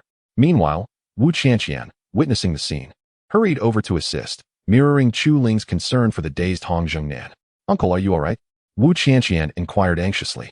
However, upon spotting Wu Qianqian beside Chu Ling, Hong Zhongnan's mood soured, and he began to speculate about the identity of this woman who appeared so close to Chu Ling. A sense of unease crept into his heart, prompting him to regard Wu Qianqian with caution. In response to Hong Zhongnan's unfriendly gaze, Wu Qianqian felt bewildered, completely at a loss as to why he regarded her with such animosity. If possible, she wished for an explanation from him. "I was perfectly fine until I saw her, and now I find myself in this predicament," Hong Zhongnan exclaimed, pointing at Wu Qianqian, his tone imbued with a sense of profound grievance. Should other powerful individuals witness Hong Zhongnan's behavior, they might well find it comical. In truth, his actions were driven entirely by concern for Hong Ruwei. Otherwise, he would not stoop to such petty tactics. Thus, Hong Zhongnan hoped that Hong Ruwei could comprehend his good intentions. At this moment, Wu Qianqian felt utterly speechless, never anticipating that Hong Zhongnan would speak of her in such a manner, leaving her unsure of how to respond and feeling a deep sense of injustice. Consequently, she cast a pleading glance at Chu Ling, silently hoping he might offer her some guidance. However, this was the first time for Chu Ling to encounter such a situation, leaving her at a loss for how to proceed. She could not fathom what offense Wu Qianqian had committed against Hong Zhongnan. Nevertheless, it was evident that the current predicament was indeed a result of her actions, especially given that Hong Zhongnan bore numerous wounds, undoubtedly inflicted upon him by another. After a moment of contemplation, Chu Ling discreetly conveyed to Wu Qianqian, "Qianqian, why don't you leave for now? I will attempt to soothe this gentleman." Upon hearing Chu Ling's message, Wu Qianqian felt a surge of displeasure, astonished that Chu Ling would side with another rather than herself. Yet, given the circumstances, Chu Ling found herself compelled to make such a choice. She hoped Wu Qianqian could understand her position, as it would alleviate Chu Ling's discomfort. Otherwise, she would be at a complete loss. Furthermore, they were in Zhoutianyu City, and as merely a foundational stage cultivator, Chu Ling could not afford to invite further trouble. This approach would allow her to minimize the situation's severity. In truth, Wu Qianqian was aware of Chu Ling's concerns, yet she remained obstinate. Otherwise, she would not have pouted in such a manner. Ultimately, seeing that Wu Qianqian remained unmoved, Chu Ling continued to communicate. Afterward, I will take you shopping, all right? Qianqian. It would be unwise for matters to escalate. With this, Wu Qianqian gradually softened, realizing that Chu Ling had her best interests at heart. Consequently, she rose, huffed at Hong Zhongnan, and departed alone. However, as she left, she could not resist glancing back at Chu Ling, her eyes shimmering with affection.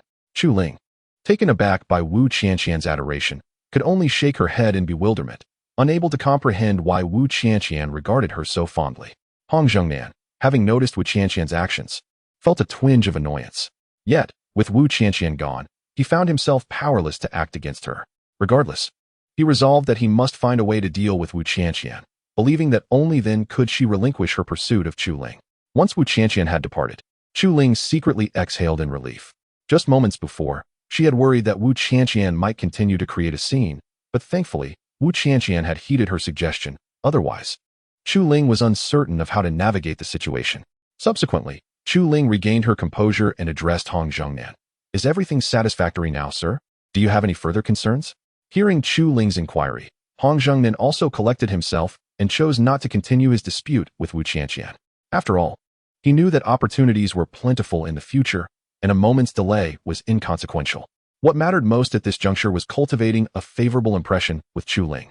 By doing so, he could foster a connection between Hong Ruwei and Chu Ling, ultimately leading to Chu Ling's affection for Hong Ruwei, thereby fulfilling Hong Zhongnan's objectives. To his astonishment, Hong Zhongnan found himself remarkably fortunate today, encountering such a delightful event immediately upon stepping outside. This unexpected fortune brought him immense joy, especially as Chu Ling, with her compassionate nature, chose not to abandon him in this moment. It was this very aspect that filled Hong Zhongnan with the greatest happiness. His fondness for Chu Ling grew increasingly profound. If it were possible, he would wish for nothing more than for her and Hong Ruwei to wed on the spot. Such an occurrence would undoubtedly alleviate the burdens that weighed upon his heart. Chapter 139. The Hong residence. Upon reflecting on this, Hong Zhongnan realized that he must hasten his pace. Only by doing so could he alleviate his numerous anxieties. Furthermore, ever since he had noticed Wu Qianqian, who accompanied Chu Ling, Hong Ruwei understood that there were undoubtedly more enchanting women surrounding him. Consequently, Hong Zhongnan felt an urgent need to secure this golden son-in-law, as it would grant him peace of mind. Otherwise, he would be consumed by an unbearable anxiety, fearing that he would awaken to find that Chu Ling had become someone else's. Thus, Hong Zhongnan quickly regained his composure and expressed his gratitude to Chu Ling, saying, "Thank you, young man. If it weren't for you, I would have truly faltered this time. By the way, what is your name?" With a faint smile gracing his lips, he aimed to win over Chu Ling at the earliest opportunity, for only then would his heart be at ease. Upon hearing Hong Zhongnan's words, Chu Ling smiled gently and replied, "My name is Chu Ling. I'm glad to see you are well." Relieved that Hong Zhongnan was not seriously harmed, Chu Ling felt a weight lift from his heart, as the tension he had previously experienced began to dissipate. After all, such unfortunate incidents were not something he wished to encounter. However, since the event had transpired, Chu Ling felt compelled to resolve the matter, lest he be burdened with guilt. Otherwise, he would be plagued by remorse, especially in the face of those who would turn a blind eye to suffering, which weighed heavily on his conscience. "Oh, so you are Chu Ling. I have no real reason to thank you, but why not come to my home for a visit? I would be delighted to host you," Hong Zhongnan exclaimed without a second thought. However, immediately after speaking, he became flustered, regretting his impulsive invitation. His heart raced with apprehension, fearing that Chu Ling might decline. After all, this invitation had been quite sudden, and Hong Zhongnan had only spoken out of urgency. This revealed just how anxious he was. Otherwise, he would not have blurted out such a hasty proposal. At that moment, Chu Ling found himself at a loss for how to respond to Hong Zhongnan's unexpected invitation, which left him deep in thought.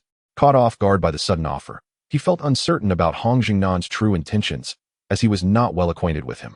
Thus, he felt a surge of anxiety, pondering what course of action to take next. However, after much contemplation, he ultimately remained uncertain. Finally, deciding to seize the moment rather than hesitate further, Chu Ling spoke up. "All right then, I shall come to your home for a visit." Initially, he had no intention of accepting the invitation, but with nowhere else to go, he felt compelled to agree.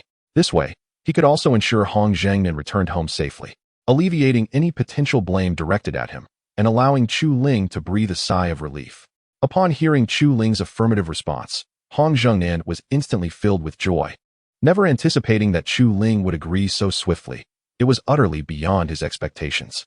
He had initially presumed that Chu Ling would decline, yet her acceptance nearly propelled him into a fit of exuberance. However, he ultimately composed himself, refraining from such impulsive behavior. He was acutely aware that if Chu Ling discerned his concealed intentions, he would find himself in a predicament. Thus, Hong Zhengnan could only suppress the excitement bubbling within him to avoid revealing his true feelings. Without indulging in further meaningless conversation, Chu Ling promptly led Hong Zhengnan toward her residence. With her assistance, they soon arrived at the entrance of the Hong estate. Upon gazing at the grand facade of the Hong residence, Chu Ling was taken aback, astonished that Hong Zhengnan resided in such opulence. A wave of shock washed over her as she internally mused, grateful she had not abandoned Hong Zhengnan, for the potential consequences were too daunting to contemplate. Should Hong Zhengnan become aware of her thoughts, he would undoubtedly have much to say regarding her pretentiousness, particularly given how she maintained her facade even in this moment. "Is this truly your home?" Chu Ling inquired, her voice laced with incredulity. She feared that Hong Zhengnan might be deceiving her, leading her to unwittingly offend him. A misstep she could not afford.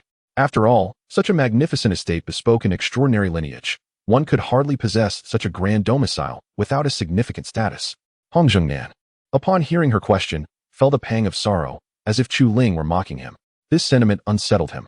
Initially inclined to retort, he reconsidered in light of Chu Ling's formidable beasts, which rendered him a mere subordinate in comparison, devoid of any means to contest.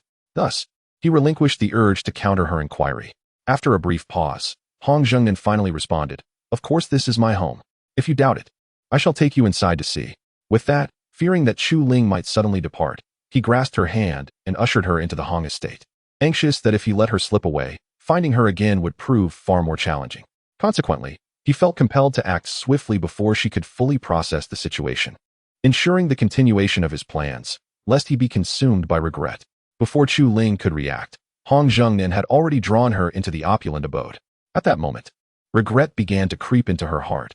Had she foreseen this turn of events, she would not have accompanied him, leaving her anxious about the potential fallout from this encounter. However, when Chu Ling was forcibly brought into the Hong residence by Hong Zhengnan, a sudden commotion interrupted her thoughts. "Greetings, master," the servants exclaimed in unison, their voices imbued with utmost respect. Upon hearing their words, Chu Ling instantly realized that Hong Zhengnan had not deceived her. He was indeed sincere. Yet, this revelation sparked profound skepticism within her. She pondered the identity of Hong Zhengnan and questioned how he came to possess such an illustrious estate. Chapter 140. Confusion. As Chu Ling found himself engulfed in perplexity, he was unexpectedly pulled into the room by Hong Zhengnan. With no other choice, Chu Ling had to follow closely, hoping to glean insights into the true nature of the enigmatic Hong Zhengnan. As they traversed the courtyard, Chu Ling observed his surroundings. And to his astonishment, he was taken aback by the opulence of the buildings and the lush flora, which seemed to be gilded with gold. The sheer magnificence of the estate left him utterly astounded. It was difficult to reconcile such grandeur with the notion that Hong Zhengnan was merely a minor figure. Gradually regaining his composure, Chu Ling ventured to inquire, "Uncle, what manner of person are you? Might you enlighten me?" Initially hesitant to voice his curiosity, the overwhelming confusion compelled him to ask. Moreover, he sought to extract some information from Hong Zhengnan. Upon hearing Chu Ling's question, Hong Zhengnan paused, his mind racing as he contemplated how best to respond without revealing his true identity. After all, had he intended to flaunt his status, he would have exuded an air of authority the moment he entered, rather than trailing behind Chu Ling like a sycophant. In that instant, a thought flickered within Hong Zhengnan's mind. He promptly replied, "In truth, I am a strategist for the city of Zhoutianyu, a mere wanderer who roams about in his leisure." A faint smile graced his features as he spoke. Were an ordinary person to witness Hong Zhengnan's demeanor, they would undoubtedly feel a sense of trepidation, for they understood the caliber of man he truly was. Chu Ling, at a loss for words, gradually found himself swayed by Hong Zhengnan's claims. Fearing that further suspicion might provoke the man, he chose to remain compliant and silent, recognizing that antagonizing him could lead to unfortunate consequences. Noticing Chu Ling's reticence, Hong Zhengnan did not linger and continued to guide him toward the hall, intent on nurturing a bond with Chu Ling. It was only through such camaraderie that he could successfully secure a union between his daughter and the young man. Clearly, Hong Zhengnan was deeply invested in his daughter's future, and his affection for Chu Ling was evident, especially given the impressive prowess of Chu Ling's companion beast. After a 10-minute walk under Hong Jingnan's guidance, Chu Ling settled into the hall. Strangely, as he took his seat, he felt a wave of serenity enveloping him, as if he were being gently prepared for a sudden ascension to the core formation stage. The experience left him in awe, and he marveled inwardly. What sort of place is this, endowed with such tremendous power? Upon this contemplation, Chu Ling was instantly struck by a mischievous thought, contemplating the idea of transporting the entire room back to his own abode. However, this notion remained merely a fleeting fantasy, as he dared not act upon it. It is worth noting that prior to the system's reactivation, specific admonitions had been issued to Chu Ling, cautioning him against engaging in any nefarious deeds. Failure to comply would result in the forfeiture of all his exchange points. Thus, Chu Ling could only entertain the thought, refraining from any tangible execution. As Chu Ling became lost in reverie, Hong Zhengnan initiated a casual conversation, inquiring, "Young man, do you have a partner?" His gaze was fixed intently upon Chu Ling, eager not to miss any subtle change in expression, curious to uncover the depths of Chu Ling's inner thoughts. Without much contemplation, Chu Ling candidly replied, "I currently have no partner. With my abilities and appearance, which woman would find me appealing?" He allowed a hint of self-deprecation to slip. Yet this sentiment truly reflected his innermost thoughts. In truth, Chu Ling was not inclined to seek companionship at that moment, as his focus was elsewhere, particularly given the unresolved vendetta weighing heavily upon him and the fact that his sister, Chu Yanran, had yet to be found. These burdens occupied Chu Ling's mind, compelling him to prioritize their resolution before contemplating other matters. However, upon hearing Chu Ling's response, Hong Zhengnan was suddenly elated, as if he had won a fortune. He could hardly contain his excitement. Could it be? This handsome young man has no partner? He exclaimed, feigning surprise while inwardly rejoicing. Fully aware that his plan had taken a significant step toward fruition, he believed that with a little more effort, Chu Ling would undoubtedly become his cherished son-in-law. The thought alone made Hong Zhengnan want to celebrate with fireworks. "Oh, which girl would ever fancy me? Uncle, please spare me your jesting." Chu Ling sighed in response. His earlier buoyancy was now overshadowed by a tumult of emotions, stirred by Hong Jingnan's remarks. It wasn't that Chu Ling was unwilling to pursue a relationship. Rather, since arriving in this world, no woman had shown an interest in him. Although surrounded by countless female acquaintances, these relationships were devoid of romantic sentiment, which contributed to his sense of disheartenment. This was the crux of his melancholy, a mere reflection of his own perceptions. Upon absorbing Chu Ling's words, Hong Zhengnan swiftly grasped the underlying nuances, realizing the intricacies of the situation. He found himself lamenting why his daughter, Hong Ruwei, had not mustered the courage to express her feelings directly to Chu Ling. This miscommunication left Hong Zhengnan vexed, contemplating a reprimand for his daughter. Nevertheless, he ultimately refrained from such actions, instead pondering how to ensnare Chu Ling further into his web. Only in this manner could Chu Ling ensure that he would not slip from his grasp, dutifully transforming into the ideal son-in-law. Observing Hong Jingnan's contemplative demeanor, Chu Ling was instantly perplexed, unable to comprehend the reason behind such an expression. This bewilderment left him astonished, and if circumstances permitted, he would have eagerly requested an explanation from Hong Zhengnan, as it would alleviate his confusion. With this thought in mind, Chu Ling refrained from hesitating and directly inquired, "Uncle, have you encountered some difficulties? You seem quite troubled." Upon finishing, he fixed his gaze intently on Hong Zhengnan, hoping for him to divulge the matter at hand. Chapter 141.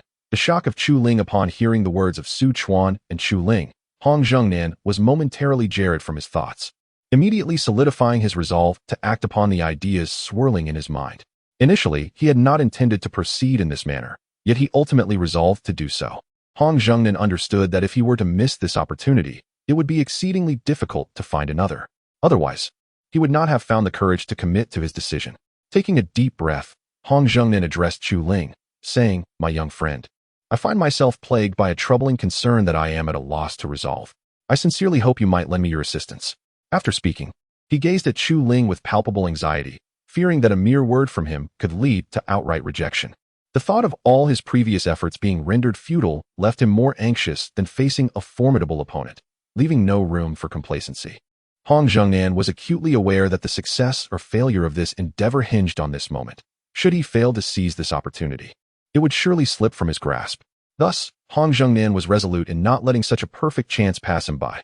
In response to Su Chuan and Hong Jingnan's words, Chu Ling furrowed his brow, utterly perplexed by Hong Jingnan's discourse. It was evident to Chu Ling that Hong Zhengnan wielded considerable power, far surpassing that of a mere foundation-building cultivator like himself. The manner in which Hong Zhengnan spoke only deepened Chu Ling's confusion. If possible, he wished to understand the circumstances behind this unusual request, as it would alleviate his uncertainty. Consequently, Chu Ling exhaled deeply and replied, "Uncle, given your vast influence, how could you possibly require my assistance? Furthermore, I fear I may not be able to fulfill your request." Initially, Chu Ling was curious about what Hong Zhengnan sought from him, yet upon reflection, he chose to reject the request outright, without a hint of hesitation. He recognized that what Hong Zhengnan was about to propose was no trivial matter, and honesty compelled him to decline firmly. In doing so, he safeguarded himself from potential dangers. Who could predict what complications might arise from accepting such a request? Thus, having come to this conclusion, Chu Ling opted to refuse Hong Zhengnan without further inquiry, believing that this decision might ensure his safety. Otherwise, he feared he might become ensnared in Hong Zhengnan's schemes. This left Hong Zhengnan utterly taken aback. He had not anticipated such a decisive rejection from Chu Ling. He had assumed there would be room for negotiation, but it became clear that Chu Ling was not inclined to engage in discussions. This realization ignited a sense of urgency within Hong Zhengnan as he contemplated how to persuade Chu Ling to acquiesce, hoping to secure a favorable response that would prevent outright refusal. In a moment of turmoil, Hong Zhengnan found himself overwhelmed by a myriad of thoughts. Yet, after much contemplation, he realized that he had no viable solutions, which filled him with profound frustration. He then spoke earnestly, "Dear friend Chu Ling, I implore you to assist me in this matter. Apart from seeking your help, I cannot fathom anyone else who might come to my aid. Would you be magnanimous enough to lend a hand to this old man?" After uttering these words, Hong Zhengnan cast a despondent glance at Chu Ling. At that moment, he felt utterly lost for words. A sense of despair etched across his face. After all, if Chu Ling were to refuse, all of his previous efforts would be rendered futile. Thus, in a bid to prevent his hopes from dissolving into nothingness, Hong Zhengnan could only beseech Chu Ling, hoping for a favorable response. Chu Ling, perceptive as ever, recognized that Hong Zhengnan must be facing a grave situation to express himself in such a manner. Otherwise, why would he behave so desperately? This thought deterred Chu Ling from making a hasty decision. Having spent considerable time in this world, he remained vigilant, aware of which matters warranted acceptance and which did not. Witnessing Hong Zhengnan's earnest plea only reinforced Chu Ling's conviction that there was indeed something significant at stake, thus making it improbable for him to acquiesce. However, just as Chu Ling was preparing to decline, a sudden notification from the system echoed in his mind. Ding. Sensing the host's compassion, a temporary mission has been issued. Agree to assist Hong Zhengnan and complete the task. Upon completion, you shall be rewarded with the 3rd level of the Devouring Sky Demon Technique. Failure will result in a loss of 1 level. Upon hearing this, Chu Ling's expression darkened. He had never anticipated the system would disrupt him at such a critical juncture. This unexpected turn of events left him utterly bewildered. Yet, with the task already issued, he found himself with no chance to refuse. The frustration within him grew, and he wished he could unleash his anger upon the system to vent his dissatisfaction. However, the mission had been set, compelling him to comply. Moreover, the prospect of losing a level in the Devouring Sky Demon Technique was intolerable for anyone. Thus, with a heavy heart, Chu Ling asked, "Uncle, please explain what assistance you require. I shall consider it." Ultimately, he chose to acquiesce, unable to withstand the system's formidable power. Under different circumstances, he would have remained resolute in his refusal. Instantaneously, Hong Zhengnan's despair transformed into elation. He had not anticipated that Chu Ling would inexplicably agree to help him, leaving him momentarily speechless. He could scarcely believe his own ears, feeling as though he had misheard. Suddenly, Hong Zhengnan, filled with disbelief, inquired of the mobile game player Chu Ling, "Is what your brother said true? Are you truly considering it?" His eyes sparkled with boundless excitement. The mere nod from Chu Ling would propel him into a state of elation. After all, this was a once-in-a-lifetime opportunity, and whether he could reel in a remarkable son-in-law hinged upon Chu Ling's response. Hence, the source of Hong Zhengnan's fervor lay in this very reason. He had prepared for so long and was unwilling to relinquish this chance, especially since Chu Ling's remarkable abilities only intensified Hong Zhengnan's admiration. Chapter 142. Compromise. Observing Hong Zhengnan's fervent demeanor, Chu Ling found himself at a loss for words. His heart brimmed with speechlessness. Were it not for the sudden task issued by the system, he would have categorically refused. Even now, he remained unaware of the exact assistance Hong Zhengnan sought, leaving him in a state of deep contemplation, endlessly pondering what was required of him. With a sense of resignation, he finally spoke. "Please, uncle, what exactly do you wish for my assistance with?" His tone was laced with a profound sense of regret, as thoughts of the system's recent pronouncement dampened his spirits. Alas, even if he wished to decline the matter, he found himself compelled to acquiesce. Upon hearing Chu Ling's words, Hong Zhengnan promptly adjusted his demeanor, striving to mask his excitement. He understood that once Chu Ling became his golden son-in-law, he could not afford to appear diminished in stature. Thus, he quickly adopted a more composed expression, gazing at Chu Ling with an unusual intensity. Without further ado, he began, "Young friend Chu Ling, this matter is not particularly arduous for you. My daughter has grown up and remains unmarried, which causes me great concern.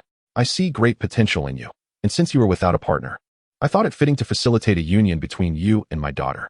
I implore you to consider it." Following this declaration, Hong Zhengnan looked at Chu Ling with eager anticipation, hoping for his agreement. The success of his endeavor hinged on this moment, and he felt a palpable tension, aware that a rejection from Chu Ling would render all his previous efforts futile, filling him with a sense of resentment. If only Hong Zhengnan knew that Chu Ling felt an obligation to comply, his reaction would likely have been one of astonishment. Stunned by Hong Zhengnan's request, Chu Ling's gaze fixated on him in disbelief, struggling to accept that such a proposition had been made. He knew well that not every woman would capture his interest. "Uncle, surely you jest?"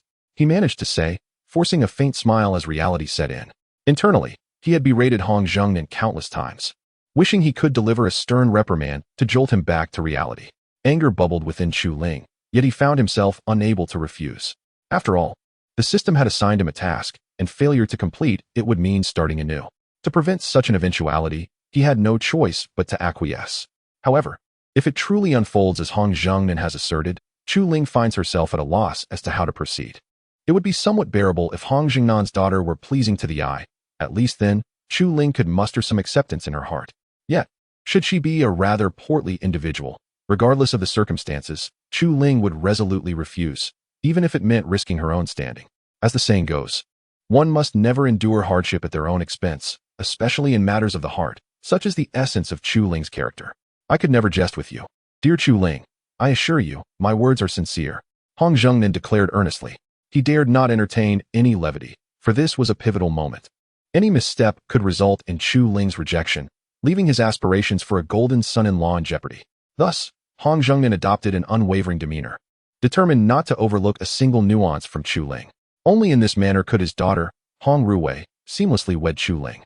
Furthermore, he envisioned that such an alliance would grant him a sense of authority within the Zhou Tianyu city, where none would dare to voice dissent. With this thought, Hong Zhengnan's heart brimmed with elation. Had Chu Ling not been present, he might have even commenced a celebratory feast. After the confirmation, Chu Ling found herself at a loss for words, her heart heavy with bitterness. Even if she wished to decline, the circumstances compelled her to acquiesce. Confronted with such a predicament incited a desire within her to strangle the system that had orchestrated this. Had it not been for the system's abrupt intervention, she would never have consented. Now, it seemed, refusal was no longer an option.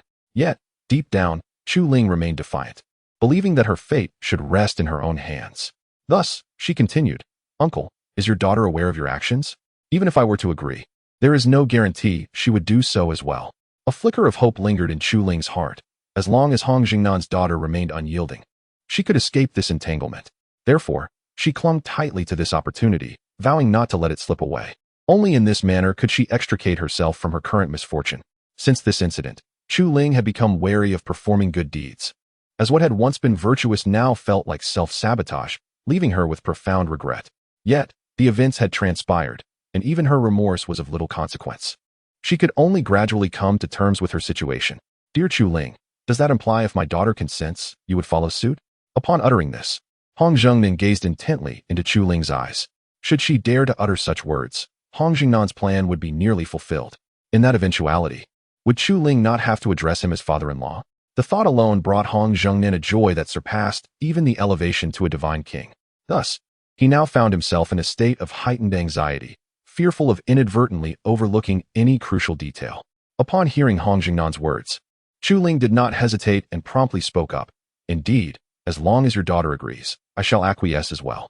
We can give it a try, but remember, it is merely an experiment, not a definitive commitment."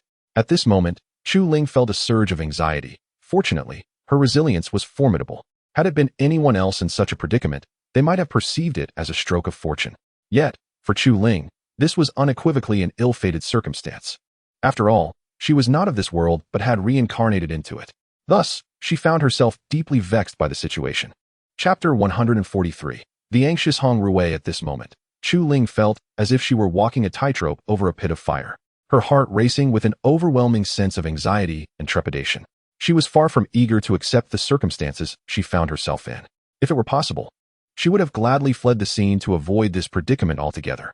However, Chu Ling was trapped in her situation, unable to escape and forced to endure. Upon hearing Chu Ling's words, Hong Zhengnan immediately sprang to his feet, his eyes wide with disbelief. Once he realized that Chu Ling spoke the truth, an elation washed over him, akin to tasting the sweetest honey. He was still savoring her words, his excitement palpable. Hesitantly, he inquired, "Dear friend Chu Ling, are your words truly sincere?" Hong Zhengnan remained in a daze, still basking in the thrill of the moment. If Chu Ling were to agree, it would resolve all matters, enabling him to reveal his true form without hesitation. Meanwhile, Chu Ling felt an overwhelming sense of helplessness, compelled by the system to acquiesce, a situation she would have otherwise avoided. With a subtle nod, Chu Ling confirmed her earlier statement, all the while silently praying that Hong Zhengnan's daughter would decline. The thought of such an outcome sent a wave of anxiety coursing through her. "Please, do not agree.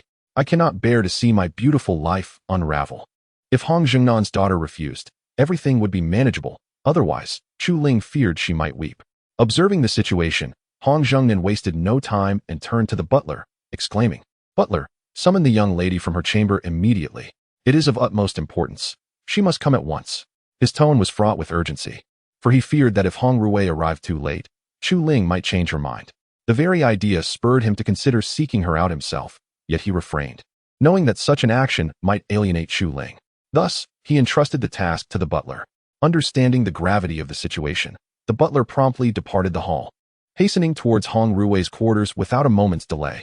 He was acutely aware that any hesitation on his part could jeopardize the entire affair, and he knew full well that Hong Zhengnan would not forgive him if he did. To prevent such a calamity, the butler moved with the swiftness of an eagle, as if rushing to fulfill a vital destiny. After his departure, Chu Ling's demeanor shifted, her smile vanished, replaced by an uneasy expression. Encountering such a predicament was indeed unfortunate. She mused inwardly, her gaze sharpening with resolve.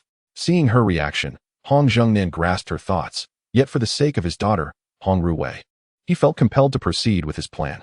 Even if Chu Ling harbors resentment towards herself, Hong Zhengnan must act in this manner. Moreover, Hong Zhengnan firmly believes that this is the key to the rise of the Hong family, and he cannot afford any missteps. As a formidable figure, Hong Zhengnan perceives the world through a distinct lens, privy to numerous highly confidential matters. Thus, the rationale behind his actions becomes evident. Otherwise, how could he possibly proceed in such a way?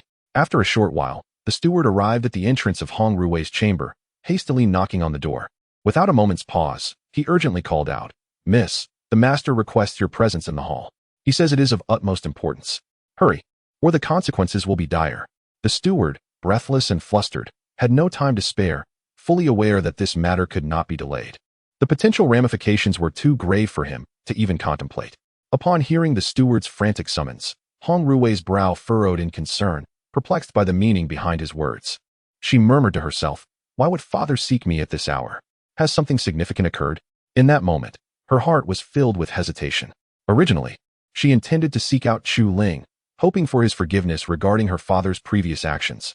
However, with Hong Zhengnan's urgent summons, it was clear that he had something of great importance to discuss, compelling her to abandon her prior intentions. After a brief but simple preparation, Hong Rui opened the door and inquired, "Steward, what has happened to my father?" Her tone was laced with confusion, eager to understand the urgency behind Hong Zhengnan's summons. This left her in a state of bewilderment, and if possible, she wished for the steward to clarify the situation for her. Yet, the steward, equally at a loss for words, replied anxiously, "I do not know what has transpired, Mississippi. Please do not ask any further. Just hurry to the hall. If this escalates, I shudder to think of the consequences." His tone was imbued with a sense of desperation. After all, if they were too late, it would be he who would suffer the repercussions. The steward was well aware of Hong Zhengnan's stature. He was a figure whose mere stomp could shake the very foundations of the entire Zhou city. For someone of such prominence, the steward could not afford to offend. Hence, the source of his anxiety was clear. Otherwise, he would have taken his time to explain the matter to Hong Rui rather than express such urgency. At this point, Hong Ruwei understood that something grave must have occurred. Otherwise, the steward would not be behaving in such a frantic manner.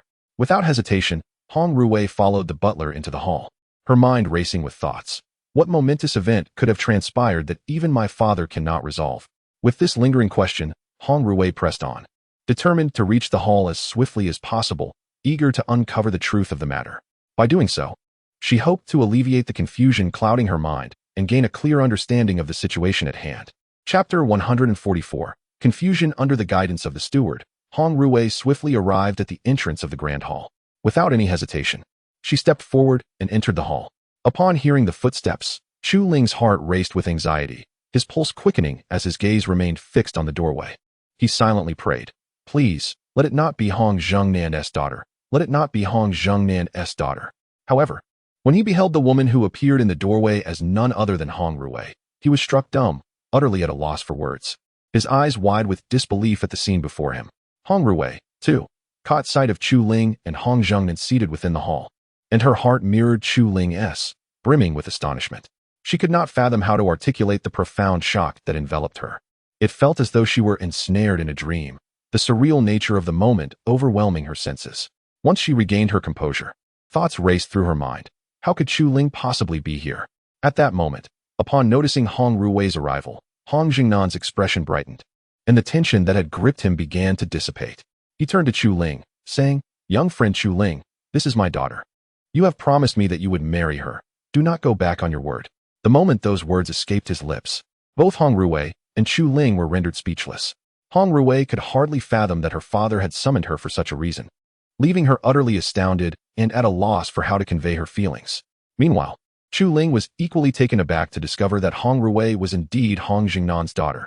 The unexpected nature of this revelation left him feeling as if he were the butt of a cruel joke, and though he was uncomfortable with the situation, his astonishment overshadowed his discomfort.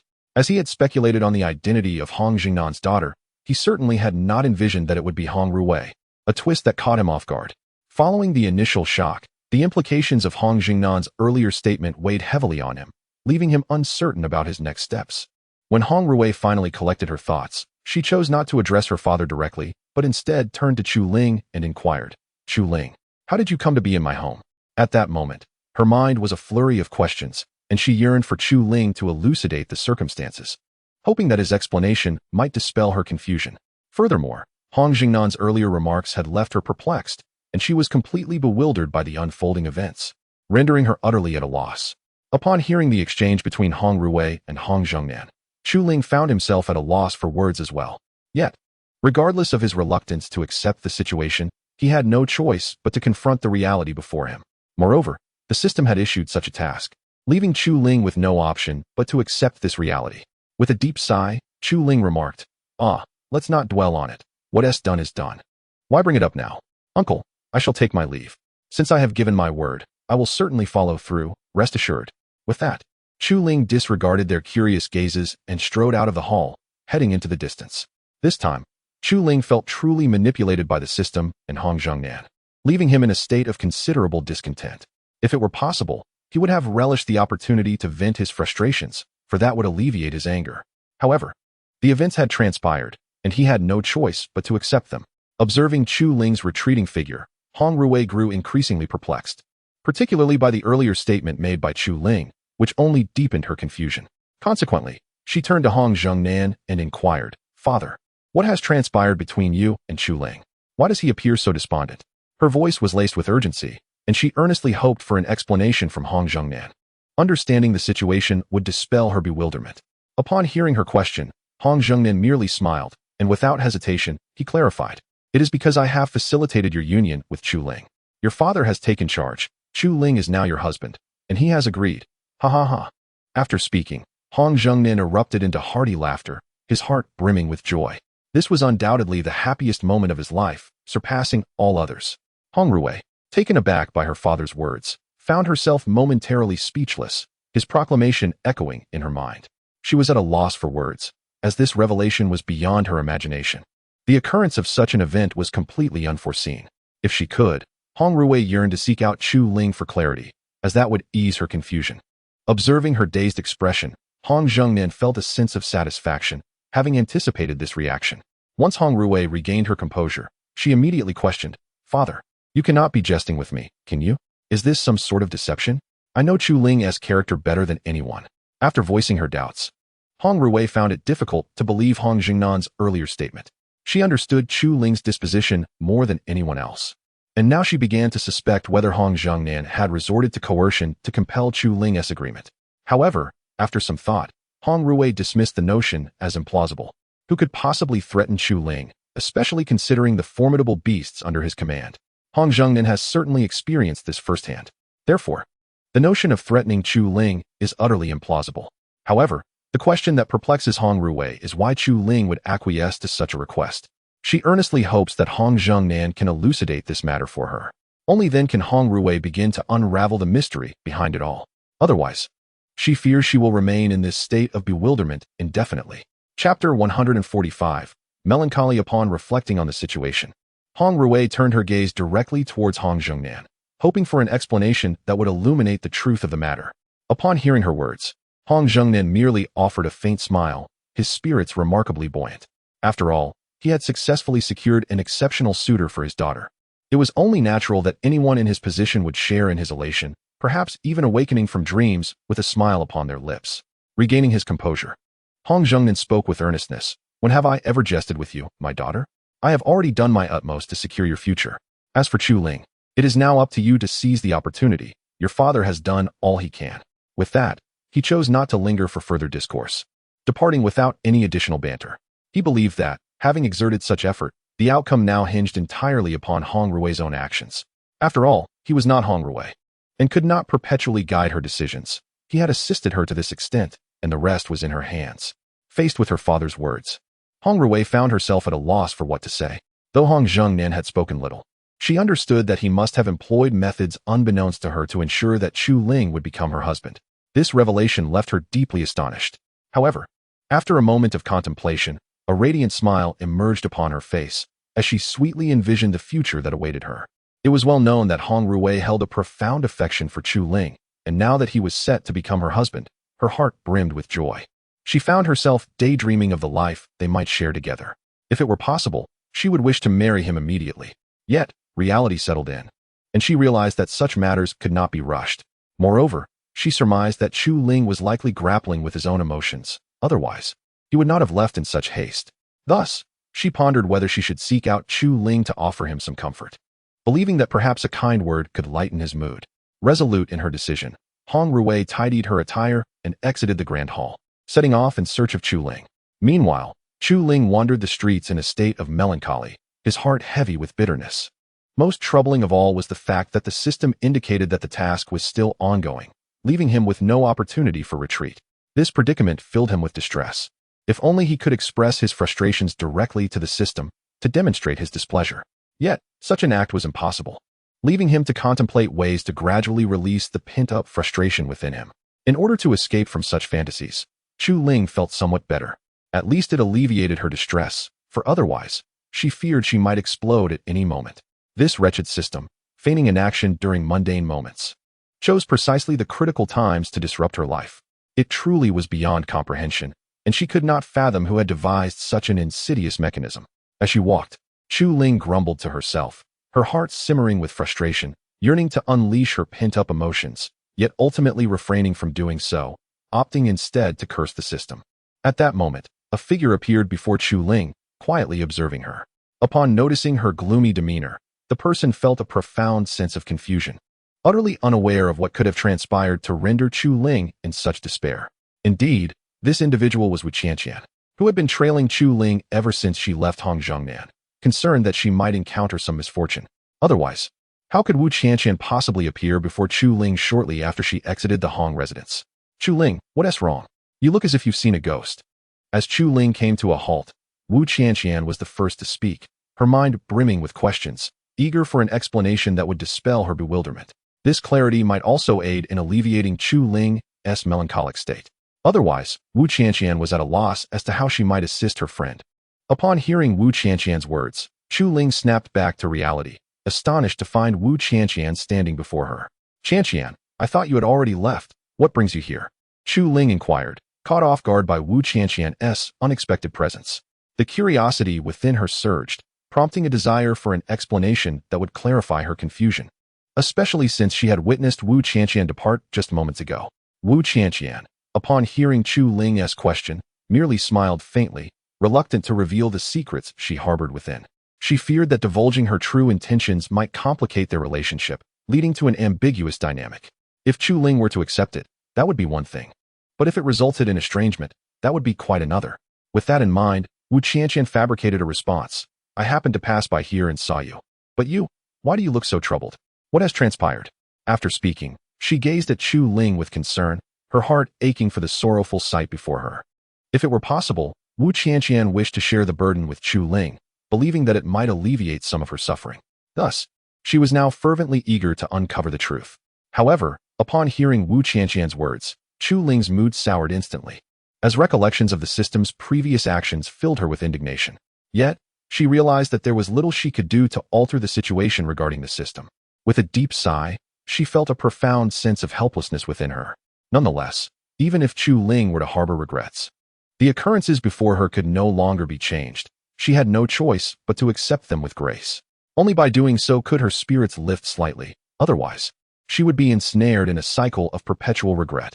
As the saying goes, nostalgia is often the most excruciating of experiences, and therein lies the truth. Chapter 146. Coincidence. Upon reflecting on this, Chu Ling seemed to have reached a profound understanding. The heaviness in her heart dissipated, replaced by a sense of liberation. With a forced smile, she remarked, "It's nothing, just some unhappy memories that crossed my mind."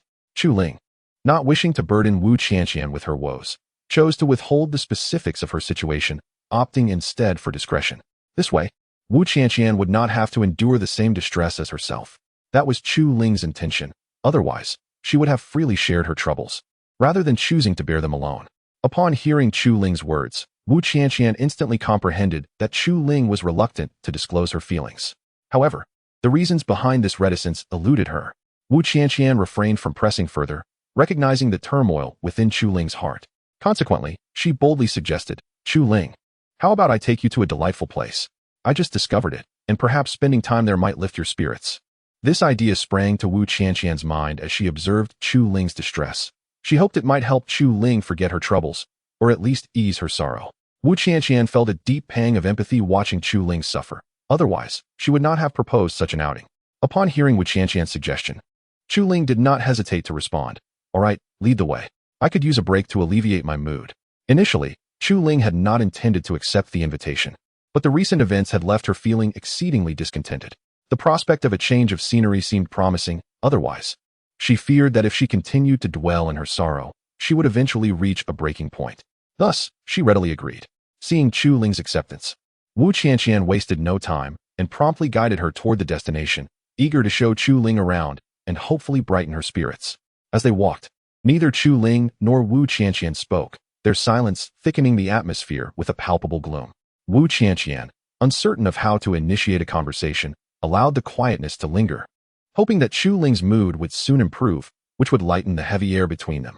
After a 10-minute stroll, Wu Qianqian successfully led Chu Ling to the enchanting location. Upon witnessing the breathtaking scene before her, Chu Ling was utterly astonished. She had never anticipated that such a serene and picturesque place could exist just outside the walls of Zhoutian Imperial City. The enchanting spot was none other than the tranquil bank of a lake, situated not far from the city itself. When Wu Qianqian arrived at the U City last Sunday, she was already aware of this place, but she had not found the time to visit and unwind. Now, the opportunity presented itself, and Wu Qianqian could hardly let it slip away. Moreover, she hoped that this serene lake would elevate Chu Ling's spirits, at least preventing him from feeling as dejected as before. "What do you think? This place is wonderful for relaxation," she remarked, her voice imbued with a gentle warmth, reminiscent of a wife speaking to her husband. Upon hearing Wu Qianqian's words and feeling the calming ambience, Chu Ling found his mood lightening, at least momentarily allowing him to forget his troubles and feel a sense of tranquility. How did you discover this place?" Chu Ling inquired, nodding in appreciation. The serene lake stirred his emotions, alleviating the restlessness he had previously felt, as if he were merging with the water itself, which was a delightful sensation. "I stumbled upon it while exploring earlier, so I thought I would bring you here. Isn't it lovely?" she replied with a playful giggle. Seeing Chu Ling relax brought a sense of relief to Wu Qianqian's heart, and she felt a surge of happiness at his smile. It was as if their souls were intertwined, creating a dreamlike connection. Indeed, it is splendid. Thank you, Qianqian. Without you, I might have remained in a state of gloom. Chu Ling expressed, a smile gracing his lips. He was captivated by the beauty around him, wishing he could reside here indefinitely to escape his troubles. However, he knew such a desire was merely a fantasy, as he had many obligations awaiting him. Thus, this brief reprieve was all he could afford. Yet he treasured the tranquility of the moment, believing it essential for his gradual recovery. Noticing Chu Ling's relaxed demeanor, Wu Qianqian felt a sense of relief as well and settled beside him, quietly accompanying him in his relaxation. The scene before them resembled that of a couple, perfectly matched in both talent and beauty, eliciting envy from onlookers. As Chu Ling's mood improved, he gently asked, Qianqian, what are your plans moving forward? How is everything with the Langlang Tianzong? When will you report there? Contemplating the next steps, Chu Ling gazed at Wu Qianqian with curiosity, hoping she would provide clarity so he could make his own plans accordingly. Moreover, Chu Ling yearned to swiftly elevate her own prowess, for such an enhancement would enable her to ardently seek retribution. However, the predicament surrounding Wu Qianqian confounded Chu Ling, rendering her unable to take action. Coupled with the recent events that had transpired, a sense of vexation enveloped her, igniting a strong desire to resolve all these pressing issues. In this manner, Chu Ling believed she could free herself from the burdens of these trivial matters. Chapter 147. Future plans. With this thought in mind, Chu Ling turned his gaze directly towards Wu Qianqian, seeking a response from her. Only in this manner could Chu Ling proceed with his arrangements. Moreover, he believed that this was the only way to swiftly enhance his own capabilities. Upon hearing Chu Ling's words, Wu Qianqian immediately regained her focus, contemplating her next course of action. Aware that Chu Ling wished to avoid any further delays, she began to ponder deeply.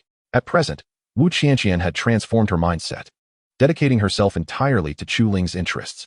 Ever since her arrival at Zhou Tianyu City, coupled with the earlier challenges concerning spirit stones, she had developed profound feelings for Chu Ling. However, she found herself at a loss as to how to articulate these emotions. It was rather peculiar. Yet she cherished this sentiment immensely. Consequently, Wu Qianqian began to contemplate how best to proceed. Noticing Wu Qianqian deep in thought, Chu Ling chose not to interrupt her, patiently awaiting her response without pressing her. This matter was of utmost importance to him, and he dared not exhibit any negligence. After a period of reflection, Wu Qianqian finally spoke. Chu Ling, I certainly intend to become an elder at the Langlang Tian sect, just as I mentioned before. You should come along as well. By doing so, you will have the opportunity to learn the sect's techniques and enhance your strength. What do you think?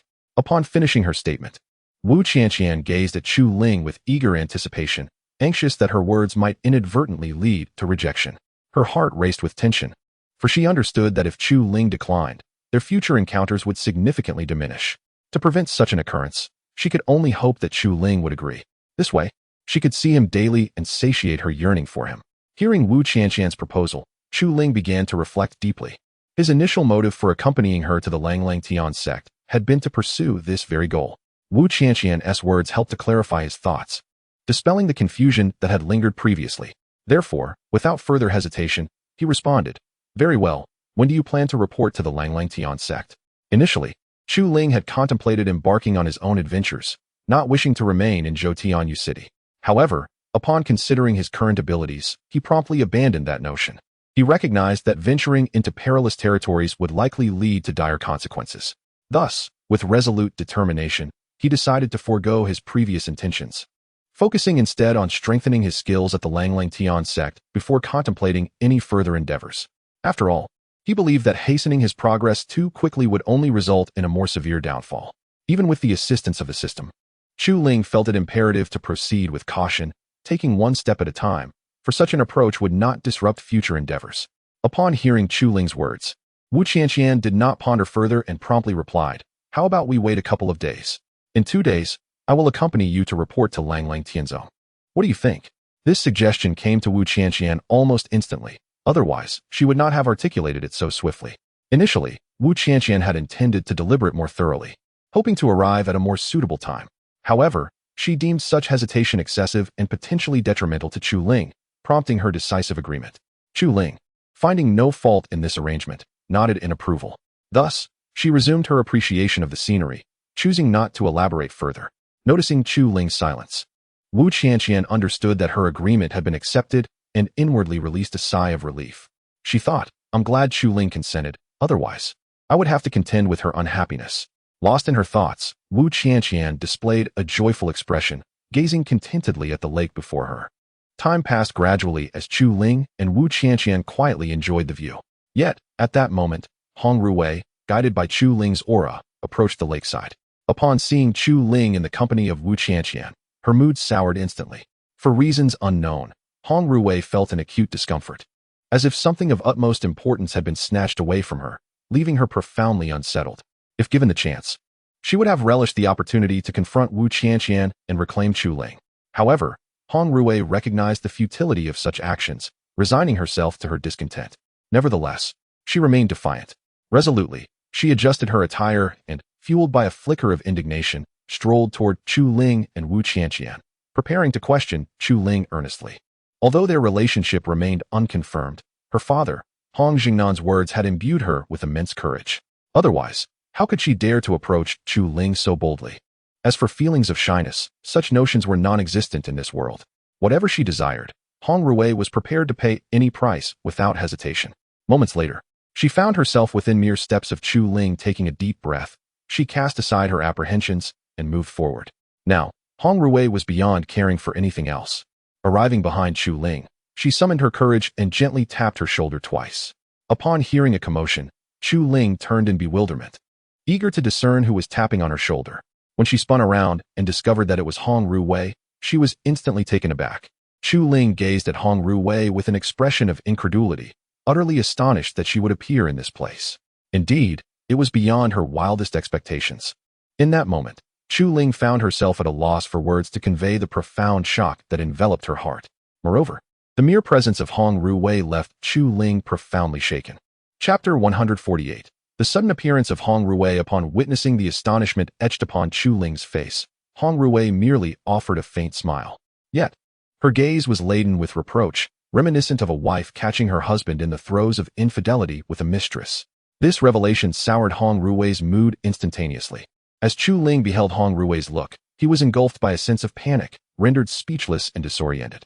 His mind became a blank canvas, devoid of coherent thought, as if he had lost the very ability to reason. Nearby, Wu Qianqian noticed Chu Ling turning his head, as if captivated by something, and instinctively followed suit to discern what had captured his attention. To her astonishment, she discovered that it was indeed Hong Ruwei who had arrived, leaving Wu Qianqian utterly flabbergasted by her unexpected presence. Thus, Wu Qianqian boldly inquired, "Hong Ruwei, what brings you here?" At that moment, her mind was filled with a myriad of questions. If only she could coax an explanation from Hong Ruwei, perhaps the cloud of confusion would lift. The suddenness of Hong Ruwei's appearance had taken her by surprise, leaving her pondering the serendipity of the situation. Hearing Wu Qianqian's query, Hong Ruwei simply smiled gently before refocusing her attention on Chu Ling. Taking a deep breath, she addressed him, "Come here for a moment. I need to speak with you."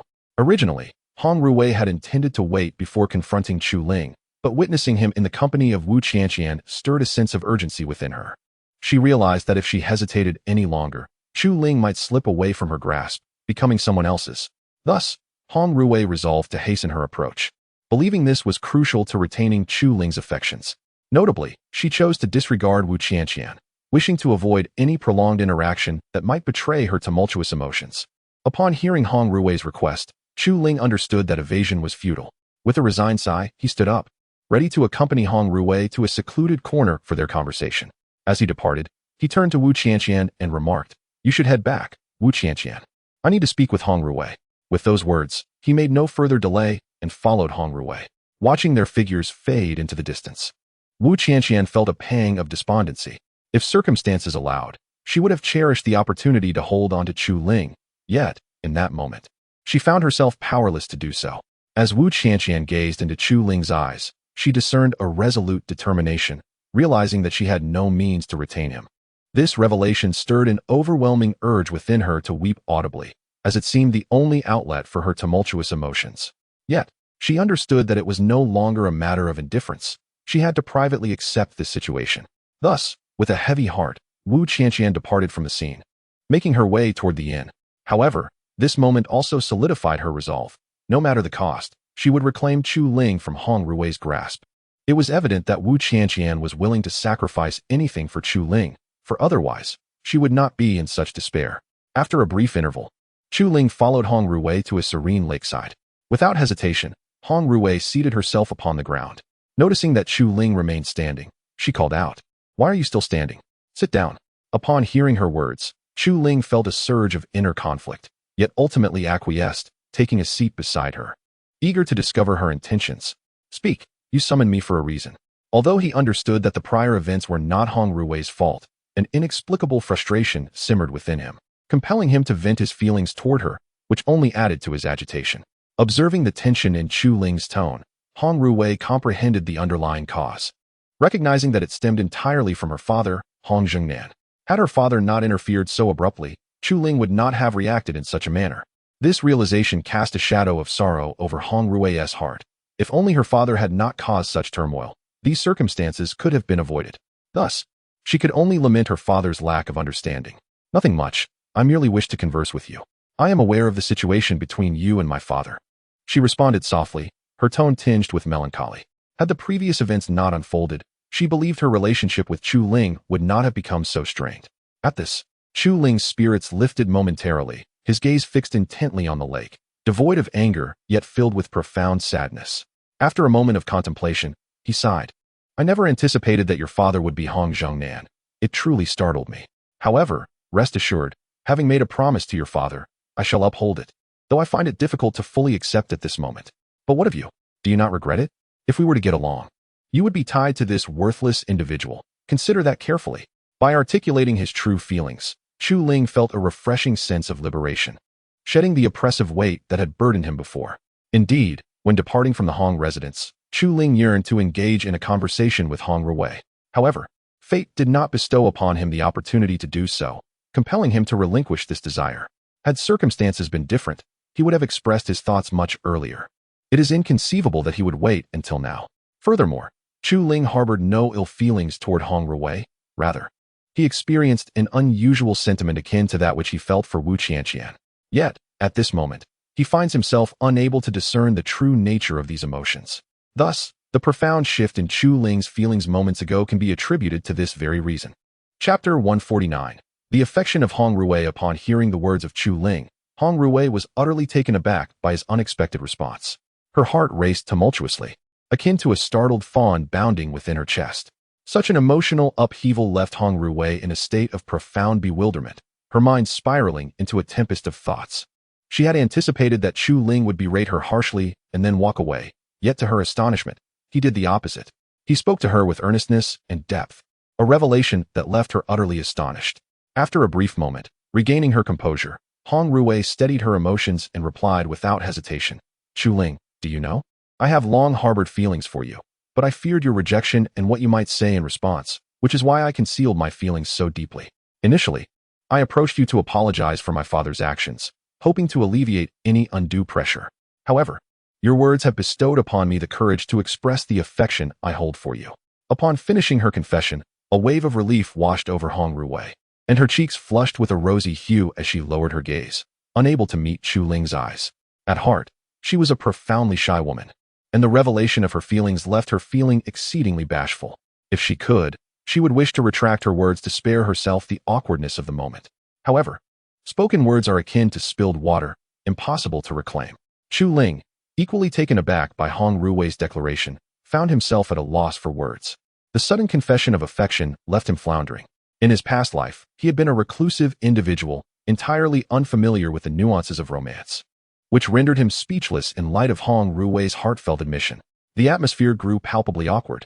After what felt like an eternity, Chu Ling exhaled deeply and finally spoke. "Ruwei, are you certain you are not jesting with me?" Though he had not intended to express such uncertainty, he felt compelled to seek clarification. This moment underscored his profound confusion regarding matters of the heart. Having never experienced love in his previous life, he was ill-equipped to navigate such emotions, leaving him in a state of complexity that words could scarcely convey. Upon hearing Chu Ling's words, Hong Ruwei immediately responded, "I am certainly not joking. Everything I say is true. You must believe me." After speaking, Hong Ruwei fixed her gaze upon Chu Ling with an intensity that seemed to convey her unwavering resolve. She understood that should she miss this opportunity, she would irrevocably lose Chu Ling. Therefore, to prevent such a loss, she steeled herself, refusing to waver any longer. Hesitation would only lead to defeat, a truth that Hong Ruwei grasped well. In response, Chu Ling gazed deeply into Hong Ruwei's eyes, and, upon recognizing her steadfast determination, let out a silent sigh. He realized that there was no escaping this situation. He could only face it courageously. Otherwise, he would be at a loss regarding how to interact with Hong Ruwei in the future within the confines of Zhoutianyu City. Moreover, he was certain that they would inevitably meet again. If such an awkward situation were to arise, what would he even say then? Thus, Chu Ling contemplated resolving these matters entirely to restore the tranquility that once characterized their relationship. Consequently, without further deliberation, he spoke again. Well, since things have reached this point, I would like to hear your thoughts. If we truly harmonize, then I believe we can move forward. You know my character. I am not one to force matters. So, please consider this carefully. Initially, Chu Ling had not intended to express himself in this manner, yet after doing so, he felt an unexpected sense of relief. Perhaps this was the only way to convey his feelings to Hong Ruwei. After all, he harbored no ill feelings towards her and was genuinely willing to explore this path. Hearing Chu Ling's words, Hong Ruwei gradually calmed her heart, realizing that her excitement was now futile. Moreover, Chu Ling's message was crystal clear. He was offering her a chance. Whether she could seize this opportunity was entirely up to her. Thus, Hong Ruwei fortified her determination, understanding precisely what she needed to do next. Without hesitation, she declared resolutely, I understand your meaning now, and I know how to proceed. Thank you, Chu Ling, for granting me this opportunity. I will seize it and not disappoint you. Seeing the unwavering determination on Hong Ruwei's face filled Chu Ling with a sense of comfort. At least she comprehended his intentions, alleviating the immense pressure he felt. Chu Ling now recognized that their relationship had been solidified, and whether it could flourish would depend on the fate of both him and Hong Ruwei. By the way, Chu Ling, could you tell me what you and Wu Qianqian were doing by the lake? As your fiancé, I believe I deserve to know. Suddenly, Hong Ruwei was struck by a thought and promptly articulated it. However, upon finishing her statement, she felt a wave of embarrassment wash over her, causing her to lower her gaze and avoid making direct eye contact with Chu Ling. She feared that her recent inquiry might provoke Chu Ling's ire, and the thought of being cast aside in a moment of displeasure was daunting. Thus, at this moment, Hong Ruwei felt an overwhelming trepidation towards Chu Ling, for the reins of control rested firmly in Chu Ling's hands, leaving her to passively endure the situation. Chapter 150. A clear conscience. Upon hearing Hong Ruwei's words, Chu Ling felt a certain resistance towards her. After all, this was the first time their relationship had been confirmed, and the abruptness of it all was somewhat challenging for Chu Ling to accept. Nevertheless, he ultimately took a step forward, realizing the importance of explaining things to Hong Ruwei, believing that it might alleviate her concerns. With this thought in mind, Chu Ling ceased his hesitation and spoke directly. Actually, after leaving the Hong residence, I encountered Wu Qianqian. She noticed my gloomy demeanor and decided to bring me here to lift my spirits. Nothing more happened. Upon finishing, Chu Ling's gaze was filled with determination, devoid of any hint of hesitation. He had done nothing wrong, which left no room for evasion. A clear conscience was Chu Ling's guiding principle. Otherwise, he would not have garnered the affection of so many women. Even if he wished to alter his previous thoughts, it was now impossible, as their relationship had already been established. Any hope of changing Chu Ling's mind was utterly futile. Hearing his words, Hong Ruwei was taken aback, astonished that Chu Ling would speak so candidly to her. This revelation deepened her feelings for him, and a gentle smile graced her lips. In response to Hong Ruwei's inquiries, Chu Ling chose not to elaborate further. Had it been any other woman, she would likely have posed similar questions to her partner. Thus, his calm demeanor stemmed from this understanding. I see, but you must keep your distance from Wu Qianqian. Whenever I see you with her, I can't help but feel a deep discomfort, Wu Qianqian expressed after a moment, openly sharing her feelings without fear of ridicule, fully aware of the relationship that had been established between herself and Chu Ling. Upon hearing her words, Chu Ling nodded, indicating that he understood and that further explanation was unnecessary. Wu Qianqian found comfort in his acknowledgement.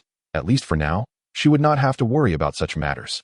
There was a sense of satisfaction within her, and if circumstances permitted, she would have loved to kiss Chu Ling.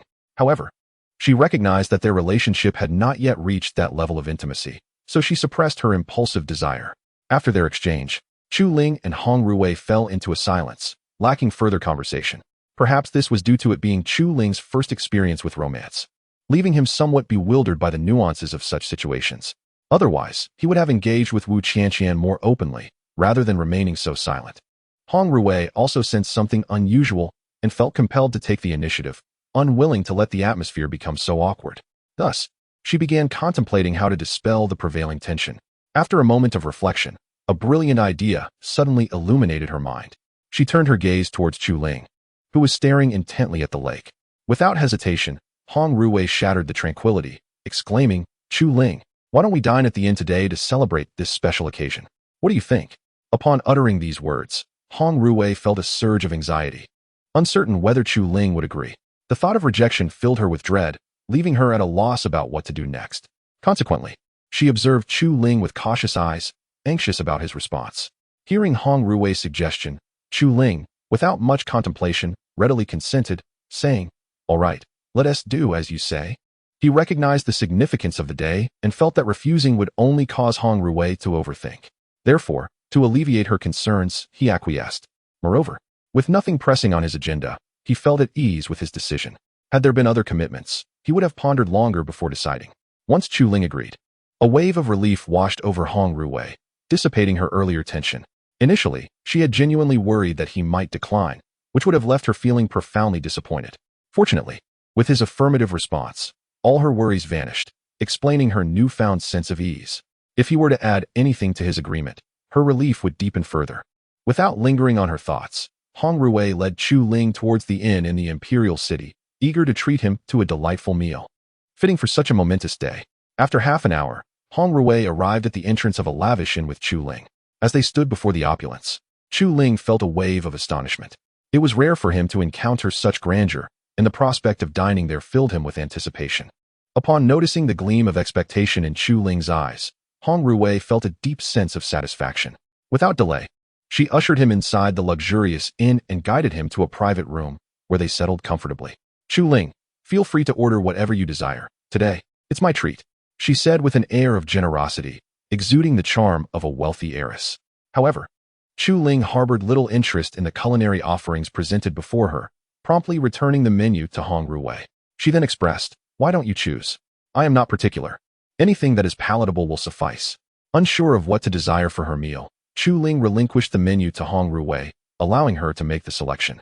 After all, Chu Ling was well aware that this time it would undoubtedly be Hong Ruwei footing the bill. Therefore, as a guest, she felt it inappropriate to overshadow Hong Ruwei's generosity and thus opted to let her decide. Under different circumstances, Chu Ling would not have acted in such a manner. Chapter 151. The confusion of Chu Ling upon receiving the menu back from Chu Ling. Hong Ruwei did not dwell on it for long and earnestly began to select the dishes. She appeared utterly focused, anxious that her choices might not align with Chu Ling's palate. Observing her earnest demeanor, a faint smile graced Chu Ling's lips. As she mused to herself, "I never anticipated that Hong Ruwei would be so endearing when she was serious." In that moment, Chu Ling held a profound admiration for her, wishing that this delightful interaction could persist indefinitely. If only time could stand still, allowing her to savor these precious moments without their slipping away. Of course, this was but a fanciful dream. The weight of significant responsibilities loomed over Chu Ling, making her deeply cherish such splendid times. Once Hong Ruwei had meticulously selected the dishes, the two fell into a tranquil wait for their meal to be prepared. Throughout this interlude, a joyful smile remained etched on Hong Ruwei's face, as if her heart brimmed with happiness. Chu Ling, taken aback by this delightful side of her, found herself utterly captivated. After a while, a thought crossed Chu Ling's mind, and she returned to reality, inquiring, "By the way, Ruwei, how is it that you are the young lady of the Hong family?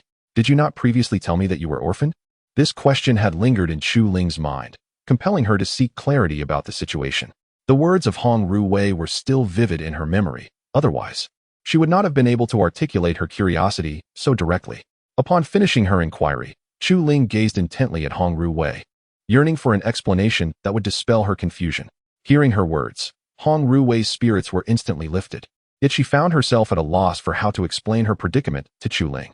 The statements she had previously made were entirely deceptive, and she had never anticipated that her relationship with Chu Ling would evolve to this extent. Now, she was engulfed in a conflict of emotions, feeling both troubled and regretful. Had she known that matters would unfold in this manner, she would have refrained from lying to Chu Ling, thus averting this dilemma. However, now it was too late for regrets. The situation had already transpired, and Hong Ruwei had no choice but to confront the reality. With this realization, she spoke with a hint of shame. In truth, those earlier words were fabrications. "Chu Ling, I felt compelled to say them out of fear that you might harbor ill intentions or refuse to help me. After her explanation, Hong Ruwei lowered her gaze, unable to meet Chu Ling's eyes, fearful that she might be met with anger and reproach. After all, this situation arose because of her own shortcomings. Otherwise, it would not have transpired. Consequently, Hong Ruwei was enveloped in a profound sense of shame. If possible, she yearned to offer a heartfelt apology to Chu Ling, hoping it might absolve her of any blame in Chu Ling's eyes. Upon hearing Hong Ruwei's words, Chu Ling suddenly understood the circumstances. Realizing why Hong Ruwei had been unable to articulate her thoughts, observing Hong Ruwei's remorseful demeanor, it became evident why she felt such guilt. After all, it was Hong Ruwei who had initially deceived her. Nevertheless, Chu Ling bore no resentment towards Hong Ruwei. Given the nature of the incident, anyone in her position might have acted similarly. Thus, with a gentle smile, Chu Ling reassured her, I understand. Do not worry, my curiosity does not equate to blame. You need not lower your head. Chu Ling wished to avoid any tension in their relationship, which prompted her to speak in such a manner. Otherwise, she would not have articulated it so kindly. Moreover, Chu Ling was not one to hold grudges, and with the truth now revealed, there was no reason to pursue the matter further. Upon hearing Chu Ling's words, Hong Ruwei's spirits lifted significantly. She had not anticipated Chu Ling's magnanimity in choosing to forgive her. This unexpected act only deepened Hong Ruwei's affection for Chu Ling. Yet, despite this relief, Hong Ruwei remained burdened by her guilt, as the circumstances were indeed of her own making. If given the opportunity, she wished to make amends to Chu Ling, as this would alleviate her inner turmoil. Gradually, the dishes were served, and Chu Ling and Hong Ruwei began to savor the meal before them. Although the cuisine did not cater to Chu Ling's palate, she relished it nonetheless, determined to honor Hong Ruwei's sincere intentions without a hint of dissatisfaction. Just as they were enjoying their meal, an elegantly dressed young man entered the inn. Indeed, I am the villain, and I have returned. This distinguished gentleman, accompanied by a sycophant, was surveying the inn, seemingly in search of someone. However, after a prolonged search, he had yet to locate the individual he sought. Consequently, he inquired, Ma Hua, are you certain that Hong Ruwei is in this inn? I have searched extensively and found no trace of her. Young Master Mei, I truly saw the young lady of the Hong family enter this inn. You must believe me. Ma Hua replied hastily, his eyes filled with trepidation, acutely aware of the potential consequences should he inadvertently incite the ire of this nobleman. Thus, the reason for the current anxiety surrounding the Ma Hua lies in this very fact. This noble young man is Mei Rinxing, the foremost disciple of the Wu Yang sacred land, one of the three dominant forces in the Zhou Tianyu city. His prowess has ascended to the nascent soul stage, illustrating the immense potential he possesses. It is inconceivable that one so young could attain such a lofty realm. Were it anyone else, reaching such heights at this age would be utterly unattainable. Hence, it is precisely this reason that Mei Rinxing holds the esteemed title of the chief disciple of the Wu Yang sacred land. Chapter 152. The Star of Mei Ren. Upon hearing Ma Long's words, Mei Rinxing gradually calmed his tumultuous emotions, no longer exhibiting the earlier volatility. His visit to the inn was solely motivated by the desire to find Hong Ruwei. Otherwise, he would have remained in the Wu Yang sacred ground, immersed in his cultivation. You did utter those words. Should I fail to locate Hong Ruwei, you can well imagine the consequences that shall befall you. Mei Rinxing declared solemnly to Ma Long, his tone imbued with a commanding presence, as if extinguishing Ma Long's life were as effortless as crushing an ant. In the eyes of such formidable beings, lowly cultivators appeared as mere lambs for slaughter, their resistance utterly futile. This was the very reason for Ma Long's palpable fear. Upon hearing Mei Rinxing's remarks, Ma Long immediately rallied his spirits, unable to succumb to despair. He understood that if he failed to find Hong Ruwei, he would be left in utter ignorance of how his demise would unfold. Consequently, a profound anxiety enveloped him, as he feared that such a grim fate might indeed befall him. Thus, he hastily commenced his search for Hong Ruwei, striving to locate her at the earliest opportunity, hoping to evade Mei Rinxing's wrath. However, after searching for the better part of the day, Ma Long still found no trace of Hong Ruwei, plunging him into a state of despondency. Words failed him in conveying the depth of his current emotions. If it were possible, he would have wished for Hong Ruwei to materialize before him at that very moment. Yet, his desperate pleas bore no fruit, leaving him to gaze helplessly into the void. Have you found her? Why are you standing there in a daze? Mei Rinxing bellowed upon noticing Ma Long's stupor, his voice tinged with discontent. Were it not for the circumstances, he would have been inclined to deliver a sound thrashing to Ma Long to vent his pent-up frustration. Continuing down this path would only exacerbate Mei Rinxing's mounting agitation, for his time was exceedingly precious, and he could not afford to squander it. Upon hearing Mei Rinqing's words, Ma Long, now filled with despair, rushed to his side, bracing himself for judgment, aware that he was unlikely to escape his impending misfortune. Yet, a sudden voice illuminated a flicker of hope within him. Chu Ling, what you just said was utterly hilarious. Ha ha. Upon hearing this voice, Ma Long's spirit soared, and he turned his gaze towards the most lavish private room, recognizing that the sound emanated from within.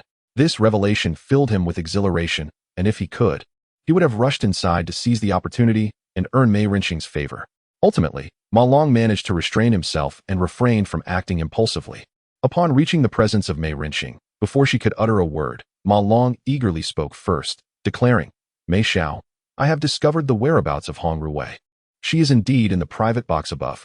With that, Ma Long promptly pointed towards the elevated box, his eyes brimming with delight. If circumstances permitted, he would have rushed up there with Mei Rinqing without a second thought. Upon hearing Ma Long's words, Mei Rinqing's initial reaction was to scold him. But her words were swallowed back, replaced by a look of excitement directed at him. Her spirits lifted in tandem with the news. It was essential to note that Ma Long had harbored feelings for Hong Ruwei for an extended period and had longed for an opportunity to express his affection. With this chance at hand, Mei Rinqing could not allow it to slip away. Realizing this, Mei Rinqing snapped back to attention and urgently inquired, Are you absolutely certain about what you just said? Hong Ruwei is truly in the box. Doubt lingered in her mind, prompting her to seek further confirmation from Ma Long. Should he affirm her query with a nod, Mei Rinqing would immediately charge in, for she could no longer afford to wait. Otherwise, it was inconceivable that she would exhibit such fervor for any other matter. The significance of the situation was monumental for her. Observing her eagerness, Ma Long did not hesitate to nod vigorously, signaling his certainty. He dared not jest about such matters, especially since Mei Rinqing was not someone he could afford to offend. Thus, he approached her with utmost caution, acutely aware that his very life depended on it. Once Mei Rinqing saw his affirmation, she wasted no time and hurried towards the private box, intent on finally meeting the long-anticipated Hong Ruwei. At this moment, nothing could deter her from this encounter. For in her heart, Hong Ruwei held a place of paramount importance, surpassing even her own life. Watching Mei Rinqing's swift departure, Ma Long collapsed onto the ground, drenched in cold sweat, his forehead glistening with beads of perspiration. This illustrated the immense pressure he had just endured. Otherwise, he would not be so thoroughly soaked. It felt as if he had traversed the gates of the underworld, acutely aware of the value of his own life. In the future, he vowed never to stick his neck out again. If the situation proved favorable, he would be content, but if it turned sour, it could very well cost him his life. Just as Ma Long began to relax, Mei Rinqing reached the entrance of the private box. Taking a moment to adjust her attire, preparing to present herself in the most splendid manner before Hong Ruwei. One must not underestimate Hong Ruwei. After all, it is Mei Rinqing's desire to establish a grand image before her. Only in this manner can she elicit a sense of admiration from Hong Ruwei. Once she had arranged her attire, Mei Rinqing wasted no time and boldly pushed open the door to the private room, striding in with an air of confidence, eager to present Hong Ruwei with a delightful surprise. However, upon entering the room and witnessing the scene before her, she was instantly taken aback, frozen in place, at a loss for words to adequately describe the spectacle that unfolded before her eyes. Chapter 153. Disappointment when Mei Rinqing regained her senses. Her heart was ablaze with fury, her fists clenched tightly as if she might strike at any moment, revealing the enormity of her temper. Upon hearing the sound of the door opening, Hong Ruwei and Chu Ling ceased their previous conversation, turning their gazes towards the entrance to discern who had entered. However, upon recognizing Mei Rinqing, Hong Ruwei's expression darkened instantly. She had never anticipated that this individual would seek her out personally. A flicker of anger ignited within her, and had circumstances permitted, she would have eagerly expelled Mei Rinqing from her presence, thus alleviating her own ire. Yet, in the end, she refrained from acting on such impulses. For Chu Ling remained at her side. To avoid revealing her agitation, Hong Ruwei chose to suppress her feelings. Meanwhile, Chu Ling regarded Mei Rinqing with a look of perplexity, silently pondering, who is this person? I have never encountered them before. At that moment, Chu Ling was beset with a multitude of questions, eager to unravel the identity of the stranger before her, which would ultimately quell her confusion. Moreover, the fact that she did not recognize Mei Rinqing only added to her bewilderment. Thus, regaining her composure, Chu Ling inquired directly, "Who are you?" After posing the question, she fixed her gaze intently on Mei Rinqing, a hint of wariness creeping into her demeanor. It is prudent to maintain caution in the presence of unfamiliar individuals. Otherwise, one might find themselves unprepared should the encounter turn perilous. Upon hearing Chu Ling's words, the fury within Mei Rinqing intensified, her eyes radiating a hint of menace, as if she longed to eliminate Chu Ling on the spot. However, lacking knowledge of Chu Ling's background, Mei Rinqing refrained from acting rashly. Inhaling deeply to steady her tumultuous emotions, she then spoke, "I am a friend of Hong Ruwei. And who might you be, daring to engage in a clandestine meeting with her? Surely, you must be unaware of the terrifying nature of her father." At this moment, Mei Rinqing dared not act impulsively. Instead, she cautiously sought to gauge Chu Ling's background. If Chu Ling possessed substantial connections, Mei Rinqing would need to devise a careful strategy to avoid the wrath of those who stood behind her. Conversely, if Chu Ling's affiliations proved weak, Mei Rinqing would have no reservations in confronting her. After all, the audacity of Chu Ling to involve herself with the woman Mei Rinqing cherished was unforgivable. And there was no way Mei Rinqing would allow her to escape unscathed, for her feelings for Hong Ruwei were profound. However, Hong Ruwei, standing beside Chu Ling, became increasingly displeased, especially upon hearing Mei Rinqing's recent remarks, which ignited a firestorm of indignation within her. Suddenly, Hong Ruwei, with a pout, exclaimed, "Mei Rinqing, must you speak so foolishly? How could I possibly have a friend like you? Besides, the person beside me is none other than my future husband, Chu Ling. Please speak with a modicum of respect, or I shall inform my uncle, and he will give you a proper lesson." Initially, Hong Ruwei did not wish to voice such words, but Mei Rinqing's audacity left her no choice. The way Mei Rinqing gazed at Chu Ling was unbearable for her. Otherwise, she would not have uttered such a remark. In that moment, Chu Ling comprehended the situation. Mei Rinqing was indeed a suitor of Hong Ruwei, which explained the peculiar way he had been staring at him. However, Chu Ling harbored little fondness for Mei Rinqing. What struck him most was the revelation that Mei Rinqing had already attained the nascent soul stage, which took him by surprise. Furthermore, it was astonishing to discover that Mei Rinqing was of a similar age to himself and had already become a practitioner of such advanced cultivation. This filled Chu Ling with a profound sense of astonishment. Yet, this revelation ignited a fierce determination within him. He resolved that he must surpass Mei Rinqing, lest he be looked down upon. Thus, Chu Ling was now brimming with ambition, his eyes ablaze with an insatiable fire. Upon hearing Hong Ruwei's words, Mei Rinqing was momentarily stunned, at a loss for words. He had never anticipated that during their time apart, Hong Ruwei had become engaged to another.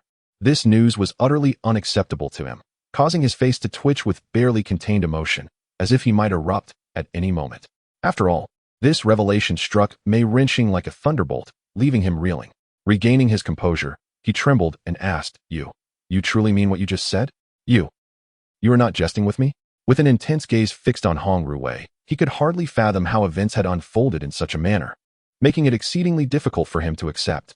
If it were possible, Mei Rinqing would have wished to eliminate Chu Ling, believing that would ensure Hong Ruwei remained within his grasp. However, he understood that Hong Ruwei's engagement to Chu Ling must have received the consent of Hong Zhongnan. Otherwise, she would not so brazenly accompany Chu Ling to such an extravagant establishment. At present, Mei Rinqing was not allowing his anger to cloud his thoughts. Rather, he was meticulously contemplating the situation, unwilling to overlook any detail. "Of course it is true. Is there any reason for me to deceive you? You are not someone of significance to me, and it seems I stand to gain nothing by lying to you." Hong Ruwei let out a few cold laughs, regarding Mei Rinqing with evident disdain. If it were within her power, she would eagerly expel Mei Rinqing from this place, wishing to preserve her own joyous mood from any disturbance. Chu Ling was momentarily taken aback, utterly unprepared for Hong Ruwei's harsh words. This revelation brought Chu Ling's understanding of Hong Ruwei significantly closer to a more profound realization. However, it is important to note that Chu Ling did not harbor any animosity towards Hong Ruwei. Rather, her perspective had merely shifted. Otherwise, it would have been inconceivable for Chu Ling to entertain such thoughts. Chapter 154. Hong Ruwei's response, however.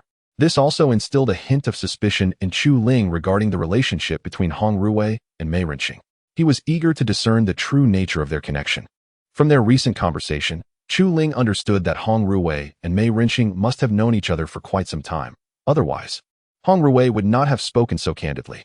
This left Chu Ling with a strong desire to unravel the intricacies of the situation.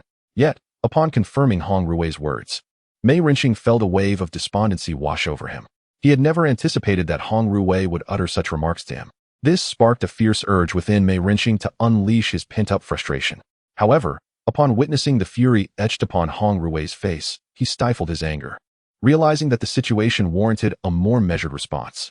The saying that a woman is a man's Achilles heel seemed to resonate profoundly in this moment. Returning to his senses, Mei Renqing recognized that remaining in the current setting held little significance.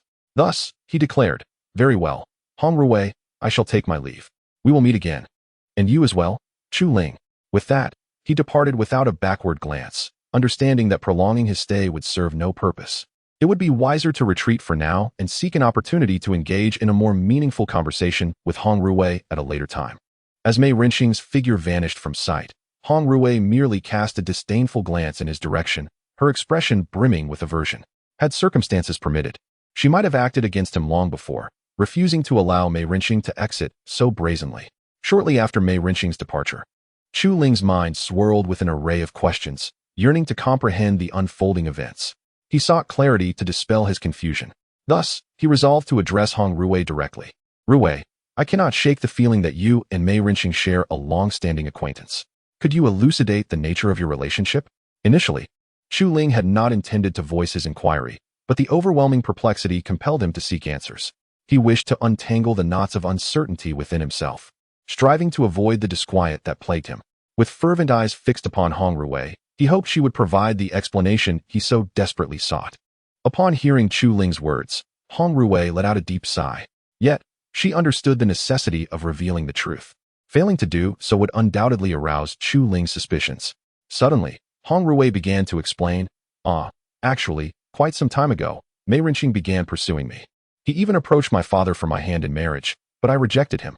I thought he would give up after my refusal, yet he has only become more relentless. This is the reason for his unpleasant demeanor." Reminiscing about the past, Hong Ruwei felt a surge of discontent. Were it not for her sense of pride, she might have long since succumbed to her pent-up frustration and expressed it openly. At this moment, Chu Ling understood the true nature of the situation and felt no fondness for Mei Renqing. He never anticipated that Mei Renqing could be such a person. It was utterly beyond his expectations. "Now that I understand, don't dwell on it. If he dares to bother you again, just let me know, and I will teach him a lesson." Chu Ling's words were not mere bravado. For the sake of his beloved, he felt compelled to take action. Only by doing so could he provide Hong Ruwei with a sense of security, and thus he believed it was his duty to act. Otherwise, he would feel a sense of guilt towards her. After all, Chu Ling was no longer fighting alone. He was now fighting for two, which made him cautious about any complacency. When the moment called for action, he would not hesitate to intervene, for it was the only way to protect Hong Ruwei. Upon hearing Chu Ling's words, Hong Ruwei experienced an inexplicable warmth within her heart. It was the first time she had ever heard such a declaration from him, and her emotions were stirred to great heights. If possible, she would have embraced Chu Ling, but seeing him resume eating after speaking, she abandoned that thought. She believed that there would be opportunities for such moments in the future. She just needed to be patient. Thus, she continued to consume the food before her, her mind replaying Chu Ling's words, filled with sweetness and joy. After more than half an hour of dining, they had nearly finished their meal, so they tidied up and exited the private room. However, unlike before, Hong Ruwei had already settled the bill, allowing them to leave the inn quickly. As they walked down the street, they both knew it was time to part ways, as their paths diverged. Hong Ruwei felt a deep reluctance, yet she recognized it as an unavoidable reality, which left a sorrowful expression on her face. Just as they were about to say goodbye, Chu Ling suddenly remembered something and spoke up. "By the way, in a couple of days, I will accompany Wu Qianqian to Langlang Tianzhong. Since you are there as well, would you like to join us? That way, you will have company on the journey." Initially, Chu Ling had no intention of confiding in Hong Ruwei. However, after some reflection, she opted to share her thoughts, realizing that excessive concealment from Hong Ruwei was unwarranted. Consequently, Chu Ling candidly expressed her feelings, eager to discern Hong Ruwei's reaction. After all, she believed that if Hong Ruwei accompanied her, the journey would be far less tedious and would serve to deepen their bond. Otherwise, Chu Ling would have remained silent. This illustrates the depth of Chu Ling's consideration for her relationship with Hong Ruwei. Otherwise, she would have disregarded all else and simply returned home, never revealing her innermost thoughts. Moreover, Chu Ling was also mindful of Hong Ruwei's predicament, as she distinctly remembered the unfortunate incident regarding Hong Ruwei's shattered dantian. Chapter 155. Explanation. Upon hearing Chu Ling's words, Hong Ruwei felt an overwhelming shock. She never anticipated that Chu Ling would accompany Wu Qianqian to Langlang Tianzhong in just 2 days. This revelation profoundly astonished her, as it was something she had never considered. Regaining her composure, Hong Ruwei promptly replied, "Very well, I shall accompany you." Initially, She had no intention of agreeing. But the thought of Wu Qianqian potentially engaging in some mischief without her presence filled her with unease about her own safety. Thus, without further deliberation, she consented. Additionally, with no pressing matters to attend to, her acceptance came effortlessly and without hesitation. Chu Ling nodded in response to Hong Rui's words, not giving it much thought. He then continued, "It's settled then. Just come to the inn to find me when the time comes. I shall take my leave now. Farewell, Ru Wei." With that, Chu Ling waved goodbye and walked away without lingering. "Farewell." Hong Ruwei waved at Chu Ling's retreating figure and, with a smile gracing her lips, turned to leave. Today was indeed the happiest day for Hong Ruwei, filling her heart with a sense of fulfillment akin to receiving joyous news. She could hardly believe how things had unfolded, feeling grateful for the turn of events. Had it gone otherwise, the prospect of something unfortunate occurring would have been hard for her to bear. After all, Hong Ruwei had developed feelings for Chu Ling, and with Hong Zhongnan's sudden intervention, she realized she could not afford to lose him, lest she be left uncertain about how to navigate her days ahead. Fortunately, circumstances had taken a favorable turn, and this was a matter for which Hong Ruwei felt thankful. Gradually, Chu Ling returned to the entrance of the inn. However, he hesitated to step inside, standing quietly at the door, an array of mixed emotions swirling within him that rendered him momentarily immobile. He was acutely aware that Wu Qianqian awaited him inside and would undoubtedly question him. This knowledge was the very reason he lingered at the entrance. Moreover, he found himself at a loss for how to explain the situation to her. Having known Wu Qianqian for quite some time, he understood her character well enough to anticipate her reaction, which contributed to his reluctance. Had it not been for this understanding, he would not have hesitated but would have already sought refuge within the inn. What should I do now? How can I clarify things to Wu Qianqian? Chu Ling muttered to himself. As her mood grew increasingly agitated, Chu Ling reflected on the numerous times Wu Qianqian had offered her assistance, realizing that her previous treatment of Wu Qianqian had been unwarranted.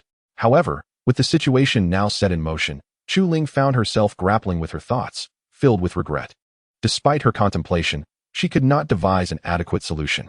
Taking a deep breath, she quietly resolved to confront the matter head-on, acknowledging that there was no escaping it. Thus, Chu Ling composed herself and, disregarding her earlier hesitations, walked decisively into the inn. Yet, her countenance bore no trace of a smile as she pondered how best to address the unfolding events. Gradually, she entered the inn, where the innkeeper, recognizing her and Wu Qianqian as valued patrons, greeted her with a beaming smile. Nonetheless, Chu Ling paid no heed to the innkeeper and proceeded deeper into the establishment, intent on providing Wu Qianqian with a thorough explanation of the recent occurrences. After a brief interval, Chu Ling found herself standing before the door to Wu Qianqian's room.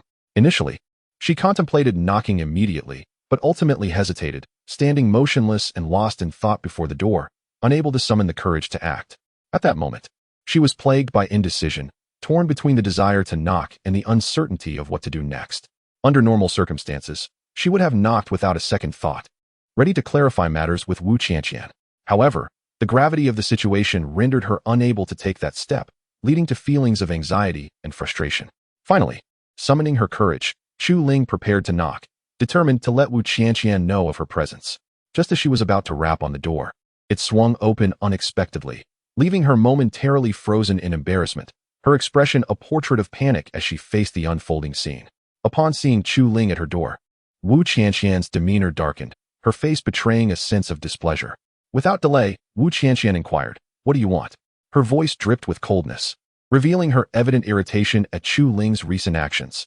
In truth, Wu Qianqian was not genuinely angry but rather envious, especially after having discreetly observed the flirtatious interactions between Chu Ling and Hong Ruwei after her departure. This feeling was profoundly unsettling for her. Had she had the courage, she would have rushed out to intervene. Ultimately, however, she remained rooted in place, watching silently until her discomfort became unbearable, prompting her departure. Otherwise, upon Chu Ling's return to the inn, Wu Qianqian would never have treated her with such disdain. Upon hearing Wu Qianqian's words, Chu Ling found herself at a loss for how to respond, her spirits sinking further into despondency. However, Chu Ling found herself at a loss for words. Unable to articulate her thoughts to Chu Ling, she had so much to express, yet discovered that she could not muster the courage to speak, leaving her frozen in place. Incapable of engaging in any other activity, the atmosphere around them had suddenly descended into a profound silence, so palpable that the sound of a falling needle could be distinctly heard, illustrating the tranquility that enveloped them.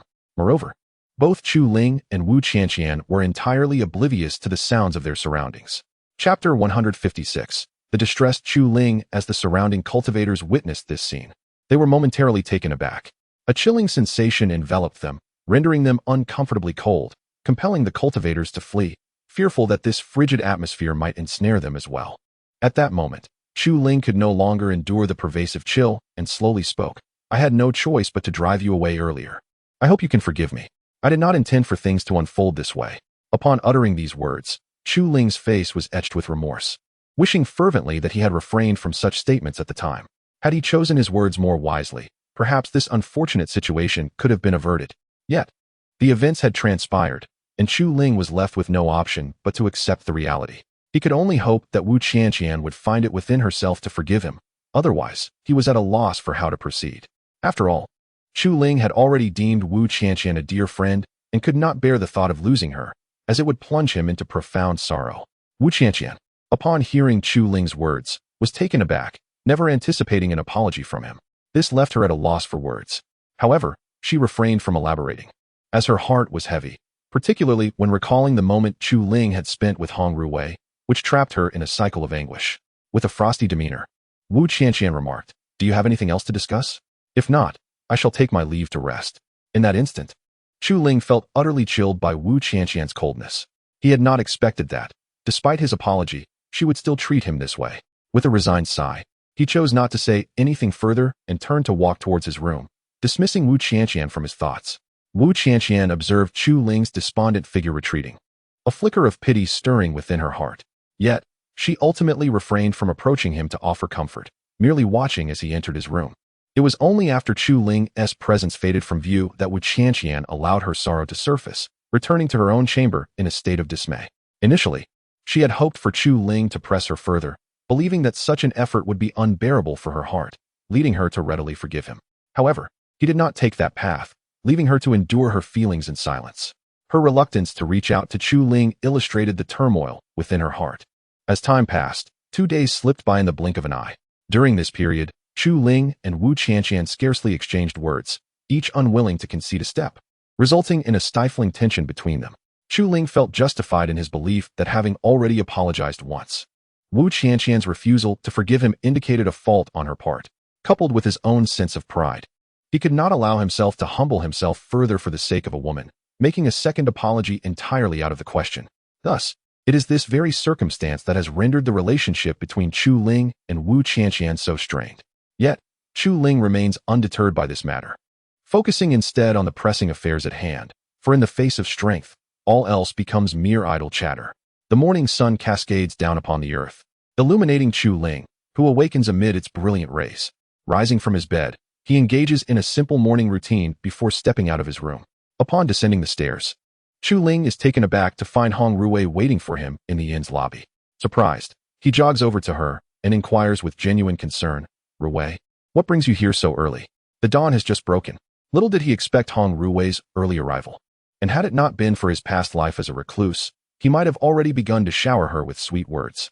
Moreover, for reasons unknown, her presence swiftly dispels the gloom that had enveloped him, erasing any trace of shadow. In an instant, Chu Ling feels invigorated, the burdens of the past 2 days lifting away. Upon hearing his words, Hong Ruwei offers a gentle smile, replying softly, "I merely feared you would be waiting too long, so I arrived early." Her face radiates happiness. For the past 2 days, Hong Ruwei had been yearning for Chu Ling. Had she not been concerned about intruding, she might have succumbed to her impatience and sought him out sooner. Now, seeing him alleviates the tension she had been holding within. Chu Ling, captivated by her words, is filled with a profound sense of gratitude. Fortunately, his resilience is formidable, and he remains unshaken by the moment. Without hesitation, he responds, "You silly girl, what are you saying? Your actions only make my heart ache." He tenderly brushes his hand across her head, uncertain of how to express his feelings toward her. Initially, he contemplated chiding her, but he found himself unable to voice such thoughts, ultimately refraining from doing so. Instead, he conveys his sentiments with a gentle reproach. Hong Ruwei, receiving his words with delight, revels in the knowledge that her earlier expressions had indeed touched him, providing her immense satisfaction. For her, such concern emanating from Chu Ling is akin to a royal decree. Like a small creature discovering sweetness, she wags her tail joyfully. "Hee hee, I understand now. I shall not behave this way again. With a beaming smile, Hong Ruwei spoke, her eyes brimming with satisfaction. She never anticipated that her prolonged waiting would evoke such concern from Chu Ling. This realization ignited a quiet determination within her. She resolved to persist in her efforts, believing that such devotion would continue to touch Chu Ling's heart. Should Chu Ling ever become aware of Hong Ruwei's sentiments, one could only wonder how he would articulate his thoughts towards her. Chapter 157. Journey to the Langlang Tianzong. However, this joyous moment did not last long. Just as Hong Ruwei was preparing to voice her affections, Wu Qianqian unexpectedly descended the stairs, appearing before Hong Ruwei and abruptly interrupting her thoughts. The words that Hong Ruwei had intended to express were stifled within her heart. Noticing the unusual expression on Hong Ruwei's face, Chu Ling followed her gaze. Upon seeing Wu Qianqian, Chu Ling felt a wave of helplessness wash over him, uncertain of how to address the situation with her. After all, he had already offered his apologies previously. If Wu Qianqian chose not to forgive him, it was her prerogative and no longer his concern. Nevertheless, he still adhered to the principles of civility. With a faint smile, Chu Ling greeted Wu Qianqian. Wu Qianqian, you are up. After uttering these words, a sense of panic enveloped him, for Hong Ruwei was still by his side. If she detected any unusual behavior, he would surely be in trouble. Thus, he silently prayed that Hong Ruwei would not misinterpret the situation. Otherwise, he would be at a loss for words to explain himself. Moreover, Chu Ling was quite reluctant for events to unfold in such a manner. Yet, despite his aversion, it had transpired, and he had no choice but to accept it. Upon hearing Chu Ling's greeting to Wu Qianqian, Hong Ruwei did not dwell on it, and merely nodded in acknowledgement. However, her nod was merely a gesture of defiance towards Wu Qianqian, devoid of any other intention. After all, Hong Ruwei was acutely aware of her burgeoning relationship with Chu Ling, which had grown exceedingly close. Consequently, she regarded Wu Qianqian with indifference. Had this been a previous time, Hong Ruwei might have been wary of Wu Qianqian, but now she felt no such need for caution. Wu Qianqian could no longer compete with her, and this confidence was the source of Hong Ruwei's demeanor. When Wu Qianqian caught sight of Hong Ruwei's provocative gaze, a surge of anger ignited within her. Yet, she understood that she was powerless in the current situation, forced to swallow her jealousy, especially after having experienced a conflict with Chu Ling just days prior. This left Wu Qianqian feeling distressed, but she had no choice but to accept this reality, contemplating future opportunities to reclaim Chu Ling from Hong Ruwei's grasp. Only then would she find peace. Let us depart swiftly for the Langlang Tianzong, lest we keep them waiting. With this declaration, Wu Qianqian disregarded everything else and turned to leave, ignoring both Hong Ruwei and Chu Ling. At this point, Chu Ling was at a loss for words, filled with a sense of bewilderment. Originally, Chu Ling believed that in 2 days, Wu Qianqian's mood would improve significantly. However, to her surprise, Wu Qianqian remained unchanged, which began to instill a sense of unease within Chu Ling. Of course, she concealed this feeling deep within her heart, never allowing it to surface. The potential consequences of expressing such sentiments were beyond her contemplation. Subsequently, she dismissed these thoughts and turned to Hong Ruwei beside her, saying, "Let us hasten our pace. If we delay, we may struggle to keep up with Wu Qianqian." Upon hearing Chu Ling's words, Hong Ruwei nodded earnestly, not dwelling on the matter further. After all, the situation had reached this juncture, and Hong Ruwei now held the reins, harboring no fear of Wu Qianqian or the possibility of losing Chu Ling to her. Presently, Hong Ruwei radiated confidence, as though she had undergone a transformation. Seeing Hong Ruwei nod, Chu Ling wasted no time. She took Hong Ruwei's hand and matched Wu Qianqian's stride. Soon, the trio walked in tandem, yet the glances exchanged between Hong Ruwei and Wu Qianqian were rife with hostility. Should Chu Ling notice, she would undoubtedly be engulfed in immense confusion, perhaps due to the considerable distance to the Langlang Tianzong. The three had traversed a significant portion of the day without reaching their destination. The sun blazed overhead, casting its formidable rays upon the earth. Observing this, Chu Ling contemplated fetching water for Hong Ruwei and Wu Qianqian. She then declared, "I shall procure some water for you. Please rest here for a moment." With this brief statement, Chu Ling departed before either woman could respond, setting off to find a water source. This left the two women behind. Aware that such labor was unsuitable for them, Chu Ling felt compelled to undertake the task alone, being the only male in the group. Shortly after his departure, the atmosphere between Hong Ruwei and Wu Qianqian grew tense, radiating a palpable energy. Wu Qianqian then let out a cold laugh, remarking, "Hong Ruwei, quite impressive. Using your beauty to entice Chu Ling. I underestimated you." Wu Qianqian's tone dripped with contempt for Hong Ruwei. Had she not been concerned about Chu Ling's imminent return, She might have already engaged in a physical confrontation. How could she allow Hong Ruwei to stand defiantly before her? Yet, upon hearing Wu Qianqian's words, Hong Ruwei felt a surge of irritation, finding the latter's comments utterly absurd. Immediately, Hong Ruwei, unwilling to be outdone, interjected with a chuckle, "Have you made a mistake? Currently, Chu Ling is to be my future husband, a union my father has long arranged. Your proximity to him now only serves to entice him, does it not? However, do not forget the essence of Chu Ling's character. You are more aware of it than I." With that, Hong Ruwei donned a faint smile. Initially, she had no intention of disclosing this matter to Wu Qianqian, yet the earlier remarks made by Wu Qianqian had been exceedingly irksome, compelling Hong Ruwei to retaliate. Furthermore, Hong Ruwei was resolute in her belief that as long as she held this status, there was no way Wu Qianqian could ever possess Chu Ling. Having a profound understanding of Chu Ling's temperament, Hong Ruwei brimmed with confidence. Chapter 158. The War Among Women. In an instant, the atmosphere became charged with tension. Hong Ruwei and Wu Qianqian glared at each other with animosity, yet neither felt compelled to make a move. Both were acutely aware that they did not know when Chu Ling would return, which rendered them hesitant to act. Otherwise, given their fiery natures, it was likely they would have already engaged in a fierce confrontation, allowing no respite for the other to stand unscathed before them. Hong Ruwei, remember your words. Just because you are basking in triumph now does not grant you the right to be so arrogant. Just wait. After delivering this biting remark, Wu Qianqian chose to disregard Hong Ruwei, unwilling to engage in any further dialogue. After all, arguing with Hong Ruwei served no purpose. It would be far more prudent to bide her time and look for an opportunity to teach Hong Ruwei a lesson later. This was the essence of Wu Qianqian's intent. Moreover, now that Hong Ruwei had become Chu Ling's fiancée, with the approval of Hong Zhongnan, Wu Qianqian was acutely aware of the potential repercussions if she were to intervene. Upon hearing Wu Qianqian's words, Hong Ruwei merely smiled faintly, choosing not to elaborate, understanding that Wu Qianqian would not act impulsively for the time being. Nevertheless, Hong Ruwei was imbued with confidence, believing she could handle whatever Wu Qianqian might attempt. This conviction fortified her resolve. Just as Hong Ruwei prepared to speak, she noticed Chu Ling's return and promptly sealed her lips, swallowing her words. "What were you discussing just now, so merrily?" Chu Ling inquired with a smile, holding a glass of water. His tone was calm, as if he had an inkling of what transpired, yet he found himself unable to ascertain the full extent of the situation, so he let the thought linger. Upon hearing Chu Ling's question, both Hong Ruwei and Wu Qianqian exchanged knowing smiles, signaling that nothing of consequence had occurred, urging Chu Ling not to overthink.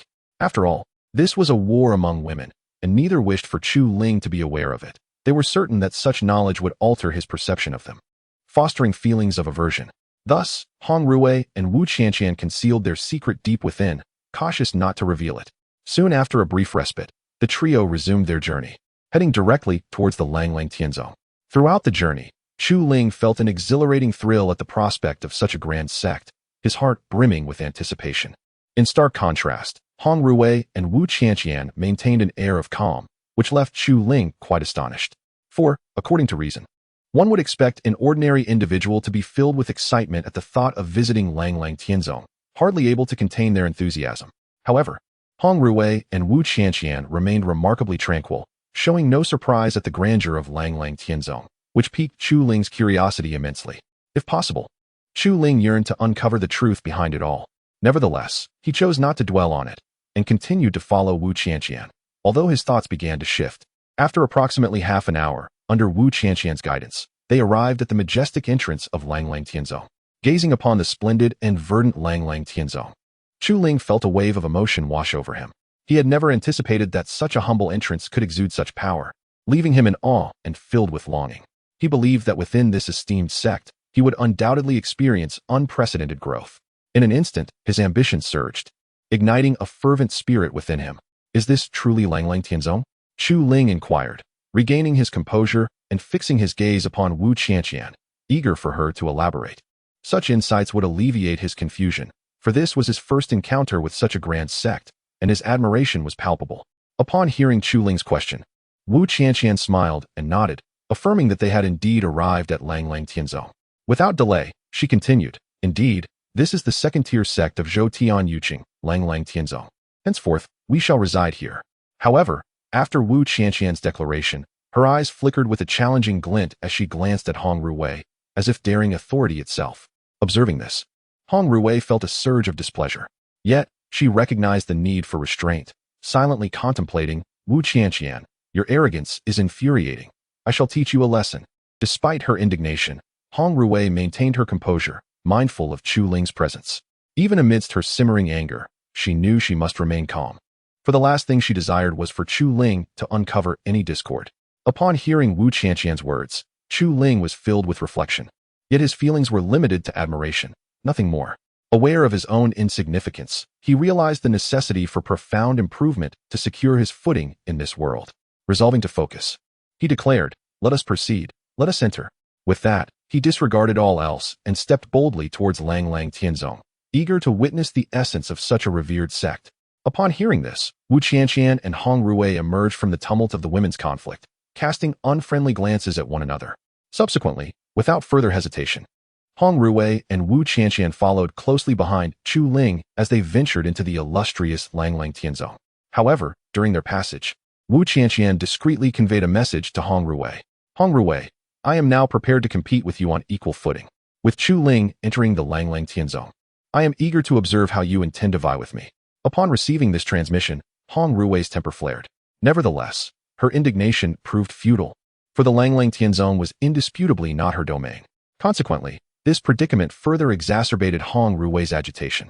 Chapter 159. The sensation of Lang Lang Tianzong. Subsequently, Hong Ruwei, filled with indignation, followed closely behind Chu Ling, contemplating how best to administer a fitting reprimand to Wu Qianqian, ensuring she understood that even outside of Zhou Tianyu City, she could effectively teach her a lesson.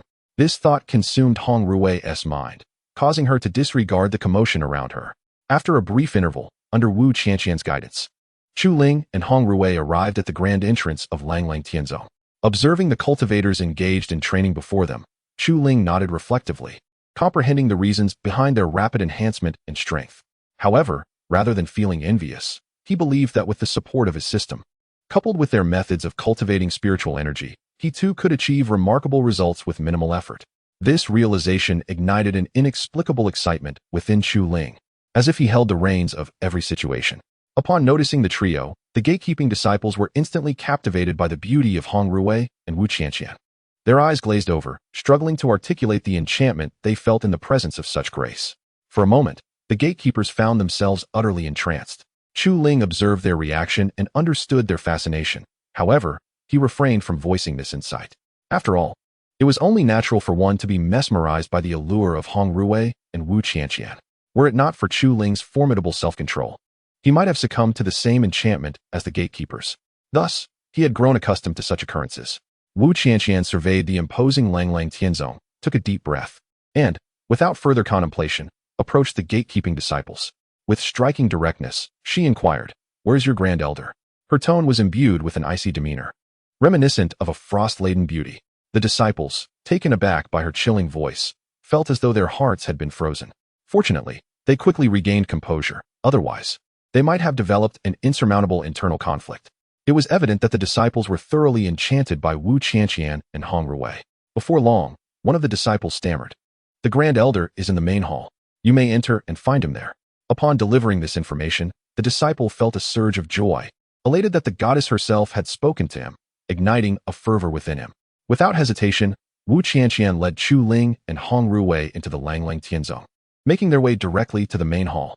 As for why the gatekeeping disciples did not intervene, they were utterly spellbound by Wu Qianqian's charm. Otherwise, they would have surely acted to obstruct their passage. Thus, the trio entered the Lang Lang Tianzong with remarkable ease. Yet, one might wonder if the story concluded here. It certainly did not. As Chu Ling and the others entered the Lang Lang Tianzong, the disciples immediately sensed the commotion and turned their gazes towards the source. The sight before them left all the cultivators utterly stunned, as if they had been frozen in place. If circumstances allowed, they would have rushed forward without hesitation. However, the fear of attracting the attention of the sect's higher-ups kept them in check, as such an act could spell ruin for their lives. Gradually, the cultivators regained their composure, refraining from impulsive actions. Yet, their eyes remained fixated on Wu Qianqian and Hong Ruwei. To their astonishment, there existed individuals who could rival the esteemed senior sister in beauty. Initially, they had believed her to be the most exquisite woman in the world, only to discover the arrival of two more stunning figures. Tonight promised to be eventful. Who could argue otherwise? It seemed that the Langlang Tianzong was poised for a tumultuous future. A group of disciples whispered among themselves, some in shock, others in admiration, and a few with less noble intentions. The impact of Hong Ruwei and Wu Qianqian's presence on the disciples was palpable, for such murmurs would not have arisen otherwise. Unbeknownst to Chu Ling, these whispers carried a weight that would have shocked him profoundly. Wasn't it said that cultivators were devoid of desires? Moments later, Wu Qianqian led Chu Ling and Hong Ruwei into the grand hall without further delay. Upon entering, Chu Ling was taken aback by the opulence that surrounded him. He had never anticipated that the main hall of the Langlang Tianzong would exude such grandeur, which left him momentarily breathless. However, the sect leader was absent, having gone out, leaving only the Grand Elder in the hall. Upon seeing Wu Qianqian, the Grand Elder's face lit up with joy. It was worth noting that during a previous encounter, the Grand Elder had been astounded by Wu Qianqian's exceptional talent. Otherwise, he would not have invited her to become an elder of the Langlang Tianzong. Yet, as the Grand Elder's gaze shifted to Hong Ruwei, he was rendered speechless, rubbing his eyes in disbelief, attempting to ascertain if he was imagining things. Good heavens, the young lady from the Hong family has arrived too. What on earth transpired here?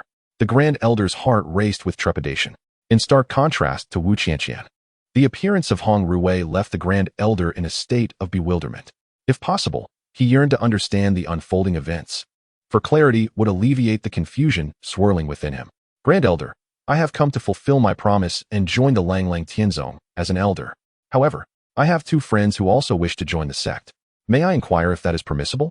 As the Grand Elder stood in a daze, Wu Qianqian spoke calmly, her demeanor serene, as if the remarkable events before her invoked no tumultuous emotions. Wu Qianqian's words abruptly pulled the Grand Elder from his astonishment. However, upon seeing Chu Ling, the Grand Elder felt no particular reaction, mistaking him for merely Wu Qianqian's attendant and thus paying him little heed.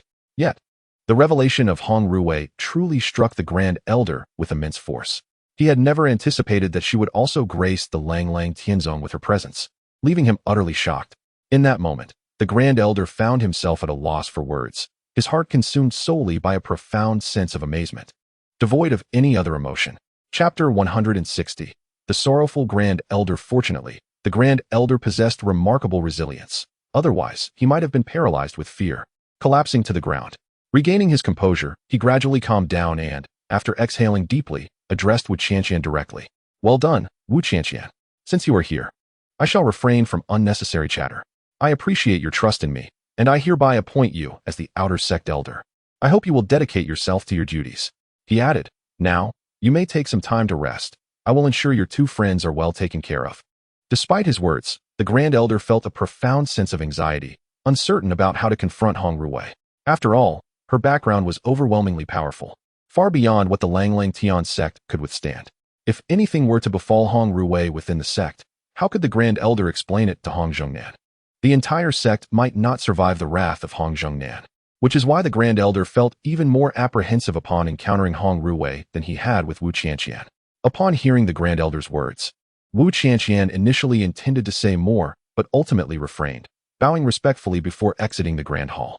However, as she departed, she cast a meaningful glance at Chu Ling, knowing that she would soon be able to see him daily, which brought her a sense of comfort. This might have been one of the happiest moments for Wu Qianqian in recent times. Once Wu Qianqian left, Hong Ruwei turned her gaze towards the Grand Elder, her eyes imbued with significant meaning. The Grand Elder, upon noticing this, felt a surge of panic, appearing utterly flustered. Ultimately, unable to bear the pressure any longer, he stammered, "Miss." Before he could complete his statement, Hong Ruwei shot him a fierce glare, compelling him to instantly close his mouth, too fearful to proceed. When he caught sight of Chu Ling beside him, the Grand Elder grasped the situation and chose not to disclose Hong Ruwei's identity. However, he remained at a loss for words, feeling quite vexed. Hong Ruwei seemed to sense the Grand Elder's predicament and promptly transmitted her voice to him, saying, "Old man, if you dare to reveal my identity before my husband, you shall see how my father deals with you." The transmission startled the Grand Elder so profoundly that he nearly lost his balance and fell. At that moment, the Grand Elder comprehended that Chu Ling was not to be underestimated. He was indeed Hong Ruwei's husband. This revelation filled him with astonishment. Nevertheless, the pressing matters at hand required resolution. Thus, the Grand Elder took a deep breath and cautiously addressed Chu Ling, saying, "You are Chu Ling, correct? Please, make your way below. I will arrange for you to join the Langlang Tian sect shortly." Initially, the Grand Elder had no intention of making such arrangements. But the immense pressure from Hong Ruwei was insurmountable. The Grand Elder felt that if this situation persisted, the consequences of any unfortunate events were too dire to contemplate. Thus, he had no choice but to divert Chu Ling's attention. Consequently, he summoned Hong Ruwei to take charge. After all, the Grand Elder could not afford to offend her. Upon hearing the Grand Elder's instructions, Chu Ling did not dwell on the matter and prepared to leave. However, as she was departing, Chu Ling leaned in close to Hong Ruwei's ear and whispered, "If you encounter any danger, remember to call out for me loudly. I will be waiting for you at the entrance." After leaving those words, Chu Ling quietly exited and stood at the entrance of the hall, patiently awaiting Hong Ruwei's return. Upon hearing Chu Ling's words, Hong Ruwei felt a wave of sweetness envelop her. She was pleasantly surprised by Chu Ling's concern for her. The sentiment nearly made her exclaim in excitement, but she restrained herself, maintaining her composure as a lady. Shortly after Chu Ling departed, the Grand Elder revealed his true self. Kneeling before Hong Ruwei, he then pleaded, "My lady, you have truly put me through hardship." "Hardship, you say? Had it not been for my husband coming to Langlang Tianzong, do you think I would have come here?" Hong Ruwei responded with a cold laugh, her disdain evident. After all, Langlang Tianzong was merely a second-tier sect, hardly worthy of her attention. It is important to note that the Hong family was one of the three most powerful factions in the Zhou city, and Hong Ruwei held the esteemed position of the family's young mistress. This arrogance was palpable. Were it not for her desire for Chu Ling to treat her as an ordinary cultivator, she might have long since revealed her true identity. The Grand Elder quickly comprehended the gravity of the situation. It dawned on him that among the three individuals present today, he could not afford to offend any of them. This realization filled him with a sense of impending doom, as he pondered how he had inadvertently attracted three figures of such significance. The expression on the Grand Elder's face was one of despair, far worse than death itself. However, faced with this predicament, he knew he could not simply ignore it. He contemplated his next steps, feeling that the current course was untenable. Otherwise, he sensed his demise was imminent. Observing the Grand Elder's hopeless expression, Hong Ruwei discerned his thoughts. Thus, she spoke with earnest sincerity, "Rest assured, my visit to Langlang Tianzong is not to cause trouble. You may treat us as you normally would. My husband and I are merely here to cultivate. There is no need for you to fuss over us." Originally, Hong Ruwei had not planned to say so much, but in order to maintain the guise of an ordinary cultivator with Chu Ling, she found it necessary. Moreover, as long as she could be with Chu Ling, she felt that any location would suffice. Even if it meant residing within the demon clan, she would harbor no complaints. After all, at this moment, Hong Ruwei's heart is entirely consumed by Chu Ling, leaving her incapable of contemplating anything else. Upon hearing Hong Ruwei's words, the Grand Elder inexplicably found his own emotions tightening with anxiety. He understood that if Hong Ruwei remained, any unforeseen incident could be catastrophic for the Langlang Tianzong. Consequently, the Grand Elder felt a profound sense of panic, unsure of how to proceed. If it were possible, he would have eagerly expelled Hong Ruwei and her companions from the Langlang Tianzong, believing that such an action would avert any potential crises. Chapter 161. The Chief Disciple. However, the Grand Elder was utterly incapable of undertaking such actions and dared not do so. He was acutely aware of the dire consequences that would ensue from such decisions. This realization caused a tremor to ripple through him as he pondered how to proceed. Such circumstances could not persist. Yet, after much contemplation, he found himself bereft of any viable solutions, letting out a profound sigh, hoping that calamity would be averted, for he would be unable to account for the aftermath. "My dear young lady, I shall bestow upon you the title of Chief Disciple. In this manner, you shall not be subjected to undue disturbances within the Langlang Heavenly Sect, allowing you to cultivate in peace. What say you?" After a moment of reflection, the Grand Elder inquired, eager to discern Hong Ruwei's sentiments. Within the Langlang Heavenly Sect, the position of Chief Disciple is second only to that of the Grand Elder, a status of immense prestige, with few daring to provoke the Chief Disciple. After all, the repercussions of inciting the Chief Disciple's ire would be easily imagined. Moreover, there existed only 2 Chief Disciples in the entire sect, currently in secluded cultivation. Upon hearing the Grand Elder's words, Hong Ruwei remained unfazed and promptly nodded in agreement. "Very well, then. There is no need for formalities. I am well acquainted with the Langlang Heavenly Sect. I shall take my husband on a leisurely tour." With that, she casually seized a token from the hall and strolled towards the entrance, as if wandering her own home, exuding an air of familiarity. As for her ease, it stemmed from a time in her youth when she had set the Langlang Heavenly Sect ablaze, an act that had incited a desire for retribution among its members. Yet, due to the formidable power of the Hong family, the sect had been compelled to relinquish such thoughts. In this world, strength is the ultimate authority. Thus, the Grand Elder's trepidation towards Hong Ruwei was entirely justified. He had heard rumors of Hong Jingnan's prowess, a force capable of toppling the entire Lang heavenly sect with a mere breath. Most terrifying, however, was not Hong Jingnan's personal strength, but rather the formidable legion of cultivators under his command. Should he desire the throne of the Zhou Tian imperial city, it would be his for the taking, underscoring the Hong family's formidable reputation. Upon exiting the Grand Hall, Chu Ling spotted Hong Ruwei and felt a wave of relief wash over him, his previous tension dissipating. "Are you well? What did the Grand Elder discuss with you?" he inquired, concern lacing his tone. Chu Ling's caring voice enveloped Hong Ruwei, and she found herself reveling in the warmth of his attention. Fortunately, she was quick to respond, concealing any hint of vulnerability from him. Immediately, Hong Ruwei, without any hesitation, spoke with a faint smile. "I didn't say much, merely that my qualifications are exceptionally superior, which has led to my appointment as the chief disciple. Is that acceptable? Chu Ling, am I impressive?" Upon finishing her words, Hong Ruwei produced the token of the chief disciple from her pocket and placed it before Chu Ling. Upon seeing this, Chu Ling was utterly astonished. It was as though he had been struck by lightning. Initially, he thought that simply becoming an outer disciple would suffice, yet here she was, having become the chief disciple, something he had never anticipated. In that moment, Chu Ling found himself enveloped in profound shock, as if he were lost in a dream, enveloped by a sense of surreal wonder. Fortunately, Chu Ling eventually regained his composure, offering a gentle smile. As long as Hong Ruwei was not subjected to any mistreatment, he felt utterly content. Ever since their relationship had been solidified, Chu Ling seemed to have transformed, developing an intense protective instinct. This feeling was both wondrous and perplexing, leaving him at a loss for how to articulate it, rendering him completely speechless. "All right, don't overthink it. Let us go. We've traveled all day. It's time to rest at our quarters," Hong Ruwei said, perceiving Chu Ling lost in thought. She indicated for him not to dwell on it, knowing all too well that no matter how he pondered, he would find no clarity. Thus, she proceeded without hesitation, guiding Chu Ling toward the courtyard of the chief disciple.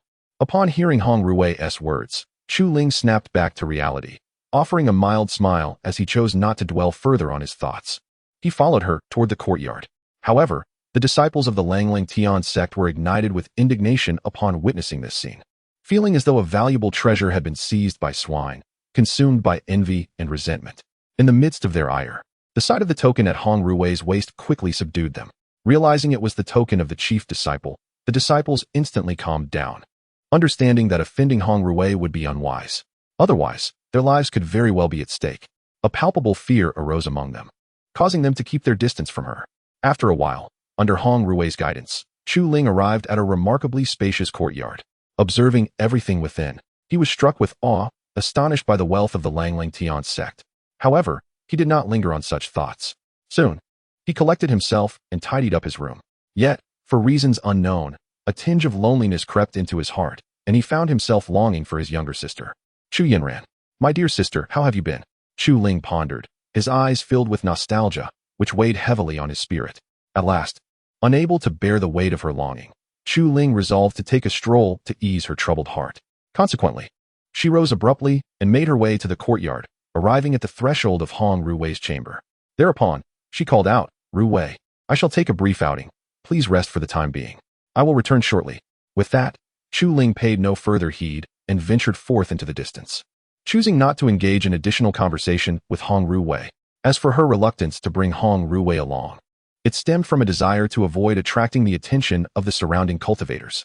Chapter 162, Long Yu otherwise. How could Chu Ling possibly leave without taking Hong Ruwei along? As soon as Hong Ruwei realized this, she hurried to the door, only to find that Chu Ling had already walked far away, causing her to stamp her feet in frustration. She never expected that Chu Ling would venture out without her. This left Hong Ruwei feeling quite dejected. She pondered over the fact that she had not angered Chu Ling in any way, wondering why he had acted so strangely, leaving her utterly perplexed. Initially, Hong Ruwei had hoped to engage in a profound conversation with Chu Ling, but now she understood that such hopes were futile. With a heavy sigh, she resigned herself to returning to her room. Of course, had she wished to pursue Chu Ling, she certainly could have done so. However, Hong Ruwei contemplated the implications of such an action, fearing that it might encroach upon Chu Ling's sense of freedom. Thus, she refrained from chasing after him, demonstrating her thoughtful consideration. Some lessons can only be learned through experience. Otherwise, one remains forever oblivious to the truth of certain matters. Meanwhile, after leaving, Chu Ling wandered through the halls of the Langlang Tianzong, observing everything with a sense of wonder. He was profoundly struck by the magnificence around him, feeling a deep yearning within his heart, imagining how splendid it would be to belong to such a sect, where he could swiftly exact his long-standing vendetta. Yet, this was merely a fantasy, unattainable, and it left Chu Ling feeling somewhat sorrowful. However, it also ignited a flame of determination within him, leading him to believe that he could indeed achieve his goals and seek vengeance with his own hands. As Chu Ling lost himself in these thoughts while walking, he collided with someone. Quite the coincidence. Frustration welled up within him as he wondered how someone could be so careless as to bump into him. He lifted his gaze to see who it was that he had encountered. To his astonishment, he found himself face to face with a woman whose beauty rivaled that of Hong Ruwei.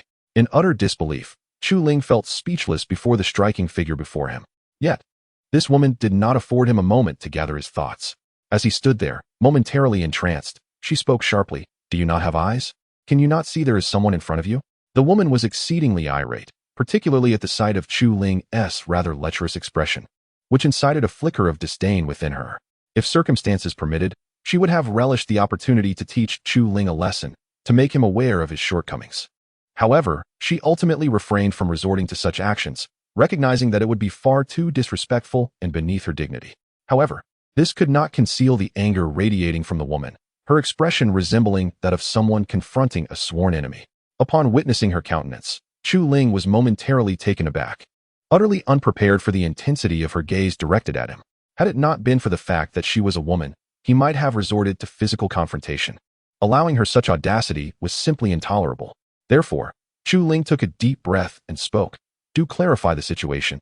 It was you who collided with me, not the other way around. Moreover, do you claim ownership of this road? Your audacity is utterly preposterous." With that, he cast a scornful glance at her, filled with disdain. Upon hearing his words, the woman couldn't help but find amusement in the situation. She had never anticipated that Chu Ling would assert such bold statements. It was entirely unexpected. This piqued her curiosity about how Chu Ling managed to enter the Langlang Tianzong, seemingly unaware of her identity. Nevertheless, observing that he did not recognize her, she chose not to reveal herself. Instead, she exhaled deeply and replied, "So, you are suggesting that all of this is my fault?" After uttering these words, she fixed her piercing gaze on Chu Ling, her aura suddenly amplifying. The beasts within Chu Ling's storage bag sensed the threat and immediately took defensive stances, determined to shield him from harm. "Of course, it is your fault. Had you paid attention, I would not have been struck. It is a miracle that I am unharmed," Chu Ling retorted, his tone imbued with righteous indignation, as though he were the aggrieved party in this encounter. Yet, the woman's attention shifted away from his words, captivated instead by the fact that he could withstand her imposing presence. She had not anticipated that her sudden display of might would be so easily countered by him, leaving her momentarily speechless. This realization sparked a profound curiosity within her. Surely, there was a significant secret surrounding Chu Ling, as it was inconceivable that someone at his foundational level could resist her aura. Regaining her composure, she remarked, "Young man, you are quite impressive. I, Long Yu, shall remember you. Await our next encounter." With this parting remark, Long Yu brushed past Chu Ling without further ado, treating him with indifference. Observing her retreating figure, Chu Ling regarded her with derision, his heart brimming with disdain. He had never heard of Long Yu, let alone anything about her, and thought to himself, what a delusional individual, truly believing herself to be a princess. Despite her departure, Chu Ling remained unfazed, allowing her presence to have no bearing on his mood. Regard this episode with the dragon as a mere interlude. With this thought in mind, Chu Ling continued to wander through the illustrious Langlang heavenly sect, taking pleasure in its grandeur. By doing so, she ensured that she would not lose her way in the future. Moreover, Chu Ling seized this opportunity to gain a deeper understanding of the Langlang heavenly sect, believing that such knowledge would instill a sense of confidence within her. Thus, she continued to meander through the sect, her heart swelling with excitement as she marveled at the wonders before her.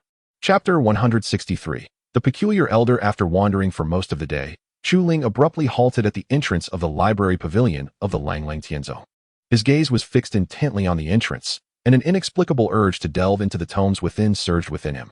However, he was acutely aware that such a significant place was undoubtedly guarded by formidable individuals, and entry was not as simple as his desire to explore. Yet, this only intensified his yearning for the library pavilion. Overwhelmed by his emotions, Chu Ling exhaled deeply, letting go of his reservations, and stepped inside. Just as he approached the threshold, a sudden gust of wind swept through, obstructing his path, leaving him perplexed. Almost immediately, a very elderly man appeared before him, blocking his way. Before Chu Ling could fully comprehend the situation, the old man spoke sternly. Are you not aware that the library pavilion is a sacred ground of the Langlang Tianzong? It is not a place for just anyone to enter. Do you not fear for your life by daring to trespass? Upon finishing his words, the old man widened his eyes in astonishment as he gazed at Chu Ling. However, upon recognizing Chu Ling's visage, the elder was taken aback, a flicker of fear igniting within him. Isn't this the young man who bested Hong Zhongnan? What is he doing here? The old man thought, his mind reeling. He instinctively took a couple of steps back, a palpable trepidation radiating from him. After all, he had witnessed the ruthless prowess of Chu Ling's pet, which left a lasting impression of dread in his heart. The elder was also puzzled by Chu Ling's presence in this place. If given the opportunity, he would have eagerly sought an explanation from Chu Ling, hoping to uncover the reality of the situation. The old man felt that keeping Chu Ling here was akin to sleeping beside a ticking time bomb, sending waves of anxiety coursing through him. Noticing the flicker of fear in the elder's eyes, Chu Ling was utterly bewildered, unable to fathom why the old man had transformed so swiftly from hostility to fear. This left him in a state of profound confusion. Nevertheless, he maintained a sense of decorum. With that, Chu Ling spoke up, I apologize. I have only just arrived at the Langlang Tianzong and am unfamiliar with the protocols here. I shall take my leave, not wishing to provoke further conflict. He prepared to turn away. Moreover, he sensed an overwhelming aura emanating from the elder, indicating that he was not an ordinary individual. Thus, Chu Ling felt it prudent to avoid inciting the elder's wrath, for he dared not contemplate the potential consequences that might unfold. Moreover, Chu Ling was acutely aware of his own capabilities and certainly did not possess the tendency to overreach. However, upon hearing Chu Ling's words, the old man became visibly flustered. Although there was nothing inherently wrong with what Chu Ling had said, who could predict that he might suddenly resort to some devious strategy, unleashing his pet while the old man was asleep and launching a surprise attack? The mere thought of this filled the old man with trepidation as he cast a fearful glance towards Chu Ling. As the old man pondered further, his sense of unease intensified, prompting him to hastily interject. No. Our Langlang Tian sect wholeheartedly welcomes newcomers.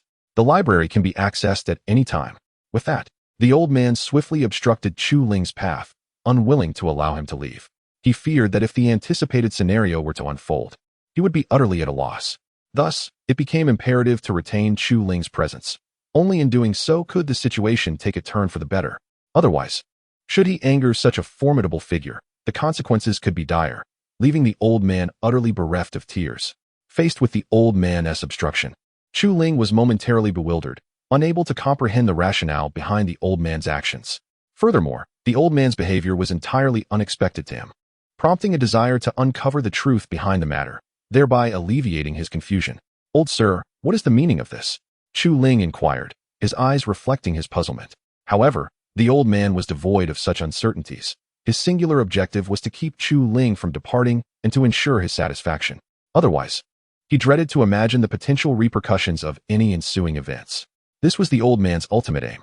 Thus, he spoke with a tinge of desperation in his voice. Young man, please stay and explore the library. I implore you, for the sake of all that is good. In that moment, the old man exhibited none of the regal bearing one might expect, resembling instead a sycophant, his demeanor exceedingly humble. His actions were born of necessity. To safeguard his own life, the old man felt compelled to resort to such measures. He could not bear to contemplate the misfortunes that might follow should he fail. At this point, Chu Ling was struck speechless, recognizing that the old man had abandoned his dignity to plead so earnestly. He understood that should he refuse, the old man might very well prostrate himself before him. The thought sent a shiver down Chu Ling's spine, as in his previous life. An elder kneeling before a youth was believed to shorten the elder's lifespan. Without a moment's hesitation, Chu Ling declared, very well, old sir. I shall stay? Initially intending to leave, he found himself with no option but to remain, for the old man's pitiable state left him no room to act otherwise. Upon hearing Chu Ling's words, the old man felt a quiet sense of relief wash over him, his previous anxiety and fear dissipating. Had Chu Ling chosen to refuse him, the old man would have unhesitatingly knelt before him, completely sacrificing his own dignity. After all, he was acutely aware of the terrifying capabilities possessed by Chu Ling. To provoke him could very well jeopardize his own life. In the eyes of the powerful, lesser cultivators are akin to mere ants, easily extinguished at any moment. The old man understood this truth more profoundly than anyone else. Otherwise, what would compel him to relinquish his dignity so readily in the pursuit of survival? Chapter 164. Entering the library. Once the old man regained his composure, a sense of relaxation gradually enveloped him. After calming down, he spoke directly, "Young man, come with me. I shall guide you into the library." The old man, now devoid of hesitation, led Chu Ling towards the library, determined not to waste a moment. Seeing this, Chu Ling sighed with resignation. Ultimately, he acquiesced to the old man's insistence and followed him into the library. However, Chu Ling was filled with anticipation about what the library would be like, pondering the delightful books that might await him. Thus, under the old man's guidance, Chu Ling entered the library. Upon witnessing the interior, Chu Ling was immediately struck with awe. Before him lay countless ancient tomes, each imbued with a sense of age, as if they had endured the passage of time for centuries. The sight left Chu Ling profoundly moved. This is indeed the library of the Langlang Tianzhou. Young man, there are books on the second floor as well, though not as many as on the first. Feel free to explore. There is no time limit. Peruse as long as you wish. The old man said in a gentle tone after a moment. As tranquility settled within him, the burdens that had weighed heavily on the old man began to dissipate. After all, the worries pressing upon him had threatened to consume him entirely, which explained the old man's humble demeanor. Upon hearing the old man's words, Chu Ling nodded, his impression of the old man transforming considerably. Initially, he had thought the old man would be unapproachable, but now he realized he had misjudged him, finding instead a kind and affable elder. His spirits lifted as a result. Regaining his focus, Chu Ling spoke. "I understand, Grandpa. Thank you for sharing so much with me. Please, go rest. I shall explore here for a while." The old man, feeling he had lingered too long, chose to depart and not disturb Chu Ling any further. He understood that Chu Ling was not someone to be trifled with, and it was wise to keep his distance to avoid any potential repercussions. Not long after the old man left, Chu Ling began to sift through the books, marveling at the array before him, as if he had uncovered a hidden treasure. His heart brimmed with wonder. However, he did not dwell on it for long and continued his exploration. As he delved deeper, time slipped away unnoticed until hunger finally beckoned him, prompting him to reluctantly set aside the book he had been engrossed in. Emerging from the sea of books, he found the old man stationed at the library entrance, guarding him from any interruptions. After all, offending Chu Ling could spell disaster for the Langlang Tianzhou. Thus, the elderly gentleman treated Chu Ling with utmost caution. At that moment, upon seeing Chu Ling emerge, he was filled with profound bewilderment. Consequently, he hurriedly approached Chu Ling and, with a tone laced with concern, inquired, "Young man, have the realms of these spells failed to capture your interest? Would you like me to procure a plethora of books for you?" The old man had never anticipated Chu Ling's sudden departure and was eager to uncover the reasons behind it, as such knowledge would alleviate his anxiety. Otherwise, he found himself at a loss regarding what to do next, his heart racing with trepidation. Upon hearing the elder's words, Chu Ling merely smiled faintly, surprised by the old man's unexpected concern for him. He then replied with a warm smile, "Actually, I am simply hungry and preparing to seek out something to eat. It is not as complicated as you suggest, and by the way, my name is Chu Ling, not young man." Facing the elderly gentleman, Chu Ling felt a genuine fondness. After all, the old man possessed formidable strength yet exuded such warmth that it took Chu Ling by surprise. If possible, he would have liked to forge a friendship with him. Suddenly, a thought crossed Chu Ling's mind, prompting him to ask, "Grandfather, what is your name?" This question arose spontaneously, and had it not been for the elder's persistent engagement, Chu Ling would not have conversed so freely. The old man, driven entirely by fear, had initiated this dialogue. Otherwise, he would have easily dismissed Chu Ling with a mere wave of his hand. Of course, the elder would never reveal his true feelings, as he could easily imagine Chu Ling's reaction upon hearing them. Regaining his composure, the old man smiled and explained, "I am called Long Tian.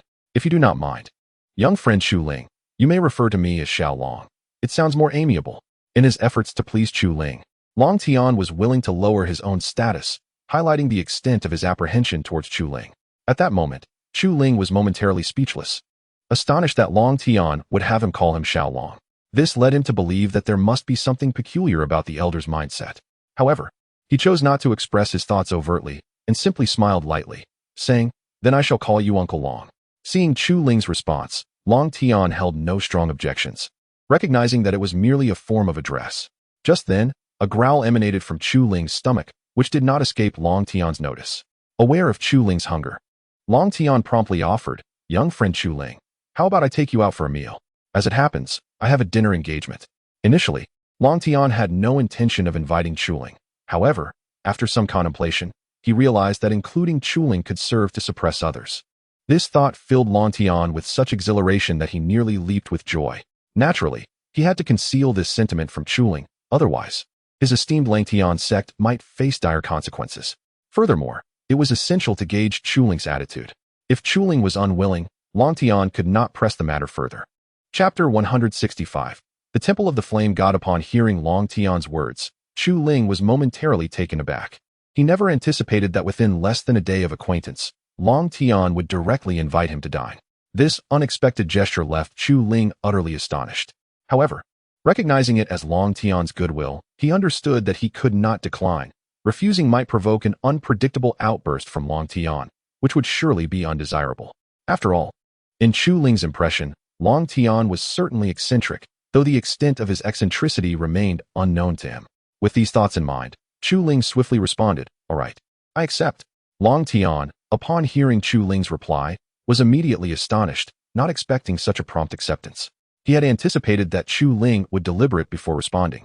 Yet the instant agreement left Long Tian in disbelief. Nevertheless, since the outcome was favorable, he did not dwell on why Chu Ling had acquiesced so readily.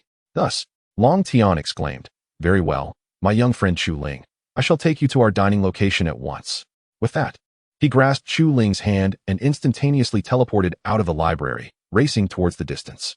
In that moment, Chu Ling fully comprehended the magnitude of Long Tian's power, which left him quite frightened.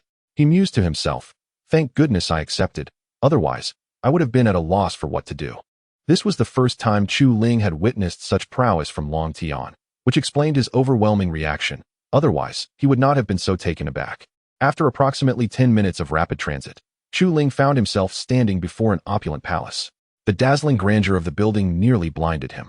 Were it not for his robust mental fortitude, he might have been utterly overwhelmed by the spectacle before him, unable to remain composed. He also noted the plaque at the entrance inscribed with the characters Temple of the Flame God, instantly realizing that this was a place frequented by influential figures. Otherwise, such divine nomenclature would not grace the sign. Currently, Chu Ling's heart brimmed with astonishment, as he surmised that Long Tian was undoubtedly not an ordinary individual, which filled him with trepidation. After a brief moment of collecting himself, Chu Ling ventured to inquire, "Uncle Long, what kind of place is this? Could you enlighten me?" His emotions were in turmoil, unable to find a semblance of calm as he faced the grandeur surrounding him. After all, Chu Ling was merely a foundation-level cultivator.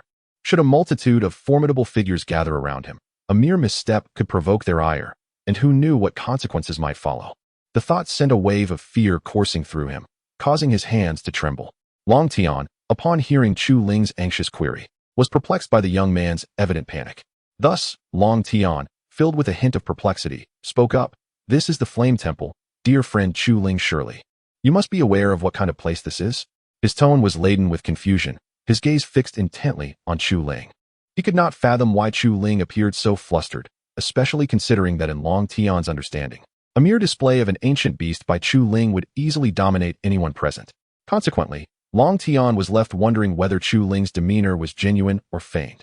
Upon hearing Long Tian's words, Chu Ling immediately shook his head, confessing his utter ignorance of this place.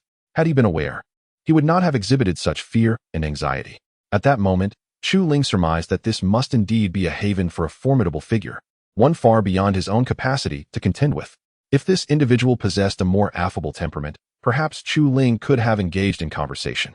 Yet, if their disposition were less favorable, he might find himself in perilous circumstances. Contemplating this, a profound sense of trepidation welled up within Chu Ling, compelling him to yearn for a swift departure from this ominous locale, wishing not to linger even a moment longer. After regaining his composure, Chu Ling exhaled deeply and remarked, "Uncle Long, I suddenly find myself no longer hungry. Shall we return?" Presently, he had no desire to remain, only the wish to escape, believing that only then could he avoid an unwarranted demise. For Chu Ling was acutely aware that the personalities of such eminent figures were often capricious. A single misstep could lead to dire consequences, leaving him unaware of how he might meet his end. Thus, he earnestly wished to vacate the premises, convinced that this would ensure his safety. However, upon hearing Chu Ling's words, Long Tian was rendered speechless, unsure of how to respond. He had not anticipated Chu Ling's sudden change of heart. Yet, given Chu Ling's insistence, Long Tian could easily surmise the potential repercussions of disregarding his request. With a resigned sigh, he acquiesced, stating, "Very well, let us depart." After releasing a breath of resignation, Long Tian cast a lingering glance back at the flame temple. His eyes filled with a sense of wistfulness.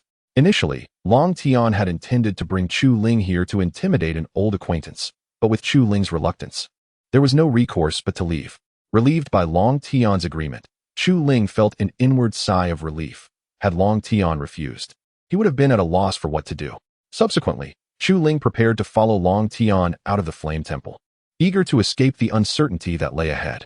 Yet, just as Long Tian was ready to lead Chu Ling away, an unexpected event unfolded.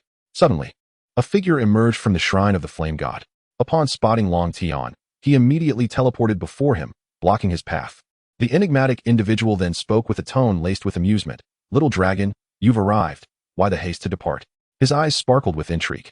However, when he cast his gaze towards the side where Chu Ling stood, his expression shifted to one of utter bewilderment, an unmistakable glimmer of trepidation flickering in his eyes, as if he had encountered a truly terrifying presence. Chapter 166. The reappearance of Qin Yun. Upon witnessing the enigmatic figure, Chu Ling was momentarily struck dumb, her heart brimming with astonishment, scarcely able to believe the reality unfolding before her. If it were possible, she would have pinched her own cheek to ascertain the authenticity of this surreal scene. Indeed, the mysterious individual standing before her was none other than Qin Yun, the very person who had perished for her sake. "Surprised to see me back?" The atmosphere grew eerily silent, so much so that the faintest sound, like a needle dropping, could be distinctly heard. How could you be here?" Once she regained her composure, Chu Ling exhaled deeply, her eyes reflecting incredulity. The current situation felt like a vivid dream from which she longed to awaken, allowing her to dismiss the bewildering reality before her. She still vividly recalled the harrowing sight of Qin Yun being reduced to mere flesh, a memory that lingered in her heart. Chu Ling understood that had it not been for Qin Yun shielding her from that colossal hand, it would have been her life lost instead of his. At this moment, words failed her.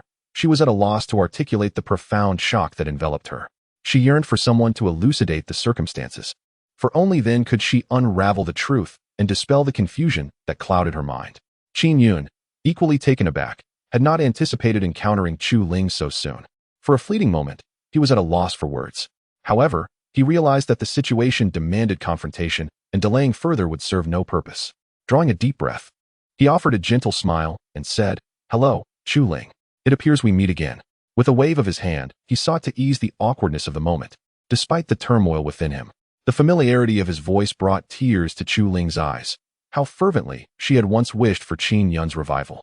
Now that her wish had been granted, an inexplicable sorrow clouded her happiness, leaving her uncertain of how to express her feelings. Recognizing her silence, Qin Yun understood the depth of her anguish, yet there was little they could do to alter the reality they faced.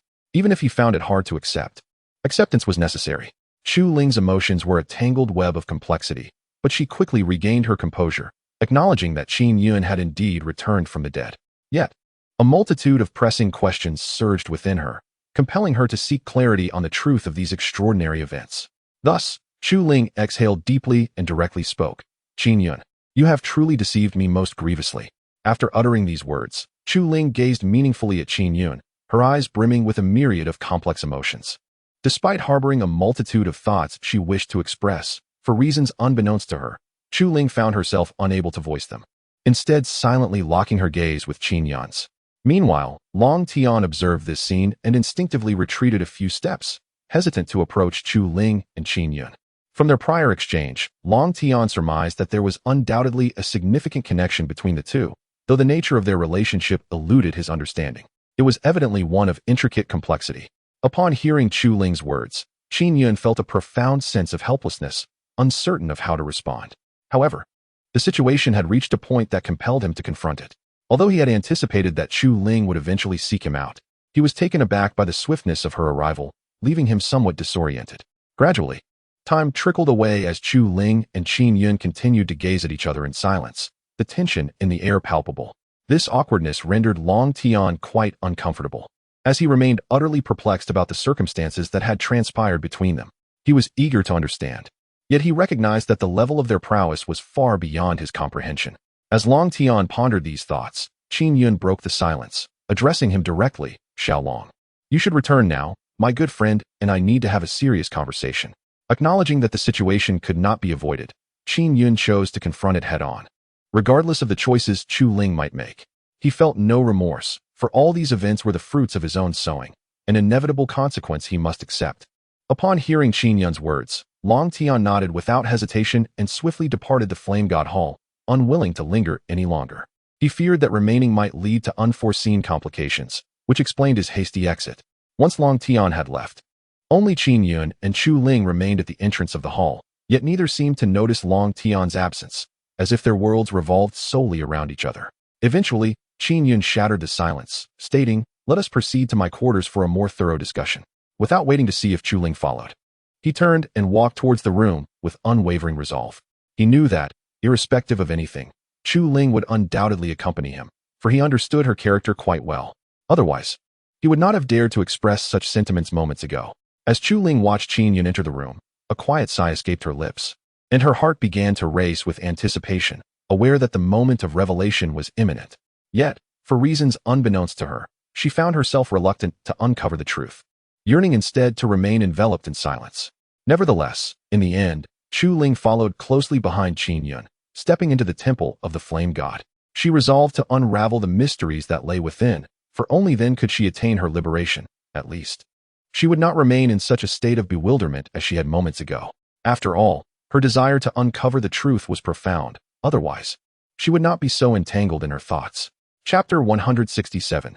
Conditions. Thus, Chu Ling followed Qin Yun into the flame temple. Upon entering, Chu Ling was struck by a sense of desolation, momentarily rendered speechless. He struggled to articulate the tumult of emotions swirling within him. To his astonishment, the flame temple, which Qin Yun called home, appeared far less grand than a typical temple, resembling more a dilapidated shrine. Despite its opulent exterior, the interior was starkly barren. As Chu Ling stood in shock, Qin Yun found a seat and gestured for Chu Ling to join him. Recovering from his initial surprise, Chu Ling approached without hesitation, seating himself directly in front of Qin Yun, regarding him with a gaze filled with curiosity and concern. Taking a deep breath, Chu Ling finally spoke. "Explain to me what has transpired here. I thought you had perished, reduced to mere flesh and bone. How is it that you live again?" With unwavering intensity, Chu Ling fixed his gaze upon Qin Yun, demanding an explanation. He felt a pressing need for answers, for the previous deceptions had deeply wounded him.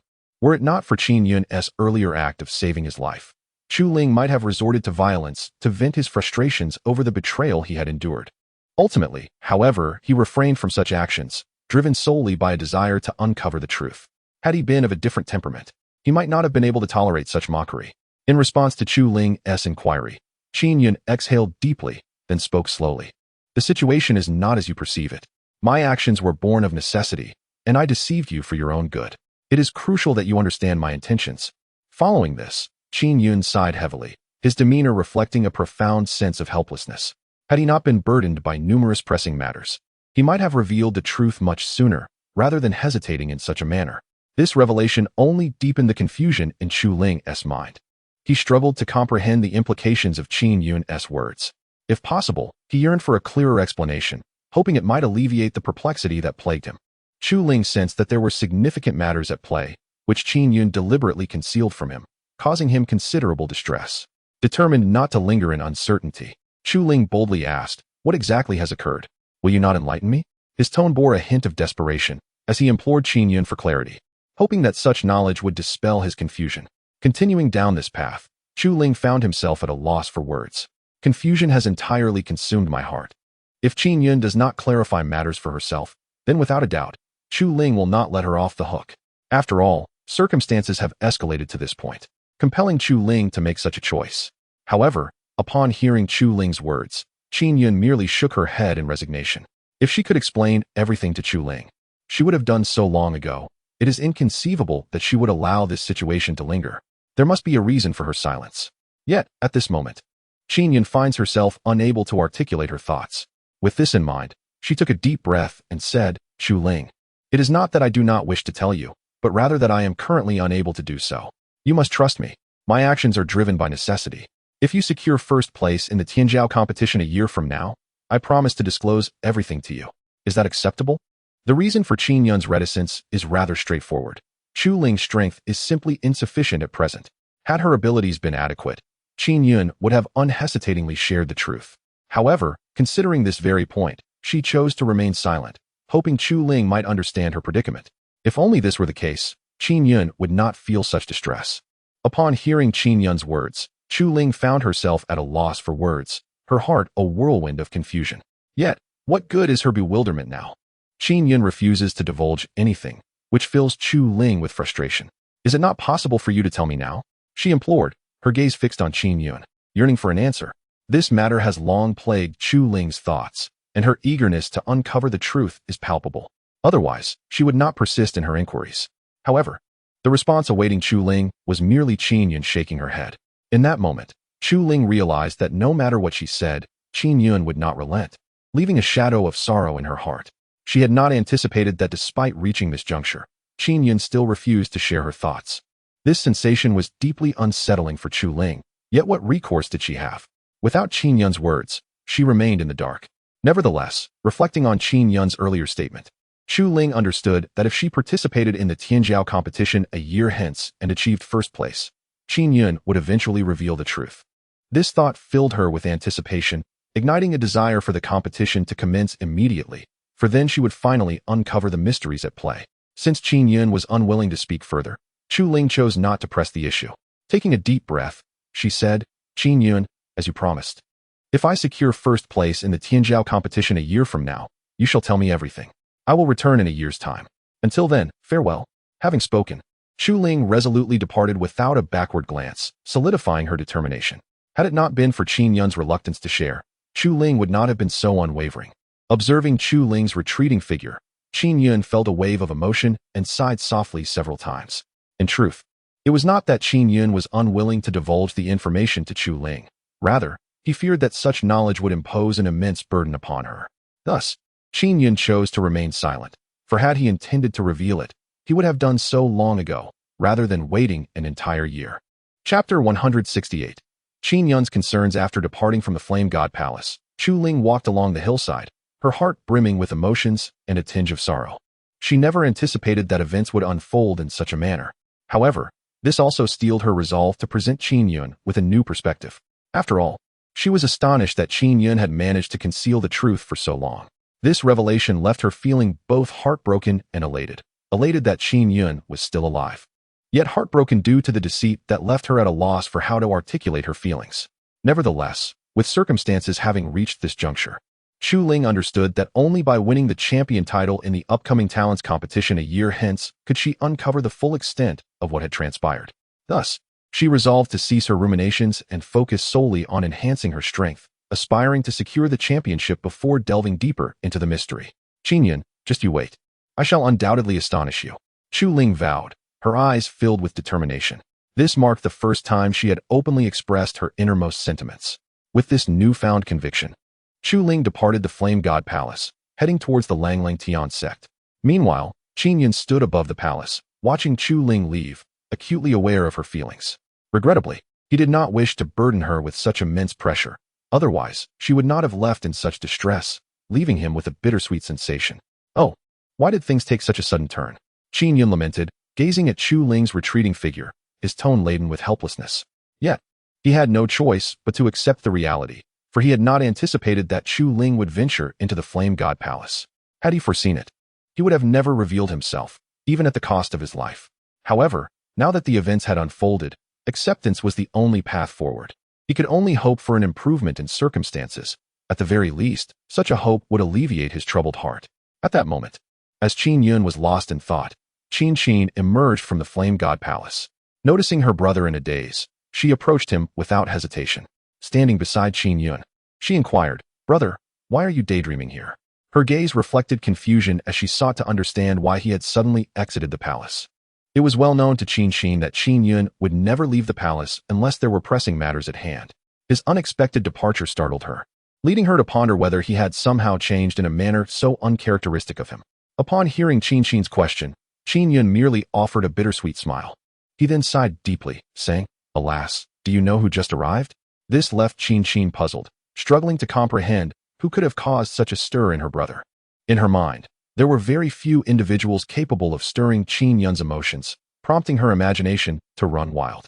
Yet, despite her musings, she could not ascertain who it was that had visited Qin Yun, leaving him feeling quite vexed. In his heart, Qin Yun yearned for an explanation from Qin, believing that such clarification would alleviate his confusion.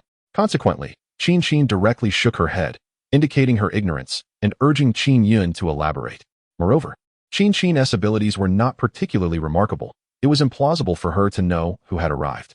After all, in Qin Yun's eyes, Qin was merely a novice cultivator. Observing Qin's bewilderment, Qin Yun exhaled deeply and began to respond. It was actually Chu Ling who just came by. I never anticipated her presence at the Flame God Palace. It took me completely by surprise. As he reflected on this, a torrent of anguish surged within Qin Yun. He had never foreseen such an occurrence.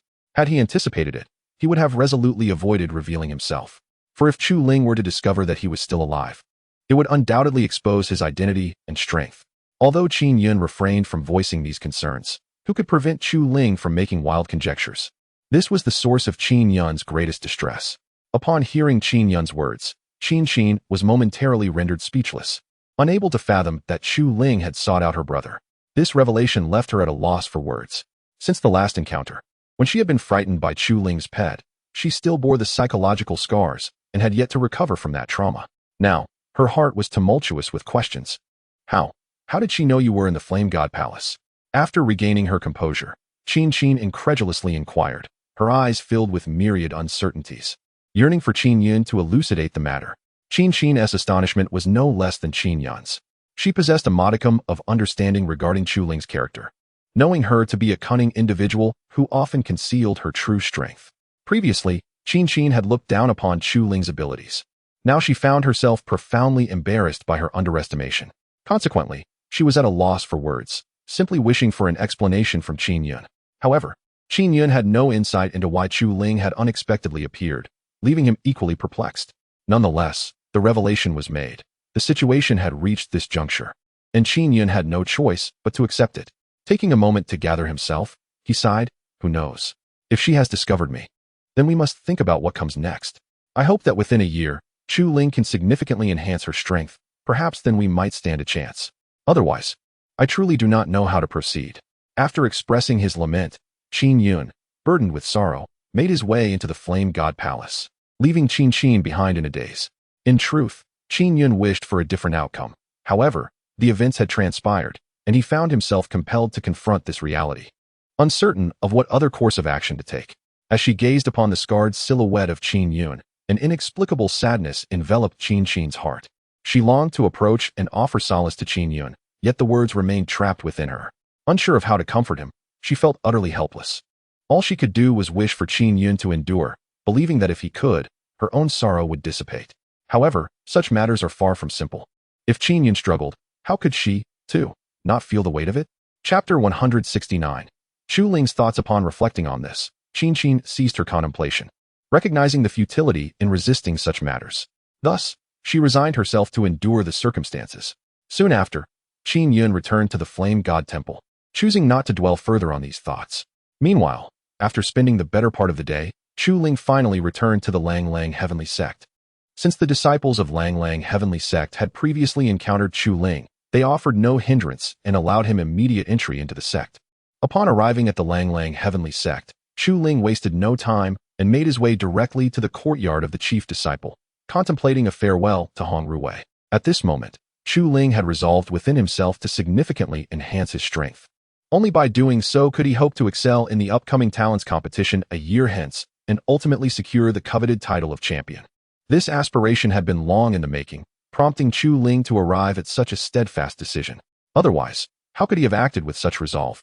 After a short while, Chu Ling reached the courtyard of the chief disciple and, without hesitation, proceeded towards Hong Ruwei's chamber. Arriving at her door, he summoned his courage and knocked twice. Upon hearing the knock, Hong Ruwei felt a wave of curiosity wash over her, pondering who might be seeking her. With this curiosity in mind, Hong Ruwei approached the door and opened it, only to be taken aback to find Chu Ling standing before her. She was pleasantly surprised, having never expected his return, which startled her momentarily. With genuine delight, Hong Ruwei inquired, "Chu Ling, what brings you back so soon?" Where have you been? After posing her question, she gazed at Chu Ling with such joy that she nearly wished to pull him inside and engage in some intimate conversation. However, she ultimately refrained from such actions, mindful of maintaining her composure. Upon hearing her words, Chu Ling hesitated, uncertain whether to divulge the truth to Hong Ruwei. Ultimately, he chose to be forthright. His purpose in seeking her out was precisely this matter. To waver would signify a lack of courage. Thus, he took a deep breath and spoke. Ruwei, I have come to bid you farewell. As he uttered these words, Chu Ling averted his gaze, acutely aware of the inappropriateness of his timing. Nevertheless, in pursuit of his ambitions, he felt compelled to express himself. He understood that the longer he delayed, the more challenging it would become, particularly if unforeseen circumstances arose. In that moment, Hong Ruwei found herself momentarily stunned, unable to comprehend that Chu Ling's visit was solely to convey this message, leaving her momentarily at a loss for words. Originally, Hong Ruwei was filled with excitement. However, upon hearing Chu Ling's words, her joy was instantly overshadowed by a profound sorrow. After a moment of heartache, she immediately inquired, "Where are you going?" Her tone was laced with urgency, and her gaze was fixed intently on Chu Ling. She could hardly fathom the idea of Chu Ling departing, and thus felt compelled to seek clarity. Only through understanding could she find peace within herself. If Chu Ling failed to provide an explanation, she would be left in a state of confusion and despair. Upon hearing her question, Chu Ling felt a sense of apprehension, unsure of how to articulate his reasons to Hong Ruwei. He had a modicum of understanding regarding her capabilities. After a brief hesitation, he finally spoke. "Ruwei, I am going to embark on a year-long journey for training, after which I shall return to participate in the Tianjiao competition in Zhou City. This is something I must undertake." Although he had initially wished to keep this information private, the thought of Hong Ruwei being his fiancée compelled him to share. He didn't want to keep any secrets from her, as he recognized that withholding the truth could foster negative feelings. After all, had he intended to obscure the matter, he would not have engaged in such lengthy discourse. Chu Ling was not one to linger unnecessarily on words. He preferred actions that yielded results. Upon hearing Chu Ling's explanation, Hong Ruwei began to comprehend the situation. However, it also ignited a significant curiosity within her. Why was Chu Ling suddenly so eager to enhance his abilities? If he had harbored such intentions earlier, he would have acted upon them long before now. With this in mind, Hong Ruwei, still puzzled, asked, "Chu Ling, why the sudden urgency to improve your strength? Has something significant occurred?" She felt the necessity to clarify this matter, for only then could her mind be at ease. With her thoughts aligned, she looked at Chu Ling with eyes brimming with anticipation, hoping he would elucidate his reasoning. This left Chu Ling in a quandary, contemplating whether he should fully explain to Hong Ruwei. After all, his motivation stemmed from a desire to secure victory in the Tianjiao competition. Otherwise, he would have preferred a more gradual approach. Yet, the current circumstances did not permit such a leisurely pace, compelling him to hasten his progress. Finally, he took a moment and said, "In truth, my aim is to achieve a commendable standing in the Tianjiao competition, which is why I have adopted this mindset." Once he spoke these words, a wave of unease washed over him, for the real reason lingered unspoken, making it difficult for him to meet Hong Ruwei's gaze directly. Fortunately, Chu Ling possesses a remarkable capacity for resilience, remaining untroubled by these issues, though a hint of anxiety lingers in her heart. Upon hearing Chu Ling's words, Hong Ruwei immediately comprehended the situation, realizing the reasoning behind it, which rendered her understanding. However, this revelation sparked an idea within Hong Ruwei to accompany Chu Ling on her journey of growth. By doing so, she could foster a deeper bond with Chu Ling. Yet, Hong Ruwei pondered how to broach the subject, which left her momentarily perplexed. Chapter 170. A new mission. Upon observing the sorrowful expression on Hong Ruwei's face, Chu Ling was immediately engulfed by confusion. He pondered over what could have led Hong Ruwei to such a state, which birthed an overwhelming curiosity within him. He yearned to unravel the mystery behind her distress. However, Chu Ling found himself at a loss for words, remaining rooted in place, his mind swirling with conjectures. Just then, gathering her courage, Hong Ruwei spoke up. "Chu Ling, I have just received a mission from the Langlang Tianzhou. How about I accompany you on this endeavor?" Her eyes sparkled with excitement as she looked at Chu Ling, hoping he would acquiesce. If he agreed, she could embark on this journey with him, freeing herself from her worries. Yet, a flicker of fear gripped her heart at the thought of Chu Ling possibly declining, leaving her in profound sorrow. This anxiety began to tighten its grip on her. Upon hearing Hong Ruwei's words, Chu Ling was taken aback.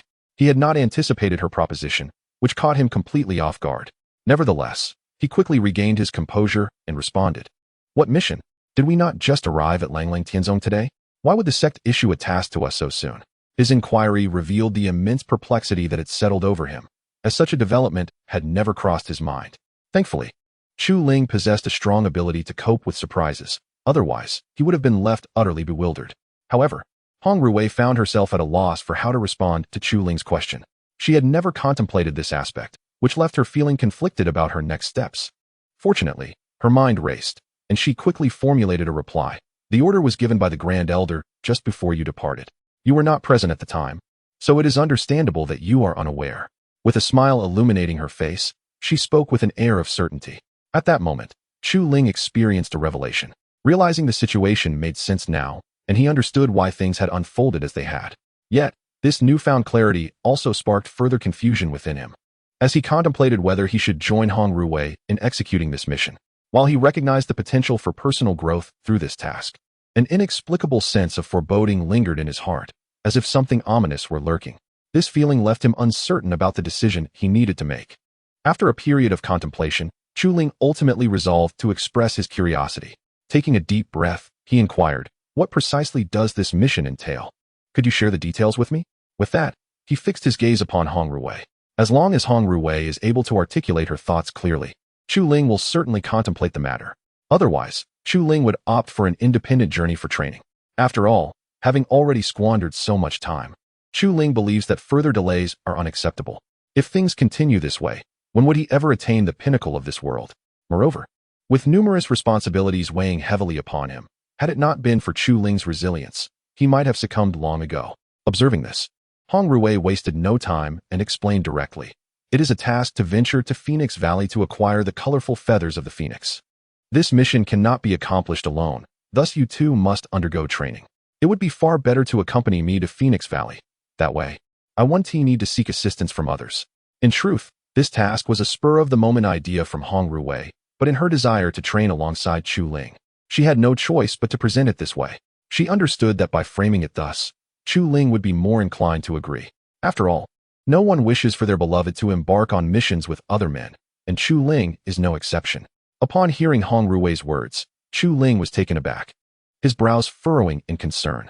It was fortunate that he had inquired. Otherwise, he would have been at a loss regarding the next steps. This realization underscored the significance of the matter, compelling Chu Ling to resolve to accompany Hong Ruwei. He could scarcely fathom the potential misfortunes that could arise if he were not by her side. Moreover, whether training alone or alongside Hong Ruwei, the experience would be invaluable. Therefore, it was far more advantageous to join her. Resolving himself, Chu Ling promptly stated, "You need not seek anyone else. I will accompany you in completing this task. I cannot place my trust in others." His tone was imbued with unwavering determination, reflecting the depth of his contemplation. Such conviction would not have been possible without considerable reflection. At this, Hong Ruwei felt a surge of quiet joy within her, her heart swelling with happiness. Initially, she had anticipated that Chu Ling would acquiesce, but her earlier comments had been somewhat grave. Now, witnessing his agreement, a subtle delight graced her features, clearly indicating the effort she had expended to ensure they could train together. Though she had not wished to resort to such measures, Hong Ruwei recognized that without them, there was little chance of being with Chu Ling. Hence, she resolved to take this course of action. "Very well, let us embark tomorrow," she declared. Considering Chu Ling's eagerness for training, Hong Ruwei did not wish to delay him any further, thus deciding on an immediate departure. If circumstances allowed, she would have preferred to set forth at once, relishing the opportunity for solitude with Chu Ling. However, she restrained her impulsiveness and refrained from acting on that desire. Moreover, knowing that such actions would undoubtedly arouse Chu Ling's suspicion, Hong Ruwei decided against pursuing that course. Upon hearing Hong Ruwei's words, Chu Ling nodded in acknowledgement, signaling her understanding. In truth, even without Hong Ruwei's input, Chu Ling had already contemplated this decision, for such matters are simply too pressing to be delayed. Subsequently, Chu Ling bid farewell to Hong Ruwei and returned to her own quarters, preparing to rest and rejuvenate her spirit. Chapter 171. Departure. After witnessing Chu Ling's departure, Hong Ruwei couldn't help but smile knowingly. She then set aside her concerns and began to rest gradually. Aware that the forthcoming events would undoubtedly be extraordinary, she understood that the Phoenix Gorge was no place for trivial matters. Hong Ruwei was acutely aware that the Phoenix Gorge was as formidable as the Five Dragon Valley, if not more so. Therefore, she dared not let her guard down. Moreover, it It was crucial for Hong Ruwei to conceal her true strength, revealing it could lead Chu Ling to overthink the situation. This necessity compelled her to be more cautious, ensuring that she left nothing to chance. Otherwise, if something unfortunate were to transpire, she would find herself at a loss for what to do, which was a source of considerable frustration. However, Hong Ruwei harbored confidence in her abilities, firmly believing that she could adeptly manage the situation. After all, it was precisely this confidence that allowed her to utter such words moments ago. Consequently, she chose to put aside her worries and continued her rest. Gradually, time slipped away, and daylight broke forth. The warm sunlight bathed the earth, awakening Chu Ling, who gently opened his eyes, stretched, and felt an unparalleled sense of relaxation. It was worth noting that he had not enjoyed a good night's sleep for several days. So seizing this opportunity to rest was of utmost importance to him. He believed that only by doing so would he be free from distractions during the upcoming trials. Otherwise, if something adverse were to occur, he would lack the energy to address it. This was precisely why Chu Ling made it a point to rest thoroughly before each departure. After a brief and simple morning routine, he stepped out of his room with a light burden, making his way to the courtyard to await Hong Ruwei's emergence. He was confident that she would honor their agreement. During this waiting period, Chu Ling occasionally glanced into his storage bag, eager to check on his beloved beasts. However, upon discovering that they were all fast asleep, he found himself at a loss for words. He simply could not comprehend why these creatures were so prone to slumber, leaving him filled with curiosity. If possible, he would have loved to unravel the mystery behind their drowsiness. Of course, he did not disturb them. Instead, he observed them intently. It must be said that the sight of his beasts in slumber was utterly endearing, stirring within him a wave of emotion.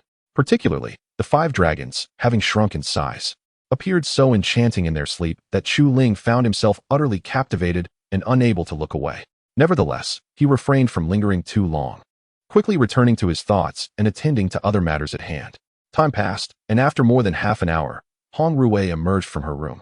Upon seeing Chu Ling waiting patiently in the courtyard, she hurriedly made her way over. As she reached Chu Ling's side, she immediately apologized. "I'm so sorry, Chu Ling. I overslept and kept you waiting." After uttering these words, a wave of embarrassment washed over Hong Ruwei. Just before falling asleep, she had promised herself to rise early. Yet upon waking, she realized she had once again slept in, leaving her filled with guilt. Had she foreseen this? She believed it would have been better to stay awake until dawn, sparing Chu Ling the inconvenience of waiting. Now, she found herself at a loss for words, unsure of how to explain her tardiness. It was unlike her to apologize so profusely upon greeting Chu Ling. To her relief, Chu Ling did not dwell on the matter, as the wait had been less than half an hour, and he deemed it inconsequential. With a calm demeanor, he replied, "It's all right. I just woke up not long ago myself, so it's not a long wait at all." Chu Ling was also keen on not delaying their departure any further, so he chose not to linger on the topic. This response lifted Hong Ruwei's spirits considerably. At least Chu Ling bore her no ill will. She silently exhaled, relieved that she had not caused any friction between them. In that moment of relief, Chu Ling spoke again. "All right, let us not waste any more time. We should prepare to set off." His eagerness to reach Phoenix Valley was palpable, which explained why he was so intent on departing without allowing Hong Ruwei a moment to collect herself. Upon hearing his words, Hong Ruwei nodded vigorously, refraining from saying more, fearful that her words might inadvertently upset him, leaving her in an even more precarious situation. Consequently, Chu Ling followed Hong Ruwei out of the courtyard towards Phoenix Valley. The instant they stepped outside, Hong Ruwei became the center of intense scrutiny, with the surrounding disciples displaying expressions of eager desire, as if they longed to possess her immediately. However, the disciples of Lang Lang Tianzong refrained from acting on their impulses, fully aware that such behavior would incur the wrath of their sect. The consequences of any transgression could be dire, and they did not wish to invite trouble upon themselves. Thus, they concealed their yearning deep within, resembling individuals with lustful intentions but lacking the courage to act. Hong Ruwei noticed the gazes of the surrounding cultivators, yet she felt no interest in them. Instead, a hint of disdain crossed her features. Were it not for her concern for Chu Ling, she would have soared away rather than walk alongside him. She had encountered such looks countless times throughout her life, and they had long since begun to irritate her. This incessant attention was becoming increasingly intolerable, stirring a growing agitation within her. Ultimately, Hong Ruwei refrained from expressing her emotions, recognizing that even if she did, it would be of no consequence. Moreover, such an outburst might displease Chu Ling, compelling Hong Ruwei to keep her feelings concealed. In doing so, Chu Ling would remain oblivious to her turmoil. Observing the gazes of those around her, Chu Ling understood the sentiments of the cultivators, which stirred a wave of reflection within her. Hong Ruwei was indeed a captivating yet perilous beauty. Had she anticipated this, she would have declined the initial agreement. In that case, she would not have become the center of attention. Chapter 172. Phoenix Gorge. Subsequently, under the watchful eyes of many, Chu Ling and Hong Ruwei departed from the Langlang Tian sect, traversing the steep mountain path. However, Hong Ruwei's spirits were exceedingly high. The mere thought of living in the wilderness alongside Chu Ling filled her heart with an indescribable sense of bliss and comfort. This was the life she had longed for. Otherwise, she would not have been so exhilarated. "What are you so excited about?" Chu Ling inquired, puzzled by Hong Ruwei's exuberance. He found himself utterly bewildered, unable to comprehend the reason behind her apparent joy. It was important to note that their destination was Phoenix Gorge, and should anything untoward occur therein, it would pose a significant concern. Thus, apprehension gnawed at Chu Ling's heart, fearing the worst could unfold. At that moment, he could only lament the possibilities of regret. Upon hearing Chu Ling's question, Hong Ruwei offered an awkward smile, uncertain of how to respond. She feared that if she revealed her thoughts, Chu Ling might judge her harshly, negating the efforts she had previously invested. This thought sent her into a flurry of anxiety. She desperately wished to avoid such a scenario. If it were to happen, she would be at a loss as to how to proceed. Thus, Hong Ruwei slowly uttered, "It's nothing. I was just thinking of something joyful, which is why I feel so happy." After speaking, she smiled sheepishly, striving to conceal any signs of her inner turmoil from Chu Ling, lest he discern her true feelings and she find herself in further disarray. At this, Chu Ling was left speechless, taken aback that even at this juncture, Hong Ruwei was still jesting with him. He found himself at a loss for words, unsure of how to respond to her. Yet, just as Chu Ling grappled with his thoughts, a question suddenly arose in his mind. Without hesitation, he posed, "By the way, Ruwei, how much do you know about Phoenix Gorge?" This query emerged spontaneously, reflecting his curiosity, as he had yet to hear anything about Phoenix Gorge and was set to visit for the first time. His eagerness to uncover the mysteries of this place surged, as understanding its intricacies would alleviate his confusion. Moreover, gaining insight into the affairs of Phoenix Gorge would enable him to handle any unforeseen circumstances with greater ease, rather than scrambling for solutions at the last moment. This illustrates the foresight Chu Ling possessed. He recognized the gravity of the situation at hand, necessitating a cautious approach to ensure his safety. Without such prudence, he would be left uncertain of his next steps. Upon hearing Chu Ling's words, Hong Ruwei did not hesitate for long and promptly divulged the specifics regarding the Phoenix Valley. Initially, she had intended to share this information with him, but had found no opportune moment. Now that the chance had presented itself, she felt compelled to speak candidly. Regarding the Phoenix Valley, she commenced, "It is the territory of a resplendent phoenix. The details elude me, yet I am aware that this vibrant creature possesses at least the strength of the nascent soul stage. We must not underestimate it.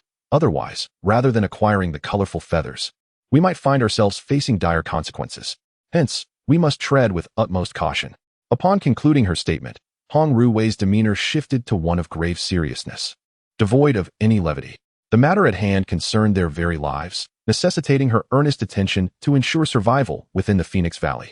The potential repercussions of negligence were far too severe to contemplate.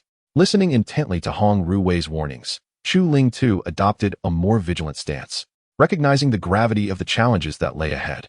From her words, he gleaned that the Phoenix Valley harbored significant peril. A moment's carelessness could indeed lead to their demise. To avert such an outcome, Chu Ling resolved to devise a meticulous plan, ensuring the safety of both himself and Hong Ruwei. As he pondered deeply, Hong Ruwei felt a surge of happiness witnessing Chu Ling's earnest reflection. Being protected by someone she admired brought her immense joy, a feeling she began to cherish more and more. It is worth noting that she bore no concerns for their safety. After all, she was aware that Chu Ling possessed several ancient beasts of legend, powerful enough to dominate the entire Zhoutian domain. Thus, Hong Ruwei exhibited a cheerful demeanor, entirely unconcerned about the current situation. Conversely, Chu Ling remained unaware of this, or else his worries would surely have dissipated. After a time of contemplation, he realized there was little point in dwelling on the past. The circumstances had reached a critical juncture. Instead of attempting to evade the inevitable, he resolved to confront it with courage, believing that such an approach would quell any fears within him. With newfound clarity in his eyes, he turned to Hong Ruwei and enthusiastically proclaimed, "I understand now. Let us proceed. As for the resplendent phoenix, we shall devise a plan when we encounter it." Without further hesitation, he continued onward, casting aside any lingering thoughts that might burden him. Observing Chu Ling's determined stride, Hong Ruwei smiled softly and, without delay, fell into step beside him as they ventured deeper into the Phoenix Valley. Her heart brimmed with anticipation, and her eyes radiated an endless, resplendent light, as if eagerly awaiting the unfolding of forthcoming events. Thus, Chu Ling and Hong Ruwei continued their journey. Along the way, they encountered numerous cultivators, yet all gazes were fixated upon Hong Ruwei, utterly captivated by her beauty, to the point where it seemed their eyes might pop from their sockets. Such is the enchanting allure of Hong Ruwei. Chapter 173. Hong Ruwei's request. This situation has drawn an extraordinary amount of attention, which otherwise would not have been the case. Fortunately, these cultivators did not engage in any inappropriate actions. Otherwise, Chu Ling would have been at a loss regarding how to respond. Soon, Chu Ling and Hong Ruwei exited the Zhou city, wandering amidst the mountains. This choice allowed them to evade the gazes that had been upon them, for the mountains were relatively devoid of other cultivators, bestowing upon Chu Ling a profound sense of tranquility.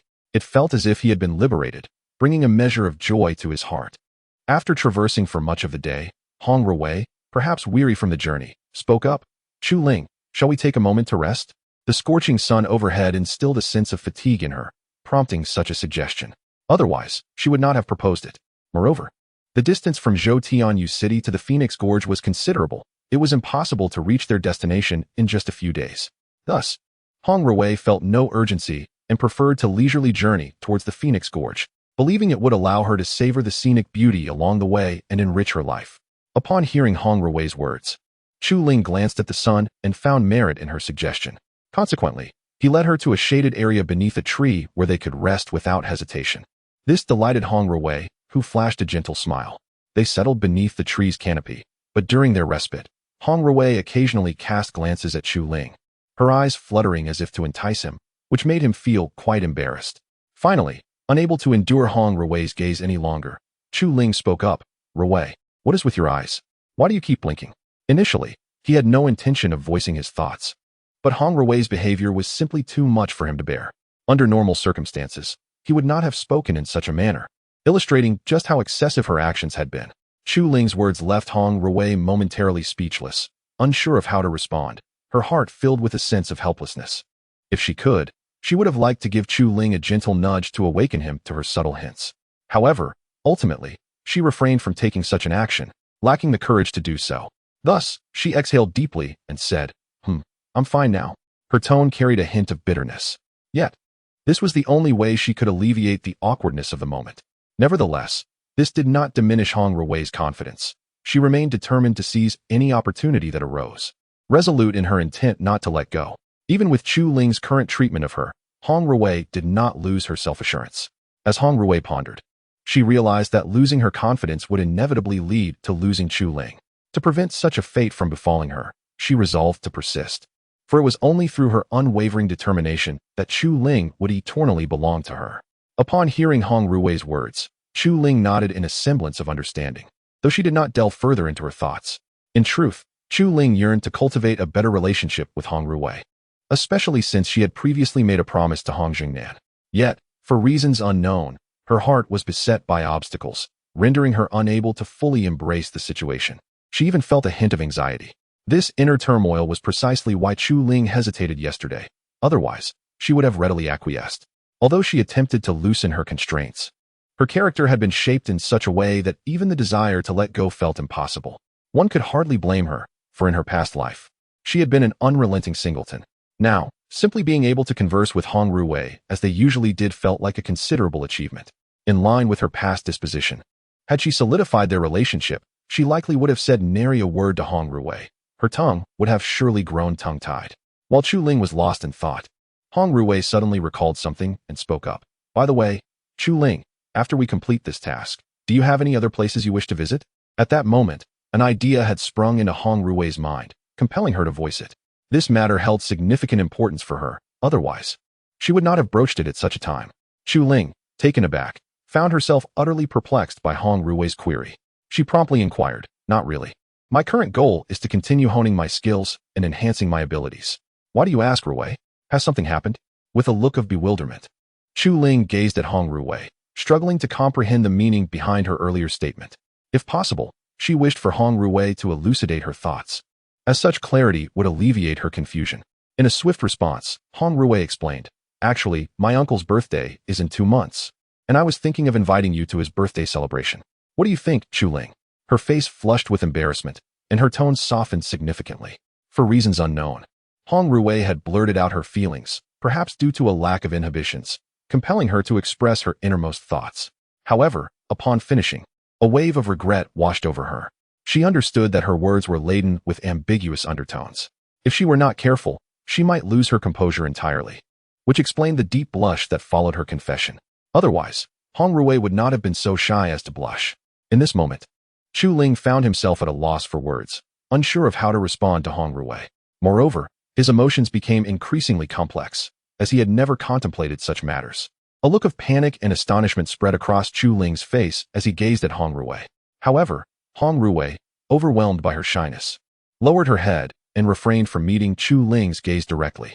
Chapter 174. Nosebleed. One can only wonder what thoughts might swirl within Hong Rui's mind upon witnessing Chu Ling's expression. At this moment, Chu Ling found himself at a loss for words. If only he could erase the memory of Hong Rui's earlier remarks, it would alleviate the turmoil that plagued his heart.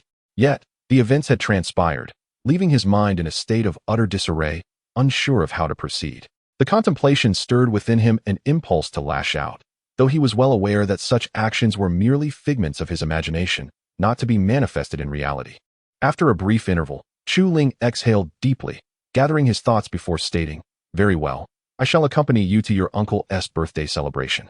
Initially, he had no intention of acquiescing, yet he recognized that declining would surely wound Hong Rui's heart. Hence, to prevent such sorrow, he felt compelled to agree, ensuring her spirits remained unscathed. Upon hearing his words, Hong Rui immediately lifted her gaze, her excitement palpable as she looked at Chu Ling, astonished by his swift consent.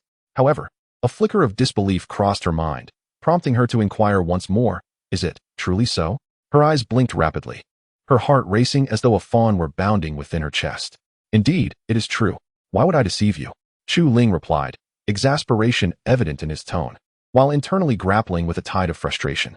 Yet, having uttered the promise, he recognized that retracting it was no longer an option, nor was it in his nature to do so. Therefore, he resolved to accept this reality with utmost seriousness. With a nod and a forced smile, he reassured her, "Of course, it is genuine. When have I ever lied to you?" Alas, the bitter fruits of his own sowing were his to endure, regardless of the outcome. There would be no opportunity for him to reconsider. Upon hearing his affirmation, Hong Rui's joy surged, her smile radiating with renewed brilliance. She nearly leapt with excitement. Yet she restrained herself, aware that revealing her exuberance might lead Chu Ling to perceive her less favorably, which she wished to avoid. Thus, she stifled her emotions, striving to maintain her composure. As time gradually slipped away, noon approached, bringing with it an oppressive heat that caused both Hong Rui and Chu Ling to perspire profusely. Their garments soaked through. At that moment, Chu Ling turned his head and was struck by an astonishing sight, igniting a sensation that urged the blood to rush to his nose, fueling an internal blaze of fervor within him. Immediately, Chu Ling turned away, unable to bear the sight, fearing that if he continued to gaze, something unfortunate might transpire, the consequences of which were too dreadful to contemplate. It was evident how extraordinarily stunning Hong Rui's figure was. Sensing the unusual atmosphere, Hong Rui directed her gaze towards Chu Ling, her heart filled with confusion. She pondered why Chu Ling had inexplicably begun to bleed from his nose. A myriad of questions flooded her mind, leaving her utterly bewildered by his reaction. Subsequently, Hong Rui glanced at herself and felt her face flush with embarrassment as she hurriedly concealed the delicate lavender hue emanating from her body. Her heart raced inexplicably. A wave of delightful anticipation surged within her, as if she yearned for Chu Ling to behold her. Particularly, witnessing Chu Ling's nosebleed, she realized that he must have been captivated by her figure. This was undoubtedly a significant surprise for Hong Rui. However, she was acutely aware that such matters could not be rushed. If she were too forward, Chu Ling might perceive her as overly promiscuous. Would he then come to disdain her? Thus, she resolved to maintain a semblance of modesty, refusing to let herself be swept away by the moment. Just as Hong Rui was lost in her thoughts, Chu Ling abruptly spoke, jolting her back to reality. "Your clothes are soaked. You should change quickly." Originally, Chu Ling had not intended to voice such a remark, but he felt compelled to do so, as he was uncertain how to navigate the situation otherwise. In truth, he remained in an awkward stage, Had he been capable of confronting the circumstances directly, he would have done so without hesitation, rather than feeling so bashful. Upon hearing Chu Ling's words, Hong Rui's face reddened even further, her heart racing with anxiety. After all, Chu Ling had spoken so plainly about something she had not anticipated. Now, she found herself at a loss for words in response. However, casting aside her thoughts, she hurriedly began to change her clothes. Her face burned bright red, as if flames were dancing upon her cheeks. After a little over 10 minutes, once Hong Rui had changed, she cautiously approached Chu Ling. Though her mood had slightly eased, she remained as tense as before, especially since Chu Ling had inadvertently glimpsed something he should not have. Nevertheless, Hong Rui did not resist. It seemed she had long anticipated such a scenario. It was clear that she was willing to offer everything for Chu Ling, including her most private self. As Chu Ling gradually regained his composure, a single question from Hong Rui left him utterly speechless, unsure of how to respond. Do I look good? Upon finishing her words, Hong Rui shyly lowered her gaze. Unable to meet Chu Ling's eyes, exuding an aura of bashfulness akin to the nascent sun. Were it a typical man in this situation, he might have succumbed to the allure of Hong Rui's voice, perhaps even resorting to a physical confrontation. However, who is Chu Ling? How could he possibly be swayed by her charms? He has long since hardened his heart, rendering it as unyielding as iron, no matter what Hong Rui uttered. His resolve remained unshaken. How beautiful! He exclaimed, immediately covering his mouth in astonishment, unable to comprehend that such words had escaped his lips, leaving him utterly bewildered. Chapter 175. The bashful Hong Rui. Upon hearing Chu Ling's words, Hong Rui's face flushed crimson, revealing her shyness as she nervously fidgeted with her fingers. Strangely, a flicker of joy blossomed within her, akin to reaching a euphoric pinnacle. What surprised her most was Chu Ling's audacity in voicing such sentiments, something she had not anticipated. Nevertheless, she retained a semblance of modesty, refusing to let her feelings be laid bare. She feared that revealing too much would lead Chu Ling to view her as a woman of questionable virtue, and at that moment, she believed he would no longer cherish her. As Hong Rui's mind wandered into a tempest of thoughts, Chu Ling hurriedly interjected, "No, I didn't see anything. Rui, please, don't misunderstand. I am not some reckless scoundrel." At that moment, Chu Ling's heart raced with panic. He felt an overwhelming urge to slap himself for uttering such words. Regret washed over him, and if given the chance, he would have wished to turn back time, erasing the moment entirely. However, such a reversal was an impossibility, leaving him with no choice but to accept his predicament, despite the futility of his regrets. Ultimately, the situation had unfolded, and lamenting would yield no fruitful outcome. The only path forward was to keep moving, for dwelling on the past would lead to confusion and despair. Upon hearing Chu Ling's flustered words, Hong Rui became even more convinced that he had witnessed something he ought not to have seen, causing her cheeks to redden further. Resembling a ripe apple, an enchanting sight indeed. Yet, rather than feeling repulsed, she found herself relishing the moment, experiencing an inexplicable thrill. She then softly declared, "I do not mind. After all, I am your fiancée. You need not feel overly restrained." In her heart, Hong Rui had long since acquiesced to this reality. Otherwise, she would not have accepted it so readily. Had it been anyone else who had seen, she would have unleashed her full fury without hesitation. In her mind, only Chu Ling had the right to see her. Anyone else would face her wrath without mercy. Thus, her calm demeanor stemmed from this very conviction. Her words caught Chu Ling off guard, leaving him at a loss for how to express his own turmoil. Coupled with Hong Rui's previous statements, he found himself ensnared in a web of emotions he could not escape. If given the chance, Chu Ling would have eagerly engaged in a duel with Hong Rui on the spot. However, such an act was beyond her capabilities. Especially as she was still in a bashful phase, the likelihood of her behaving in such a manner was utterly improbable. Yet, the subsequent words that escaped Chu Ling's lips left everyone astounded. "Why do you like wearing lavender?" The moment she uttered those words, her face flushed crimson. She found herself utterly bewildered by her own audacity, leaving her momentarily speechless.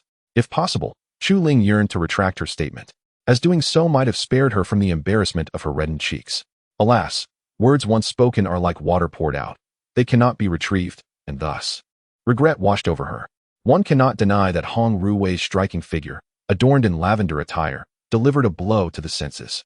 Had it not been for Chu Ling's past as a solitary soul, she might have succumbed to the moment entirely, even to the point of nosebleeds. If someone as straightforward as Chu Ling could be so affected, one could only imagine how other men would fare against Hong Rui's allure. Such a notion was evidently implausible. The unexpected question momentarily left Hong Ruwei at a loss, tightening her heart and igniting a whirlwind of thoughts in her mind. After a brief period of contemplation, she gradually steadied her emotions and inquired, "Do you not like lavender? What? What color do you prefer?" I can change immediately."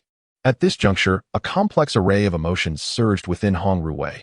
The thought that Chu Ling might not favor lavender spurred her to consider an immediate change, elevating her spirits to new heights.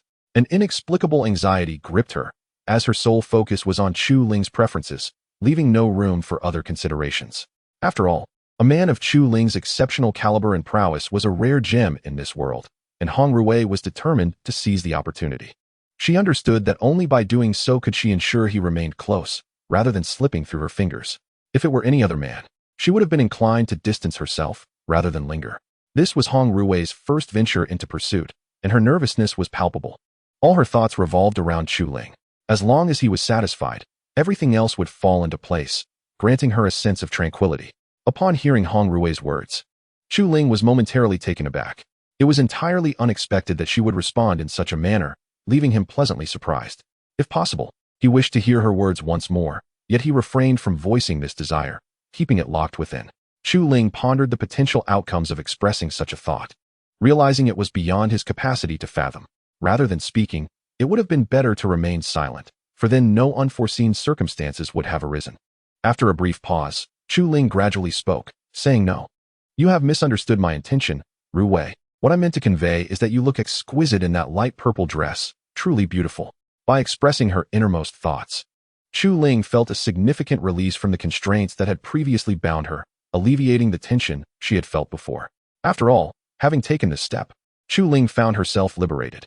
Chapter 176. The paper on the window has been punctured. Chu Ling believed that the step he had taken would undoubtedly influence his future relationship with Hong Ruwei. Gradually, he began to accept and embrace this experience. Initially, he felt a degree of resistance towards Hong Ruwei. However, over time, he discovered an inexplicable fascination for her, a feeling that captivated him deeply. Moreover, everything about Hong Ruwei, from her character to her appearance, was precisely what Chu Ling admired. She was, in his eyes, the most exquisite among millions, and as a result, he felt a weight lifted from his heart, making communication between them much more effortless. He no longer felt the shyness that had plagued their initial interactions. It was as if the barrier had been shattered, leaving the rest to the passage of time. Upon hearing Chu Ling's words, Hong Ruwei felt a profound sense of satisfaction and secretly rejoiced, especially when she caught sight of the enchanted look in his eyes. It stirred her excitement to the brink of wanting to embrace him tightly. Yet, she was aware that the moment was not yet right. In due time, such an act would unfold naturally. Nevertheless, even in waiting, Hong Ruwei found immense joy, for the development of their relationship had surpassed her expectations. With a gentle smile, she remarked, "Well, then I shall wear light purple clothing for you every day from now on." "Absolutely," Chu Ling replied without a second thought. The thought of Hong Ruwei in light purple attire was utterly irresistible, evoking a sense of youthful elegance intertwined with sensuality, a beauty infused with passion. It was a feeling from which Chu Ling felt he could not extricate himself, revealing just how deeply he had been enchanted by her. Otherwise, he would not have entertained such thoughts. Noticing Chu Ling's instantaneous response, Hong Ruwei realized that she had indeed captivated him. Such a swift reply could only stem from genuine admiration. This realization brought her great happiness. However, the atmosphere grew suddenly quiet, to the point where the drop of a pin could be heard. Yet, within their hearts, a tempest brewed, a stark contrast to the tranquil surroundings.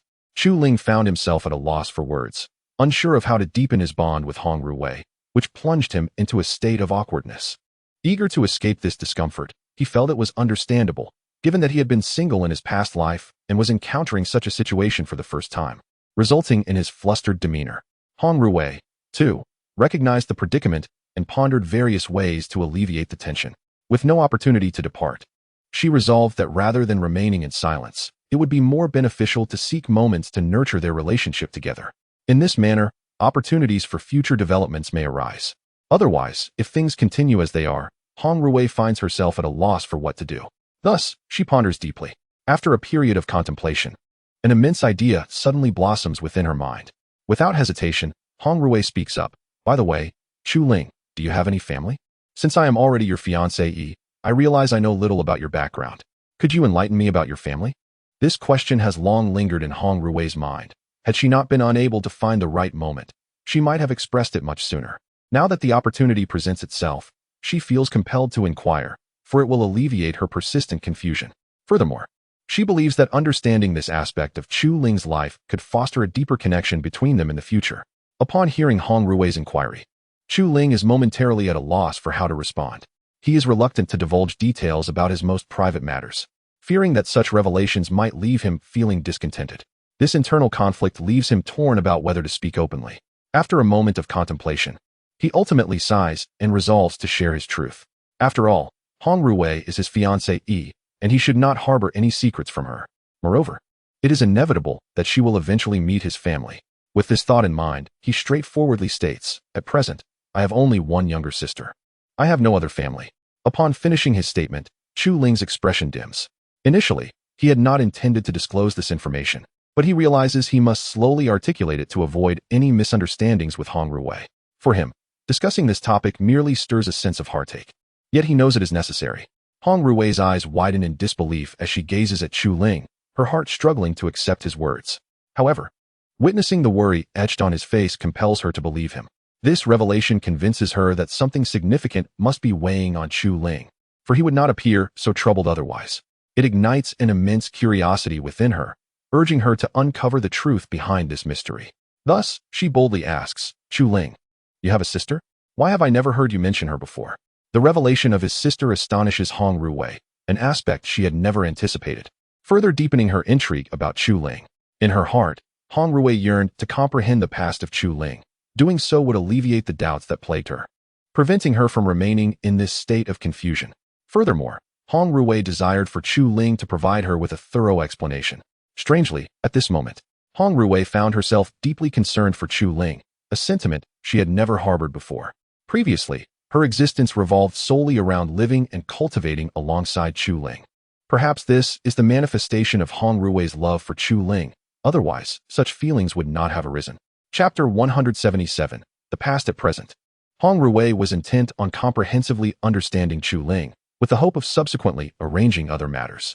After all, genuine affection, whether love or admiration, naturally fosters an interest in the other person's life, prompting thoughts of sharing future experiences with Chu Ling. Thus, Hong Rui was eager to delve into the intricacies of Chu Ling's circumstances, for such knowledge would equip her to navigate any potential challenges that might arise. Without this understanding, she would be at a loss should any unfavorable situation occur. Upon hearing Hong Rui's words, Chu Ling did not dwell on them too deeply. He simply perceived this as her concern for him. Thus, he gradually began to elucidate. "I have refrained from mentioning this until now because my sister is my most cherished relative. I fear that some of my adversaries might target her, which is why I have kept this a secret. Apart from myself, only a few clan members are aware of this situation. The rest are oblivious." Now that their relationship had grown significantly closer, Chu Ling decided to openly share this information with Hong Rui, without any reservations. After all, she was his fiancée, and he felt no inclination to withhold anything from her. Were it otherwise, he would have likely chosen to ignore her altogether. Upon hearing Chu Ling's explanation, Hong Rui's realization dawned upon her. It became clear why she had been in the dark until now. However, she did not dwell on it. Understanding that Chu Ling had concealed the truth solely to protect his sister, devoid of any malicious intent. Consequently, she inquired, "What is your sister's name?" Her gaze fixed on Chu Ling, she no longer exhibited the shyness she had before, conversing with him as if they were simply friends. Their relationship had undeniably grown closer, allowing Hong Rui to engage with him more comfortably. The flush on her cheeks had noticeably diminished, as the ease of their interaction surprised her. Initially, she believed she would require more time to acclimate, yet she was astonished by how swiftly she had adjusted. This realization brought her a sense of joy, as she felt herself drawing nearer to Chu Ling. Reflecting on this, an inexplicable happiness blossomed within her, and her smile became more radiant. The rapid progression of their relationship was something Hong Rui had not anticipated. Furthermore, she was convinced that Chu Ling too was gradually approaching her, striving to foster a deeper connection. This conviction made her cherish their bond even more. Unless faced with death, Hong Rui resolved silently within her heart that she would never relinquish her feelings for Chu Ling. Observing her determination, Chu Ling proceeded without hesitation to reveal his sister's name. "My sister is named Chu Yanran. She is currently a closed-door disciple of an elder at the Wuyang sacred land." After speaking, Chu Ling's face revealed a subtle sorrow. as if she was deeply concerned about the well-being of her sister. For reasons unknown, a sense of unease gradually enveloped her heart. Chu Ling feared losing her beloved sister. The thought of such a loss left her at a loss for what to do. Thus, she resolved to protect her cherished sister at all costs, even if it meant paying a heavy price. Observing the worry etched on Chu Ling's face, Hong Ruwei could sense something amiss, though she struggled to comprehend why Chu Ling appeared so despondent. After all, entering the Wuyang sacred land was a dream cherished by every cultivator. Yet Chu Ling was not pleased, a perplexity that Hong Ruwei found utterly unexpected. Eager to uncover the truth behind Chu Ling's distress, Hong Ruwei ultimately chose to remain silent. She felt it unnecessary to broach such a disheartening topic, fearing it might further upset Chu Ling. Consequently, she suppressed her impulse, understanding that maintaining their relationship required patience. Otherwise, any minor incident could lead to dissatisfaction between them, a notion that troubled Hong Ruwei's heart. With this in mind, she softly remarked, "Ah, I see now. Your sister has such a lovely name, just like yours." Following her words, Hong Ruwei offered a gentle smile in response to Chu Ling, wishing not to cause her any unhappiness. At that moment, her thoughts were simple. She desired to gradually nurture their bond, believing that only through this approach would Chu Ling remain by her side, ensuring no separation would occur. The prospect of Chu Ling leaving filled Hong Ruwei with dread, prompting her to endure her feelings in silence, believing it would alleviate her own emotional turmoil. Had she not restrained herself, she might have blurted out her questions, but her careful consideration revealed the depth of her contemplation. Upon hearing Hong Ruwei's words, Chu Ling nodded, her spirits lifting significantly, the earlier worry dissipating. She recognized that persisting in her anxiety would yield no fruitful outcome. It was better to refrain from dwelling on such matters, allowing her mood to improve rather than languishing in distress. This simplicity of thought underscored Chu Ling's character. As time passed gradually, the oppressive heat began to wane, and a gentle breeze caressed both Hong Ruwei and Chu Ling. This refreshing change brought immense relief, soothing their inner emotions. However, Hong Ruwei's mood took a turn for the worse. She had initially hoped to engage in more conversations with Chu Ling, and the improving weather signified that their journey would resume. At that moment, she realized that she might no longer have the opportunity to converse with Chu Ling instantly. Hong Ruwei pouted, her discontent evident. If given a choice, she would prefer the weather to deteriorate further, as it would allow her to remain by Chu Ling's side for a longer duration. Chapter 178. The night descends. However, Hong Ruwei was acutely aware that this situation had not changed at all. Consequently, she had no choice but to accept it, albeit with a tinge of dissatisfaction lingering in her heart.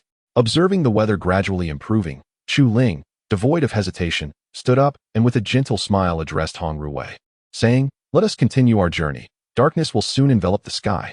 Initially, Chu Ling contemplated taking a more extended respite, but considering their precarious position in the wilderness, he deemed it prudent to press onward, aspiring to reach Phoenix Valley sooner and swiftly complete their mission before indulging in rest. After all, the pressing matters weighing on Chu Ling's mind rendered him restless. Otherwise, he would not have been so anxious. He harbored a desire to be unburdened by any pressing concerns, especially with numerous tasks awaiting his attention, rendering it impossible to squander time lingering here. Otherwise, he would not have been in such a hurry to depart. He could have easily continued resting alongside Hong Ruwei. Upon hearing Chu Ling's words, although Hong Ruwei felt considerable discontent, she understood that she had to acquiesce. She knew that resisting would only provoke Chu Ling's ire. Thus, she mustered her weary frame, nodded slightly, and resumed walking alongside him. Even though her heart was reluctant, she recognized the unchangeable nature of the reality before her. Had it been within her power to alter the situation, she would have done so long ago. Waiting until now was simply not an option. This exemplifies the extent of Hong Ruwei's helplessness. In this manner, Chu Ling and Hong Ruwei continued along the mountain path, making their way toward Phoenix Valley. After traversing the terrain for much of the day, dusk gradually enveloped the landscape. Realizing that they were still in the wilderness, Chu Ling understood that they were destined to spend the night outside. He had initially hoped to reach the next town for shelter, but now, even with that intention, it was unattainable. Thus, he resigned himself to this bitter reality. Having made his decision, Chu Ling slowly turned to Hong Ruwei and said, "Let us rest here for the night, Ruwei. We are already in the wild, and it is impossible to continue our journey. What do you think?" Chu Ling sought Hong Ruwei's opinion, aware that making a unilateral decision might evoke her displeasure. After all, Hong Ruwei had chosen to be his fiancée. Failing to consult her could lead to unforeseen complications, and Chu Ling was not adept at appeasing women, which was a significant flaw of his. Thus, This was the true motivation behind his inquiry. Otherwise, he would not have approached the matter in such a manner. Upon hearing Chu Ling's words, Hong Rui felt a surge of joy within her. After all, they were in the wilderness, where she could stealthily engage in some indiscreet activities with Chu Ling. This thought filled her with delight, her mind wandering into fantasies that nearly made her drool. However, Hong Rui was not the type to forsake her dignity, so she refrained from acting on such whims. Instead, she found herself indulging in these thoughts, which unexpectedly caused several minutes to slip by. This left Chu Ling feeling somewhat anxious as he awaited her response. Impatiently, he inquired, "What's wrong, Rui? What are you pondering? Why have you taken so long to answer me?" His curiosity was piqued. He was eager to understand the thoughts that had caused such a peculiar expression on Hong Rui's face, a reaction he had never anticipated. Moreover, her demeanor sent a chill down his spine, as if she were a hunter and he her prey. Snapped back to reality by Chu Ling's voice. Hong Rui quickly wiped the corner of her mouth, attempting to dispel any evidence of her earlier distractions. She hurriedly replied, I wasn't thinking of anything. Just now, when you mentioned resting in the wild for a night, I thought that sounded great. I'm a bit tired too." Despite her words, a sense of panic gripped her heart, fearing that Chu Ling might see through her faade. The prospect of being discovered left her feeling as restless as an ant on a hot pan, her emotions in turmoil. Chu Ling, taken aback by her swift agreement, found himself at a loss for words. He had anticipated that she would take more time to deliberate, considering the dangers of the wilderness. Thus, her prompt acceptance surprised him, though he only felt a flicker of doubt without dwelling on it further. Without hesitation, he began to pack up their belongings. However, to his dismay, he soon realized that he had brought only one tent. Frustration washed over him as he wondered why he hadn't packed an extra, feeling at a loss for how to express his bewilderment. In truth, the reason for having only one tent was due to Hong Rui's subtle machinations, driven by a simple desire that need not be articulated. Her cunning was evident. Otherwise, she would not have orchestrated such a scenario. To share a night with Chu Ling, she had gone to great lengths, enduring considerable hardship to arrange their circumstances. Upon witnessing Chu Ling's anxious demeanor, Hong Rui secretly mused, "Hee. Now let us see how you escape from my grasp." At this moment, Hong Rui was filled with immense joy and excitement. The mere thought of the events awaiting her that evening filled her with delight and exhilaration, for she understood that only in this manner would Chu Ling remain ensnared within her clutches. Otherwise, a flicker of unease would linger in her heart. Chapter 179. Cooking uncooked rice. Moreover, if no substantial action is taken, Hong Rui's spirit will remain perpetually unsettled. She is constantly plagued by the anxiety that Chu Ling might suddenly depart from her side, leaving her in tears. Therefore, Hong Rui contemplates that rather than enduring this incessant worry, it would be wiser to solidify their bond, ensuring that Chu Ling could never slip from her grasp. Furthermore, Chu Ling is an exceptionally responsible man. Should such a situation arise, he would undoubtedly take full responsibility, rendering any other woman around him unable to covet his affection. Even if they dared to dream of him, they would find it impossible to wrest him away from her. Hong Rui feels an immense confidence in this regard. Otherwise, she would not have considered such actions. With this thought in mind, Hong Rui snapped back to reality and feigned ignorance, inquiring, "What's wrong, Chu Ling? Has something happened?" As she spoke, her eyes fluttered enticingly, exuding an irresistible allure. Were it not for the fact that the object of her charm was Chu Ling, no one could possibly withstand her captivating presence, underscoring the lethal nature of her allure, which is beyond the reach of the ordinary. Upon hearing her words, Chu Ling found himself at a loss, unsure of how to respond. Filled with regret, he lamented that he should have brought an additional tent instead of just one, leaving him uncertain of how to address Hong Rui's concerns. This realization left him inexplicably agitated. If only he had thoroughly checked his supplies before departing, such a predicament could have been avoided. Yet now, the situation had unfolded, and even if Chu Ling wished to retract his earlier decisions, it was of no consequence. He let out a deep sigh and said, "There is only one tent, so one of us must sleep outside. How about this, Rui? You take the tent, and I'll keep watch outside. What do you think?" Initially, Chu Ling had no intention of making such a sacrifice, as he too was exceedingly weary. However, given the circumstances, he found himself with no other option, and the bitterness of the situation weighed heavily upon him. Nevertheless, he merely complained to himself, his mood remaining largely unaffected. Otherwise, he might have erupted in anger, which would have been unbecoming of him. Upon hearing Chu Ling's proposal, Hong Rui grew flustered, her brows knitting together in surprise. She had never anticipated such a suggestion from him, which startled her greatly. The very thought of such an arrangement was something she had never considered, leaving her inner self grappling with acceptance. In a moment of urgency, Hong Ruwei expressed her concerns, saying, "This is not advisable, Chu Ling. Your body may not withstand this. How about you? Share a tent with me. This way, you can rest properly. Especially since we still have several days of travel ahead." As she spoke, her face gradually flushed with a hint of embarrassment. Initially, Hong Ruwei had not intended to voice her thoughts in such a manner, but given the circumstances, she felt compelled to do so, though it seemed somewhat audacious. Her desire to be close to Chu Ling drove her to take this step. Furthermore, sharing a tent would ease her anxious heart, especially considering the numerous women surrounding Chu Ling, which left her feeling quite uneasy. Otherwise, she would not have been so proactive. This was indeed the true intention behind her words. Had it not been for her concern, she would have taken her time to contemplate the situation rather than rush into it. Upon hearing Hong Ruwei's proposition, Chu Ling was taken aback, retreating a few steps in shock. He had never anticipated such a suggestion from her. If given the choice, he would have preferred not to hear her words at all. After all, Hong Ruwei's allure was undeniable, and he feared that being in the same tent with her would lead to an inability to control himself. This thought only heightened Hong Ruwei's anxiety, as she desperately wished to alter the situation. Yet, reflecting on her words, Chu Ling realized that a long journey lay ahead, and with only foundational cultivation, he could hardly endure the strain. This realization filled him with frustration, leaving him at a loss for how to navigate the predicament. He longed to devise a clever solution to change the current circumstances, allowing him to manage the situation more effectively. However, he found himself bereft of any viable options and could only brace himself for what was to come. Ultimately, Chu Ling chose to yield, exhaling deeply before voicing his uncertainty. Is this truly appropriate? His heart was heavy with doubt. Had he been certain of the outcome, he would have made a definitive choice long ago.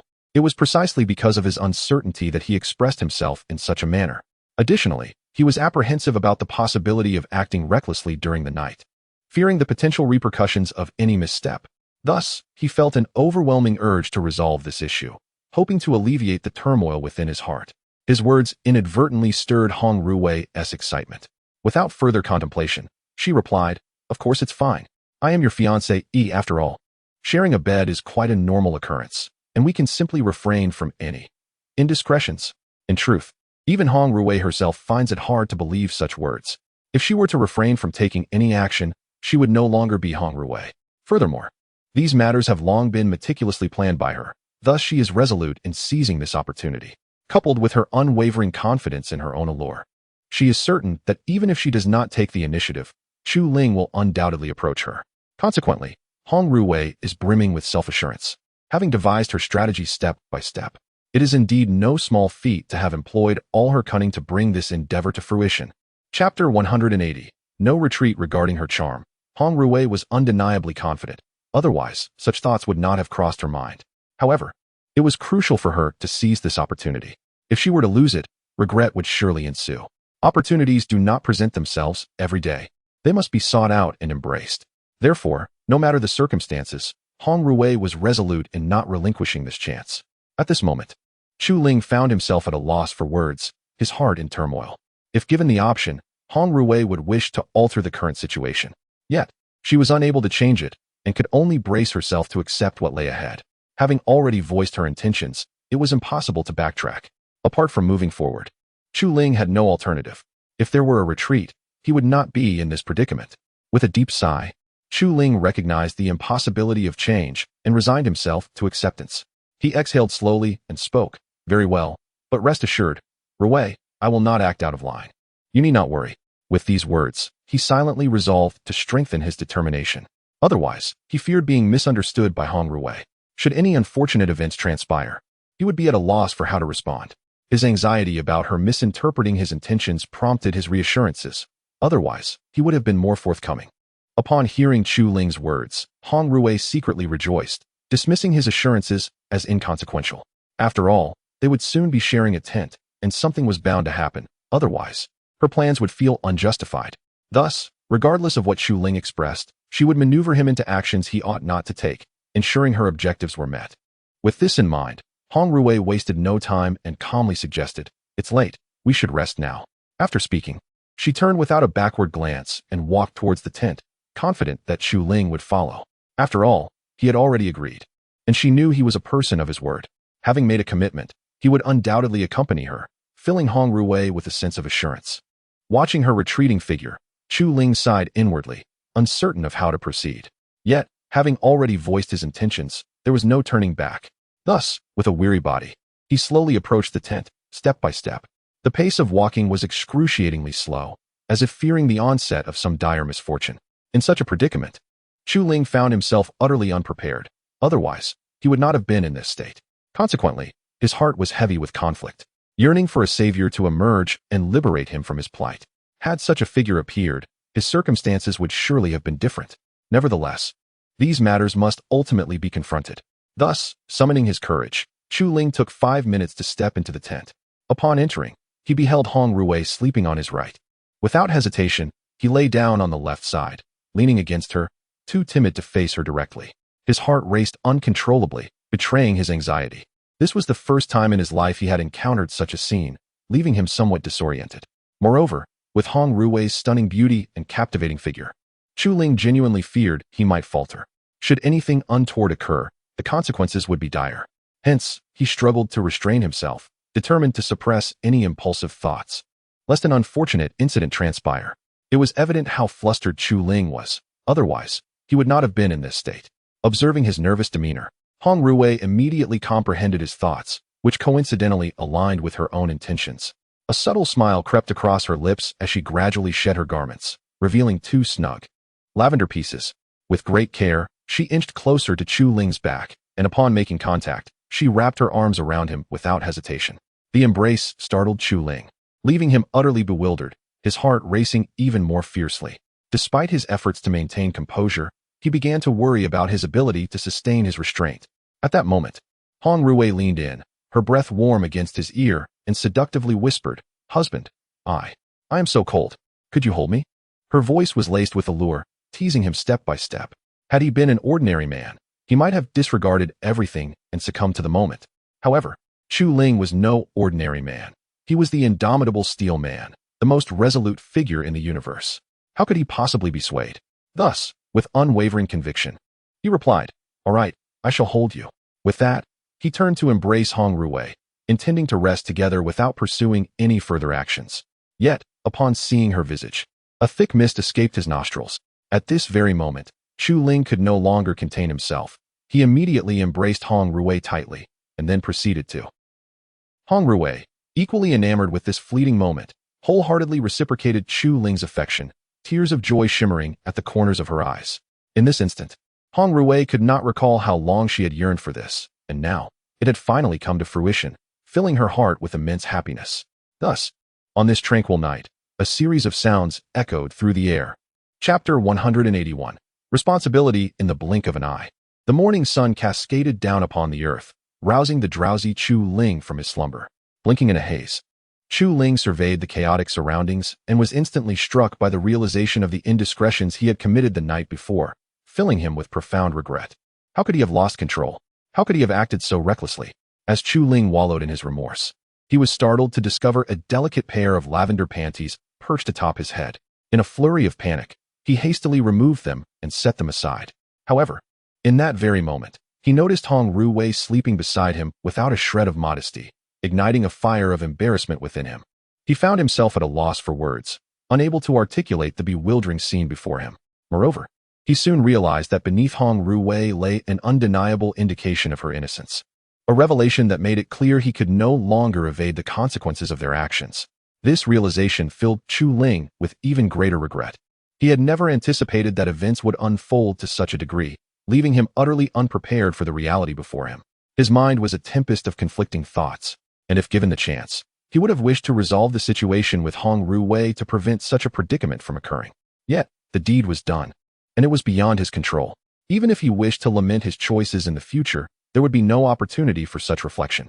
He could only accept the outcome. After all, he understood that he bore a responsibility towards Hong Ruwei, a burden that stemmed from the very nature of his character. With a heavy sigh, Chu Ling took a piece of cloth and gently draped it over Hong Ruwei, wary of the potential for further indiscretions should he gaze upon her any longer. In that moment, he felt a profound sense of restraint. However, just as he was covering her, Hong Ruwei suddenly opened her eyes, startling Chu Ling into retreating a few steps. The unexpected event sent his heart racing as though it were revved by an engine. As she blinked awake, a hint of morning grogginess lingered in her voice as she greeted him. "Husband, you're awake." She accompanied her words with a yawn that was irresistibly charming. The atmosphere fell silent, leaving Chu Ling uncertain about how to proceed.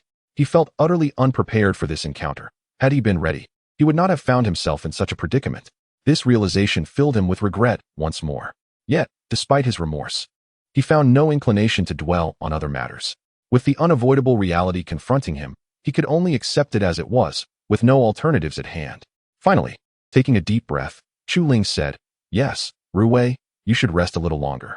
After speaking, Chu Ling cautiously stroked Hong Ruwei's head. There was no choice. The situation had already unfolded, and Chu Ling had to proceed in this manner. Moreover, escape was not an option for Chu Ling. Even if it were possible, she would not take it, for she was not that kind of person. Thus, apart from acceptance, she dared not entertain any other thoughts. After all, circumstances had reached this point. Upon hearing Chu Ling's words, Hong Ruwei secretly rejoiced, her mind drifting back to the wildness of the previous night, causing her cheeks to flush with warmth. However, now that she had taken this step, there was no reason for embarrassment. Furthermore, in this lifetime, apart from Chu Ling, she would harbor no affections for anyone else. With that, Hong Ruwei gently spoke. "Husband, would you hold me and let me sleep for a while?" Upon finishing her words, she playfully blinked at Chu Ling, her eyes brimming with allure.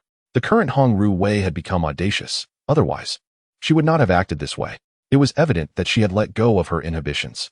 This unexpected declaration left Chu Ling at a loss for words, causing him considerable distress. Yet ultimately, he yielded. What could he do? He found himself unable to resist. Otherwise, faced with such a situation, he would have remained steadfast. But now he was compelled. Thus, Chu Ling reclined, gradually wrapping his arms around Hong Ruwei. This filled her with joy, as she recognized that Chu Ling was slowly accepting her. Otherwise, he would not have acted in this manner. Once lying down, Hong Ruwei gazed at Chu Ling, her eyes reflecting pure happiness. This was the life she desired, and she no longer had to fear that Chu Ling would leave her side. Elation washed over Hong Ruwei, for she now feared nothing and was wholly focused on building a life with Chu Ling. After all, a man as exceptional as Chu Ling was a rarity in the world. Otherwise, she would not cling to him so tightly. Only in this way would Hong Ruwei attain the happiness she sought, allowing her heart to gradually find peace, free from the anxiety of other women potentially stealing Chu Ling away from her. Then, without hesitation, Hong Ruwei inquired, "Husband, are you all right?" Noticing the confusion in Chu Ling's eyes, she understood the guilt weighing on his heart. After all, she was the one who took the initiative, while he was the one responding. Anyone in his position would understandably find it difficult to accept. Even if acceptance were possible, it would require time for contemplation. Thus, Hong Ruwei was exceptionally empathetic towards Chu Ling's feelings. Otherwise, she would not have spoken so softly to him. She could have easily voiced other matters. But how could she bring herself to discuss such things? Upon hearing Hong Ruwei's words, Chu Ling was instantly brought back to reality, her heart racing with an unusual tension. Uncertain of how to respond to Hong Ruwei, it is worth noting that Chu Ling was entirely unprepared for this moment. Had she been ready, she would not have found herself in such a predicament. Consequently, Chu Ling was flustered, and if given the choice, she would prefer to remain silent. However, the situation had already unfolded in this manner, and regardless of her reluctance to reply, she had no alternative but to respond. Chapter 182. At a loss at this moment, Chu Ling found himself utterly unprepared. Had he been ready to face the situation, he would not have felt this way. In such circumstances, it is likely that other men would accept the outcome, but Chu Ling's uniqueness rendered him unable to do so. He was lost in thought, pondering how to resolve the matter swiftly, so as not to endure the current embarrassment. However, lacking any psychological preparedness, he felt increasingly distressed. Seeing Chu Ling's silence, Hong Ruwei's heart sank in frustration. She had not anticipated that even at this juncture, he would still be unwilling to accept the reality, which pained her deeply. If it were possible, she would have liked to give him a firm nudge to awaken him from his stupor, preventing such a situation from arising. This dilemma left her feeling quite disheartened, and she could no longer tolerate the oppressive silence. Pouting slightly, she spoke up, "My lord, what troubles you? Why do you not respond?" Her tone carried a hint of grievance, as if she had been wronged by Chu Ling. Yet, her pout caught him off guard, leaving him at a loss for words. If given the choice, he would have preferred to see her without such a demeanor, as it completely blindsided him, rendering him unsure of how to proceed.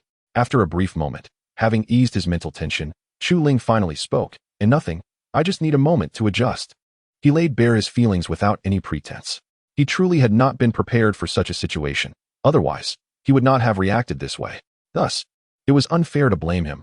One might attribute it to his previous solitary life, which had led him to this state. Upon hearing his words, Hong Ruwei gradually felt her spirits lift, gaining insight into his feelings. After all, had she been in his shoes, she too would have struggled to navigate the predicament. Fortunately, she had taken the initiative. Otherwise, she would have been at a loss for how to proceed. Chu Ling's honesty brought her great satisfaction, and she refrained from blaming him, recognizing that such feelings are a natural part of human experience. Therefore, she spoke reassuringly, "My lord, there is no need for you to be anxious. We have already done what we needed to do, and I do not hold you accountable. If blame is to be assigned, it rests solely upon me." With that, she lowered her head, displaying a profound sadness. Why has Hong Ruwei acted in such a manner? It is entirely a fade, otherwise, she would not behave in this way. Her actions are solely intended to help her adapt and ease the situation, demonstrating her good intentions. It is not accurate to label Hong Ruwei as a manipulative individual. She merely seeks to resolve matters more effectively. Upon hearing her words, Chu Ling was momentarily taken aback. Unable to fathom that Hong Ruwei would express herself in such a manner, a thought that had never crossed his mind. Instantly, her words elevated his spirits. Without hesitation, Chu Ling spoke up, "No, no, no. It is I who failed to react appropriately. You must not feel any guilt in this matter." He hurried to reassure Hong Ruwei, fearing she might overthink the situation, for he was uncertain how to address it should that occur.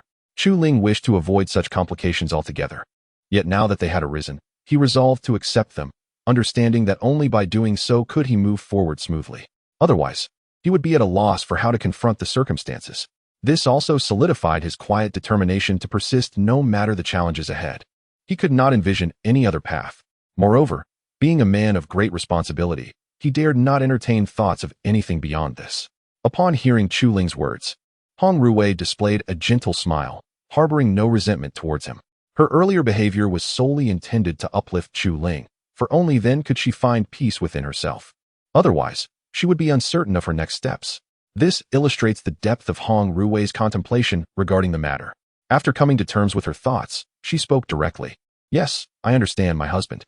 Let us rise. It would be unfortunate if we were seen by others, aware of their secluded surroundings."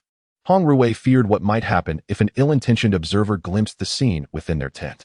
Thus, she suggested they get up first to avoid any unwanted exposure. It is evident how deeply she is considering these matters.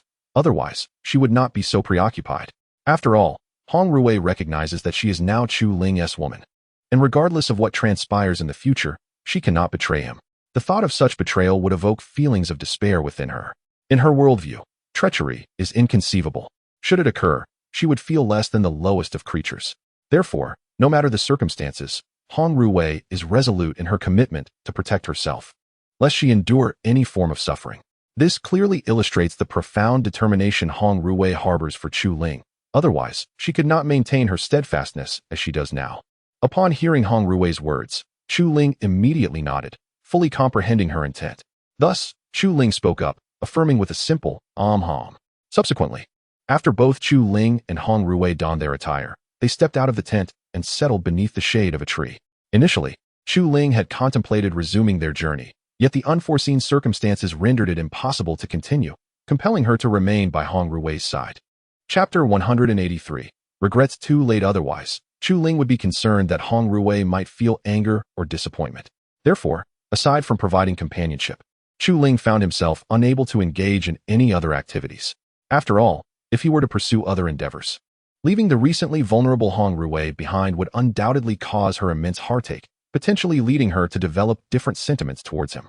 At that point, Chu Ling would be at a loss as to how to navigate such complexities. Thus, to prevent such occurrences, he chose to remain by Hong Ruwei's side, leaving other matters to be addressed at a later time. Meanwhile, beneath the shade of the tree, Hong Ruwei lay contentedly in Chu Ling's embrace, her expression radiating happiness, as if she had been completely enchanted by him. She was entirely absorbed in the moment, nearly forgetting the purpose of their outing. This clearly indicated how much she cherished this time together. Otherwise, she would not be so immersed in it. After a while, a thought crossed Hong Ruwei's mind, prompting her to softly inquire, "My husband, do you have any regrets?" It was perplexing why such a question would arise so suddenly, and she spoke it without hesitation. Although it felt somewhat awkward, Hong Ruwei found herself at a loss for words, her tongue uncharacteristically loose.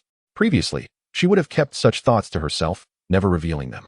Now, expressing them felt as though she had transformed into an entirely different person, leaving Chu Ling astonished. It was not entirely her fault. After all, once the final barrier was shattered, Hong Ruwei had resolved to be more open. She understood Chu Ling, while he struggled to comprehend her. Hence, her newfound candor was a means for him to better understand her. This way, should anything arise in the future, they would be better prepared emotionally. Upon hearing Hong Ruwei's question, Chu Ling was momentarily taken aback, unsure of how to respond. He had never anticipated that she would pose such a question, leaving him somewhat startled. To speak frankly, he too harbored feelings of regret. However, since events had already unfolded as they had, and actions taken could not be undone, even if he wished to feel remorse, his heart would not allow it. After all, Chu Ling was a man of profound responsibility, and the only way he would ever feel regret would be if he were to cease to exist. Otherwise, he was resolute in his commitment and would not waver. With that thought in mind, Chu Ling spoke without hesitation. What is there to regret? I do not, Ruwei.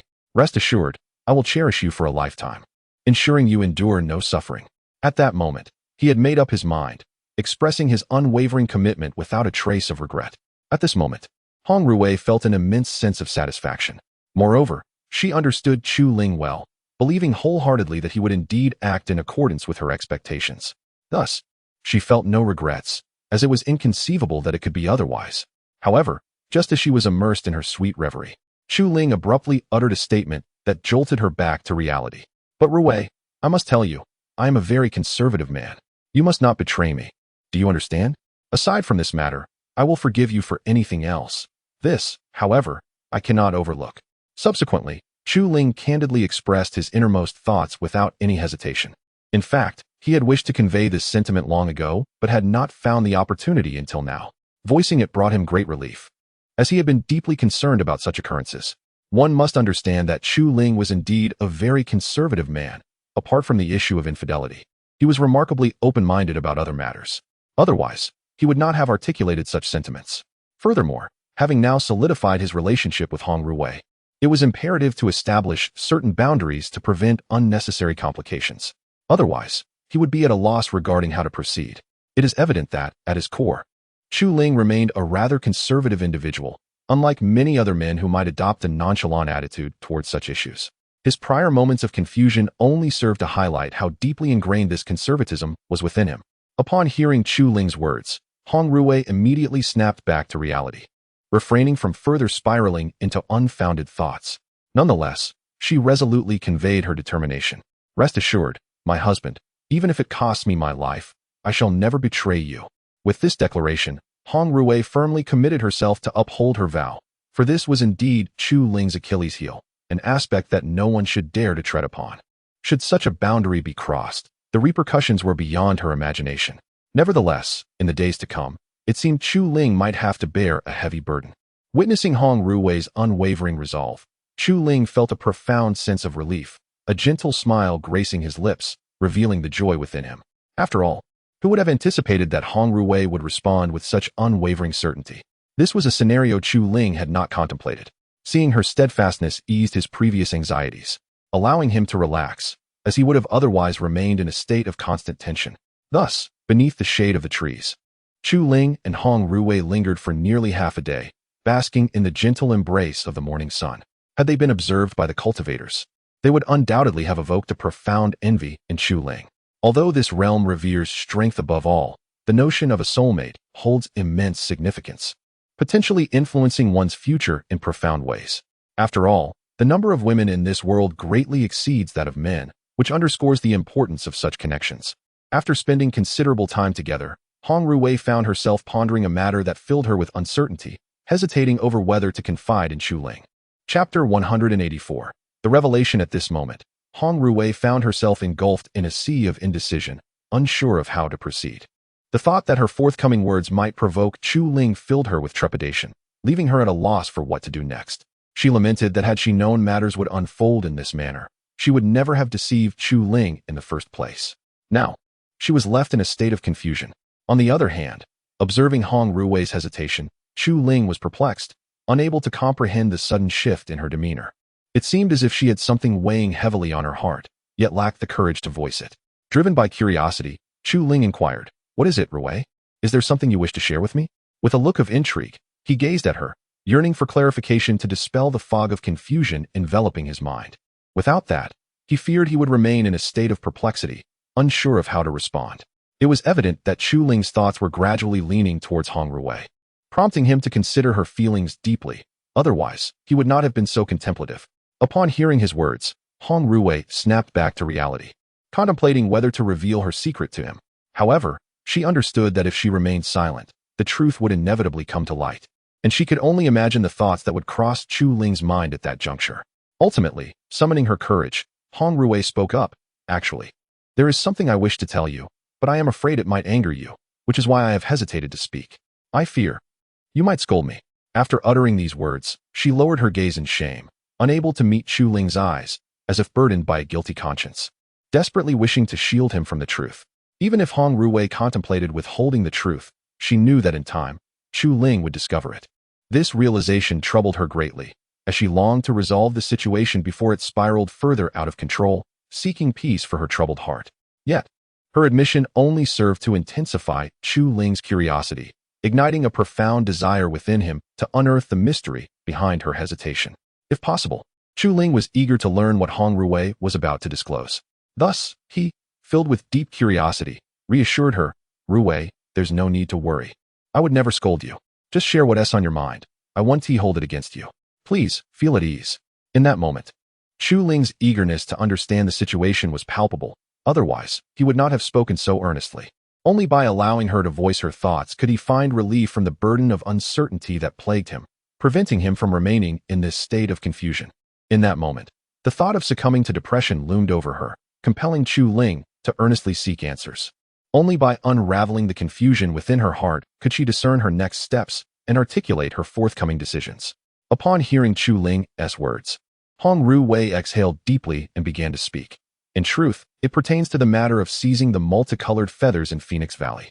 I had fabricated that story on a whim, not wanting you to leave my side, yearning to continue living together. Without you, I cannot fathom how to navigate my days. Expressing her innermost feelings left Hong Ruwei feeling profoundly despondent. After all, this predicament stemmed from her own shortcomings. Otherwise, she would not be so disheartened. Had this situation not arisen, her spirits would not have plummeted in such a manner. Thus, her current sorrow was rooted in this very reason. Secretly, she prayed that Chu Ling would not hold her accountable, for she was uncertain how to cope with that burden. Chu Ling, taken aback by Hong Ruwei's revelation, was utterly astonished by the turn of events, leaving her in a state of shock. Initially, she had placed her trust in Hong Ruwei's words, but now, the reality was difficult for her to accept. Yet, the truth remained, and regardless of her reluctance, she had to confront it. After all, Hong Ruwei was indeed Chu Ling's partner, and she would never resort to violence against a woman. Even if frustration simmered within her, it must remain unexpressed, for to do otherwise would betray her principles. This demonstrated the depth of Chu Ling's affection for her. Otherwise, she would not have reacted this way. Nevertheless, accepting this truth proved challenging for Chu Ling, who chose not to blame Hong Ruwei. Instead, she took a moment to compose herself and said, "You should have told me earlier, Ruwei. I am not devoid of empathy. Had I known your thoughts, I would have given them due consideration, and you would not need to express yourself this way. Please refrain from such actions in the future. Do you understand?" Initially, Chu Ling had intended to scold Hong Ruwei, but upon witnessing her sorrowful countenance, her resolve softened. The sharp words she had prepared remained unspoken, as she recognized that uttering them would only deepen Hong Ruwei's anguish. At that moment, Chu Ling realized she would not know how to proceed if she hurt her. Thus, she chose to keep her feelings to herself, believing it to be the best way to avoid causing Hong Ruwei any pain.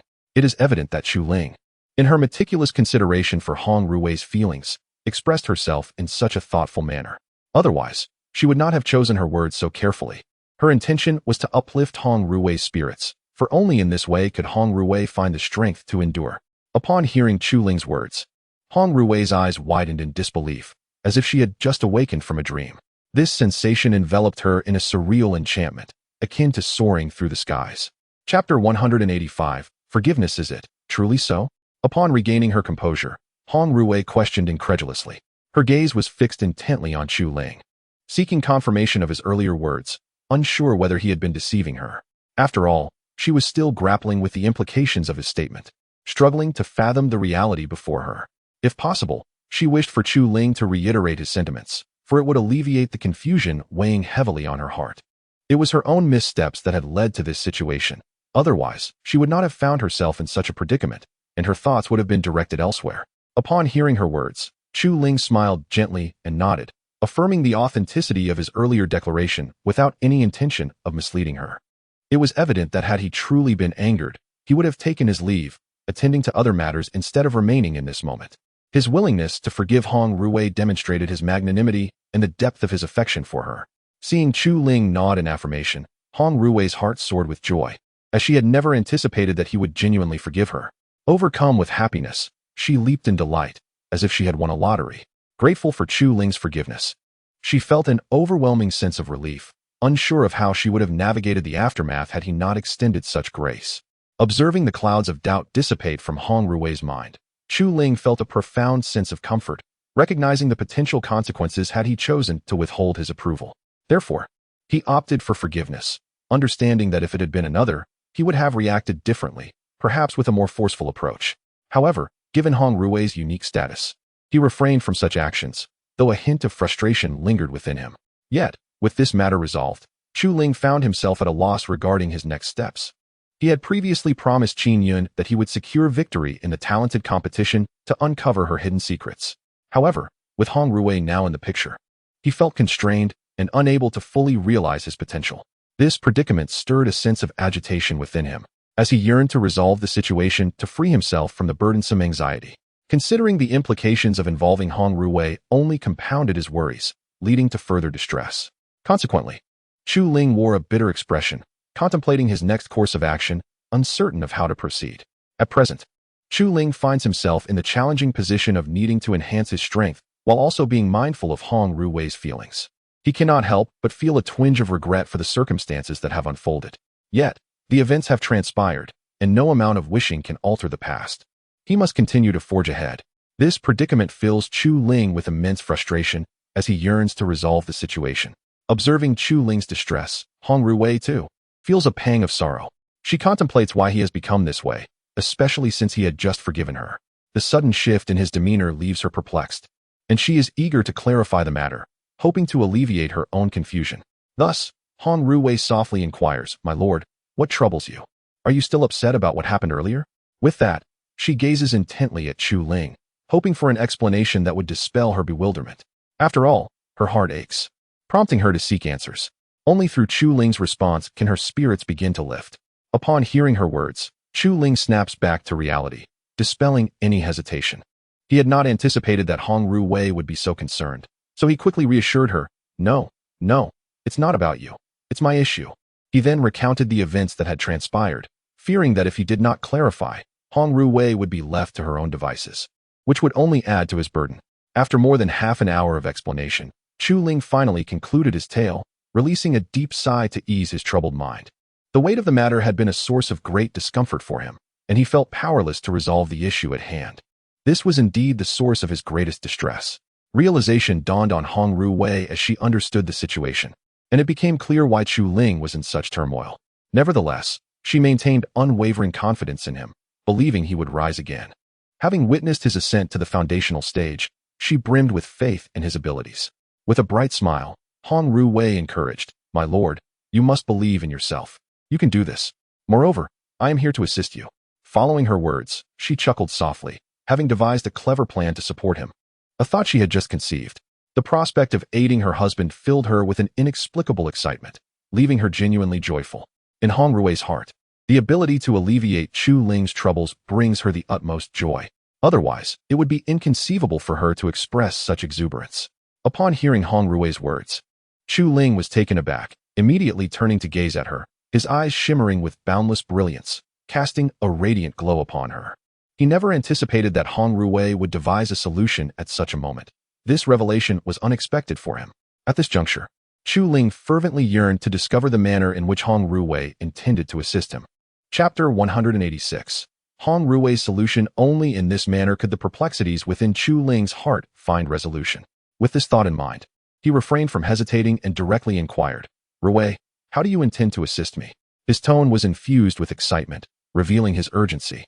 Chu Ling was fervently eager to understand how Hong Ruwei could extend her help, for such assistance would enable him to elevate his strength without the ongoing torment he currently endured. This matter weighed heavily upon him, akin to a burden that rendered him unable to enjoy his meals. Therefore, upon realizing that Hong Ruwei could be of aid, he felt compelled to ask without reservation, for only in this way could his pressing issues be addressed. Upon hearing Chu Ling's words, Hong Ruwei displayed no hint of hesitation. She promptly responded, "Did I not mention that my uncle is hosting a birthday banquet in 2 months? There will be martial competitions at the event, with substantial rewards. At that time, my dear husband, you could compete against those in the foundation establishment stage. If you secure first place, the elixirs offered as rewards will be immensely beneficial for enhancing your strength. This way, you need not worry about your predicament any longer. What do you think of this idea, my husband?" Having voiced her thoughts, Hong Ruwei gazed at Chu Ling with eager anticipation. If this plan could indeed assist him in overcoming his difficulties, her heart would be filled with joy. This was the reason for her exuberance. Otherwise, she would not have been so animated. Upon hearing Hong Ruwei's explanation, Chu Ling was momentarily taken aback, utterly surprised by her suggestion. He could hardly believe that she would propose such an idea at this juncture, leaving him profoundly astonished and deeply moved by her thoughtfulness. Regaining his composure, Chu Ling slowly uttered, "Is that truly possible? I fear it might cause your uncle embarrassment."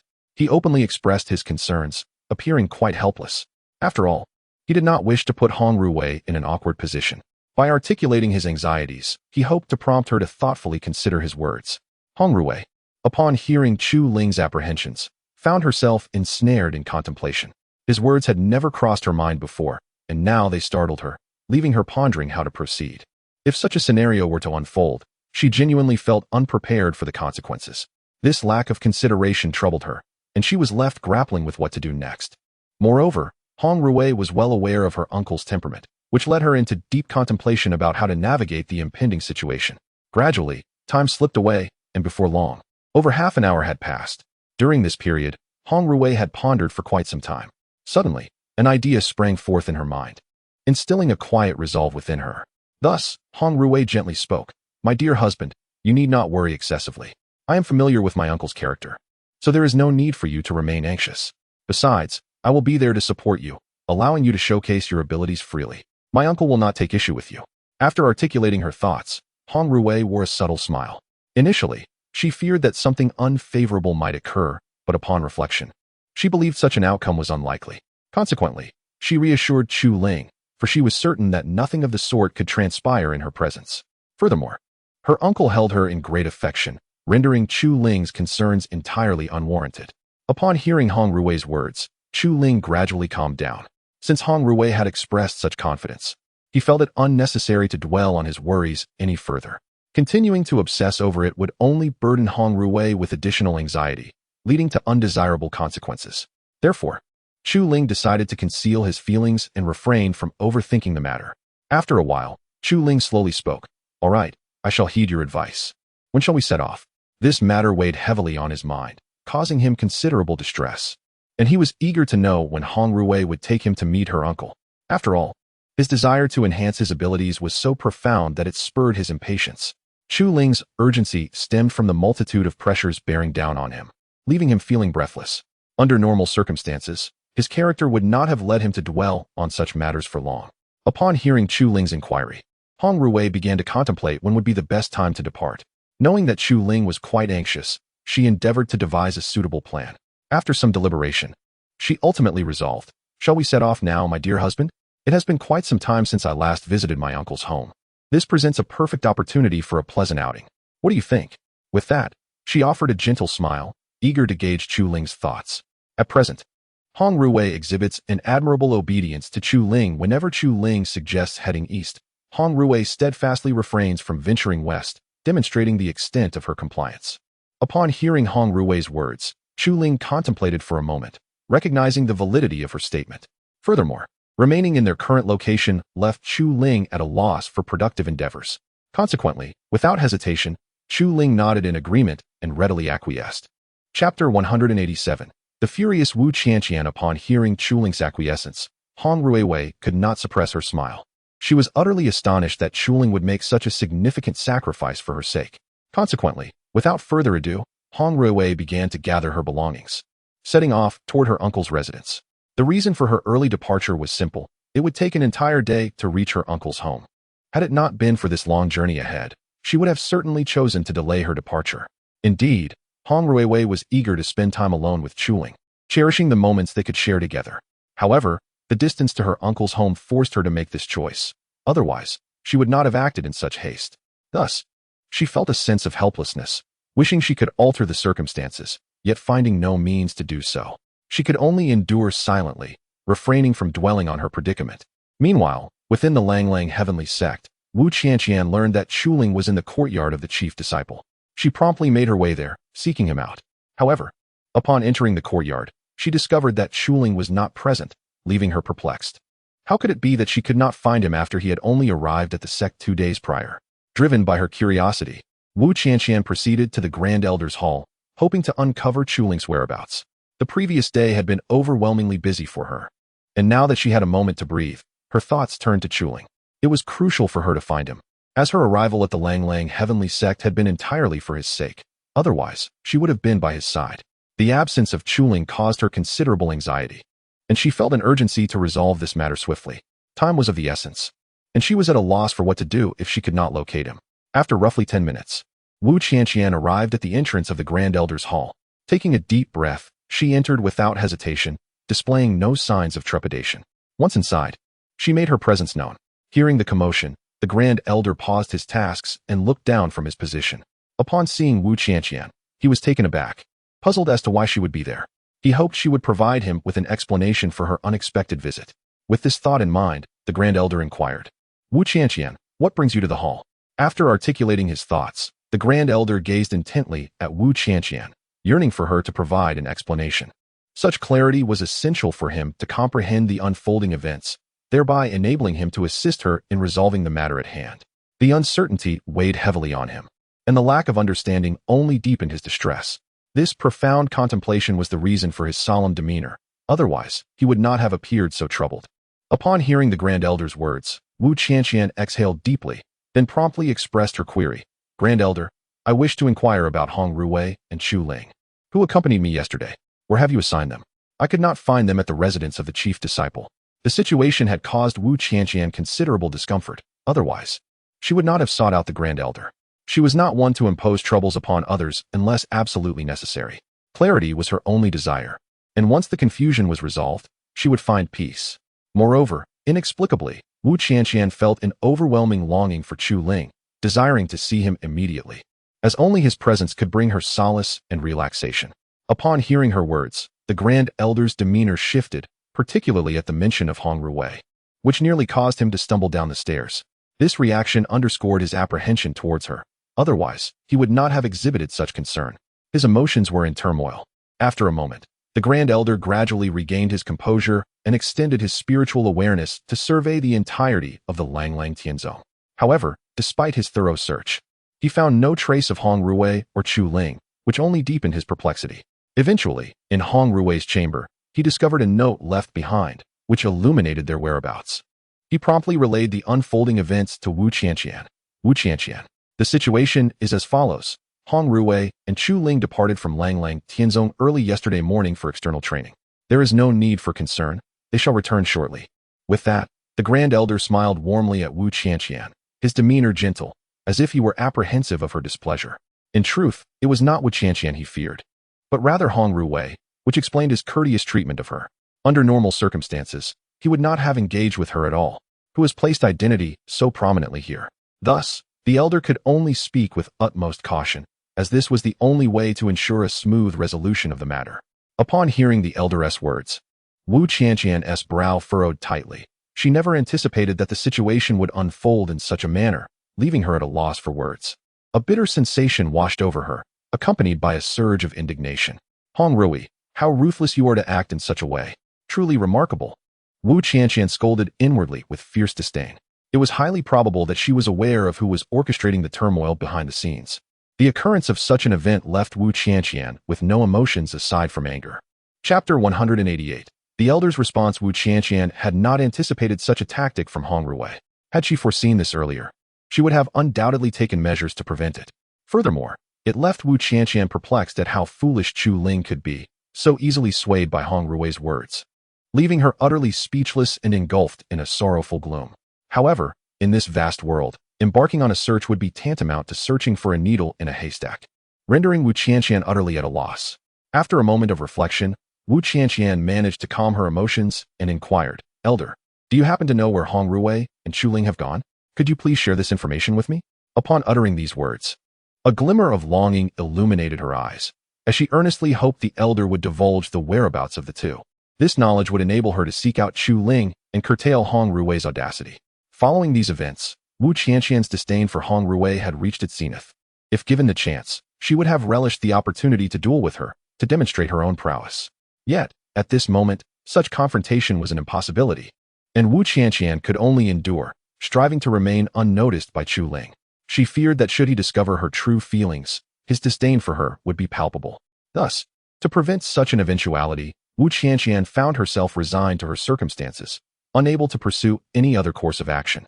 The elder listened to Hong Ruwei's words, his face etched with helplessness, unable to decipher their meaning. However, to avoid unnecessary misunderstandings, he slowly responded, "Qianqian, I truly do not know. Had I possessed that knowledge, I would have informed you immediately. Regrettably, I am at a loss, and thus, I cannot assist you." After speaking, the elder wore an expression of resignation, perplexed as to why Wu Qianqian had directly inquired about such matters. His sentiments were muddled, leaving him at a loss for words. Ideally, he would have preferred not to encounter Wu Qianqian, as her presence only exacerbated his turmoil. At this juncture, Wu Qianqian found herself utterly speechless, unable to fathom the elder's response. Moreover, she discerned the essence of confusion reflected in his demeanor, which stirred a faint sorrow within her, transforming hope into disappointment. This sensation was profoundly unsettling, making it difficult for her to accept the reality of the situation. Initially, she had contemplated seeking out Chu Ling, but now, even that seemed unattainable, leaving her in a state of helplessness, yearning to escape her current predicament. Only in doing so could Wu Qianqian alleviate her distress. However, at present, the situation is beyond alteration. Thus, even though Wu Qianqian is distressed, there exists no resolution. With a deep sigh, she spoke, "I understand, Grand Elder. Thank you for sharing so much with me." After uttering these words, Wu Qianqian, feeling utterly exhausted, departed the grand hall and made her way back to her dwelling. At that moment, her heart was heavy with sorrow, and the predicament remained unsolvable, leaving her incapable of engaging in any other pursuits. Had she the means to rectify the situation, she would have acted decisively, rather than succumb to such despondency. Nevertheless, this incident ignited within Wu Qianqian a silent resolve. She contemplated that she must deliver a severe lesson to Hong Ruwei, for only through such means could she vent her pent-up frustration. Otherwise, no matter the circumstance, Wu Qianqian would not relent. As a day passed, dawn broke on the following morning, with sunlight cascading over the earth. Chu Ling and Hong Ruwei arrived at the entrance of her uncle's estate. Observing the grandeur of the mansion before him, Chu Ling was profoundly astonished. It surpassed even the opulence of the Hong residence he had previously witnessed. If given the chance, he would dearly love to discern the character of Hong Ruwei's uncle. Suddenly, an idea struck him, and he inquired, "By the way, Ruwei, what is your uncle's name? What should I call him?" This was Chu Ling's first encounter with Hong Ruwei's family, and as her husband, he felt an overwhelming sense of anxiety and anticipation. Yet, such a situation was unavoidable. He could only face it with composure, for to do otherwise would have led him to seek an escape from this moment. It is worth noting that not only Chu Ling harbored such thoughts. Any man meeting his partner's family for the first time would likely experience similar apprehensions. Therefore, it was unfair to label Chu Ling as timid. Nonetheless, he trusted that given sufficient time, he would confront the situation with ease. It was merely a matter of time. Upon hearing Chu Ling's words, Hong Ruwei paused momentarily, feeling a twinge of regret for having overlooked such an important detail. Had she foreseen this moment, she felt she should have informed Chu Ling beforehand, sparing him from his uncertainties. This realization left her with a sense of guilt regarding her role as his fiancée. With this thought in mind, Hong Ruwei promptly replied, "My dear husband, I apologize. I momentarily became too excited and failed to inform you. Allow me to share it with you now. My uncle, Hong Kong, is my father's younger brother. However, like my father, he has only 2 daughters and no sons. Please, do not mention this to my uncle, for he would undoubtedly become upset." After speaking, Hong Ruwei let out a sigh of relief, silently resolving to never forget such an important matter. Furthermore, this experience instilled in Hong Ruwei a sense of vigilance. distinguishing between what is significant and what is trivial. Chapter 189. Hong Kong. Upon hearing Hong Rui's words, Chu Ling suddenly experienced a moment of clarity. It turned out that this was the situation, and Chu Ling was quite self-aware, promptly committing the name Hong Kong to memory, determined to avoid any lapse of forgetfulness. For Chu Ling understood that should he forget, he would be at a loss when confronted by Hong Kong, left bewildered and ignorant of his own demise. Coupled with the fact that his strength was merely at the foundation establishment stage, it was a reality that anyone would find difficult to accept, leading to a sense of urgency within Chu Ling. He resolved to elevate his abilities swiftly, for only then would he evade being scrutinized by others. This determination firmly took root in his heart. Regaining his composure, Chu Ling responded, "Yes, I understand, Rui. Thank you for informing me." With that, he offered a gentle smile. Had it not been for Hong Rui's timely warning, he would have been at a loss for what to do next. Hence, he felt compelled to express his gratitude to her, a gesture essential to convey his appreciation. Upon hearing Chu Ling's words of thanks, Hong Rui also smiled, relieved that he bore no resentment towards her. Otherwise, she would have been unsure of how to navigate the situation. After all, she remained in a state of heightened anxiety, almost as if she were anticipating an unfortunate event. Otherwise, her tension would not have been so palpable. Fortunately, the outcome was favorable, allowing Hong Rui to breathe a sigh of relief, her previous apprehension dissipating. Had the circumstances remained as before, she would have been left in utter dismay, making her feel tremendously relieved. After a while, once Hong Rui had begun to relax, she wasted no time and directly said to Chu Ling, "Then, my husband, let us proceed inside." Upon hearing her words, Chu Ling did not hesitate and nodded in agreement. Without further ado, Hong Rui took the lead, guiding him into the residence. Since the servants recognized Hong Rui, they refrained from causing any undue trouble and showed her great respect. Although she was not the young mistress of the estate, her stature commanded reverence. Even the steward would not dare to treat her lightly. After all, a single word from Hong Rui could easily dismantle one's position. Thus, regardless of the grievances they might endure, the servants could only bear them silently, for otherwise, they would find themselves unable to remain in the household. Upon entering the residence, Hong Rui led Chu Ling directly to the steward's door and, without hesitation, inquired, "Steward, where is my uncle?" At that moment, Hong Rui was filled with joy, as it was her first time bringing Chu Ling to meet her uncle, Hong Kong, which excited her greatly. It felt akin to bringing a beloved home, stirring an inexplicable exhilaration within her. Upon hearing Hong Rui's words, the steward exhibited an air of utmost caution, refraining from elaboration and responding with sincerity, "Miss, the head of the family is in the hall, and it seems the other two young ladies are present as well. You may proceed directly to find them." After speaking, the steward found himself drenched in cold sweat, visibly trembling with fear. Alas, the formidable identity of the individuals involved left him with no choice but to succumb to trepidation. A single utterance from them could easily jeopardize his very life, rendering him helpless against his apprehension. The steward was acutely aware of his humble status and lack of strength, perceiving himself as nothing more than a mere insect in the eyes of these powerful figures. Thus, he dared not entertain any thoughts beyond his subservience. Upon hearing the steward's words, Hong Rui wasted no time. She cheerfully led Chu Ling towards the hall, eager to introduce her betrothed, Hong Kong, to her uncle. Although he was her fiancé in name, their relationship had long surpassed mere titles, for they had already shared intimate moments together. Thus, Hong Rui felt no constraints as she confidently strode into the hall. After a brief 10-minute walk, Hong Rui and Chu Ling arrived at the entrance of the hall. With her thoughts organized, Hong Rui unhesitatingly entered, offering Chu Ling no opportunity to prepare himself. The suddenness of the situation left Chu Ling momentarily dumbfounded. Had he the chance, he would have preferred to mentally brace himself for the encounter. However, with the moment upon them, it was too late for Chu Ling to gather his thoughts, leaving him resigned to follow Hong Rui into the hall. Inside, upon hearing the commotion, Hong Kong turned his gaze towards the entrance. When he recognized Hong Rui entering, he was momentarily taken aback, utterly surprised that she had come to find him.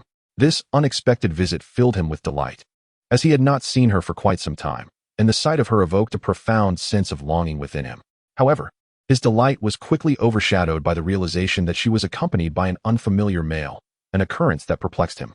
He felt a strong urge to have Hong Rui explain this unexpected presence, especially upon noticing that Chu Ling possessed only foundational cultivation, which sparked a flicker of disdain within Hong Kong.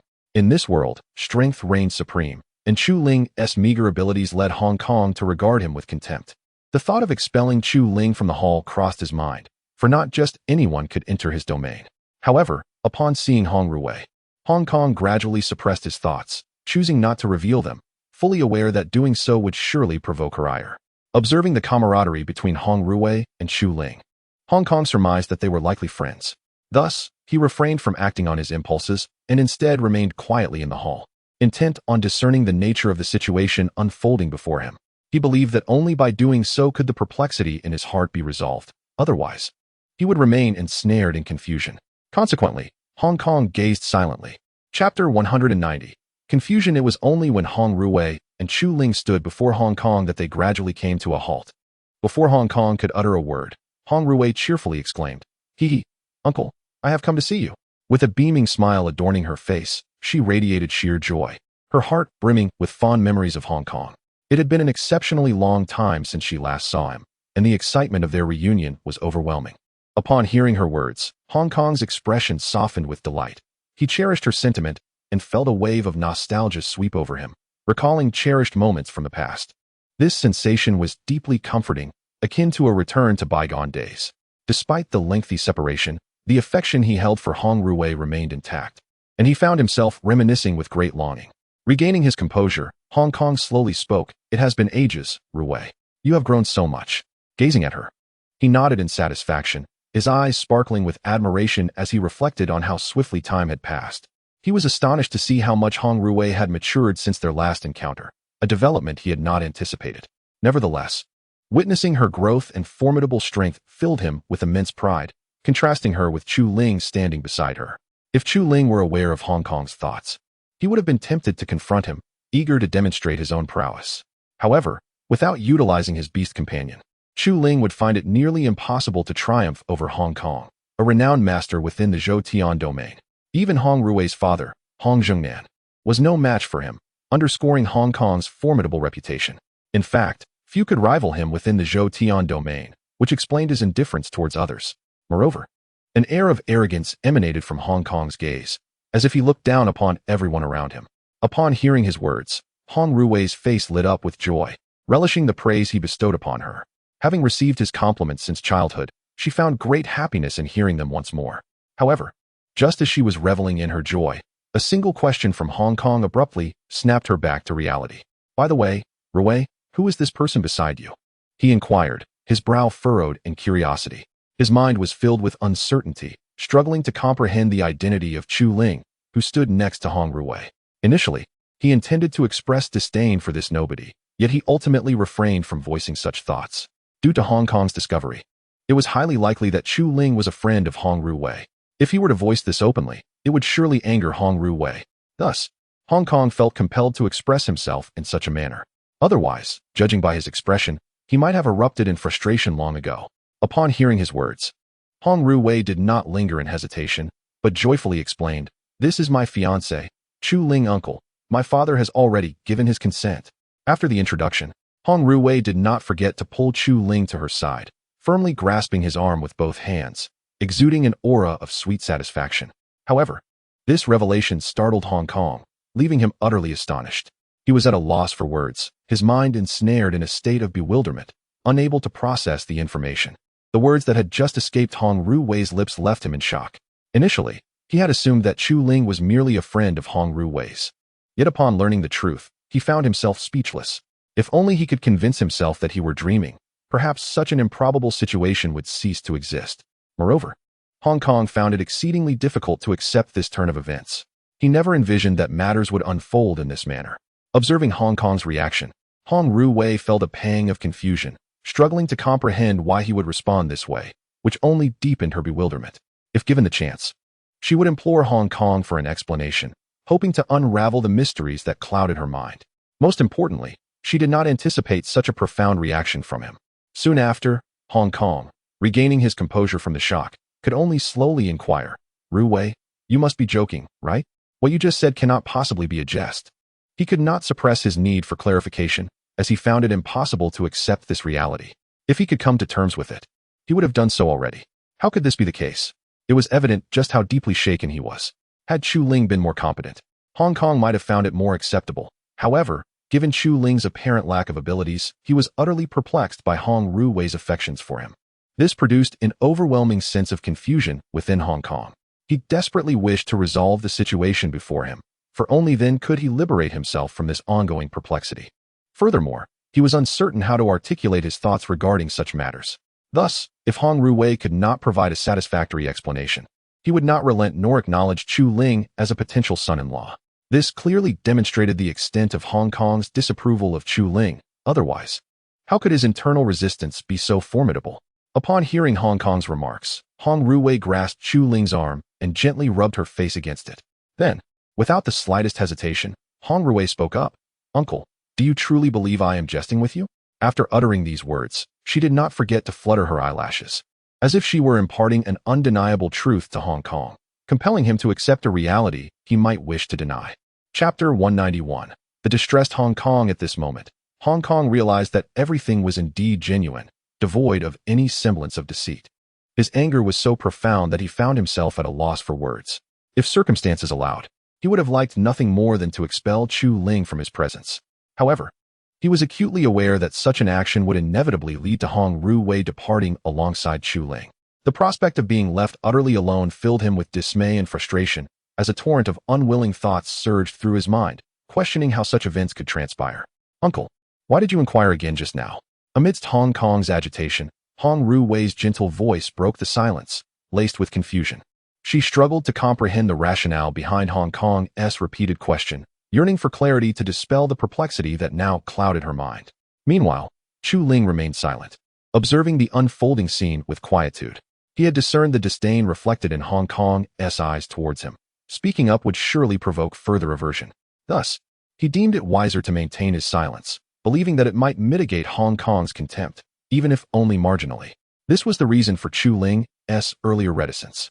Had he been able to articulate his thoughts, he would have done so long ago. It was inconceivable to wait until now.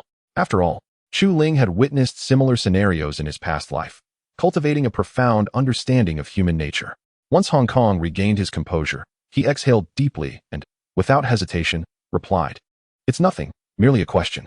At this juncture, he felt utterly incapable of conveying his emotions. Aside from lingering irritation, he was devoid of any further sentiments. Anyone in his position would likely respond similarly, for Hong Kong, as a formidable figure, regarded those beneath him as inconsequential. Ironically, Hong Kong was oblivious to the fact that he had ascended from humble beginnings, much like the very insects he now scorned.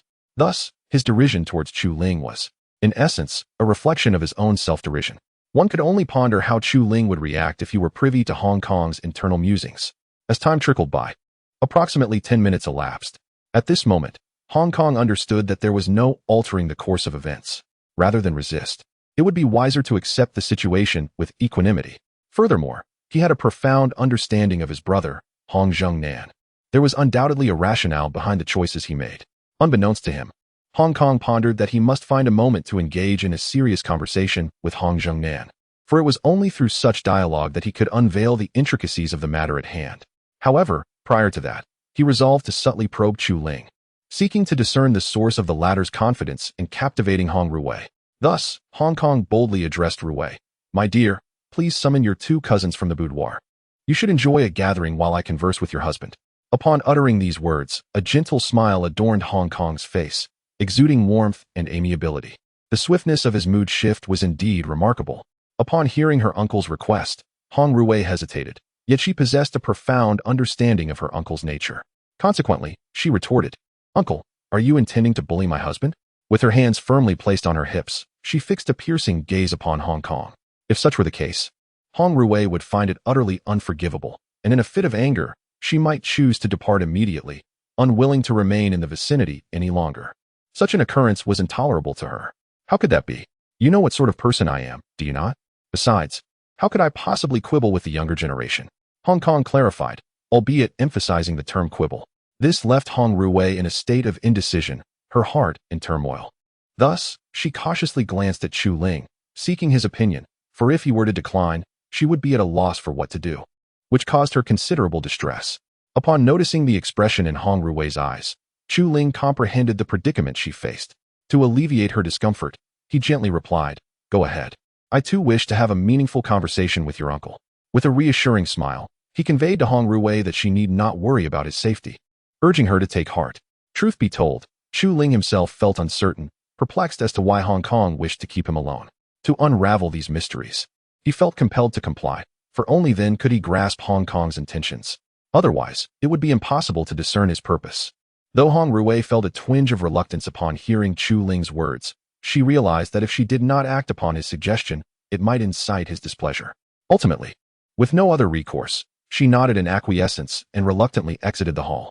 As she departed from the hall, Hong Ruwei did not forget to cast a stern glare at Hong Kong, warning him not to trouble Chu Ling, otherwise, she would disregard him entirely and leave the residence without a second thought.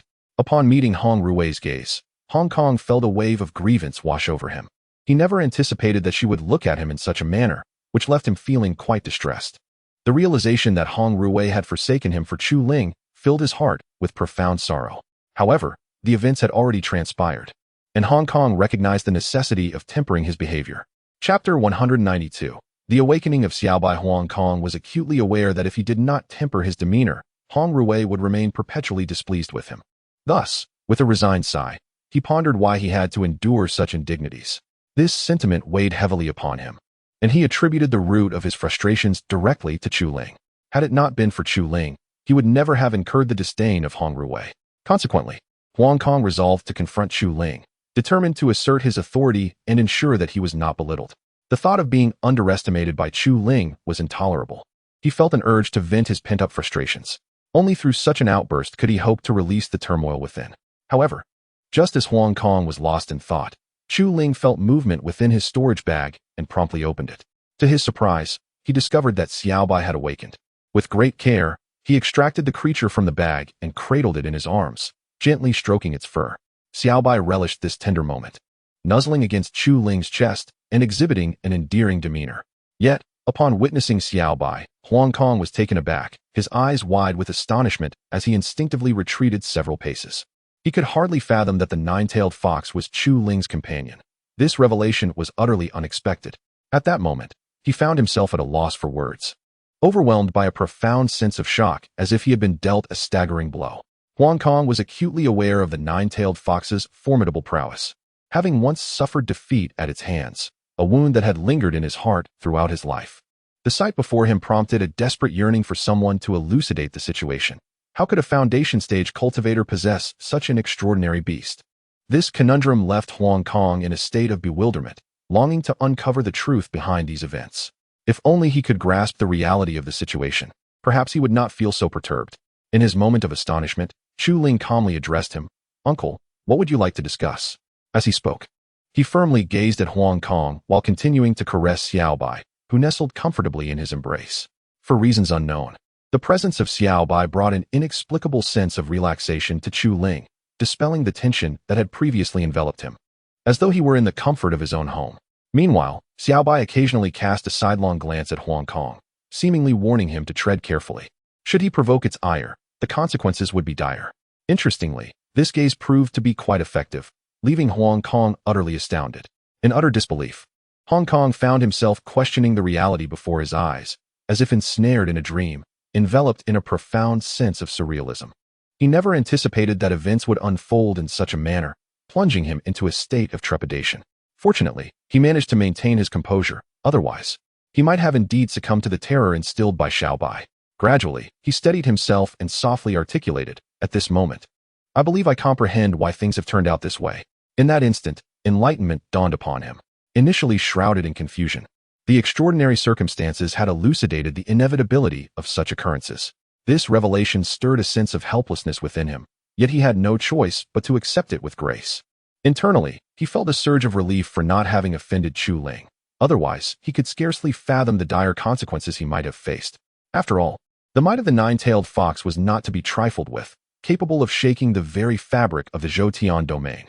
However, upon hearing Hong Kong's words, Chu Ling was left in a state of perplexity, entirely at a loss regarding the meaning behind Hong Kong's statement.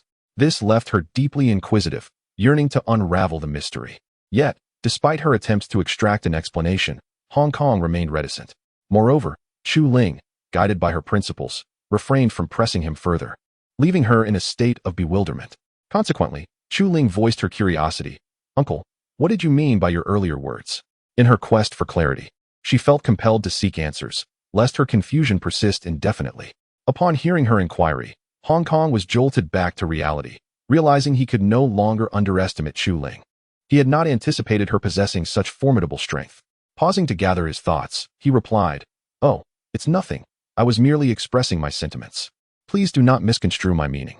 A hint of apprehension tinged his tone, though Chu Ling remained oblivious to it. Had she discerned his unease, it would have only deepened her own confusion. After Hong Kong's response, Chu Ling found herself at a loss for words. As he was her elder, she felt it was not her place to press further, resigning herself to a bittersweet acceptance of the situation. Subsequently, she chose to let her thoughts drift and settled into a chair, gently stroking Xiaobai. After all, it had been an eternity since she last saw Xiaobai, and her longing was palpable, compelling her to offer such affectionate gestures. Observing this tender scene, Hong Kong found himself at a loss for words, letting out a quiet sigh of resignation within. Reflecting upon the future, I am resolute in my commitment to never underestimate others again. Fortunately, I refrained from uttering any impudent remarks earlier. Had I done so, I would have been utterly at a loss should any unfortunate circumstances arise. Moreover, in the presence of the young man, I find myself utterly incapable of triumphing. Indeed, I could very well be vanquished in a mere instant. One must recognize that this young man is in the prime of his life. Do you truly believe that an elderly individual could prevail over a robust middle-aged contender? Therefore, when misfortune strikes, the outcome is all too predictable. Chapter 193. Coping at this moment, Hong Kong felt an overwhelming sense of panic. Utterly unprepared for the sudden turn of events, he wished fervently that he had never encountered such a situation, for it had plunged his spirits into disarray. Were it not for the fact that he was unable to contend with Xiaobai, he would have long since fled from this place, rather than lingering in such discomfort. The sheer terror inspired by Xiaobai left Hong Kong paralyzed with fear. Otherwise, he would not have found himself in such a state of anxiety. However, as the father-in-law of Chu Ling, Hong Kong knew he could not afford to display his trepidation. How could he face Chu Ling in the future if he did? Thus, he took a moment to compose himself and, without further hesitation, inquired, "Chu Ling, why are you still at the foundation establishment stage?" Initially, Hong Kong had no intention of touching upon Chu Ling's painful circumstances, but after some contemplation, he felt compelled to voice his thoughts. This was, after all, the source of his deepest confusion, and he yearned to elucidate the matter. He could not comprehend why a mere foundation establishment cultivator would possess a beast from ancient times. Understanding this anomaly was crucial to grasping the hidden truths within. Thus, he posed the question, which was the reason for his apparent harassment of Chu Ling. Yet, upon hearing Hong Kong's words, Chu Ling's brow furrowed in dismay. He had not anticipated such a direct inquiry from Hong Kong, which caught him completely off guard and rendered him unprepared. The abrupt mention of such a sensitive topic darkened his expression. After all, this was a matter of utmost significance to Chu Ling, and its sudden emergence was a blow he could scarcely bear. Moreover, Chu Ling felt deeply unsettled, unable to fathom why Hong Kong would choose to confront him in this manner. This unexpected turn of events left him at a loss for words, plunging him into an uncomfortable silence. Xiaobai, sensing the tension in the air, noticed Chu Ling's distressed demeanor and immediately recognized Hong Kong's role in this predicament. With eyes ablaze with fury, Xiaobai glared at Hong Kong, as if wishing to obliterate him on the spot. However, with Chu Ling by his side, Xiaobai found himself unable to act, for had it not been for Chu Ling's plight, he would have unleashed his wrath long ago. Thus, Xiaobai was left feeling frustrated, eager to resolve the troubling situation that lay before them. The atmosphere grew palpably tense, enveloping the room in a silence so profound that the sound of a pin dropping could be distinctly heard, underscoring the awkwardness that hung in the air. Ultimately, Chu Ling let out a deep breath, and without hesitation, spoke directly. "During my recent cultivation, I encountered certain challenges that have affected my abilities. However, rest assured, uncle, I shall gradually elevate my cultivation."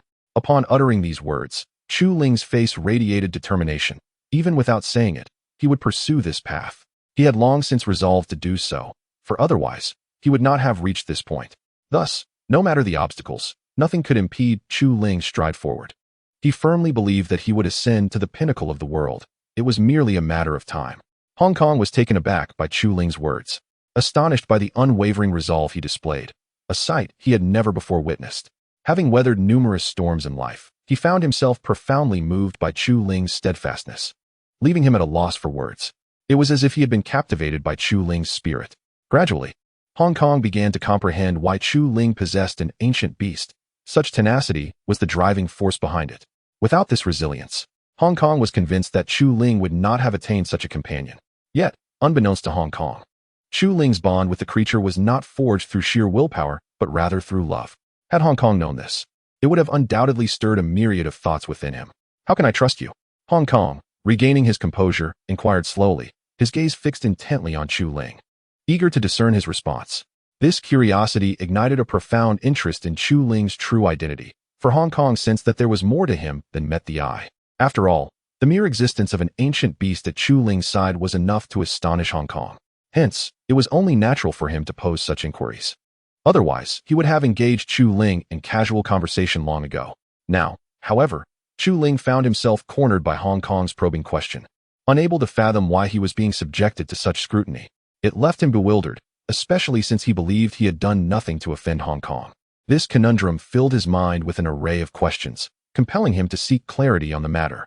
Only through understanding could he navigate the situation, for he was uncertain how to articulate the circumstances otherwise. Nevertheless, he recognized the necessity of providing an answer. Thus, without further ado, Chu Ling replied, "I shall prove myself through my actions. In due time, you will come to trust me." He refrained from indulging in any superfluous chatter, for he understood that excessive words would bear no fruit. Only in this manner could Chu Ling gradually solidify her resolve.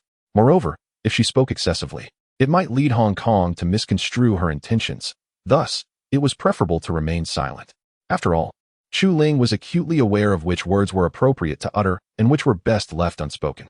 Otherwise, she would not have been able to survive in such a merciless world. This illustrates the vastness of Chu Ling's intellect, as she had contemplated these matters with remarkable clarity. Upon hearing Chu Ling's words, Hong Kong furrowed his brow slightly. He offered no rebuttal to her recent response, for he understood that, were he in her position, he would have likely answered in the same manner. Chapter 194. The past. This evoked a flicker of admiration in Hong Kong towards Chu Ling. For reasons unknown, Hong Kong saw a reflection of himself in Chu Ling, stirring a sense of nostalgia within him. Once, he too had been filled with a myriad of aspirations, akin to Chu Ling. Yet, after enduring various trials, that spark of ambition gradually dulled, transforming Hong Kong into the person he had become. This realization left him with a profound sense of yearning. If only he could relive his life, he would harbor no regrets. Alas, while such wishes are beautiful, reality is often harsh, leaving him with a tinge of remorse. However, the sight of Chu Ling brought a semblance of the past back to him, lifting his spirits somewhat. Just as Hong Kong was about to continue his conversation with Chu Ling, the butler hurried into the hall, abruptly interrupting him. This sudden intrusion irked Hong Kong. He could not fathom why someone would disturb him at such a moment. Annoyed, he retorted, "Did you not see that I was speaking with my son-in-law?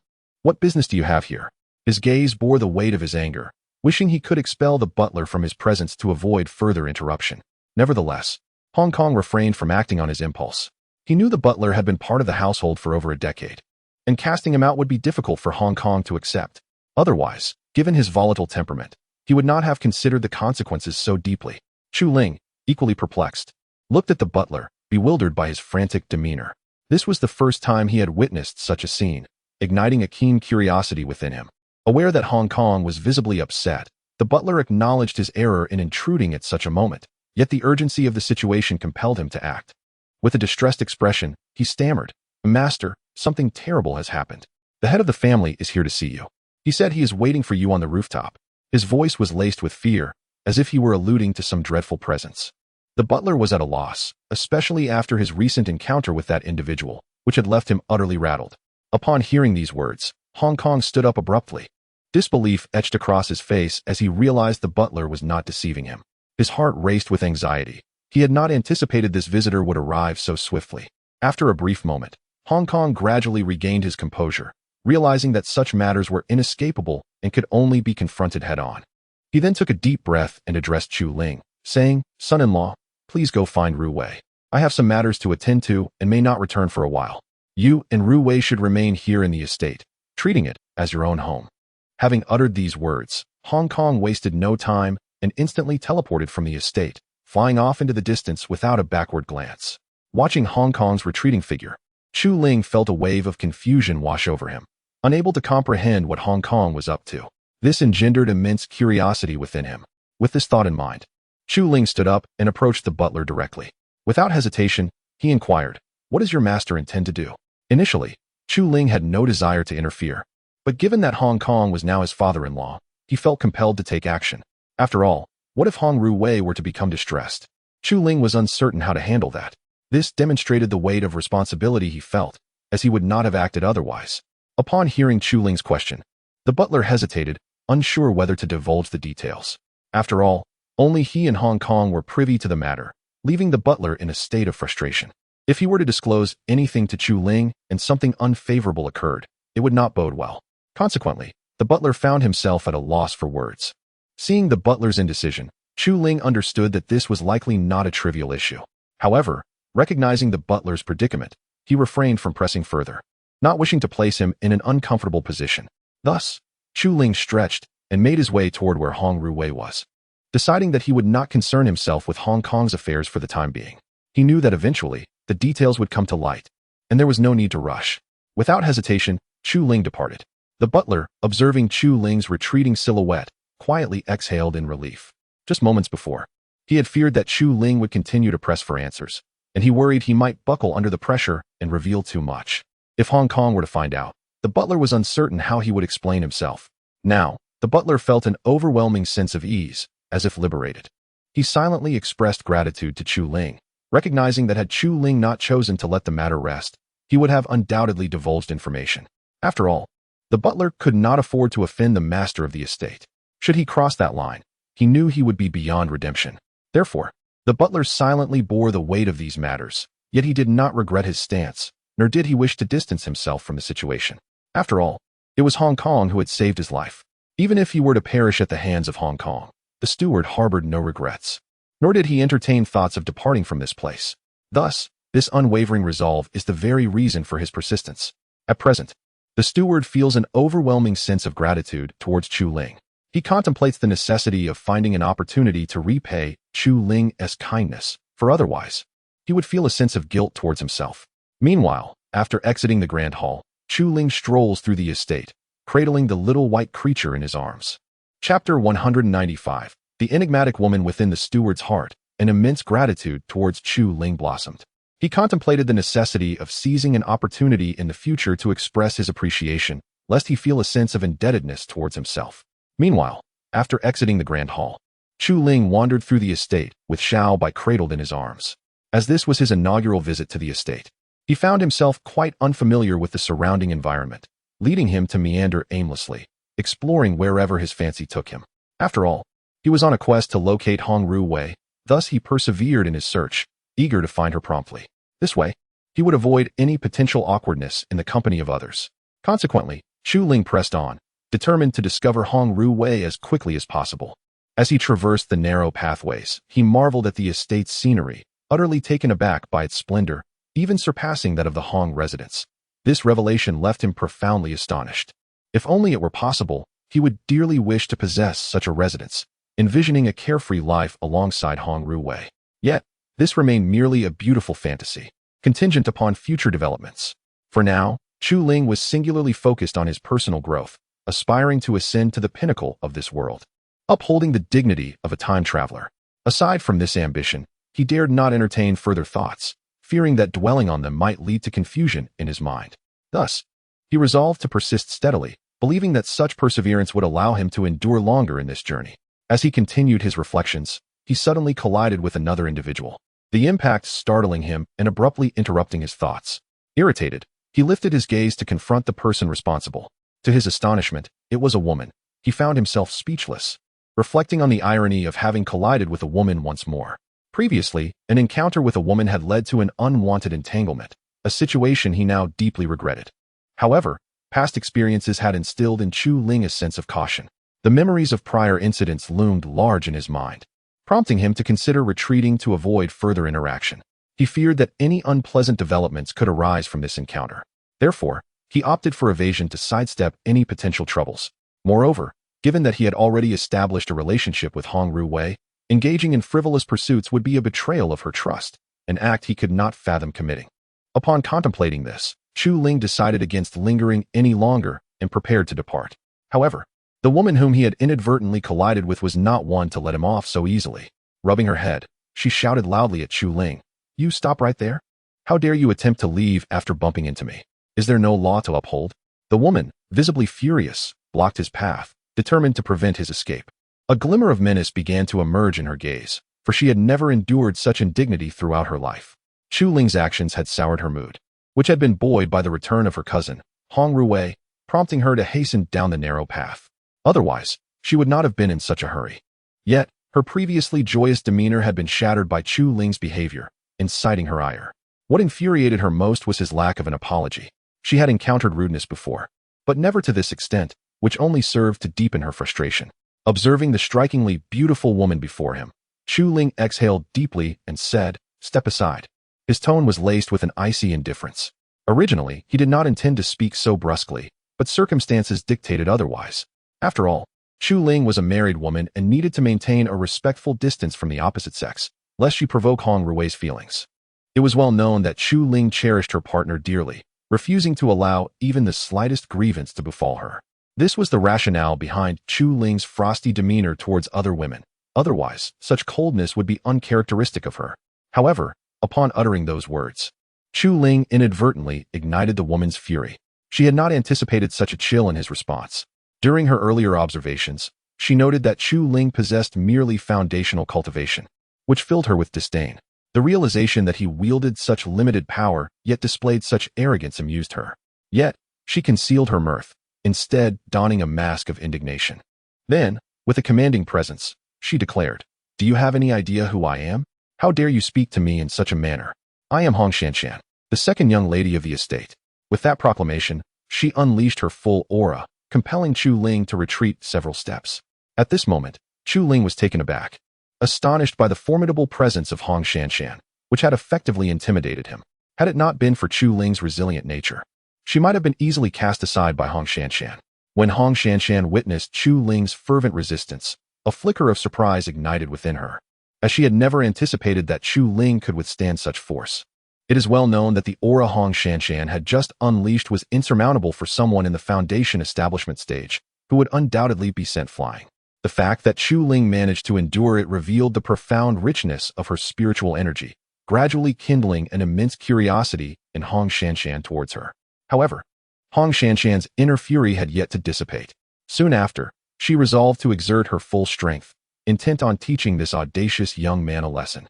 Yet, a sudden voice interrupted her advance, compelling Hong Shanshan to halt her assault. Chapter 196. Hong Shanshan's second sister, cease your actions. Do not lay a hand on my husband. Hong Ruwei exclaimed urgently upon witnessing Hong Shanshan's aggression towards Chu Ling. Her voice was laced with anxiety, as she had never anticipated that her sister would resort to violence against Chu Ling. While Hong Ruwei was taken aback by this unexpected turn of events, she was also acutely aware that a misunderstanding must be at play. Otherwise, Hong Shanshan would not have acted so impulsively. This realization spurred Hong Ruwei into a flurry of concern, as she yearned to resolve the situation swiftly, believing that doing so would gradually ameliorate the circumstances, which had spiraled into chaos. Upon hearing Hong Ruwei's plea, Hong Shanshan immediately withdrew her aggressive demeanor, her eyes widening in disbelief at the revelation of Chu Ling's identity as Hong Ruwei's husband. The notion that this foundational-level cultivator was tied to her sister in such a profound way utterly shocked Hong Shanshan. She was well aware of Hong Ruwei's disposition, and the revelation was nearly impossible for her to digest. If given the opportunity, Hong Shanshan wished fervently to clarify the circumstances surrounding this matter, as the uncertainty gnawed at her, leaving her in a state of discomfort that she could not shake off. Hong Ruwei, seeing that Hong Shanshan had relented, wasted no time and hurried to Chu Ling's side, her heart heavy with concern for his well-being. As she reached him, she began to assess his condition, her voice rising in urgency. "Husband, are you unharmed?" Her eyes brimmed with compassion, reflecting her deep worry over the potential consequences of Hong Shanshan's earlier attack. The thought of anything ill befalling him left her in a state of helplessness. Chu Ling, upon hearing her words, offered a gentle smile and shook his head reassuringly. "I am fine." Had it not been for his resilient physique, he mused that he might have suffered grievously at the hands of Hong Shanshan, perhaps even facing the peril of death. A silent sigh of relief washed over him. He was grateful for Hong Ruwei's timely intervention, for without it, he was uncertain how he would have managed. With the assurance that Chu Ling was unscathed, Hong Ruwei's heart relaxed almost instantly. Just moments before, she had been engulfed in fear for his safety, and the mere thought of any misfortune befalling him sent shivers down her spine. However, this incident also kindled a sense of frustration towards Hong Shanshan for her reckless behavior. How could she dare to attack Chu Ling at such a critical moment? Such an affront ignited a wave of anger within Hong Ruwei, who longed for an explanation from Hong Shanshan regarding the events that had transpired, leading to such an unthinkable confrontation. This unexpected episode left Hong Ruwei determined to uncover the truth behind the situation, for she could hardly fathom the motives that had driven her sister to act so violently. Only when the situation was elucidated did Hong Ruwei discern how to proceed. Presently, her sentiments increasingly gravitated towards Chu Ling, for he was her husband, while Hong Shanshan was merely her cousin. In terms of concern, there was no doubt that Chu Ling occupied the foremost position in Hong Ruwei's heart, surpassing all else, regardless of who it was or the rationale behind it. Any attempt to harm Chu Ling would be tantamount to opposing Hong Ruwei, who would show no mercy in such instances. Witnessing the unfolding scene, Hong Shanshan found herself at a loss for words, profoundly shaken by Hong Ruwei's evident care for Chu Ling. If it were possible, Hong Ruwei wished she were merely dreaming. In such a case, she could dismiss the reality before her. Yet, the vividness of the moment was overwhelmingly real, leaving Hong Shanshan in a state of shock, her eyes widening in disbelief. This rendered her speechless, yearning for the spectacle to be but a figment of her imagination. As Hong Shanshan was lost in her thoughts, Hong Ruwei, unable to contain her indignation, approached her with a glimmer of fury in her eyes. She was acutely aware that had she not arrived in time, something dire could have befallen Chu Ling. Although Hong Shanshan was her cousin, Hong Ruwei sought clarity on the matter. Regardless of the circumstances, she demanded a reasonable explanation from Hong Shanshan. Otherwise, forgiveness would be beyond her reach. Who could accept such an occurrence? This was the crux of Hong Ruwei's anger. Otherwise, she would not be so incensed. Upon reaching Hong Shanshan, Hong Ruwei exhaled deeply and, without hesitation, inquired, "Cousin, why did you lay hands on my husband? He has done you no wrong. Was it truly necessary to resort to such measures?" Her tone was laced with dissatisfaction, as she yearned to unravel the truth behind the situation, hoping to quell the doubts that plagued her heart. Hong Ruwei deemed Hong Shanshan's actions utterly excessive, which only fueled her ire further. Should Hong Shanshan fail to provide an explanation, Hong Ruwei would not hesitate to confront her, regardless of their familial ties. Upon hearing Hong Ruwei's words, Hong Shanshan felt a pang of bitterness within, unsure of how to respond. If given the chance, she too wished to understand why Hong Ruwei favored Chu Ling so ardently. Although she recognized from Hong Ruwei's earlier remarks that Chu Ling was indeed her husband, Hong Shanshan could not help but feel that Hong Ruwei's loyalty to him was excessively pronounced, as if she would forsake everything for him. It is important to note that Hong Shanshan and Hong Ruwei have grown up together since childhood.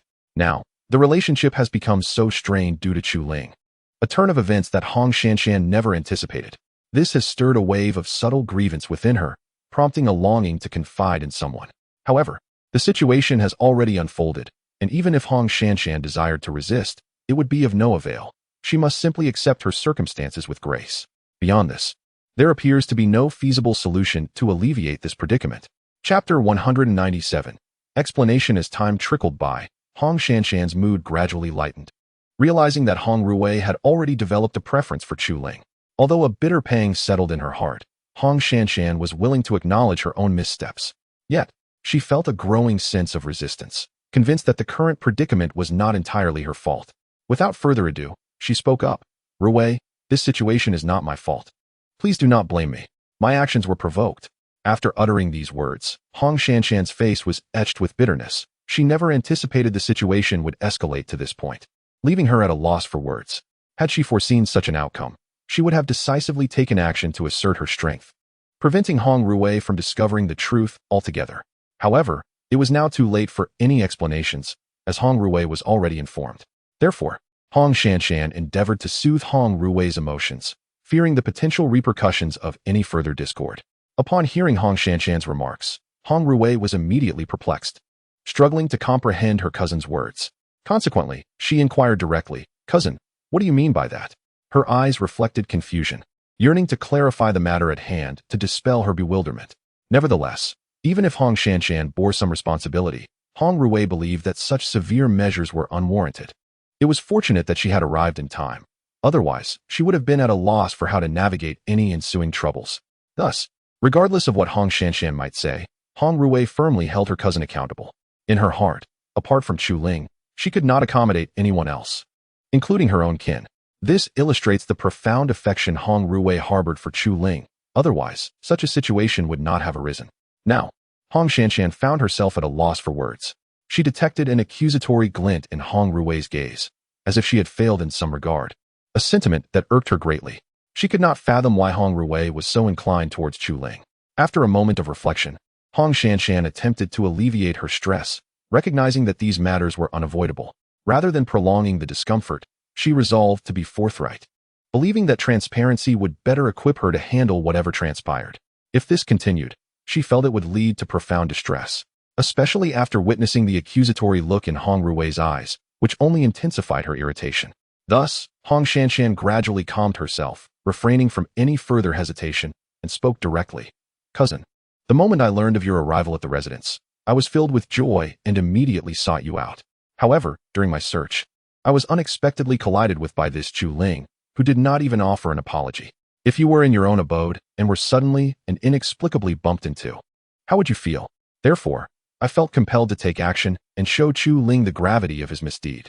At that moment, I was unaware that he was your husband. Had I known, I would have certainly acted differently." After explaining, Hong Shanshan took a moment to ease her emotions. Initially, she had no intention of elaborating, but if Hong Ruwei continued to blame her, Shanshan feared she might lose her temper and resort to violence against her cousin. In such a scenario, she would be at a loss as to how to handle the ensuing chaos. Chu Ling silently observed the unfolding situation beside them, shaking his head in resignation, feeling utterly helpless.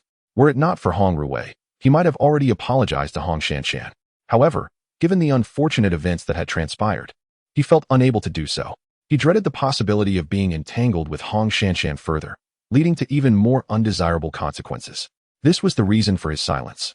Otherwise, he would have long since extended his apologies. Upon hearing Hong Shanshan's explanation, Hong Ruwei furrowed her brow, taken aback by the unexpected turn of events. She had never anticipated that matters would unfold in this manner. Perhaps in her previous demeanor, she might have sided with Hong Shanshan, but now, the one who had been wronged was her husband, Chu Ling.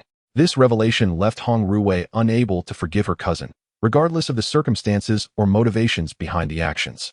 The sight of Chu Ling injured deeply pained her, as she feared the potential for even greater harm. Taking a deep breath, Hong Ruwei spoke up. "Cousin, you cannot resort to violence like that. You are endangering my husband's life.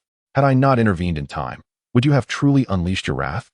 With those words, her presence surged, ready to assertively confront Hong Shanshan. The entire incident left Hong Ruwei deeply unsettled, leading her to firmly side with Chu Ling, irrespective of any prior allegiances.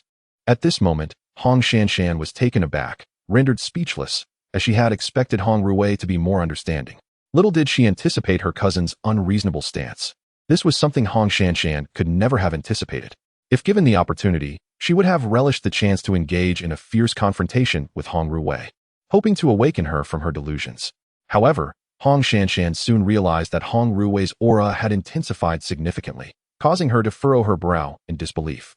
She had not expected that after such a long absence, Hong Ruwei's strength had surpassed her own. This revelation left Hong Shanshan utterly astonished. It became evident to her that a direct confrontation would only lead to her own defeat at the hands of Hong Ruwei. Consequently, Hong Shanshan grew increasingly vigilant, cautiously observing Hong Ruwei as the atmosphere became palpably tense. Chapter 198. Chu Ling takes action. Chu Ling observed the scene before him in silence, refraining from uttering a single word. He deemed it prudent to remain mute, believing that any comment from him would only complicate the unfolding situation. Moreover, he had not anticipated such a turn of events, which left him utterly astonished. The atmosphere gradually grew tense, so quiet that the fall of a single needle could be heard, illustrating the palpable stillness and anxiety that enveloped the room. Fortunately, Chu Ling was unharmed. Had he been in distress, Hong Ruwei might have swiftly dealt with Hong Shanshan without hesitation. After a brief moment, Hong Shanshan recognized that her excessive force was unwarranted and was taken aback by Hong Ruwei's fierce gaze and demeanor. Thus, she attempted to ease her emotions and spoke. "Cousin, I understand that my actions were too severe, but must you regard me with such hostility? It feels as though I am your sworn enemy." Upon finishing her words, Hong Shanshan furrowed her brow, feeling quite exasperated. Her mood was already far from cheerful, and Hong Ruwei's reaction left her at a loss for words. A flicker of indignation began to rise within her, had circumstances permitted. She would have relished the opportunity to confront Hong Ruwei directly. Yet, in the end, Hong Shanshan refrained from acting on her impulses. Regardless of the situation, Hong Ruwei was still her cousin, and to strike at this moment would betray their shared familial bond. What surprised Hong Shanshan most was the unexpected favor Hong Ruwei showed toward Chu Ling. Upon hearing Hong Shanshan's words, Hong Ruwei felt a heavy gloom settle over her heart.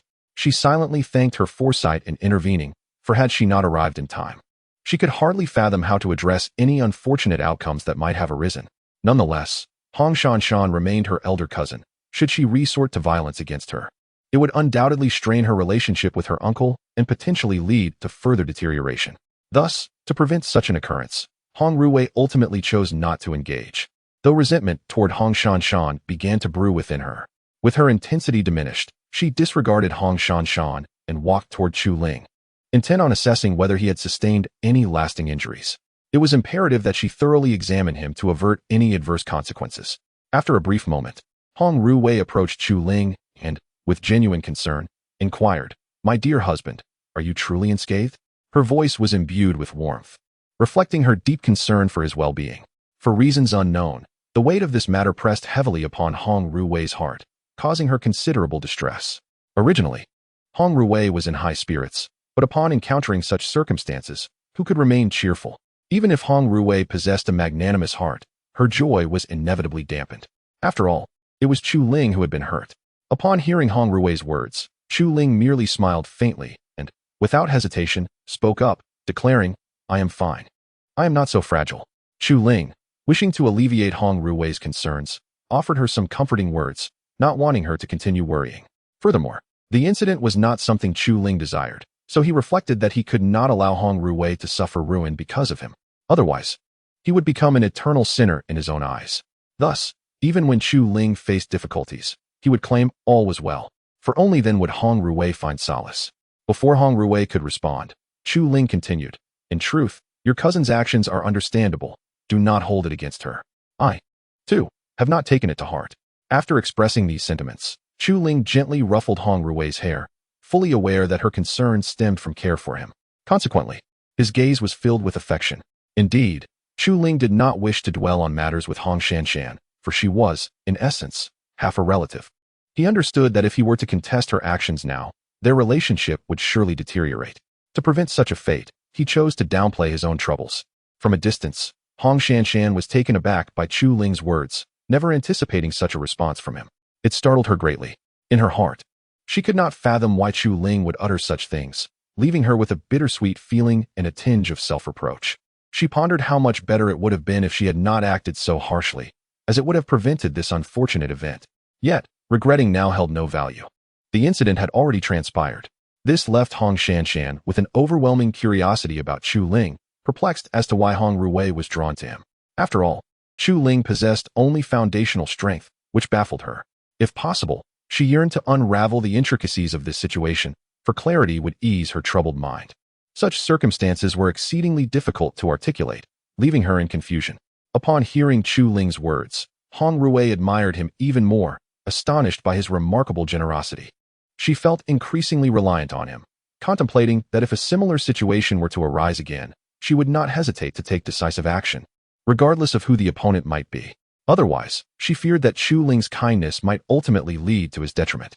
Thus, this gradually solidified Hong Ruwei's determination. Noticing Hong Ruwei lost in thought, Chu Ling refrained from saying much and directly approached Hong Shanshan's position. Upon seeing Chu Ling approaching, Hong Shanshan felt a wave of confusion and was eager to discern the purpose of Chu Ling's visit. This sparked a flicker of wariness within her, leading her to suspect that Chu Ling might be seeking vengeance. Consequently, Hong Shanshan became exceedingly anxious, at a loss for words. Chapter 199. Conversation. After a brief moment, Chu Ling approached Hong Shanshan, revealing a faint smile. Upon witnessing Chu Ling's smile, Hong Shanshan felt an even greater sense of confusion. The atmosphere had already been quite awkward and heavy, and the unexpected emergence of Chu Ling's smile left her taken aback. It sparked a profound curiosity within Hong Shanshan, compelling her to unravel the reason behind Chu Ling's sudden display of mirth. As Hong Shanshan's mind wandered in contemplation, Chu Ling slowly began to speak. "I understand that anyone would be upset in this situation, but I hold no resentment towards you. It is only human nature. I sincerely apologize for my earlier behavior and hope you can forgive me. This was a decision Chu Ling had pondered for quite some time. Otherwise, he would not have chosen to express such words. He wished to prevent the relationship between Hong Shanshan and Hong Ruwei from becoming unnecessarily strained, akin to that of adversaries, which prompted his proactive apology. It was evident how humble Chu Ling was for the sake of Hong Ruwei. Under normal circumstances, such an incident would have incited anger within him, making it improbable for him to directly apologize to Hong Shanshan. The unexpected apology left Hong Shanshan utterly taken aback, rendering her momentarily speechless, her eyes widening in astonishment. She longed to comprehend why Chu Ling had suddenly offered her an apology. Such a scenario had never crossed Hong Shanshan's mind, and now that it had unfolded, she found herself at a loss for words. Initially, she had hoped for Chu Ling to apologize to her, believing it would gradually lift her spirits. However, after receiving the apology, for reasons unknown, she found herself unable to feel joy. An oppressive weight seemed to rest upon her heart, inducing a sense of panic within her. The anticipated happiness eluded her grasp. Upon hearing Chu Ling's apology to Hong Shanshan, Hong Ruwei was equally taken aback, never having expected Chu Ling to take the initiative to apologize. If only she could understand the reasoning behind his actions, it would alleviate her confusion. Moreover, Chu Ling's apology only deepened Hong Ruwei's admiration for him. After all, who wouldn't he wish to marry a man of such magnanimity? Wouldn't that promise a future filled with unbounded happiness? With this thought, Hong Ruwei managed to dispel her earlier discontent, allowing a gentle smile to grace her face. Meanwhile, Hong Shanshan remained enshrouded in the aftermath of Chu Ling's apology, still processing the moment. Noticing Hong Shanshan's silence, Chu Ling assumed she was still upset and refrained from saying more, opting instead to turn towards Hong Ruwei. Without hesitation, Chu Ling took Hong Ruwei's hand and led her away from the scene, wishing to move on. Hong Ruwei offered no resistance. She too found herself somewhat perplexed by Chu Ling's emotions and thus complied with his lead. This way, she hoped to gain insight into his feelings. When Hong Shanshan regained her senses, she realized that Chu Ling had already taken her far away. This left Hong Shanshan filled with regret and a resolute determination to seek an opportunity to converse with Chu Ling. Otherwise, her heart would be plagued by an insatiable curiosity. At present, she remained utterly bewildered regarding Chu Ling's true intentions, which only deepened her confusion and prompted her resolution. Armed with this determination, Hong Shanshan chose not to linger idly but instead returned to her chamber, preparing to find a suitable moment to gain clarity about Chu Ling's motives. Meanwhile, Chu Ling and Hong Ruwei walked along the path in silence. Chu Ling's reticence left Hong Ruwei perplexed, igniting a desire within her to unveil the circumstances behind their situation. Ultimately, unable to contain her curiosity any longer, she softly inquired, "Where are we headed, my husband?" Initially, Hong Ruwei had not intended to voice her question. Yet the weight of her uncertainty became unbearably discomforting. Thus, she decided to express her thoughts. Otherwise, she would have remained silent. Hong Ruwei understood that voicing her inquiry would undoubtedly remind Chu Ling of the recent events. However, she felt compelled to speak, as it would illuminate their forthcoming destination. Upon hearing her question, Chu Ling snapped back to reality and promptly replied, "We are going for a stroll." To be candid, Chu Ling was feeling quite irritable. He had never anticipated encountering such a situation, which stirred an indescribable sensation within him. Otherwise, he would not have made such a decision. Had he faced a similar circumstance in the past, he would undoubtedly have confronted the individual with severity. Yet, given the nature of this incident and the fact that the other party was Hong Ruwei's cousin, he had to exercise restraint. This was essential to ensure that Hong Ruwei would not have a falling out with her family. Were it not for this consideration, Chu Ling would have acted decisively. He would not have hesitated at all. Fortunately, events began to unfold favorably, allowing Chu Ling to gradually alleviate the burden on his heart. He felt that the weight pressing down on him could lead to overwhelming frustration and even an impulsive inclination to resort to violence. Therefore, his ability to endure the situation was commendable. Despite her confusion, Hong Ruwei chose to remain by Chu Ling's side, fully aware that he needed companionship during this time. Otherwise, she would not have been present alongside him. Before long, Hong Ruwei and Chu Ling stumbled upon a tranquil lake, and they made their way there.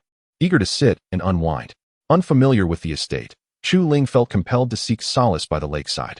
After a brief period, they arrived at the shore, where they unhesitatingly settled down, indulging in the serene beauty of the lake's surface. Strangely, the calmness of the water eased Chu Ling's troubled mind, alleviating the earlier restlessness he had felt. Chapter 200. The concern of Hong Ruwei. Seated beside Chu Ling, Hong Ruwei carefully observed the subtle shifts in his expression. She was perplexed by his thoughts, yearning to comprehend what weighed heavily on his mind. However, she hesitated to inquire, fearing that her questions might inadvertently upset him. Thus, Hong Ruwei found herself in a state of inner turmoil, pondering how best to proceed. Eventually, unable to contain her curiosity, she gently asked, "My dear husband, what occupies your thoughts? You appear so troubled." Her eyes were laden with concern, astonished by the depth of his melancholy, which she had not anticipated. Hong Ruwei's heart was heavy with worry for Chu Ling, fearing that he might be facing some unseen adversity. The expression on Chu Ling's face pained her, and she longed to alleviate his burden, believing that if he shared his troubles, she could help ease his worries. Yet, she realized that he must first voice his concerns for her to offer any support. This realization left her feeling helpless, for without his words, she was at a loss as to how to assist him. The weight of her frustration and empathy was palpable. She wished fervently to absorb his pain, sparing him from suffering. Upon hearing Hong Ruwei's words, Chu Ling gradually returned to the present, his heart beginning to find tranquility once more. Initially, he had been consumed by his grievances, but after reflection, he recognized the futility of such thoughts. He understood that clinging to resentment would only foster discord between Hong Ruwei and his family. Ultimately, he chose to release his grievances, for he was not inherently a petty individual. As long as Hong Ruwei thrived, other matters seemed inconsequential. Thus, Chu Ling spoke up, "I am not preoccupied with anything. Please do not dwell on it." With that, he offered a gentle smile, wishing to spare Hong Ruwei from further distress.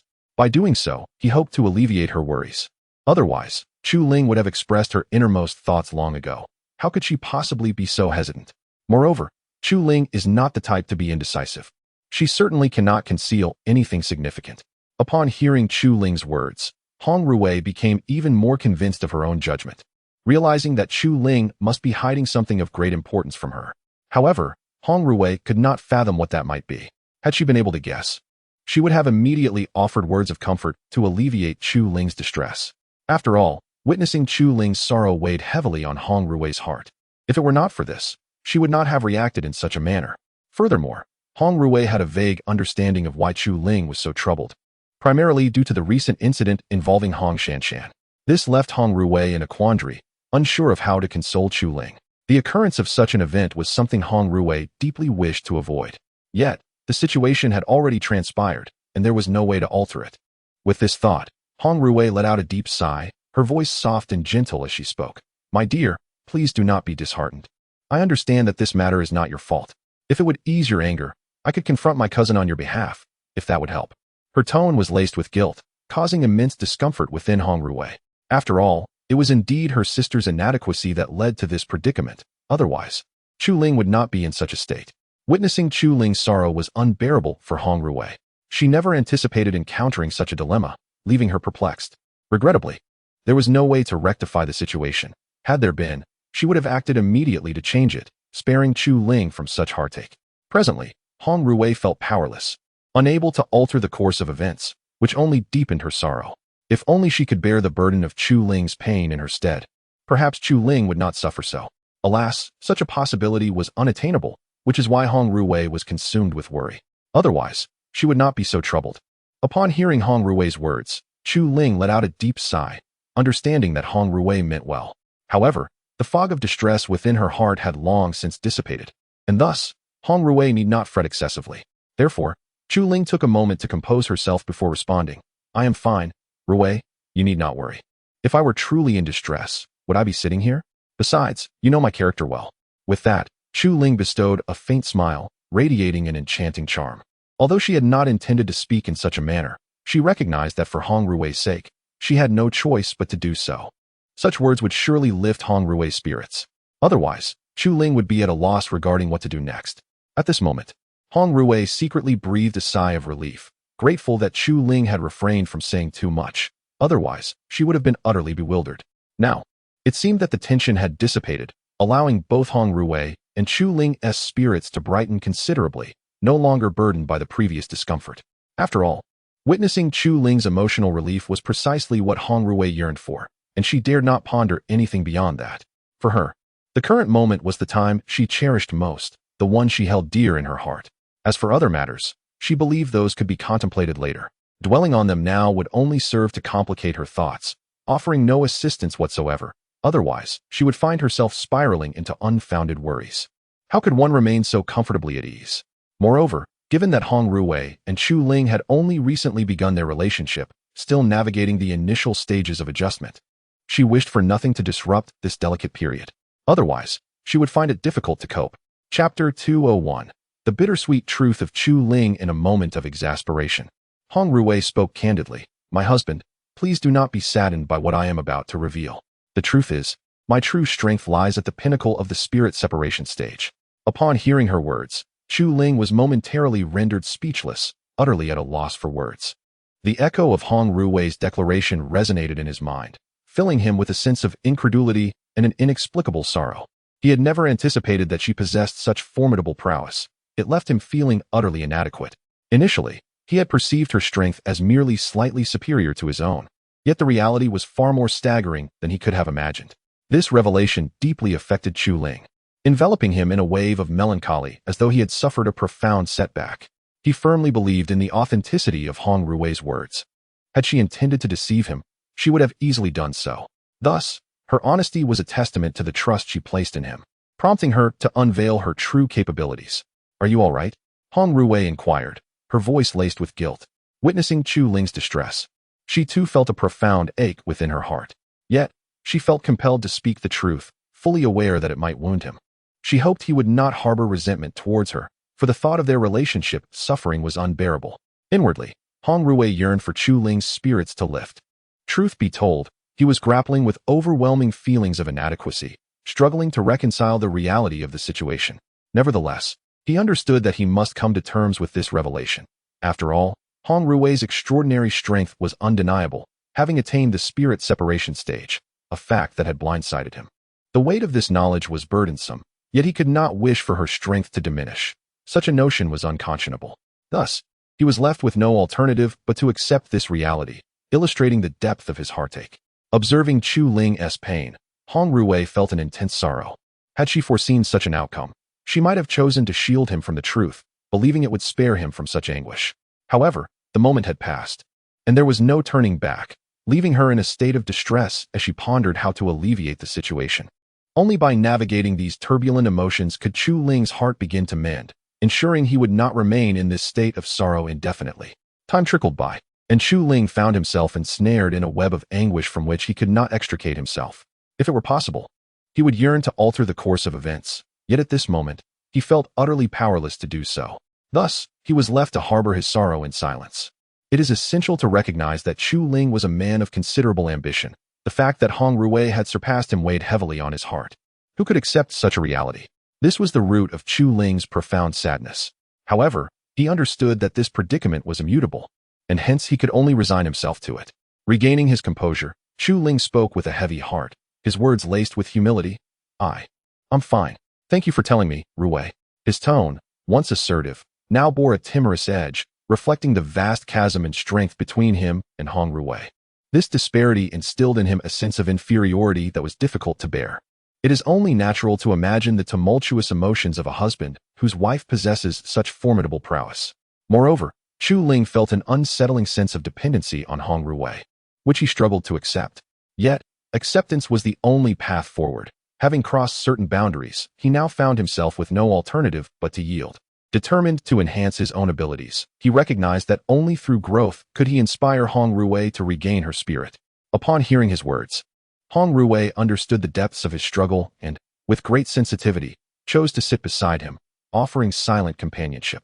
Such a presence was essential for Chu Ling's emotional recovery. Otherwise, the burden of his despair might prove too great for them both. Given Chu Ling's inherently competitive nature, mere words of comfort from Hong Ruwei would likely serve only to exacerbate his turmoil. Thus, her role was solely to stand by him, hoping he would find his strength once more. At that moment, Chu Ling's mind was a tempest of thoughts, contemplating how to navigate this intricate situation. The matter had reached a critical juncture, and he realized he must rally himself. In the face of strength, notions of pride seemed trivial. True power could dissolve such concerns. It was in this moment of introspection that Chu Ling made a silent vow to elevate his capabilities, resolute in his determination not to be outpaced by Hong Ruwei. Only through this endeavor could he hope to restore his lost confidence. Otherwise, guilt would continue to haunt him. With a forced smile, he gently urged, "All right, Ruwei. It's getting late. You should return to rest. I need some time alone." At present, Chu Ling finds herself in considerable anguish. However, the presence of Hong Ruwei exacerbates her torment. Thus, Chu Ling contemplates sending Hong Ruwei away to rest, allowing herself the opportunity to regain her composure. By doing so, she believes she can stabilize her mindset. Otherwise, if this situation persists, Chu Ling fears she may succumb to inner demons, hindering her ability to advance her strength. Consequently, it is imperative for Chu Ling to maintain her equilibrium, ensuring that her foundation remains unshaken. Chapter 202. Rejuvenation. Upon hearing Chu Ling's words, Hong Ruwei immediately felt discontented. Deep within her heart, a sense of grievance welled up. Had she known things would unfold this way, she would have refrained from speaking the truth, thus sparing Chu Ling from such distress and preventing him from wishing her away. However, the events had already transpired, and any desire for regret was futile. In her anxiousness, Hong Ruwei exclaimed, "No, I refuse to leave your side. I shall remain with you always." Her concern for Chu Ling's potential impulsive actions weighed heavily on her heart, filling her with unease. Regardless of his insistence, she was resolute in her decision to stay by his side. This companionship was essential to quell her spiraling thoughts. Otherwise, she would be at a loss for what to do. A tinge of sorrow enveloped Hong Ruwei as she pondered how circumstances had devolved into such a state, an outcome she found profoundly difficult to accept. She yearned for time to reverse itself, wishing her spirits could be lifted from this unbearable weight. Without such a reversal, she felt utterly unprepared to face the future, devoid of any coping strategies. Yet, Chu Ling held a different perspective. He believed that Hong Ruwei's continued presence would only deepen his sorrow, intensifying his despair. It was a bitter pill to swallow, knowing that his wife, who had always been his anchor, now appeared to surpass him in emotional turmoil. It was a situation that no one could easily bear. Therefore, Chu Ling craved solitude, yearning for a moment to gather himself and rise above the tribulations that beset him. Otherwise, he would be lost in the depths of his anguish. With this in mind, he spoke again, his voice tinged with a pleading note. "Ruwei, I beg you. Please return for now. Allow me this solitude. I assure you, I shall not act foolishly. I merely desire a moment of quiet reflection. Will you grant me this?" His tone was tinged with desperation, a sentiment he had reluctantly resorted to expressing. He understood that only by articulating his need for space could he begin to alleviate his emotional burden. Yet, he was aware that this might fuel Hong Ruwei's anxious thoughts, a consequence he could not avoid. He believed this was the only path to restoring his spirits, to avoid being overwhelmed by his afflictions. Upon hearing Chu Ling's plea, Hong Ruwei initially intended to persist in her resolve. However, upon meeting the gaze in his eyes, she felt a profound bitterness settle in her heart. Deep within her heart, she never wished for such unfriendly occurrences, yet now, regardless of her desires, they had transpired, compelling Hong Ruwei to accept the reality. Initially, she contemplated resisting, hoping that Chu Ling would choose to keep her by his side. However, upon witnessing the profound sadness etched upon Chu Ling's countenance, she realized that further words would be futile. She understood that only after her departure could Chu Ling gradually regain his spirits. Otherwise, he would certainly become estranged from her. To avert such a scenario, Hong Ruwei felt she had no choice but to leave, believing that this would alleviate Chu Ling's distress, at least somewhat, preventing him from enduring the current torment indefinitely. At that moment, Hong Ruwei found herself powerless to contradict Chu Ling, which was why she opted to depart. Otherwise, she would have remained by his side. With a heavy heart, she let out a deep sigh and rose to her feet, casting one last glance back at Chu Ling before she left. Within her, a silent prayer emerged, hoping fervently for Chu Ling's recovery, for she was at a loss for what to do otherwise. Subsequently, she chose not to linger any longer and walked away, her thoughts consumed by the hope that Chu Ling would indeed improve. Listening to the receding footsteps, Chu Ling realized that Hong Ruwei had gone, leaving him to gaze at the tranquil lake before him, his heart tumultuous. He had never anticipated that Hong Ruwei possessed such formidable strength. It was a revelation that left him utterly astounded. Yet, he understood that despite his reluctance, he had to come to terms with what had occurred, for there were no other alternatives.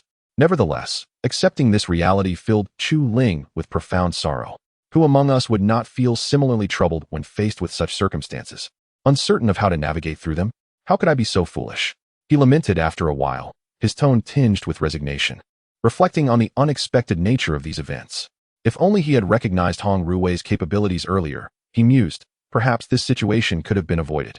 This realization weighed heavily on his heart, yet the events were irrevocable. even if he wished to deny them. Acceptance was his only option. Otherwise, would he not be akin to a scoundrel? Thus, in light of this predicament, Chu Ling resolved to alleviate his emotions swiftly, for only then could he continue forward. Otherwise, the specter of inner turmoil would inevitably arise.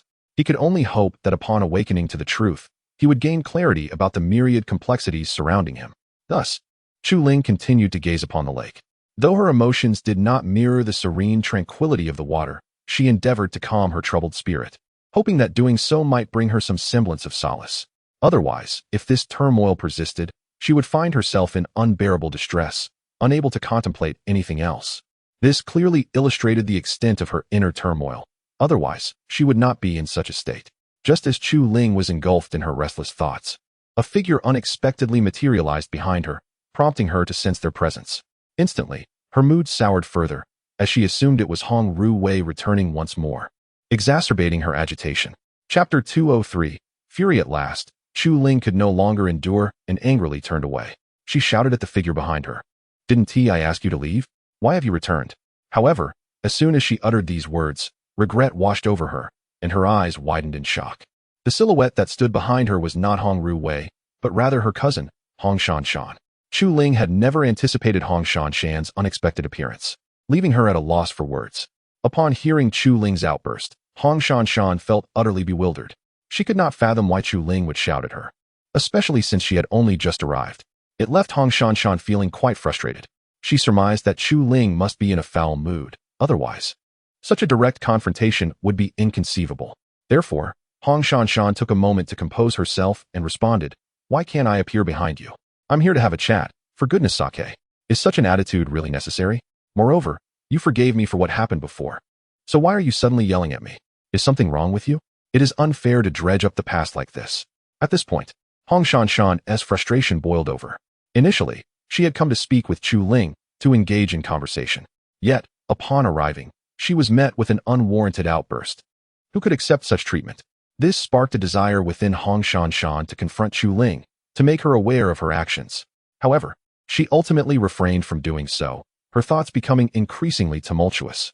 Had she known that her visit would lead to such indignation, she would have chosen not to come, thus avoiding Chu Ling's ire altogether. Yet, such reflections were futile now.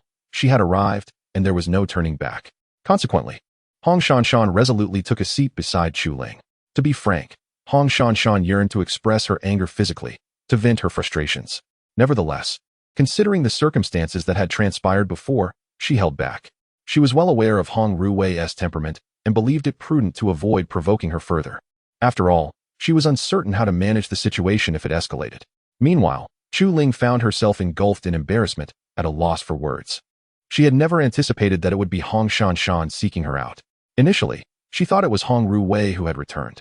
Now, realizing her mistake, she felt a wave of guilt wash over her.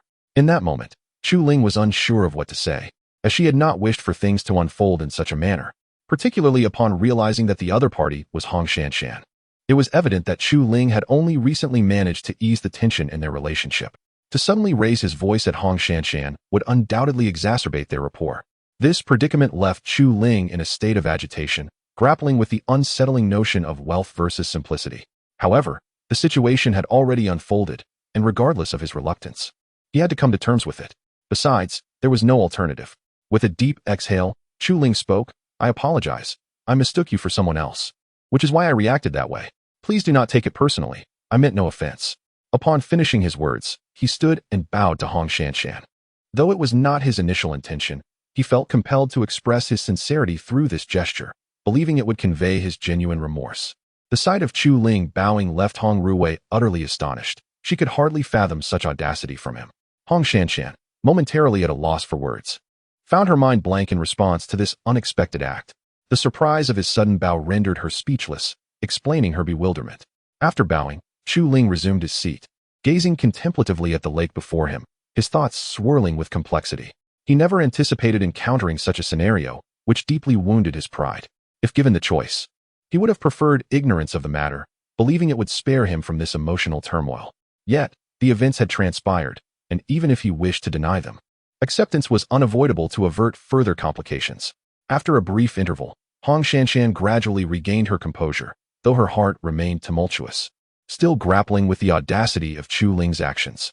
This left her at a loss for words, while simultaneously igniting a profound curiosity within her. She could not fathom the reasons behind Chu Ling's evident distress, especially in the absence of Hong Ruwei, which only fueled her suspicions. She sensed that there must be some underlying issue, though she had yet to decipher it. Gradually, an overwhelming desire to uncover the truth began to stir within Hong Shanshan. For only by understanding the events could her lingering doubts be alleviated, freeing her from the current state of confusion. However, the predicament at hand extends beyond this singular concern. At present, Hong Shanshan finds herself at a loss for words, uncertain of how to broach the subject. Furthermore, she is acutely aware of the profound distress that Chu Ling is experiencing. A careless utterance on her part could exacerbate the situation, adding insult to injury. Such an occurrence is simply unthinkable for Hong Shanshan. This is the very reason for her inner turmoil and hesitation. Otherwise, she would not be so indecisive. Chapter 204. The scheme of Hong Shanshan. Thus, Hong Shanshan began to ponder deeply, contemplating how she might pry open Chu Ling's lips. By doing so, she could unveil certain truths, alleviating her current state of confusion and uncovering the events that had transpired. Yet, this very thought plagued her, leaving her uncertain about how to approach the matter. If only she could devise a solution at that moment, her troubled heart would find solace. However, as Hong Shanshan wrestled with her thoughts, Chu Ling broke the silence, inquiring, "What brings you here?" In truth, Chu Ling was equally perplexed. Unable to fathom why Hong Shanshan had sought him out at such a time, he harbored suspicions that perhaps Hong Ruwei had dispatched her to gather intelligence. Yet he dismissed this notion, recognizing that Hong Ruwei, with her formidable prowess, would not resort to such tactics. Thus, Chu Ling found himself ensnared in a web of confusion, yearning to resolve the turmoil within him so that he could address other pressing matters. The weight of this predicament bore down upon him, rendering him breathless. This was an unprecedented experience for Chu Ling. Under ordinary circumstances, he would not have felt such distress. Now, he teetered on the brink of collapse, aware of the gravity of his situation. It is imperative to never underestimate minor issues, for a single misstep can escalate into significant problems, leaving Chu Ling in profound contemplation. Just as Hong Shanshan was lost in her thoughts, Chu Ling's words abruptly shattered her reverie, pulling her back into the present. Confronted with Chu Ling's question, Hong Shanshan found herself at a loss for words, contemplating how best to respond. She feared provoking Chu Ling's ire, which accounted for her cautious demeanor. Had it been any other circumstance, her natural inclination would have led her to speak freely without hesitation. This illustrates the extent to which she was considering their relationship, as her usual self would not have exhibited such restraint. Noticing Hong Shanshan's prolonged deliberation, Chu Ling's curiosity deepened. He surmised that she must harbor some significant matter, for otherwise, she would not have taken such time to consider her words. With this thought in mind, he decisively declared, "Hong Shanshan, if you do not speak soon, I shall take my leave." Chu Ling craved solitude, wishing to be undisturbed, and his impatience was evident. Furthermore, he had yet to grasp Hong Shanshan's true intentions. Had he understood them, he would not have spoken in such a manner. Thus, it is only by discerning Hong Shanshan's true intentions that Chu Ling would choose to remain. Otherwise, he would unhesitatingly depart, unwilling to linger in this place. The events that had transpired earlier had profoundly impacted Chu Ling. Otherwise, he would not have found himself in such a state. At this juncture, Hong Shanshan realized that even if she refrained from speaking, she could not evade the situation. Furthermore, she feared that if Chu Ling truly decided to leave, she would be at a loss as to how to proceed. Consequently, Hong Shanshan hastily exclaimed, "I certainly have urgent matters that necessitate my visit. Otherwise, why would I come to seek you out?" After uttering these words, she felt a surge of anxiety within her, silently praying that Chu Ling had not detected any inconsistencies in her statement. Otherwise, she would be utterly unprepared to respond to him. It is worth noting that her previous declaration was a complete fabrication aimed at deceiving Chu Ling. Had it been otherwise, she would not have uttered such words. She had crafted that statement solely to discern Chu Ling's character, as she would not have otherwise resorted to such tactics. This illustrates the weight of Hong Shanshan's scheming nature. Upon hearing her words, Chu Ling was instantly perplexed, unable to comprehend the meaning behind Hong Shanshan's remarks, which left him thoroughly bewildered. What confounded him the most was the fact that he and Hong Shanshan had only met once, yet she claimed to have urgent business with him, rendering Chu Ling speechless as he yearned to uncover the truth behind this peculiar situation. Had he known, it would have alleviated his confusion. With this thought in mind, he decided to forego any hesitation and directly inquired, "What do you mean by that?" What urgent matters could possibly compel you to seek me out? Please refrain from jesting. After saying this, Chu Ling let out a few cold laughs, his demeanor icily detached. He had not intended to speak in such a manner, but his current mood was far from pleasant, prompting him to express himself thus. It is understandable that he reacted in this way. Anyone in his position would likely respond similarly. Moreover, had the timing of Hong Shanshan's visit been more appropriate, he would have treated her with utmost gentleness. Unfortunately, the moment was ill-fated, leaving Chu Ling with no choice but to speak in such a manner. The frigid tone of his words pierced through to Hong Shanshan's ears, inciting a deep sense of displeasure within her. She could hardly fathom that Chu Ling would treat her in such a manner, which stirred a considerable anger within her. Yet, in pursuit of information, Hong Shanshan had no choice but to suppress her fury, refraining from a verbal explosion. She feared that if her anger were to erupt, she could not even begin to imagine the consequences that might ensue. Thus, to glean further insights, Hong Shanshan could do nothing but endure her emotions, feeling utterly powerless in the face of the situation. Thus, Hong Shanshan took a moment to alleviate her mood, and then directly spoke. Let us not dwell on me. Instead, let us turn our attention to you. What has caused this sudden change in your demeanor? Previously, I observed your temperament to be exceedingly gentle. How is it that you have transformed into someone so irascible? Has your aunt's arrival triggered this shift? During her inquiry, Hong Shanshan could not resist a subtle mockery of Chu Ling, for his tone had been exceedingly frigid, much to her displeasure. Were it not for this, she would have approached Chu Ling with a far more composed and amicable manner, believing that such an approach would foster a more cordial exchange and avert any unpleasantness. Therefore, Hong Shanshan unwittingly employed a method of retribution, mirroring his own demeanor back at him. Chapter 205. A sudden realization otherwise. Hong Shanshan would undoubtedly be unable to swallow her indignation. Thus, this explains the manner in which she expressed herself. At this moment, Chu Ling's countenance darkened unexpectedly, as he had not anticipated Hong Shanshan's words, which greatly displeased him. His mood was already sour, and now it felt as though he had been dealt another blow, nearly provoking an urge to retaliate. However, he ultimately restrained himself, refraining from such actions. After all, Hong Shanshan was the cousin of Hong Ruwei. Had he acted upon his impulse, he could only imagine the hurt it would cause her. Moreover, he was acutely aware that he would not prevail in a confrontation with Hong Shanshan. Otherwise, he would have taken action long ago rather than remain rooted in place. Nevertheless, the provocation in Hong Shanshan's remarks was infuriating enough to leave Chu Ling at a loss for words. Thus, he endeavored to calm his emotions and finally spoke. What transpired in my life seems to bear no relevance to you. Following his words, he emitted a cold laugh, displaying his disdain for Hong Shanshan's mockery. If it were possible, he would have relished the opportunity to strike her, if only to vent his pent-up frustration. Yet, he refrained from such actions, believing it wiser to rise above petty squabbles. Why entangle himself in trivial disputes with a woman? Therefore, he resolved to disregard Hong Shanshan, hoping that in doing so, she would not provoke him further. Seeing that Chu Ling was unwilling to divulge anything, Hong Shanshan recognized that there must be something of considerable importance at play, which she was currently oblivious to. If only she could uncover the truth, her curiosity would be quelled. Consequently, she contemplated how she might extract information from Chu Ling, thereby unveiling the secrets that lay beneath. This would liberate her from her current state of confusion. However, despite her efforts to devise a suitable approach, Hong Shanshan found herself vexed, as no viable plan emerged in her mind. Her curiosity burned intensely. She yearned to comprehend the situation fully, to grasp the true nature of Chu Ling, so she would no longer be ensnared in uncertainty. Thus, she continued to ponder, feeling increasingly at a loss for how to proceed. Only by formulating a strategy could she hope to elicit a response from him, for otherwise, extracting any information from him would prove exceedingly difficult. This encapsulates the source of Hong Shanshan's frustration. Otherwise, she would not be in such a state of discontent. Chu Ling, observing Hong Shanshan's silence, felt utterly perplexed, unable to fathom her thoughts as she remained lost in contemplation for so long. Consequently, he chose to disregard her, turning his gaze back to the tranquil lake, seeking to restore his own peace of mind. In such a manner, one's mood would not be so gloomy and irritable, nor would it give rise to inner demons.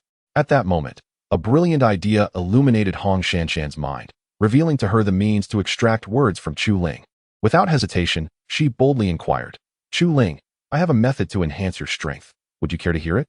Hong Shanshan contemplated using this as bait to entice Chu Ling, curious about his reaction. Initially, she had not intended to phrase it this way, But the turmoil weighing on her heart had become unbearable.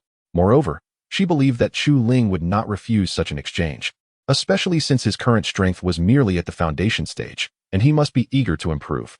Of course, it was not just Chu Ling who would find this temptation difficult to resist.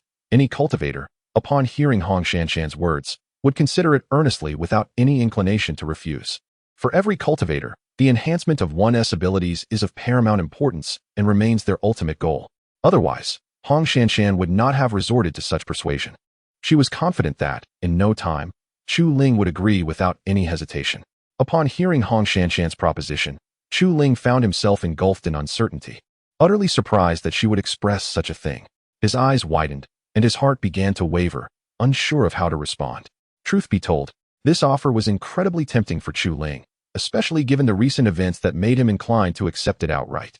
However, what puzzled Hong Shanshan was why she had framed her statement this way, leaving Chu Ling in a state of confusion.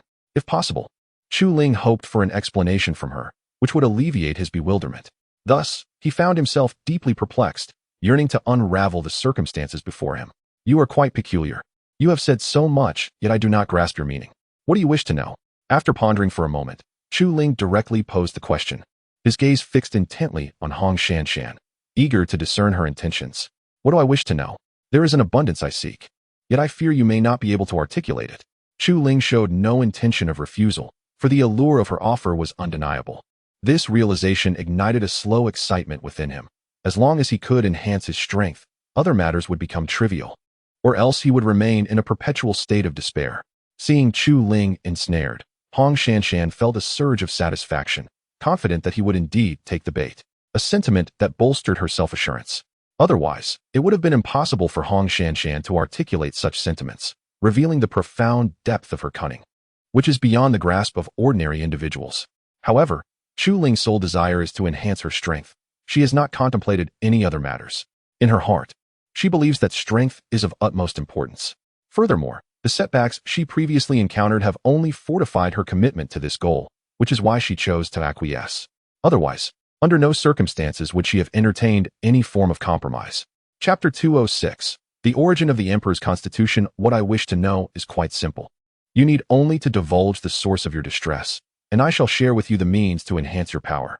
With a gentle smile directed at Chu Ling, Hong Shanshan felt a surge of joy within, thinking to herself, did you expect this, Chu Ling? I shall demonstrate my prowess. For once Hong Shanshan learns of Chu Ling's predicament, she intends to mock him mercilessly, plunging him into despair, leaving no room for upliftment. Thus, her motivations are clear. She seeks to orchestrate Chu Ling's downfall, a consequence of the strained relationship between him and Hong Ruwei, which he himself has wrought. It is evident how deeply cunning and malevolent Hong Shanshan's schemes are. Typically, those who have not indulged in malevolence would not conceive such stratagems. Upon hearing Hong Ruwei's words, Chu Ling found himself at a loss for words. His spirits instantly dampened as he pondered how to respond to Hong Shanshan. After all, this represented his greatest anguish. Otherwise, he would have expressed it long ago, rather than prolonging the matter. Furthermore, he understood that articulating his feelings would only deepen his sorrow.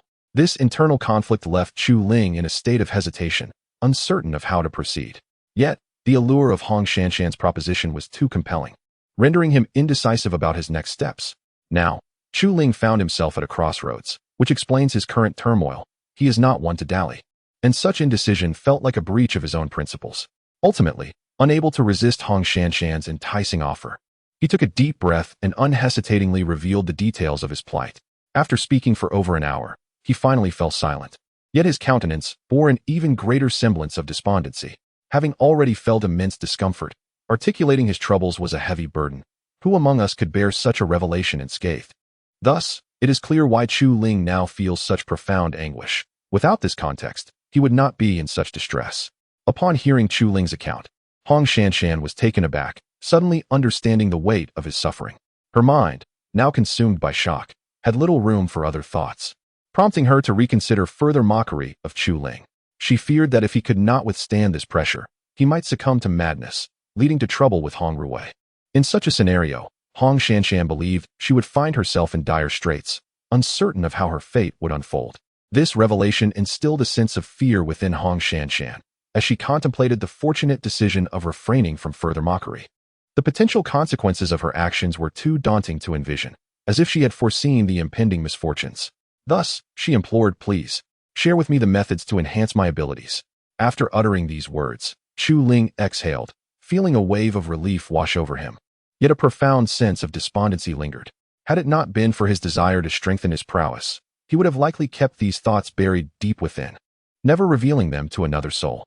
However, the urgency of his aspirations compelled him to speak, for such matters would typically remain hidden in the recesses of his heart, as voicing them could only lead to embarrassment and an inability to pursue other endeavors. Chu Ling's words abruptly interrupted Hong Shanshan's contemplation, pulling her back to reality. A twinge of sympathy arose within her, as she realized the unfortunate circumstances Chu Ling faced. It was indeed a pity. Consequently, she resolved to forego her earlier intentions of ridicule and instead opted to enlighten Chu Ling, finding this approach far more engaging. With this newfound clarity, a gentle smile graced her lips. Without hesitation, she addressed him. "Chu Ling, would you like to know why my sister, Hong Ruwei, has been able to enhance her abilities so swiftly?" After making this statement, she fixed her gaze intently on Chu Ling, eager to witness his reaction upon learning this secret, one known only to a select few. As Hong Ruwei's husband, Chu Ling was deemed worthy of this revelation. Upon hearing her words, Chu Ling was enveloped in confusion, entirely unable to grasp their meaning. Thus, he inquired, "Hong Shanshan, what do you mean by that?" At that moment, his mind was a labyrinth of questions, yearning to unravel the mystery. The emotional turmoil he had endured over this matter had left him despondent and listless. Otherwise, he would not have succumbed to such despair. His heart was now filled with an array of queries, desperate to uncover the truth. Only then could the fog of confusion dissipate, freeing him from the shackles of uncertainty. In response to his inquiry, Hong Shanshan wasted no time and replied, "In truth, my sister, Hong Ruwei, possesses the Yuan Huang physique." With this declaration, her demeanor shifted to one of seriousness, devoid of any hint of jest. Understanding the gravity of this matter is of utmost importance. It should not be treated lightly or in jest. Should it fall into the ears of those with malicious intent, the situation for Hong Ruwei could become exceedingly perilous. Despite her prowess as a formidable expert at the spirit-severing stage, in the eyes of certain individuals, she remains as insignificant as an ant. Therefore, when addressing the issue, Hong Shanshan exercised considerable caution, fearful of being overheard by those with ulterior motives. At this moment, Chu Ling found himself perplexed by the mention of the Yuan Huang physique, expressing his ignorance and a keen desire for Hong Shanshan to elucidate the matter. This way, he would uncover the secrets that lie within. Chapter 207. Falling Flowers and Flowing Water. The Yuan Emperor physique is an extraordinary cultivation constitution. It is said to possess the ability of rebirth and can continuously refine the impurities within the flesh. Hong Shanshan elucidated. Upon hearing this, Chu Ling was profoundly astonished. If rebirth were indeed possible, it would render him invincible once his cultivation reached a formidable level. Furthermore, the capacity to refine impurities in the flesh would facilitate rapid advancement in cultivation, making both attributes exceedingly remarkable. At that moment, however, Hong Shanshan suddenly interjected. "But the primary reason for my visit is to discuss the stagnation of your cultivation. According to my father, when a person's cultivation stagnates, it becomes exceedingly difficult to break through, often due to an improper activation of the spiritual veins during practice. Another scenario involves individuals whose cultivation methods necessitate a reverse flow. Such individuals are exceedingly rare, as their spiritual veins operate differently, harboring a greater reservoir of energy." Chu Ling slightly shook his head, dismissing the first assertion. He believed that activating the spiritual veins was crucial. He had indeed summoned the full power of his spiritual veins each time, yet advancement remained elusive. If Hong Shanshan's theory held true, the second possibility might be applicable. If one possesses a solid foundation, utilizing the correct cultivation method could unleash tremendous power. Having come to this realization, Chu Ling gradually reversed his spiritual energy, allowing it to flow counter to the spiritual veins. Although this was his first attempt at such a technique, he was already quite adept in controlling his spiritual energy. A faint light enveloped his body as his breathing steadied, adopting a rhythmic cadence. An hour later, his injuries began to heal, and spiritual energy surged within him. Chu Ling let out a long whistle, brimming with vigor and vitality. Suddenly, he felt a stirring within his heart. It seemed as though he had sensed the shackles of his cultivation. Overwhelmed with joy, he was astonished to have nearly grasped the true power of his spiritual veins. Through this reverse cultivation method, he finally activated the spiritual energy within his veins. leading to steadier breathing and a shift in his emotional state. Now, sensing the constraints on his cultivation, one can only imagine his exhilaration. Given this realization, he resolved to diligently cultivate and break through the foundational stage. Chu Ling summoned all his spiritual power, feeling an immense force begin to ripple and spread from his palms. He immediately urged the energy, directing it to flow in reverse along the spiritual veins. Boom! The immense spiritual energy surged forth, causing the spiritual veins to rotate slowly like the gears of a colossal machine. A humming sound resonated from his body, enveloping him in a radiant aura. While his breathing grew erratic, the abundant spiritual energy, after refinement, continuously entered the spiritual veins. The operation of the veins accelerated gradually, as an inexhaustible torrent of spiritual energy assailed the constraints of his cultivation. An abundance of spiritual veins not only deepened his cultivation, but also made it increasingly easier for him to break free from these shackles. It was akin to wielding a dagger and a hammer to strike against a wall, yielding a significantly more pronounced effect, quite evidently so. In the realm of cultivation, breaking free from one's shackles is akin to wielding a dagger. Yet, Chu Ling brandished a colossal hammer. In an instant, the constraints of his cultivation shattered. At this very moment, his spiritual veins began to expand, releasing an immensely potent aura from within him. He had reached the golden core stage. Clenching his fists, Chu Ling felt an overwhelming power coursing through his body. A tempest swirled around him, causing the lake's surface to shimmer with light. The fierce wind billowed his garments as he rolled up his sleeves, revealing the ethereal energy in his left hand. Beside him, a pair of exquisitely beautiful and intelligent eyes peered through the dense spiritual energy, gazing at Chu Ling. The delicate figure beside him quivered slightly. Many had witnessed the ascension of cultivation levels, often dismissing it as mundane. However, the spectacle before her left Hong Shanshan utterly astonished, her face reflecting a profound reaction. For the power emanating from him was nothing short of magnificent. Congratulations on your breakthrough.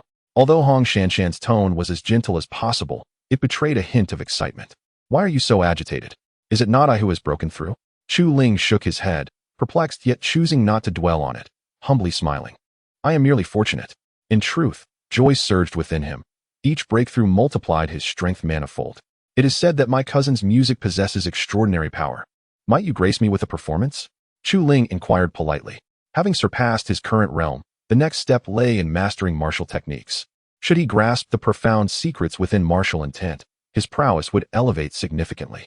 If you wish to hear music, why not accompany me to my pavilion on the lake? Hong Shanshan suggested softly. Chu Ling raised his head, astonished. Did she truly invite him inside? That was her private sanctuary, a place forbidden to all.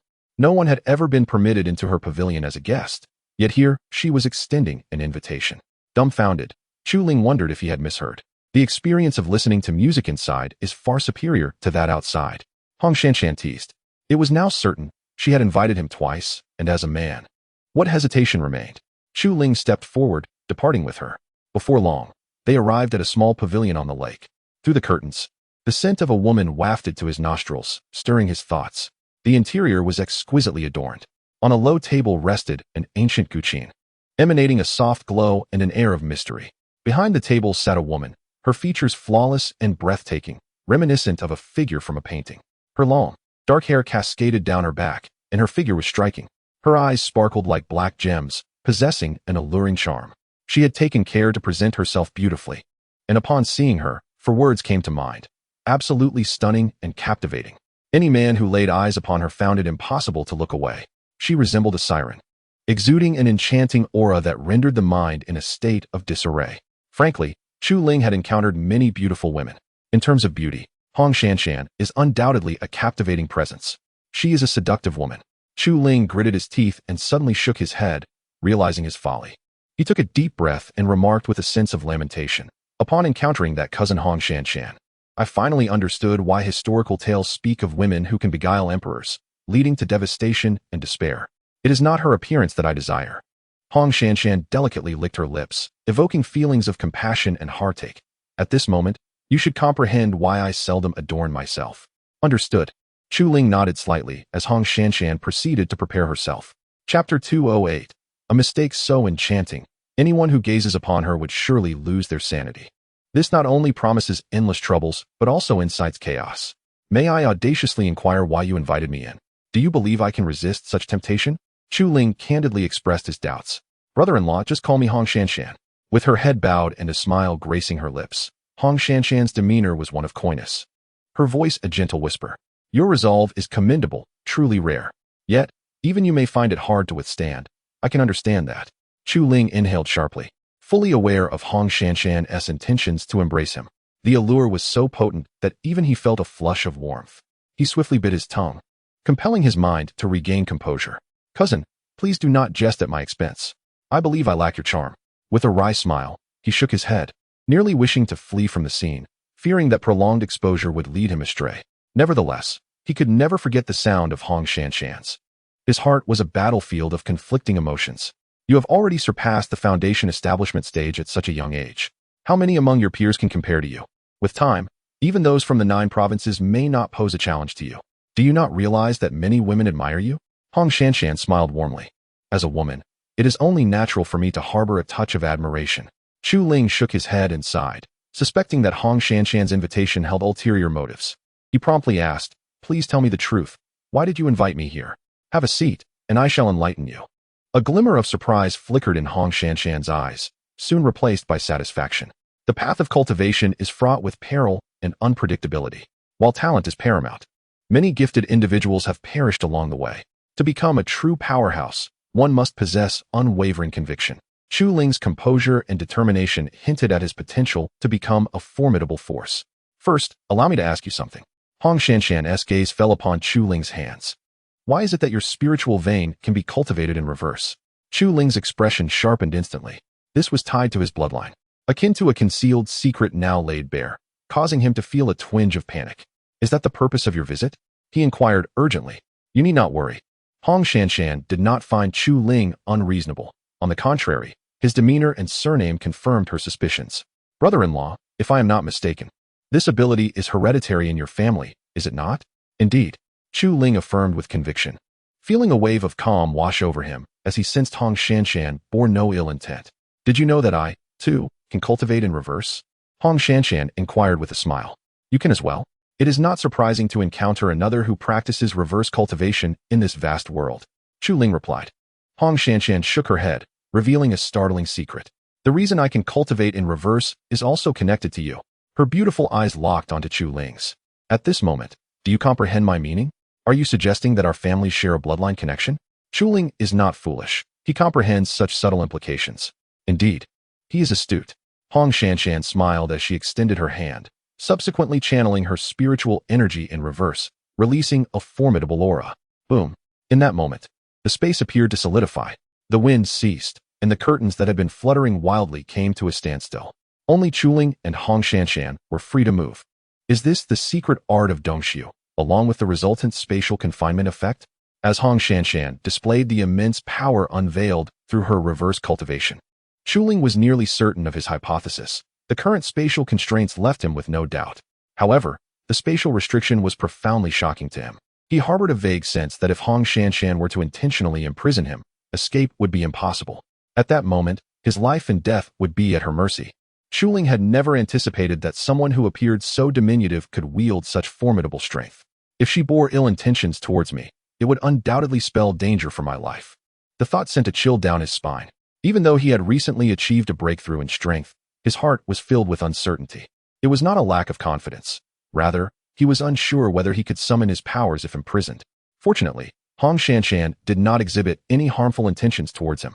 The spatial confinement dissipated as swiftly as melting snow. Hong Shanshan, to what level have you cultivated? Chu Ling inquired in astonishment. The second. Hong Shanshan gently brushed her hair aside as she replied. The cultivation of the Dongxiu secret art requires exceptionally high aptitude. I am limited to reaching only the 3rd level. Only the 2nd level, and yet it is so impressive? Chu Ling sighed softly. What a pity. Obtaining the blood-bone spirit pill to ascend further is no easy feat. No need to rush.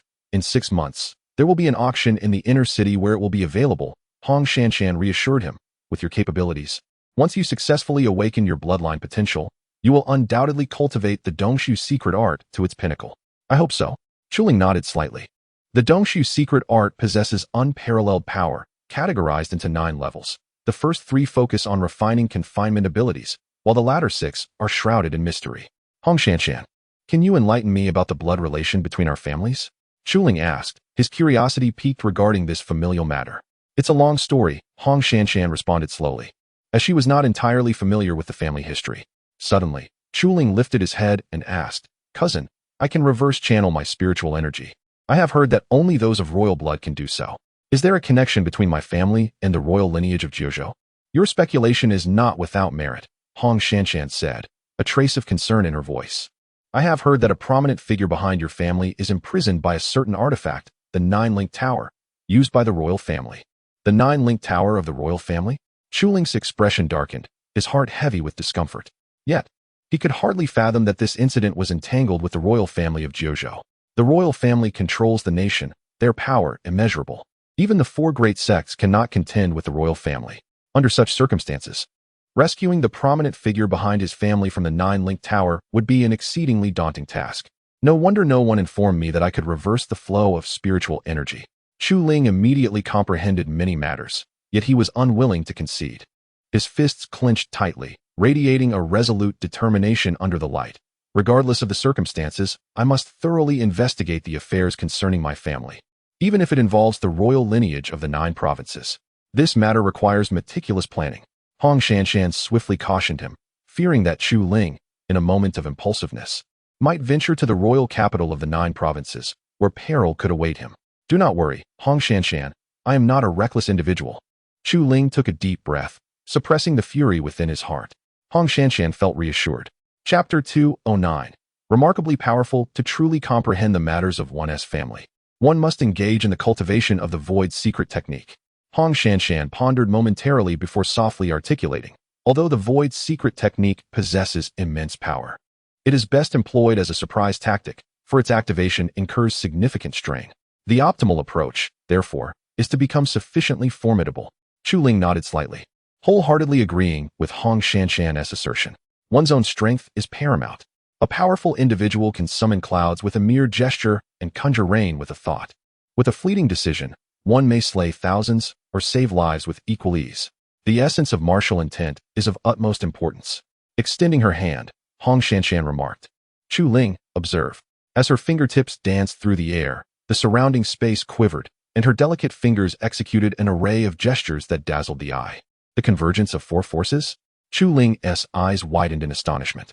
As Hong Shanshan's fingers grazed the air, boundless power emanated forth, harmoniously merging into a singular entity. Do not be astonished. If I lacked profound insight into martial intent, how could I inspire others through the melodies of my... Hong Shanshan smiled gently. Upon reflection, Chu Ling recognized the truth in her words. Yet, he could not suppress his admiration for Hong Shanshan's perceptiveness. This woman, appearing delicate, harbors formidable strength and exceptional talent, surpassing that of most men.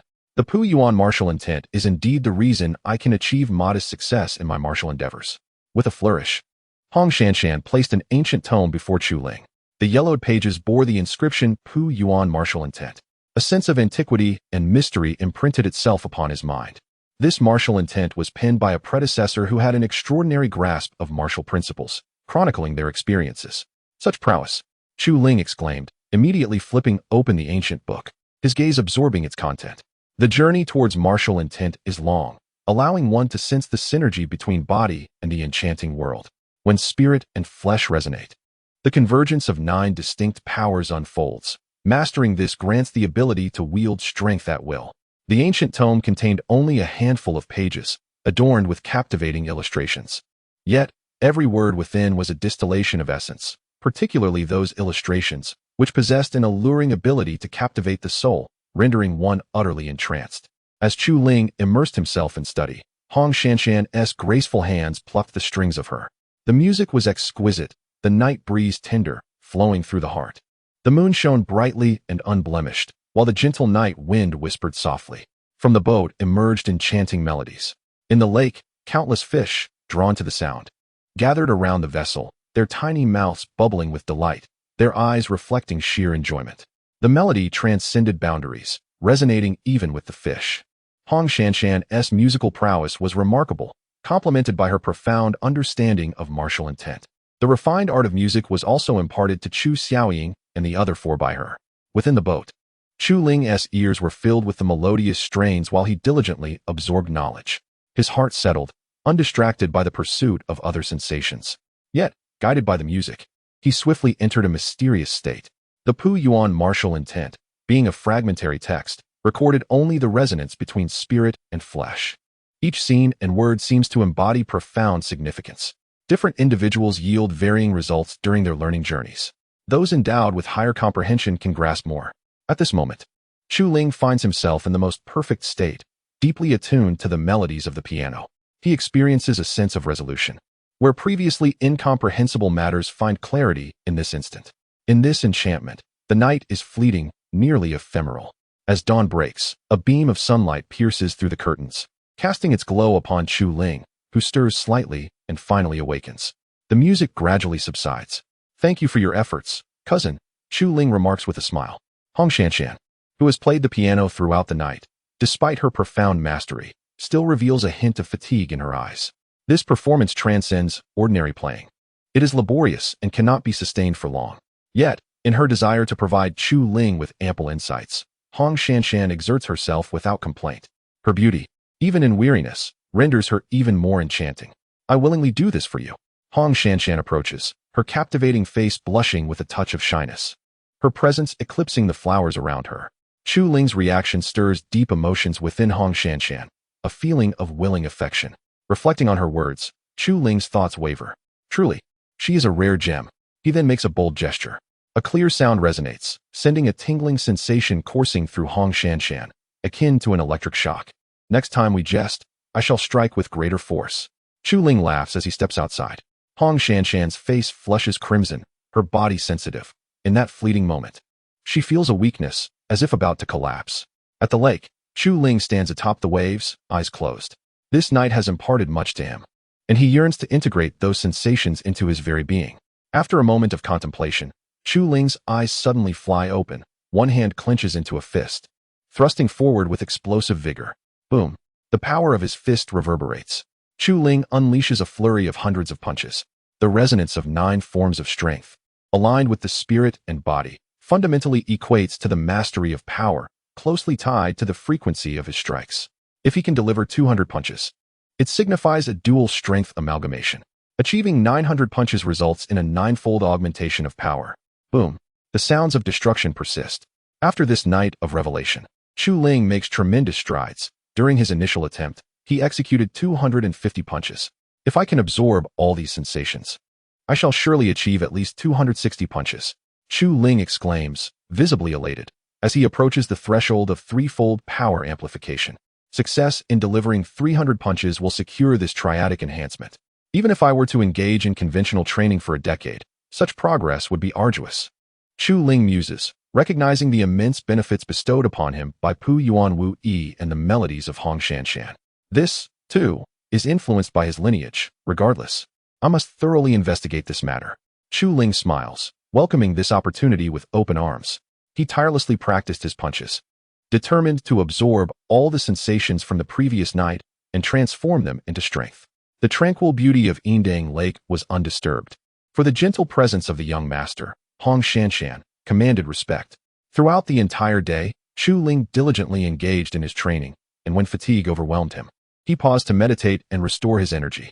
He could genuinely sense his progress. Beneath the setting sun, the lake's surface shimmered as if draped in a golden veil. With a resounding thud, his fists descended, and Zhang Fei's speed intensified. Before nightfall, he had finally internalized the evening's experiences, delivering a remarkable 260 punches in swift succession. Such advancement was a feat that would take many years of arduous training for several others. There was no monotony, only a profound sense of fulfillment. Even for numerous prodigies, it typically required at least a year to improve by 20 punches. Chapter 210. Like a pair of lovers at this moment, Chu Ling disembarked from the boat.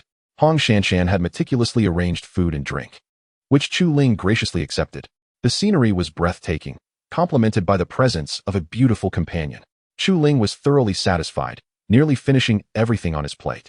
As night fell, he immersed himself in the study of the Puyuan martial intent, while Hong Shanshan played the piano for him.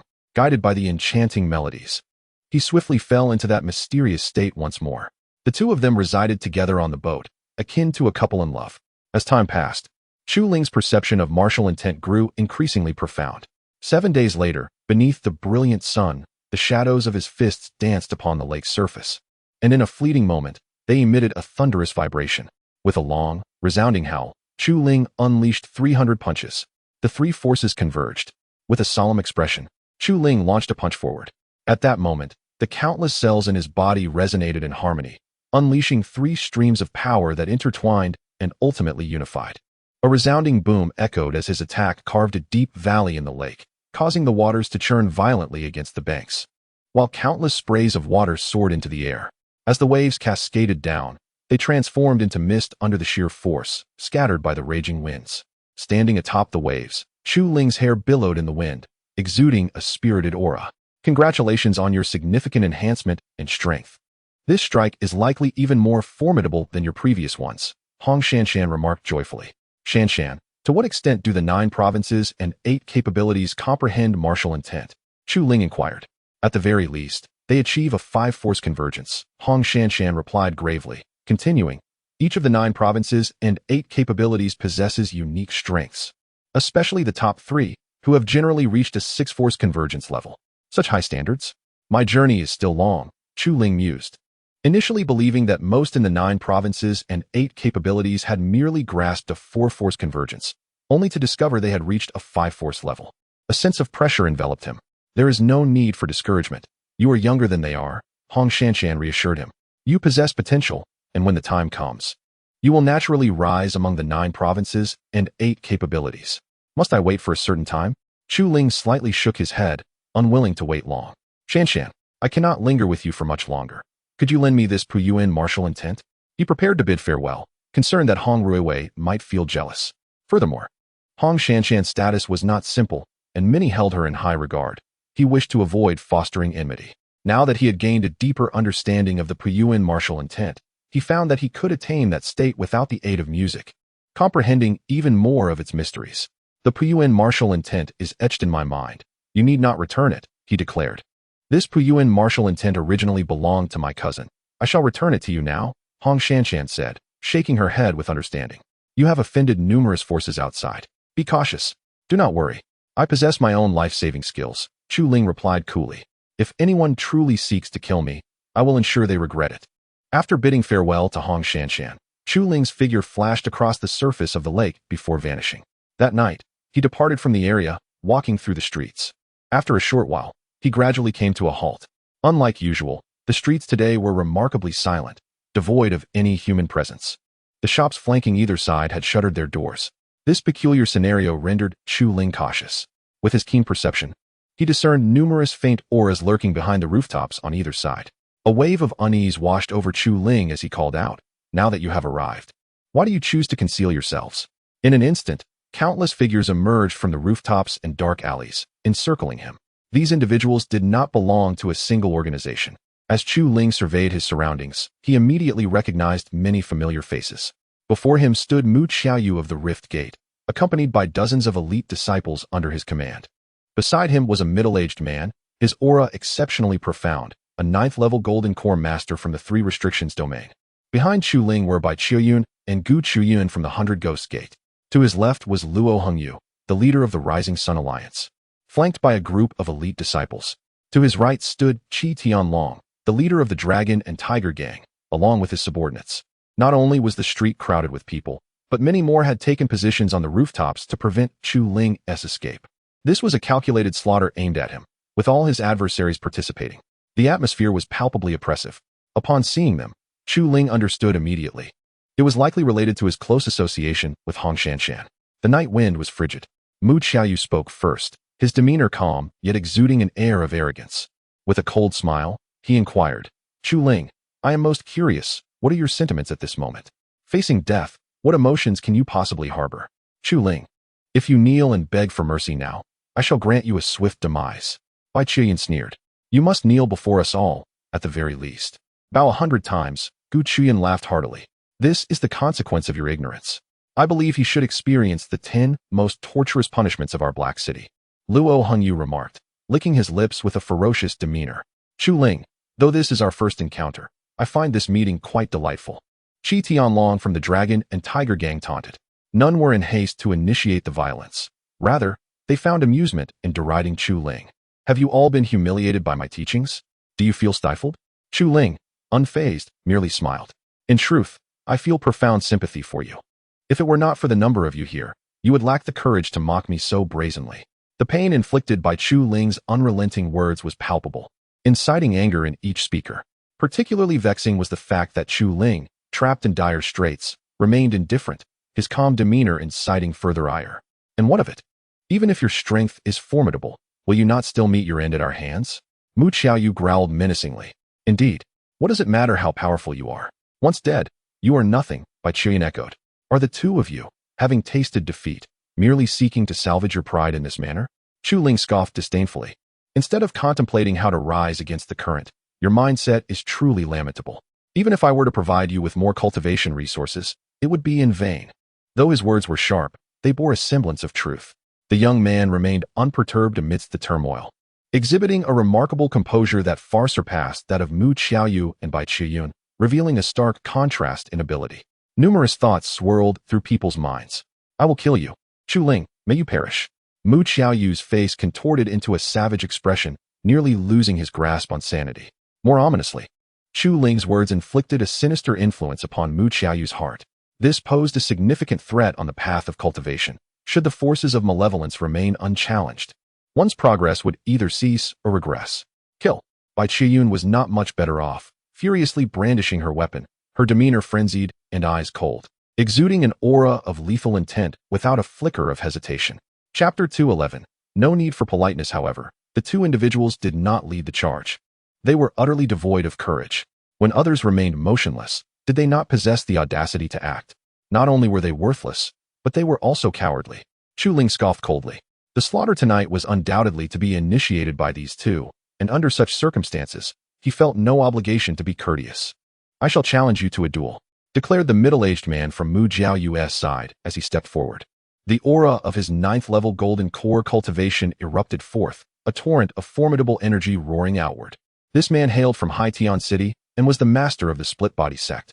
With his advanced cultivation, he had ventured into the realm of the three bands, positioning himself as a top-tier adept in the outer city. Haitian City rose to his feet, proclaiming his intent to engage Chu Ling in combat. It was a regrettable necessity. Chu Ling's incisive words had shattered the morale of Mu Jiaoyu and Bai Qiuyun, planting a nefarious influence deep within their hearts. Should this malevolent force remain unvanquished, both Mu Jiaoyu and Bai Qiuyun would be rendered ineffective. As Mu Jiaoyu represented hope, Haitian City could not bear witness to such a decline. The simplest method to eradicate this evil was to decisively conquer Chu Ling. A collective assault would be too overwhelming and ineffective. It was imperative to face him one-on-one, to publicly defeat Chu Ling. Only then could Mu Jiaoyu and Bai Qiuyun comprehend that Chu Ling was not invincible, thereby diminishing the sinister influence in their minds. Ideally, they would triumph over Chu Ling themselves, but this was an unrealistic expectation. Thus, Haitian City had no choice but to step forward, while Mu Jiaoyu and Bai Qiuyun watched from the sidelines. Step back, Haitian City bellowed, and the surrounding crowd immediately retreated like a receding tide. Ascending to the rooftop, he called out, Chu Ling, come up and let us fight. Agreed. Chu Ling acquiesced, his mind racing with thoughts. Among the gathered individuals, the most formidable was Haitian City, along with another, Tang Yuanshan, the Hall Master of the 100 Ghosts sect. He could potentially slay Haitian City in a duel. Losing a top-tier adept would alleviate pressure in subsequent battles. Chu Ling then made his way to the opposing rooftop, where Haitian City stood. The surroundings fell silent as onlookers gazed in rapt attention at the two. At that moment, both released their full cultivation levels. Two beams of light ascending into the night sky, captivating the gaze of the outer city dwellers, who looked on in terror. Despite Chu Ling's recent breakthrough to the 6th level of Golden Core, he still felt an overwhelming pressure. Haitian City, as a pinnacle 9th level Golden Core adept, was vastly superior. Having entered the realm of the three bands, his strength was unlike that of an ordinary 9th level Golden Core. Chu Ling's expression grew solemn. After all, there was a 6th level disparity between him and Haitian City. Fortunately, these 6 levels did not constitute a forbidden realm. The concept of forbidden can be divided into absolute and relative terms. The absolute is determined by cultivation levels. A 5-level gap between a 9th level Golden Core and a 4th level Golden Core truly represents a forbidden domain. The relative refers to the power disparity between two individuals who have entered a forbidden area. For instance, in the realm of absolute taboos, there exists merely a trifling disparity between Chu Ling and Haitian City, while the relative taboo areas exhibit a gap of 6 levels. The distinction between the absolute and the relative is that the former is unbreakable, whereas the latter can indeed be transcended. The rationale lies in the supremacy of realms, an innate dominance that cannot be shattered. Should Chu Ling venture into the domain of the 5 taboos, he may only challenge those 5 levels as superior.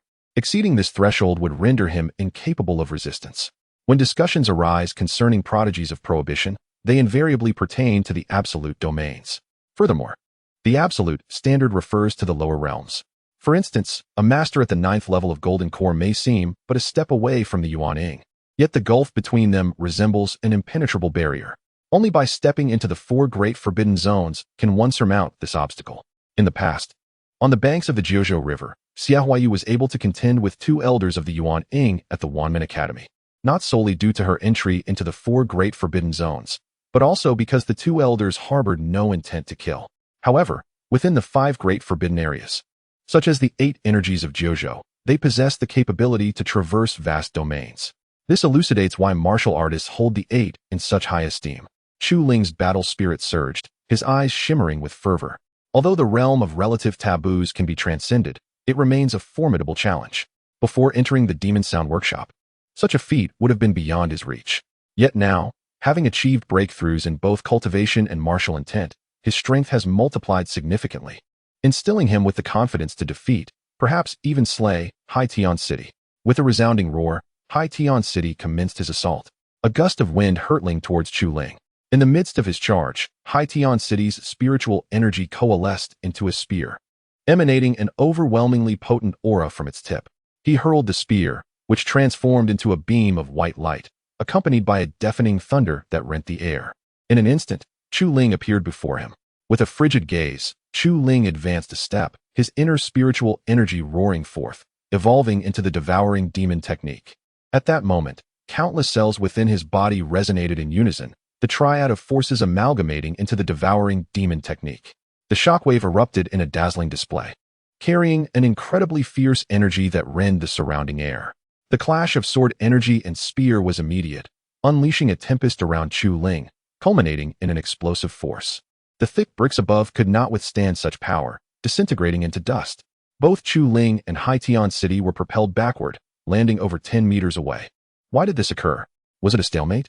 Onlookers gazed in bewilderment at the scene before them, astonished by the outcome. How could Haitian City, a pinnacle expert of the outer city, fail to vanquish Chu Ling?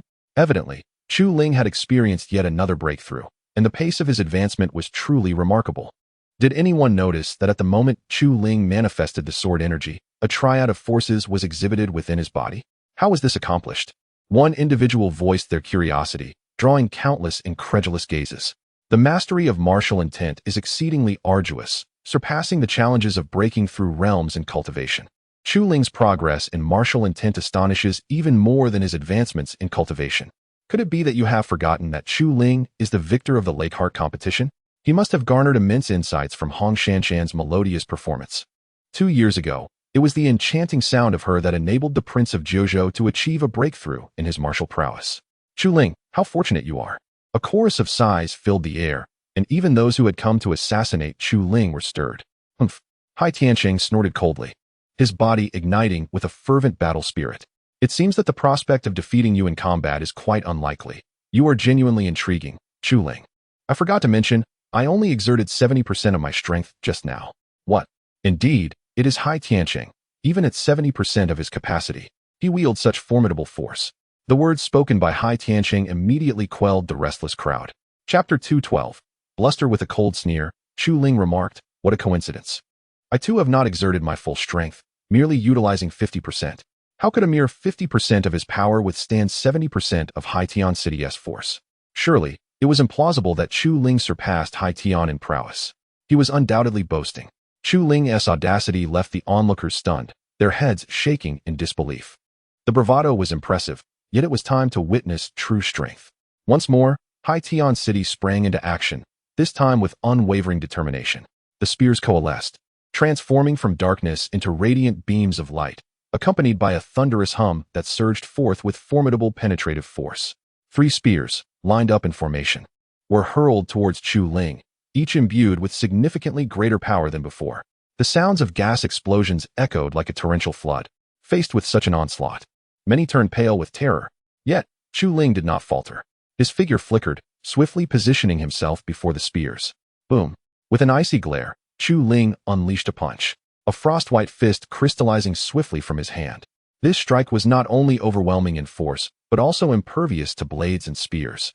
His entire being resonated, vibrating in harmony with countless cells, with ice within him manifesting as a ceaseless shockwave.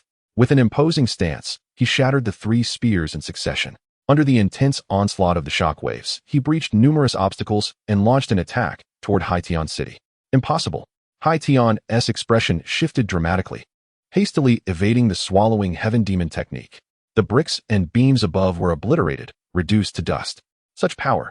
Countless terrifying sounds emanated from the darkness and beneath the eaves. The might of Chu Ling's punch was truly fearsome. In that moment, everyone finally comprehended that his earlier declarations were not mere bluster. He had indeed only exerted 50% of his strength. The realization was profoundly shocking. When Chu Ling first arrived in Haikuo City, many perceived him as easy prey. Yet he refused to cower or submit, consistently astonishing everyone. However, he was devoid of any backing. People were left wondering how much longer he could endure. Yet his growth was utterly astounding. His current strength had reached the pinnacle of the outer city, even surpassing Haitian City. Chu Ling had attained the Golden Core realm, ranking first in the outer city, the strongest Golden Core. Such thoughts reverberated in the minds of the crowd. I have not lost. Haitian's mood was exceedingly grave. Chu Ling had far exceeded his expectations. Initially, he aimed to dismantle the sinister influence within Mu Xiaoyu and Bai Chiyun through a duel. However, the outcome was counterproductive. The malevolent impact not only persisted, but nearly led to his own downfall. Haitian could not accept this reality. Chu Ling, I shall kill you. The murderous intent emanating from Haitian caused the air around him to thicken with tension. His decisiveness signified his despair. Someone gasped in astonishment. Haitian City appeared grave and resigned, realizing that with Chu Ling's capabilities, if he did not exert himself, victory would remain elusive. Boom! The eruption of Haitian City unleashed all his power. With a complete release of his strength, this singular strike left him devoid of any remaining energy for further combat. Nevertheless, such a desperate effort allowed him to fully manifest his prowess. The air around Haitian City was suffused with an infinite radiance, a rich aura of blood rising around him. At that moment, he unleashed countless attacks with both hands, gradually revealing a blood-soaked spear before him. This gruesome spear possessed formidable penetrating power and a palpable scent of blood. With a resounding crash, as the blood spear took form, the structure beneath Haitian City could not withstand the pressure and collapsed into ruins. Yet, he remained suspended in midair. His eyes were ablaze with intensity, his actions bordering on madness as his body began to merge with the bloody spear. Man and spear became one. A distinctly sanguine aroma emanated from Haitian City, enveloping him in a shroud of blood. Even his hair turned crimson. With a fierce cry, Haitian City surged forth, his body twisting in the air in an unsettling manner. Ultimately, he fully transformed into a blood-red spear, solidifying his spirit energy into a tangible form. Gasps of astonishment arose around him. In the realm of Golden Core martial practitioners, when utilizing spiritual techniques, the manifestations of spirit energy typically remain ethereal. The ability to condense spirit energy into a solid form is a skill reserved for those of the nascent soul stage. And such a transformation yields power far surpassing that of mere illusions. In this moment of Haitian City's desperate exertion, he successfully solidified his spirit energy, metamorphosing himself into a bloody war spear. As the sanguine spear was launched, the air resonated with thunderous roars. Its overwhelming penetrating force began to fracture the very fabric of space. Caught off guard, Chu Ling's expression turned grave as he beheld the bloody war spear. Sensing an undeniable threat, under ordinary circumstances, Haitian City could not assume the form of a sanguinary spear. Such a transformation required time. Chu Ling possessed the strength to thwart him during this process, yet he refrained, believing Haitian City incapable of such a feat, and thus chose to witness the outcome. This decision left Chu Ling with a tinge of regret. Would he meet his end here? Shaking his head, he reminded himself of the myriad tasks awaiting him. He could not perish in this place. The path of martial arts was fraught with peril and unpredictability, where a moment's inattention could lead to death. Though Chu Ling's heart was fearless, it did not imply a willingness to die, especially not in such a dismal manner. His countenance was grave. acutely aware of the profound threat posed by the blood-soaked spear. Like a bolt of lightning cleaving through the night, the spear shot toward Chu Ling. In the face of life and death, Chu Ling remained remarkably composed. As the pressure bore down upon him, his body moved with unparalleled speed, swifter than ever before. Refining his cultivation, his aura surged to its zenith, and he ascended even further, becoming exceedingly formidable. His thoughts were meticulous, deeply understanding his training, and suddenly, an epiphany dawned upon him. Should I wield the star-shattering dominance, I could obliterate the blood-colored spear, yet, amidst the swirling chaos, I would also suffer. There are numerous adversaries, and should I sustain grave injuries, I fear I may meet my demise here today. At this juncture, employing spiritual techniques is the most prudent strategy. The first move of the Moonshadow Sword technique serves as an optimal choice for distant combat, perfectly suiting the present circumstances, albeit lacking in power. The Devouring Sky Demon art is formidable, yet without a vessel, it becomes exceedingly disadvantageous when engaging with entities of condensed spiritual energy. The essence of the Devouring Sky Demon art lies in its profound significance. Thus, I shall merge it with the Moonshadow Sword technique, granting a vessel to the former, which will consequently enhance the potency of the latter. Chu Ling's mind raced, these thoughts crystallizing in an instant. He swiftly made a decision and proceeded to act according to his will. Chapter 213. Control. Although his bamboo breaker sword was utterly destroyed in the clash with Chou Hechuan, he had acquired numerous other swords during his quest for treasures. While these swords may not possess the same caliber as the bamboo breaker, they still held considerable merit. In his grasp, Chu Ling held a sharp blade, and at this moment, his vitality and life force coalesced in an unprecedented manner. The fusion of spiritual techniques hinges crucially on the mastery of control. In other words, one must be accompanied by martial intent. Despite comprehending the principle of triple force accumulation, the overwhelming power proved challenging to wield during its initial application. Under such circumstances, he could only resort to the combination of dual forces. Chu Ling believed that the potency of merging spiritual techniques would amplify exponentially. Even with the mere combination of two forces, it sufficed to confront the present crisis. In a fleeting thought, the myriad of cells within his body resonated in harmony, as the icy sword energy surged and howled into form. With one hand gripping the sword, a remarkably mystical sword aura materialized suddenly. A piercing essence emanated from the sword light, evoking a sensation that it could rend space itself and breach all barriers. As Hai Tianqing transformed into a spear of war, Chu Ling struck with blinding speed. Upon the formation of the sword light, it was immediately unleashed, colliding violently with the bloody spear of war. At the instant the tip of the sword met the spear's point, a thunderous roar reverberated around them. Spiritual energy radiated outward. Boom! As the sword light and the bloodied spear clashed, the air surged upward, ascending into the heavens, as a dazzling brilliance erupted, searing the eyes of onlookers. It resembled the climactic conclusion of a scene. Within 100 meters, buildings crumbled, the earth fractured completely, and a massive mushroom cloud billowed into the sky. The aftermath of the explosion swept through, tearing apart the members of the 100 Ghosts sect and the Split Body sect. It was estimated that several individuals perished in the wake of the shockwave. Those observing from afar were painted with terror, unable to fathom the catastrophic devastation wrought by a battle between Golden Core martial cultivators. Cracking sounds emanated from the epicenter of the explosion.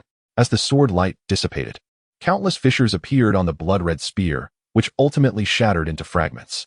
With a thud, Hai Tianqing plummeted from the air. He braced himself on the ground, his complexion paling as blood trickled from his lips. His reckless maneuver, wielding the bloody spear, had been a desperate gamble, even had he emerged victorious. He would have sustained grave injuries, rendering him bedridden for an extended period. Now, with the spear broken, Hai Tianqing faced complete defeat. A dire misfortune compounded upon him. Without access to high-quality healing elixirs, he would suffer severe repercussions.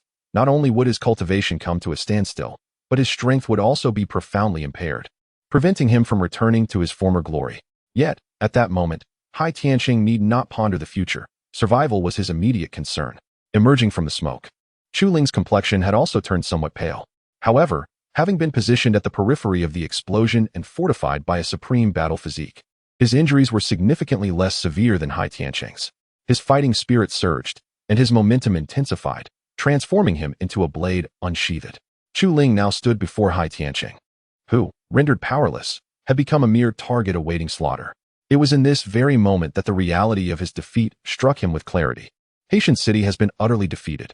Mu Jiao Yu and Bai Qiu Yun are the foremost individuals affected, their expressions heavy and their eyes filled with terror. The indomitable image of Chu Ling is deeply ingrained in their hearts. Even though they have survived this encounter, they find themselves unable to contend with Chu Ling in the future. Luo Hongyu and Qi Tianlong also harbor profound dread. Their strength pales in comparison to Haitian City, and they are all fearful of Chu Ling. The only one who remains relatively composed is Tang Shan-yuan, the leader of the 100 Ghosts sect. However, he harbors no intention of opposing Chu Ling. His power is inferior to that of Haitian City, which has already succumbed despite their desperate efforts. Even if he were to step into the fray, victory would elude him. Release Brother Hai, and I assure you, we shall have no further entanglements, Tang Shan-yuan said, his face shrouded in gloom. His words stirred a sense of frustration within him. Among the 6 sects, Hall masters emerged from 2 sects, 2 of whom are even at the 9th layer of Golden Core, coupled with the Longhu Gang and the Rising Sun clan. Their strength could be deemed invincible. And yet, what is the outcome? They voluntarily surrendered. If this were to spread, both the 100 Ghost sect and the Splitting Body sect would lose all face. How could the Splitting Body sect and the 100 Ghost sect, once so formidable, end up in such a plight? Chu Ling's terrifying prowess, his previous move, seemed to meld 2 types of spirit techniques, creating a technique uniquely his own. He is truly a genius, unlike ordinary folk. He consistently preserves his life and achieves breakthroughs under pressure. With a sigh, Chu Ling turned to Tang Shan-yuan and coldly remarked, "Is this your surrender?" Tang Shan-yuan felt a profound sense of humiliation. Chu Ling's words stripped him of dignity. Yet, unable to best him, Tang Shan-yuan gritted his teeth and nodded, "Let it be so." "What do you mean by let it be so?" Chu Ling shook his head, scoffing, "I do not accept such a surrender." His declaration astonished everyone present. The humility shown by Tang Shan-yuan, the hall master of the 100 Ghosts sect, had already left them in disbelief. What was even more surprising was Chu Ling's refusal to accept it. Chu Ling's arrogance was palpable. Tang Shan-yuan's concession, met with rejection, seemed a path to self-destruction. Many shook their heads in exasperation, deeming Chu Ling's actions utterly ungrateful. "Chu Ling, you are excessively arrogant," Tang Shan-yuan exclaimed in wrath. "You truly do not recognize your own good fortune." "Oh," Chu Ling could not help but let out a cold laugh. "Speaking clearly, you and I originally had no enmity, and I did not provoke you. Yet, you have consistently targeted me, even sending hundreds of elite disciples with the singular intent to kill me. Had I not gained enlightenment amidst crisis, I would have perished long ago. Now, knowing you cannot kill me, you seek peace, even asking me to spare Haitian City? Is there such a good fortune in this world?" With piercing words and a frosty gaze, Chu Ling surveyed everyone present, finally resting his gaze on Tang Shan-yuan. "If I were the one defeated and the situation reversed, would you accept my surrender? Are your intentions sincere? Upon returning to their respective sects, will they summon further reinforcements to confront me? Thus, do you not find this surrender utterly ludicrous?" As Chu Ling spoke, a palpable aura of menace surged forth, instilling fear in those present. Those who previously deemed Chu Ling arrogant fell into a profound silence. Upon reflection, it became evident that Chu Ling's words held considerable merit. Nonetheless, rejecting Tang Shan-yuan's surrender required immense courage, as it risked incurring the wrath of the 100 Ghosts sect and the Split Body sect. Even if ordinary individuals understood this, they lacked the fortitude to refuse. "What is it that you desire?" Tang Shan-yuan retorted darkly. "If you seek to extort compensation, do not harbor such thoughts. Surrender is indeed a most disgraceful act." Chapter 204. Silence should they be extorted for compensation. The reputation of the 100 Ghosts Gate and the Split Body Gate would indeed suffer a grievous blow. As prominent factions, their prestige must remain intact. Extortion for compensation? Chu Ling regarded Tang Shan-yuan with disdain, shaking his head. "At this juncture, you still fail to comprehend my intent. Action will serve as my explanation." With that, a shockwave materialized at Chu Ling's fingertips, instantly obliterating Haitian City. Bang! The head of the city fell to the ground, eyes wide in disbelief. The atmosphere became profoundly silent. Chu Ling's ruthless display had a monumental impact. Confusion spread among the onlookers, as they pondered whether Chu Ling truly feared offending the 100 Ghosts Gate and the Split Body Gate. Though Chu Ling's prowess today was undeniably astonishing, it paled in comparison to the might of the 6 gates. The strength of the 6 gates was well ingrained in their minds. No one believed that Chu Ling could overthrow them. Excellent. Remarkably splendid. Truly marvelous. Tang Shan-yuan seemed to have lost his sanity, muttering incessantly. Just then, a chilling aura emanated from the figures lurking in the shadows. "Kill!" The murderous intent surged forth, compelling everyone to conceal themselves and observe the unfolding battle. As if plunged into a millennia-old ice chamber. Send word for the gate master to arrive. Tonight, we shall stop at nothing to eliminate Chu Ling. Tang Shunyuan bellowed, and dozens of figures surged forth. Chu Ling, upon witnessing this, made no attempt to intervene. Given their presence, even if he wished to impede their advance, he would find it impossible. Since he had slain the leader of Haitian City, he was acutely aware of the repercussions that would ensue. He needed to vacate the premises before their gate master arrived. A shiver coursed through Chu Ling as he contemplated his next move. He was unafraid of peril, yet he had no desire for death. The gate masters of the 6 gates had undoubtedly attained the nascent soul level, a caliber of power that he could not contend with at this moment. Furthermore, even if he wished to flee thereafter, the astonishing speed of a nascent soul master would render his escape futile. Chu Ling began to focus on Tang Shunyuan. The latter was a top-tier adept, a formidable opponent capable of challenging Chu Ling. He must eliminate Tang Shunyuan to escape this place. Do not let him flee. Once the gate master arrives, Chu Ling will surely perish. Tang Shunyuan, far from foolish, immediately discerned Chu Ling's intentions. Tang Shunyuan, cunning as ever, had no intention of confronting Chu Ling directly. Instead, he deployed a multitude to obstruct him. Those who hindered Chu Ling's escape would be rewarded with superior spiritual techniques and 100,000 Xian crystals. Those who succeeded in slaying him would be promoted to Hall Master, receiving superior spiritual techniques and 300,000 Xian crystals. Tang Shunyuan chuckled coldly. Although Chu Ling's combat prowess had greatly astonished him, he believed that such rewards would ignite fervor among his ranks. Indeed, as soon as he articulated this, chaos erupted. Bang! A fierce battle immediately ensued. Countless black figures surged toward Chu Ling like a swarm of locusts. They were all elite disciples, their abilities having reached the 7th level of the Golden Core, with some even at the 8th and 9th levels. In the realm of Haikuo City, fear of death was non-existent. Those who had survived to this point had clawed their way out of a sea of blood. Their eyes were filled with madness. The generous rewards offered by Tangshan stirred their excitement. Their cultivation erupted, and their spiritual power roared like tumultuous ocean waves. The entire street trembled with a rustling sound. To exchange my life for a reward? Chu Ling's gaze turned icy, and a surge of murderous intent suddenly intensified within him. The icy sword aura pierced through, forming a fierce wind that swept outward in all directions. This indiscriminate attack hurled anyone who approached Chu Ling mercilessly away, causing them to crash to the ground and spew blood. The weak were instantly slain, choked to death. In but a fleeting moment, over a dozen lives were extinguished. A hellish scene unfolded around Chu Ling. Blood and water merged into a river, with countless corpses strewn across the ground. The position of the Hall Master is mine. The Xianjing belongs to me. The top-tier spiritual techniques are also rightfully mine. An elite disciple from his eyes filled with madness, viewed the bountiful rewards as his fervent aspiration. His cultivation surged forth, charging towards Chu Ling.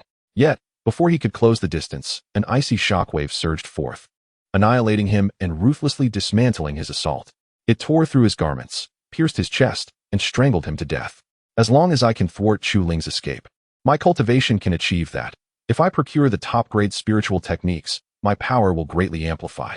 A capable individual from though not delving into forbidden realms, was a leader of his team at the 9th level of the Golden Core.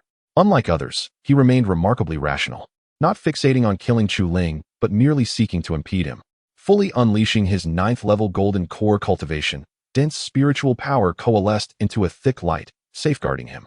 He suddenly felt a sense of security, a smile emerging upon his face. Yet, that sword aura cleaved towards the protective barrier of light. The barrier shattered. The sharpness of the shockwave could not be felt without personal experience. The cost of such experience was death. At that moment, the leader of the found his head and body separated, soaring high into the air. Before his demise, he witnessed blood gushing from his neck like an arrow. Only then did he comprehend the naivety of his earlier thoughts. Hundreds surged towards Chu Ling like locusts. Yet, to the distant onlookers, they resembled moths drawn to a flame. The scenes of death unfolded repeatedly. These individuals were entirely provoked by the lavish rewards, daring to take risks. However, when death loomed, they realized how absurd their thoughts were. Not to mention Chu Ling. Even a mere residual wave of sword energy could kill. At that moment, Chu Ling appeared as a grim reaper from the depths of hell, exuding a chilling aura, devoid of mercy for those who sought to slay him. In no time, over 100 perished on the spot. Such staggering casualties were a result of their reckless assaults on Chu Ling. The street lay littered with corpses, the stench of blood inducing nausea. This gruesome tableau, reminiscent of hell, festered in the hearts of the onlookers. Some began to reconsider. Though they feared not death, they were not fools. Chu Ling's strength was a harbinger of their demise. In such circumstances, it was utterly futile. They were merely courting death. Although the rewards from Tang Shunyuan are indeed substantial, one must possess their life to savor them. And Qi Tianlong, what are you still doing? At this moment, if you withdraw, do you not think that Chu Ling will seek vengeance upon you? Tang Shunyuan appeared quite disheartened. Should this situation persist, Chu Ling would decimate the majority of the people before the two sect masters even arrive. Master Tang, it would be futile for us to proceed. Luo Hengyu remarked with a bitter expression, his thoughts no longer fixated on revenge, but rather on a swift escape. Yet, he understood that Tang Shunyuan would never allow such a demoralizing action to transpire. Luo Hengyu found himself in a predicament. If he were to depart, Tang Shunyuan would immediately slay him to instill fear in the others. Master Tang, should you refrain from taking the lead? It would be of no use even if we joined the fray, Qi Tianlong asserted. You, Tang Shunyuan retorted, irate. Yet he recognized the truth in Qi Tianlong's words. Chapter 215. Retreat. Tang Shunyuan was exceedingly reluctant to engage, wishing to avoid placing himself in peril. However, given the current circumstances, retreat was not an option. Very well. I shall lead the assault. You shall assist me. Taking the initiative, Tang Shunyuan expressed his concerns about safety, urging, by Chu Yun and Gu Chuyun, you two attack from the flanks. Chu Ling, resembling a formidable combat machine, swiftly dispatched dozens of adversaries in mere moments. The elite disciples, despite their frenzy, posed no threat to him. Having been thoroughly intimidated, their combat efficacy significantly diminished. Boom. Within the confines of the 3-restriction domain, Tang Shunyuan was far more powerful than the average 9th-tier Golden Core practitioner. At that moment, fists radiated brilliant light in the air, fierce strikes coalescing into a circular beam directed at Chu Ling. This immediate onslaught instilled within Chu Ling a palpable sense of pressure. Together with Luo Hengyu and 4 others, they coordinated their efforts. It is better to face you all at once. Despite the overwhelming pressure, Chu Ling remained undaunted. Rather, his murderous intent surged. There could be no further delay. He resolved to swiftly conclude the encounter by employing the fusion spirit technique. A torrent of spiritual energy surged within him, igniting a resonance among his countless cells. Previously, while vanquishing Heishansen, he had merely employed a dual layering of power to fuse his energy. Now, with the intention of swiftly dispatching his foes, he planned to utilize a triadic fusion of forces to bring an end to the conflict. As he infused his sword with spiritual energy, it shattered into innumerable fragments. The blade had already exhibited signs of stress during the fusion process, and the immense force unleashed now proved too great for the damaged weapon to endure, rendering it useless. It appeared that post-battle, he would need to forge an even more formidable sword. Shaking his head to dispel distractions, Chu Ling focused his thoughts and retrieved another sword from his spiritual ring. Channeling the icy sword energy into this new blade, a profound strength immediately integrated. Cracks reappeared on the sword's surface, yet fortuitously, it did not completely shatter. This stability allowed Chu Ling to regain his composure, and with one hand resting upon the weapon, an astonishing blade aura materialized. This aura was sharp and unparalleled, fierce and powerful, as the chilling winds howled and the very fabric of space trembled. Tang Shunyuan's expression changed dramatically, targeted by the blade's radiance. He felt as if death itself had fixed its gaze upon him, enveloped by millions of cells that emitted ominous signals of danger. Quickly shield him. Whoever can do so shall be rewarded with 300,000 xianjing. Tang Shunyuan exclaimed in panic. I should not have stepped forward. A sense of profound guilt overwhelmed him. The blade's aura illuminated the night, breathtakingly beautiful. Even Mu Xiaoyu and his companions were paralyzed with fear. Tang Shunyuan, feeling an overwhelming aura of death directed at him, pondered. How could it be so powerful? This surpasses the sword that felled Heishansen. Tang Shunyuan was not entirely bewildered.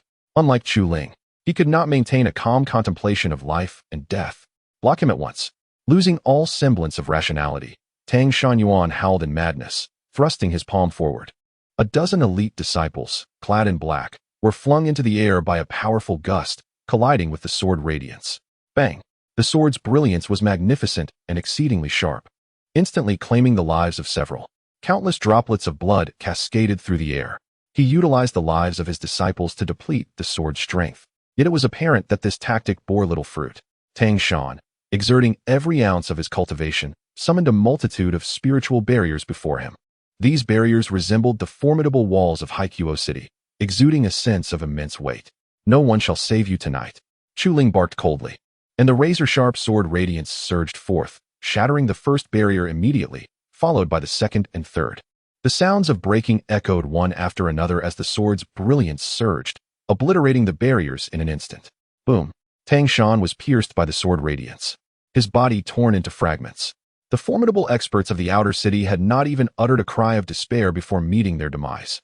This sword, even to Chu Ling himself, instilled a sense of dread. A wave of emptiness swept through his body. Though the power of the sword radiance was formidable, it exacted a tremendous toll, draining the vast majority of his spiritual energy. Suddenly, a chilling dark light erupted from the nearby rooftop. It was a cold arrow, seemingly faint in illumination yet possessing lethal force. As it sliced through the air, it heralded a thunderous roar. The archer was evidently a master of assassination, having chosen the perfect moment when Chu Ling was at his weakest. The arrow came without warning. No one anticipated the presence of an expert lurking in the shadows. Even Mu Xiaoyu and the others displayed expressions of astonishment. A chill gripped Chu Ling's heart as the cold arrow materialized, signaling imminent danger. Yet, there was no time to evade. This arrow lacked the potency of his sword radiance, but it was exceedingly swift. As Chu Ling sensed the threat, the arrow nearly reached his chest, aimed directly at his heart. It sought to end his life. On the precipice of life and death, he could only manage to slightly shift his body. Bang! The cold arrow struck Chu Ling, blood erupting from his shoulder. The bone was laid bare. Uffed! Chu Ling coughed up blood, the force of the arrow shaking his very insides, his vital energy surging wildly.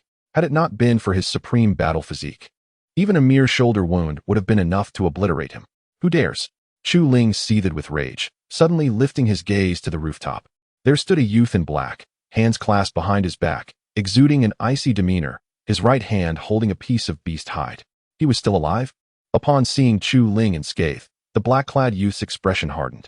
He was adept in archery, having claimed the lives of countless masters beneath his arrows. This night, however, he had faltered. It was Lu Dan of the Shadow Cloud sect. The Shadow Cloud sect was notorious solely for its murderous deeds. Why target Chu Ling? Recognizing one another only deepened their bewilderment.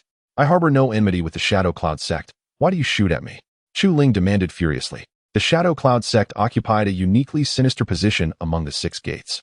Their numbers may be few, yet their prowess is formidable, excelling in the art of assassination. They maintain no affiliations with the six gates, solely engaging in the profession of homicide, operating as assassins within the dark recesses of Black Mist City. Those who can afford the price dare to target even the members of the six gates. Within the Shadow Cloud sect, there exist 6 gold-ranked assassins, and Lu Dan is among them, a youth brimming with potential. A bounty of 500,000 Xian crystals has been placed on your head, a most tempting sum. Lu Dan smiled as he recounted the details. "Perhaps it is Chiu Huchuan," Chu Ling remarked. "All those who harbor enmity towards him have gathered at the scene, save for Chiu Huchuan." Chu Ling had her doubts previously, but upon meeting Lu Dan, she quickly grasped the situation. Chiu Huchuan had sustained grave injuries during the late competition and has yet to recover, rendering him unable to partake in this conflict. Nonetheless, he has expended considerable resources to hire an assassin for his own demise. Chapter 216. Exposure. "You are truly astute," Lu Dan remarked. "When Xiu Chuan summoned me to eliminate you, he even mentioned his own name. This seems rather superfluous." Upon hearing this, Mu Xiaoyu and the other 5 instantly appeared at ease. With Lu Dan's arrival, their vigilance heightened, for they feared indiscriminate slaughter. The Yin Yun sect never shows mercy to anyone. Yet, as Lu Dan articulated his intentions, their apprehensions dissipated, and they became animated. Lu Dan's prowess was nearly on par with Tang Shenyuan's, coupled with his expertise in assassination. Despite the multitude present tonight, Chu Ling had suffered minimal harm. However, when Lu Dan emerged, he nearly ended Chu Ling's life, igniting a flicker of hope within Mu Xiaoyu and his companions. The most formidable assassins navigate the shadows. Once exposed, death is imminent. This served as a warning within the realm of assassins, yet it was uttered by Chu Ling at this moment. Lu Dan shook his head and chuckled. "You are gravely wounded, on the brink of death. Even if I were to be exposed, what could you possibly do to me? Watch closely." Chu Ling refrained from further dialogue, lowering his voice as he charged at Lu Dan. "You cannot kill Lu Dan without our consent." Mu Xiaoyu and Bai Chuyan surged towards Chu Ling from either side. In his prime, they would not have dared to engage him. However, now, with Chu Ling injured, confidence surged within them. "Kill." Luo Hengyu, Qi Tianlong and Gu Chuyun also advanced. Even without coordination, they moved in perfect harmony. Each of the five understood that if Lu Dan were to shoot an arrow and eliminate Chu Ling, it would be the safest course of action. Thus, they all surged forward to restrain Chu Ling, distancing him from Lu Dan, thereby affording Lu Dan an opportunity. Brother Lu Dan, eliminate Chu Ling, and I shall reward you with an additional 100,000 xianjing. Mu Qiaoyu shouted. I too will offer you 100,000. 100,000. One by one. The five spoke, their fear of Chu Ling's formidable strength compelling them to act decisively. Very well. Lu Dan's bow and arrow, gleaming anew, re-emerged. On this night of carnage, Chu Ling was drenched in blood, his wounds severe. Yet, the murderous intent within him grew colder. At this juncture, the battle had escalated to a contest of masters. The elite disciples were nearly cowed into submission. Mu Qiaoyu and the other five lunged at Chu Ling, while Lu Dan's arrow lay poised to strike. Luo Hengyu made his move, unleashing his renowned technique, the fire cloud sword art.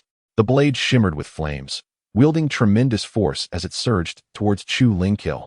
Bai Qiuyun charged from the left, brandishing a bloodied spear and a dazzling spear light, forming a beam that bore down on Chu Ling. Behind Qi Tianlong, the shadow of a phantom dragon materialized, exuding an overwhelming pressure beneath its fearsome visage. With a roar, the dragon's ethereal form opened its jaws, clamping down on Chu Ling. Mu Qiaoyu and Gu Chuyun also launched a fierce onslaught. Together, these five, even against top-tier masters like Tang Shanyuan and Hai Tianqing, would require their utmost effort to contend with. In his prime, Chu Ling would not have been afraid. However, after being struck by Lu Dan's arrow, he was grievously injured, his left shoulder exposed, and his breath in disarray. The exertion of casting his fusion spiritual technique had drained him significantly, leaving him with merely 40% of his cultivation. Chu Ling could not withstand their onslaught. He sidestepped to evade. After advancing to the 6th level of the Golden Core, his speed had increased from 60 meters to 70 meters. This newfound velocity allowed him to dodge his opponent's attacks and seek out his target, closing in on his adversary. You shall be my choice. Chu Ling aimed at Gu Chuyun. Meet your demise. Upon seeing Chu Ling charging towards him, Gu Chuyun exclaimed in fury. Do you think me an easy target? I would regret it if you were at your peak, for I might be defeated, but now that you are gravely injured, what do I have to fear? This is the perfect opportunity to eliminate you, gain rewards, and enhance my strength. Gu Chuyun did not retreat. Instead, he stood his ground against Chu Ling receive my strike. With a thunderous roar, Gu Chuyun's arm radiated a brilliant golden light, and a phantom of a colossal golden serpent emerged. At that moment, his fist also shimmered with golden brilliance. Gu Chuyun unleashed his ultimate technique, relying on the power of the second forbidden domain. A fierce and profound aura emanated from his golden fist. Boom! As they rapidly closed the distance, Gu Chuyun raised his arm, swinging his golden fist towards Chu Ling with great force. Die! Gu Chuyun roared, his face twisted in a savage grin. This punch represented all his might. Yet, his expression immediately froze. Chu Ling merely used a single finger to intercept his golden fist. That finger, seemingly frail, was in fact a convergence of sword energy, brimming with destructive power. As his finger made contact with the fist, Gu Chuyun felt an incredibly sharp shockwave mercilessly tear through his hand. His arm suffered a devastating blow. The golden radiance on his hand shattered amidst his cries of anguish. In the clash between Chu Ling and Gu Chuyun, a beam of sword light erupted, and a line of blood appeared on Gu Chuyun's neck, his head soaring high into the air. The elite disciples of the 100 Ghosts sect had previously exhibited arrogance towards Chu Ling, even calling out to him with a tone of pity to join them, only to be met with rejection, which fueled their wrath as they awaited their chance for revenge. Now, Chu Ling had slain one of their own. Spitting out a mouthful of blood, Chu Ling had used all the remaining spiritual energy in his body to launch the attack, neglecting his own defense, resulting in Gu Chuyun's demise. Yet, the impact of the golden fist had worsened his injuries. Whoosh! A beam of light accompanied by a gust of wind shot down from the rooftop. Lu Dan had timed his strike perfectly, catching Chu Ling at his weakest moment following the attack. However, this time, Chu Ling raised his head and immediately spotted the flickering arrow imbued with a ghostly glow. Bang! Chu Ling grasped his long sword, its speed akin to lightning, and swiftly severed the arrow. The force contained within the arrow erupted, shattering the sword in his hand. Yet, the arrow ultimately did not inflict significant harm upon Chu Ling. Swiftly drew another long sword from the hands of the spirit ring. Casting a frigid gaze upon Lu Dan, you have revealed your true self. Death is imminent. This phrase escaped his lips twice. When he had dispatched Gu Chuyun, he had already steeled himself, ever watchful of Lu Dan. The latter's arrows were indeed swift, reaching their mark in an instant. However, as Lu Dan raised his hand to shoot, Chu Ling was prepared. Embraced death. Lu Dan, consumed by wrath, radiated an aura of murderous intent.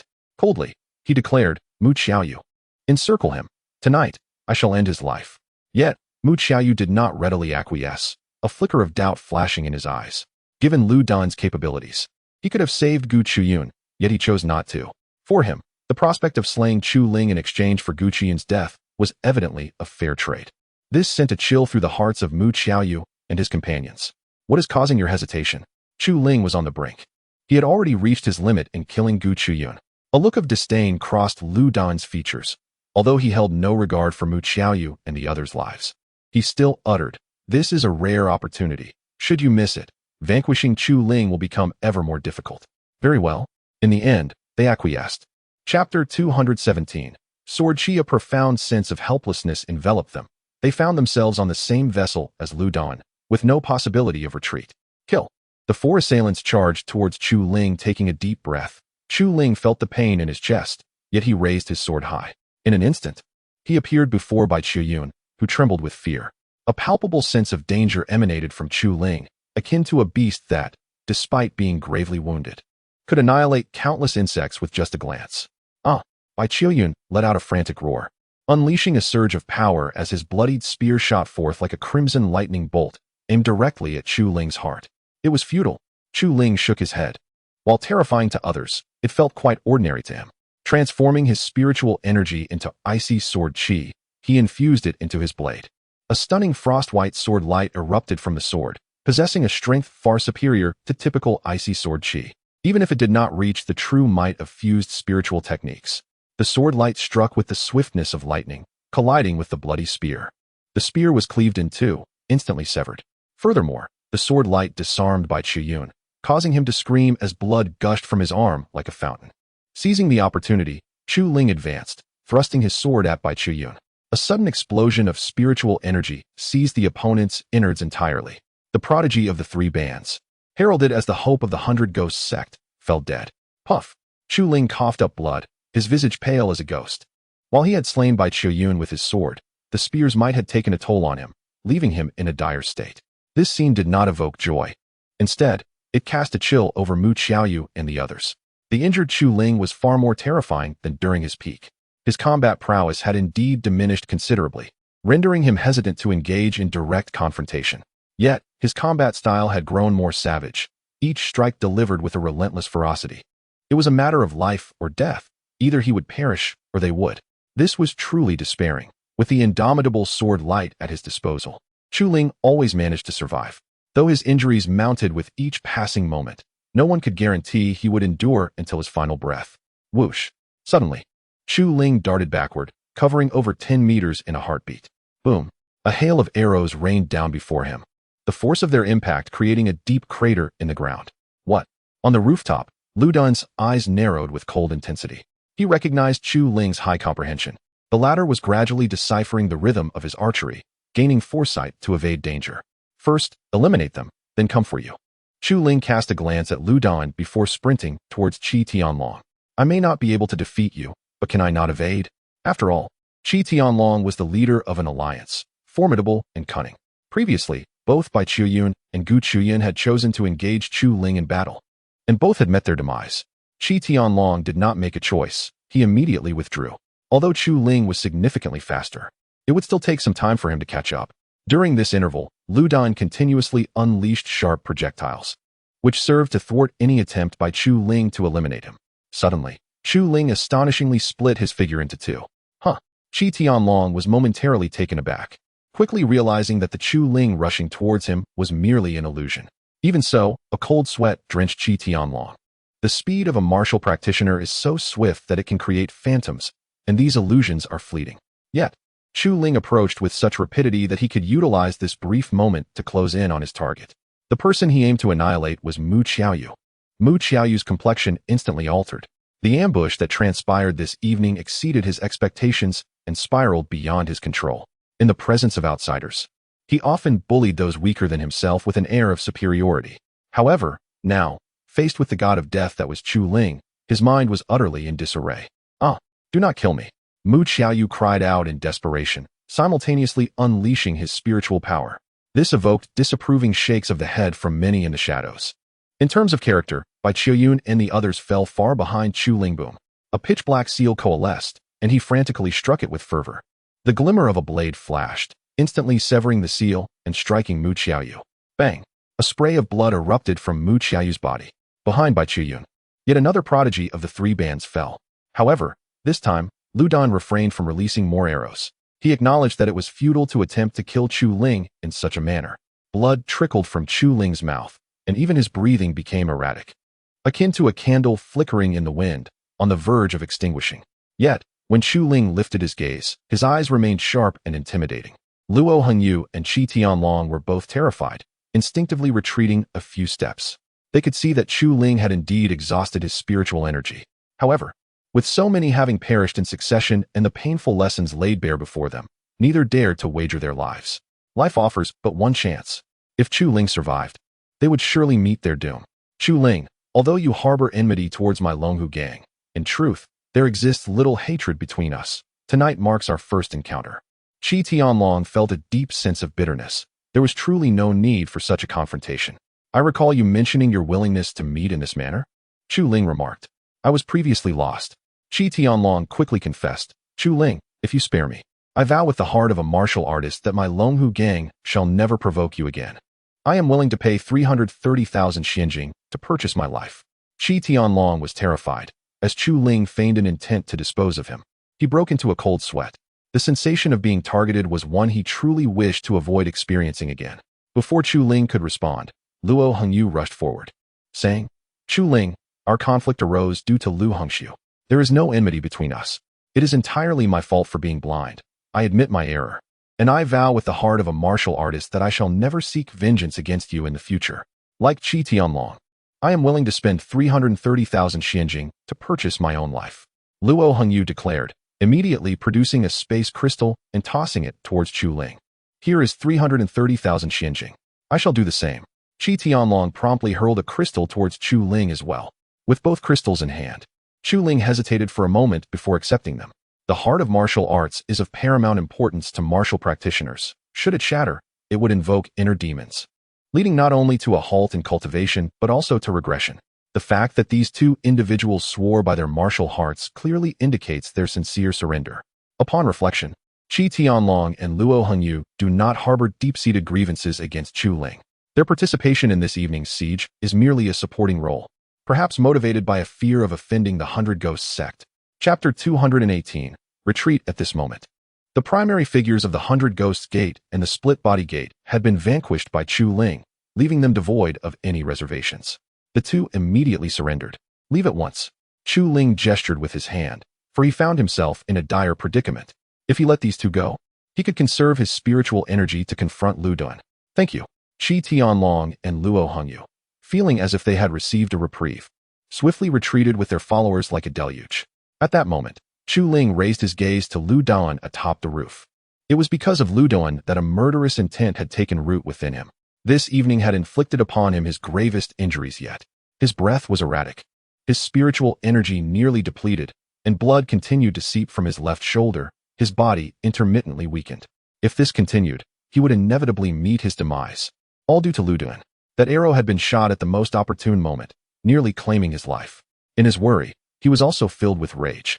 Despite his severe wounds worsening, Chu Ling charged at Lu Dan. Die. Lu Dan's gaze was frigid as he coldly retorted. You believe that by allowing Luo Hengyu and Qi Tianlong to depart, I cannot slay you? He drew back his bow fashioned from animal hide into a perfect crescent, a spiritual arrow materializing in its wake, glimmering under a chilling light. Whoosh! The spiritual arrow shot forth with astonishing speed, almost reaching Chu Ling as it was released. Chu Ling swiftly evaded.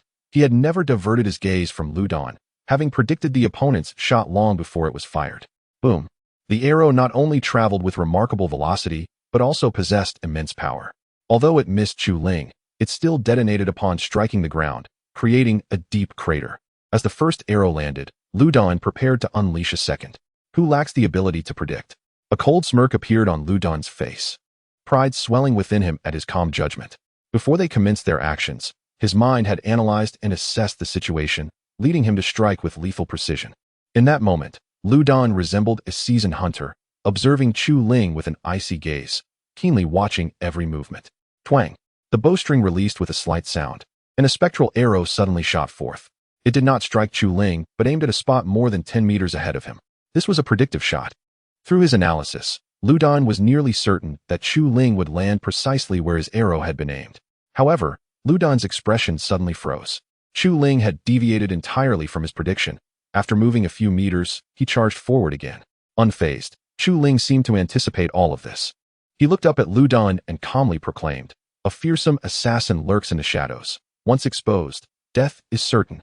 This was the third time Chu Ling had uttered such words. Previously, Lu Don had dismissed them with indifference. Yet this time, as his assured shot went awry, a flicker of panic surfaced within Lu Don's mind. Bang! The spiritual arrow was released, causing an explosion upon impact with the ground, akin to a resounding slap across Lu Don's face. This was a cerebral contest, one individual pursuing while the other shot. They wagered their lives as the stakes, where a single misstep could lead to demise. Lu Don ascended to the rooftop, relentlessly loosing arrows. No longer was he the confident figure stationary in his stance against Chu Ling. His archery was exceedingly refined, remaining unerring even in motion. Yet, it was of no avail against Chu Ling. His mind operated with the precision of the most intricate machinery, adeptly discerning the trajectory of Lu Don's arrows, always foreseeing and evading the traps laid before him. Chu Ling held an overwhelmingly advantageous position in this intellectual duel. Chu Ling, indeed a rare prodigy. Were he to survive, he would undoubtedly emerge as a formidable force in the future. Had their roles been reversed, could Chu Ling have dispatched Lu Don with a single shot? Quite possibly.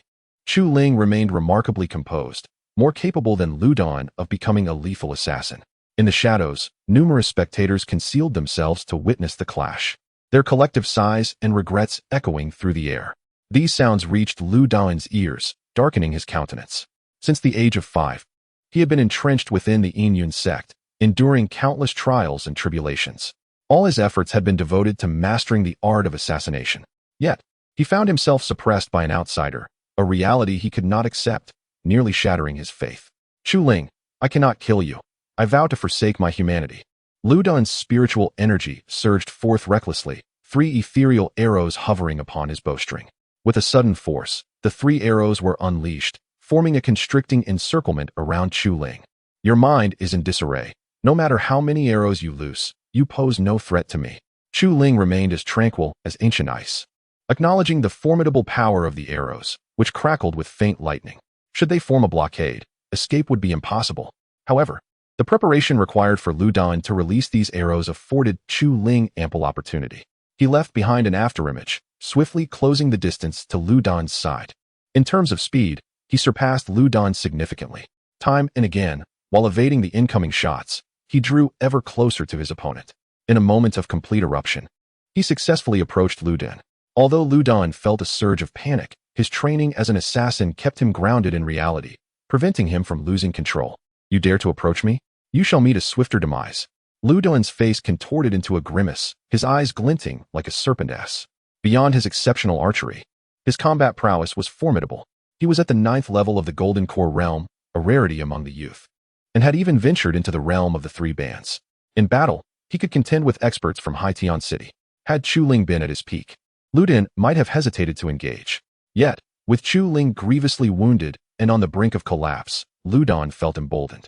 Discarding his leather bow, he unleashed his full cultivation, brandishing a gleaming dagger aimed at Chu Ling's throat. "Die!" Lu Don bellowed. This is a lethal skill, devoid of any hint of hesitation, executed with decisive movements that strike directly at the enemy's vital points. It is not merely Chu Ling who would fall. Even a nascent soul would succumb if pierced by this dagger. Astonishingly, in the face of such a fatal blow, Chu Ling did not resist. Why? Based on Chu Ling's prior behavior, none would assume he was intimidated. Even in Lu Don's eyes, a flicker of confusion emerged. Suddenly, his expression shifted, as he felt an icy breath of death enveloping him, swiftly plunging him into a state of chilling despair. The dagger, imbued with a glacial gleam, halted mere inches from Chu Ling's throat. A dark hand silently tore through numerous barriers, reaching into Lu Dan's chest, grasping hold of his heart.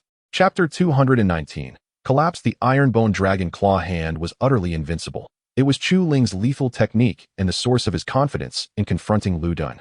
At this moment, Lu Dan appeared as if he were ensnared, his countenance frozen, unable to move a muscle, even daring not to breathe, caught in the throes of peril. As if a devil were devouring his flesh, Chu Ling exerted a slight force and extracted Lu Dan's heart. A piercing scream erupted from Lu Dan's lips. Without a heart, he was doomed to perish. The terror of death surged forth, shattering Lu Dan's spirit entirely. I refuse to accept this, Lu Dan exclaimed in madness. Believing victory was within his grasp, the dagger was but half an inch away from slaying Chu Ling. Yet, in this world, there exists no room for hypotheticals. I will drag you down with me. Lu Dan howled in despair, unleashing all his cultivation.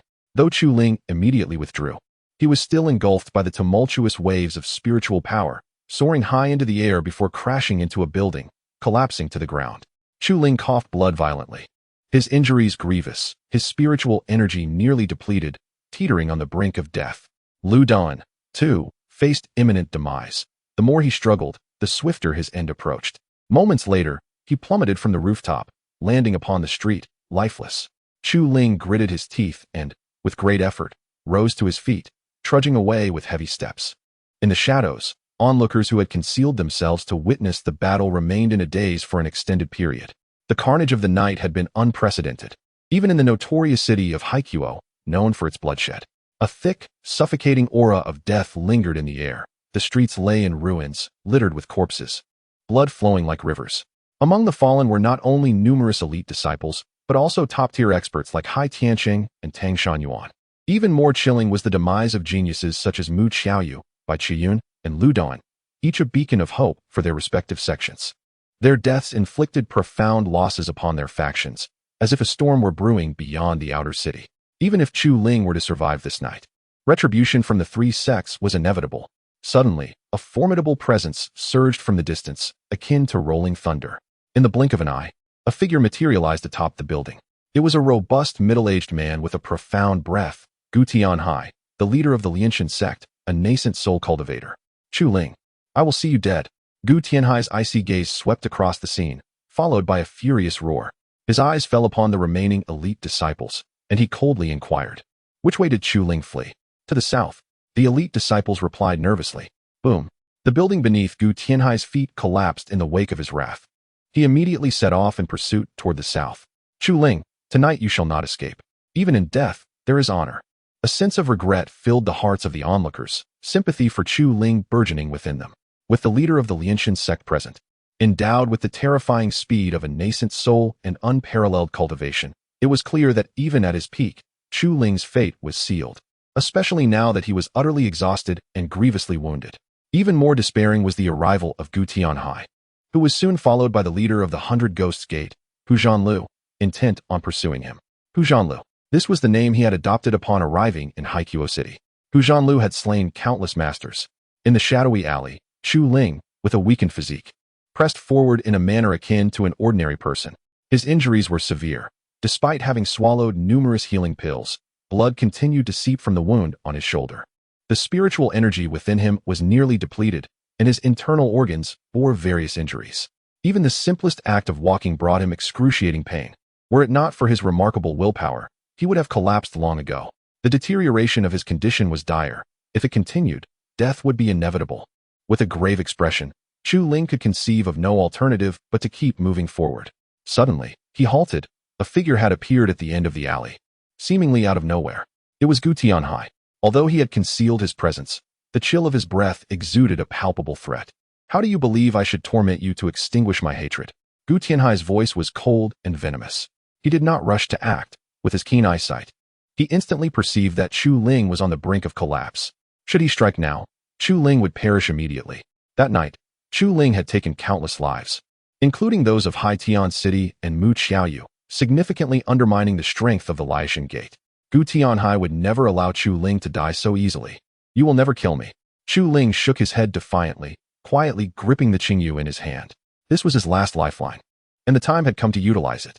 Should Gu Tianhai make a move, Chu Ling would unleash the terrifying power contained within the Qingyu. Really? Gu Tianhai. Shaking his head, chuckled, I truly do not understand. Given your current state, what gives you the audacity to say such things? Leader, I believe it is unreasonable for you to bully Chu Ling with your abilities. A languid voice emerged from the alley, belonging to a young figure who approached Chu Ling's side. The youth walked barefoot, his hair cascading over his shoulders, exuding an air of carefree rebellion. He held a wine jug and, after taking a sip, offered it to Chu Ling. Would you like a drink? Sure. Chu Ling nodded eagerly. From the prior exchange, it was evident that this individual posed little threat. His speed was elusive, rivaling that of a nascent soul. If he truly wished to attack, he could have easily killed Chu Ling without delay. After taking a sip, Chu Ling suddenly felt a searing pain in his chest. Yet, as the alcohol coursed through him, it quelled the impending eruption of his injuries. What exquisite wine! Chu Ling couldn't help but admire it. Thank you. He took but a single sip before returning the jug. The effects of the fine wine were exceptional and undoubtedly valuable. He was not a greedy person. This behavior left the barefoot youth secretly astonished. It is not surprising that one could achieve such a feat under ordinary circumstances. However, Chu Ling's current predicament is dire. This wine could very well save his life. Had it been anyone else, they would undoubtedly succumb to the temptation of drinking it. Yet, remarkably, Chu Ling refrained from doing so. This alone is an extraordinary testament to his character. At that moment, he discreetly glanced up at the young man.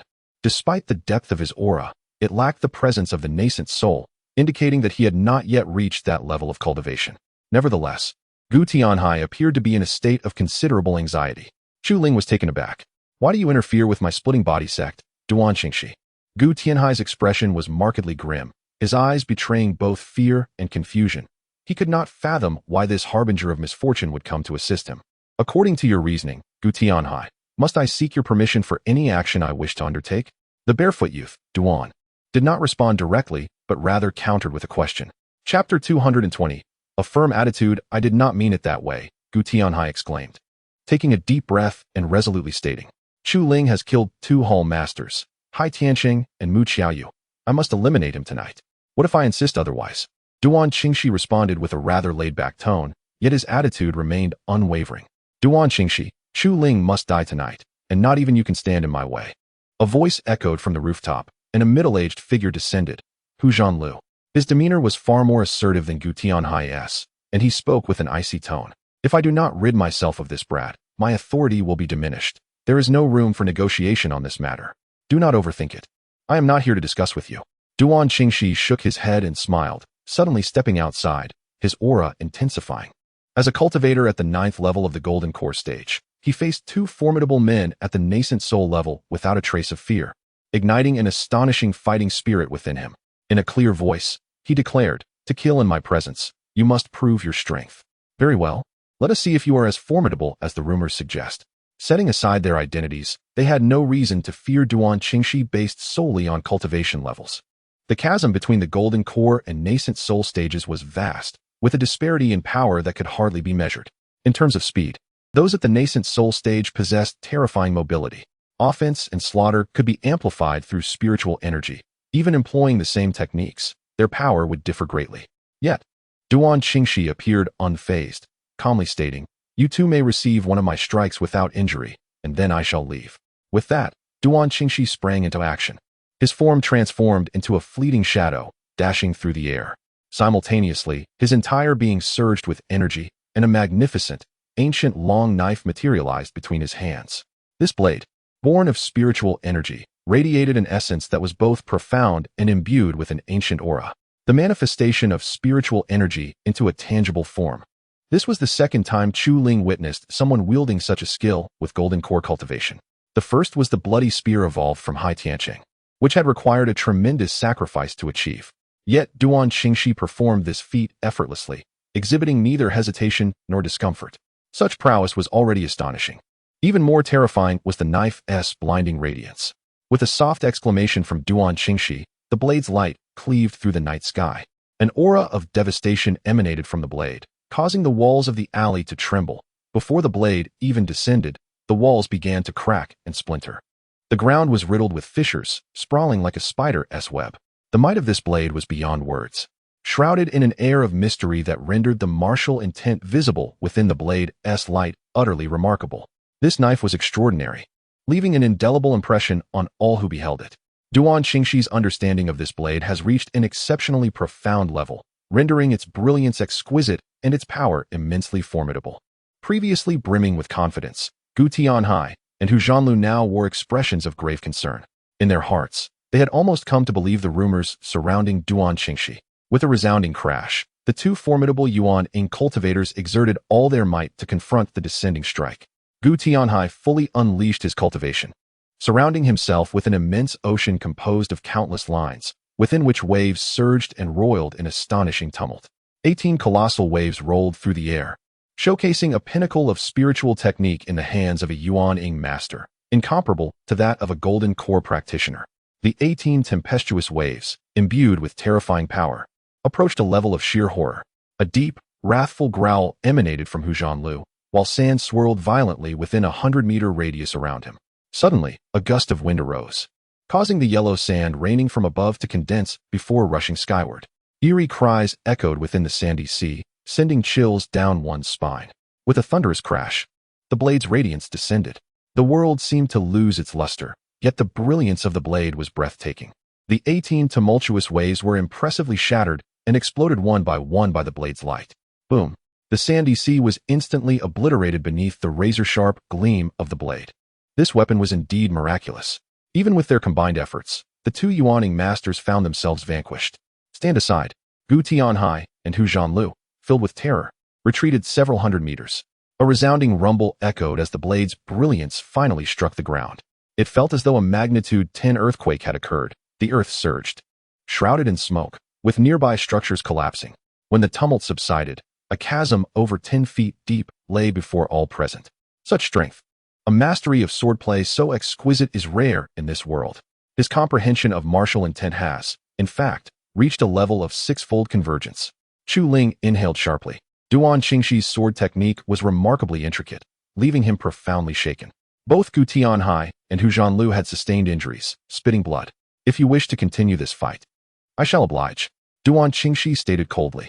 Duan Qingxi, we shall concede this evening out of respect for you. Although Gu Tianhai and Hu Zhanlu were exceedingly reluctant, they had no choice but to abandon their plan to eliminate Chu Ling for the time being. However, I do not believe you can protect that boy indefinitely. Given the opportunity, we shall still seek to end his life. After coldly uttering these words, Gu Tianhai and Hu Zhanlu departed the alley.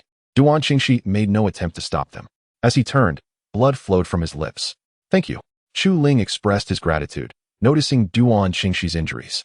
He inquired with concern, "Are you gravely wounded?" "This minor injury is nothing to me," Duan Qingxi replied, shaking his head, lifting a wine flask to his lips, and taking a hearty swig, his complexion immediately brightening. "Why did you save me?" Chu Ling expressed his confusion. He had no blood relation with Duan Qingxiu and had never encountered him before. He was perplexed as to why the latter would save him. Although he possessed a blue feather that could indeed save his life, it was a consumable item best reserved for dire situations. "I owe a debt of gratitude to Hong Shanshan," Duan Qingxiu stated, refraining from inquiring about the connection between Chu Ling and Hong Shanshan. "I understand now." Chu Ling nodded slightly, already having surmised the truth. In Haiqiuo City, he knew very few people, and Hong Shanshan was the only one capable of summoning Duan Qingxiu. Qingxi scrutinized Chu Ling closely before smiling. "You possess a kind heart. The individuals I rescue tend to be quite remarkable. However, you certainly have a knack for attracting trouble. You've already offended both the Split Body sect and the 100 Ghosts sect. Moreover, one from the Cloudy Shadow sect has yet to arrive, but I believe he will soon." Chu Ling suddenly interjected, "What?" Duan Qingxiu looked at him in bewilderment. "What have you done to anger them?" "I killed Mu Qiaoyu, Bai Qiuyun, and Lu Duan." Chu Ling replied calmly. "You killed Lu Duan of the Cloudy Shadow sect?" Chapter 221. An alliance. Duan Qingx was taken aback, studying Ling intently, before breaking into a smile. How intriguing. It won't be long before new talents emerge from the 9 provinces and 8 powers. Ling had concealed his cultivation remarkably well. Ordinarily, Duan Qingx would not have been able to discern it at a glance. However, given Ling's current state of injury, his powers were inevitably revealed. "In comparison to you, young Master Qingx, I still have a considerable distance to cover," Ling remarked, shaking his head slightly, inadvertently uncovering his true identity. It was easy to surmise that one who could suppress the Yuan-Ing with the strength of a golden core at the 9th level had only attained such prowess by stepping into the 5 forbidden lands. Such individuals could only be found among the 9 provinces and 8 powers, where they were honored as young masters. For instance, Duan Qing was known as Young Master QNGX. His comprehension of martial intent had reached the level of 6-fold convergence. And if Chu Ling's conjecture was accurate, Duan QNGX was among the elite even within the 8 powers. When I was at the 6th level of Golden Core, I lacked your remarkable prowess. Upon having his identity surmised by Chu Ling, Duan QNGX was not taken aback. He had always been carefree and indifferent to reputation, yet he found Chu Ling captivating. With a wry smile, he said, "However, I believe it is time for us to depart. You have slain LDN, and the people of the YNYN sect will undoubtedly pursue you. If we add GTNHI and HZHNL to the mix, even I would find it challenging to protect you. Are you all right?" Chu Ling inquired, as he was now unable to flee and had no choice but to rely on Du NQNGX for assistance. "Do you truly believe I am severely wounded?" Du NQNGX shot him a sidelong glance, then helped Chu Ling to his feet. The wind howled as he swiftly shifted his form. After a few undulating movements, they vanished from sight. Shortly after their departure, a shadow, exuding an icy aura, entered the alley they had just vacated. This figure was none other than the leader of the YNYN sect, known as GUSH. His eyes bore an uncanny resemblance to those of a malevolent spirit, and his face was lined with deep wrinkles, resembling dried bark, giving him a grim countenance. After a meticulous search, GUSH fixed his gaze in the direction Du NQNGX had taken, his voice raspy and low as he uttered, "Du NQNGX. You may have saved him once, but do you intend to protect him indefinitely?" Chu Ling, having slain LDN. "How can I refrain from flaying you alive to restore the YNYN sect's reputation?" The sky was shrouded in ominous clouds, the full moon completely obscured, and after a muffled rumble of thunder, torrential rain began to pour. On the streets, the rain washed away bloodstains, dirt, and the stench of carnage. Yet, this tempest was not destined to subside so easily. Following the tremendous losses incurred by the 100 Ghosts sect and the Tear Body sect, Chu Ling had to be eliminated. After deliberation, they issued a bounty. Anyone who discovered Chu Ling would receive an extraordinary spirit technique and 100,000 Xian crystals. Should someone sever Chu Ling's head, they could choose to become the hall master of one of the 2 sects and would be rewarded with 500,000 Xian crystals and a supreme spirit technique. The temptation was undeniable. Countless individuals in the outer city were on the hunt for Chu Ling. Yet he had sunk into the depths like a stone in the ocean, leaving no trace behind. In a mere span of 10 days, the 100 Ghosts sect and the Split Body sect successfully located Duan Huching, who had fled from the Tianyan Tavern. Many were aware of his association with Chu Ling. Through relentless training, Duan Huching had ascended to the 7th level of the Golden Core stage. Yet this prowess proved insufficient against the formidable members of the 100 Ghosts sect. Refusing to yield or kneel, he met a brutal demise at their hands. Hu Zhanlu displayed his cruelty further by hanging him at the city gate, not only to vent his fury but also to lure Chu Ling into a trap. It was certain that should Chu Ling seek out Duan Huching, he would fall prey to the machinations of the 100 Ghosts sect and the Split Body sect. The infamous name of Hu Zhanlu once again instilled fear in the hearts of many, even among the members of the 100 Ghosts sect, who dreaded incurring his wrath. At the Huijin Tower, within a secret cultivation chamber on the 12th floor, Chu Ling sat cross-legged, focusing on healing his injuries. His choice of this location was influenced by Duan Qingxi. Legend had it that Huijin Tower was constructed by the collaboration of 6 sects. Yet Duan Qingxi seemed to possess an innate familiarity with the place, as if he were its true master. First, it was imperative to staunch the bleeding and manage the external wounds before addressing the internal injuries. Chu Ling's condition was grave, while external injuries were relatively straightforward to treat. His invincible battle body endowed him with the ability to regenerate. Once he became immune to all toxins, his healing capabilities would be even more formidable, potentially allowing him to regenerate limbs. Even if severed, as long as he remained alive, he could heal. With a deep breath, Chu Ling consumed the core essence, which instantly infused him with spiritual energy, enveloping him like gentle spring rain.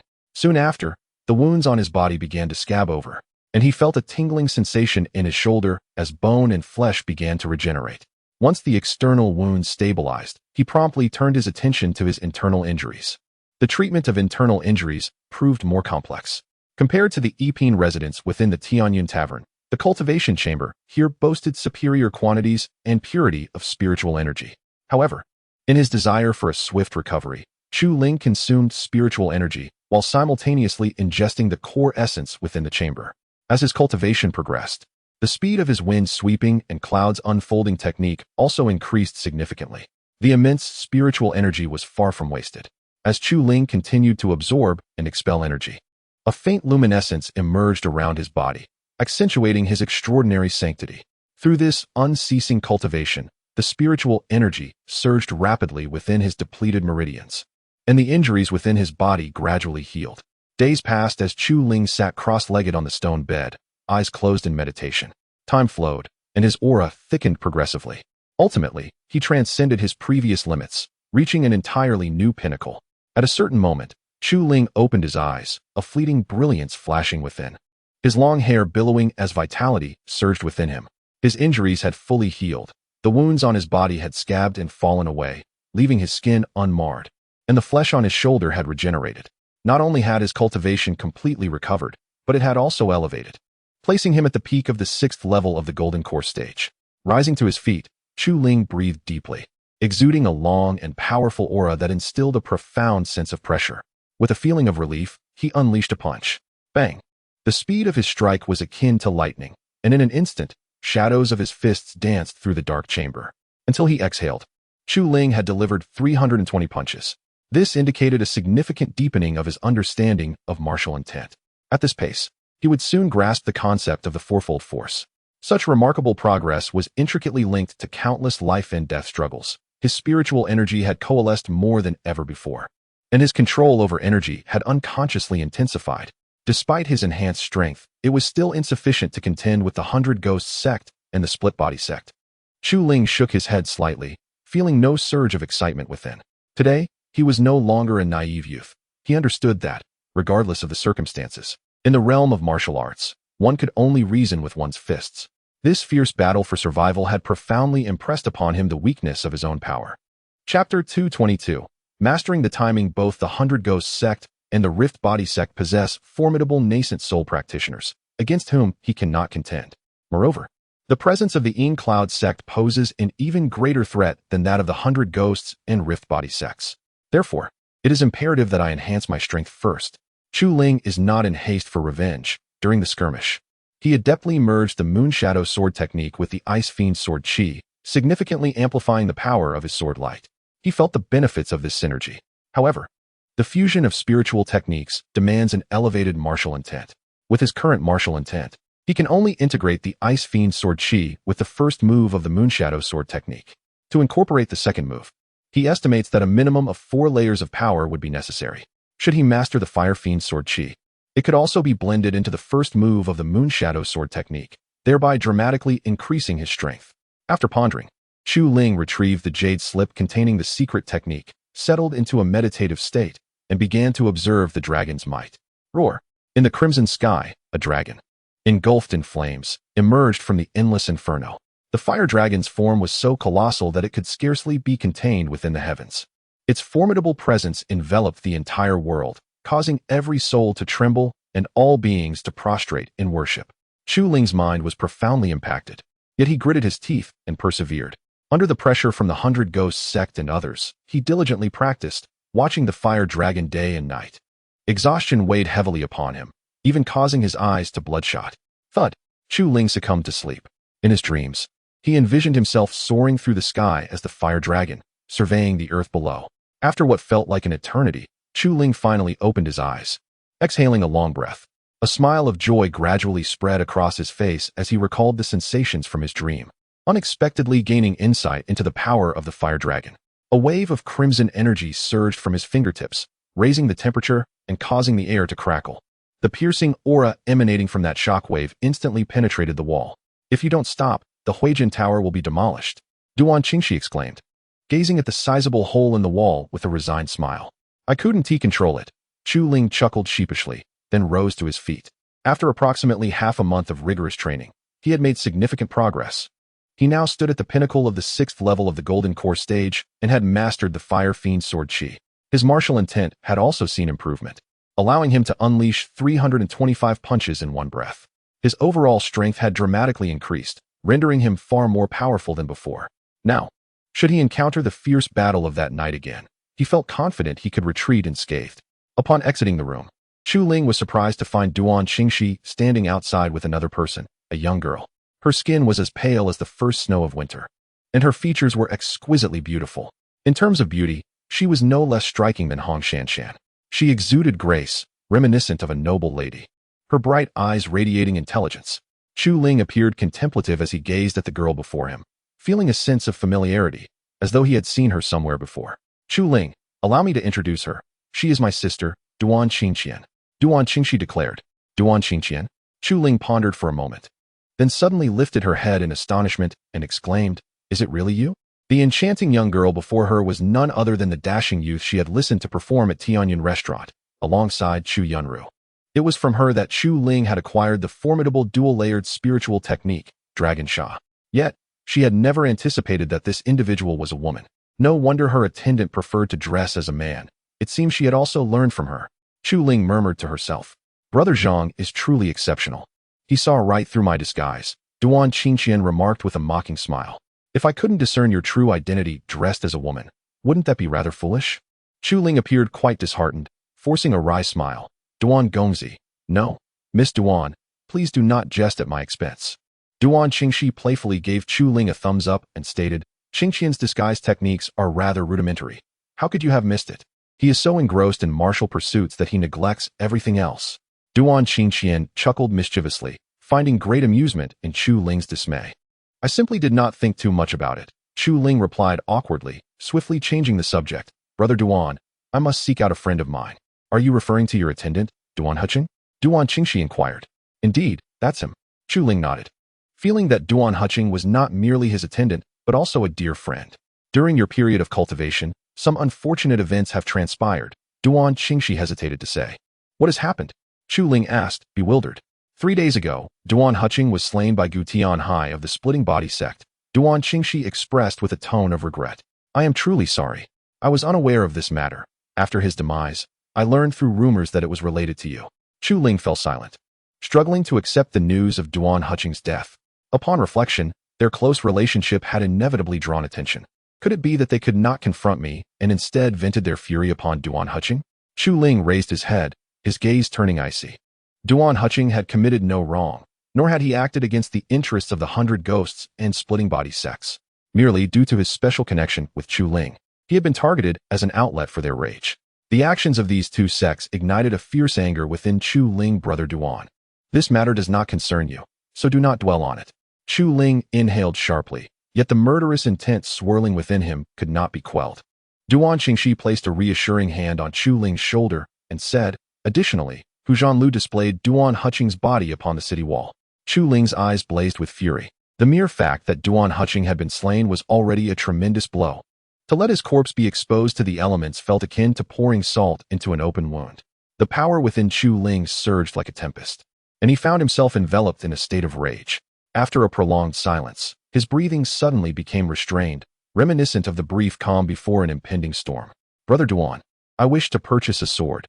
The price is of no consequence, but the quality must be exceptional." After merging with the spiritual technique, ordinary swords could not withstand its might nor adequately showcase its power. "I intend to acquire a blade to exact vengeance upon my enemies." Suddenly, a thought struck Duan Qingxi's mind. After a brief hesitation, he cautioned Chu Ling, stating, "Hu Zhanlu and Gu Tianhai are well aware of the connection I have with Huijin Tower. At this very moment, there are undoubtedly numerous spies concealed in the shadows outside Huijin Tower.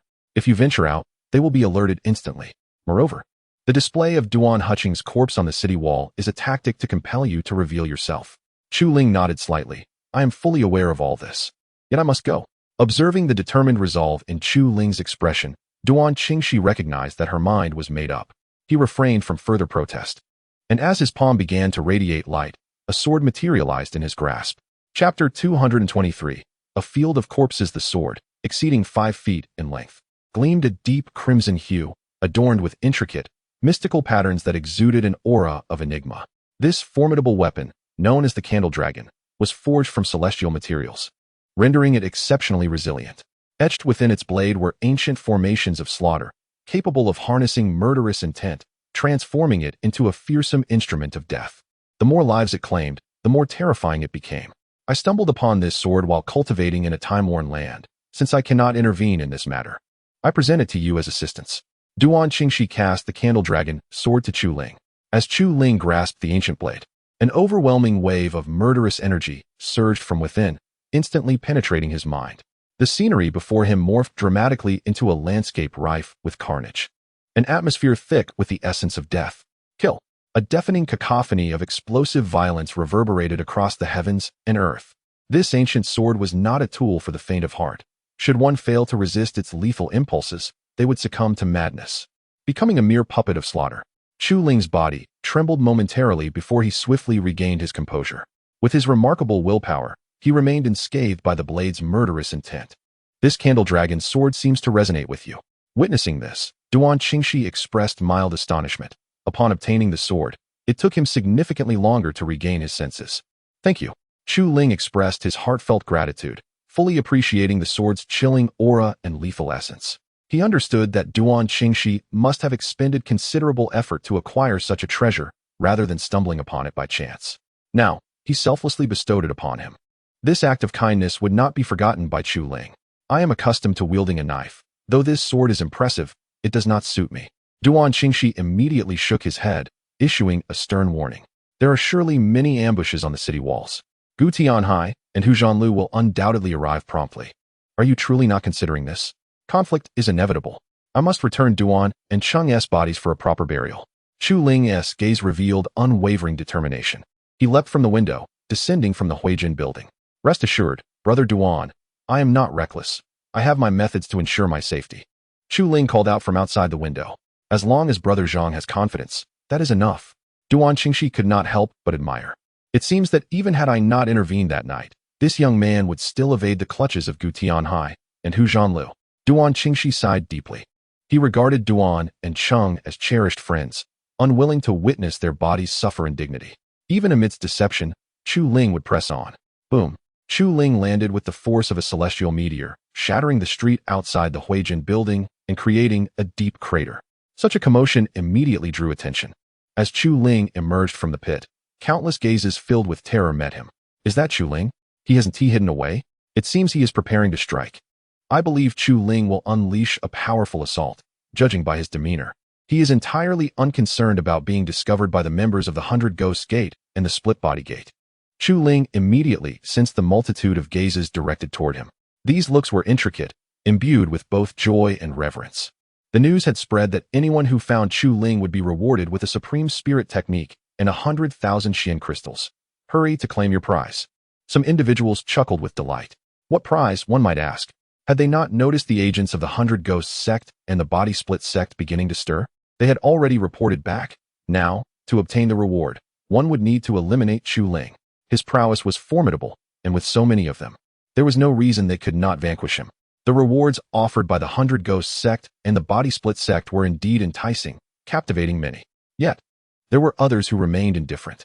They had witnessed the gruesome events of that fateful night and understood the terror that Chu Ling embodied. The atmosphere in the streets was palpably oppressive. In the shadowy alleys and thoroughfares, a significant number of individuals from the 100 Ghosts sect and the Body Split sect lurked. Their murderous intent fixated on Chu Ling additionally. Some came alone seeking the reward, their grips on their weapons tight, eyes gleaming with malice. Charge! It was uncertain who uttered the command, but peace shattered instantly. Within a tavern, a dozen individuals leaped down, their cultivation levels unleashed. Rushing forth with the intent to slay, Chu Ling stand aside. Chu Ling's eyes blazed like torches as he issued a thunderous shout. The candle dragon in his grasp sensed the murderous intent radiating from its master, trembling with excitement. Roar! Like a demon breaking free. All the engravings on the sword glimmered at that moment. The fiery sword energy erupted forth, and the candle dragon exuded a dazzling radiance. Its formidable sword aura sweeping like a crescent moon toward the advancing figures. The sword aura was sharp and invincible, though those assailants were fierce and possessed considerable strength. All at the 9th level of the golden core, under the crescent sword aura, their bodies felt as fragile as paper. Splatter! The sound of flesh being cleaved echoed immediately. A dozen figures erupted in midair, blood raining down upon the ground. Yet, the momentum of the sword aura did not wane, swiftly slashing toward the tavern. The towering establishment, unable to bear such immense power, collapsed entirely. An eerie silence enveloped the street. Everyone trembled, fear etched upon their faces. Chu Ling's sword was truly astonishing. The candle dragon in his hands, having tasted blood and destruction, quivered with joy, even emitting a call. Shall we continue the slaughter? Very well. Chu Ling gently caressed the blade with crimson blood, infusing it with countless fiery, sword energies. Suddenly, he thrust the candle dragon into the stone slab before him. With a resounding roar, the fiery sword energy surged forth, akin to a roaring fire dragon soaring in all directions. This fire, a manifestation of sword energy, was sharper than ice and brimming with overwhelming force. When the sword energy struck the stone slab, the thick surface shattered instantly, striking down an elite of the 100 Ghosts sect, cleaving him in two. Within a radius of several hundred meters, a vast ocean of sword energy unfurled. The elites of the 100 Ghosts sect and the Body Split sect were immediately slain by the sword energy. No one could retaliate, nor could anyone escape. After what felt like an eternity, the sword energy finally dissipated, leaving the members of the 100 Ghosts sect and the Body Split sect gathered outside the Huijin Tower all perished. Even more terrifying was the sight of their bodies reduced to charred remnants, resembling mere shadows of their former selves. The streets were permeated with a nauseating blend of the metallic scent of blood and the acrid stench of burning flesh, evoking a deep sense of revulsion. The onlookers, witnesses to the harrowing spectacle, turned ashen with fear. Chu Ling exuded an aura akin to that of a demonic sovereign, his formidable presence rendering it impossible for anyone to meet his gaze. Rising to his feet, he sheathed the candle dragon and surveyed his surroundings. His voice icy as he declared, "From this moment forth, any individual affiliated with the 100 Ghosts sect or the Rift sect who does not bear the white silk shall face merciless execution." In essence, he had proclaimed a vendetta against these sections. The white silk could signify but two things: the observance of a funeral or an act of surrender. Chu Ling had long since vowed within his heart to obliterate the 100 Ghosts sect and the Rift sect. He desired nothing less than the demise of Duan and Chung. Anyone who refused to surrender or disrespected Duan and Chung would meet their end. Chapter 224. A profound reflection. Chu Ling raised his foot and stepped toward the door, unhurriedly awaiting the arrival of the members from the 100 Ghosts sect and the Split Body sect. Today, he intended to indulge in the art of killing. Suddenly, a multitude from the 100 Ghosts sect and the Split Body sect surged like a flood towards Chu Ling's location, causing the entire outer city to tremble. Behind him, a throng of spectators observed from afar, their hearts filled with myriad sentiments upon witnessing his solitary and proud silhouette. Duan Huching was but an ordinary soul among the countless masses, yet his demise seemed destined to claim so many lives alongside him. How fortunate it would be to follow such a master. Even in death, one would willingly accept it. Indeed, to follow Chu Ling was perhaps the wisest decision Duan Huching could have ever made. Beyond this gathering, the blood of the Blue Gate, the Flame Gate, and the Devil's Melody Workshop had also caught wind of the events unfolding here. Do Hong of the Blood of the Blue Gate and Lu Shangjin of the Flame Gate met for the first time, accompanied by Wu Qiyin and Jiang Qinghao. What audacity did Chu Ling possess to act so boldly? That rascal did not strike one as reckless. Do Heng's eyes were filled with contemplation. Perhaps that scoundrel could indeed contend with Gu Tianhai and Hu Zhanlu. Lu Shangjin chuckled, envisioning a splendid spectacle should that be the case. The two exchanged glances, each understanding the other's thoughts. As the six sects engaged in their relentless rivalry, these two anticipated a significant setback for Gu Tianhai and Hu Zhanlu, believing Chu Ling to be utterly alone, devoid of any support. Should misfortune befall the 100 Ghosts sect and the Split Body sect, their assets would inevitably fall into the hands of the Blood of the Blue Gate and the Flame Gate. At the Yinding Lake, on a pleasure boat, Hong Shanshan had changed into a black gown, her face veiled in black lace, revealing only her eyes. Her aura was frigid, the seductive charm had dissipated, leaving only a chilling intent to kill. Upon learning of the news after Chu Ling exited the Huijin building, she resolved to take the initiative this time, rather than seeking support from Duan Qingxi as she had previously. Her figure transformed into a shadow upon the lake's surface, vanishing after a series of undulations. In the streets, the elites of the 100 Ghosts sect emerged from the shadowy alleys, weapons in hand, their breaths icy. Perched atop the rooftops on either side stood formidable figures, their presence unmatched, surpassing even the typical 9th-level Golden Core practitioners. They were Tong Zhuiyue and Kuang Shujin, distinguished individuals, masters of the 100 Ghosts sect who had dared to tread into forbidden territories. Yet, regardless of their prowess, they had no choice but to adopt a solemn demeanor. They were acutely aware of Chu Ling's combat capabilities and knew they were not his match. Their arrival here was mandated by their mission to monitor Chu Ling, ensuring he did not escape. Should the need arise to eliminate him, it would fall to Hu Zhanlu and Gu Tianhai to take action. In the streets, countless figures materialized, the elites from each sect converging. Leading the charge was a middle-aged man, Emo Hushing, the hall master of the split-body sect, whose strength was akin to that of Tong Zhuiyue and Kuang Shujing. They surrounded Chu Ling, yet he remained unfazed. Given his current prowess, these individuals, regardless of their numbers, were mere curs. Yet, instead of continuing the onslaught, he opted to collect the fallen. As he advanced, the elites of the split-body sect found themselves unable to contain their retreat. Emo Hushing, being the leader, felt it would be disgraceful to back away without a fight. However, upon noticing that both Zhiyue and Su Jin were atop the building, he quickly abandoned his stance and took to the skies. Even his own sect leader had fled, leaving the remaining elites of the split-body sect unable to halt Chu Ling's advance. In this moment, one party surged forward while the other hastily retreated.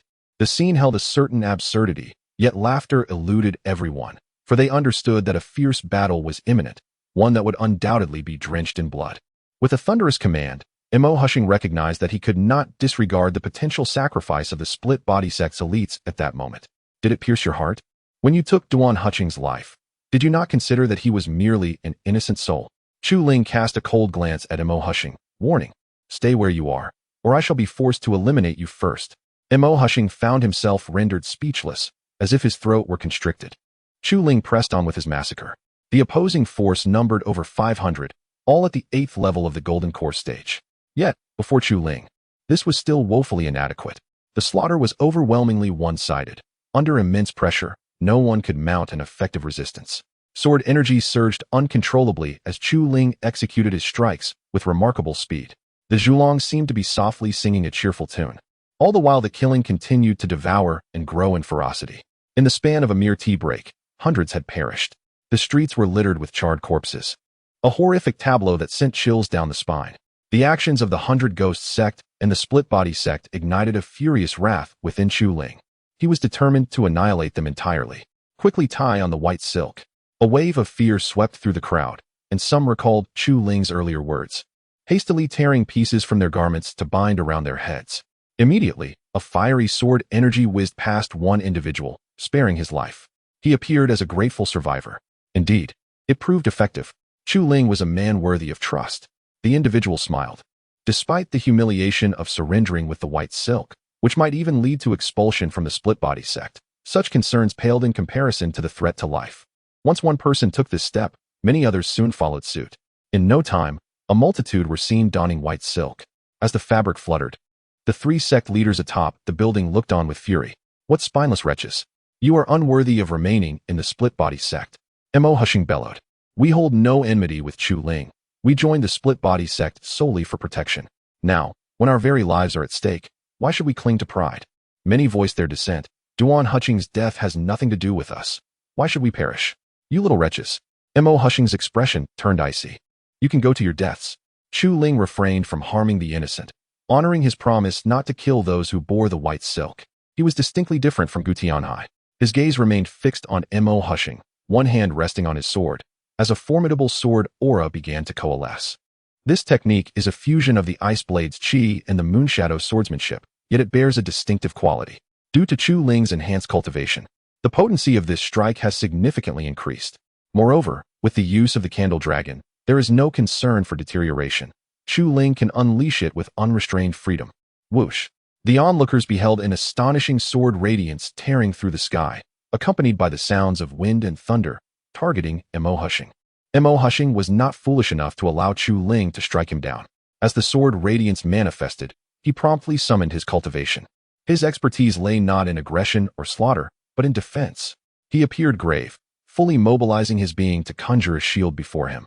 The shield was a deep black, remarkably thick, adorned with several concave pathways that emitted a dazzling brilliance, imparting an aura of indestructibility. Chapter 225. Explosion. Aside from those of the nascent soul, none can penetrate my ghost shield. To think that a scoundrel would dare to threaten my life. What a delusion. Emo Hushing chuckled coldly within, confident not in his offensive prowess, but in his formidable defense. This was his greatest asset that allowed him to survive in the treacherous Black Mist City. Bang! The sword aura collided with the thick shield, resulting in a violent explosion. The fierce blade energy ruthlessly tore through the shield's protection, causing countless fissures to appear, dimming even its radiant glow. Mo Hushing's expression changed immediately as he coughed up blood. The shield could not withstand for long and soon shattered. However, the sword aura had nearly exhausted itself as well. With a sudden jolt, Mo Hushing was thrust backward, stumbling several meters yet miraculously remaining on his feet. From two directions behind him, two figures swiftly emerged, bearing the distinctive aura of the nascent soul. The first to arrive was nothing short of awe-inspiring. "You cannot kill me," Mo Hushing laughed, finally welcoming the arrival of two formidable men. "Is that so?" Chu Ling's gaze was indifferent, regarding Mo Hushing as one might regard a corpse. The opponent's defense was indeed superior. Prior to this, Chu Ling had doubted his ability to breach the shield. Yet now, with the shield nearly obliterated, Mo Hushing was on the brink of death. Three flames shot forth, and as Mo Hushing was struck with astonishment, his throat was swiftly slit. His expression froze at that moment, vitality rapidly draining away as he collapsed lifelessly to the ground. Embraced death. Gu Tianhai and Hu Zhanlu arrived simultaneously, observing the scene. Particularly Gu Tianhai's face darkened considerably. As the third hall master of the splitting body sect, they had lost yet another powerful adept. Even if he managed to slay Chu Ling this time, it would require considerable time to recover. Hu Zhanlu's gaze swept across the city walls, noting that Duan Huching's corpse had vanished. He then turned to Chu Ling, a cold smile gracing his lips. "Such foolishness, and yet you persist. Should you perish, I shall hang you up as well. Perhaps a raptor will come to feast upon you. After all that time training to achieve the nascent soul, what is there to be proud of?" Chu Ling shook his head. Though fury brewed within him, he did not lose his composure, responding icily. "I need not be of the same generation as you. Just grant me another decade, and killing you will be as simple as dispatching a dog." This assertion was not an exaggeration. Given Chu Ling's astonishing potential and talent, all believed his words to hold absolute truth. "Do you see these corpses?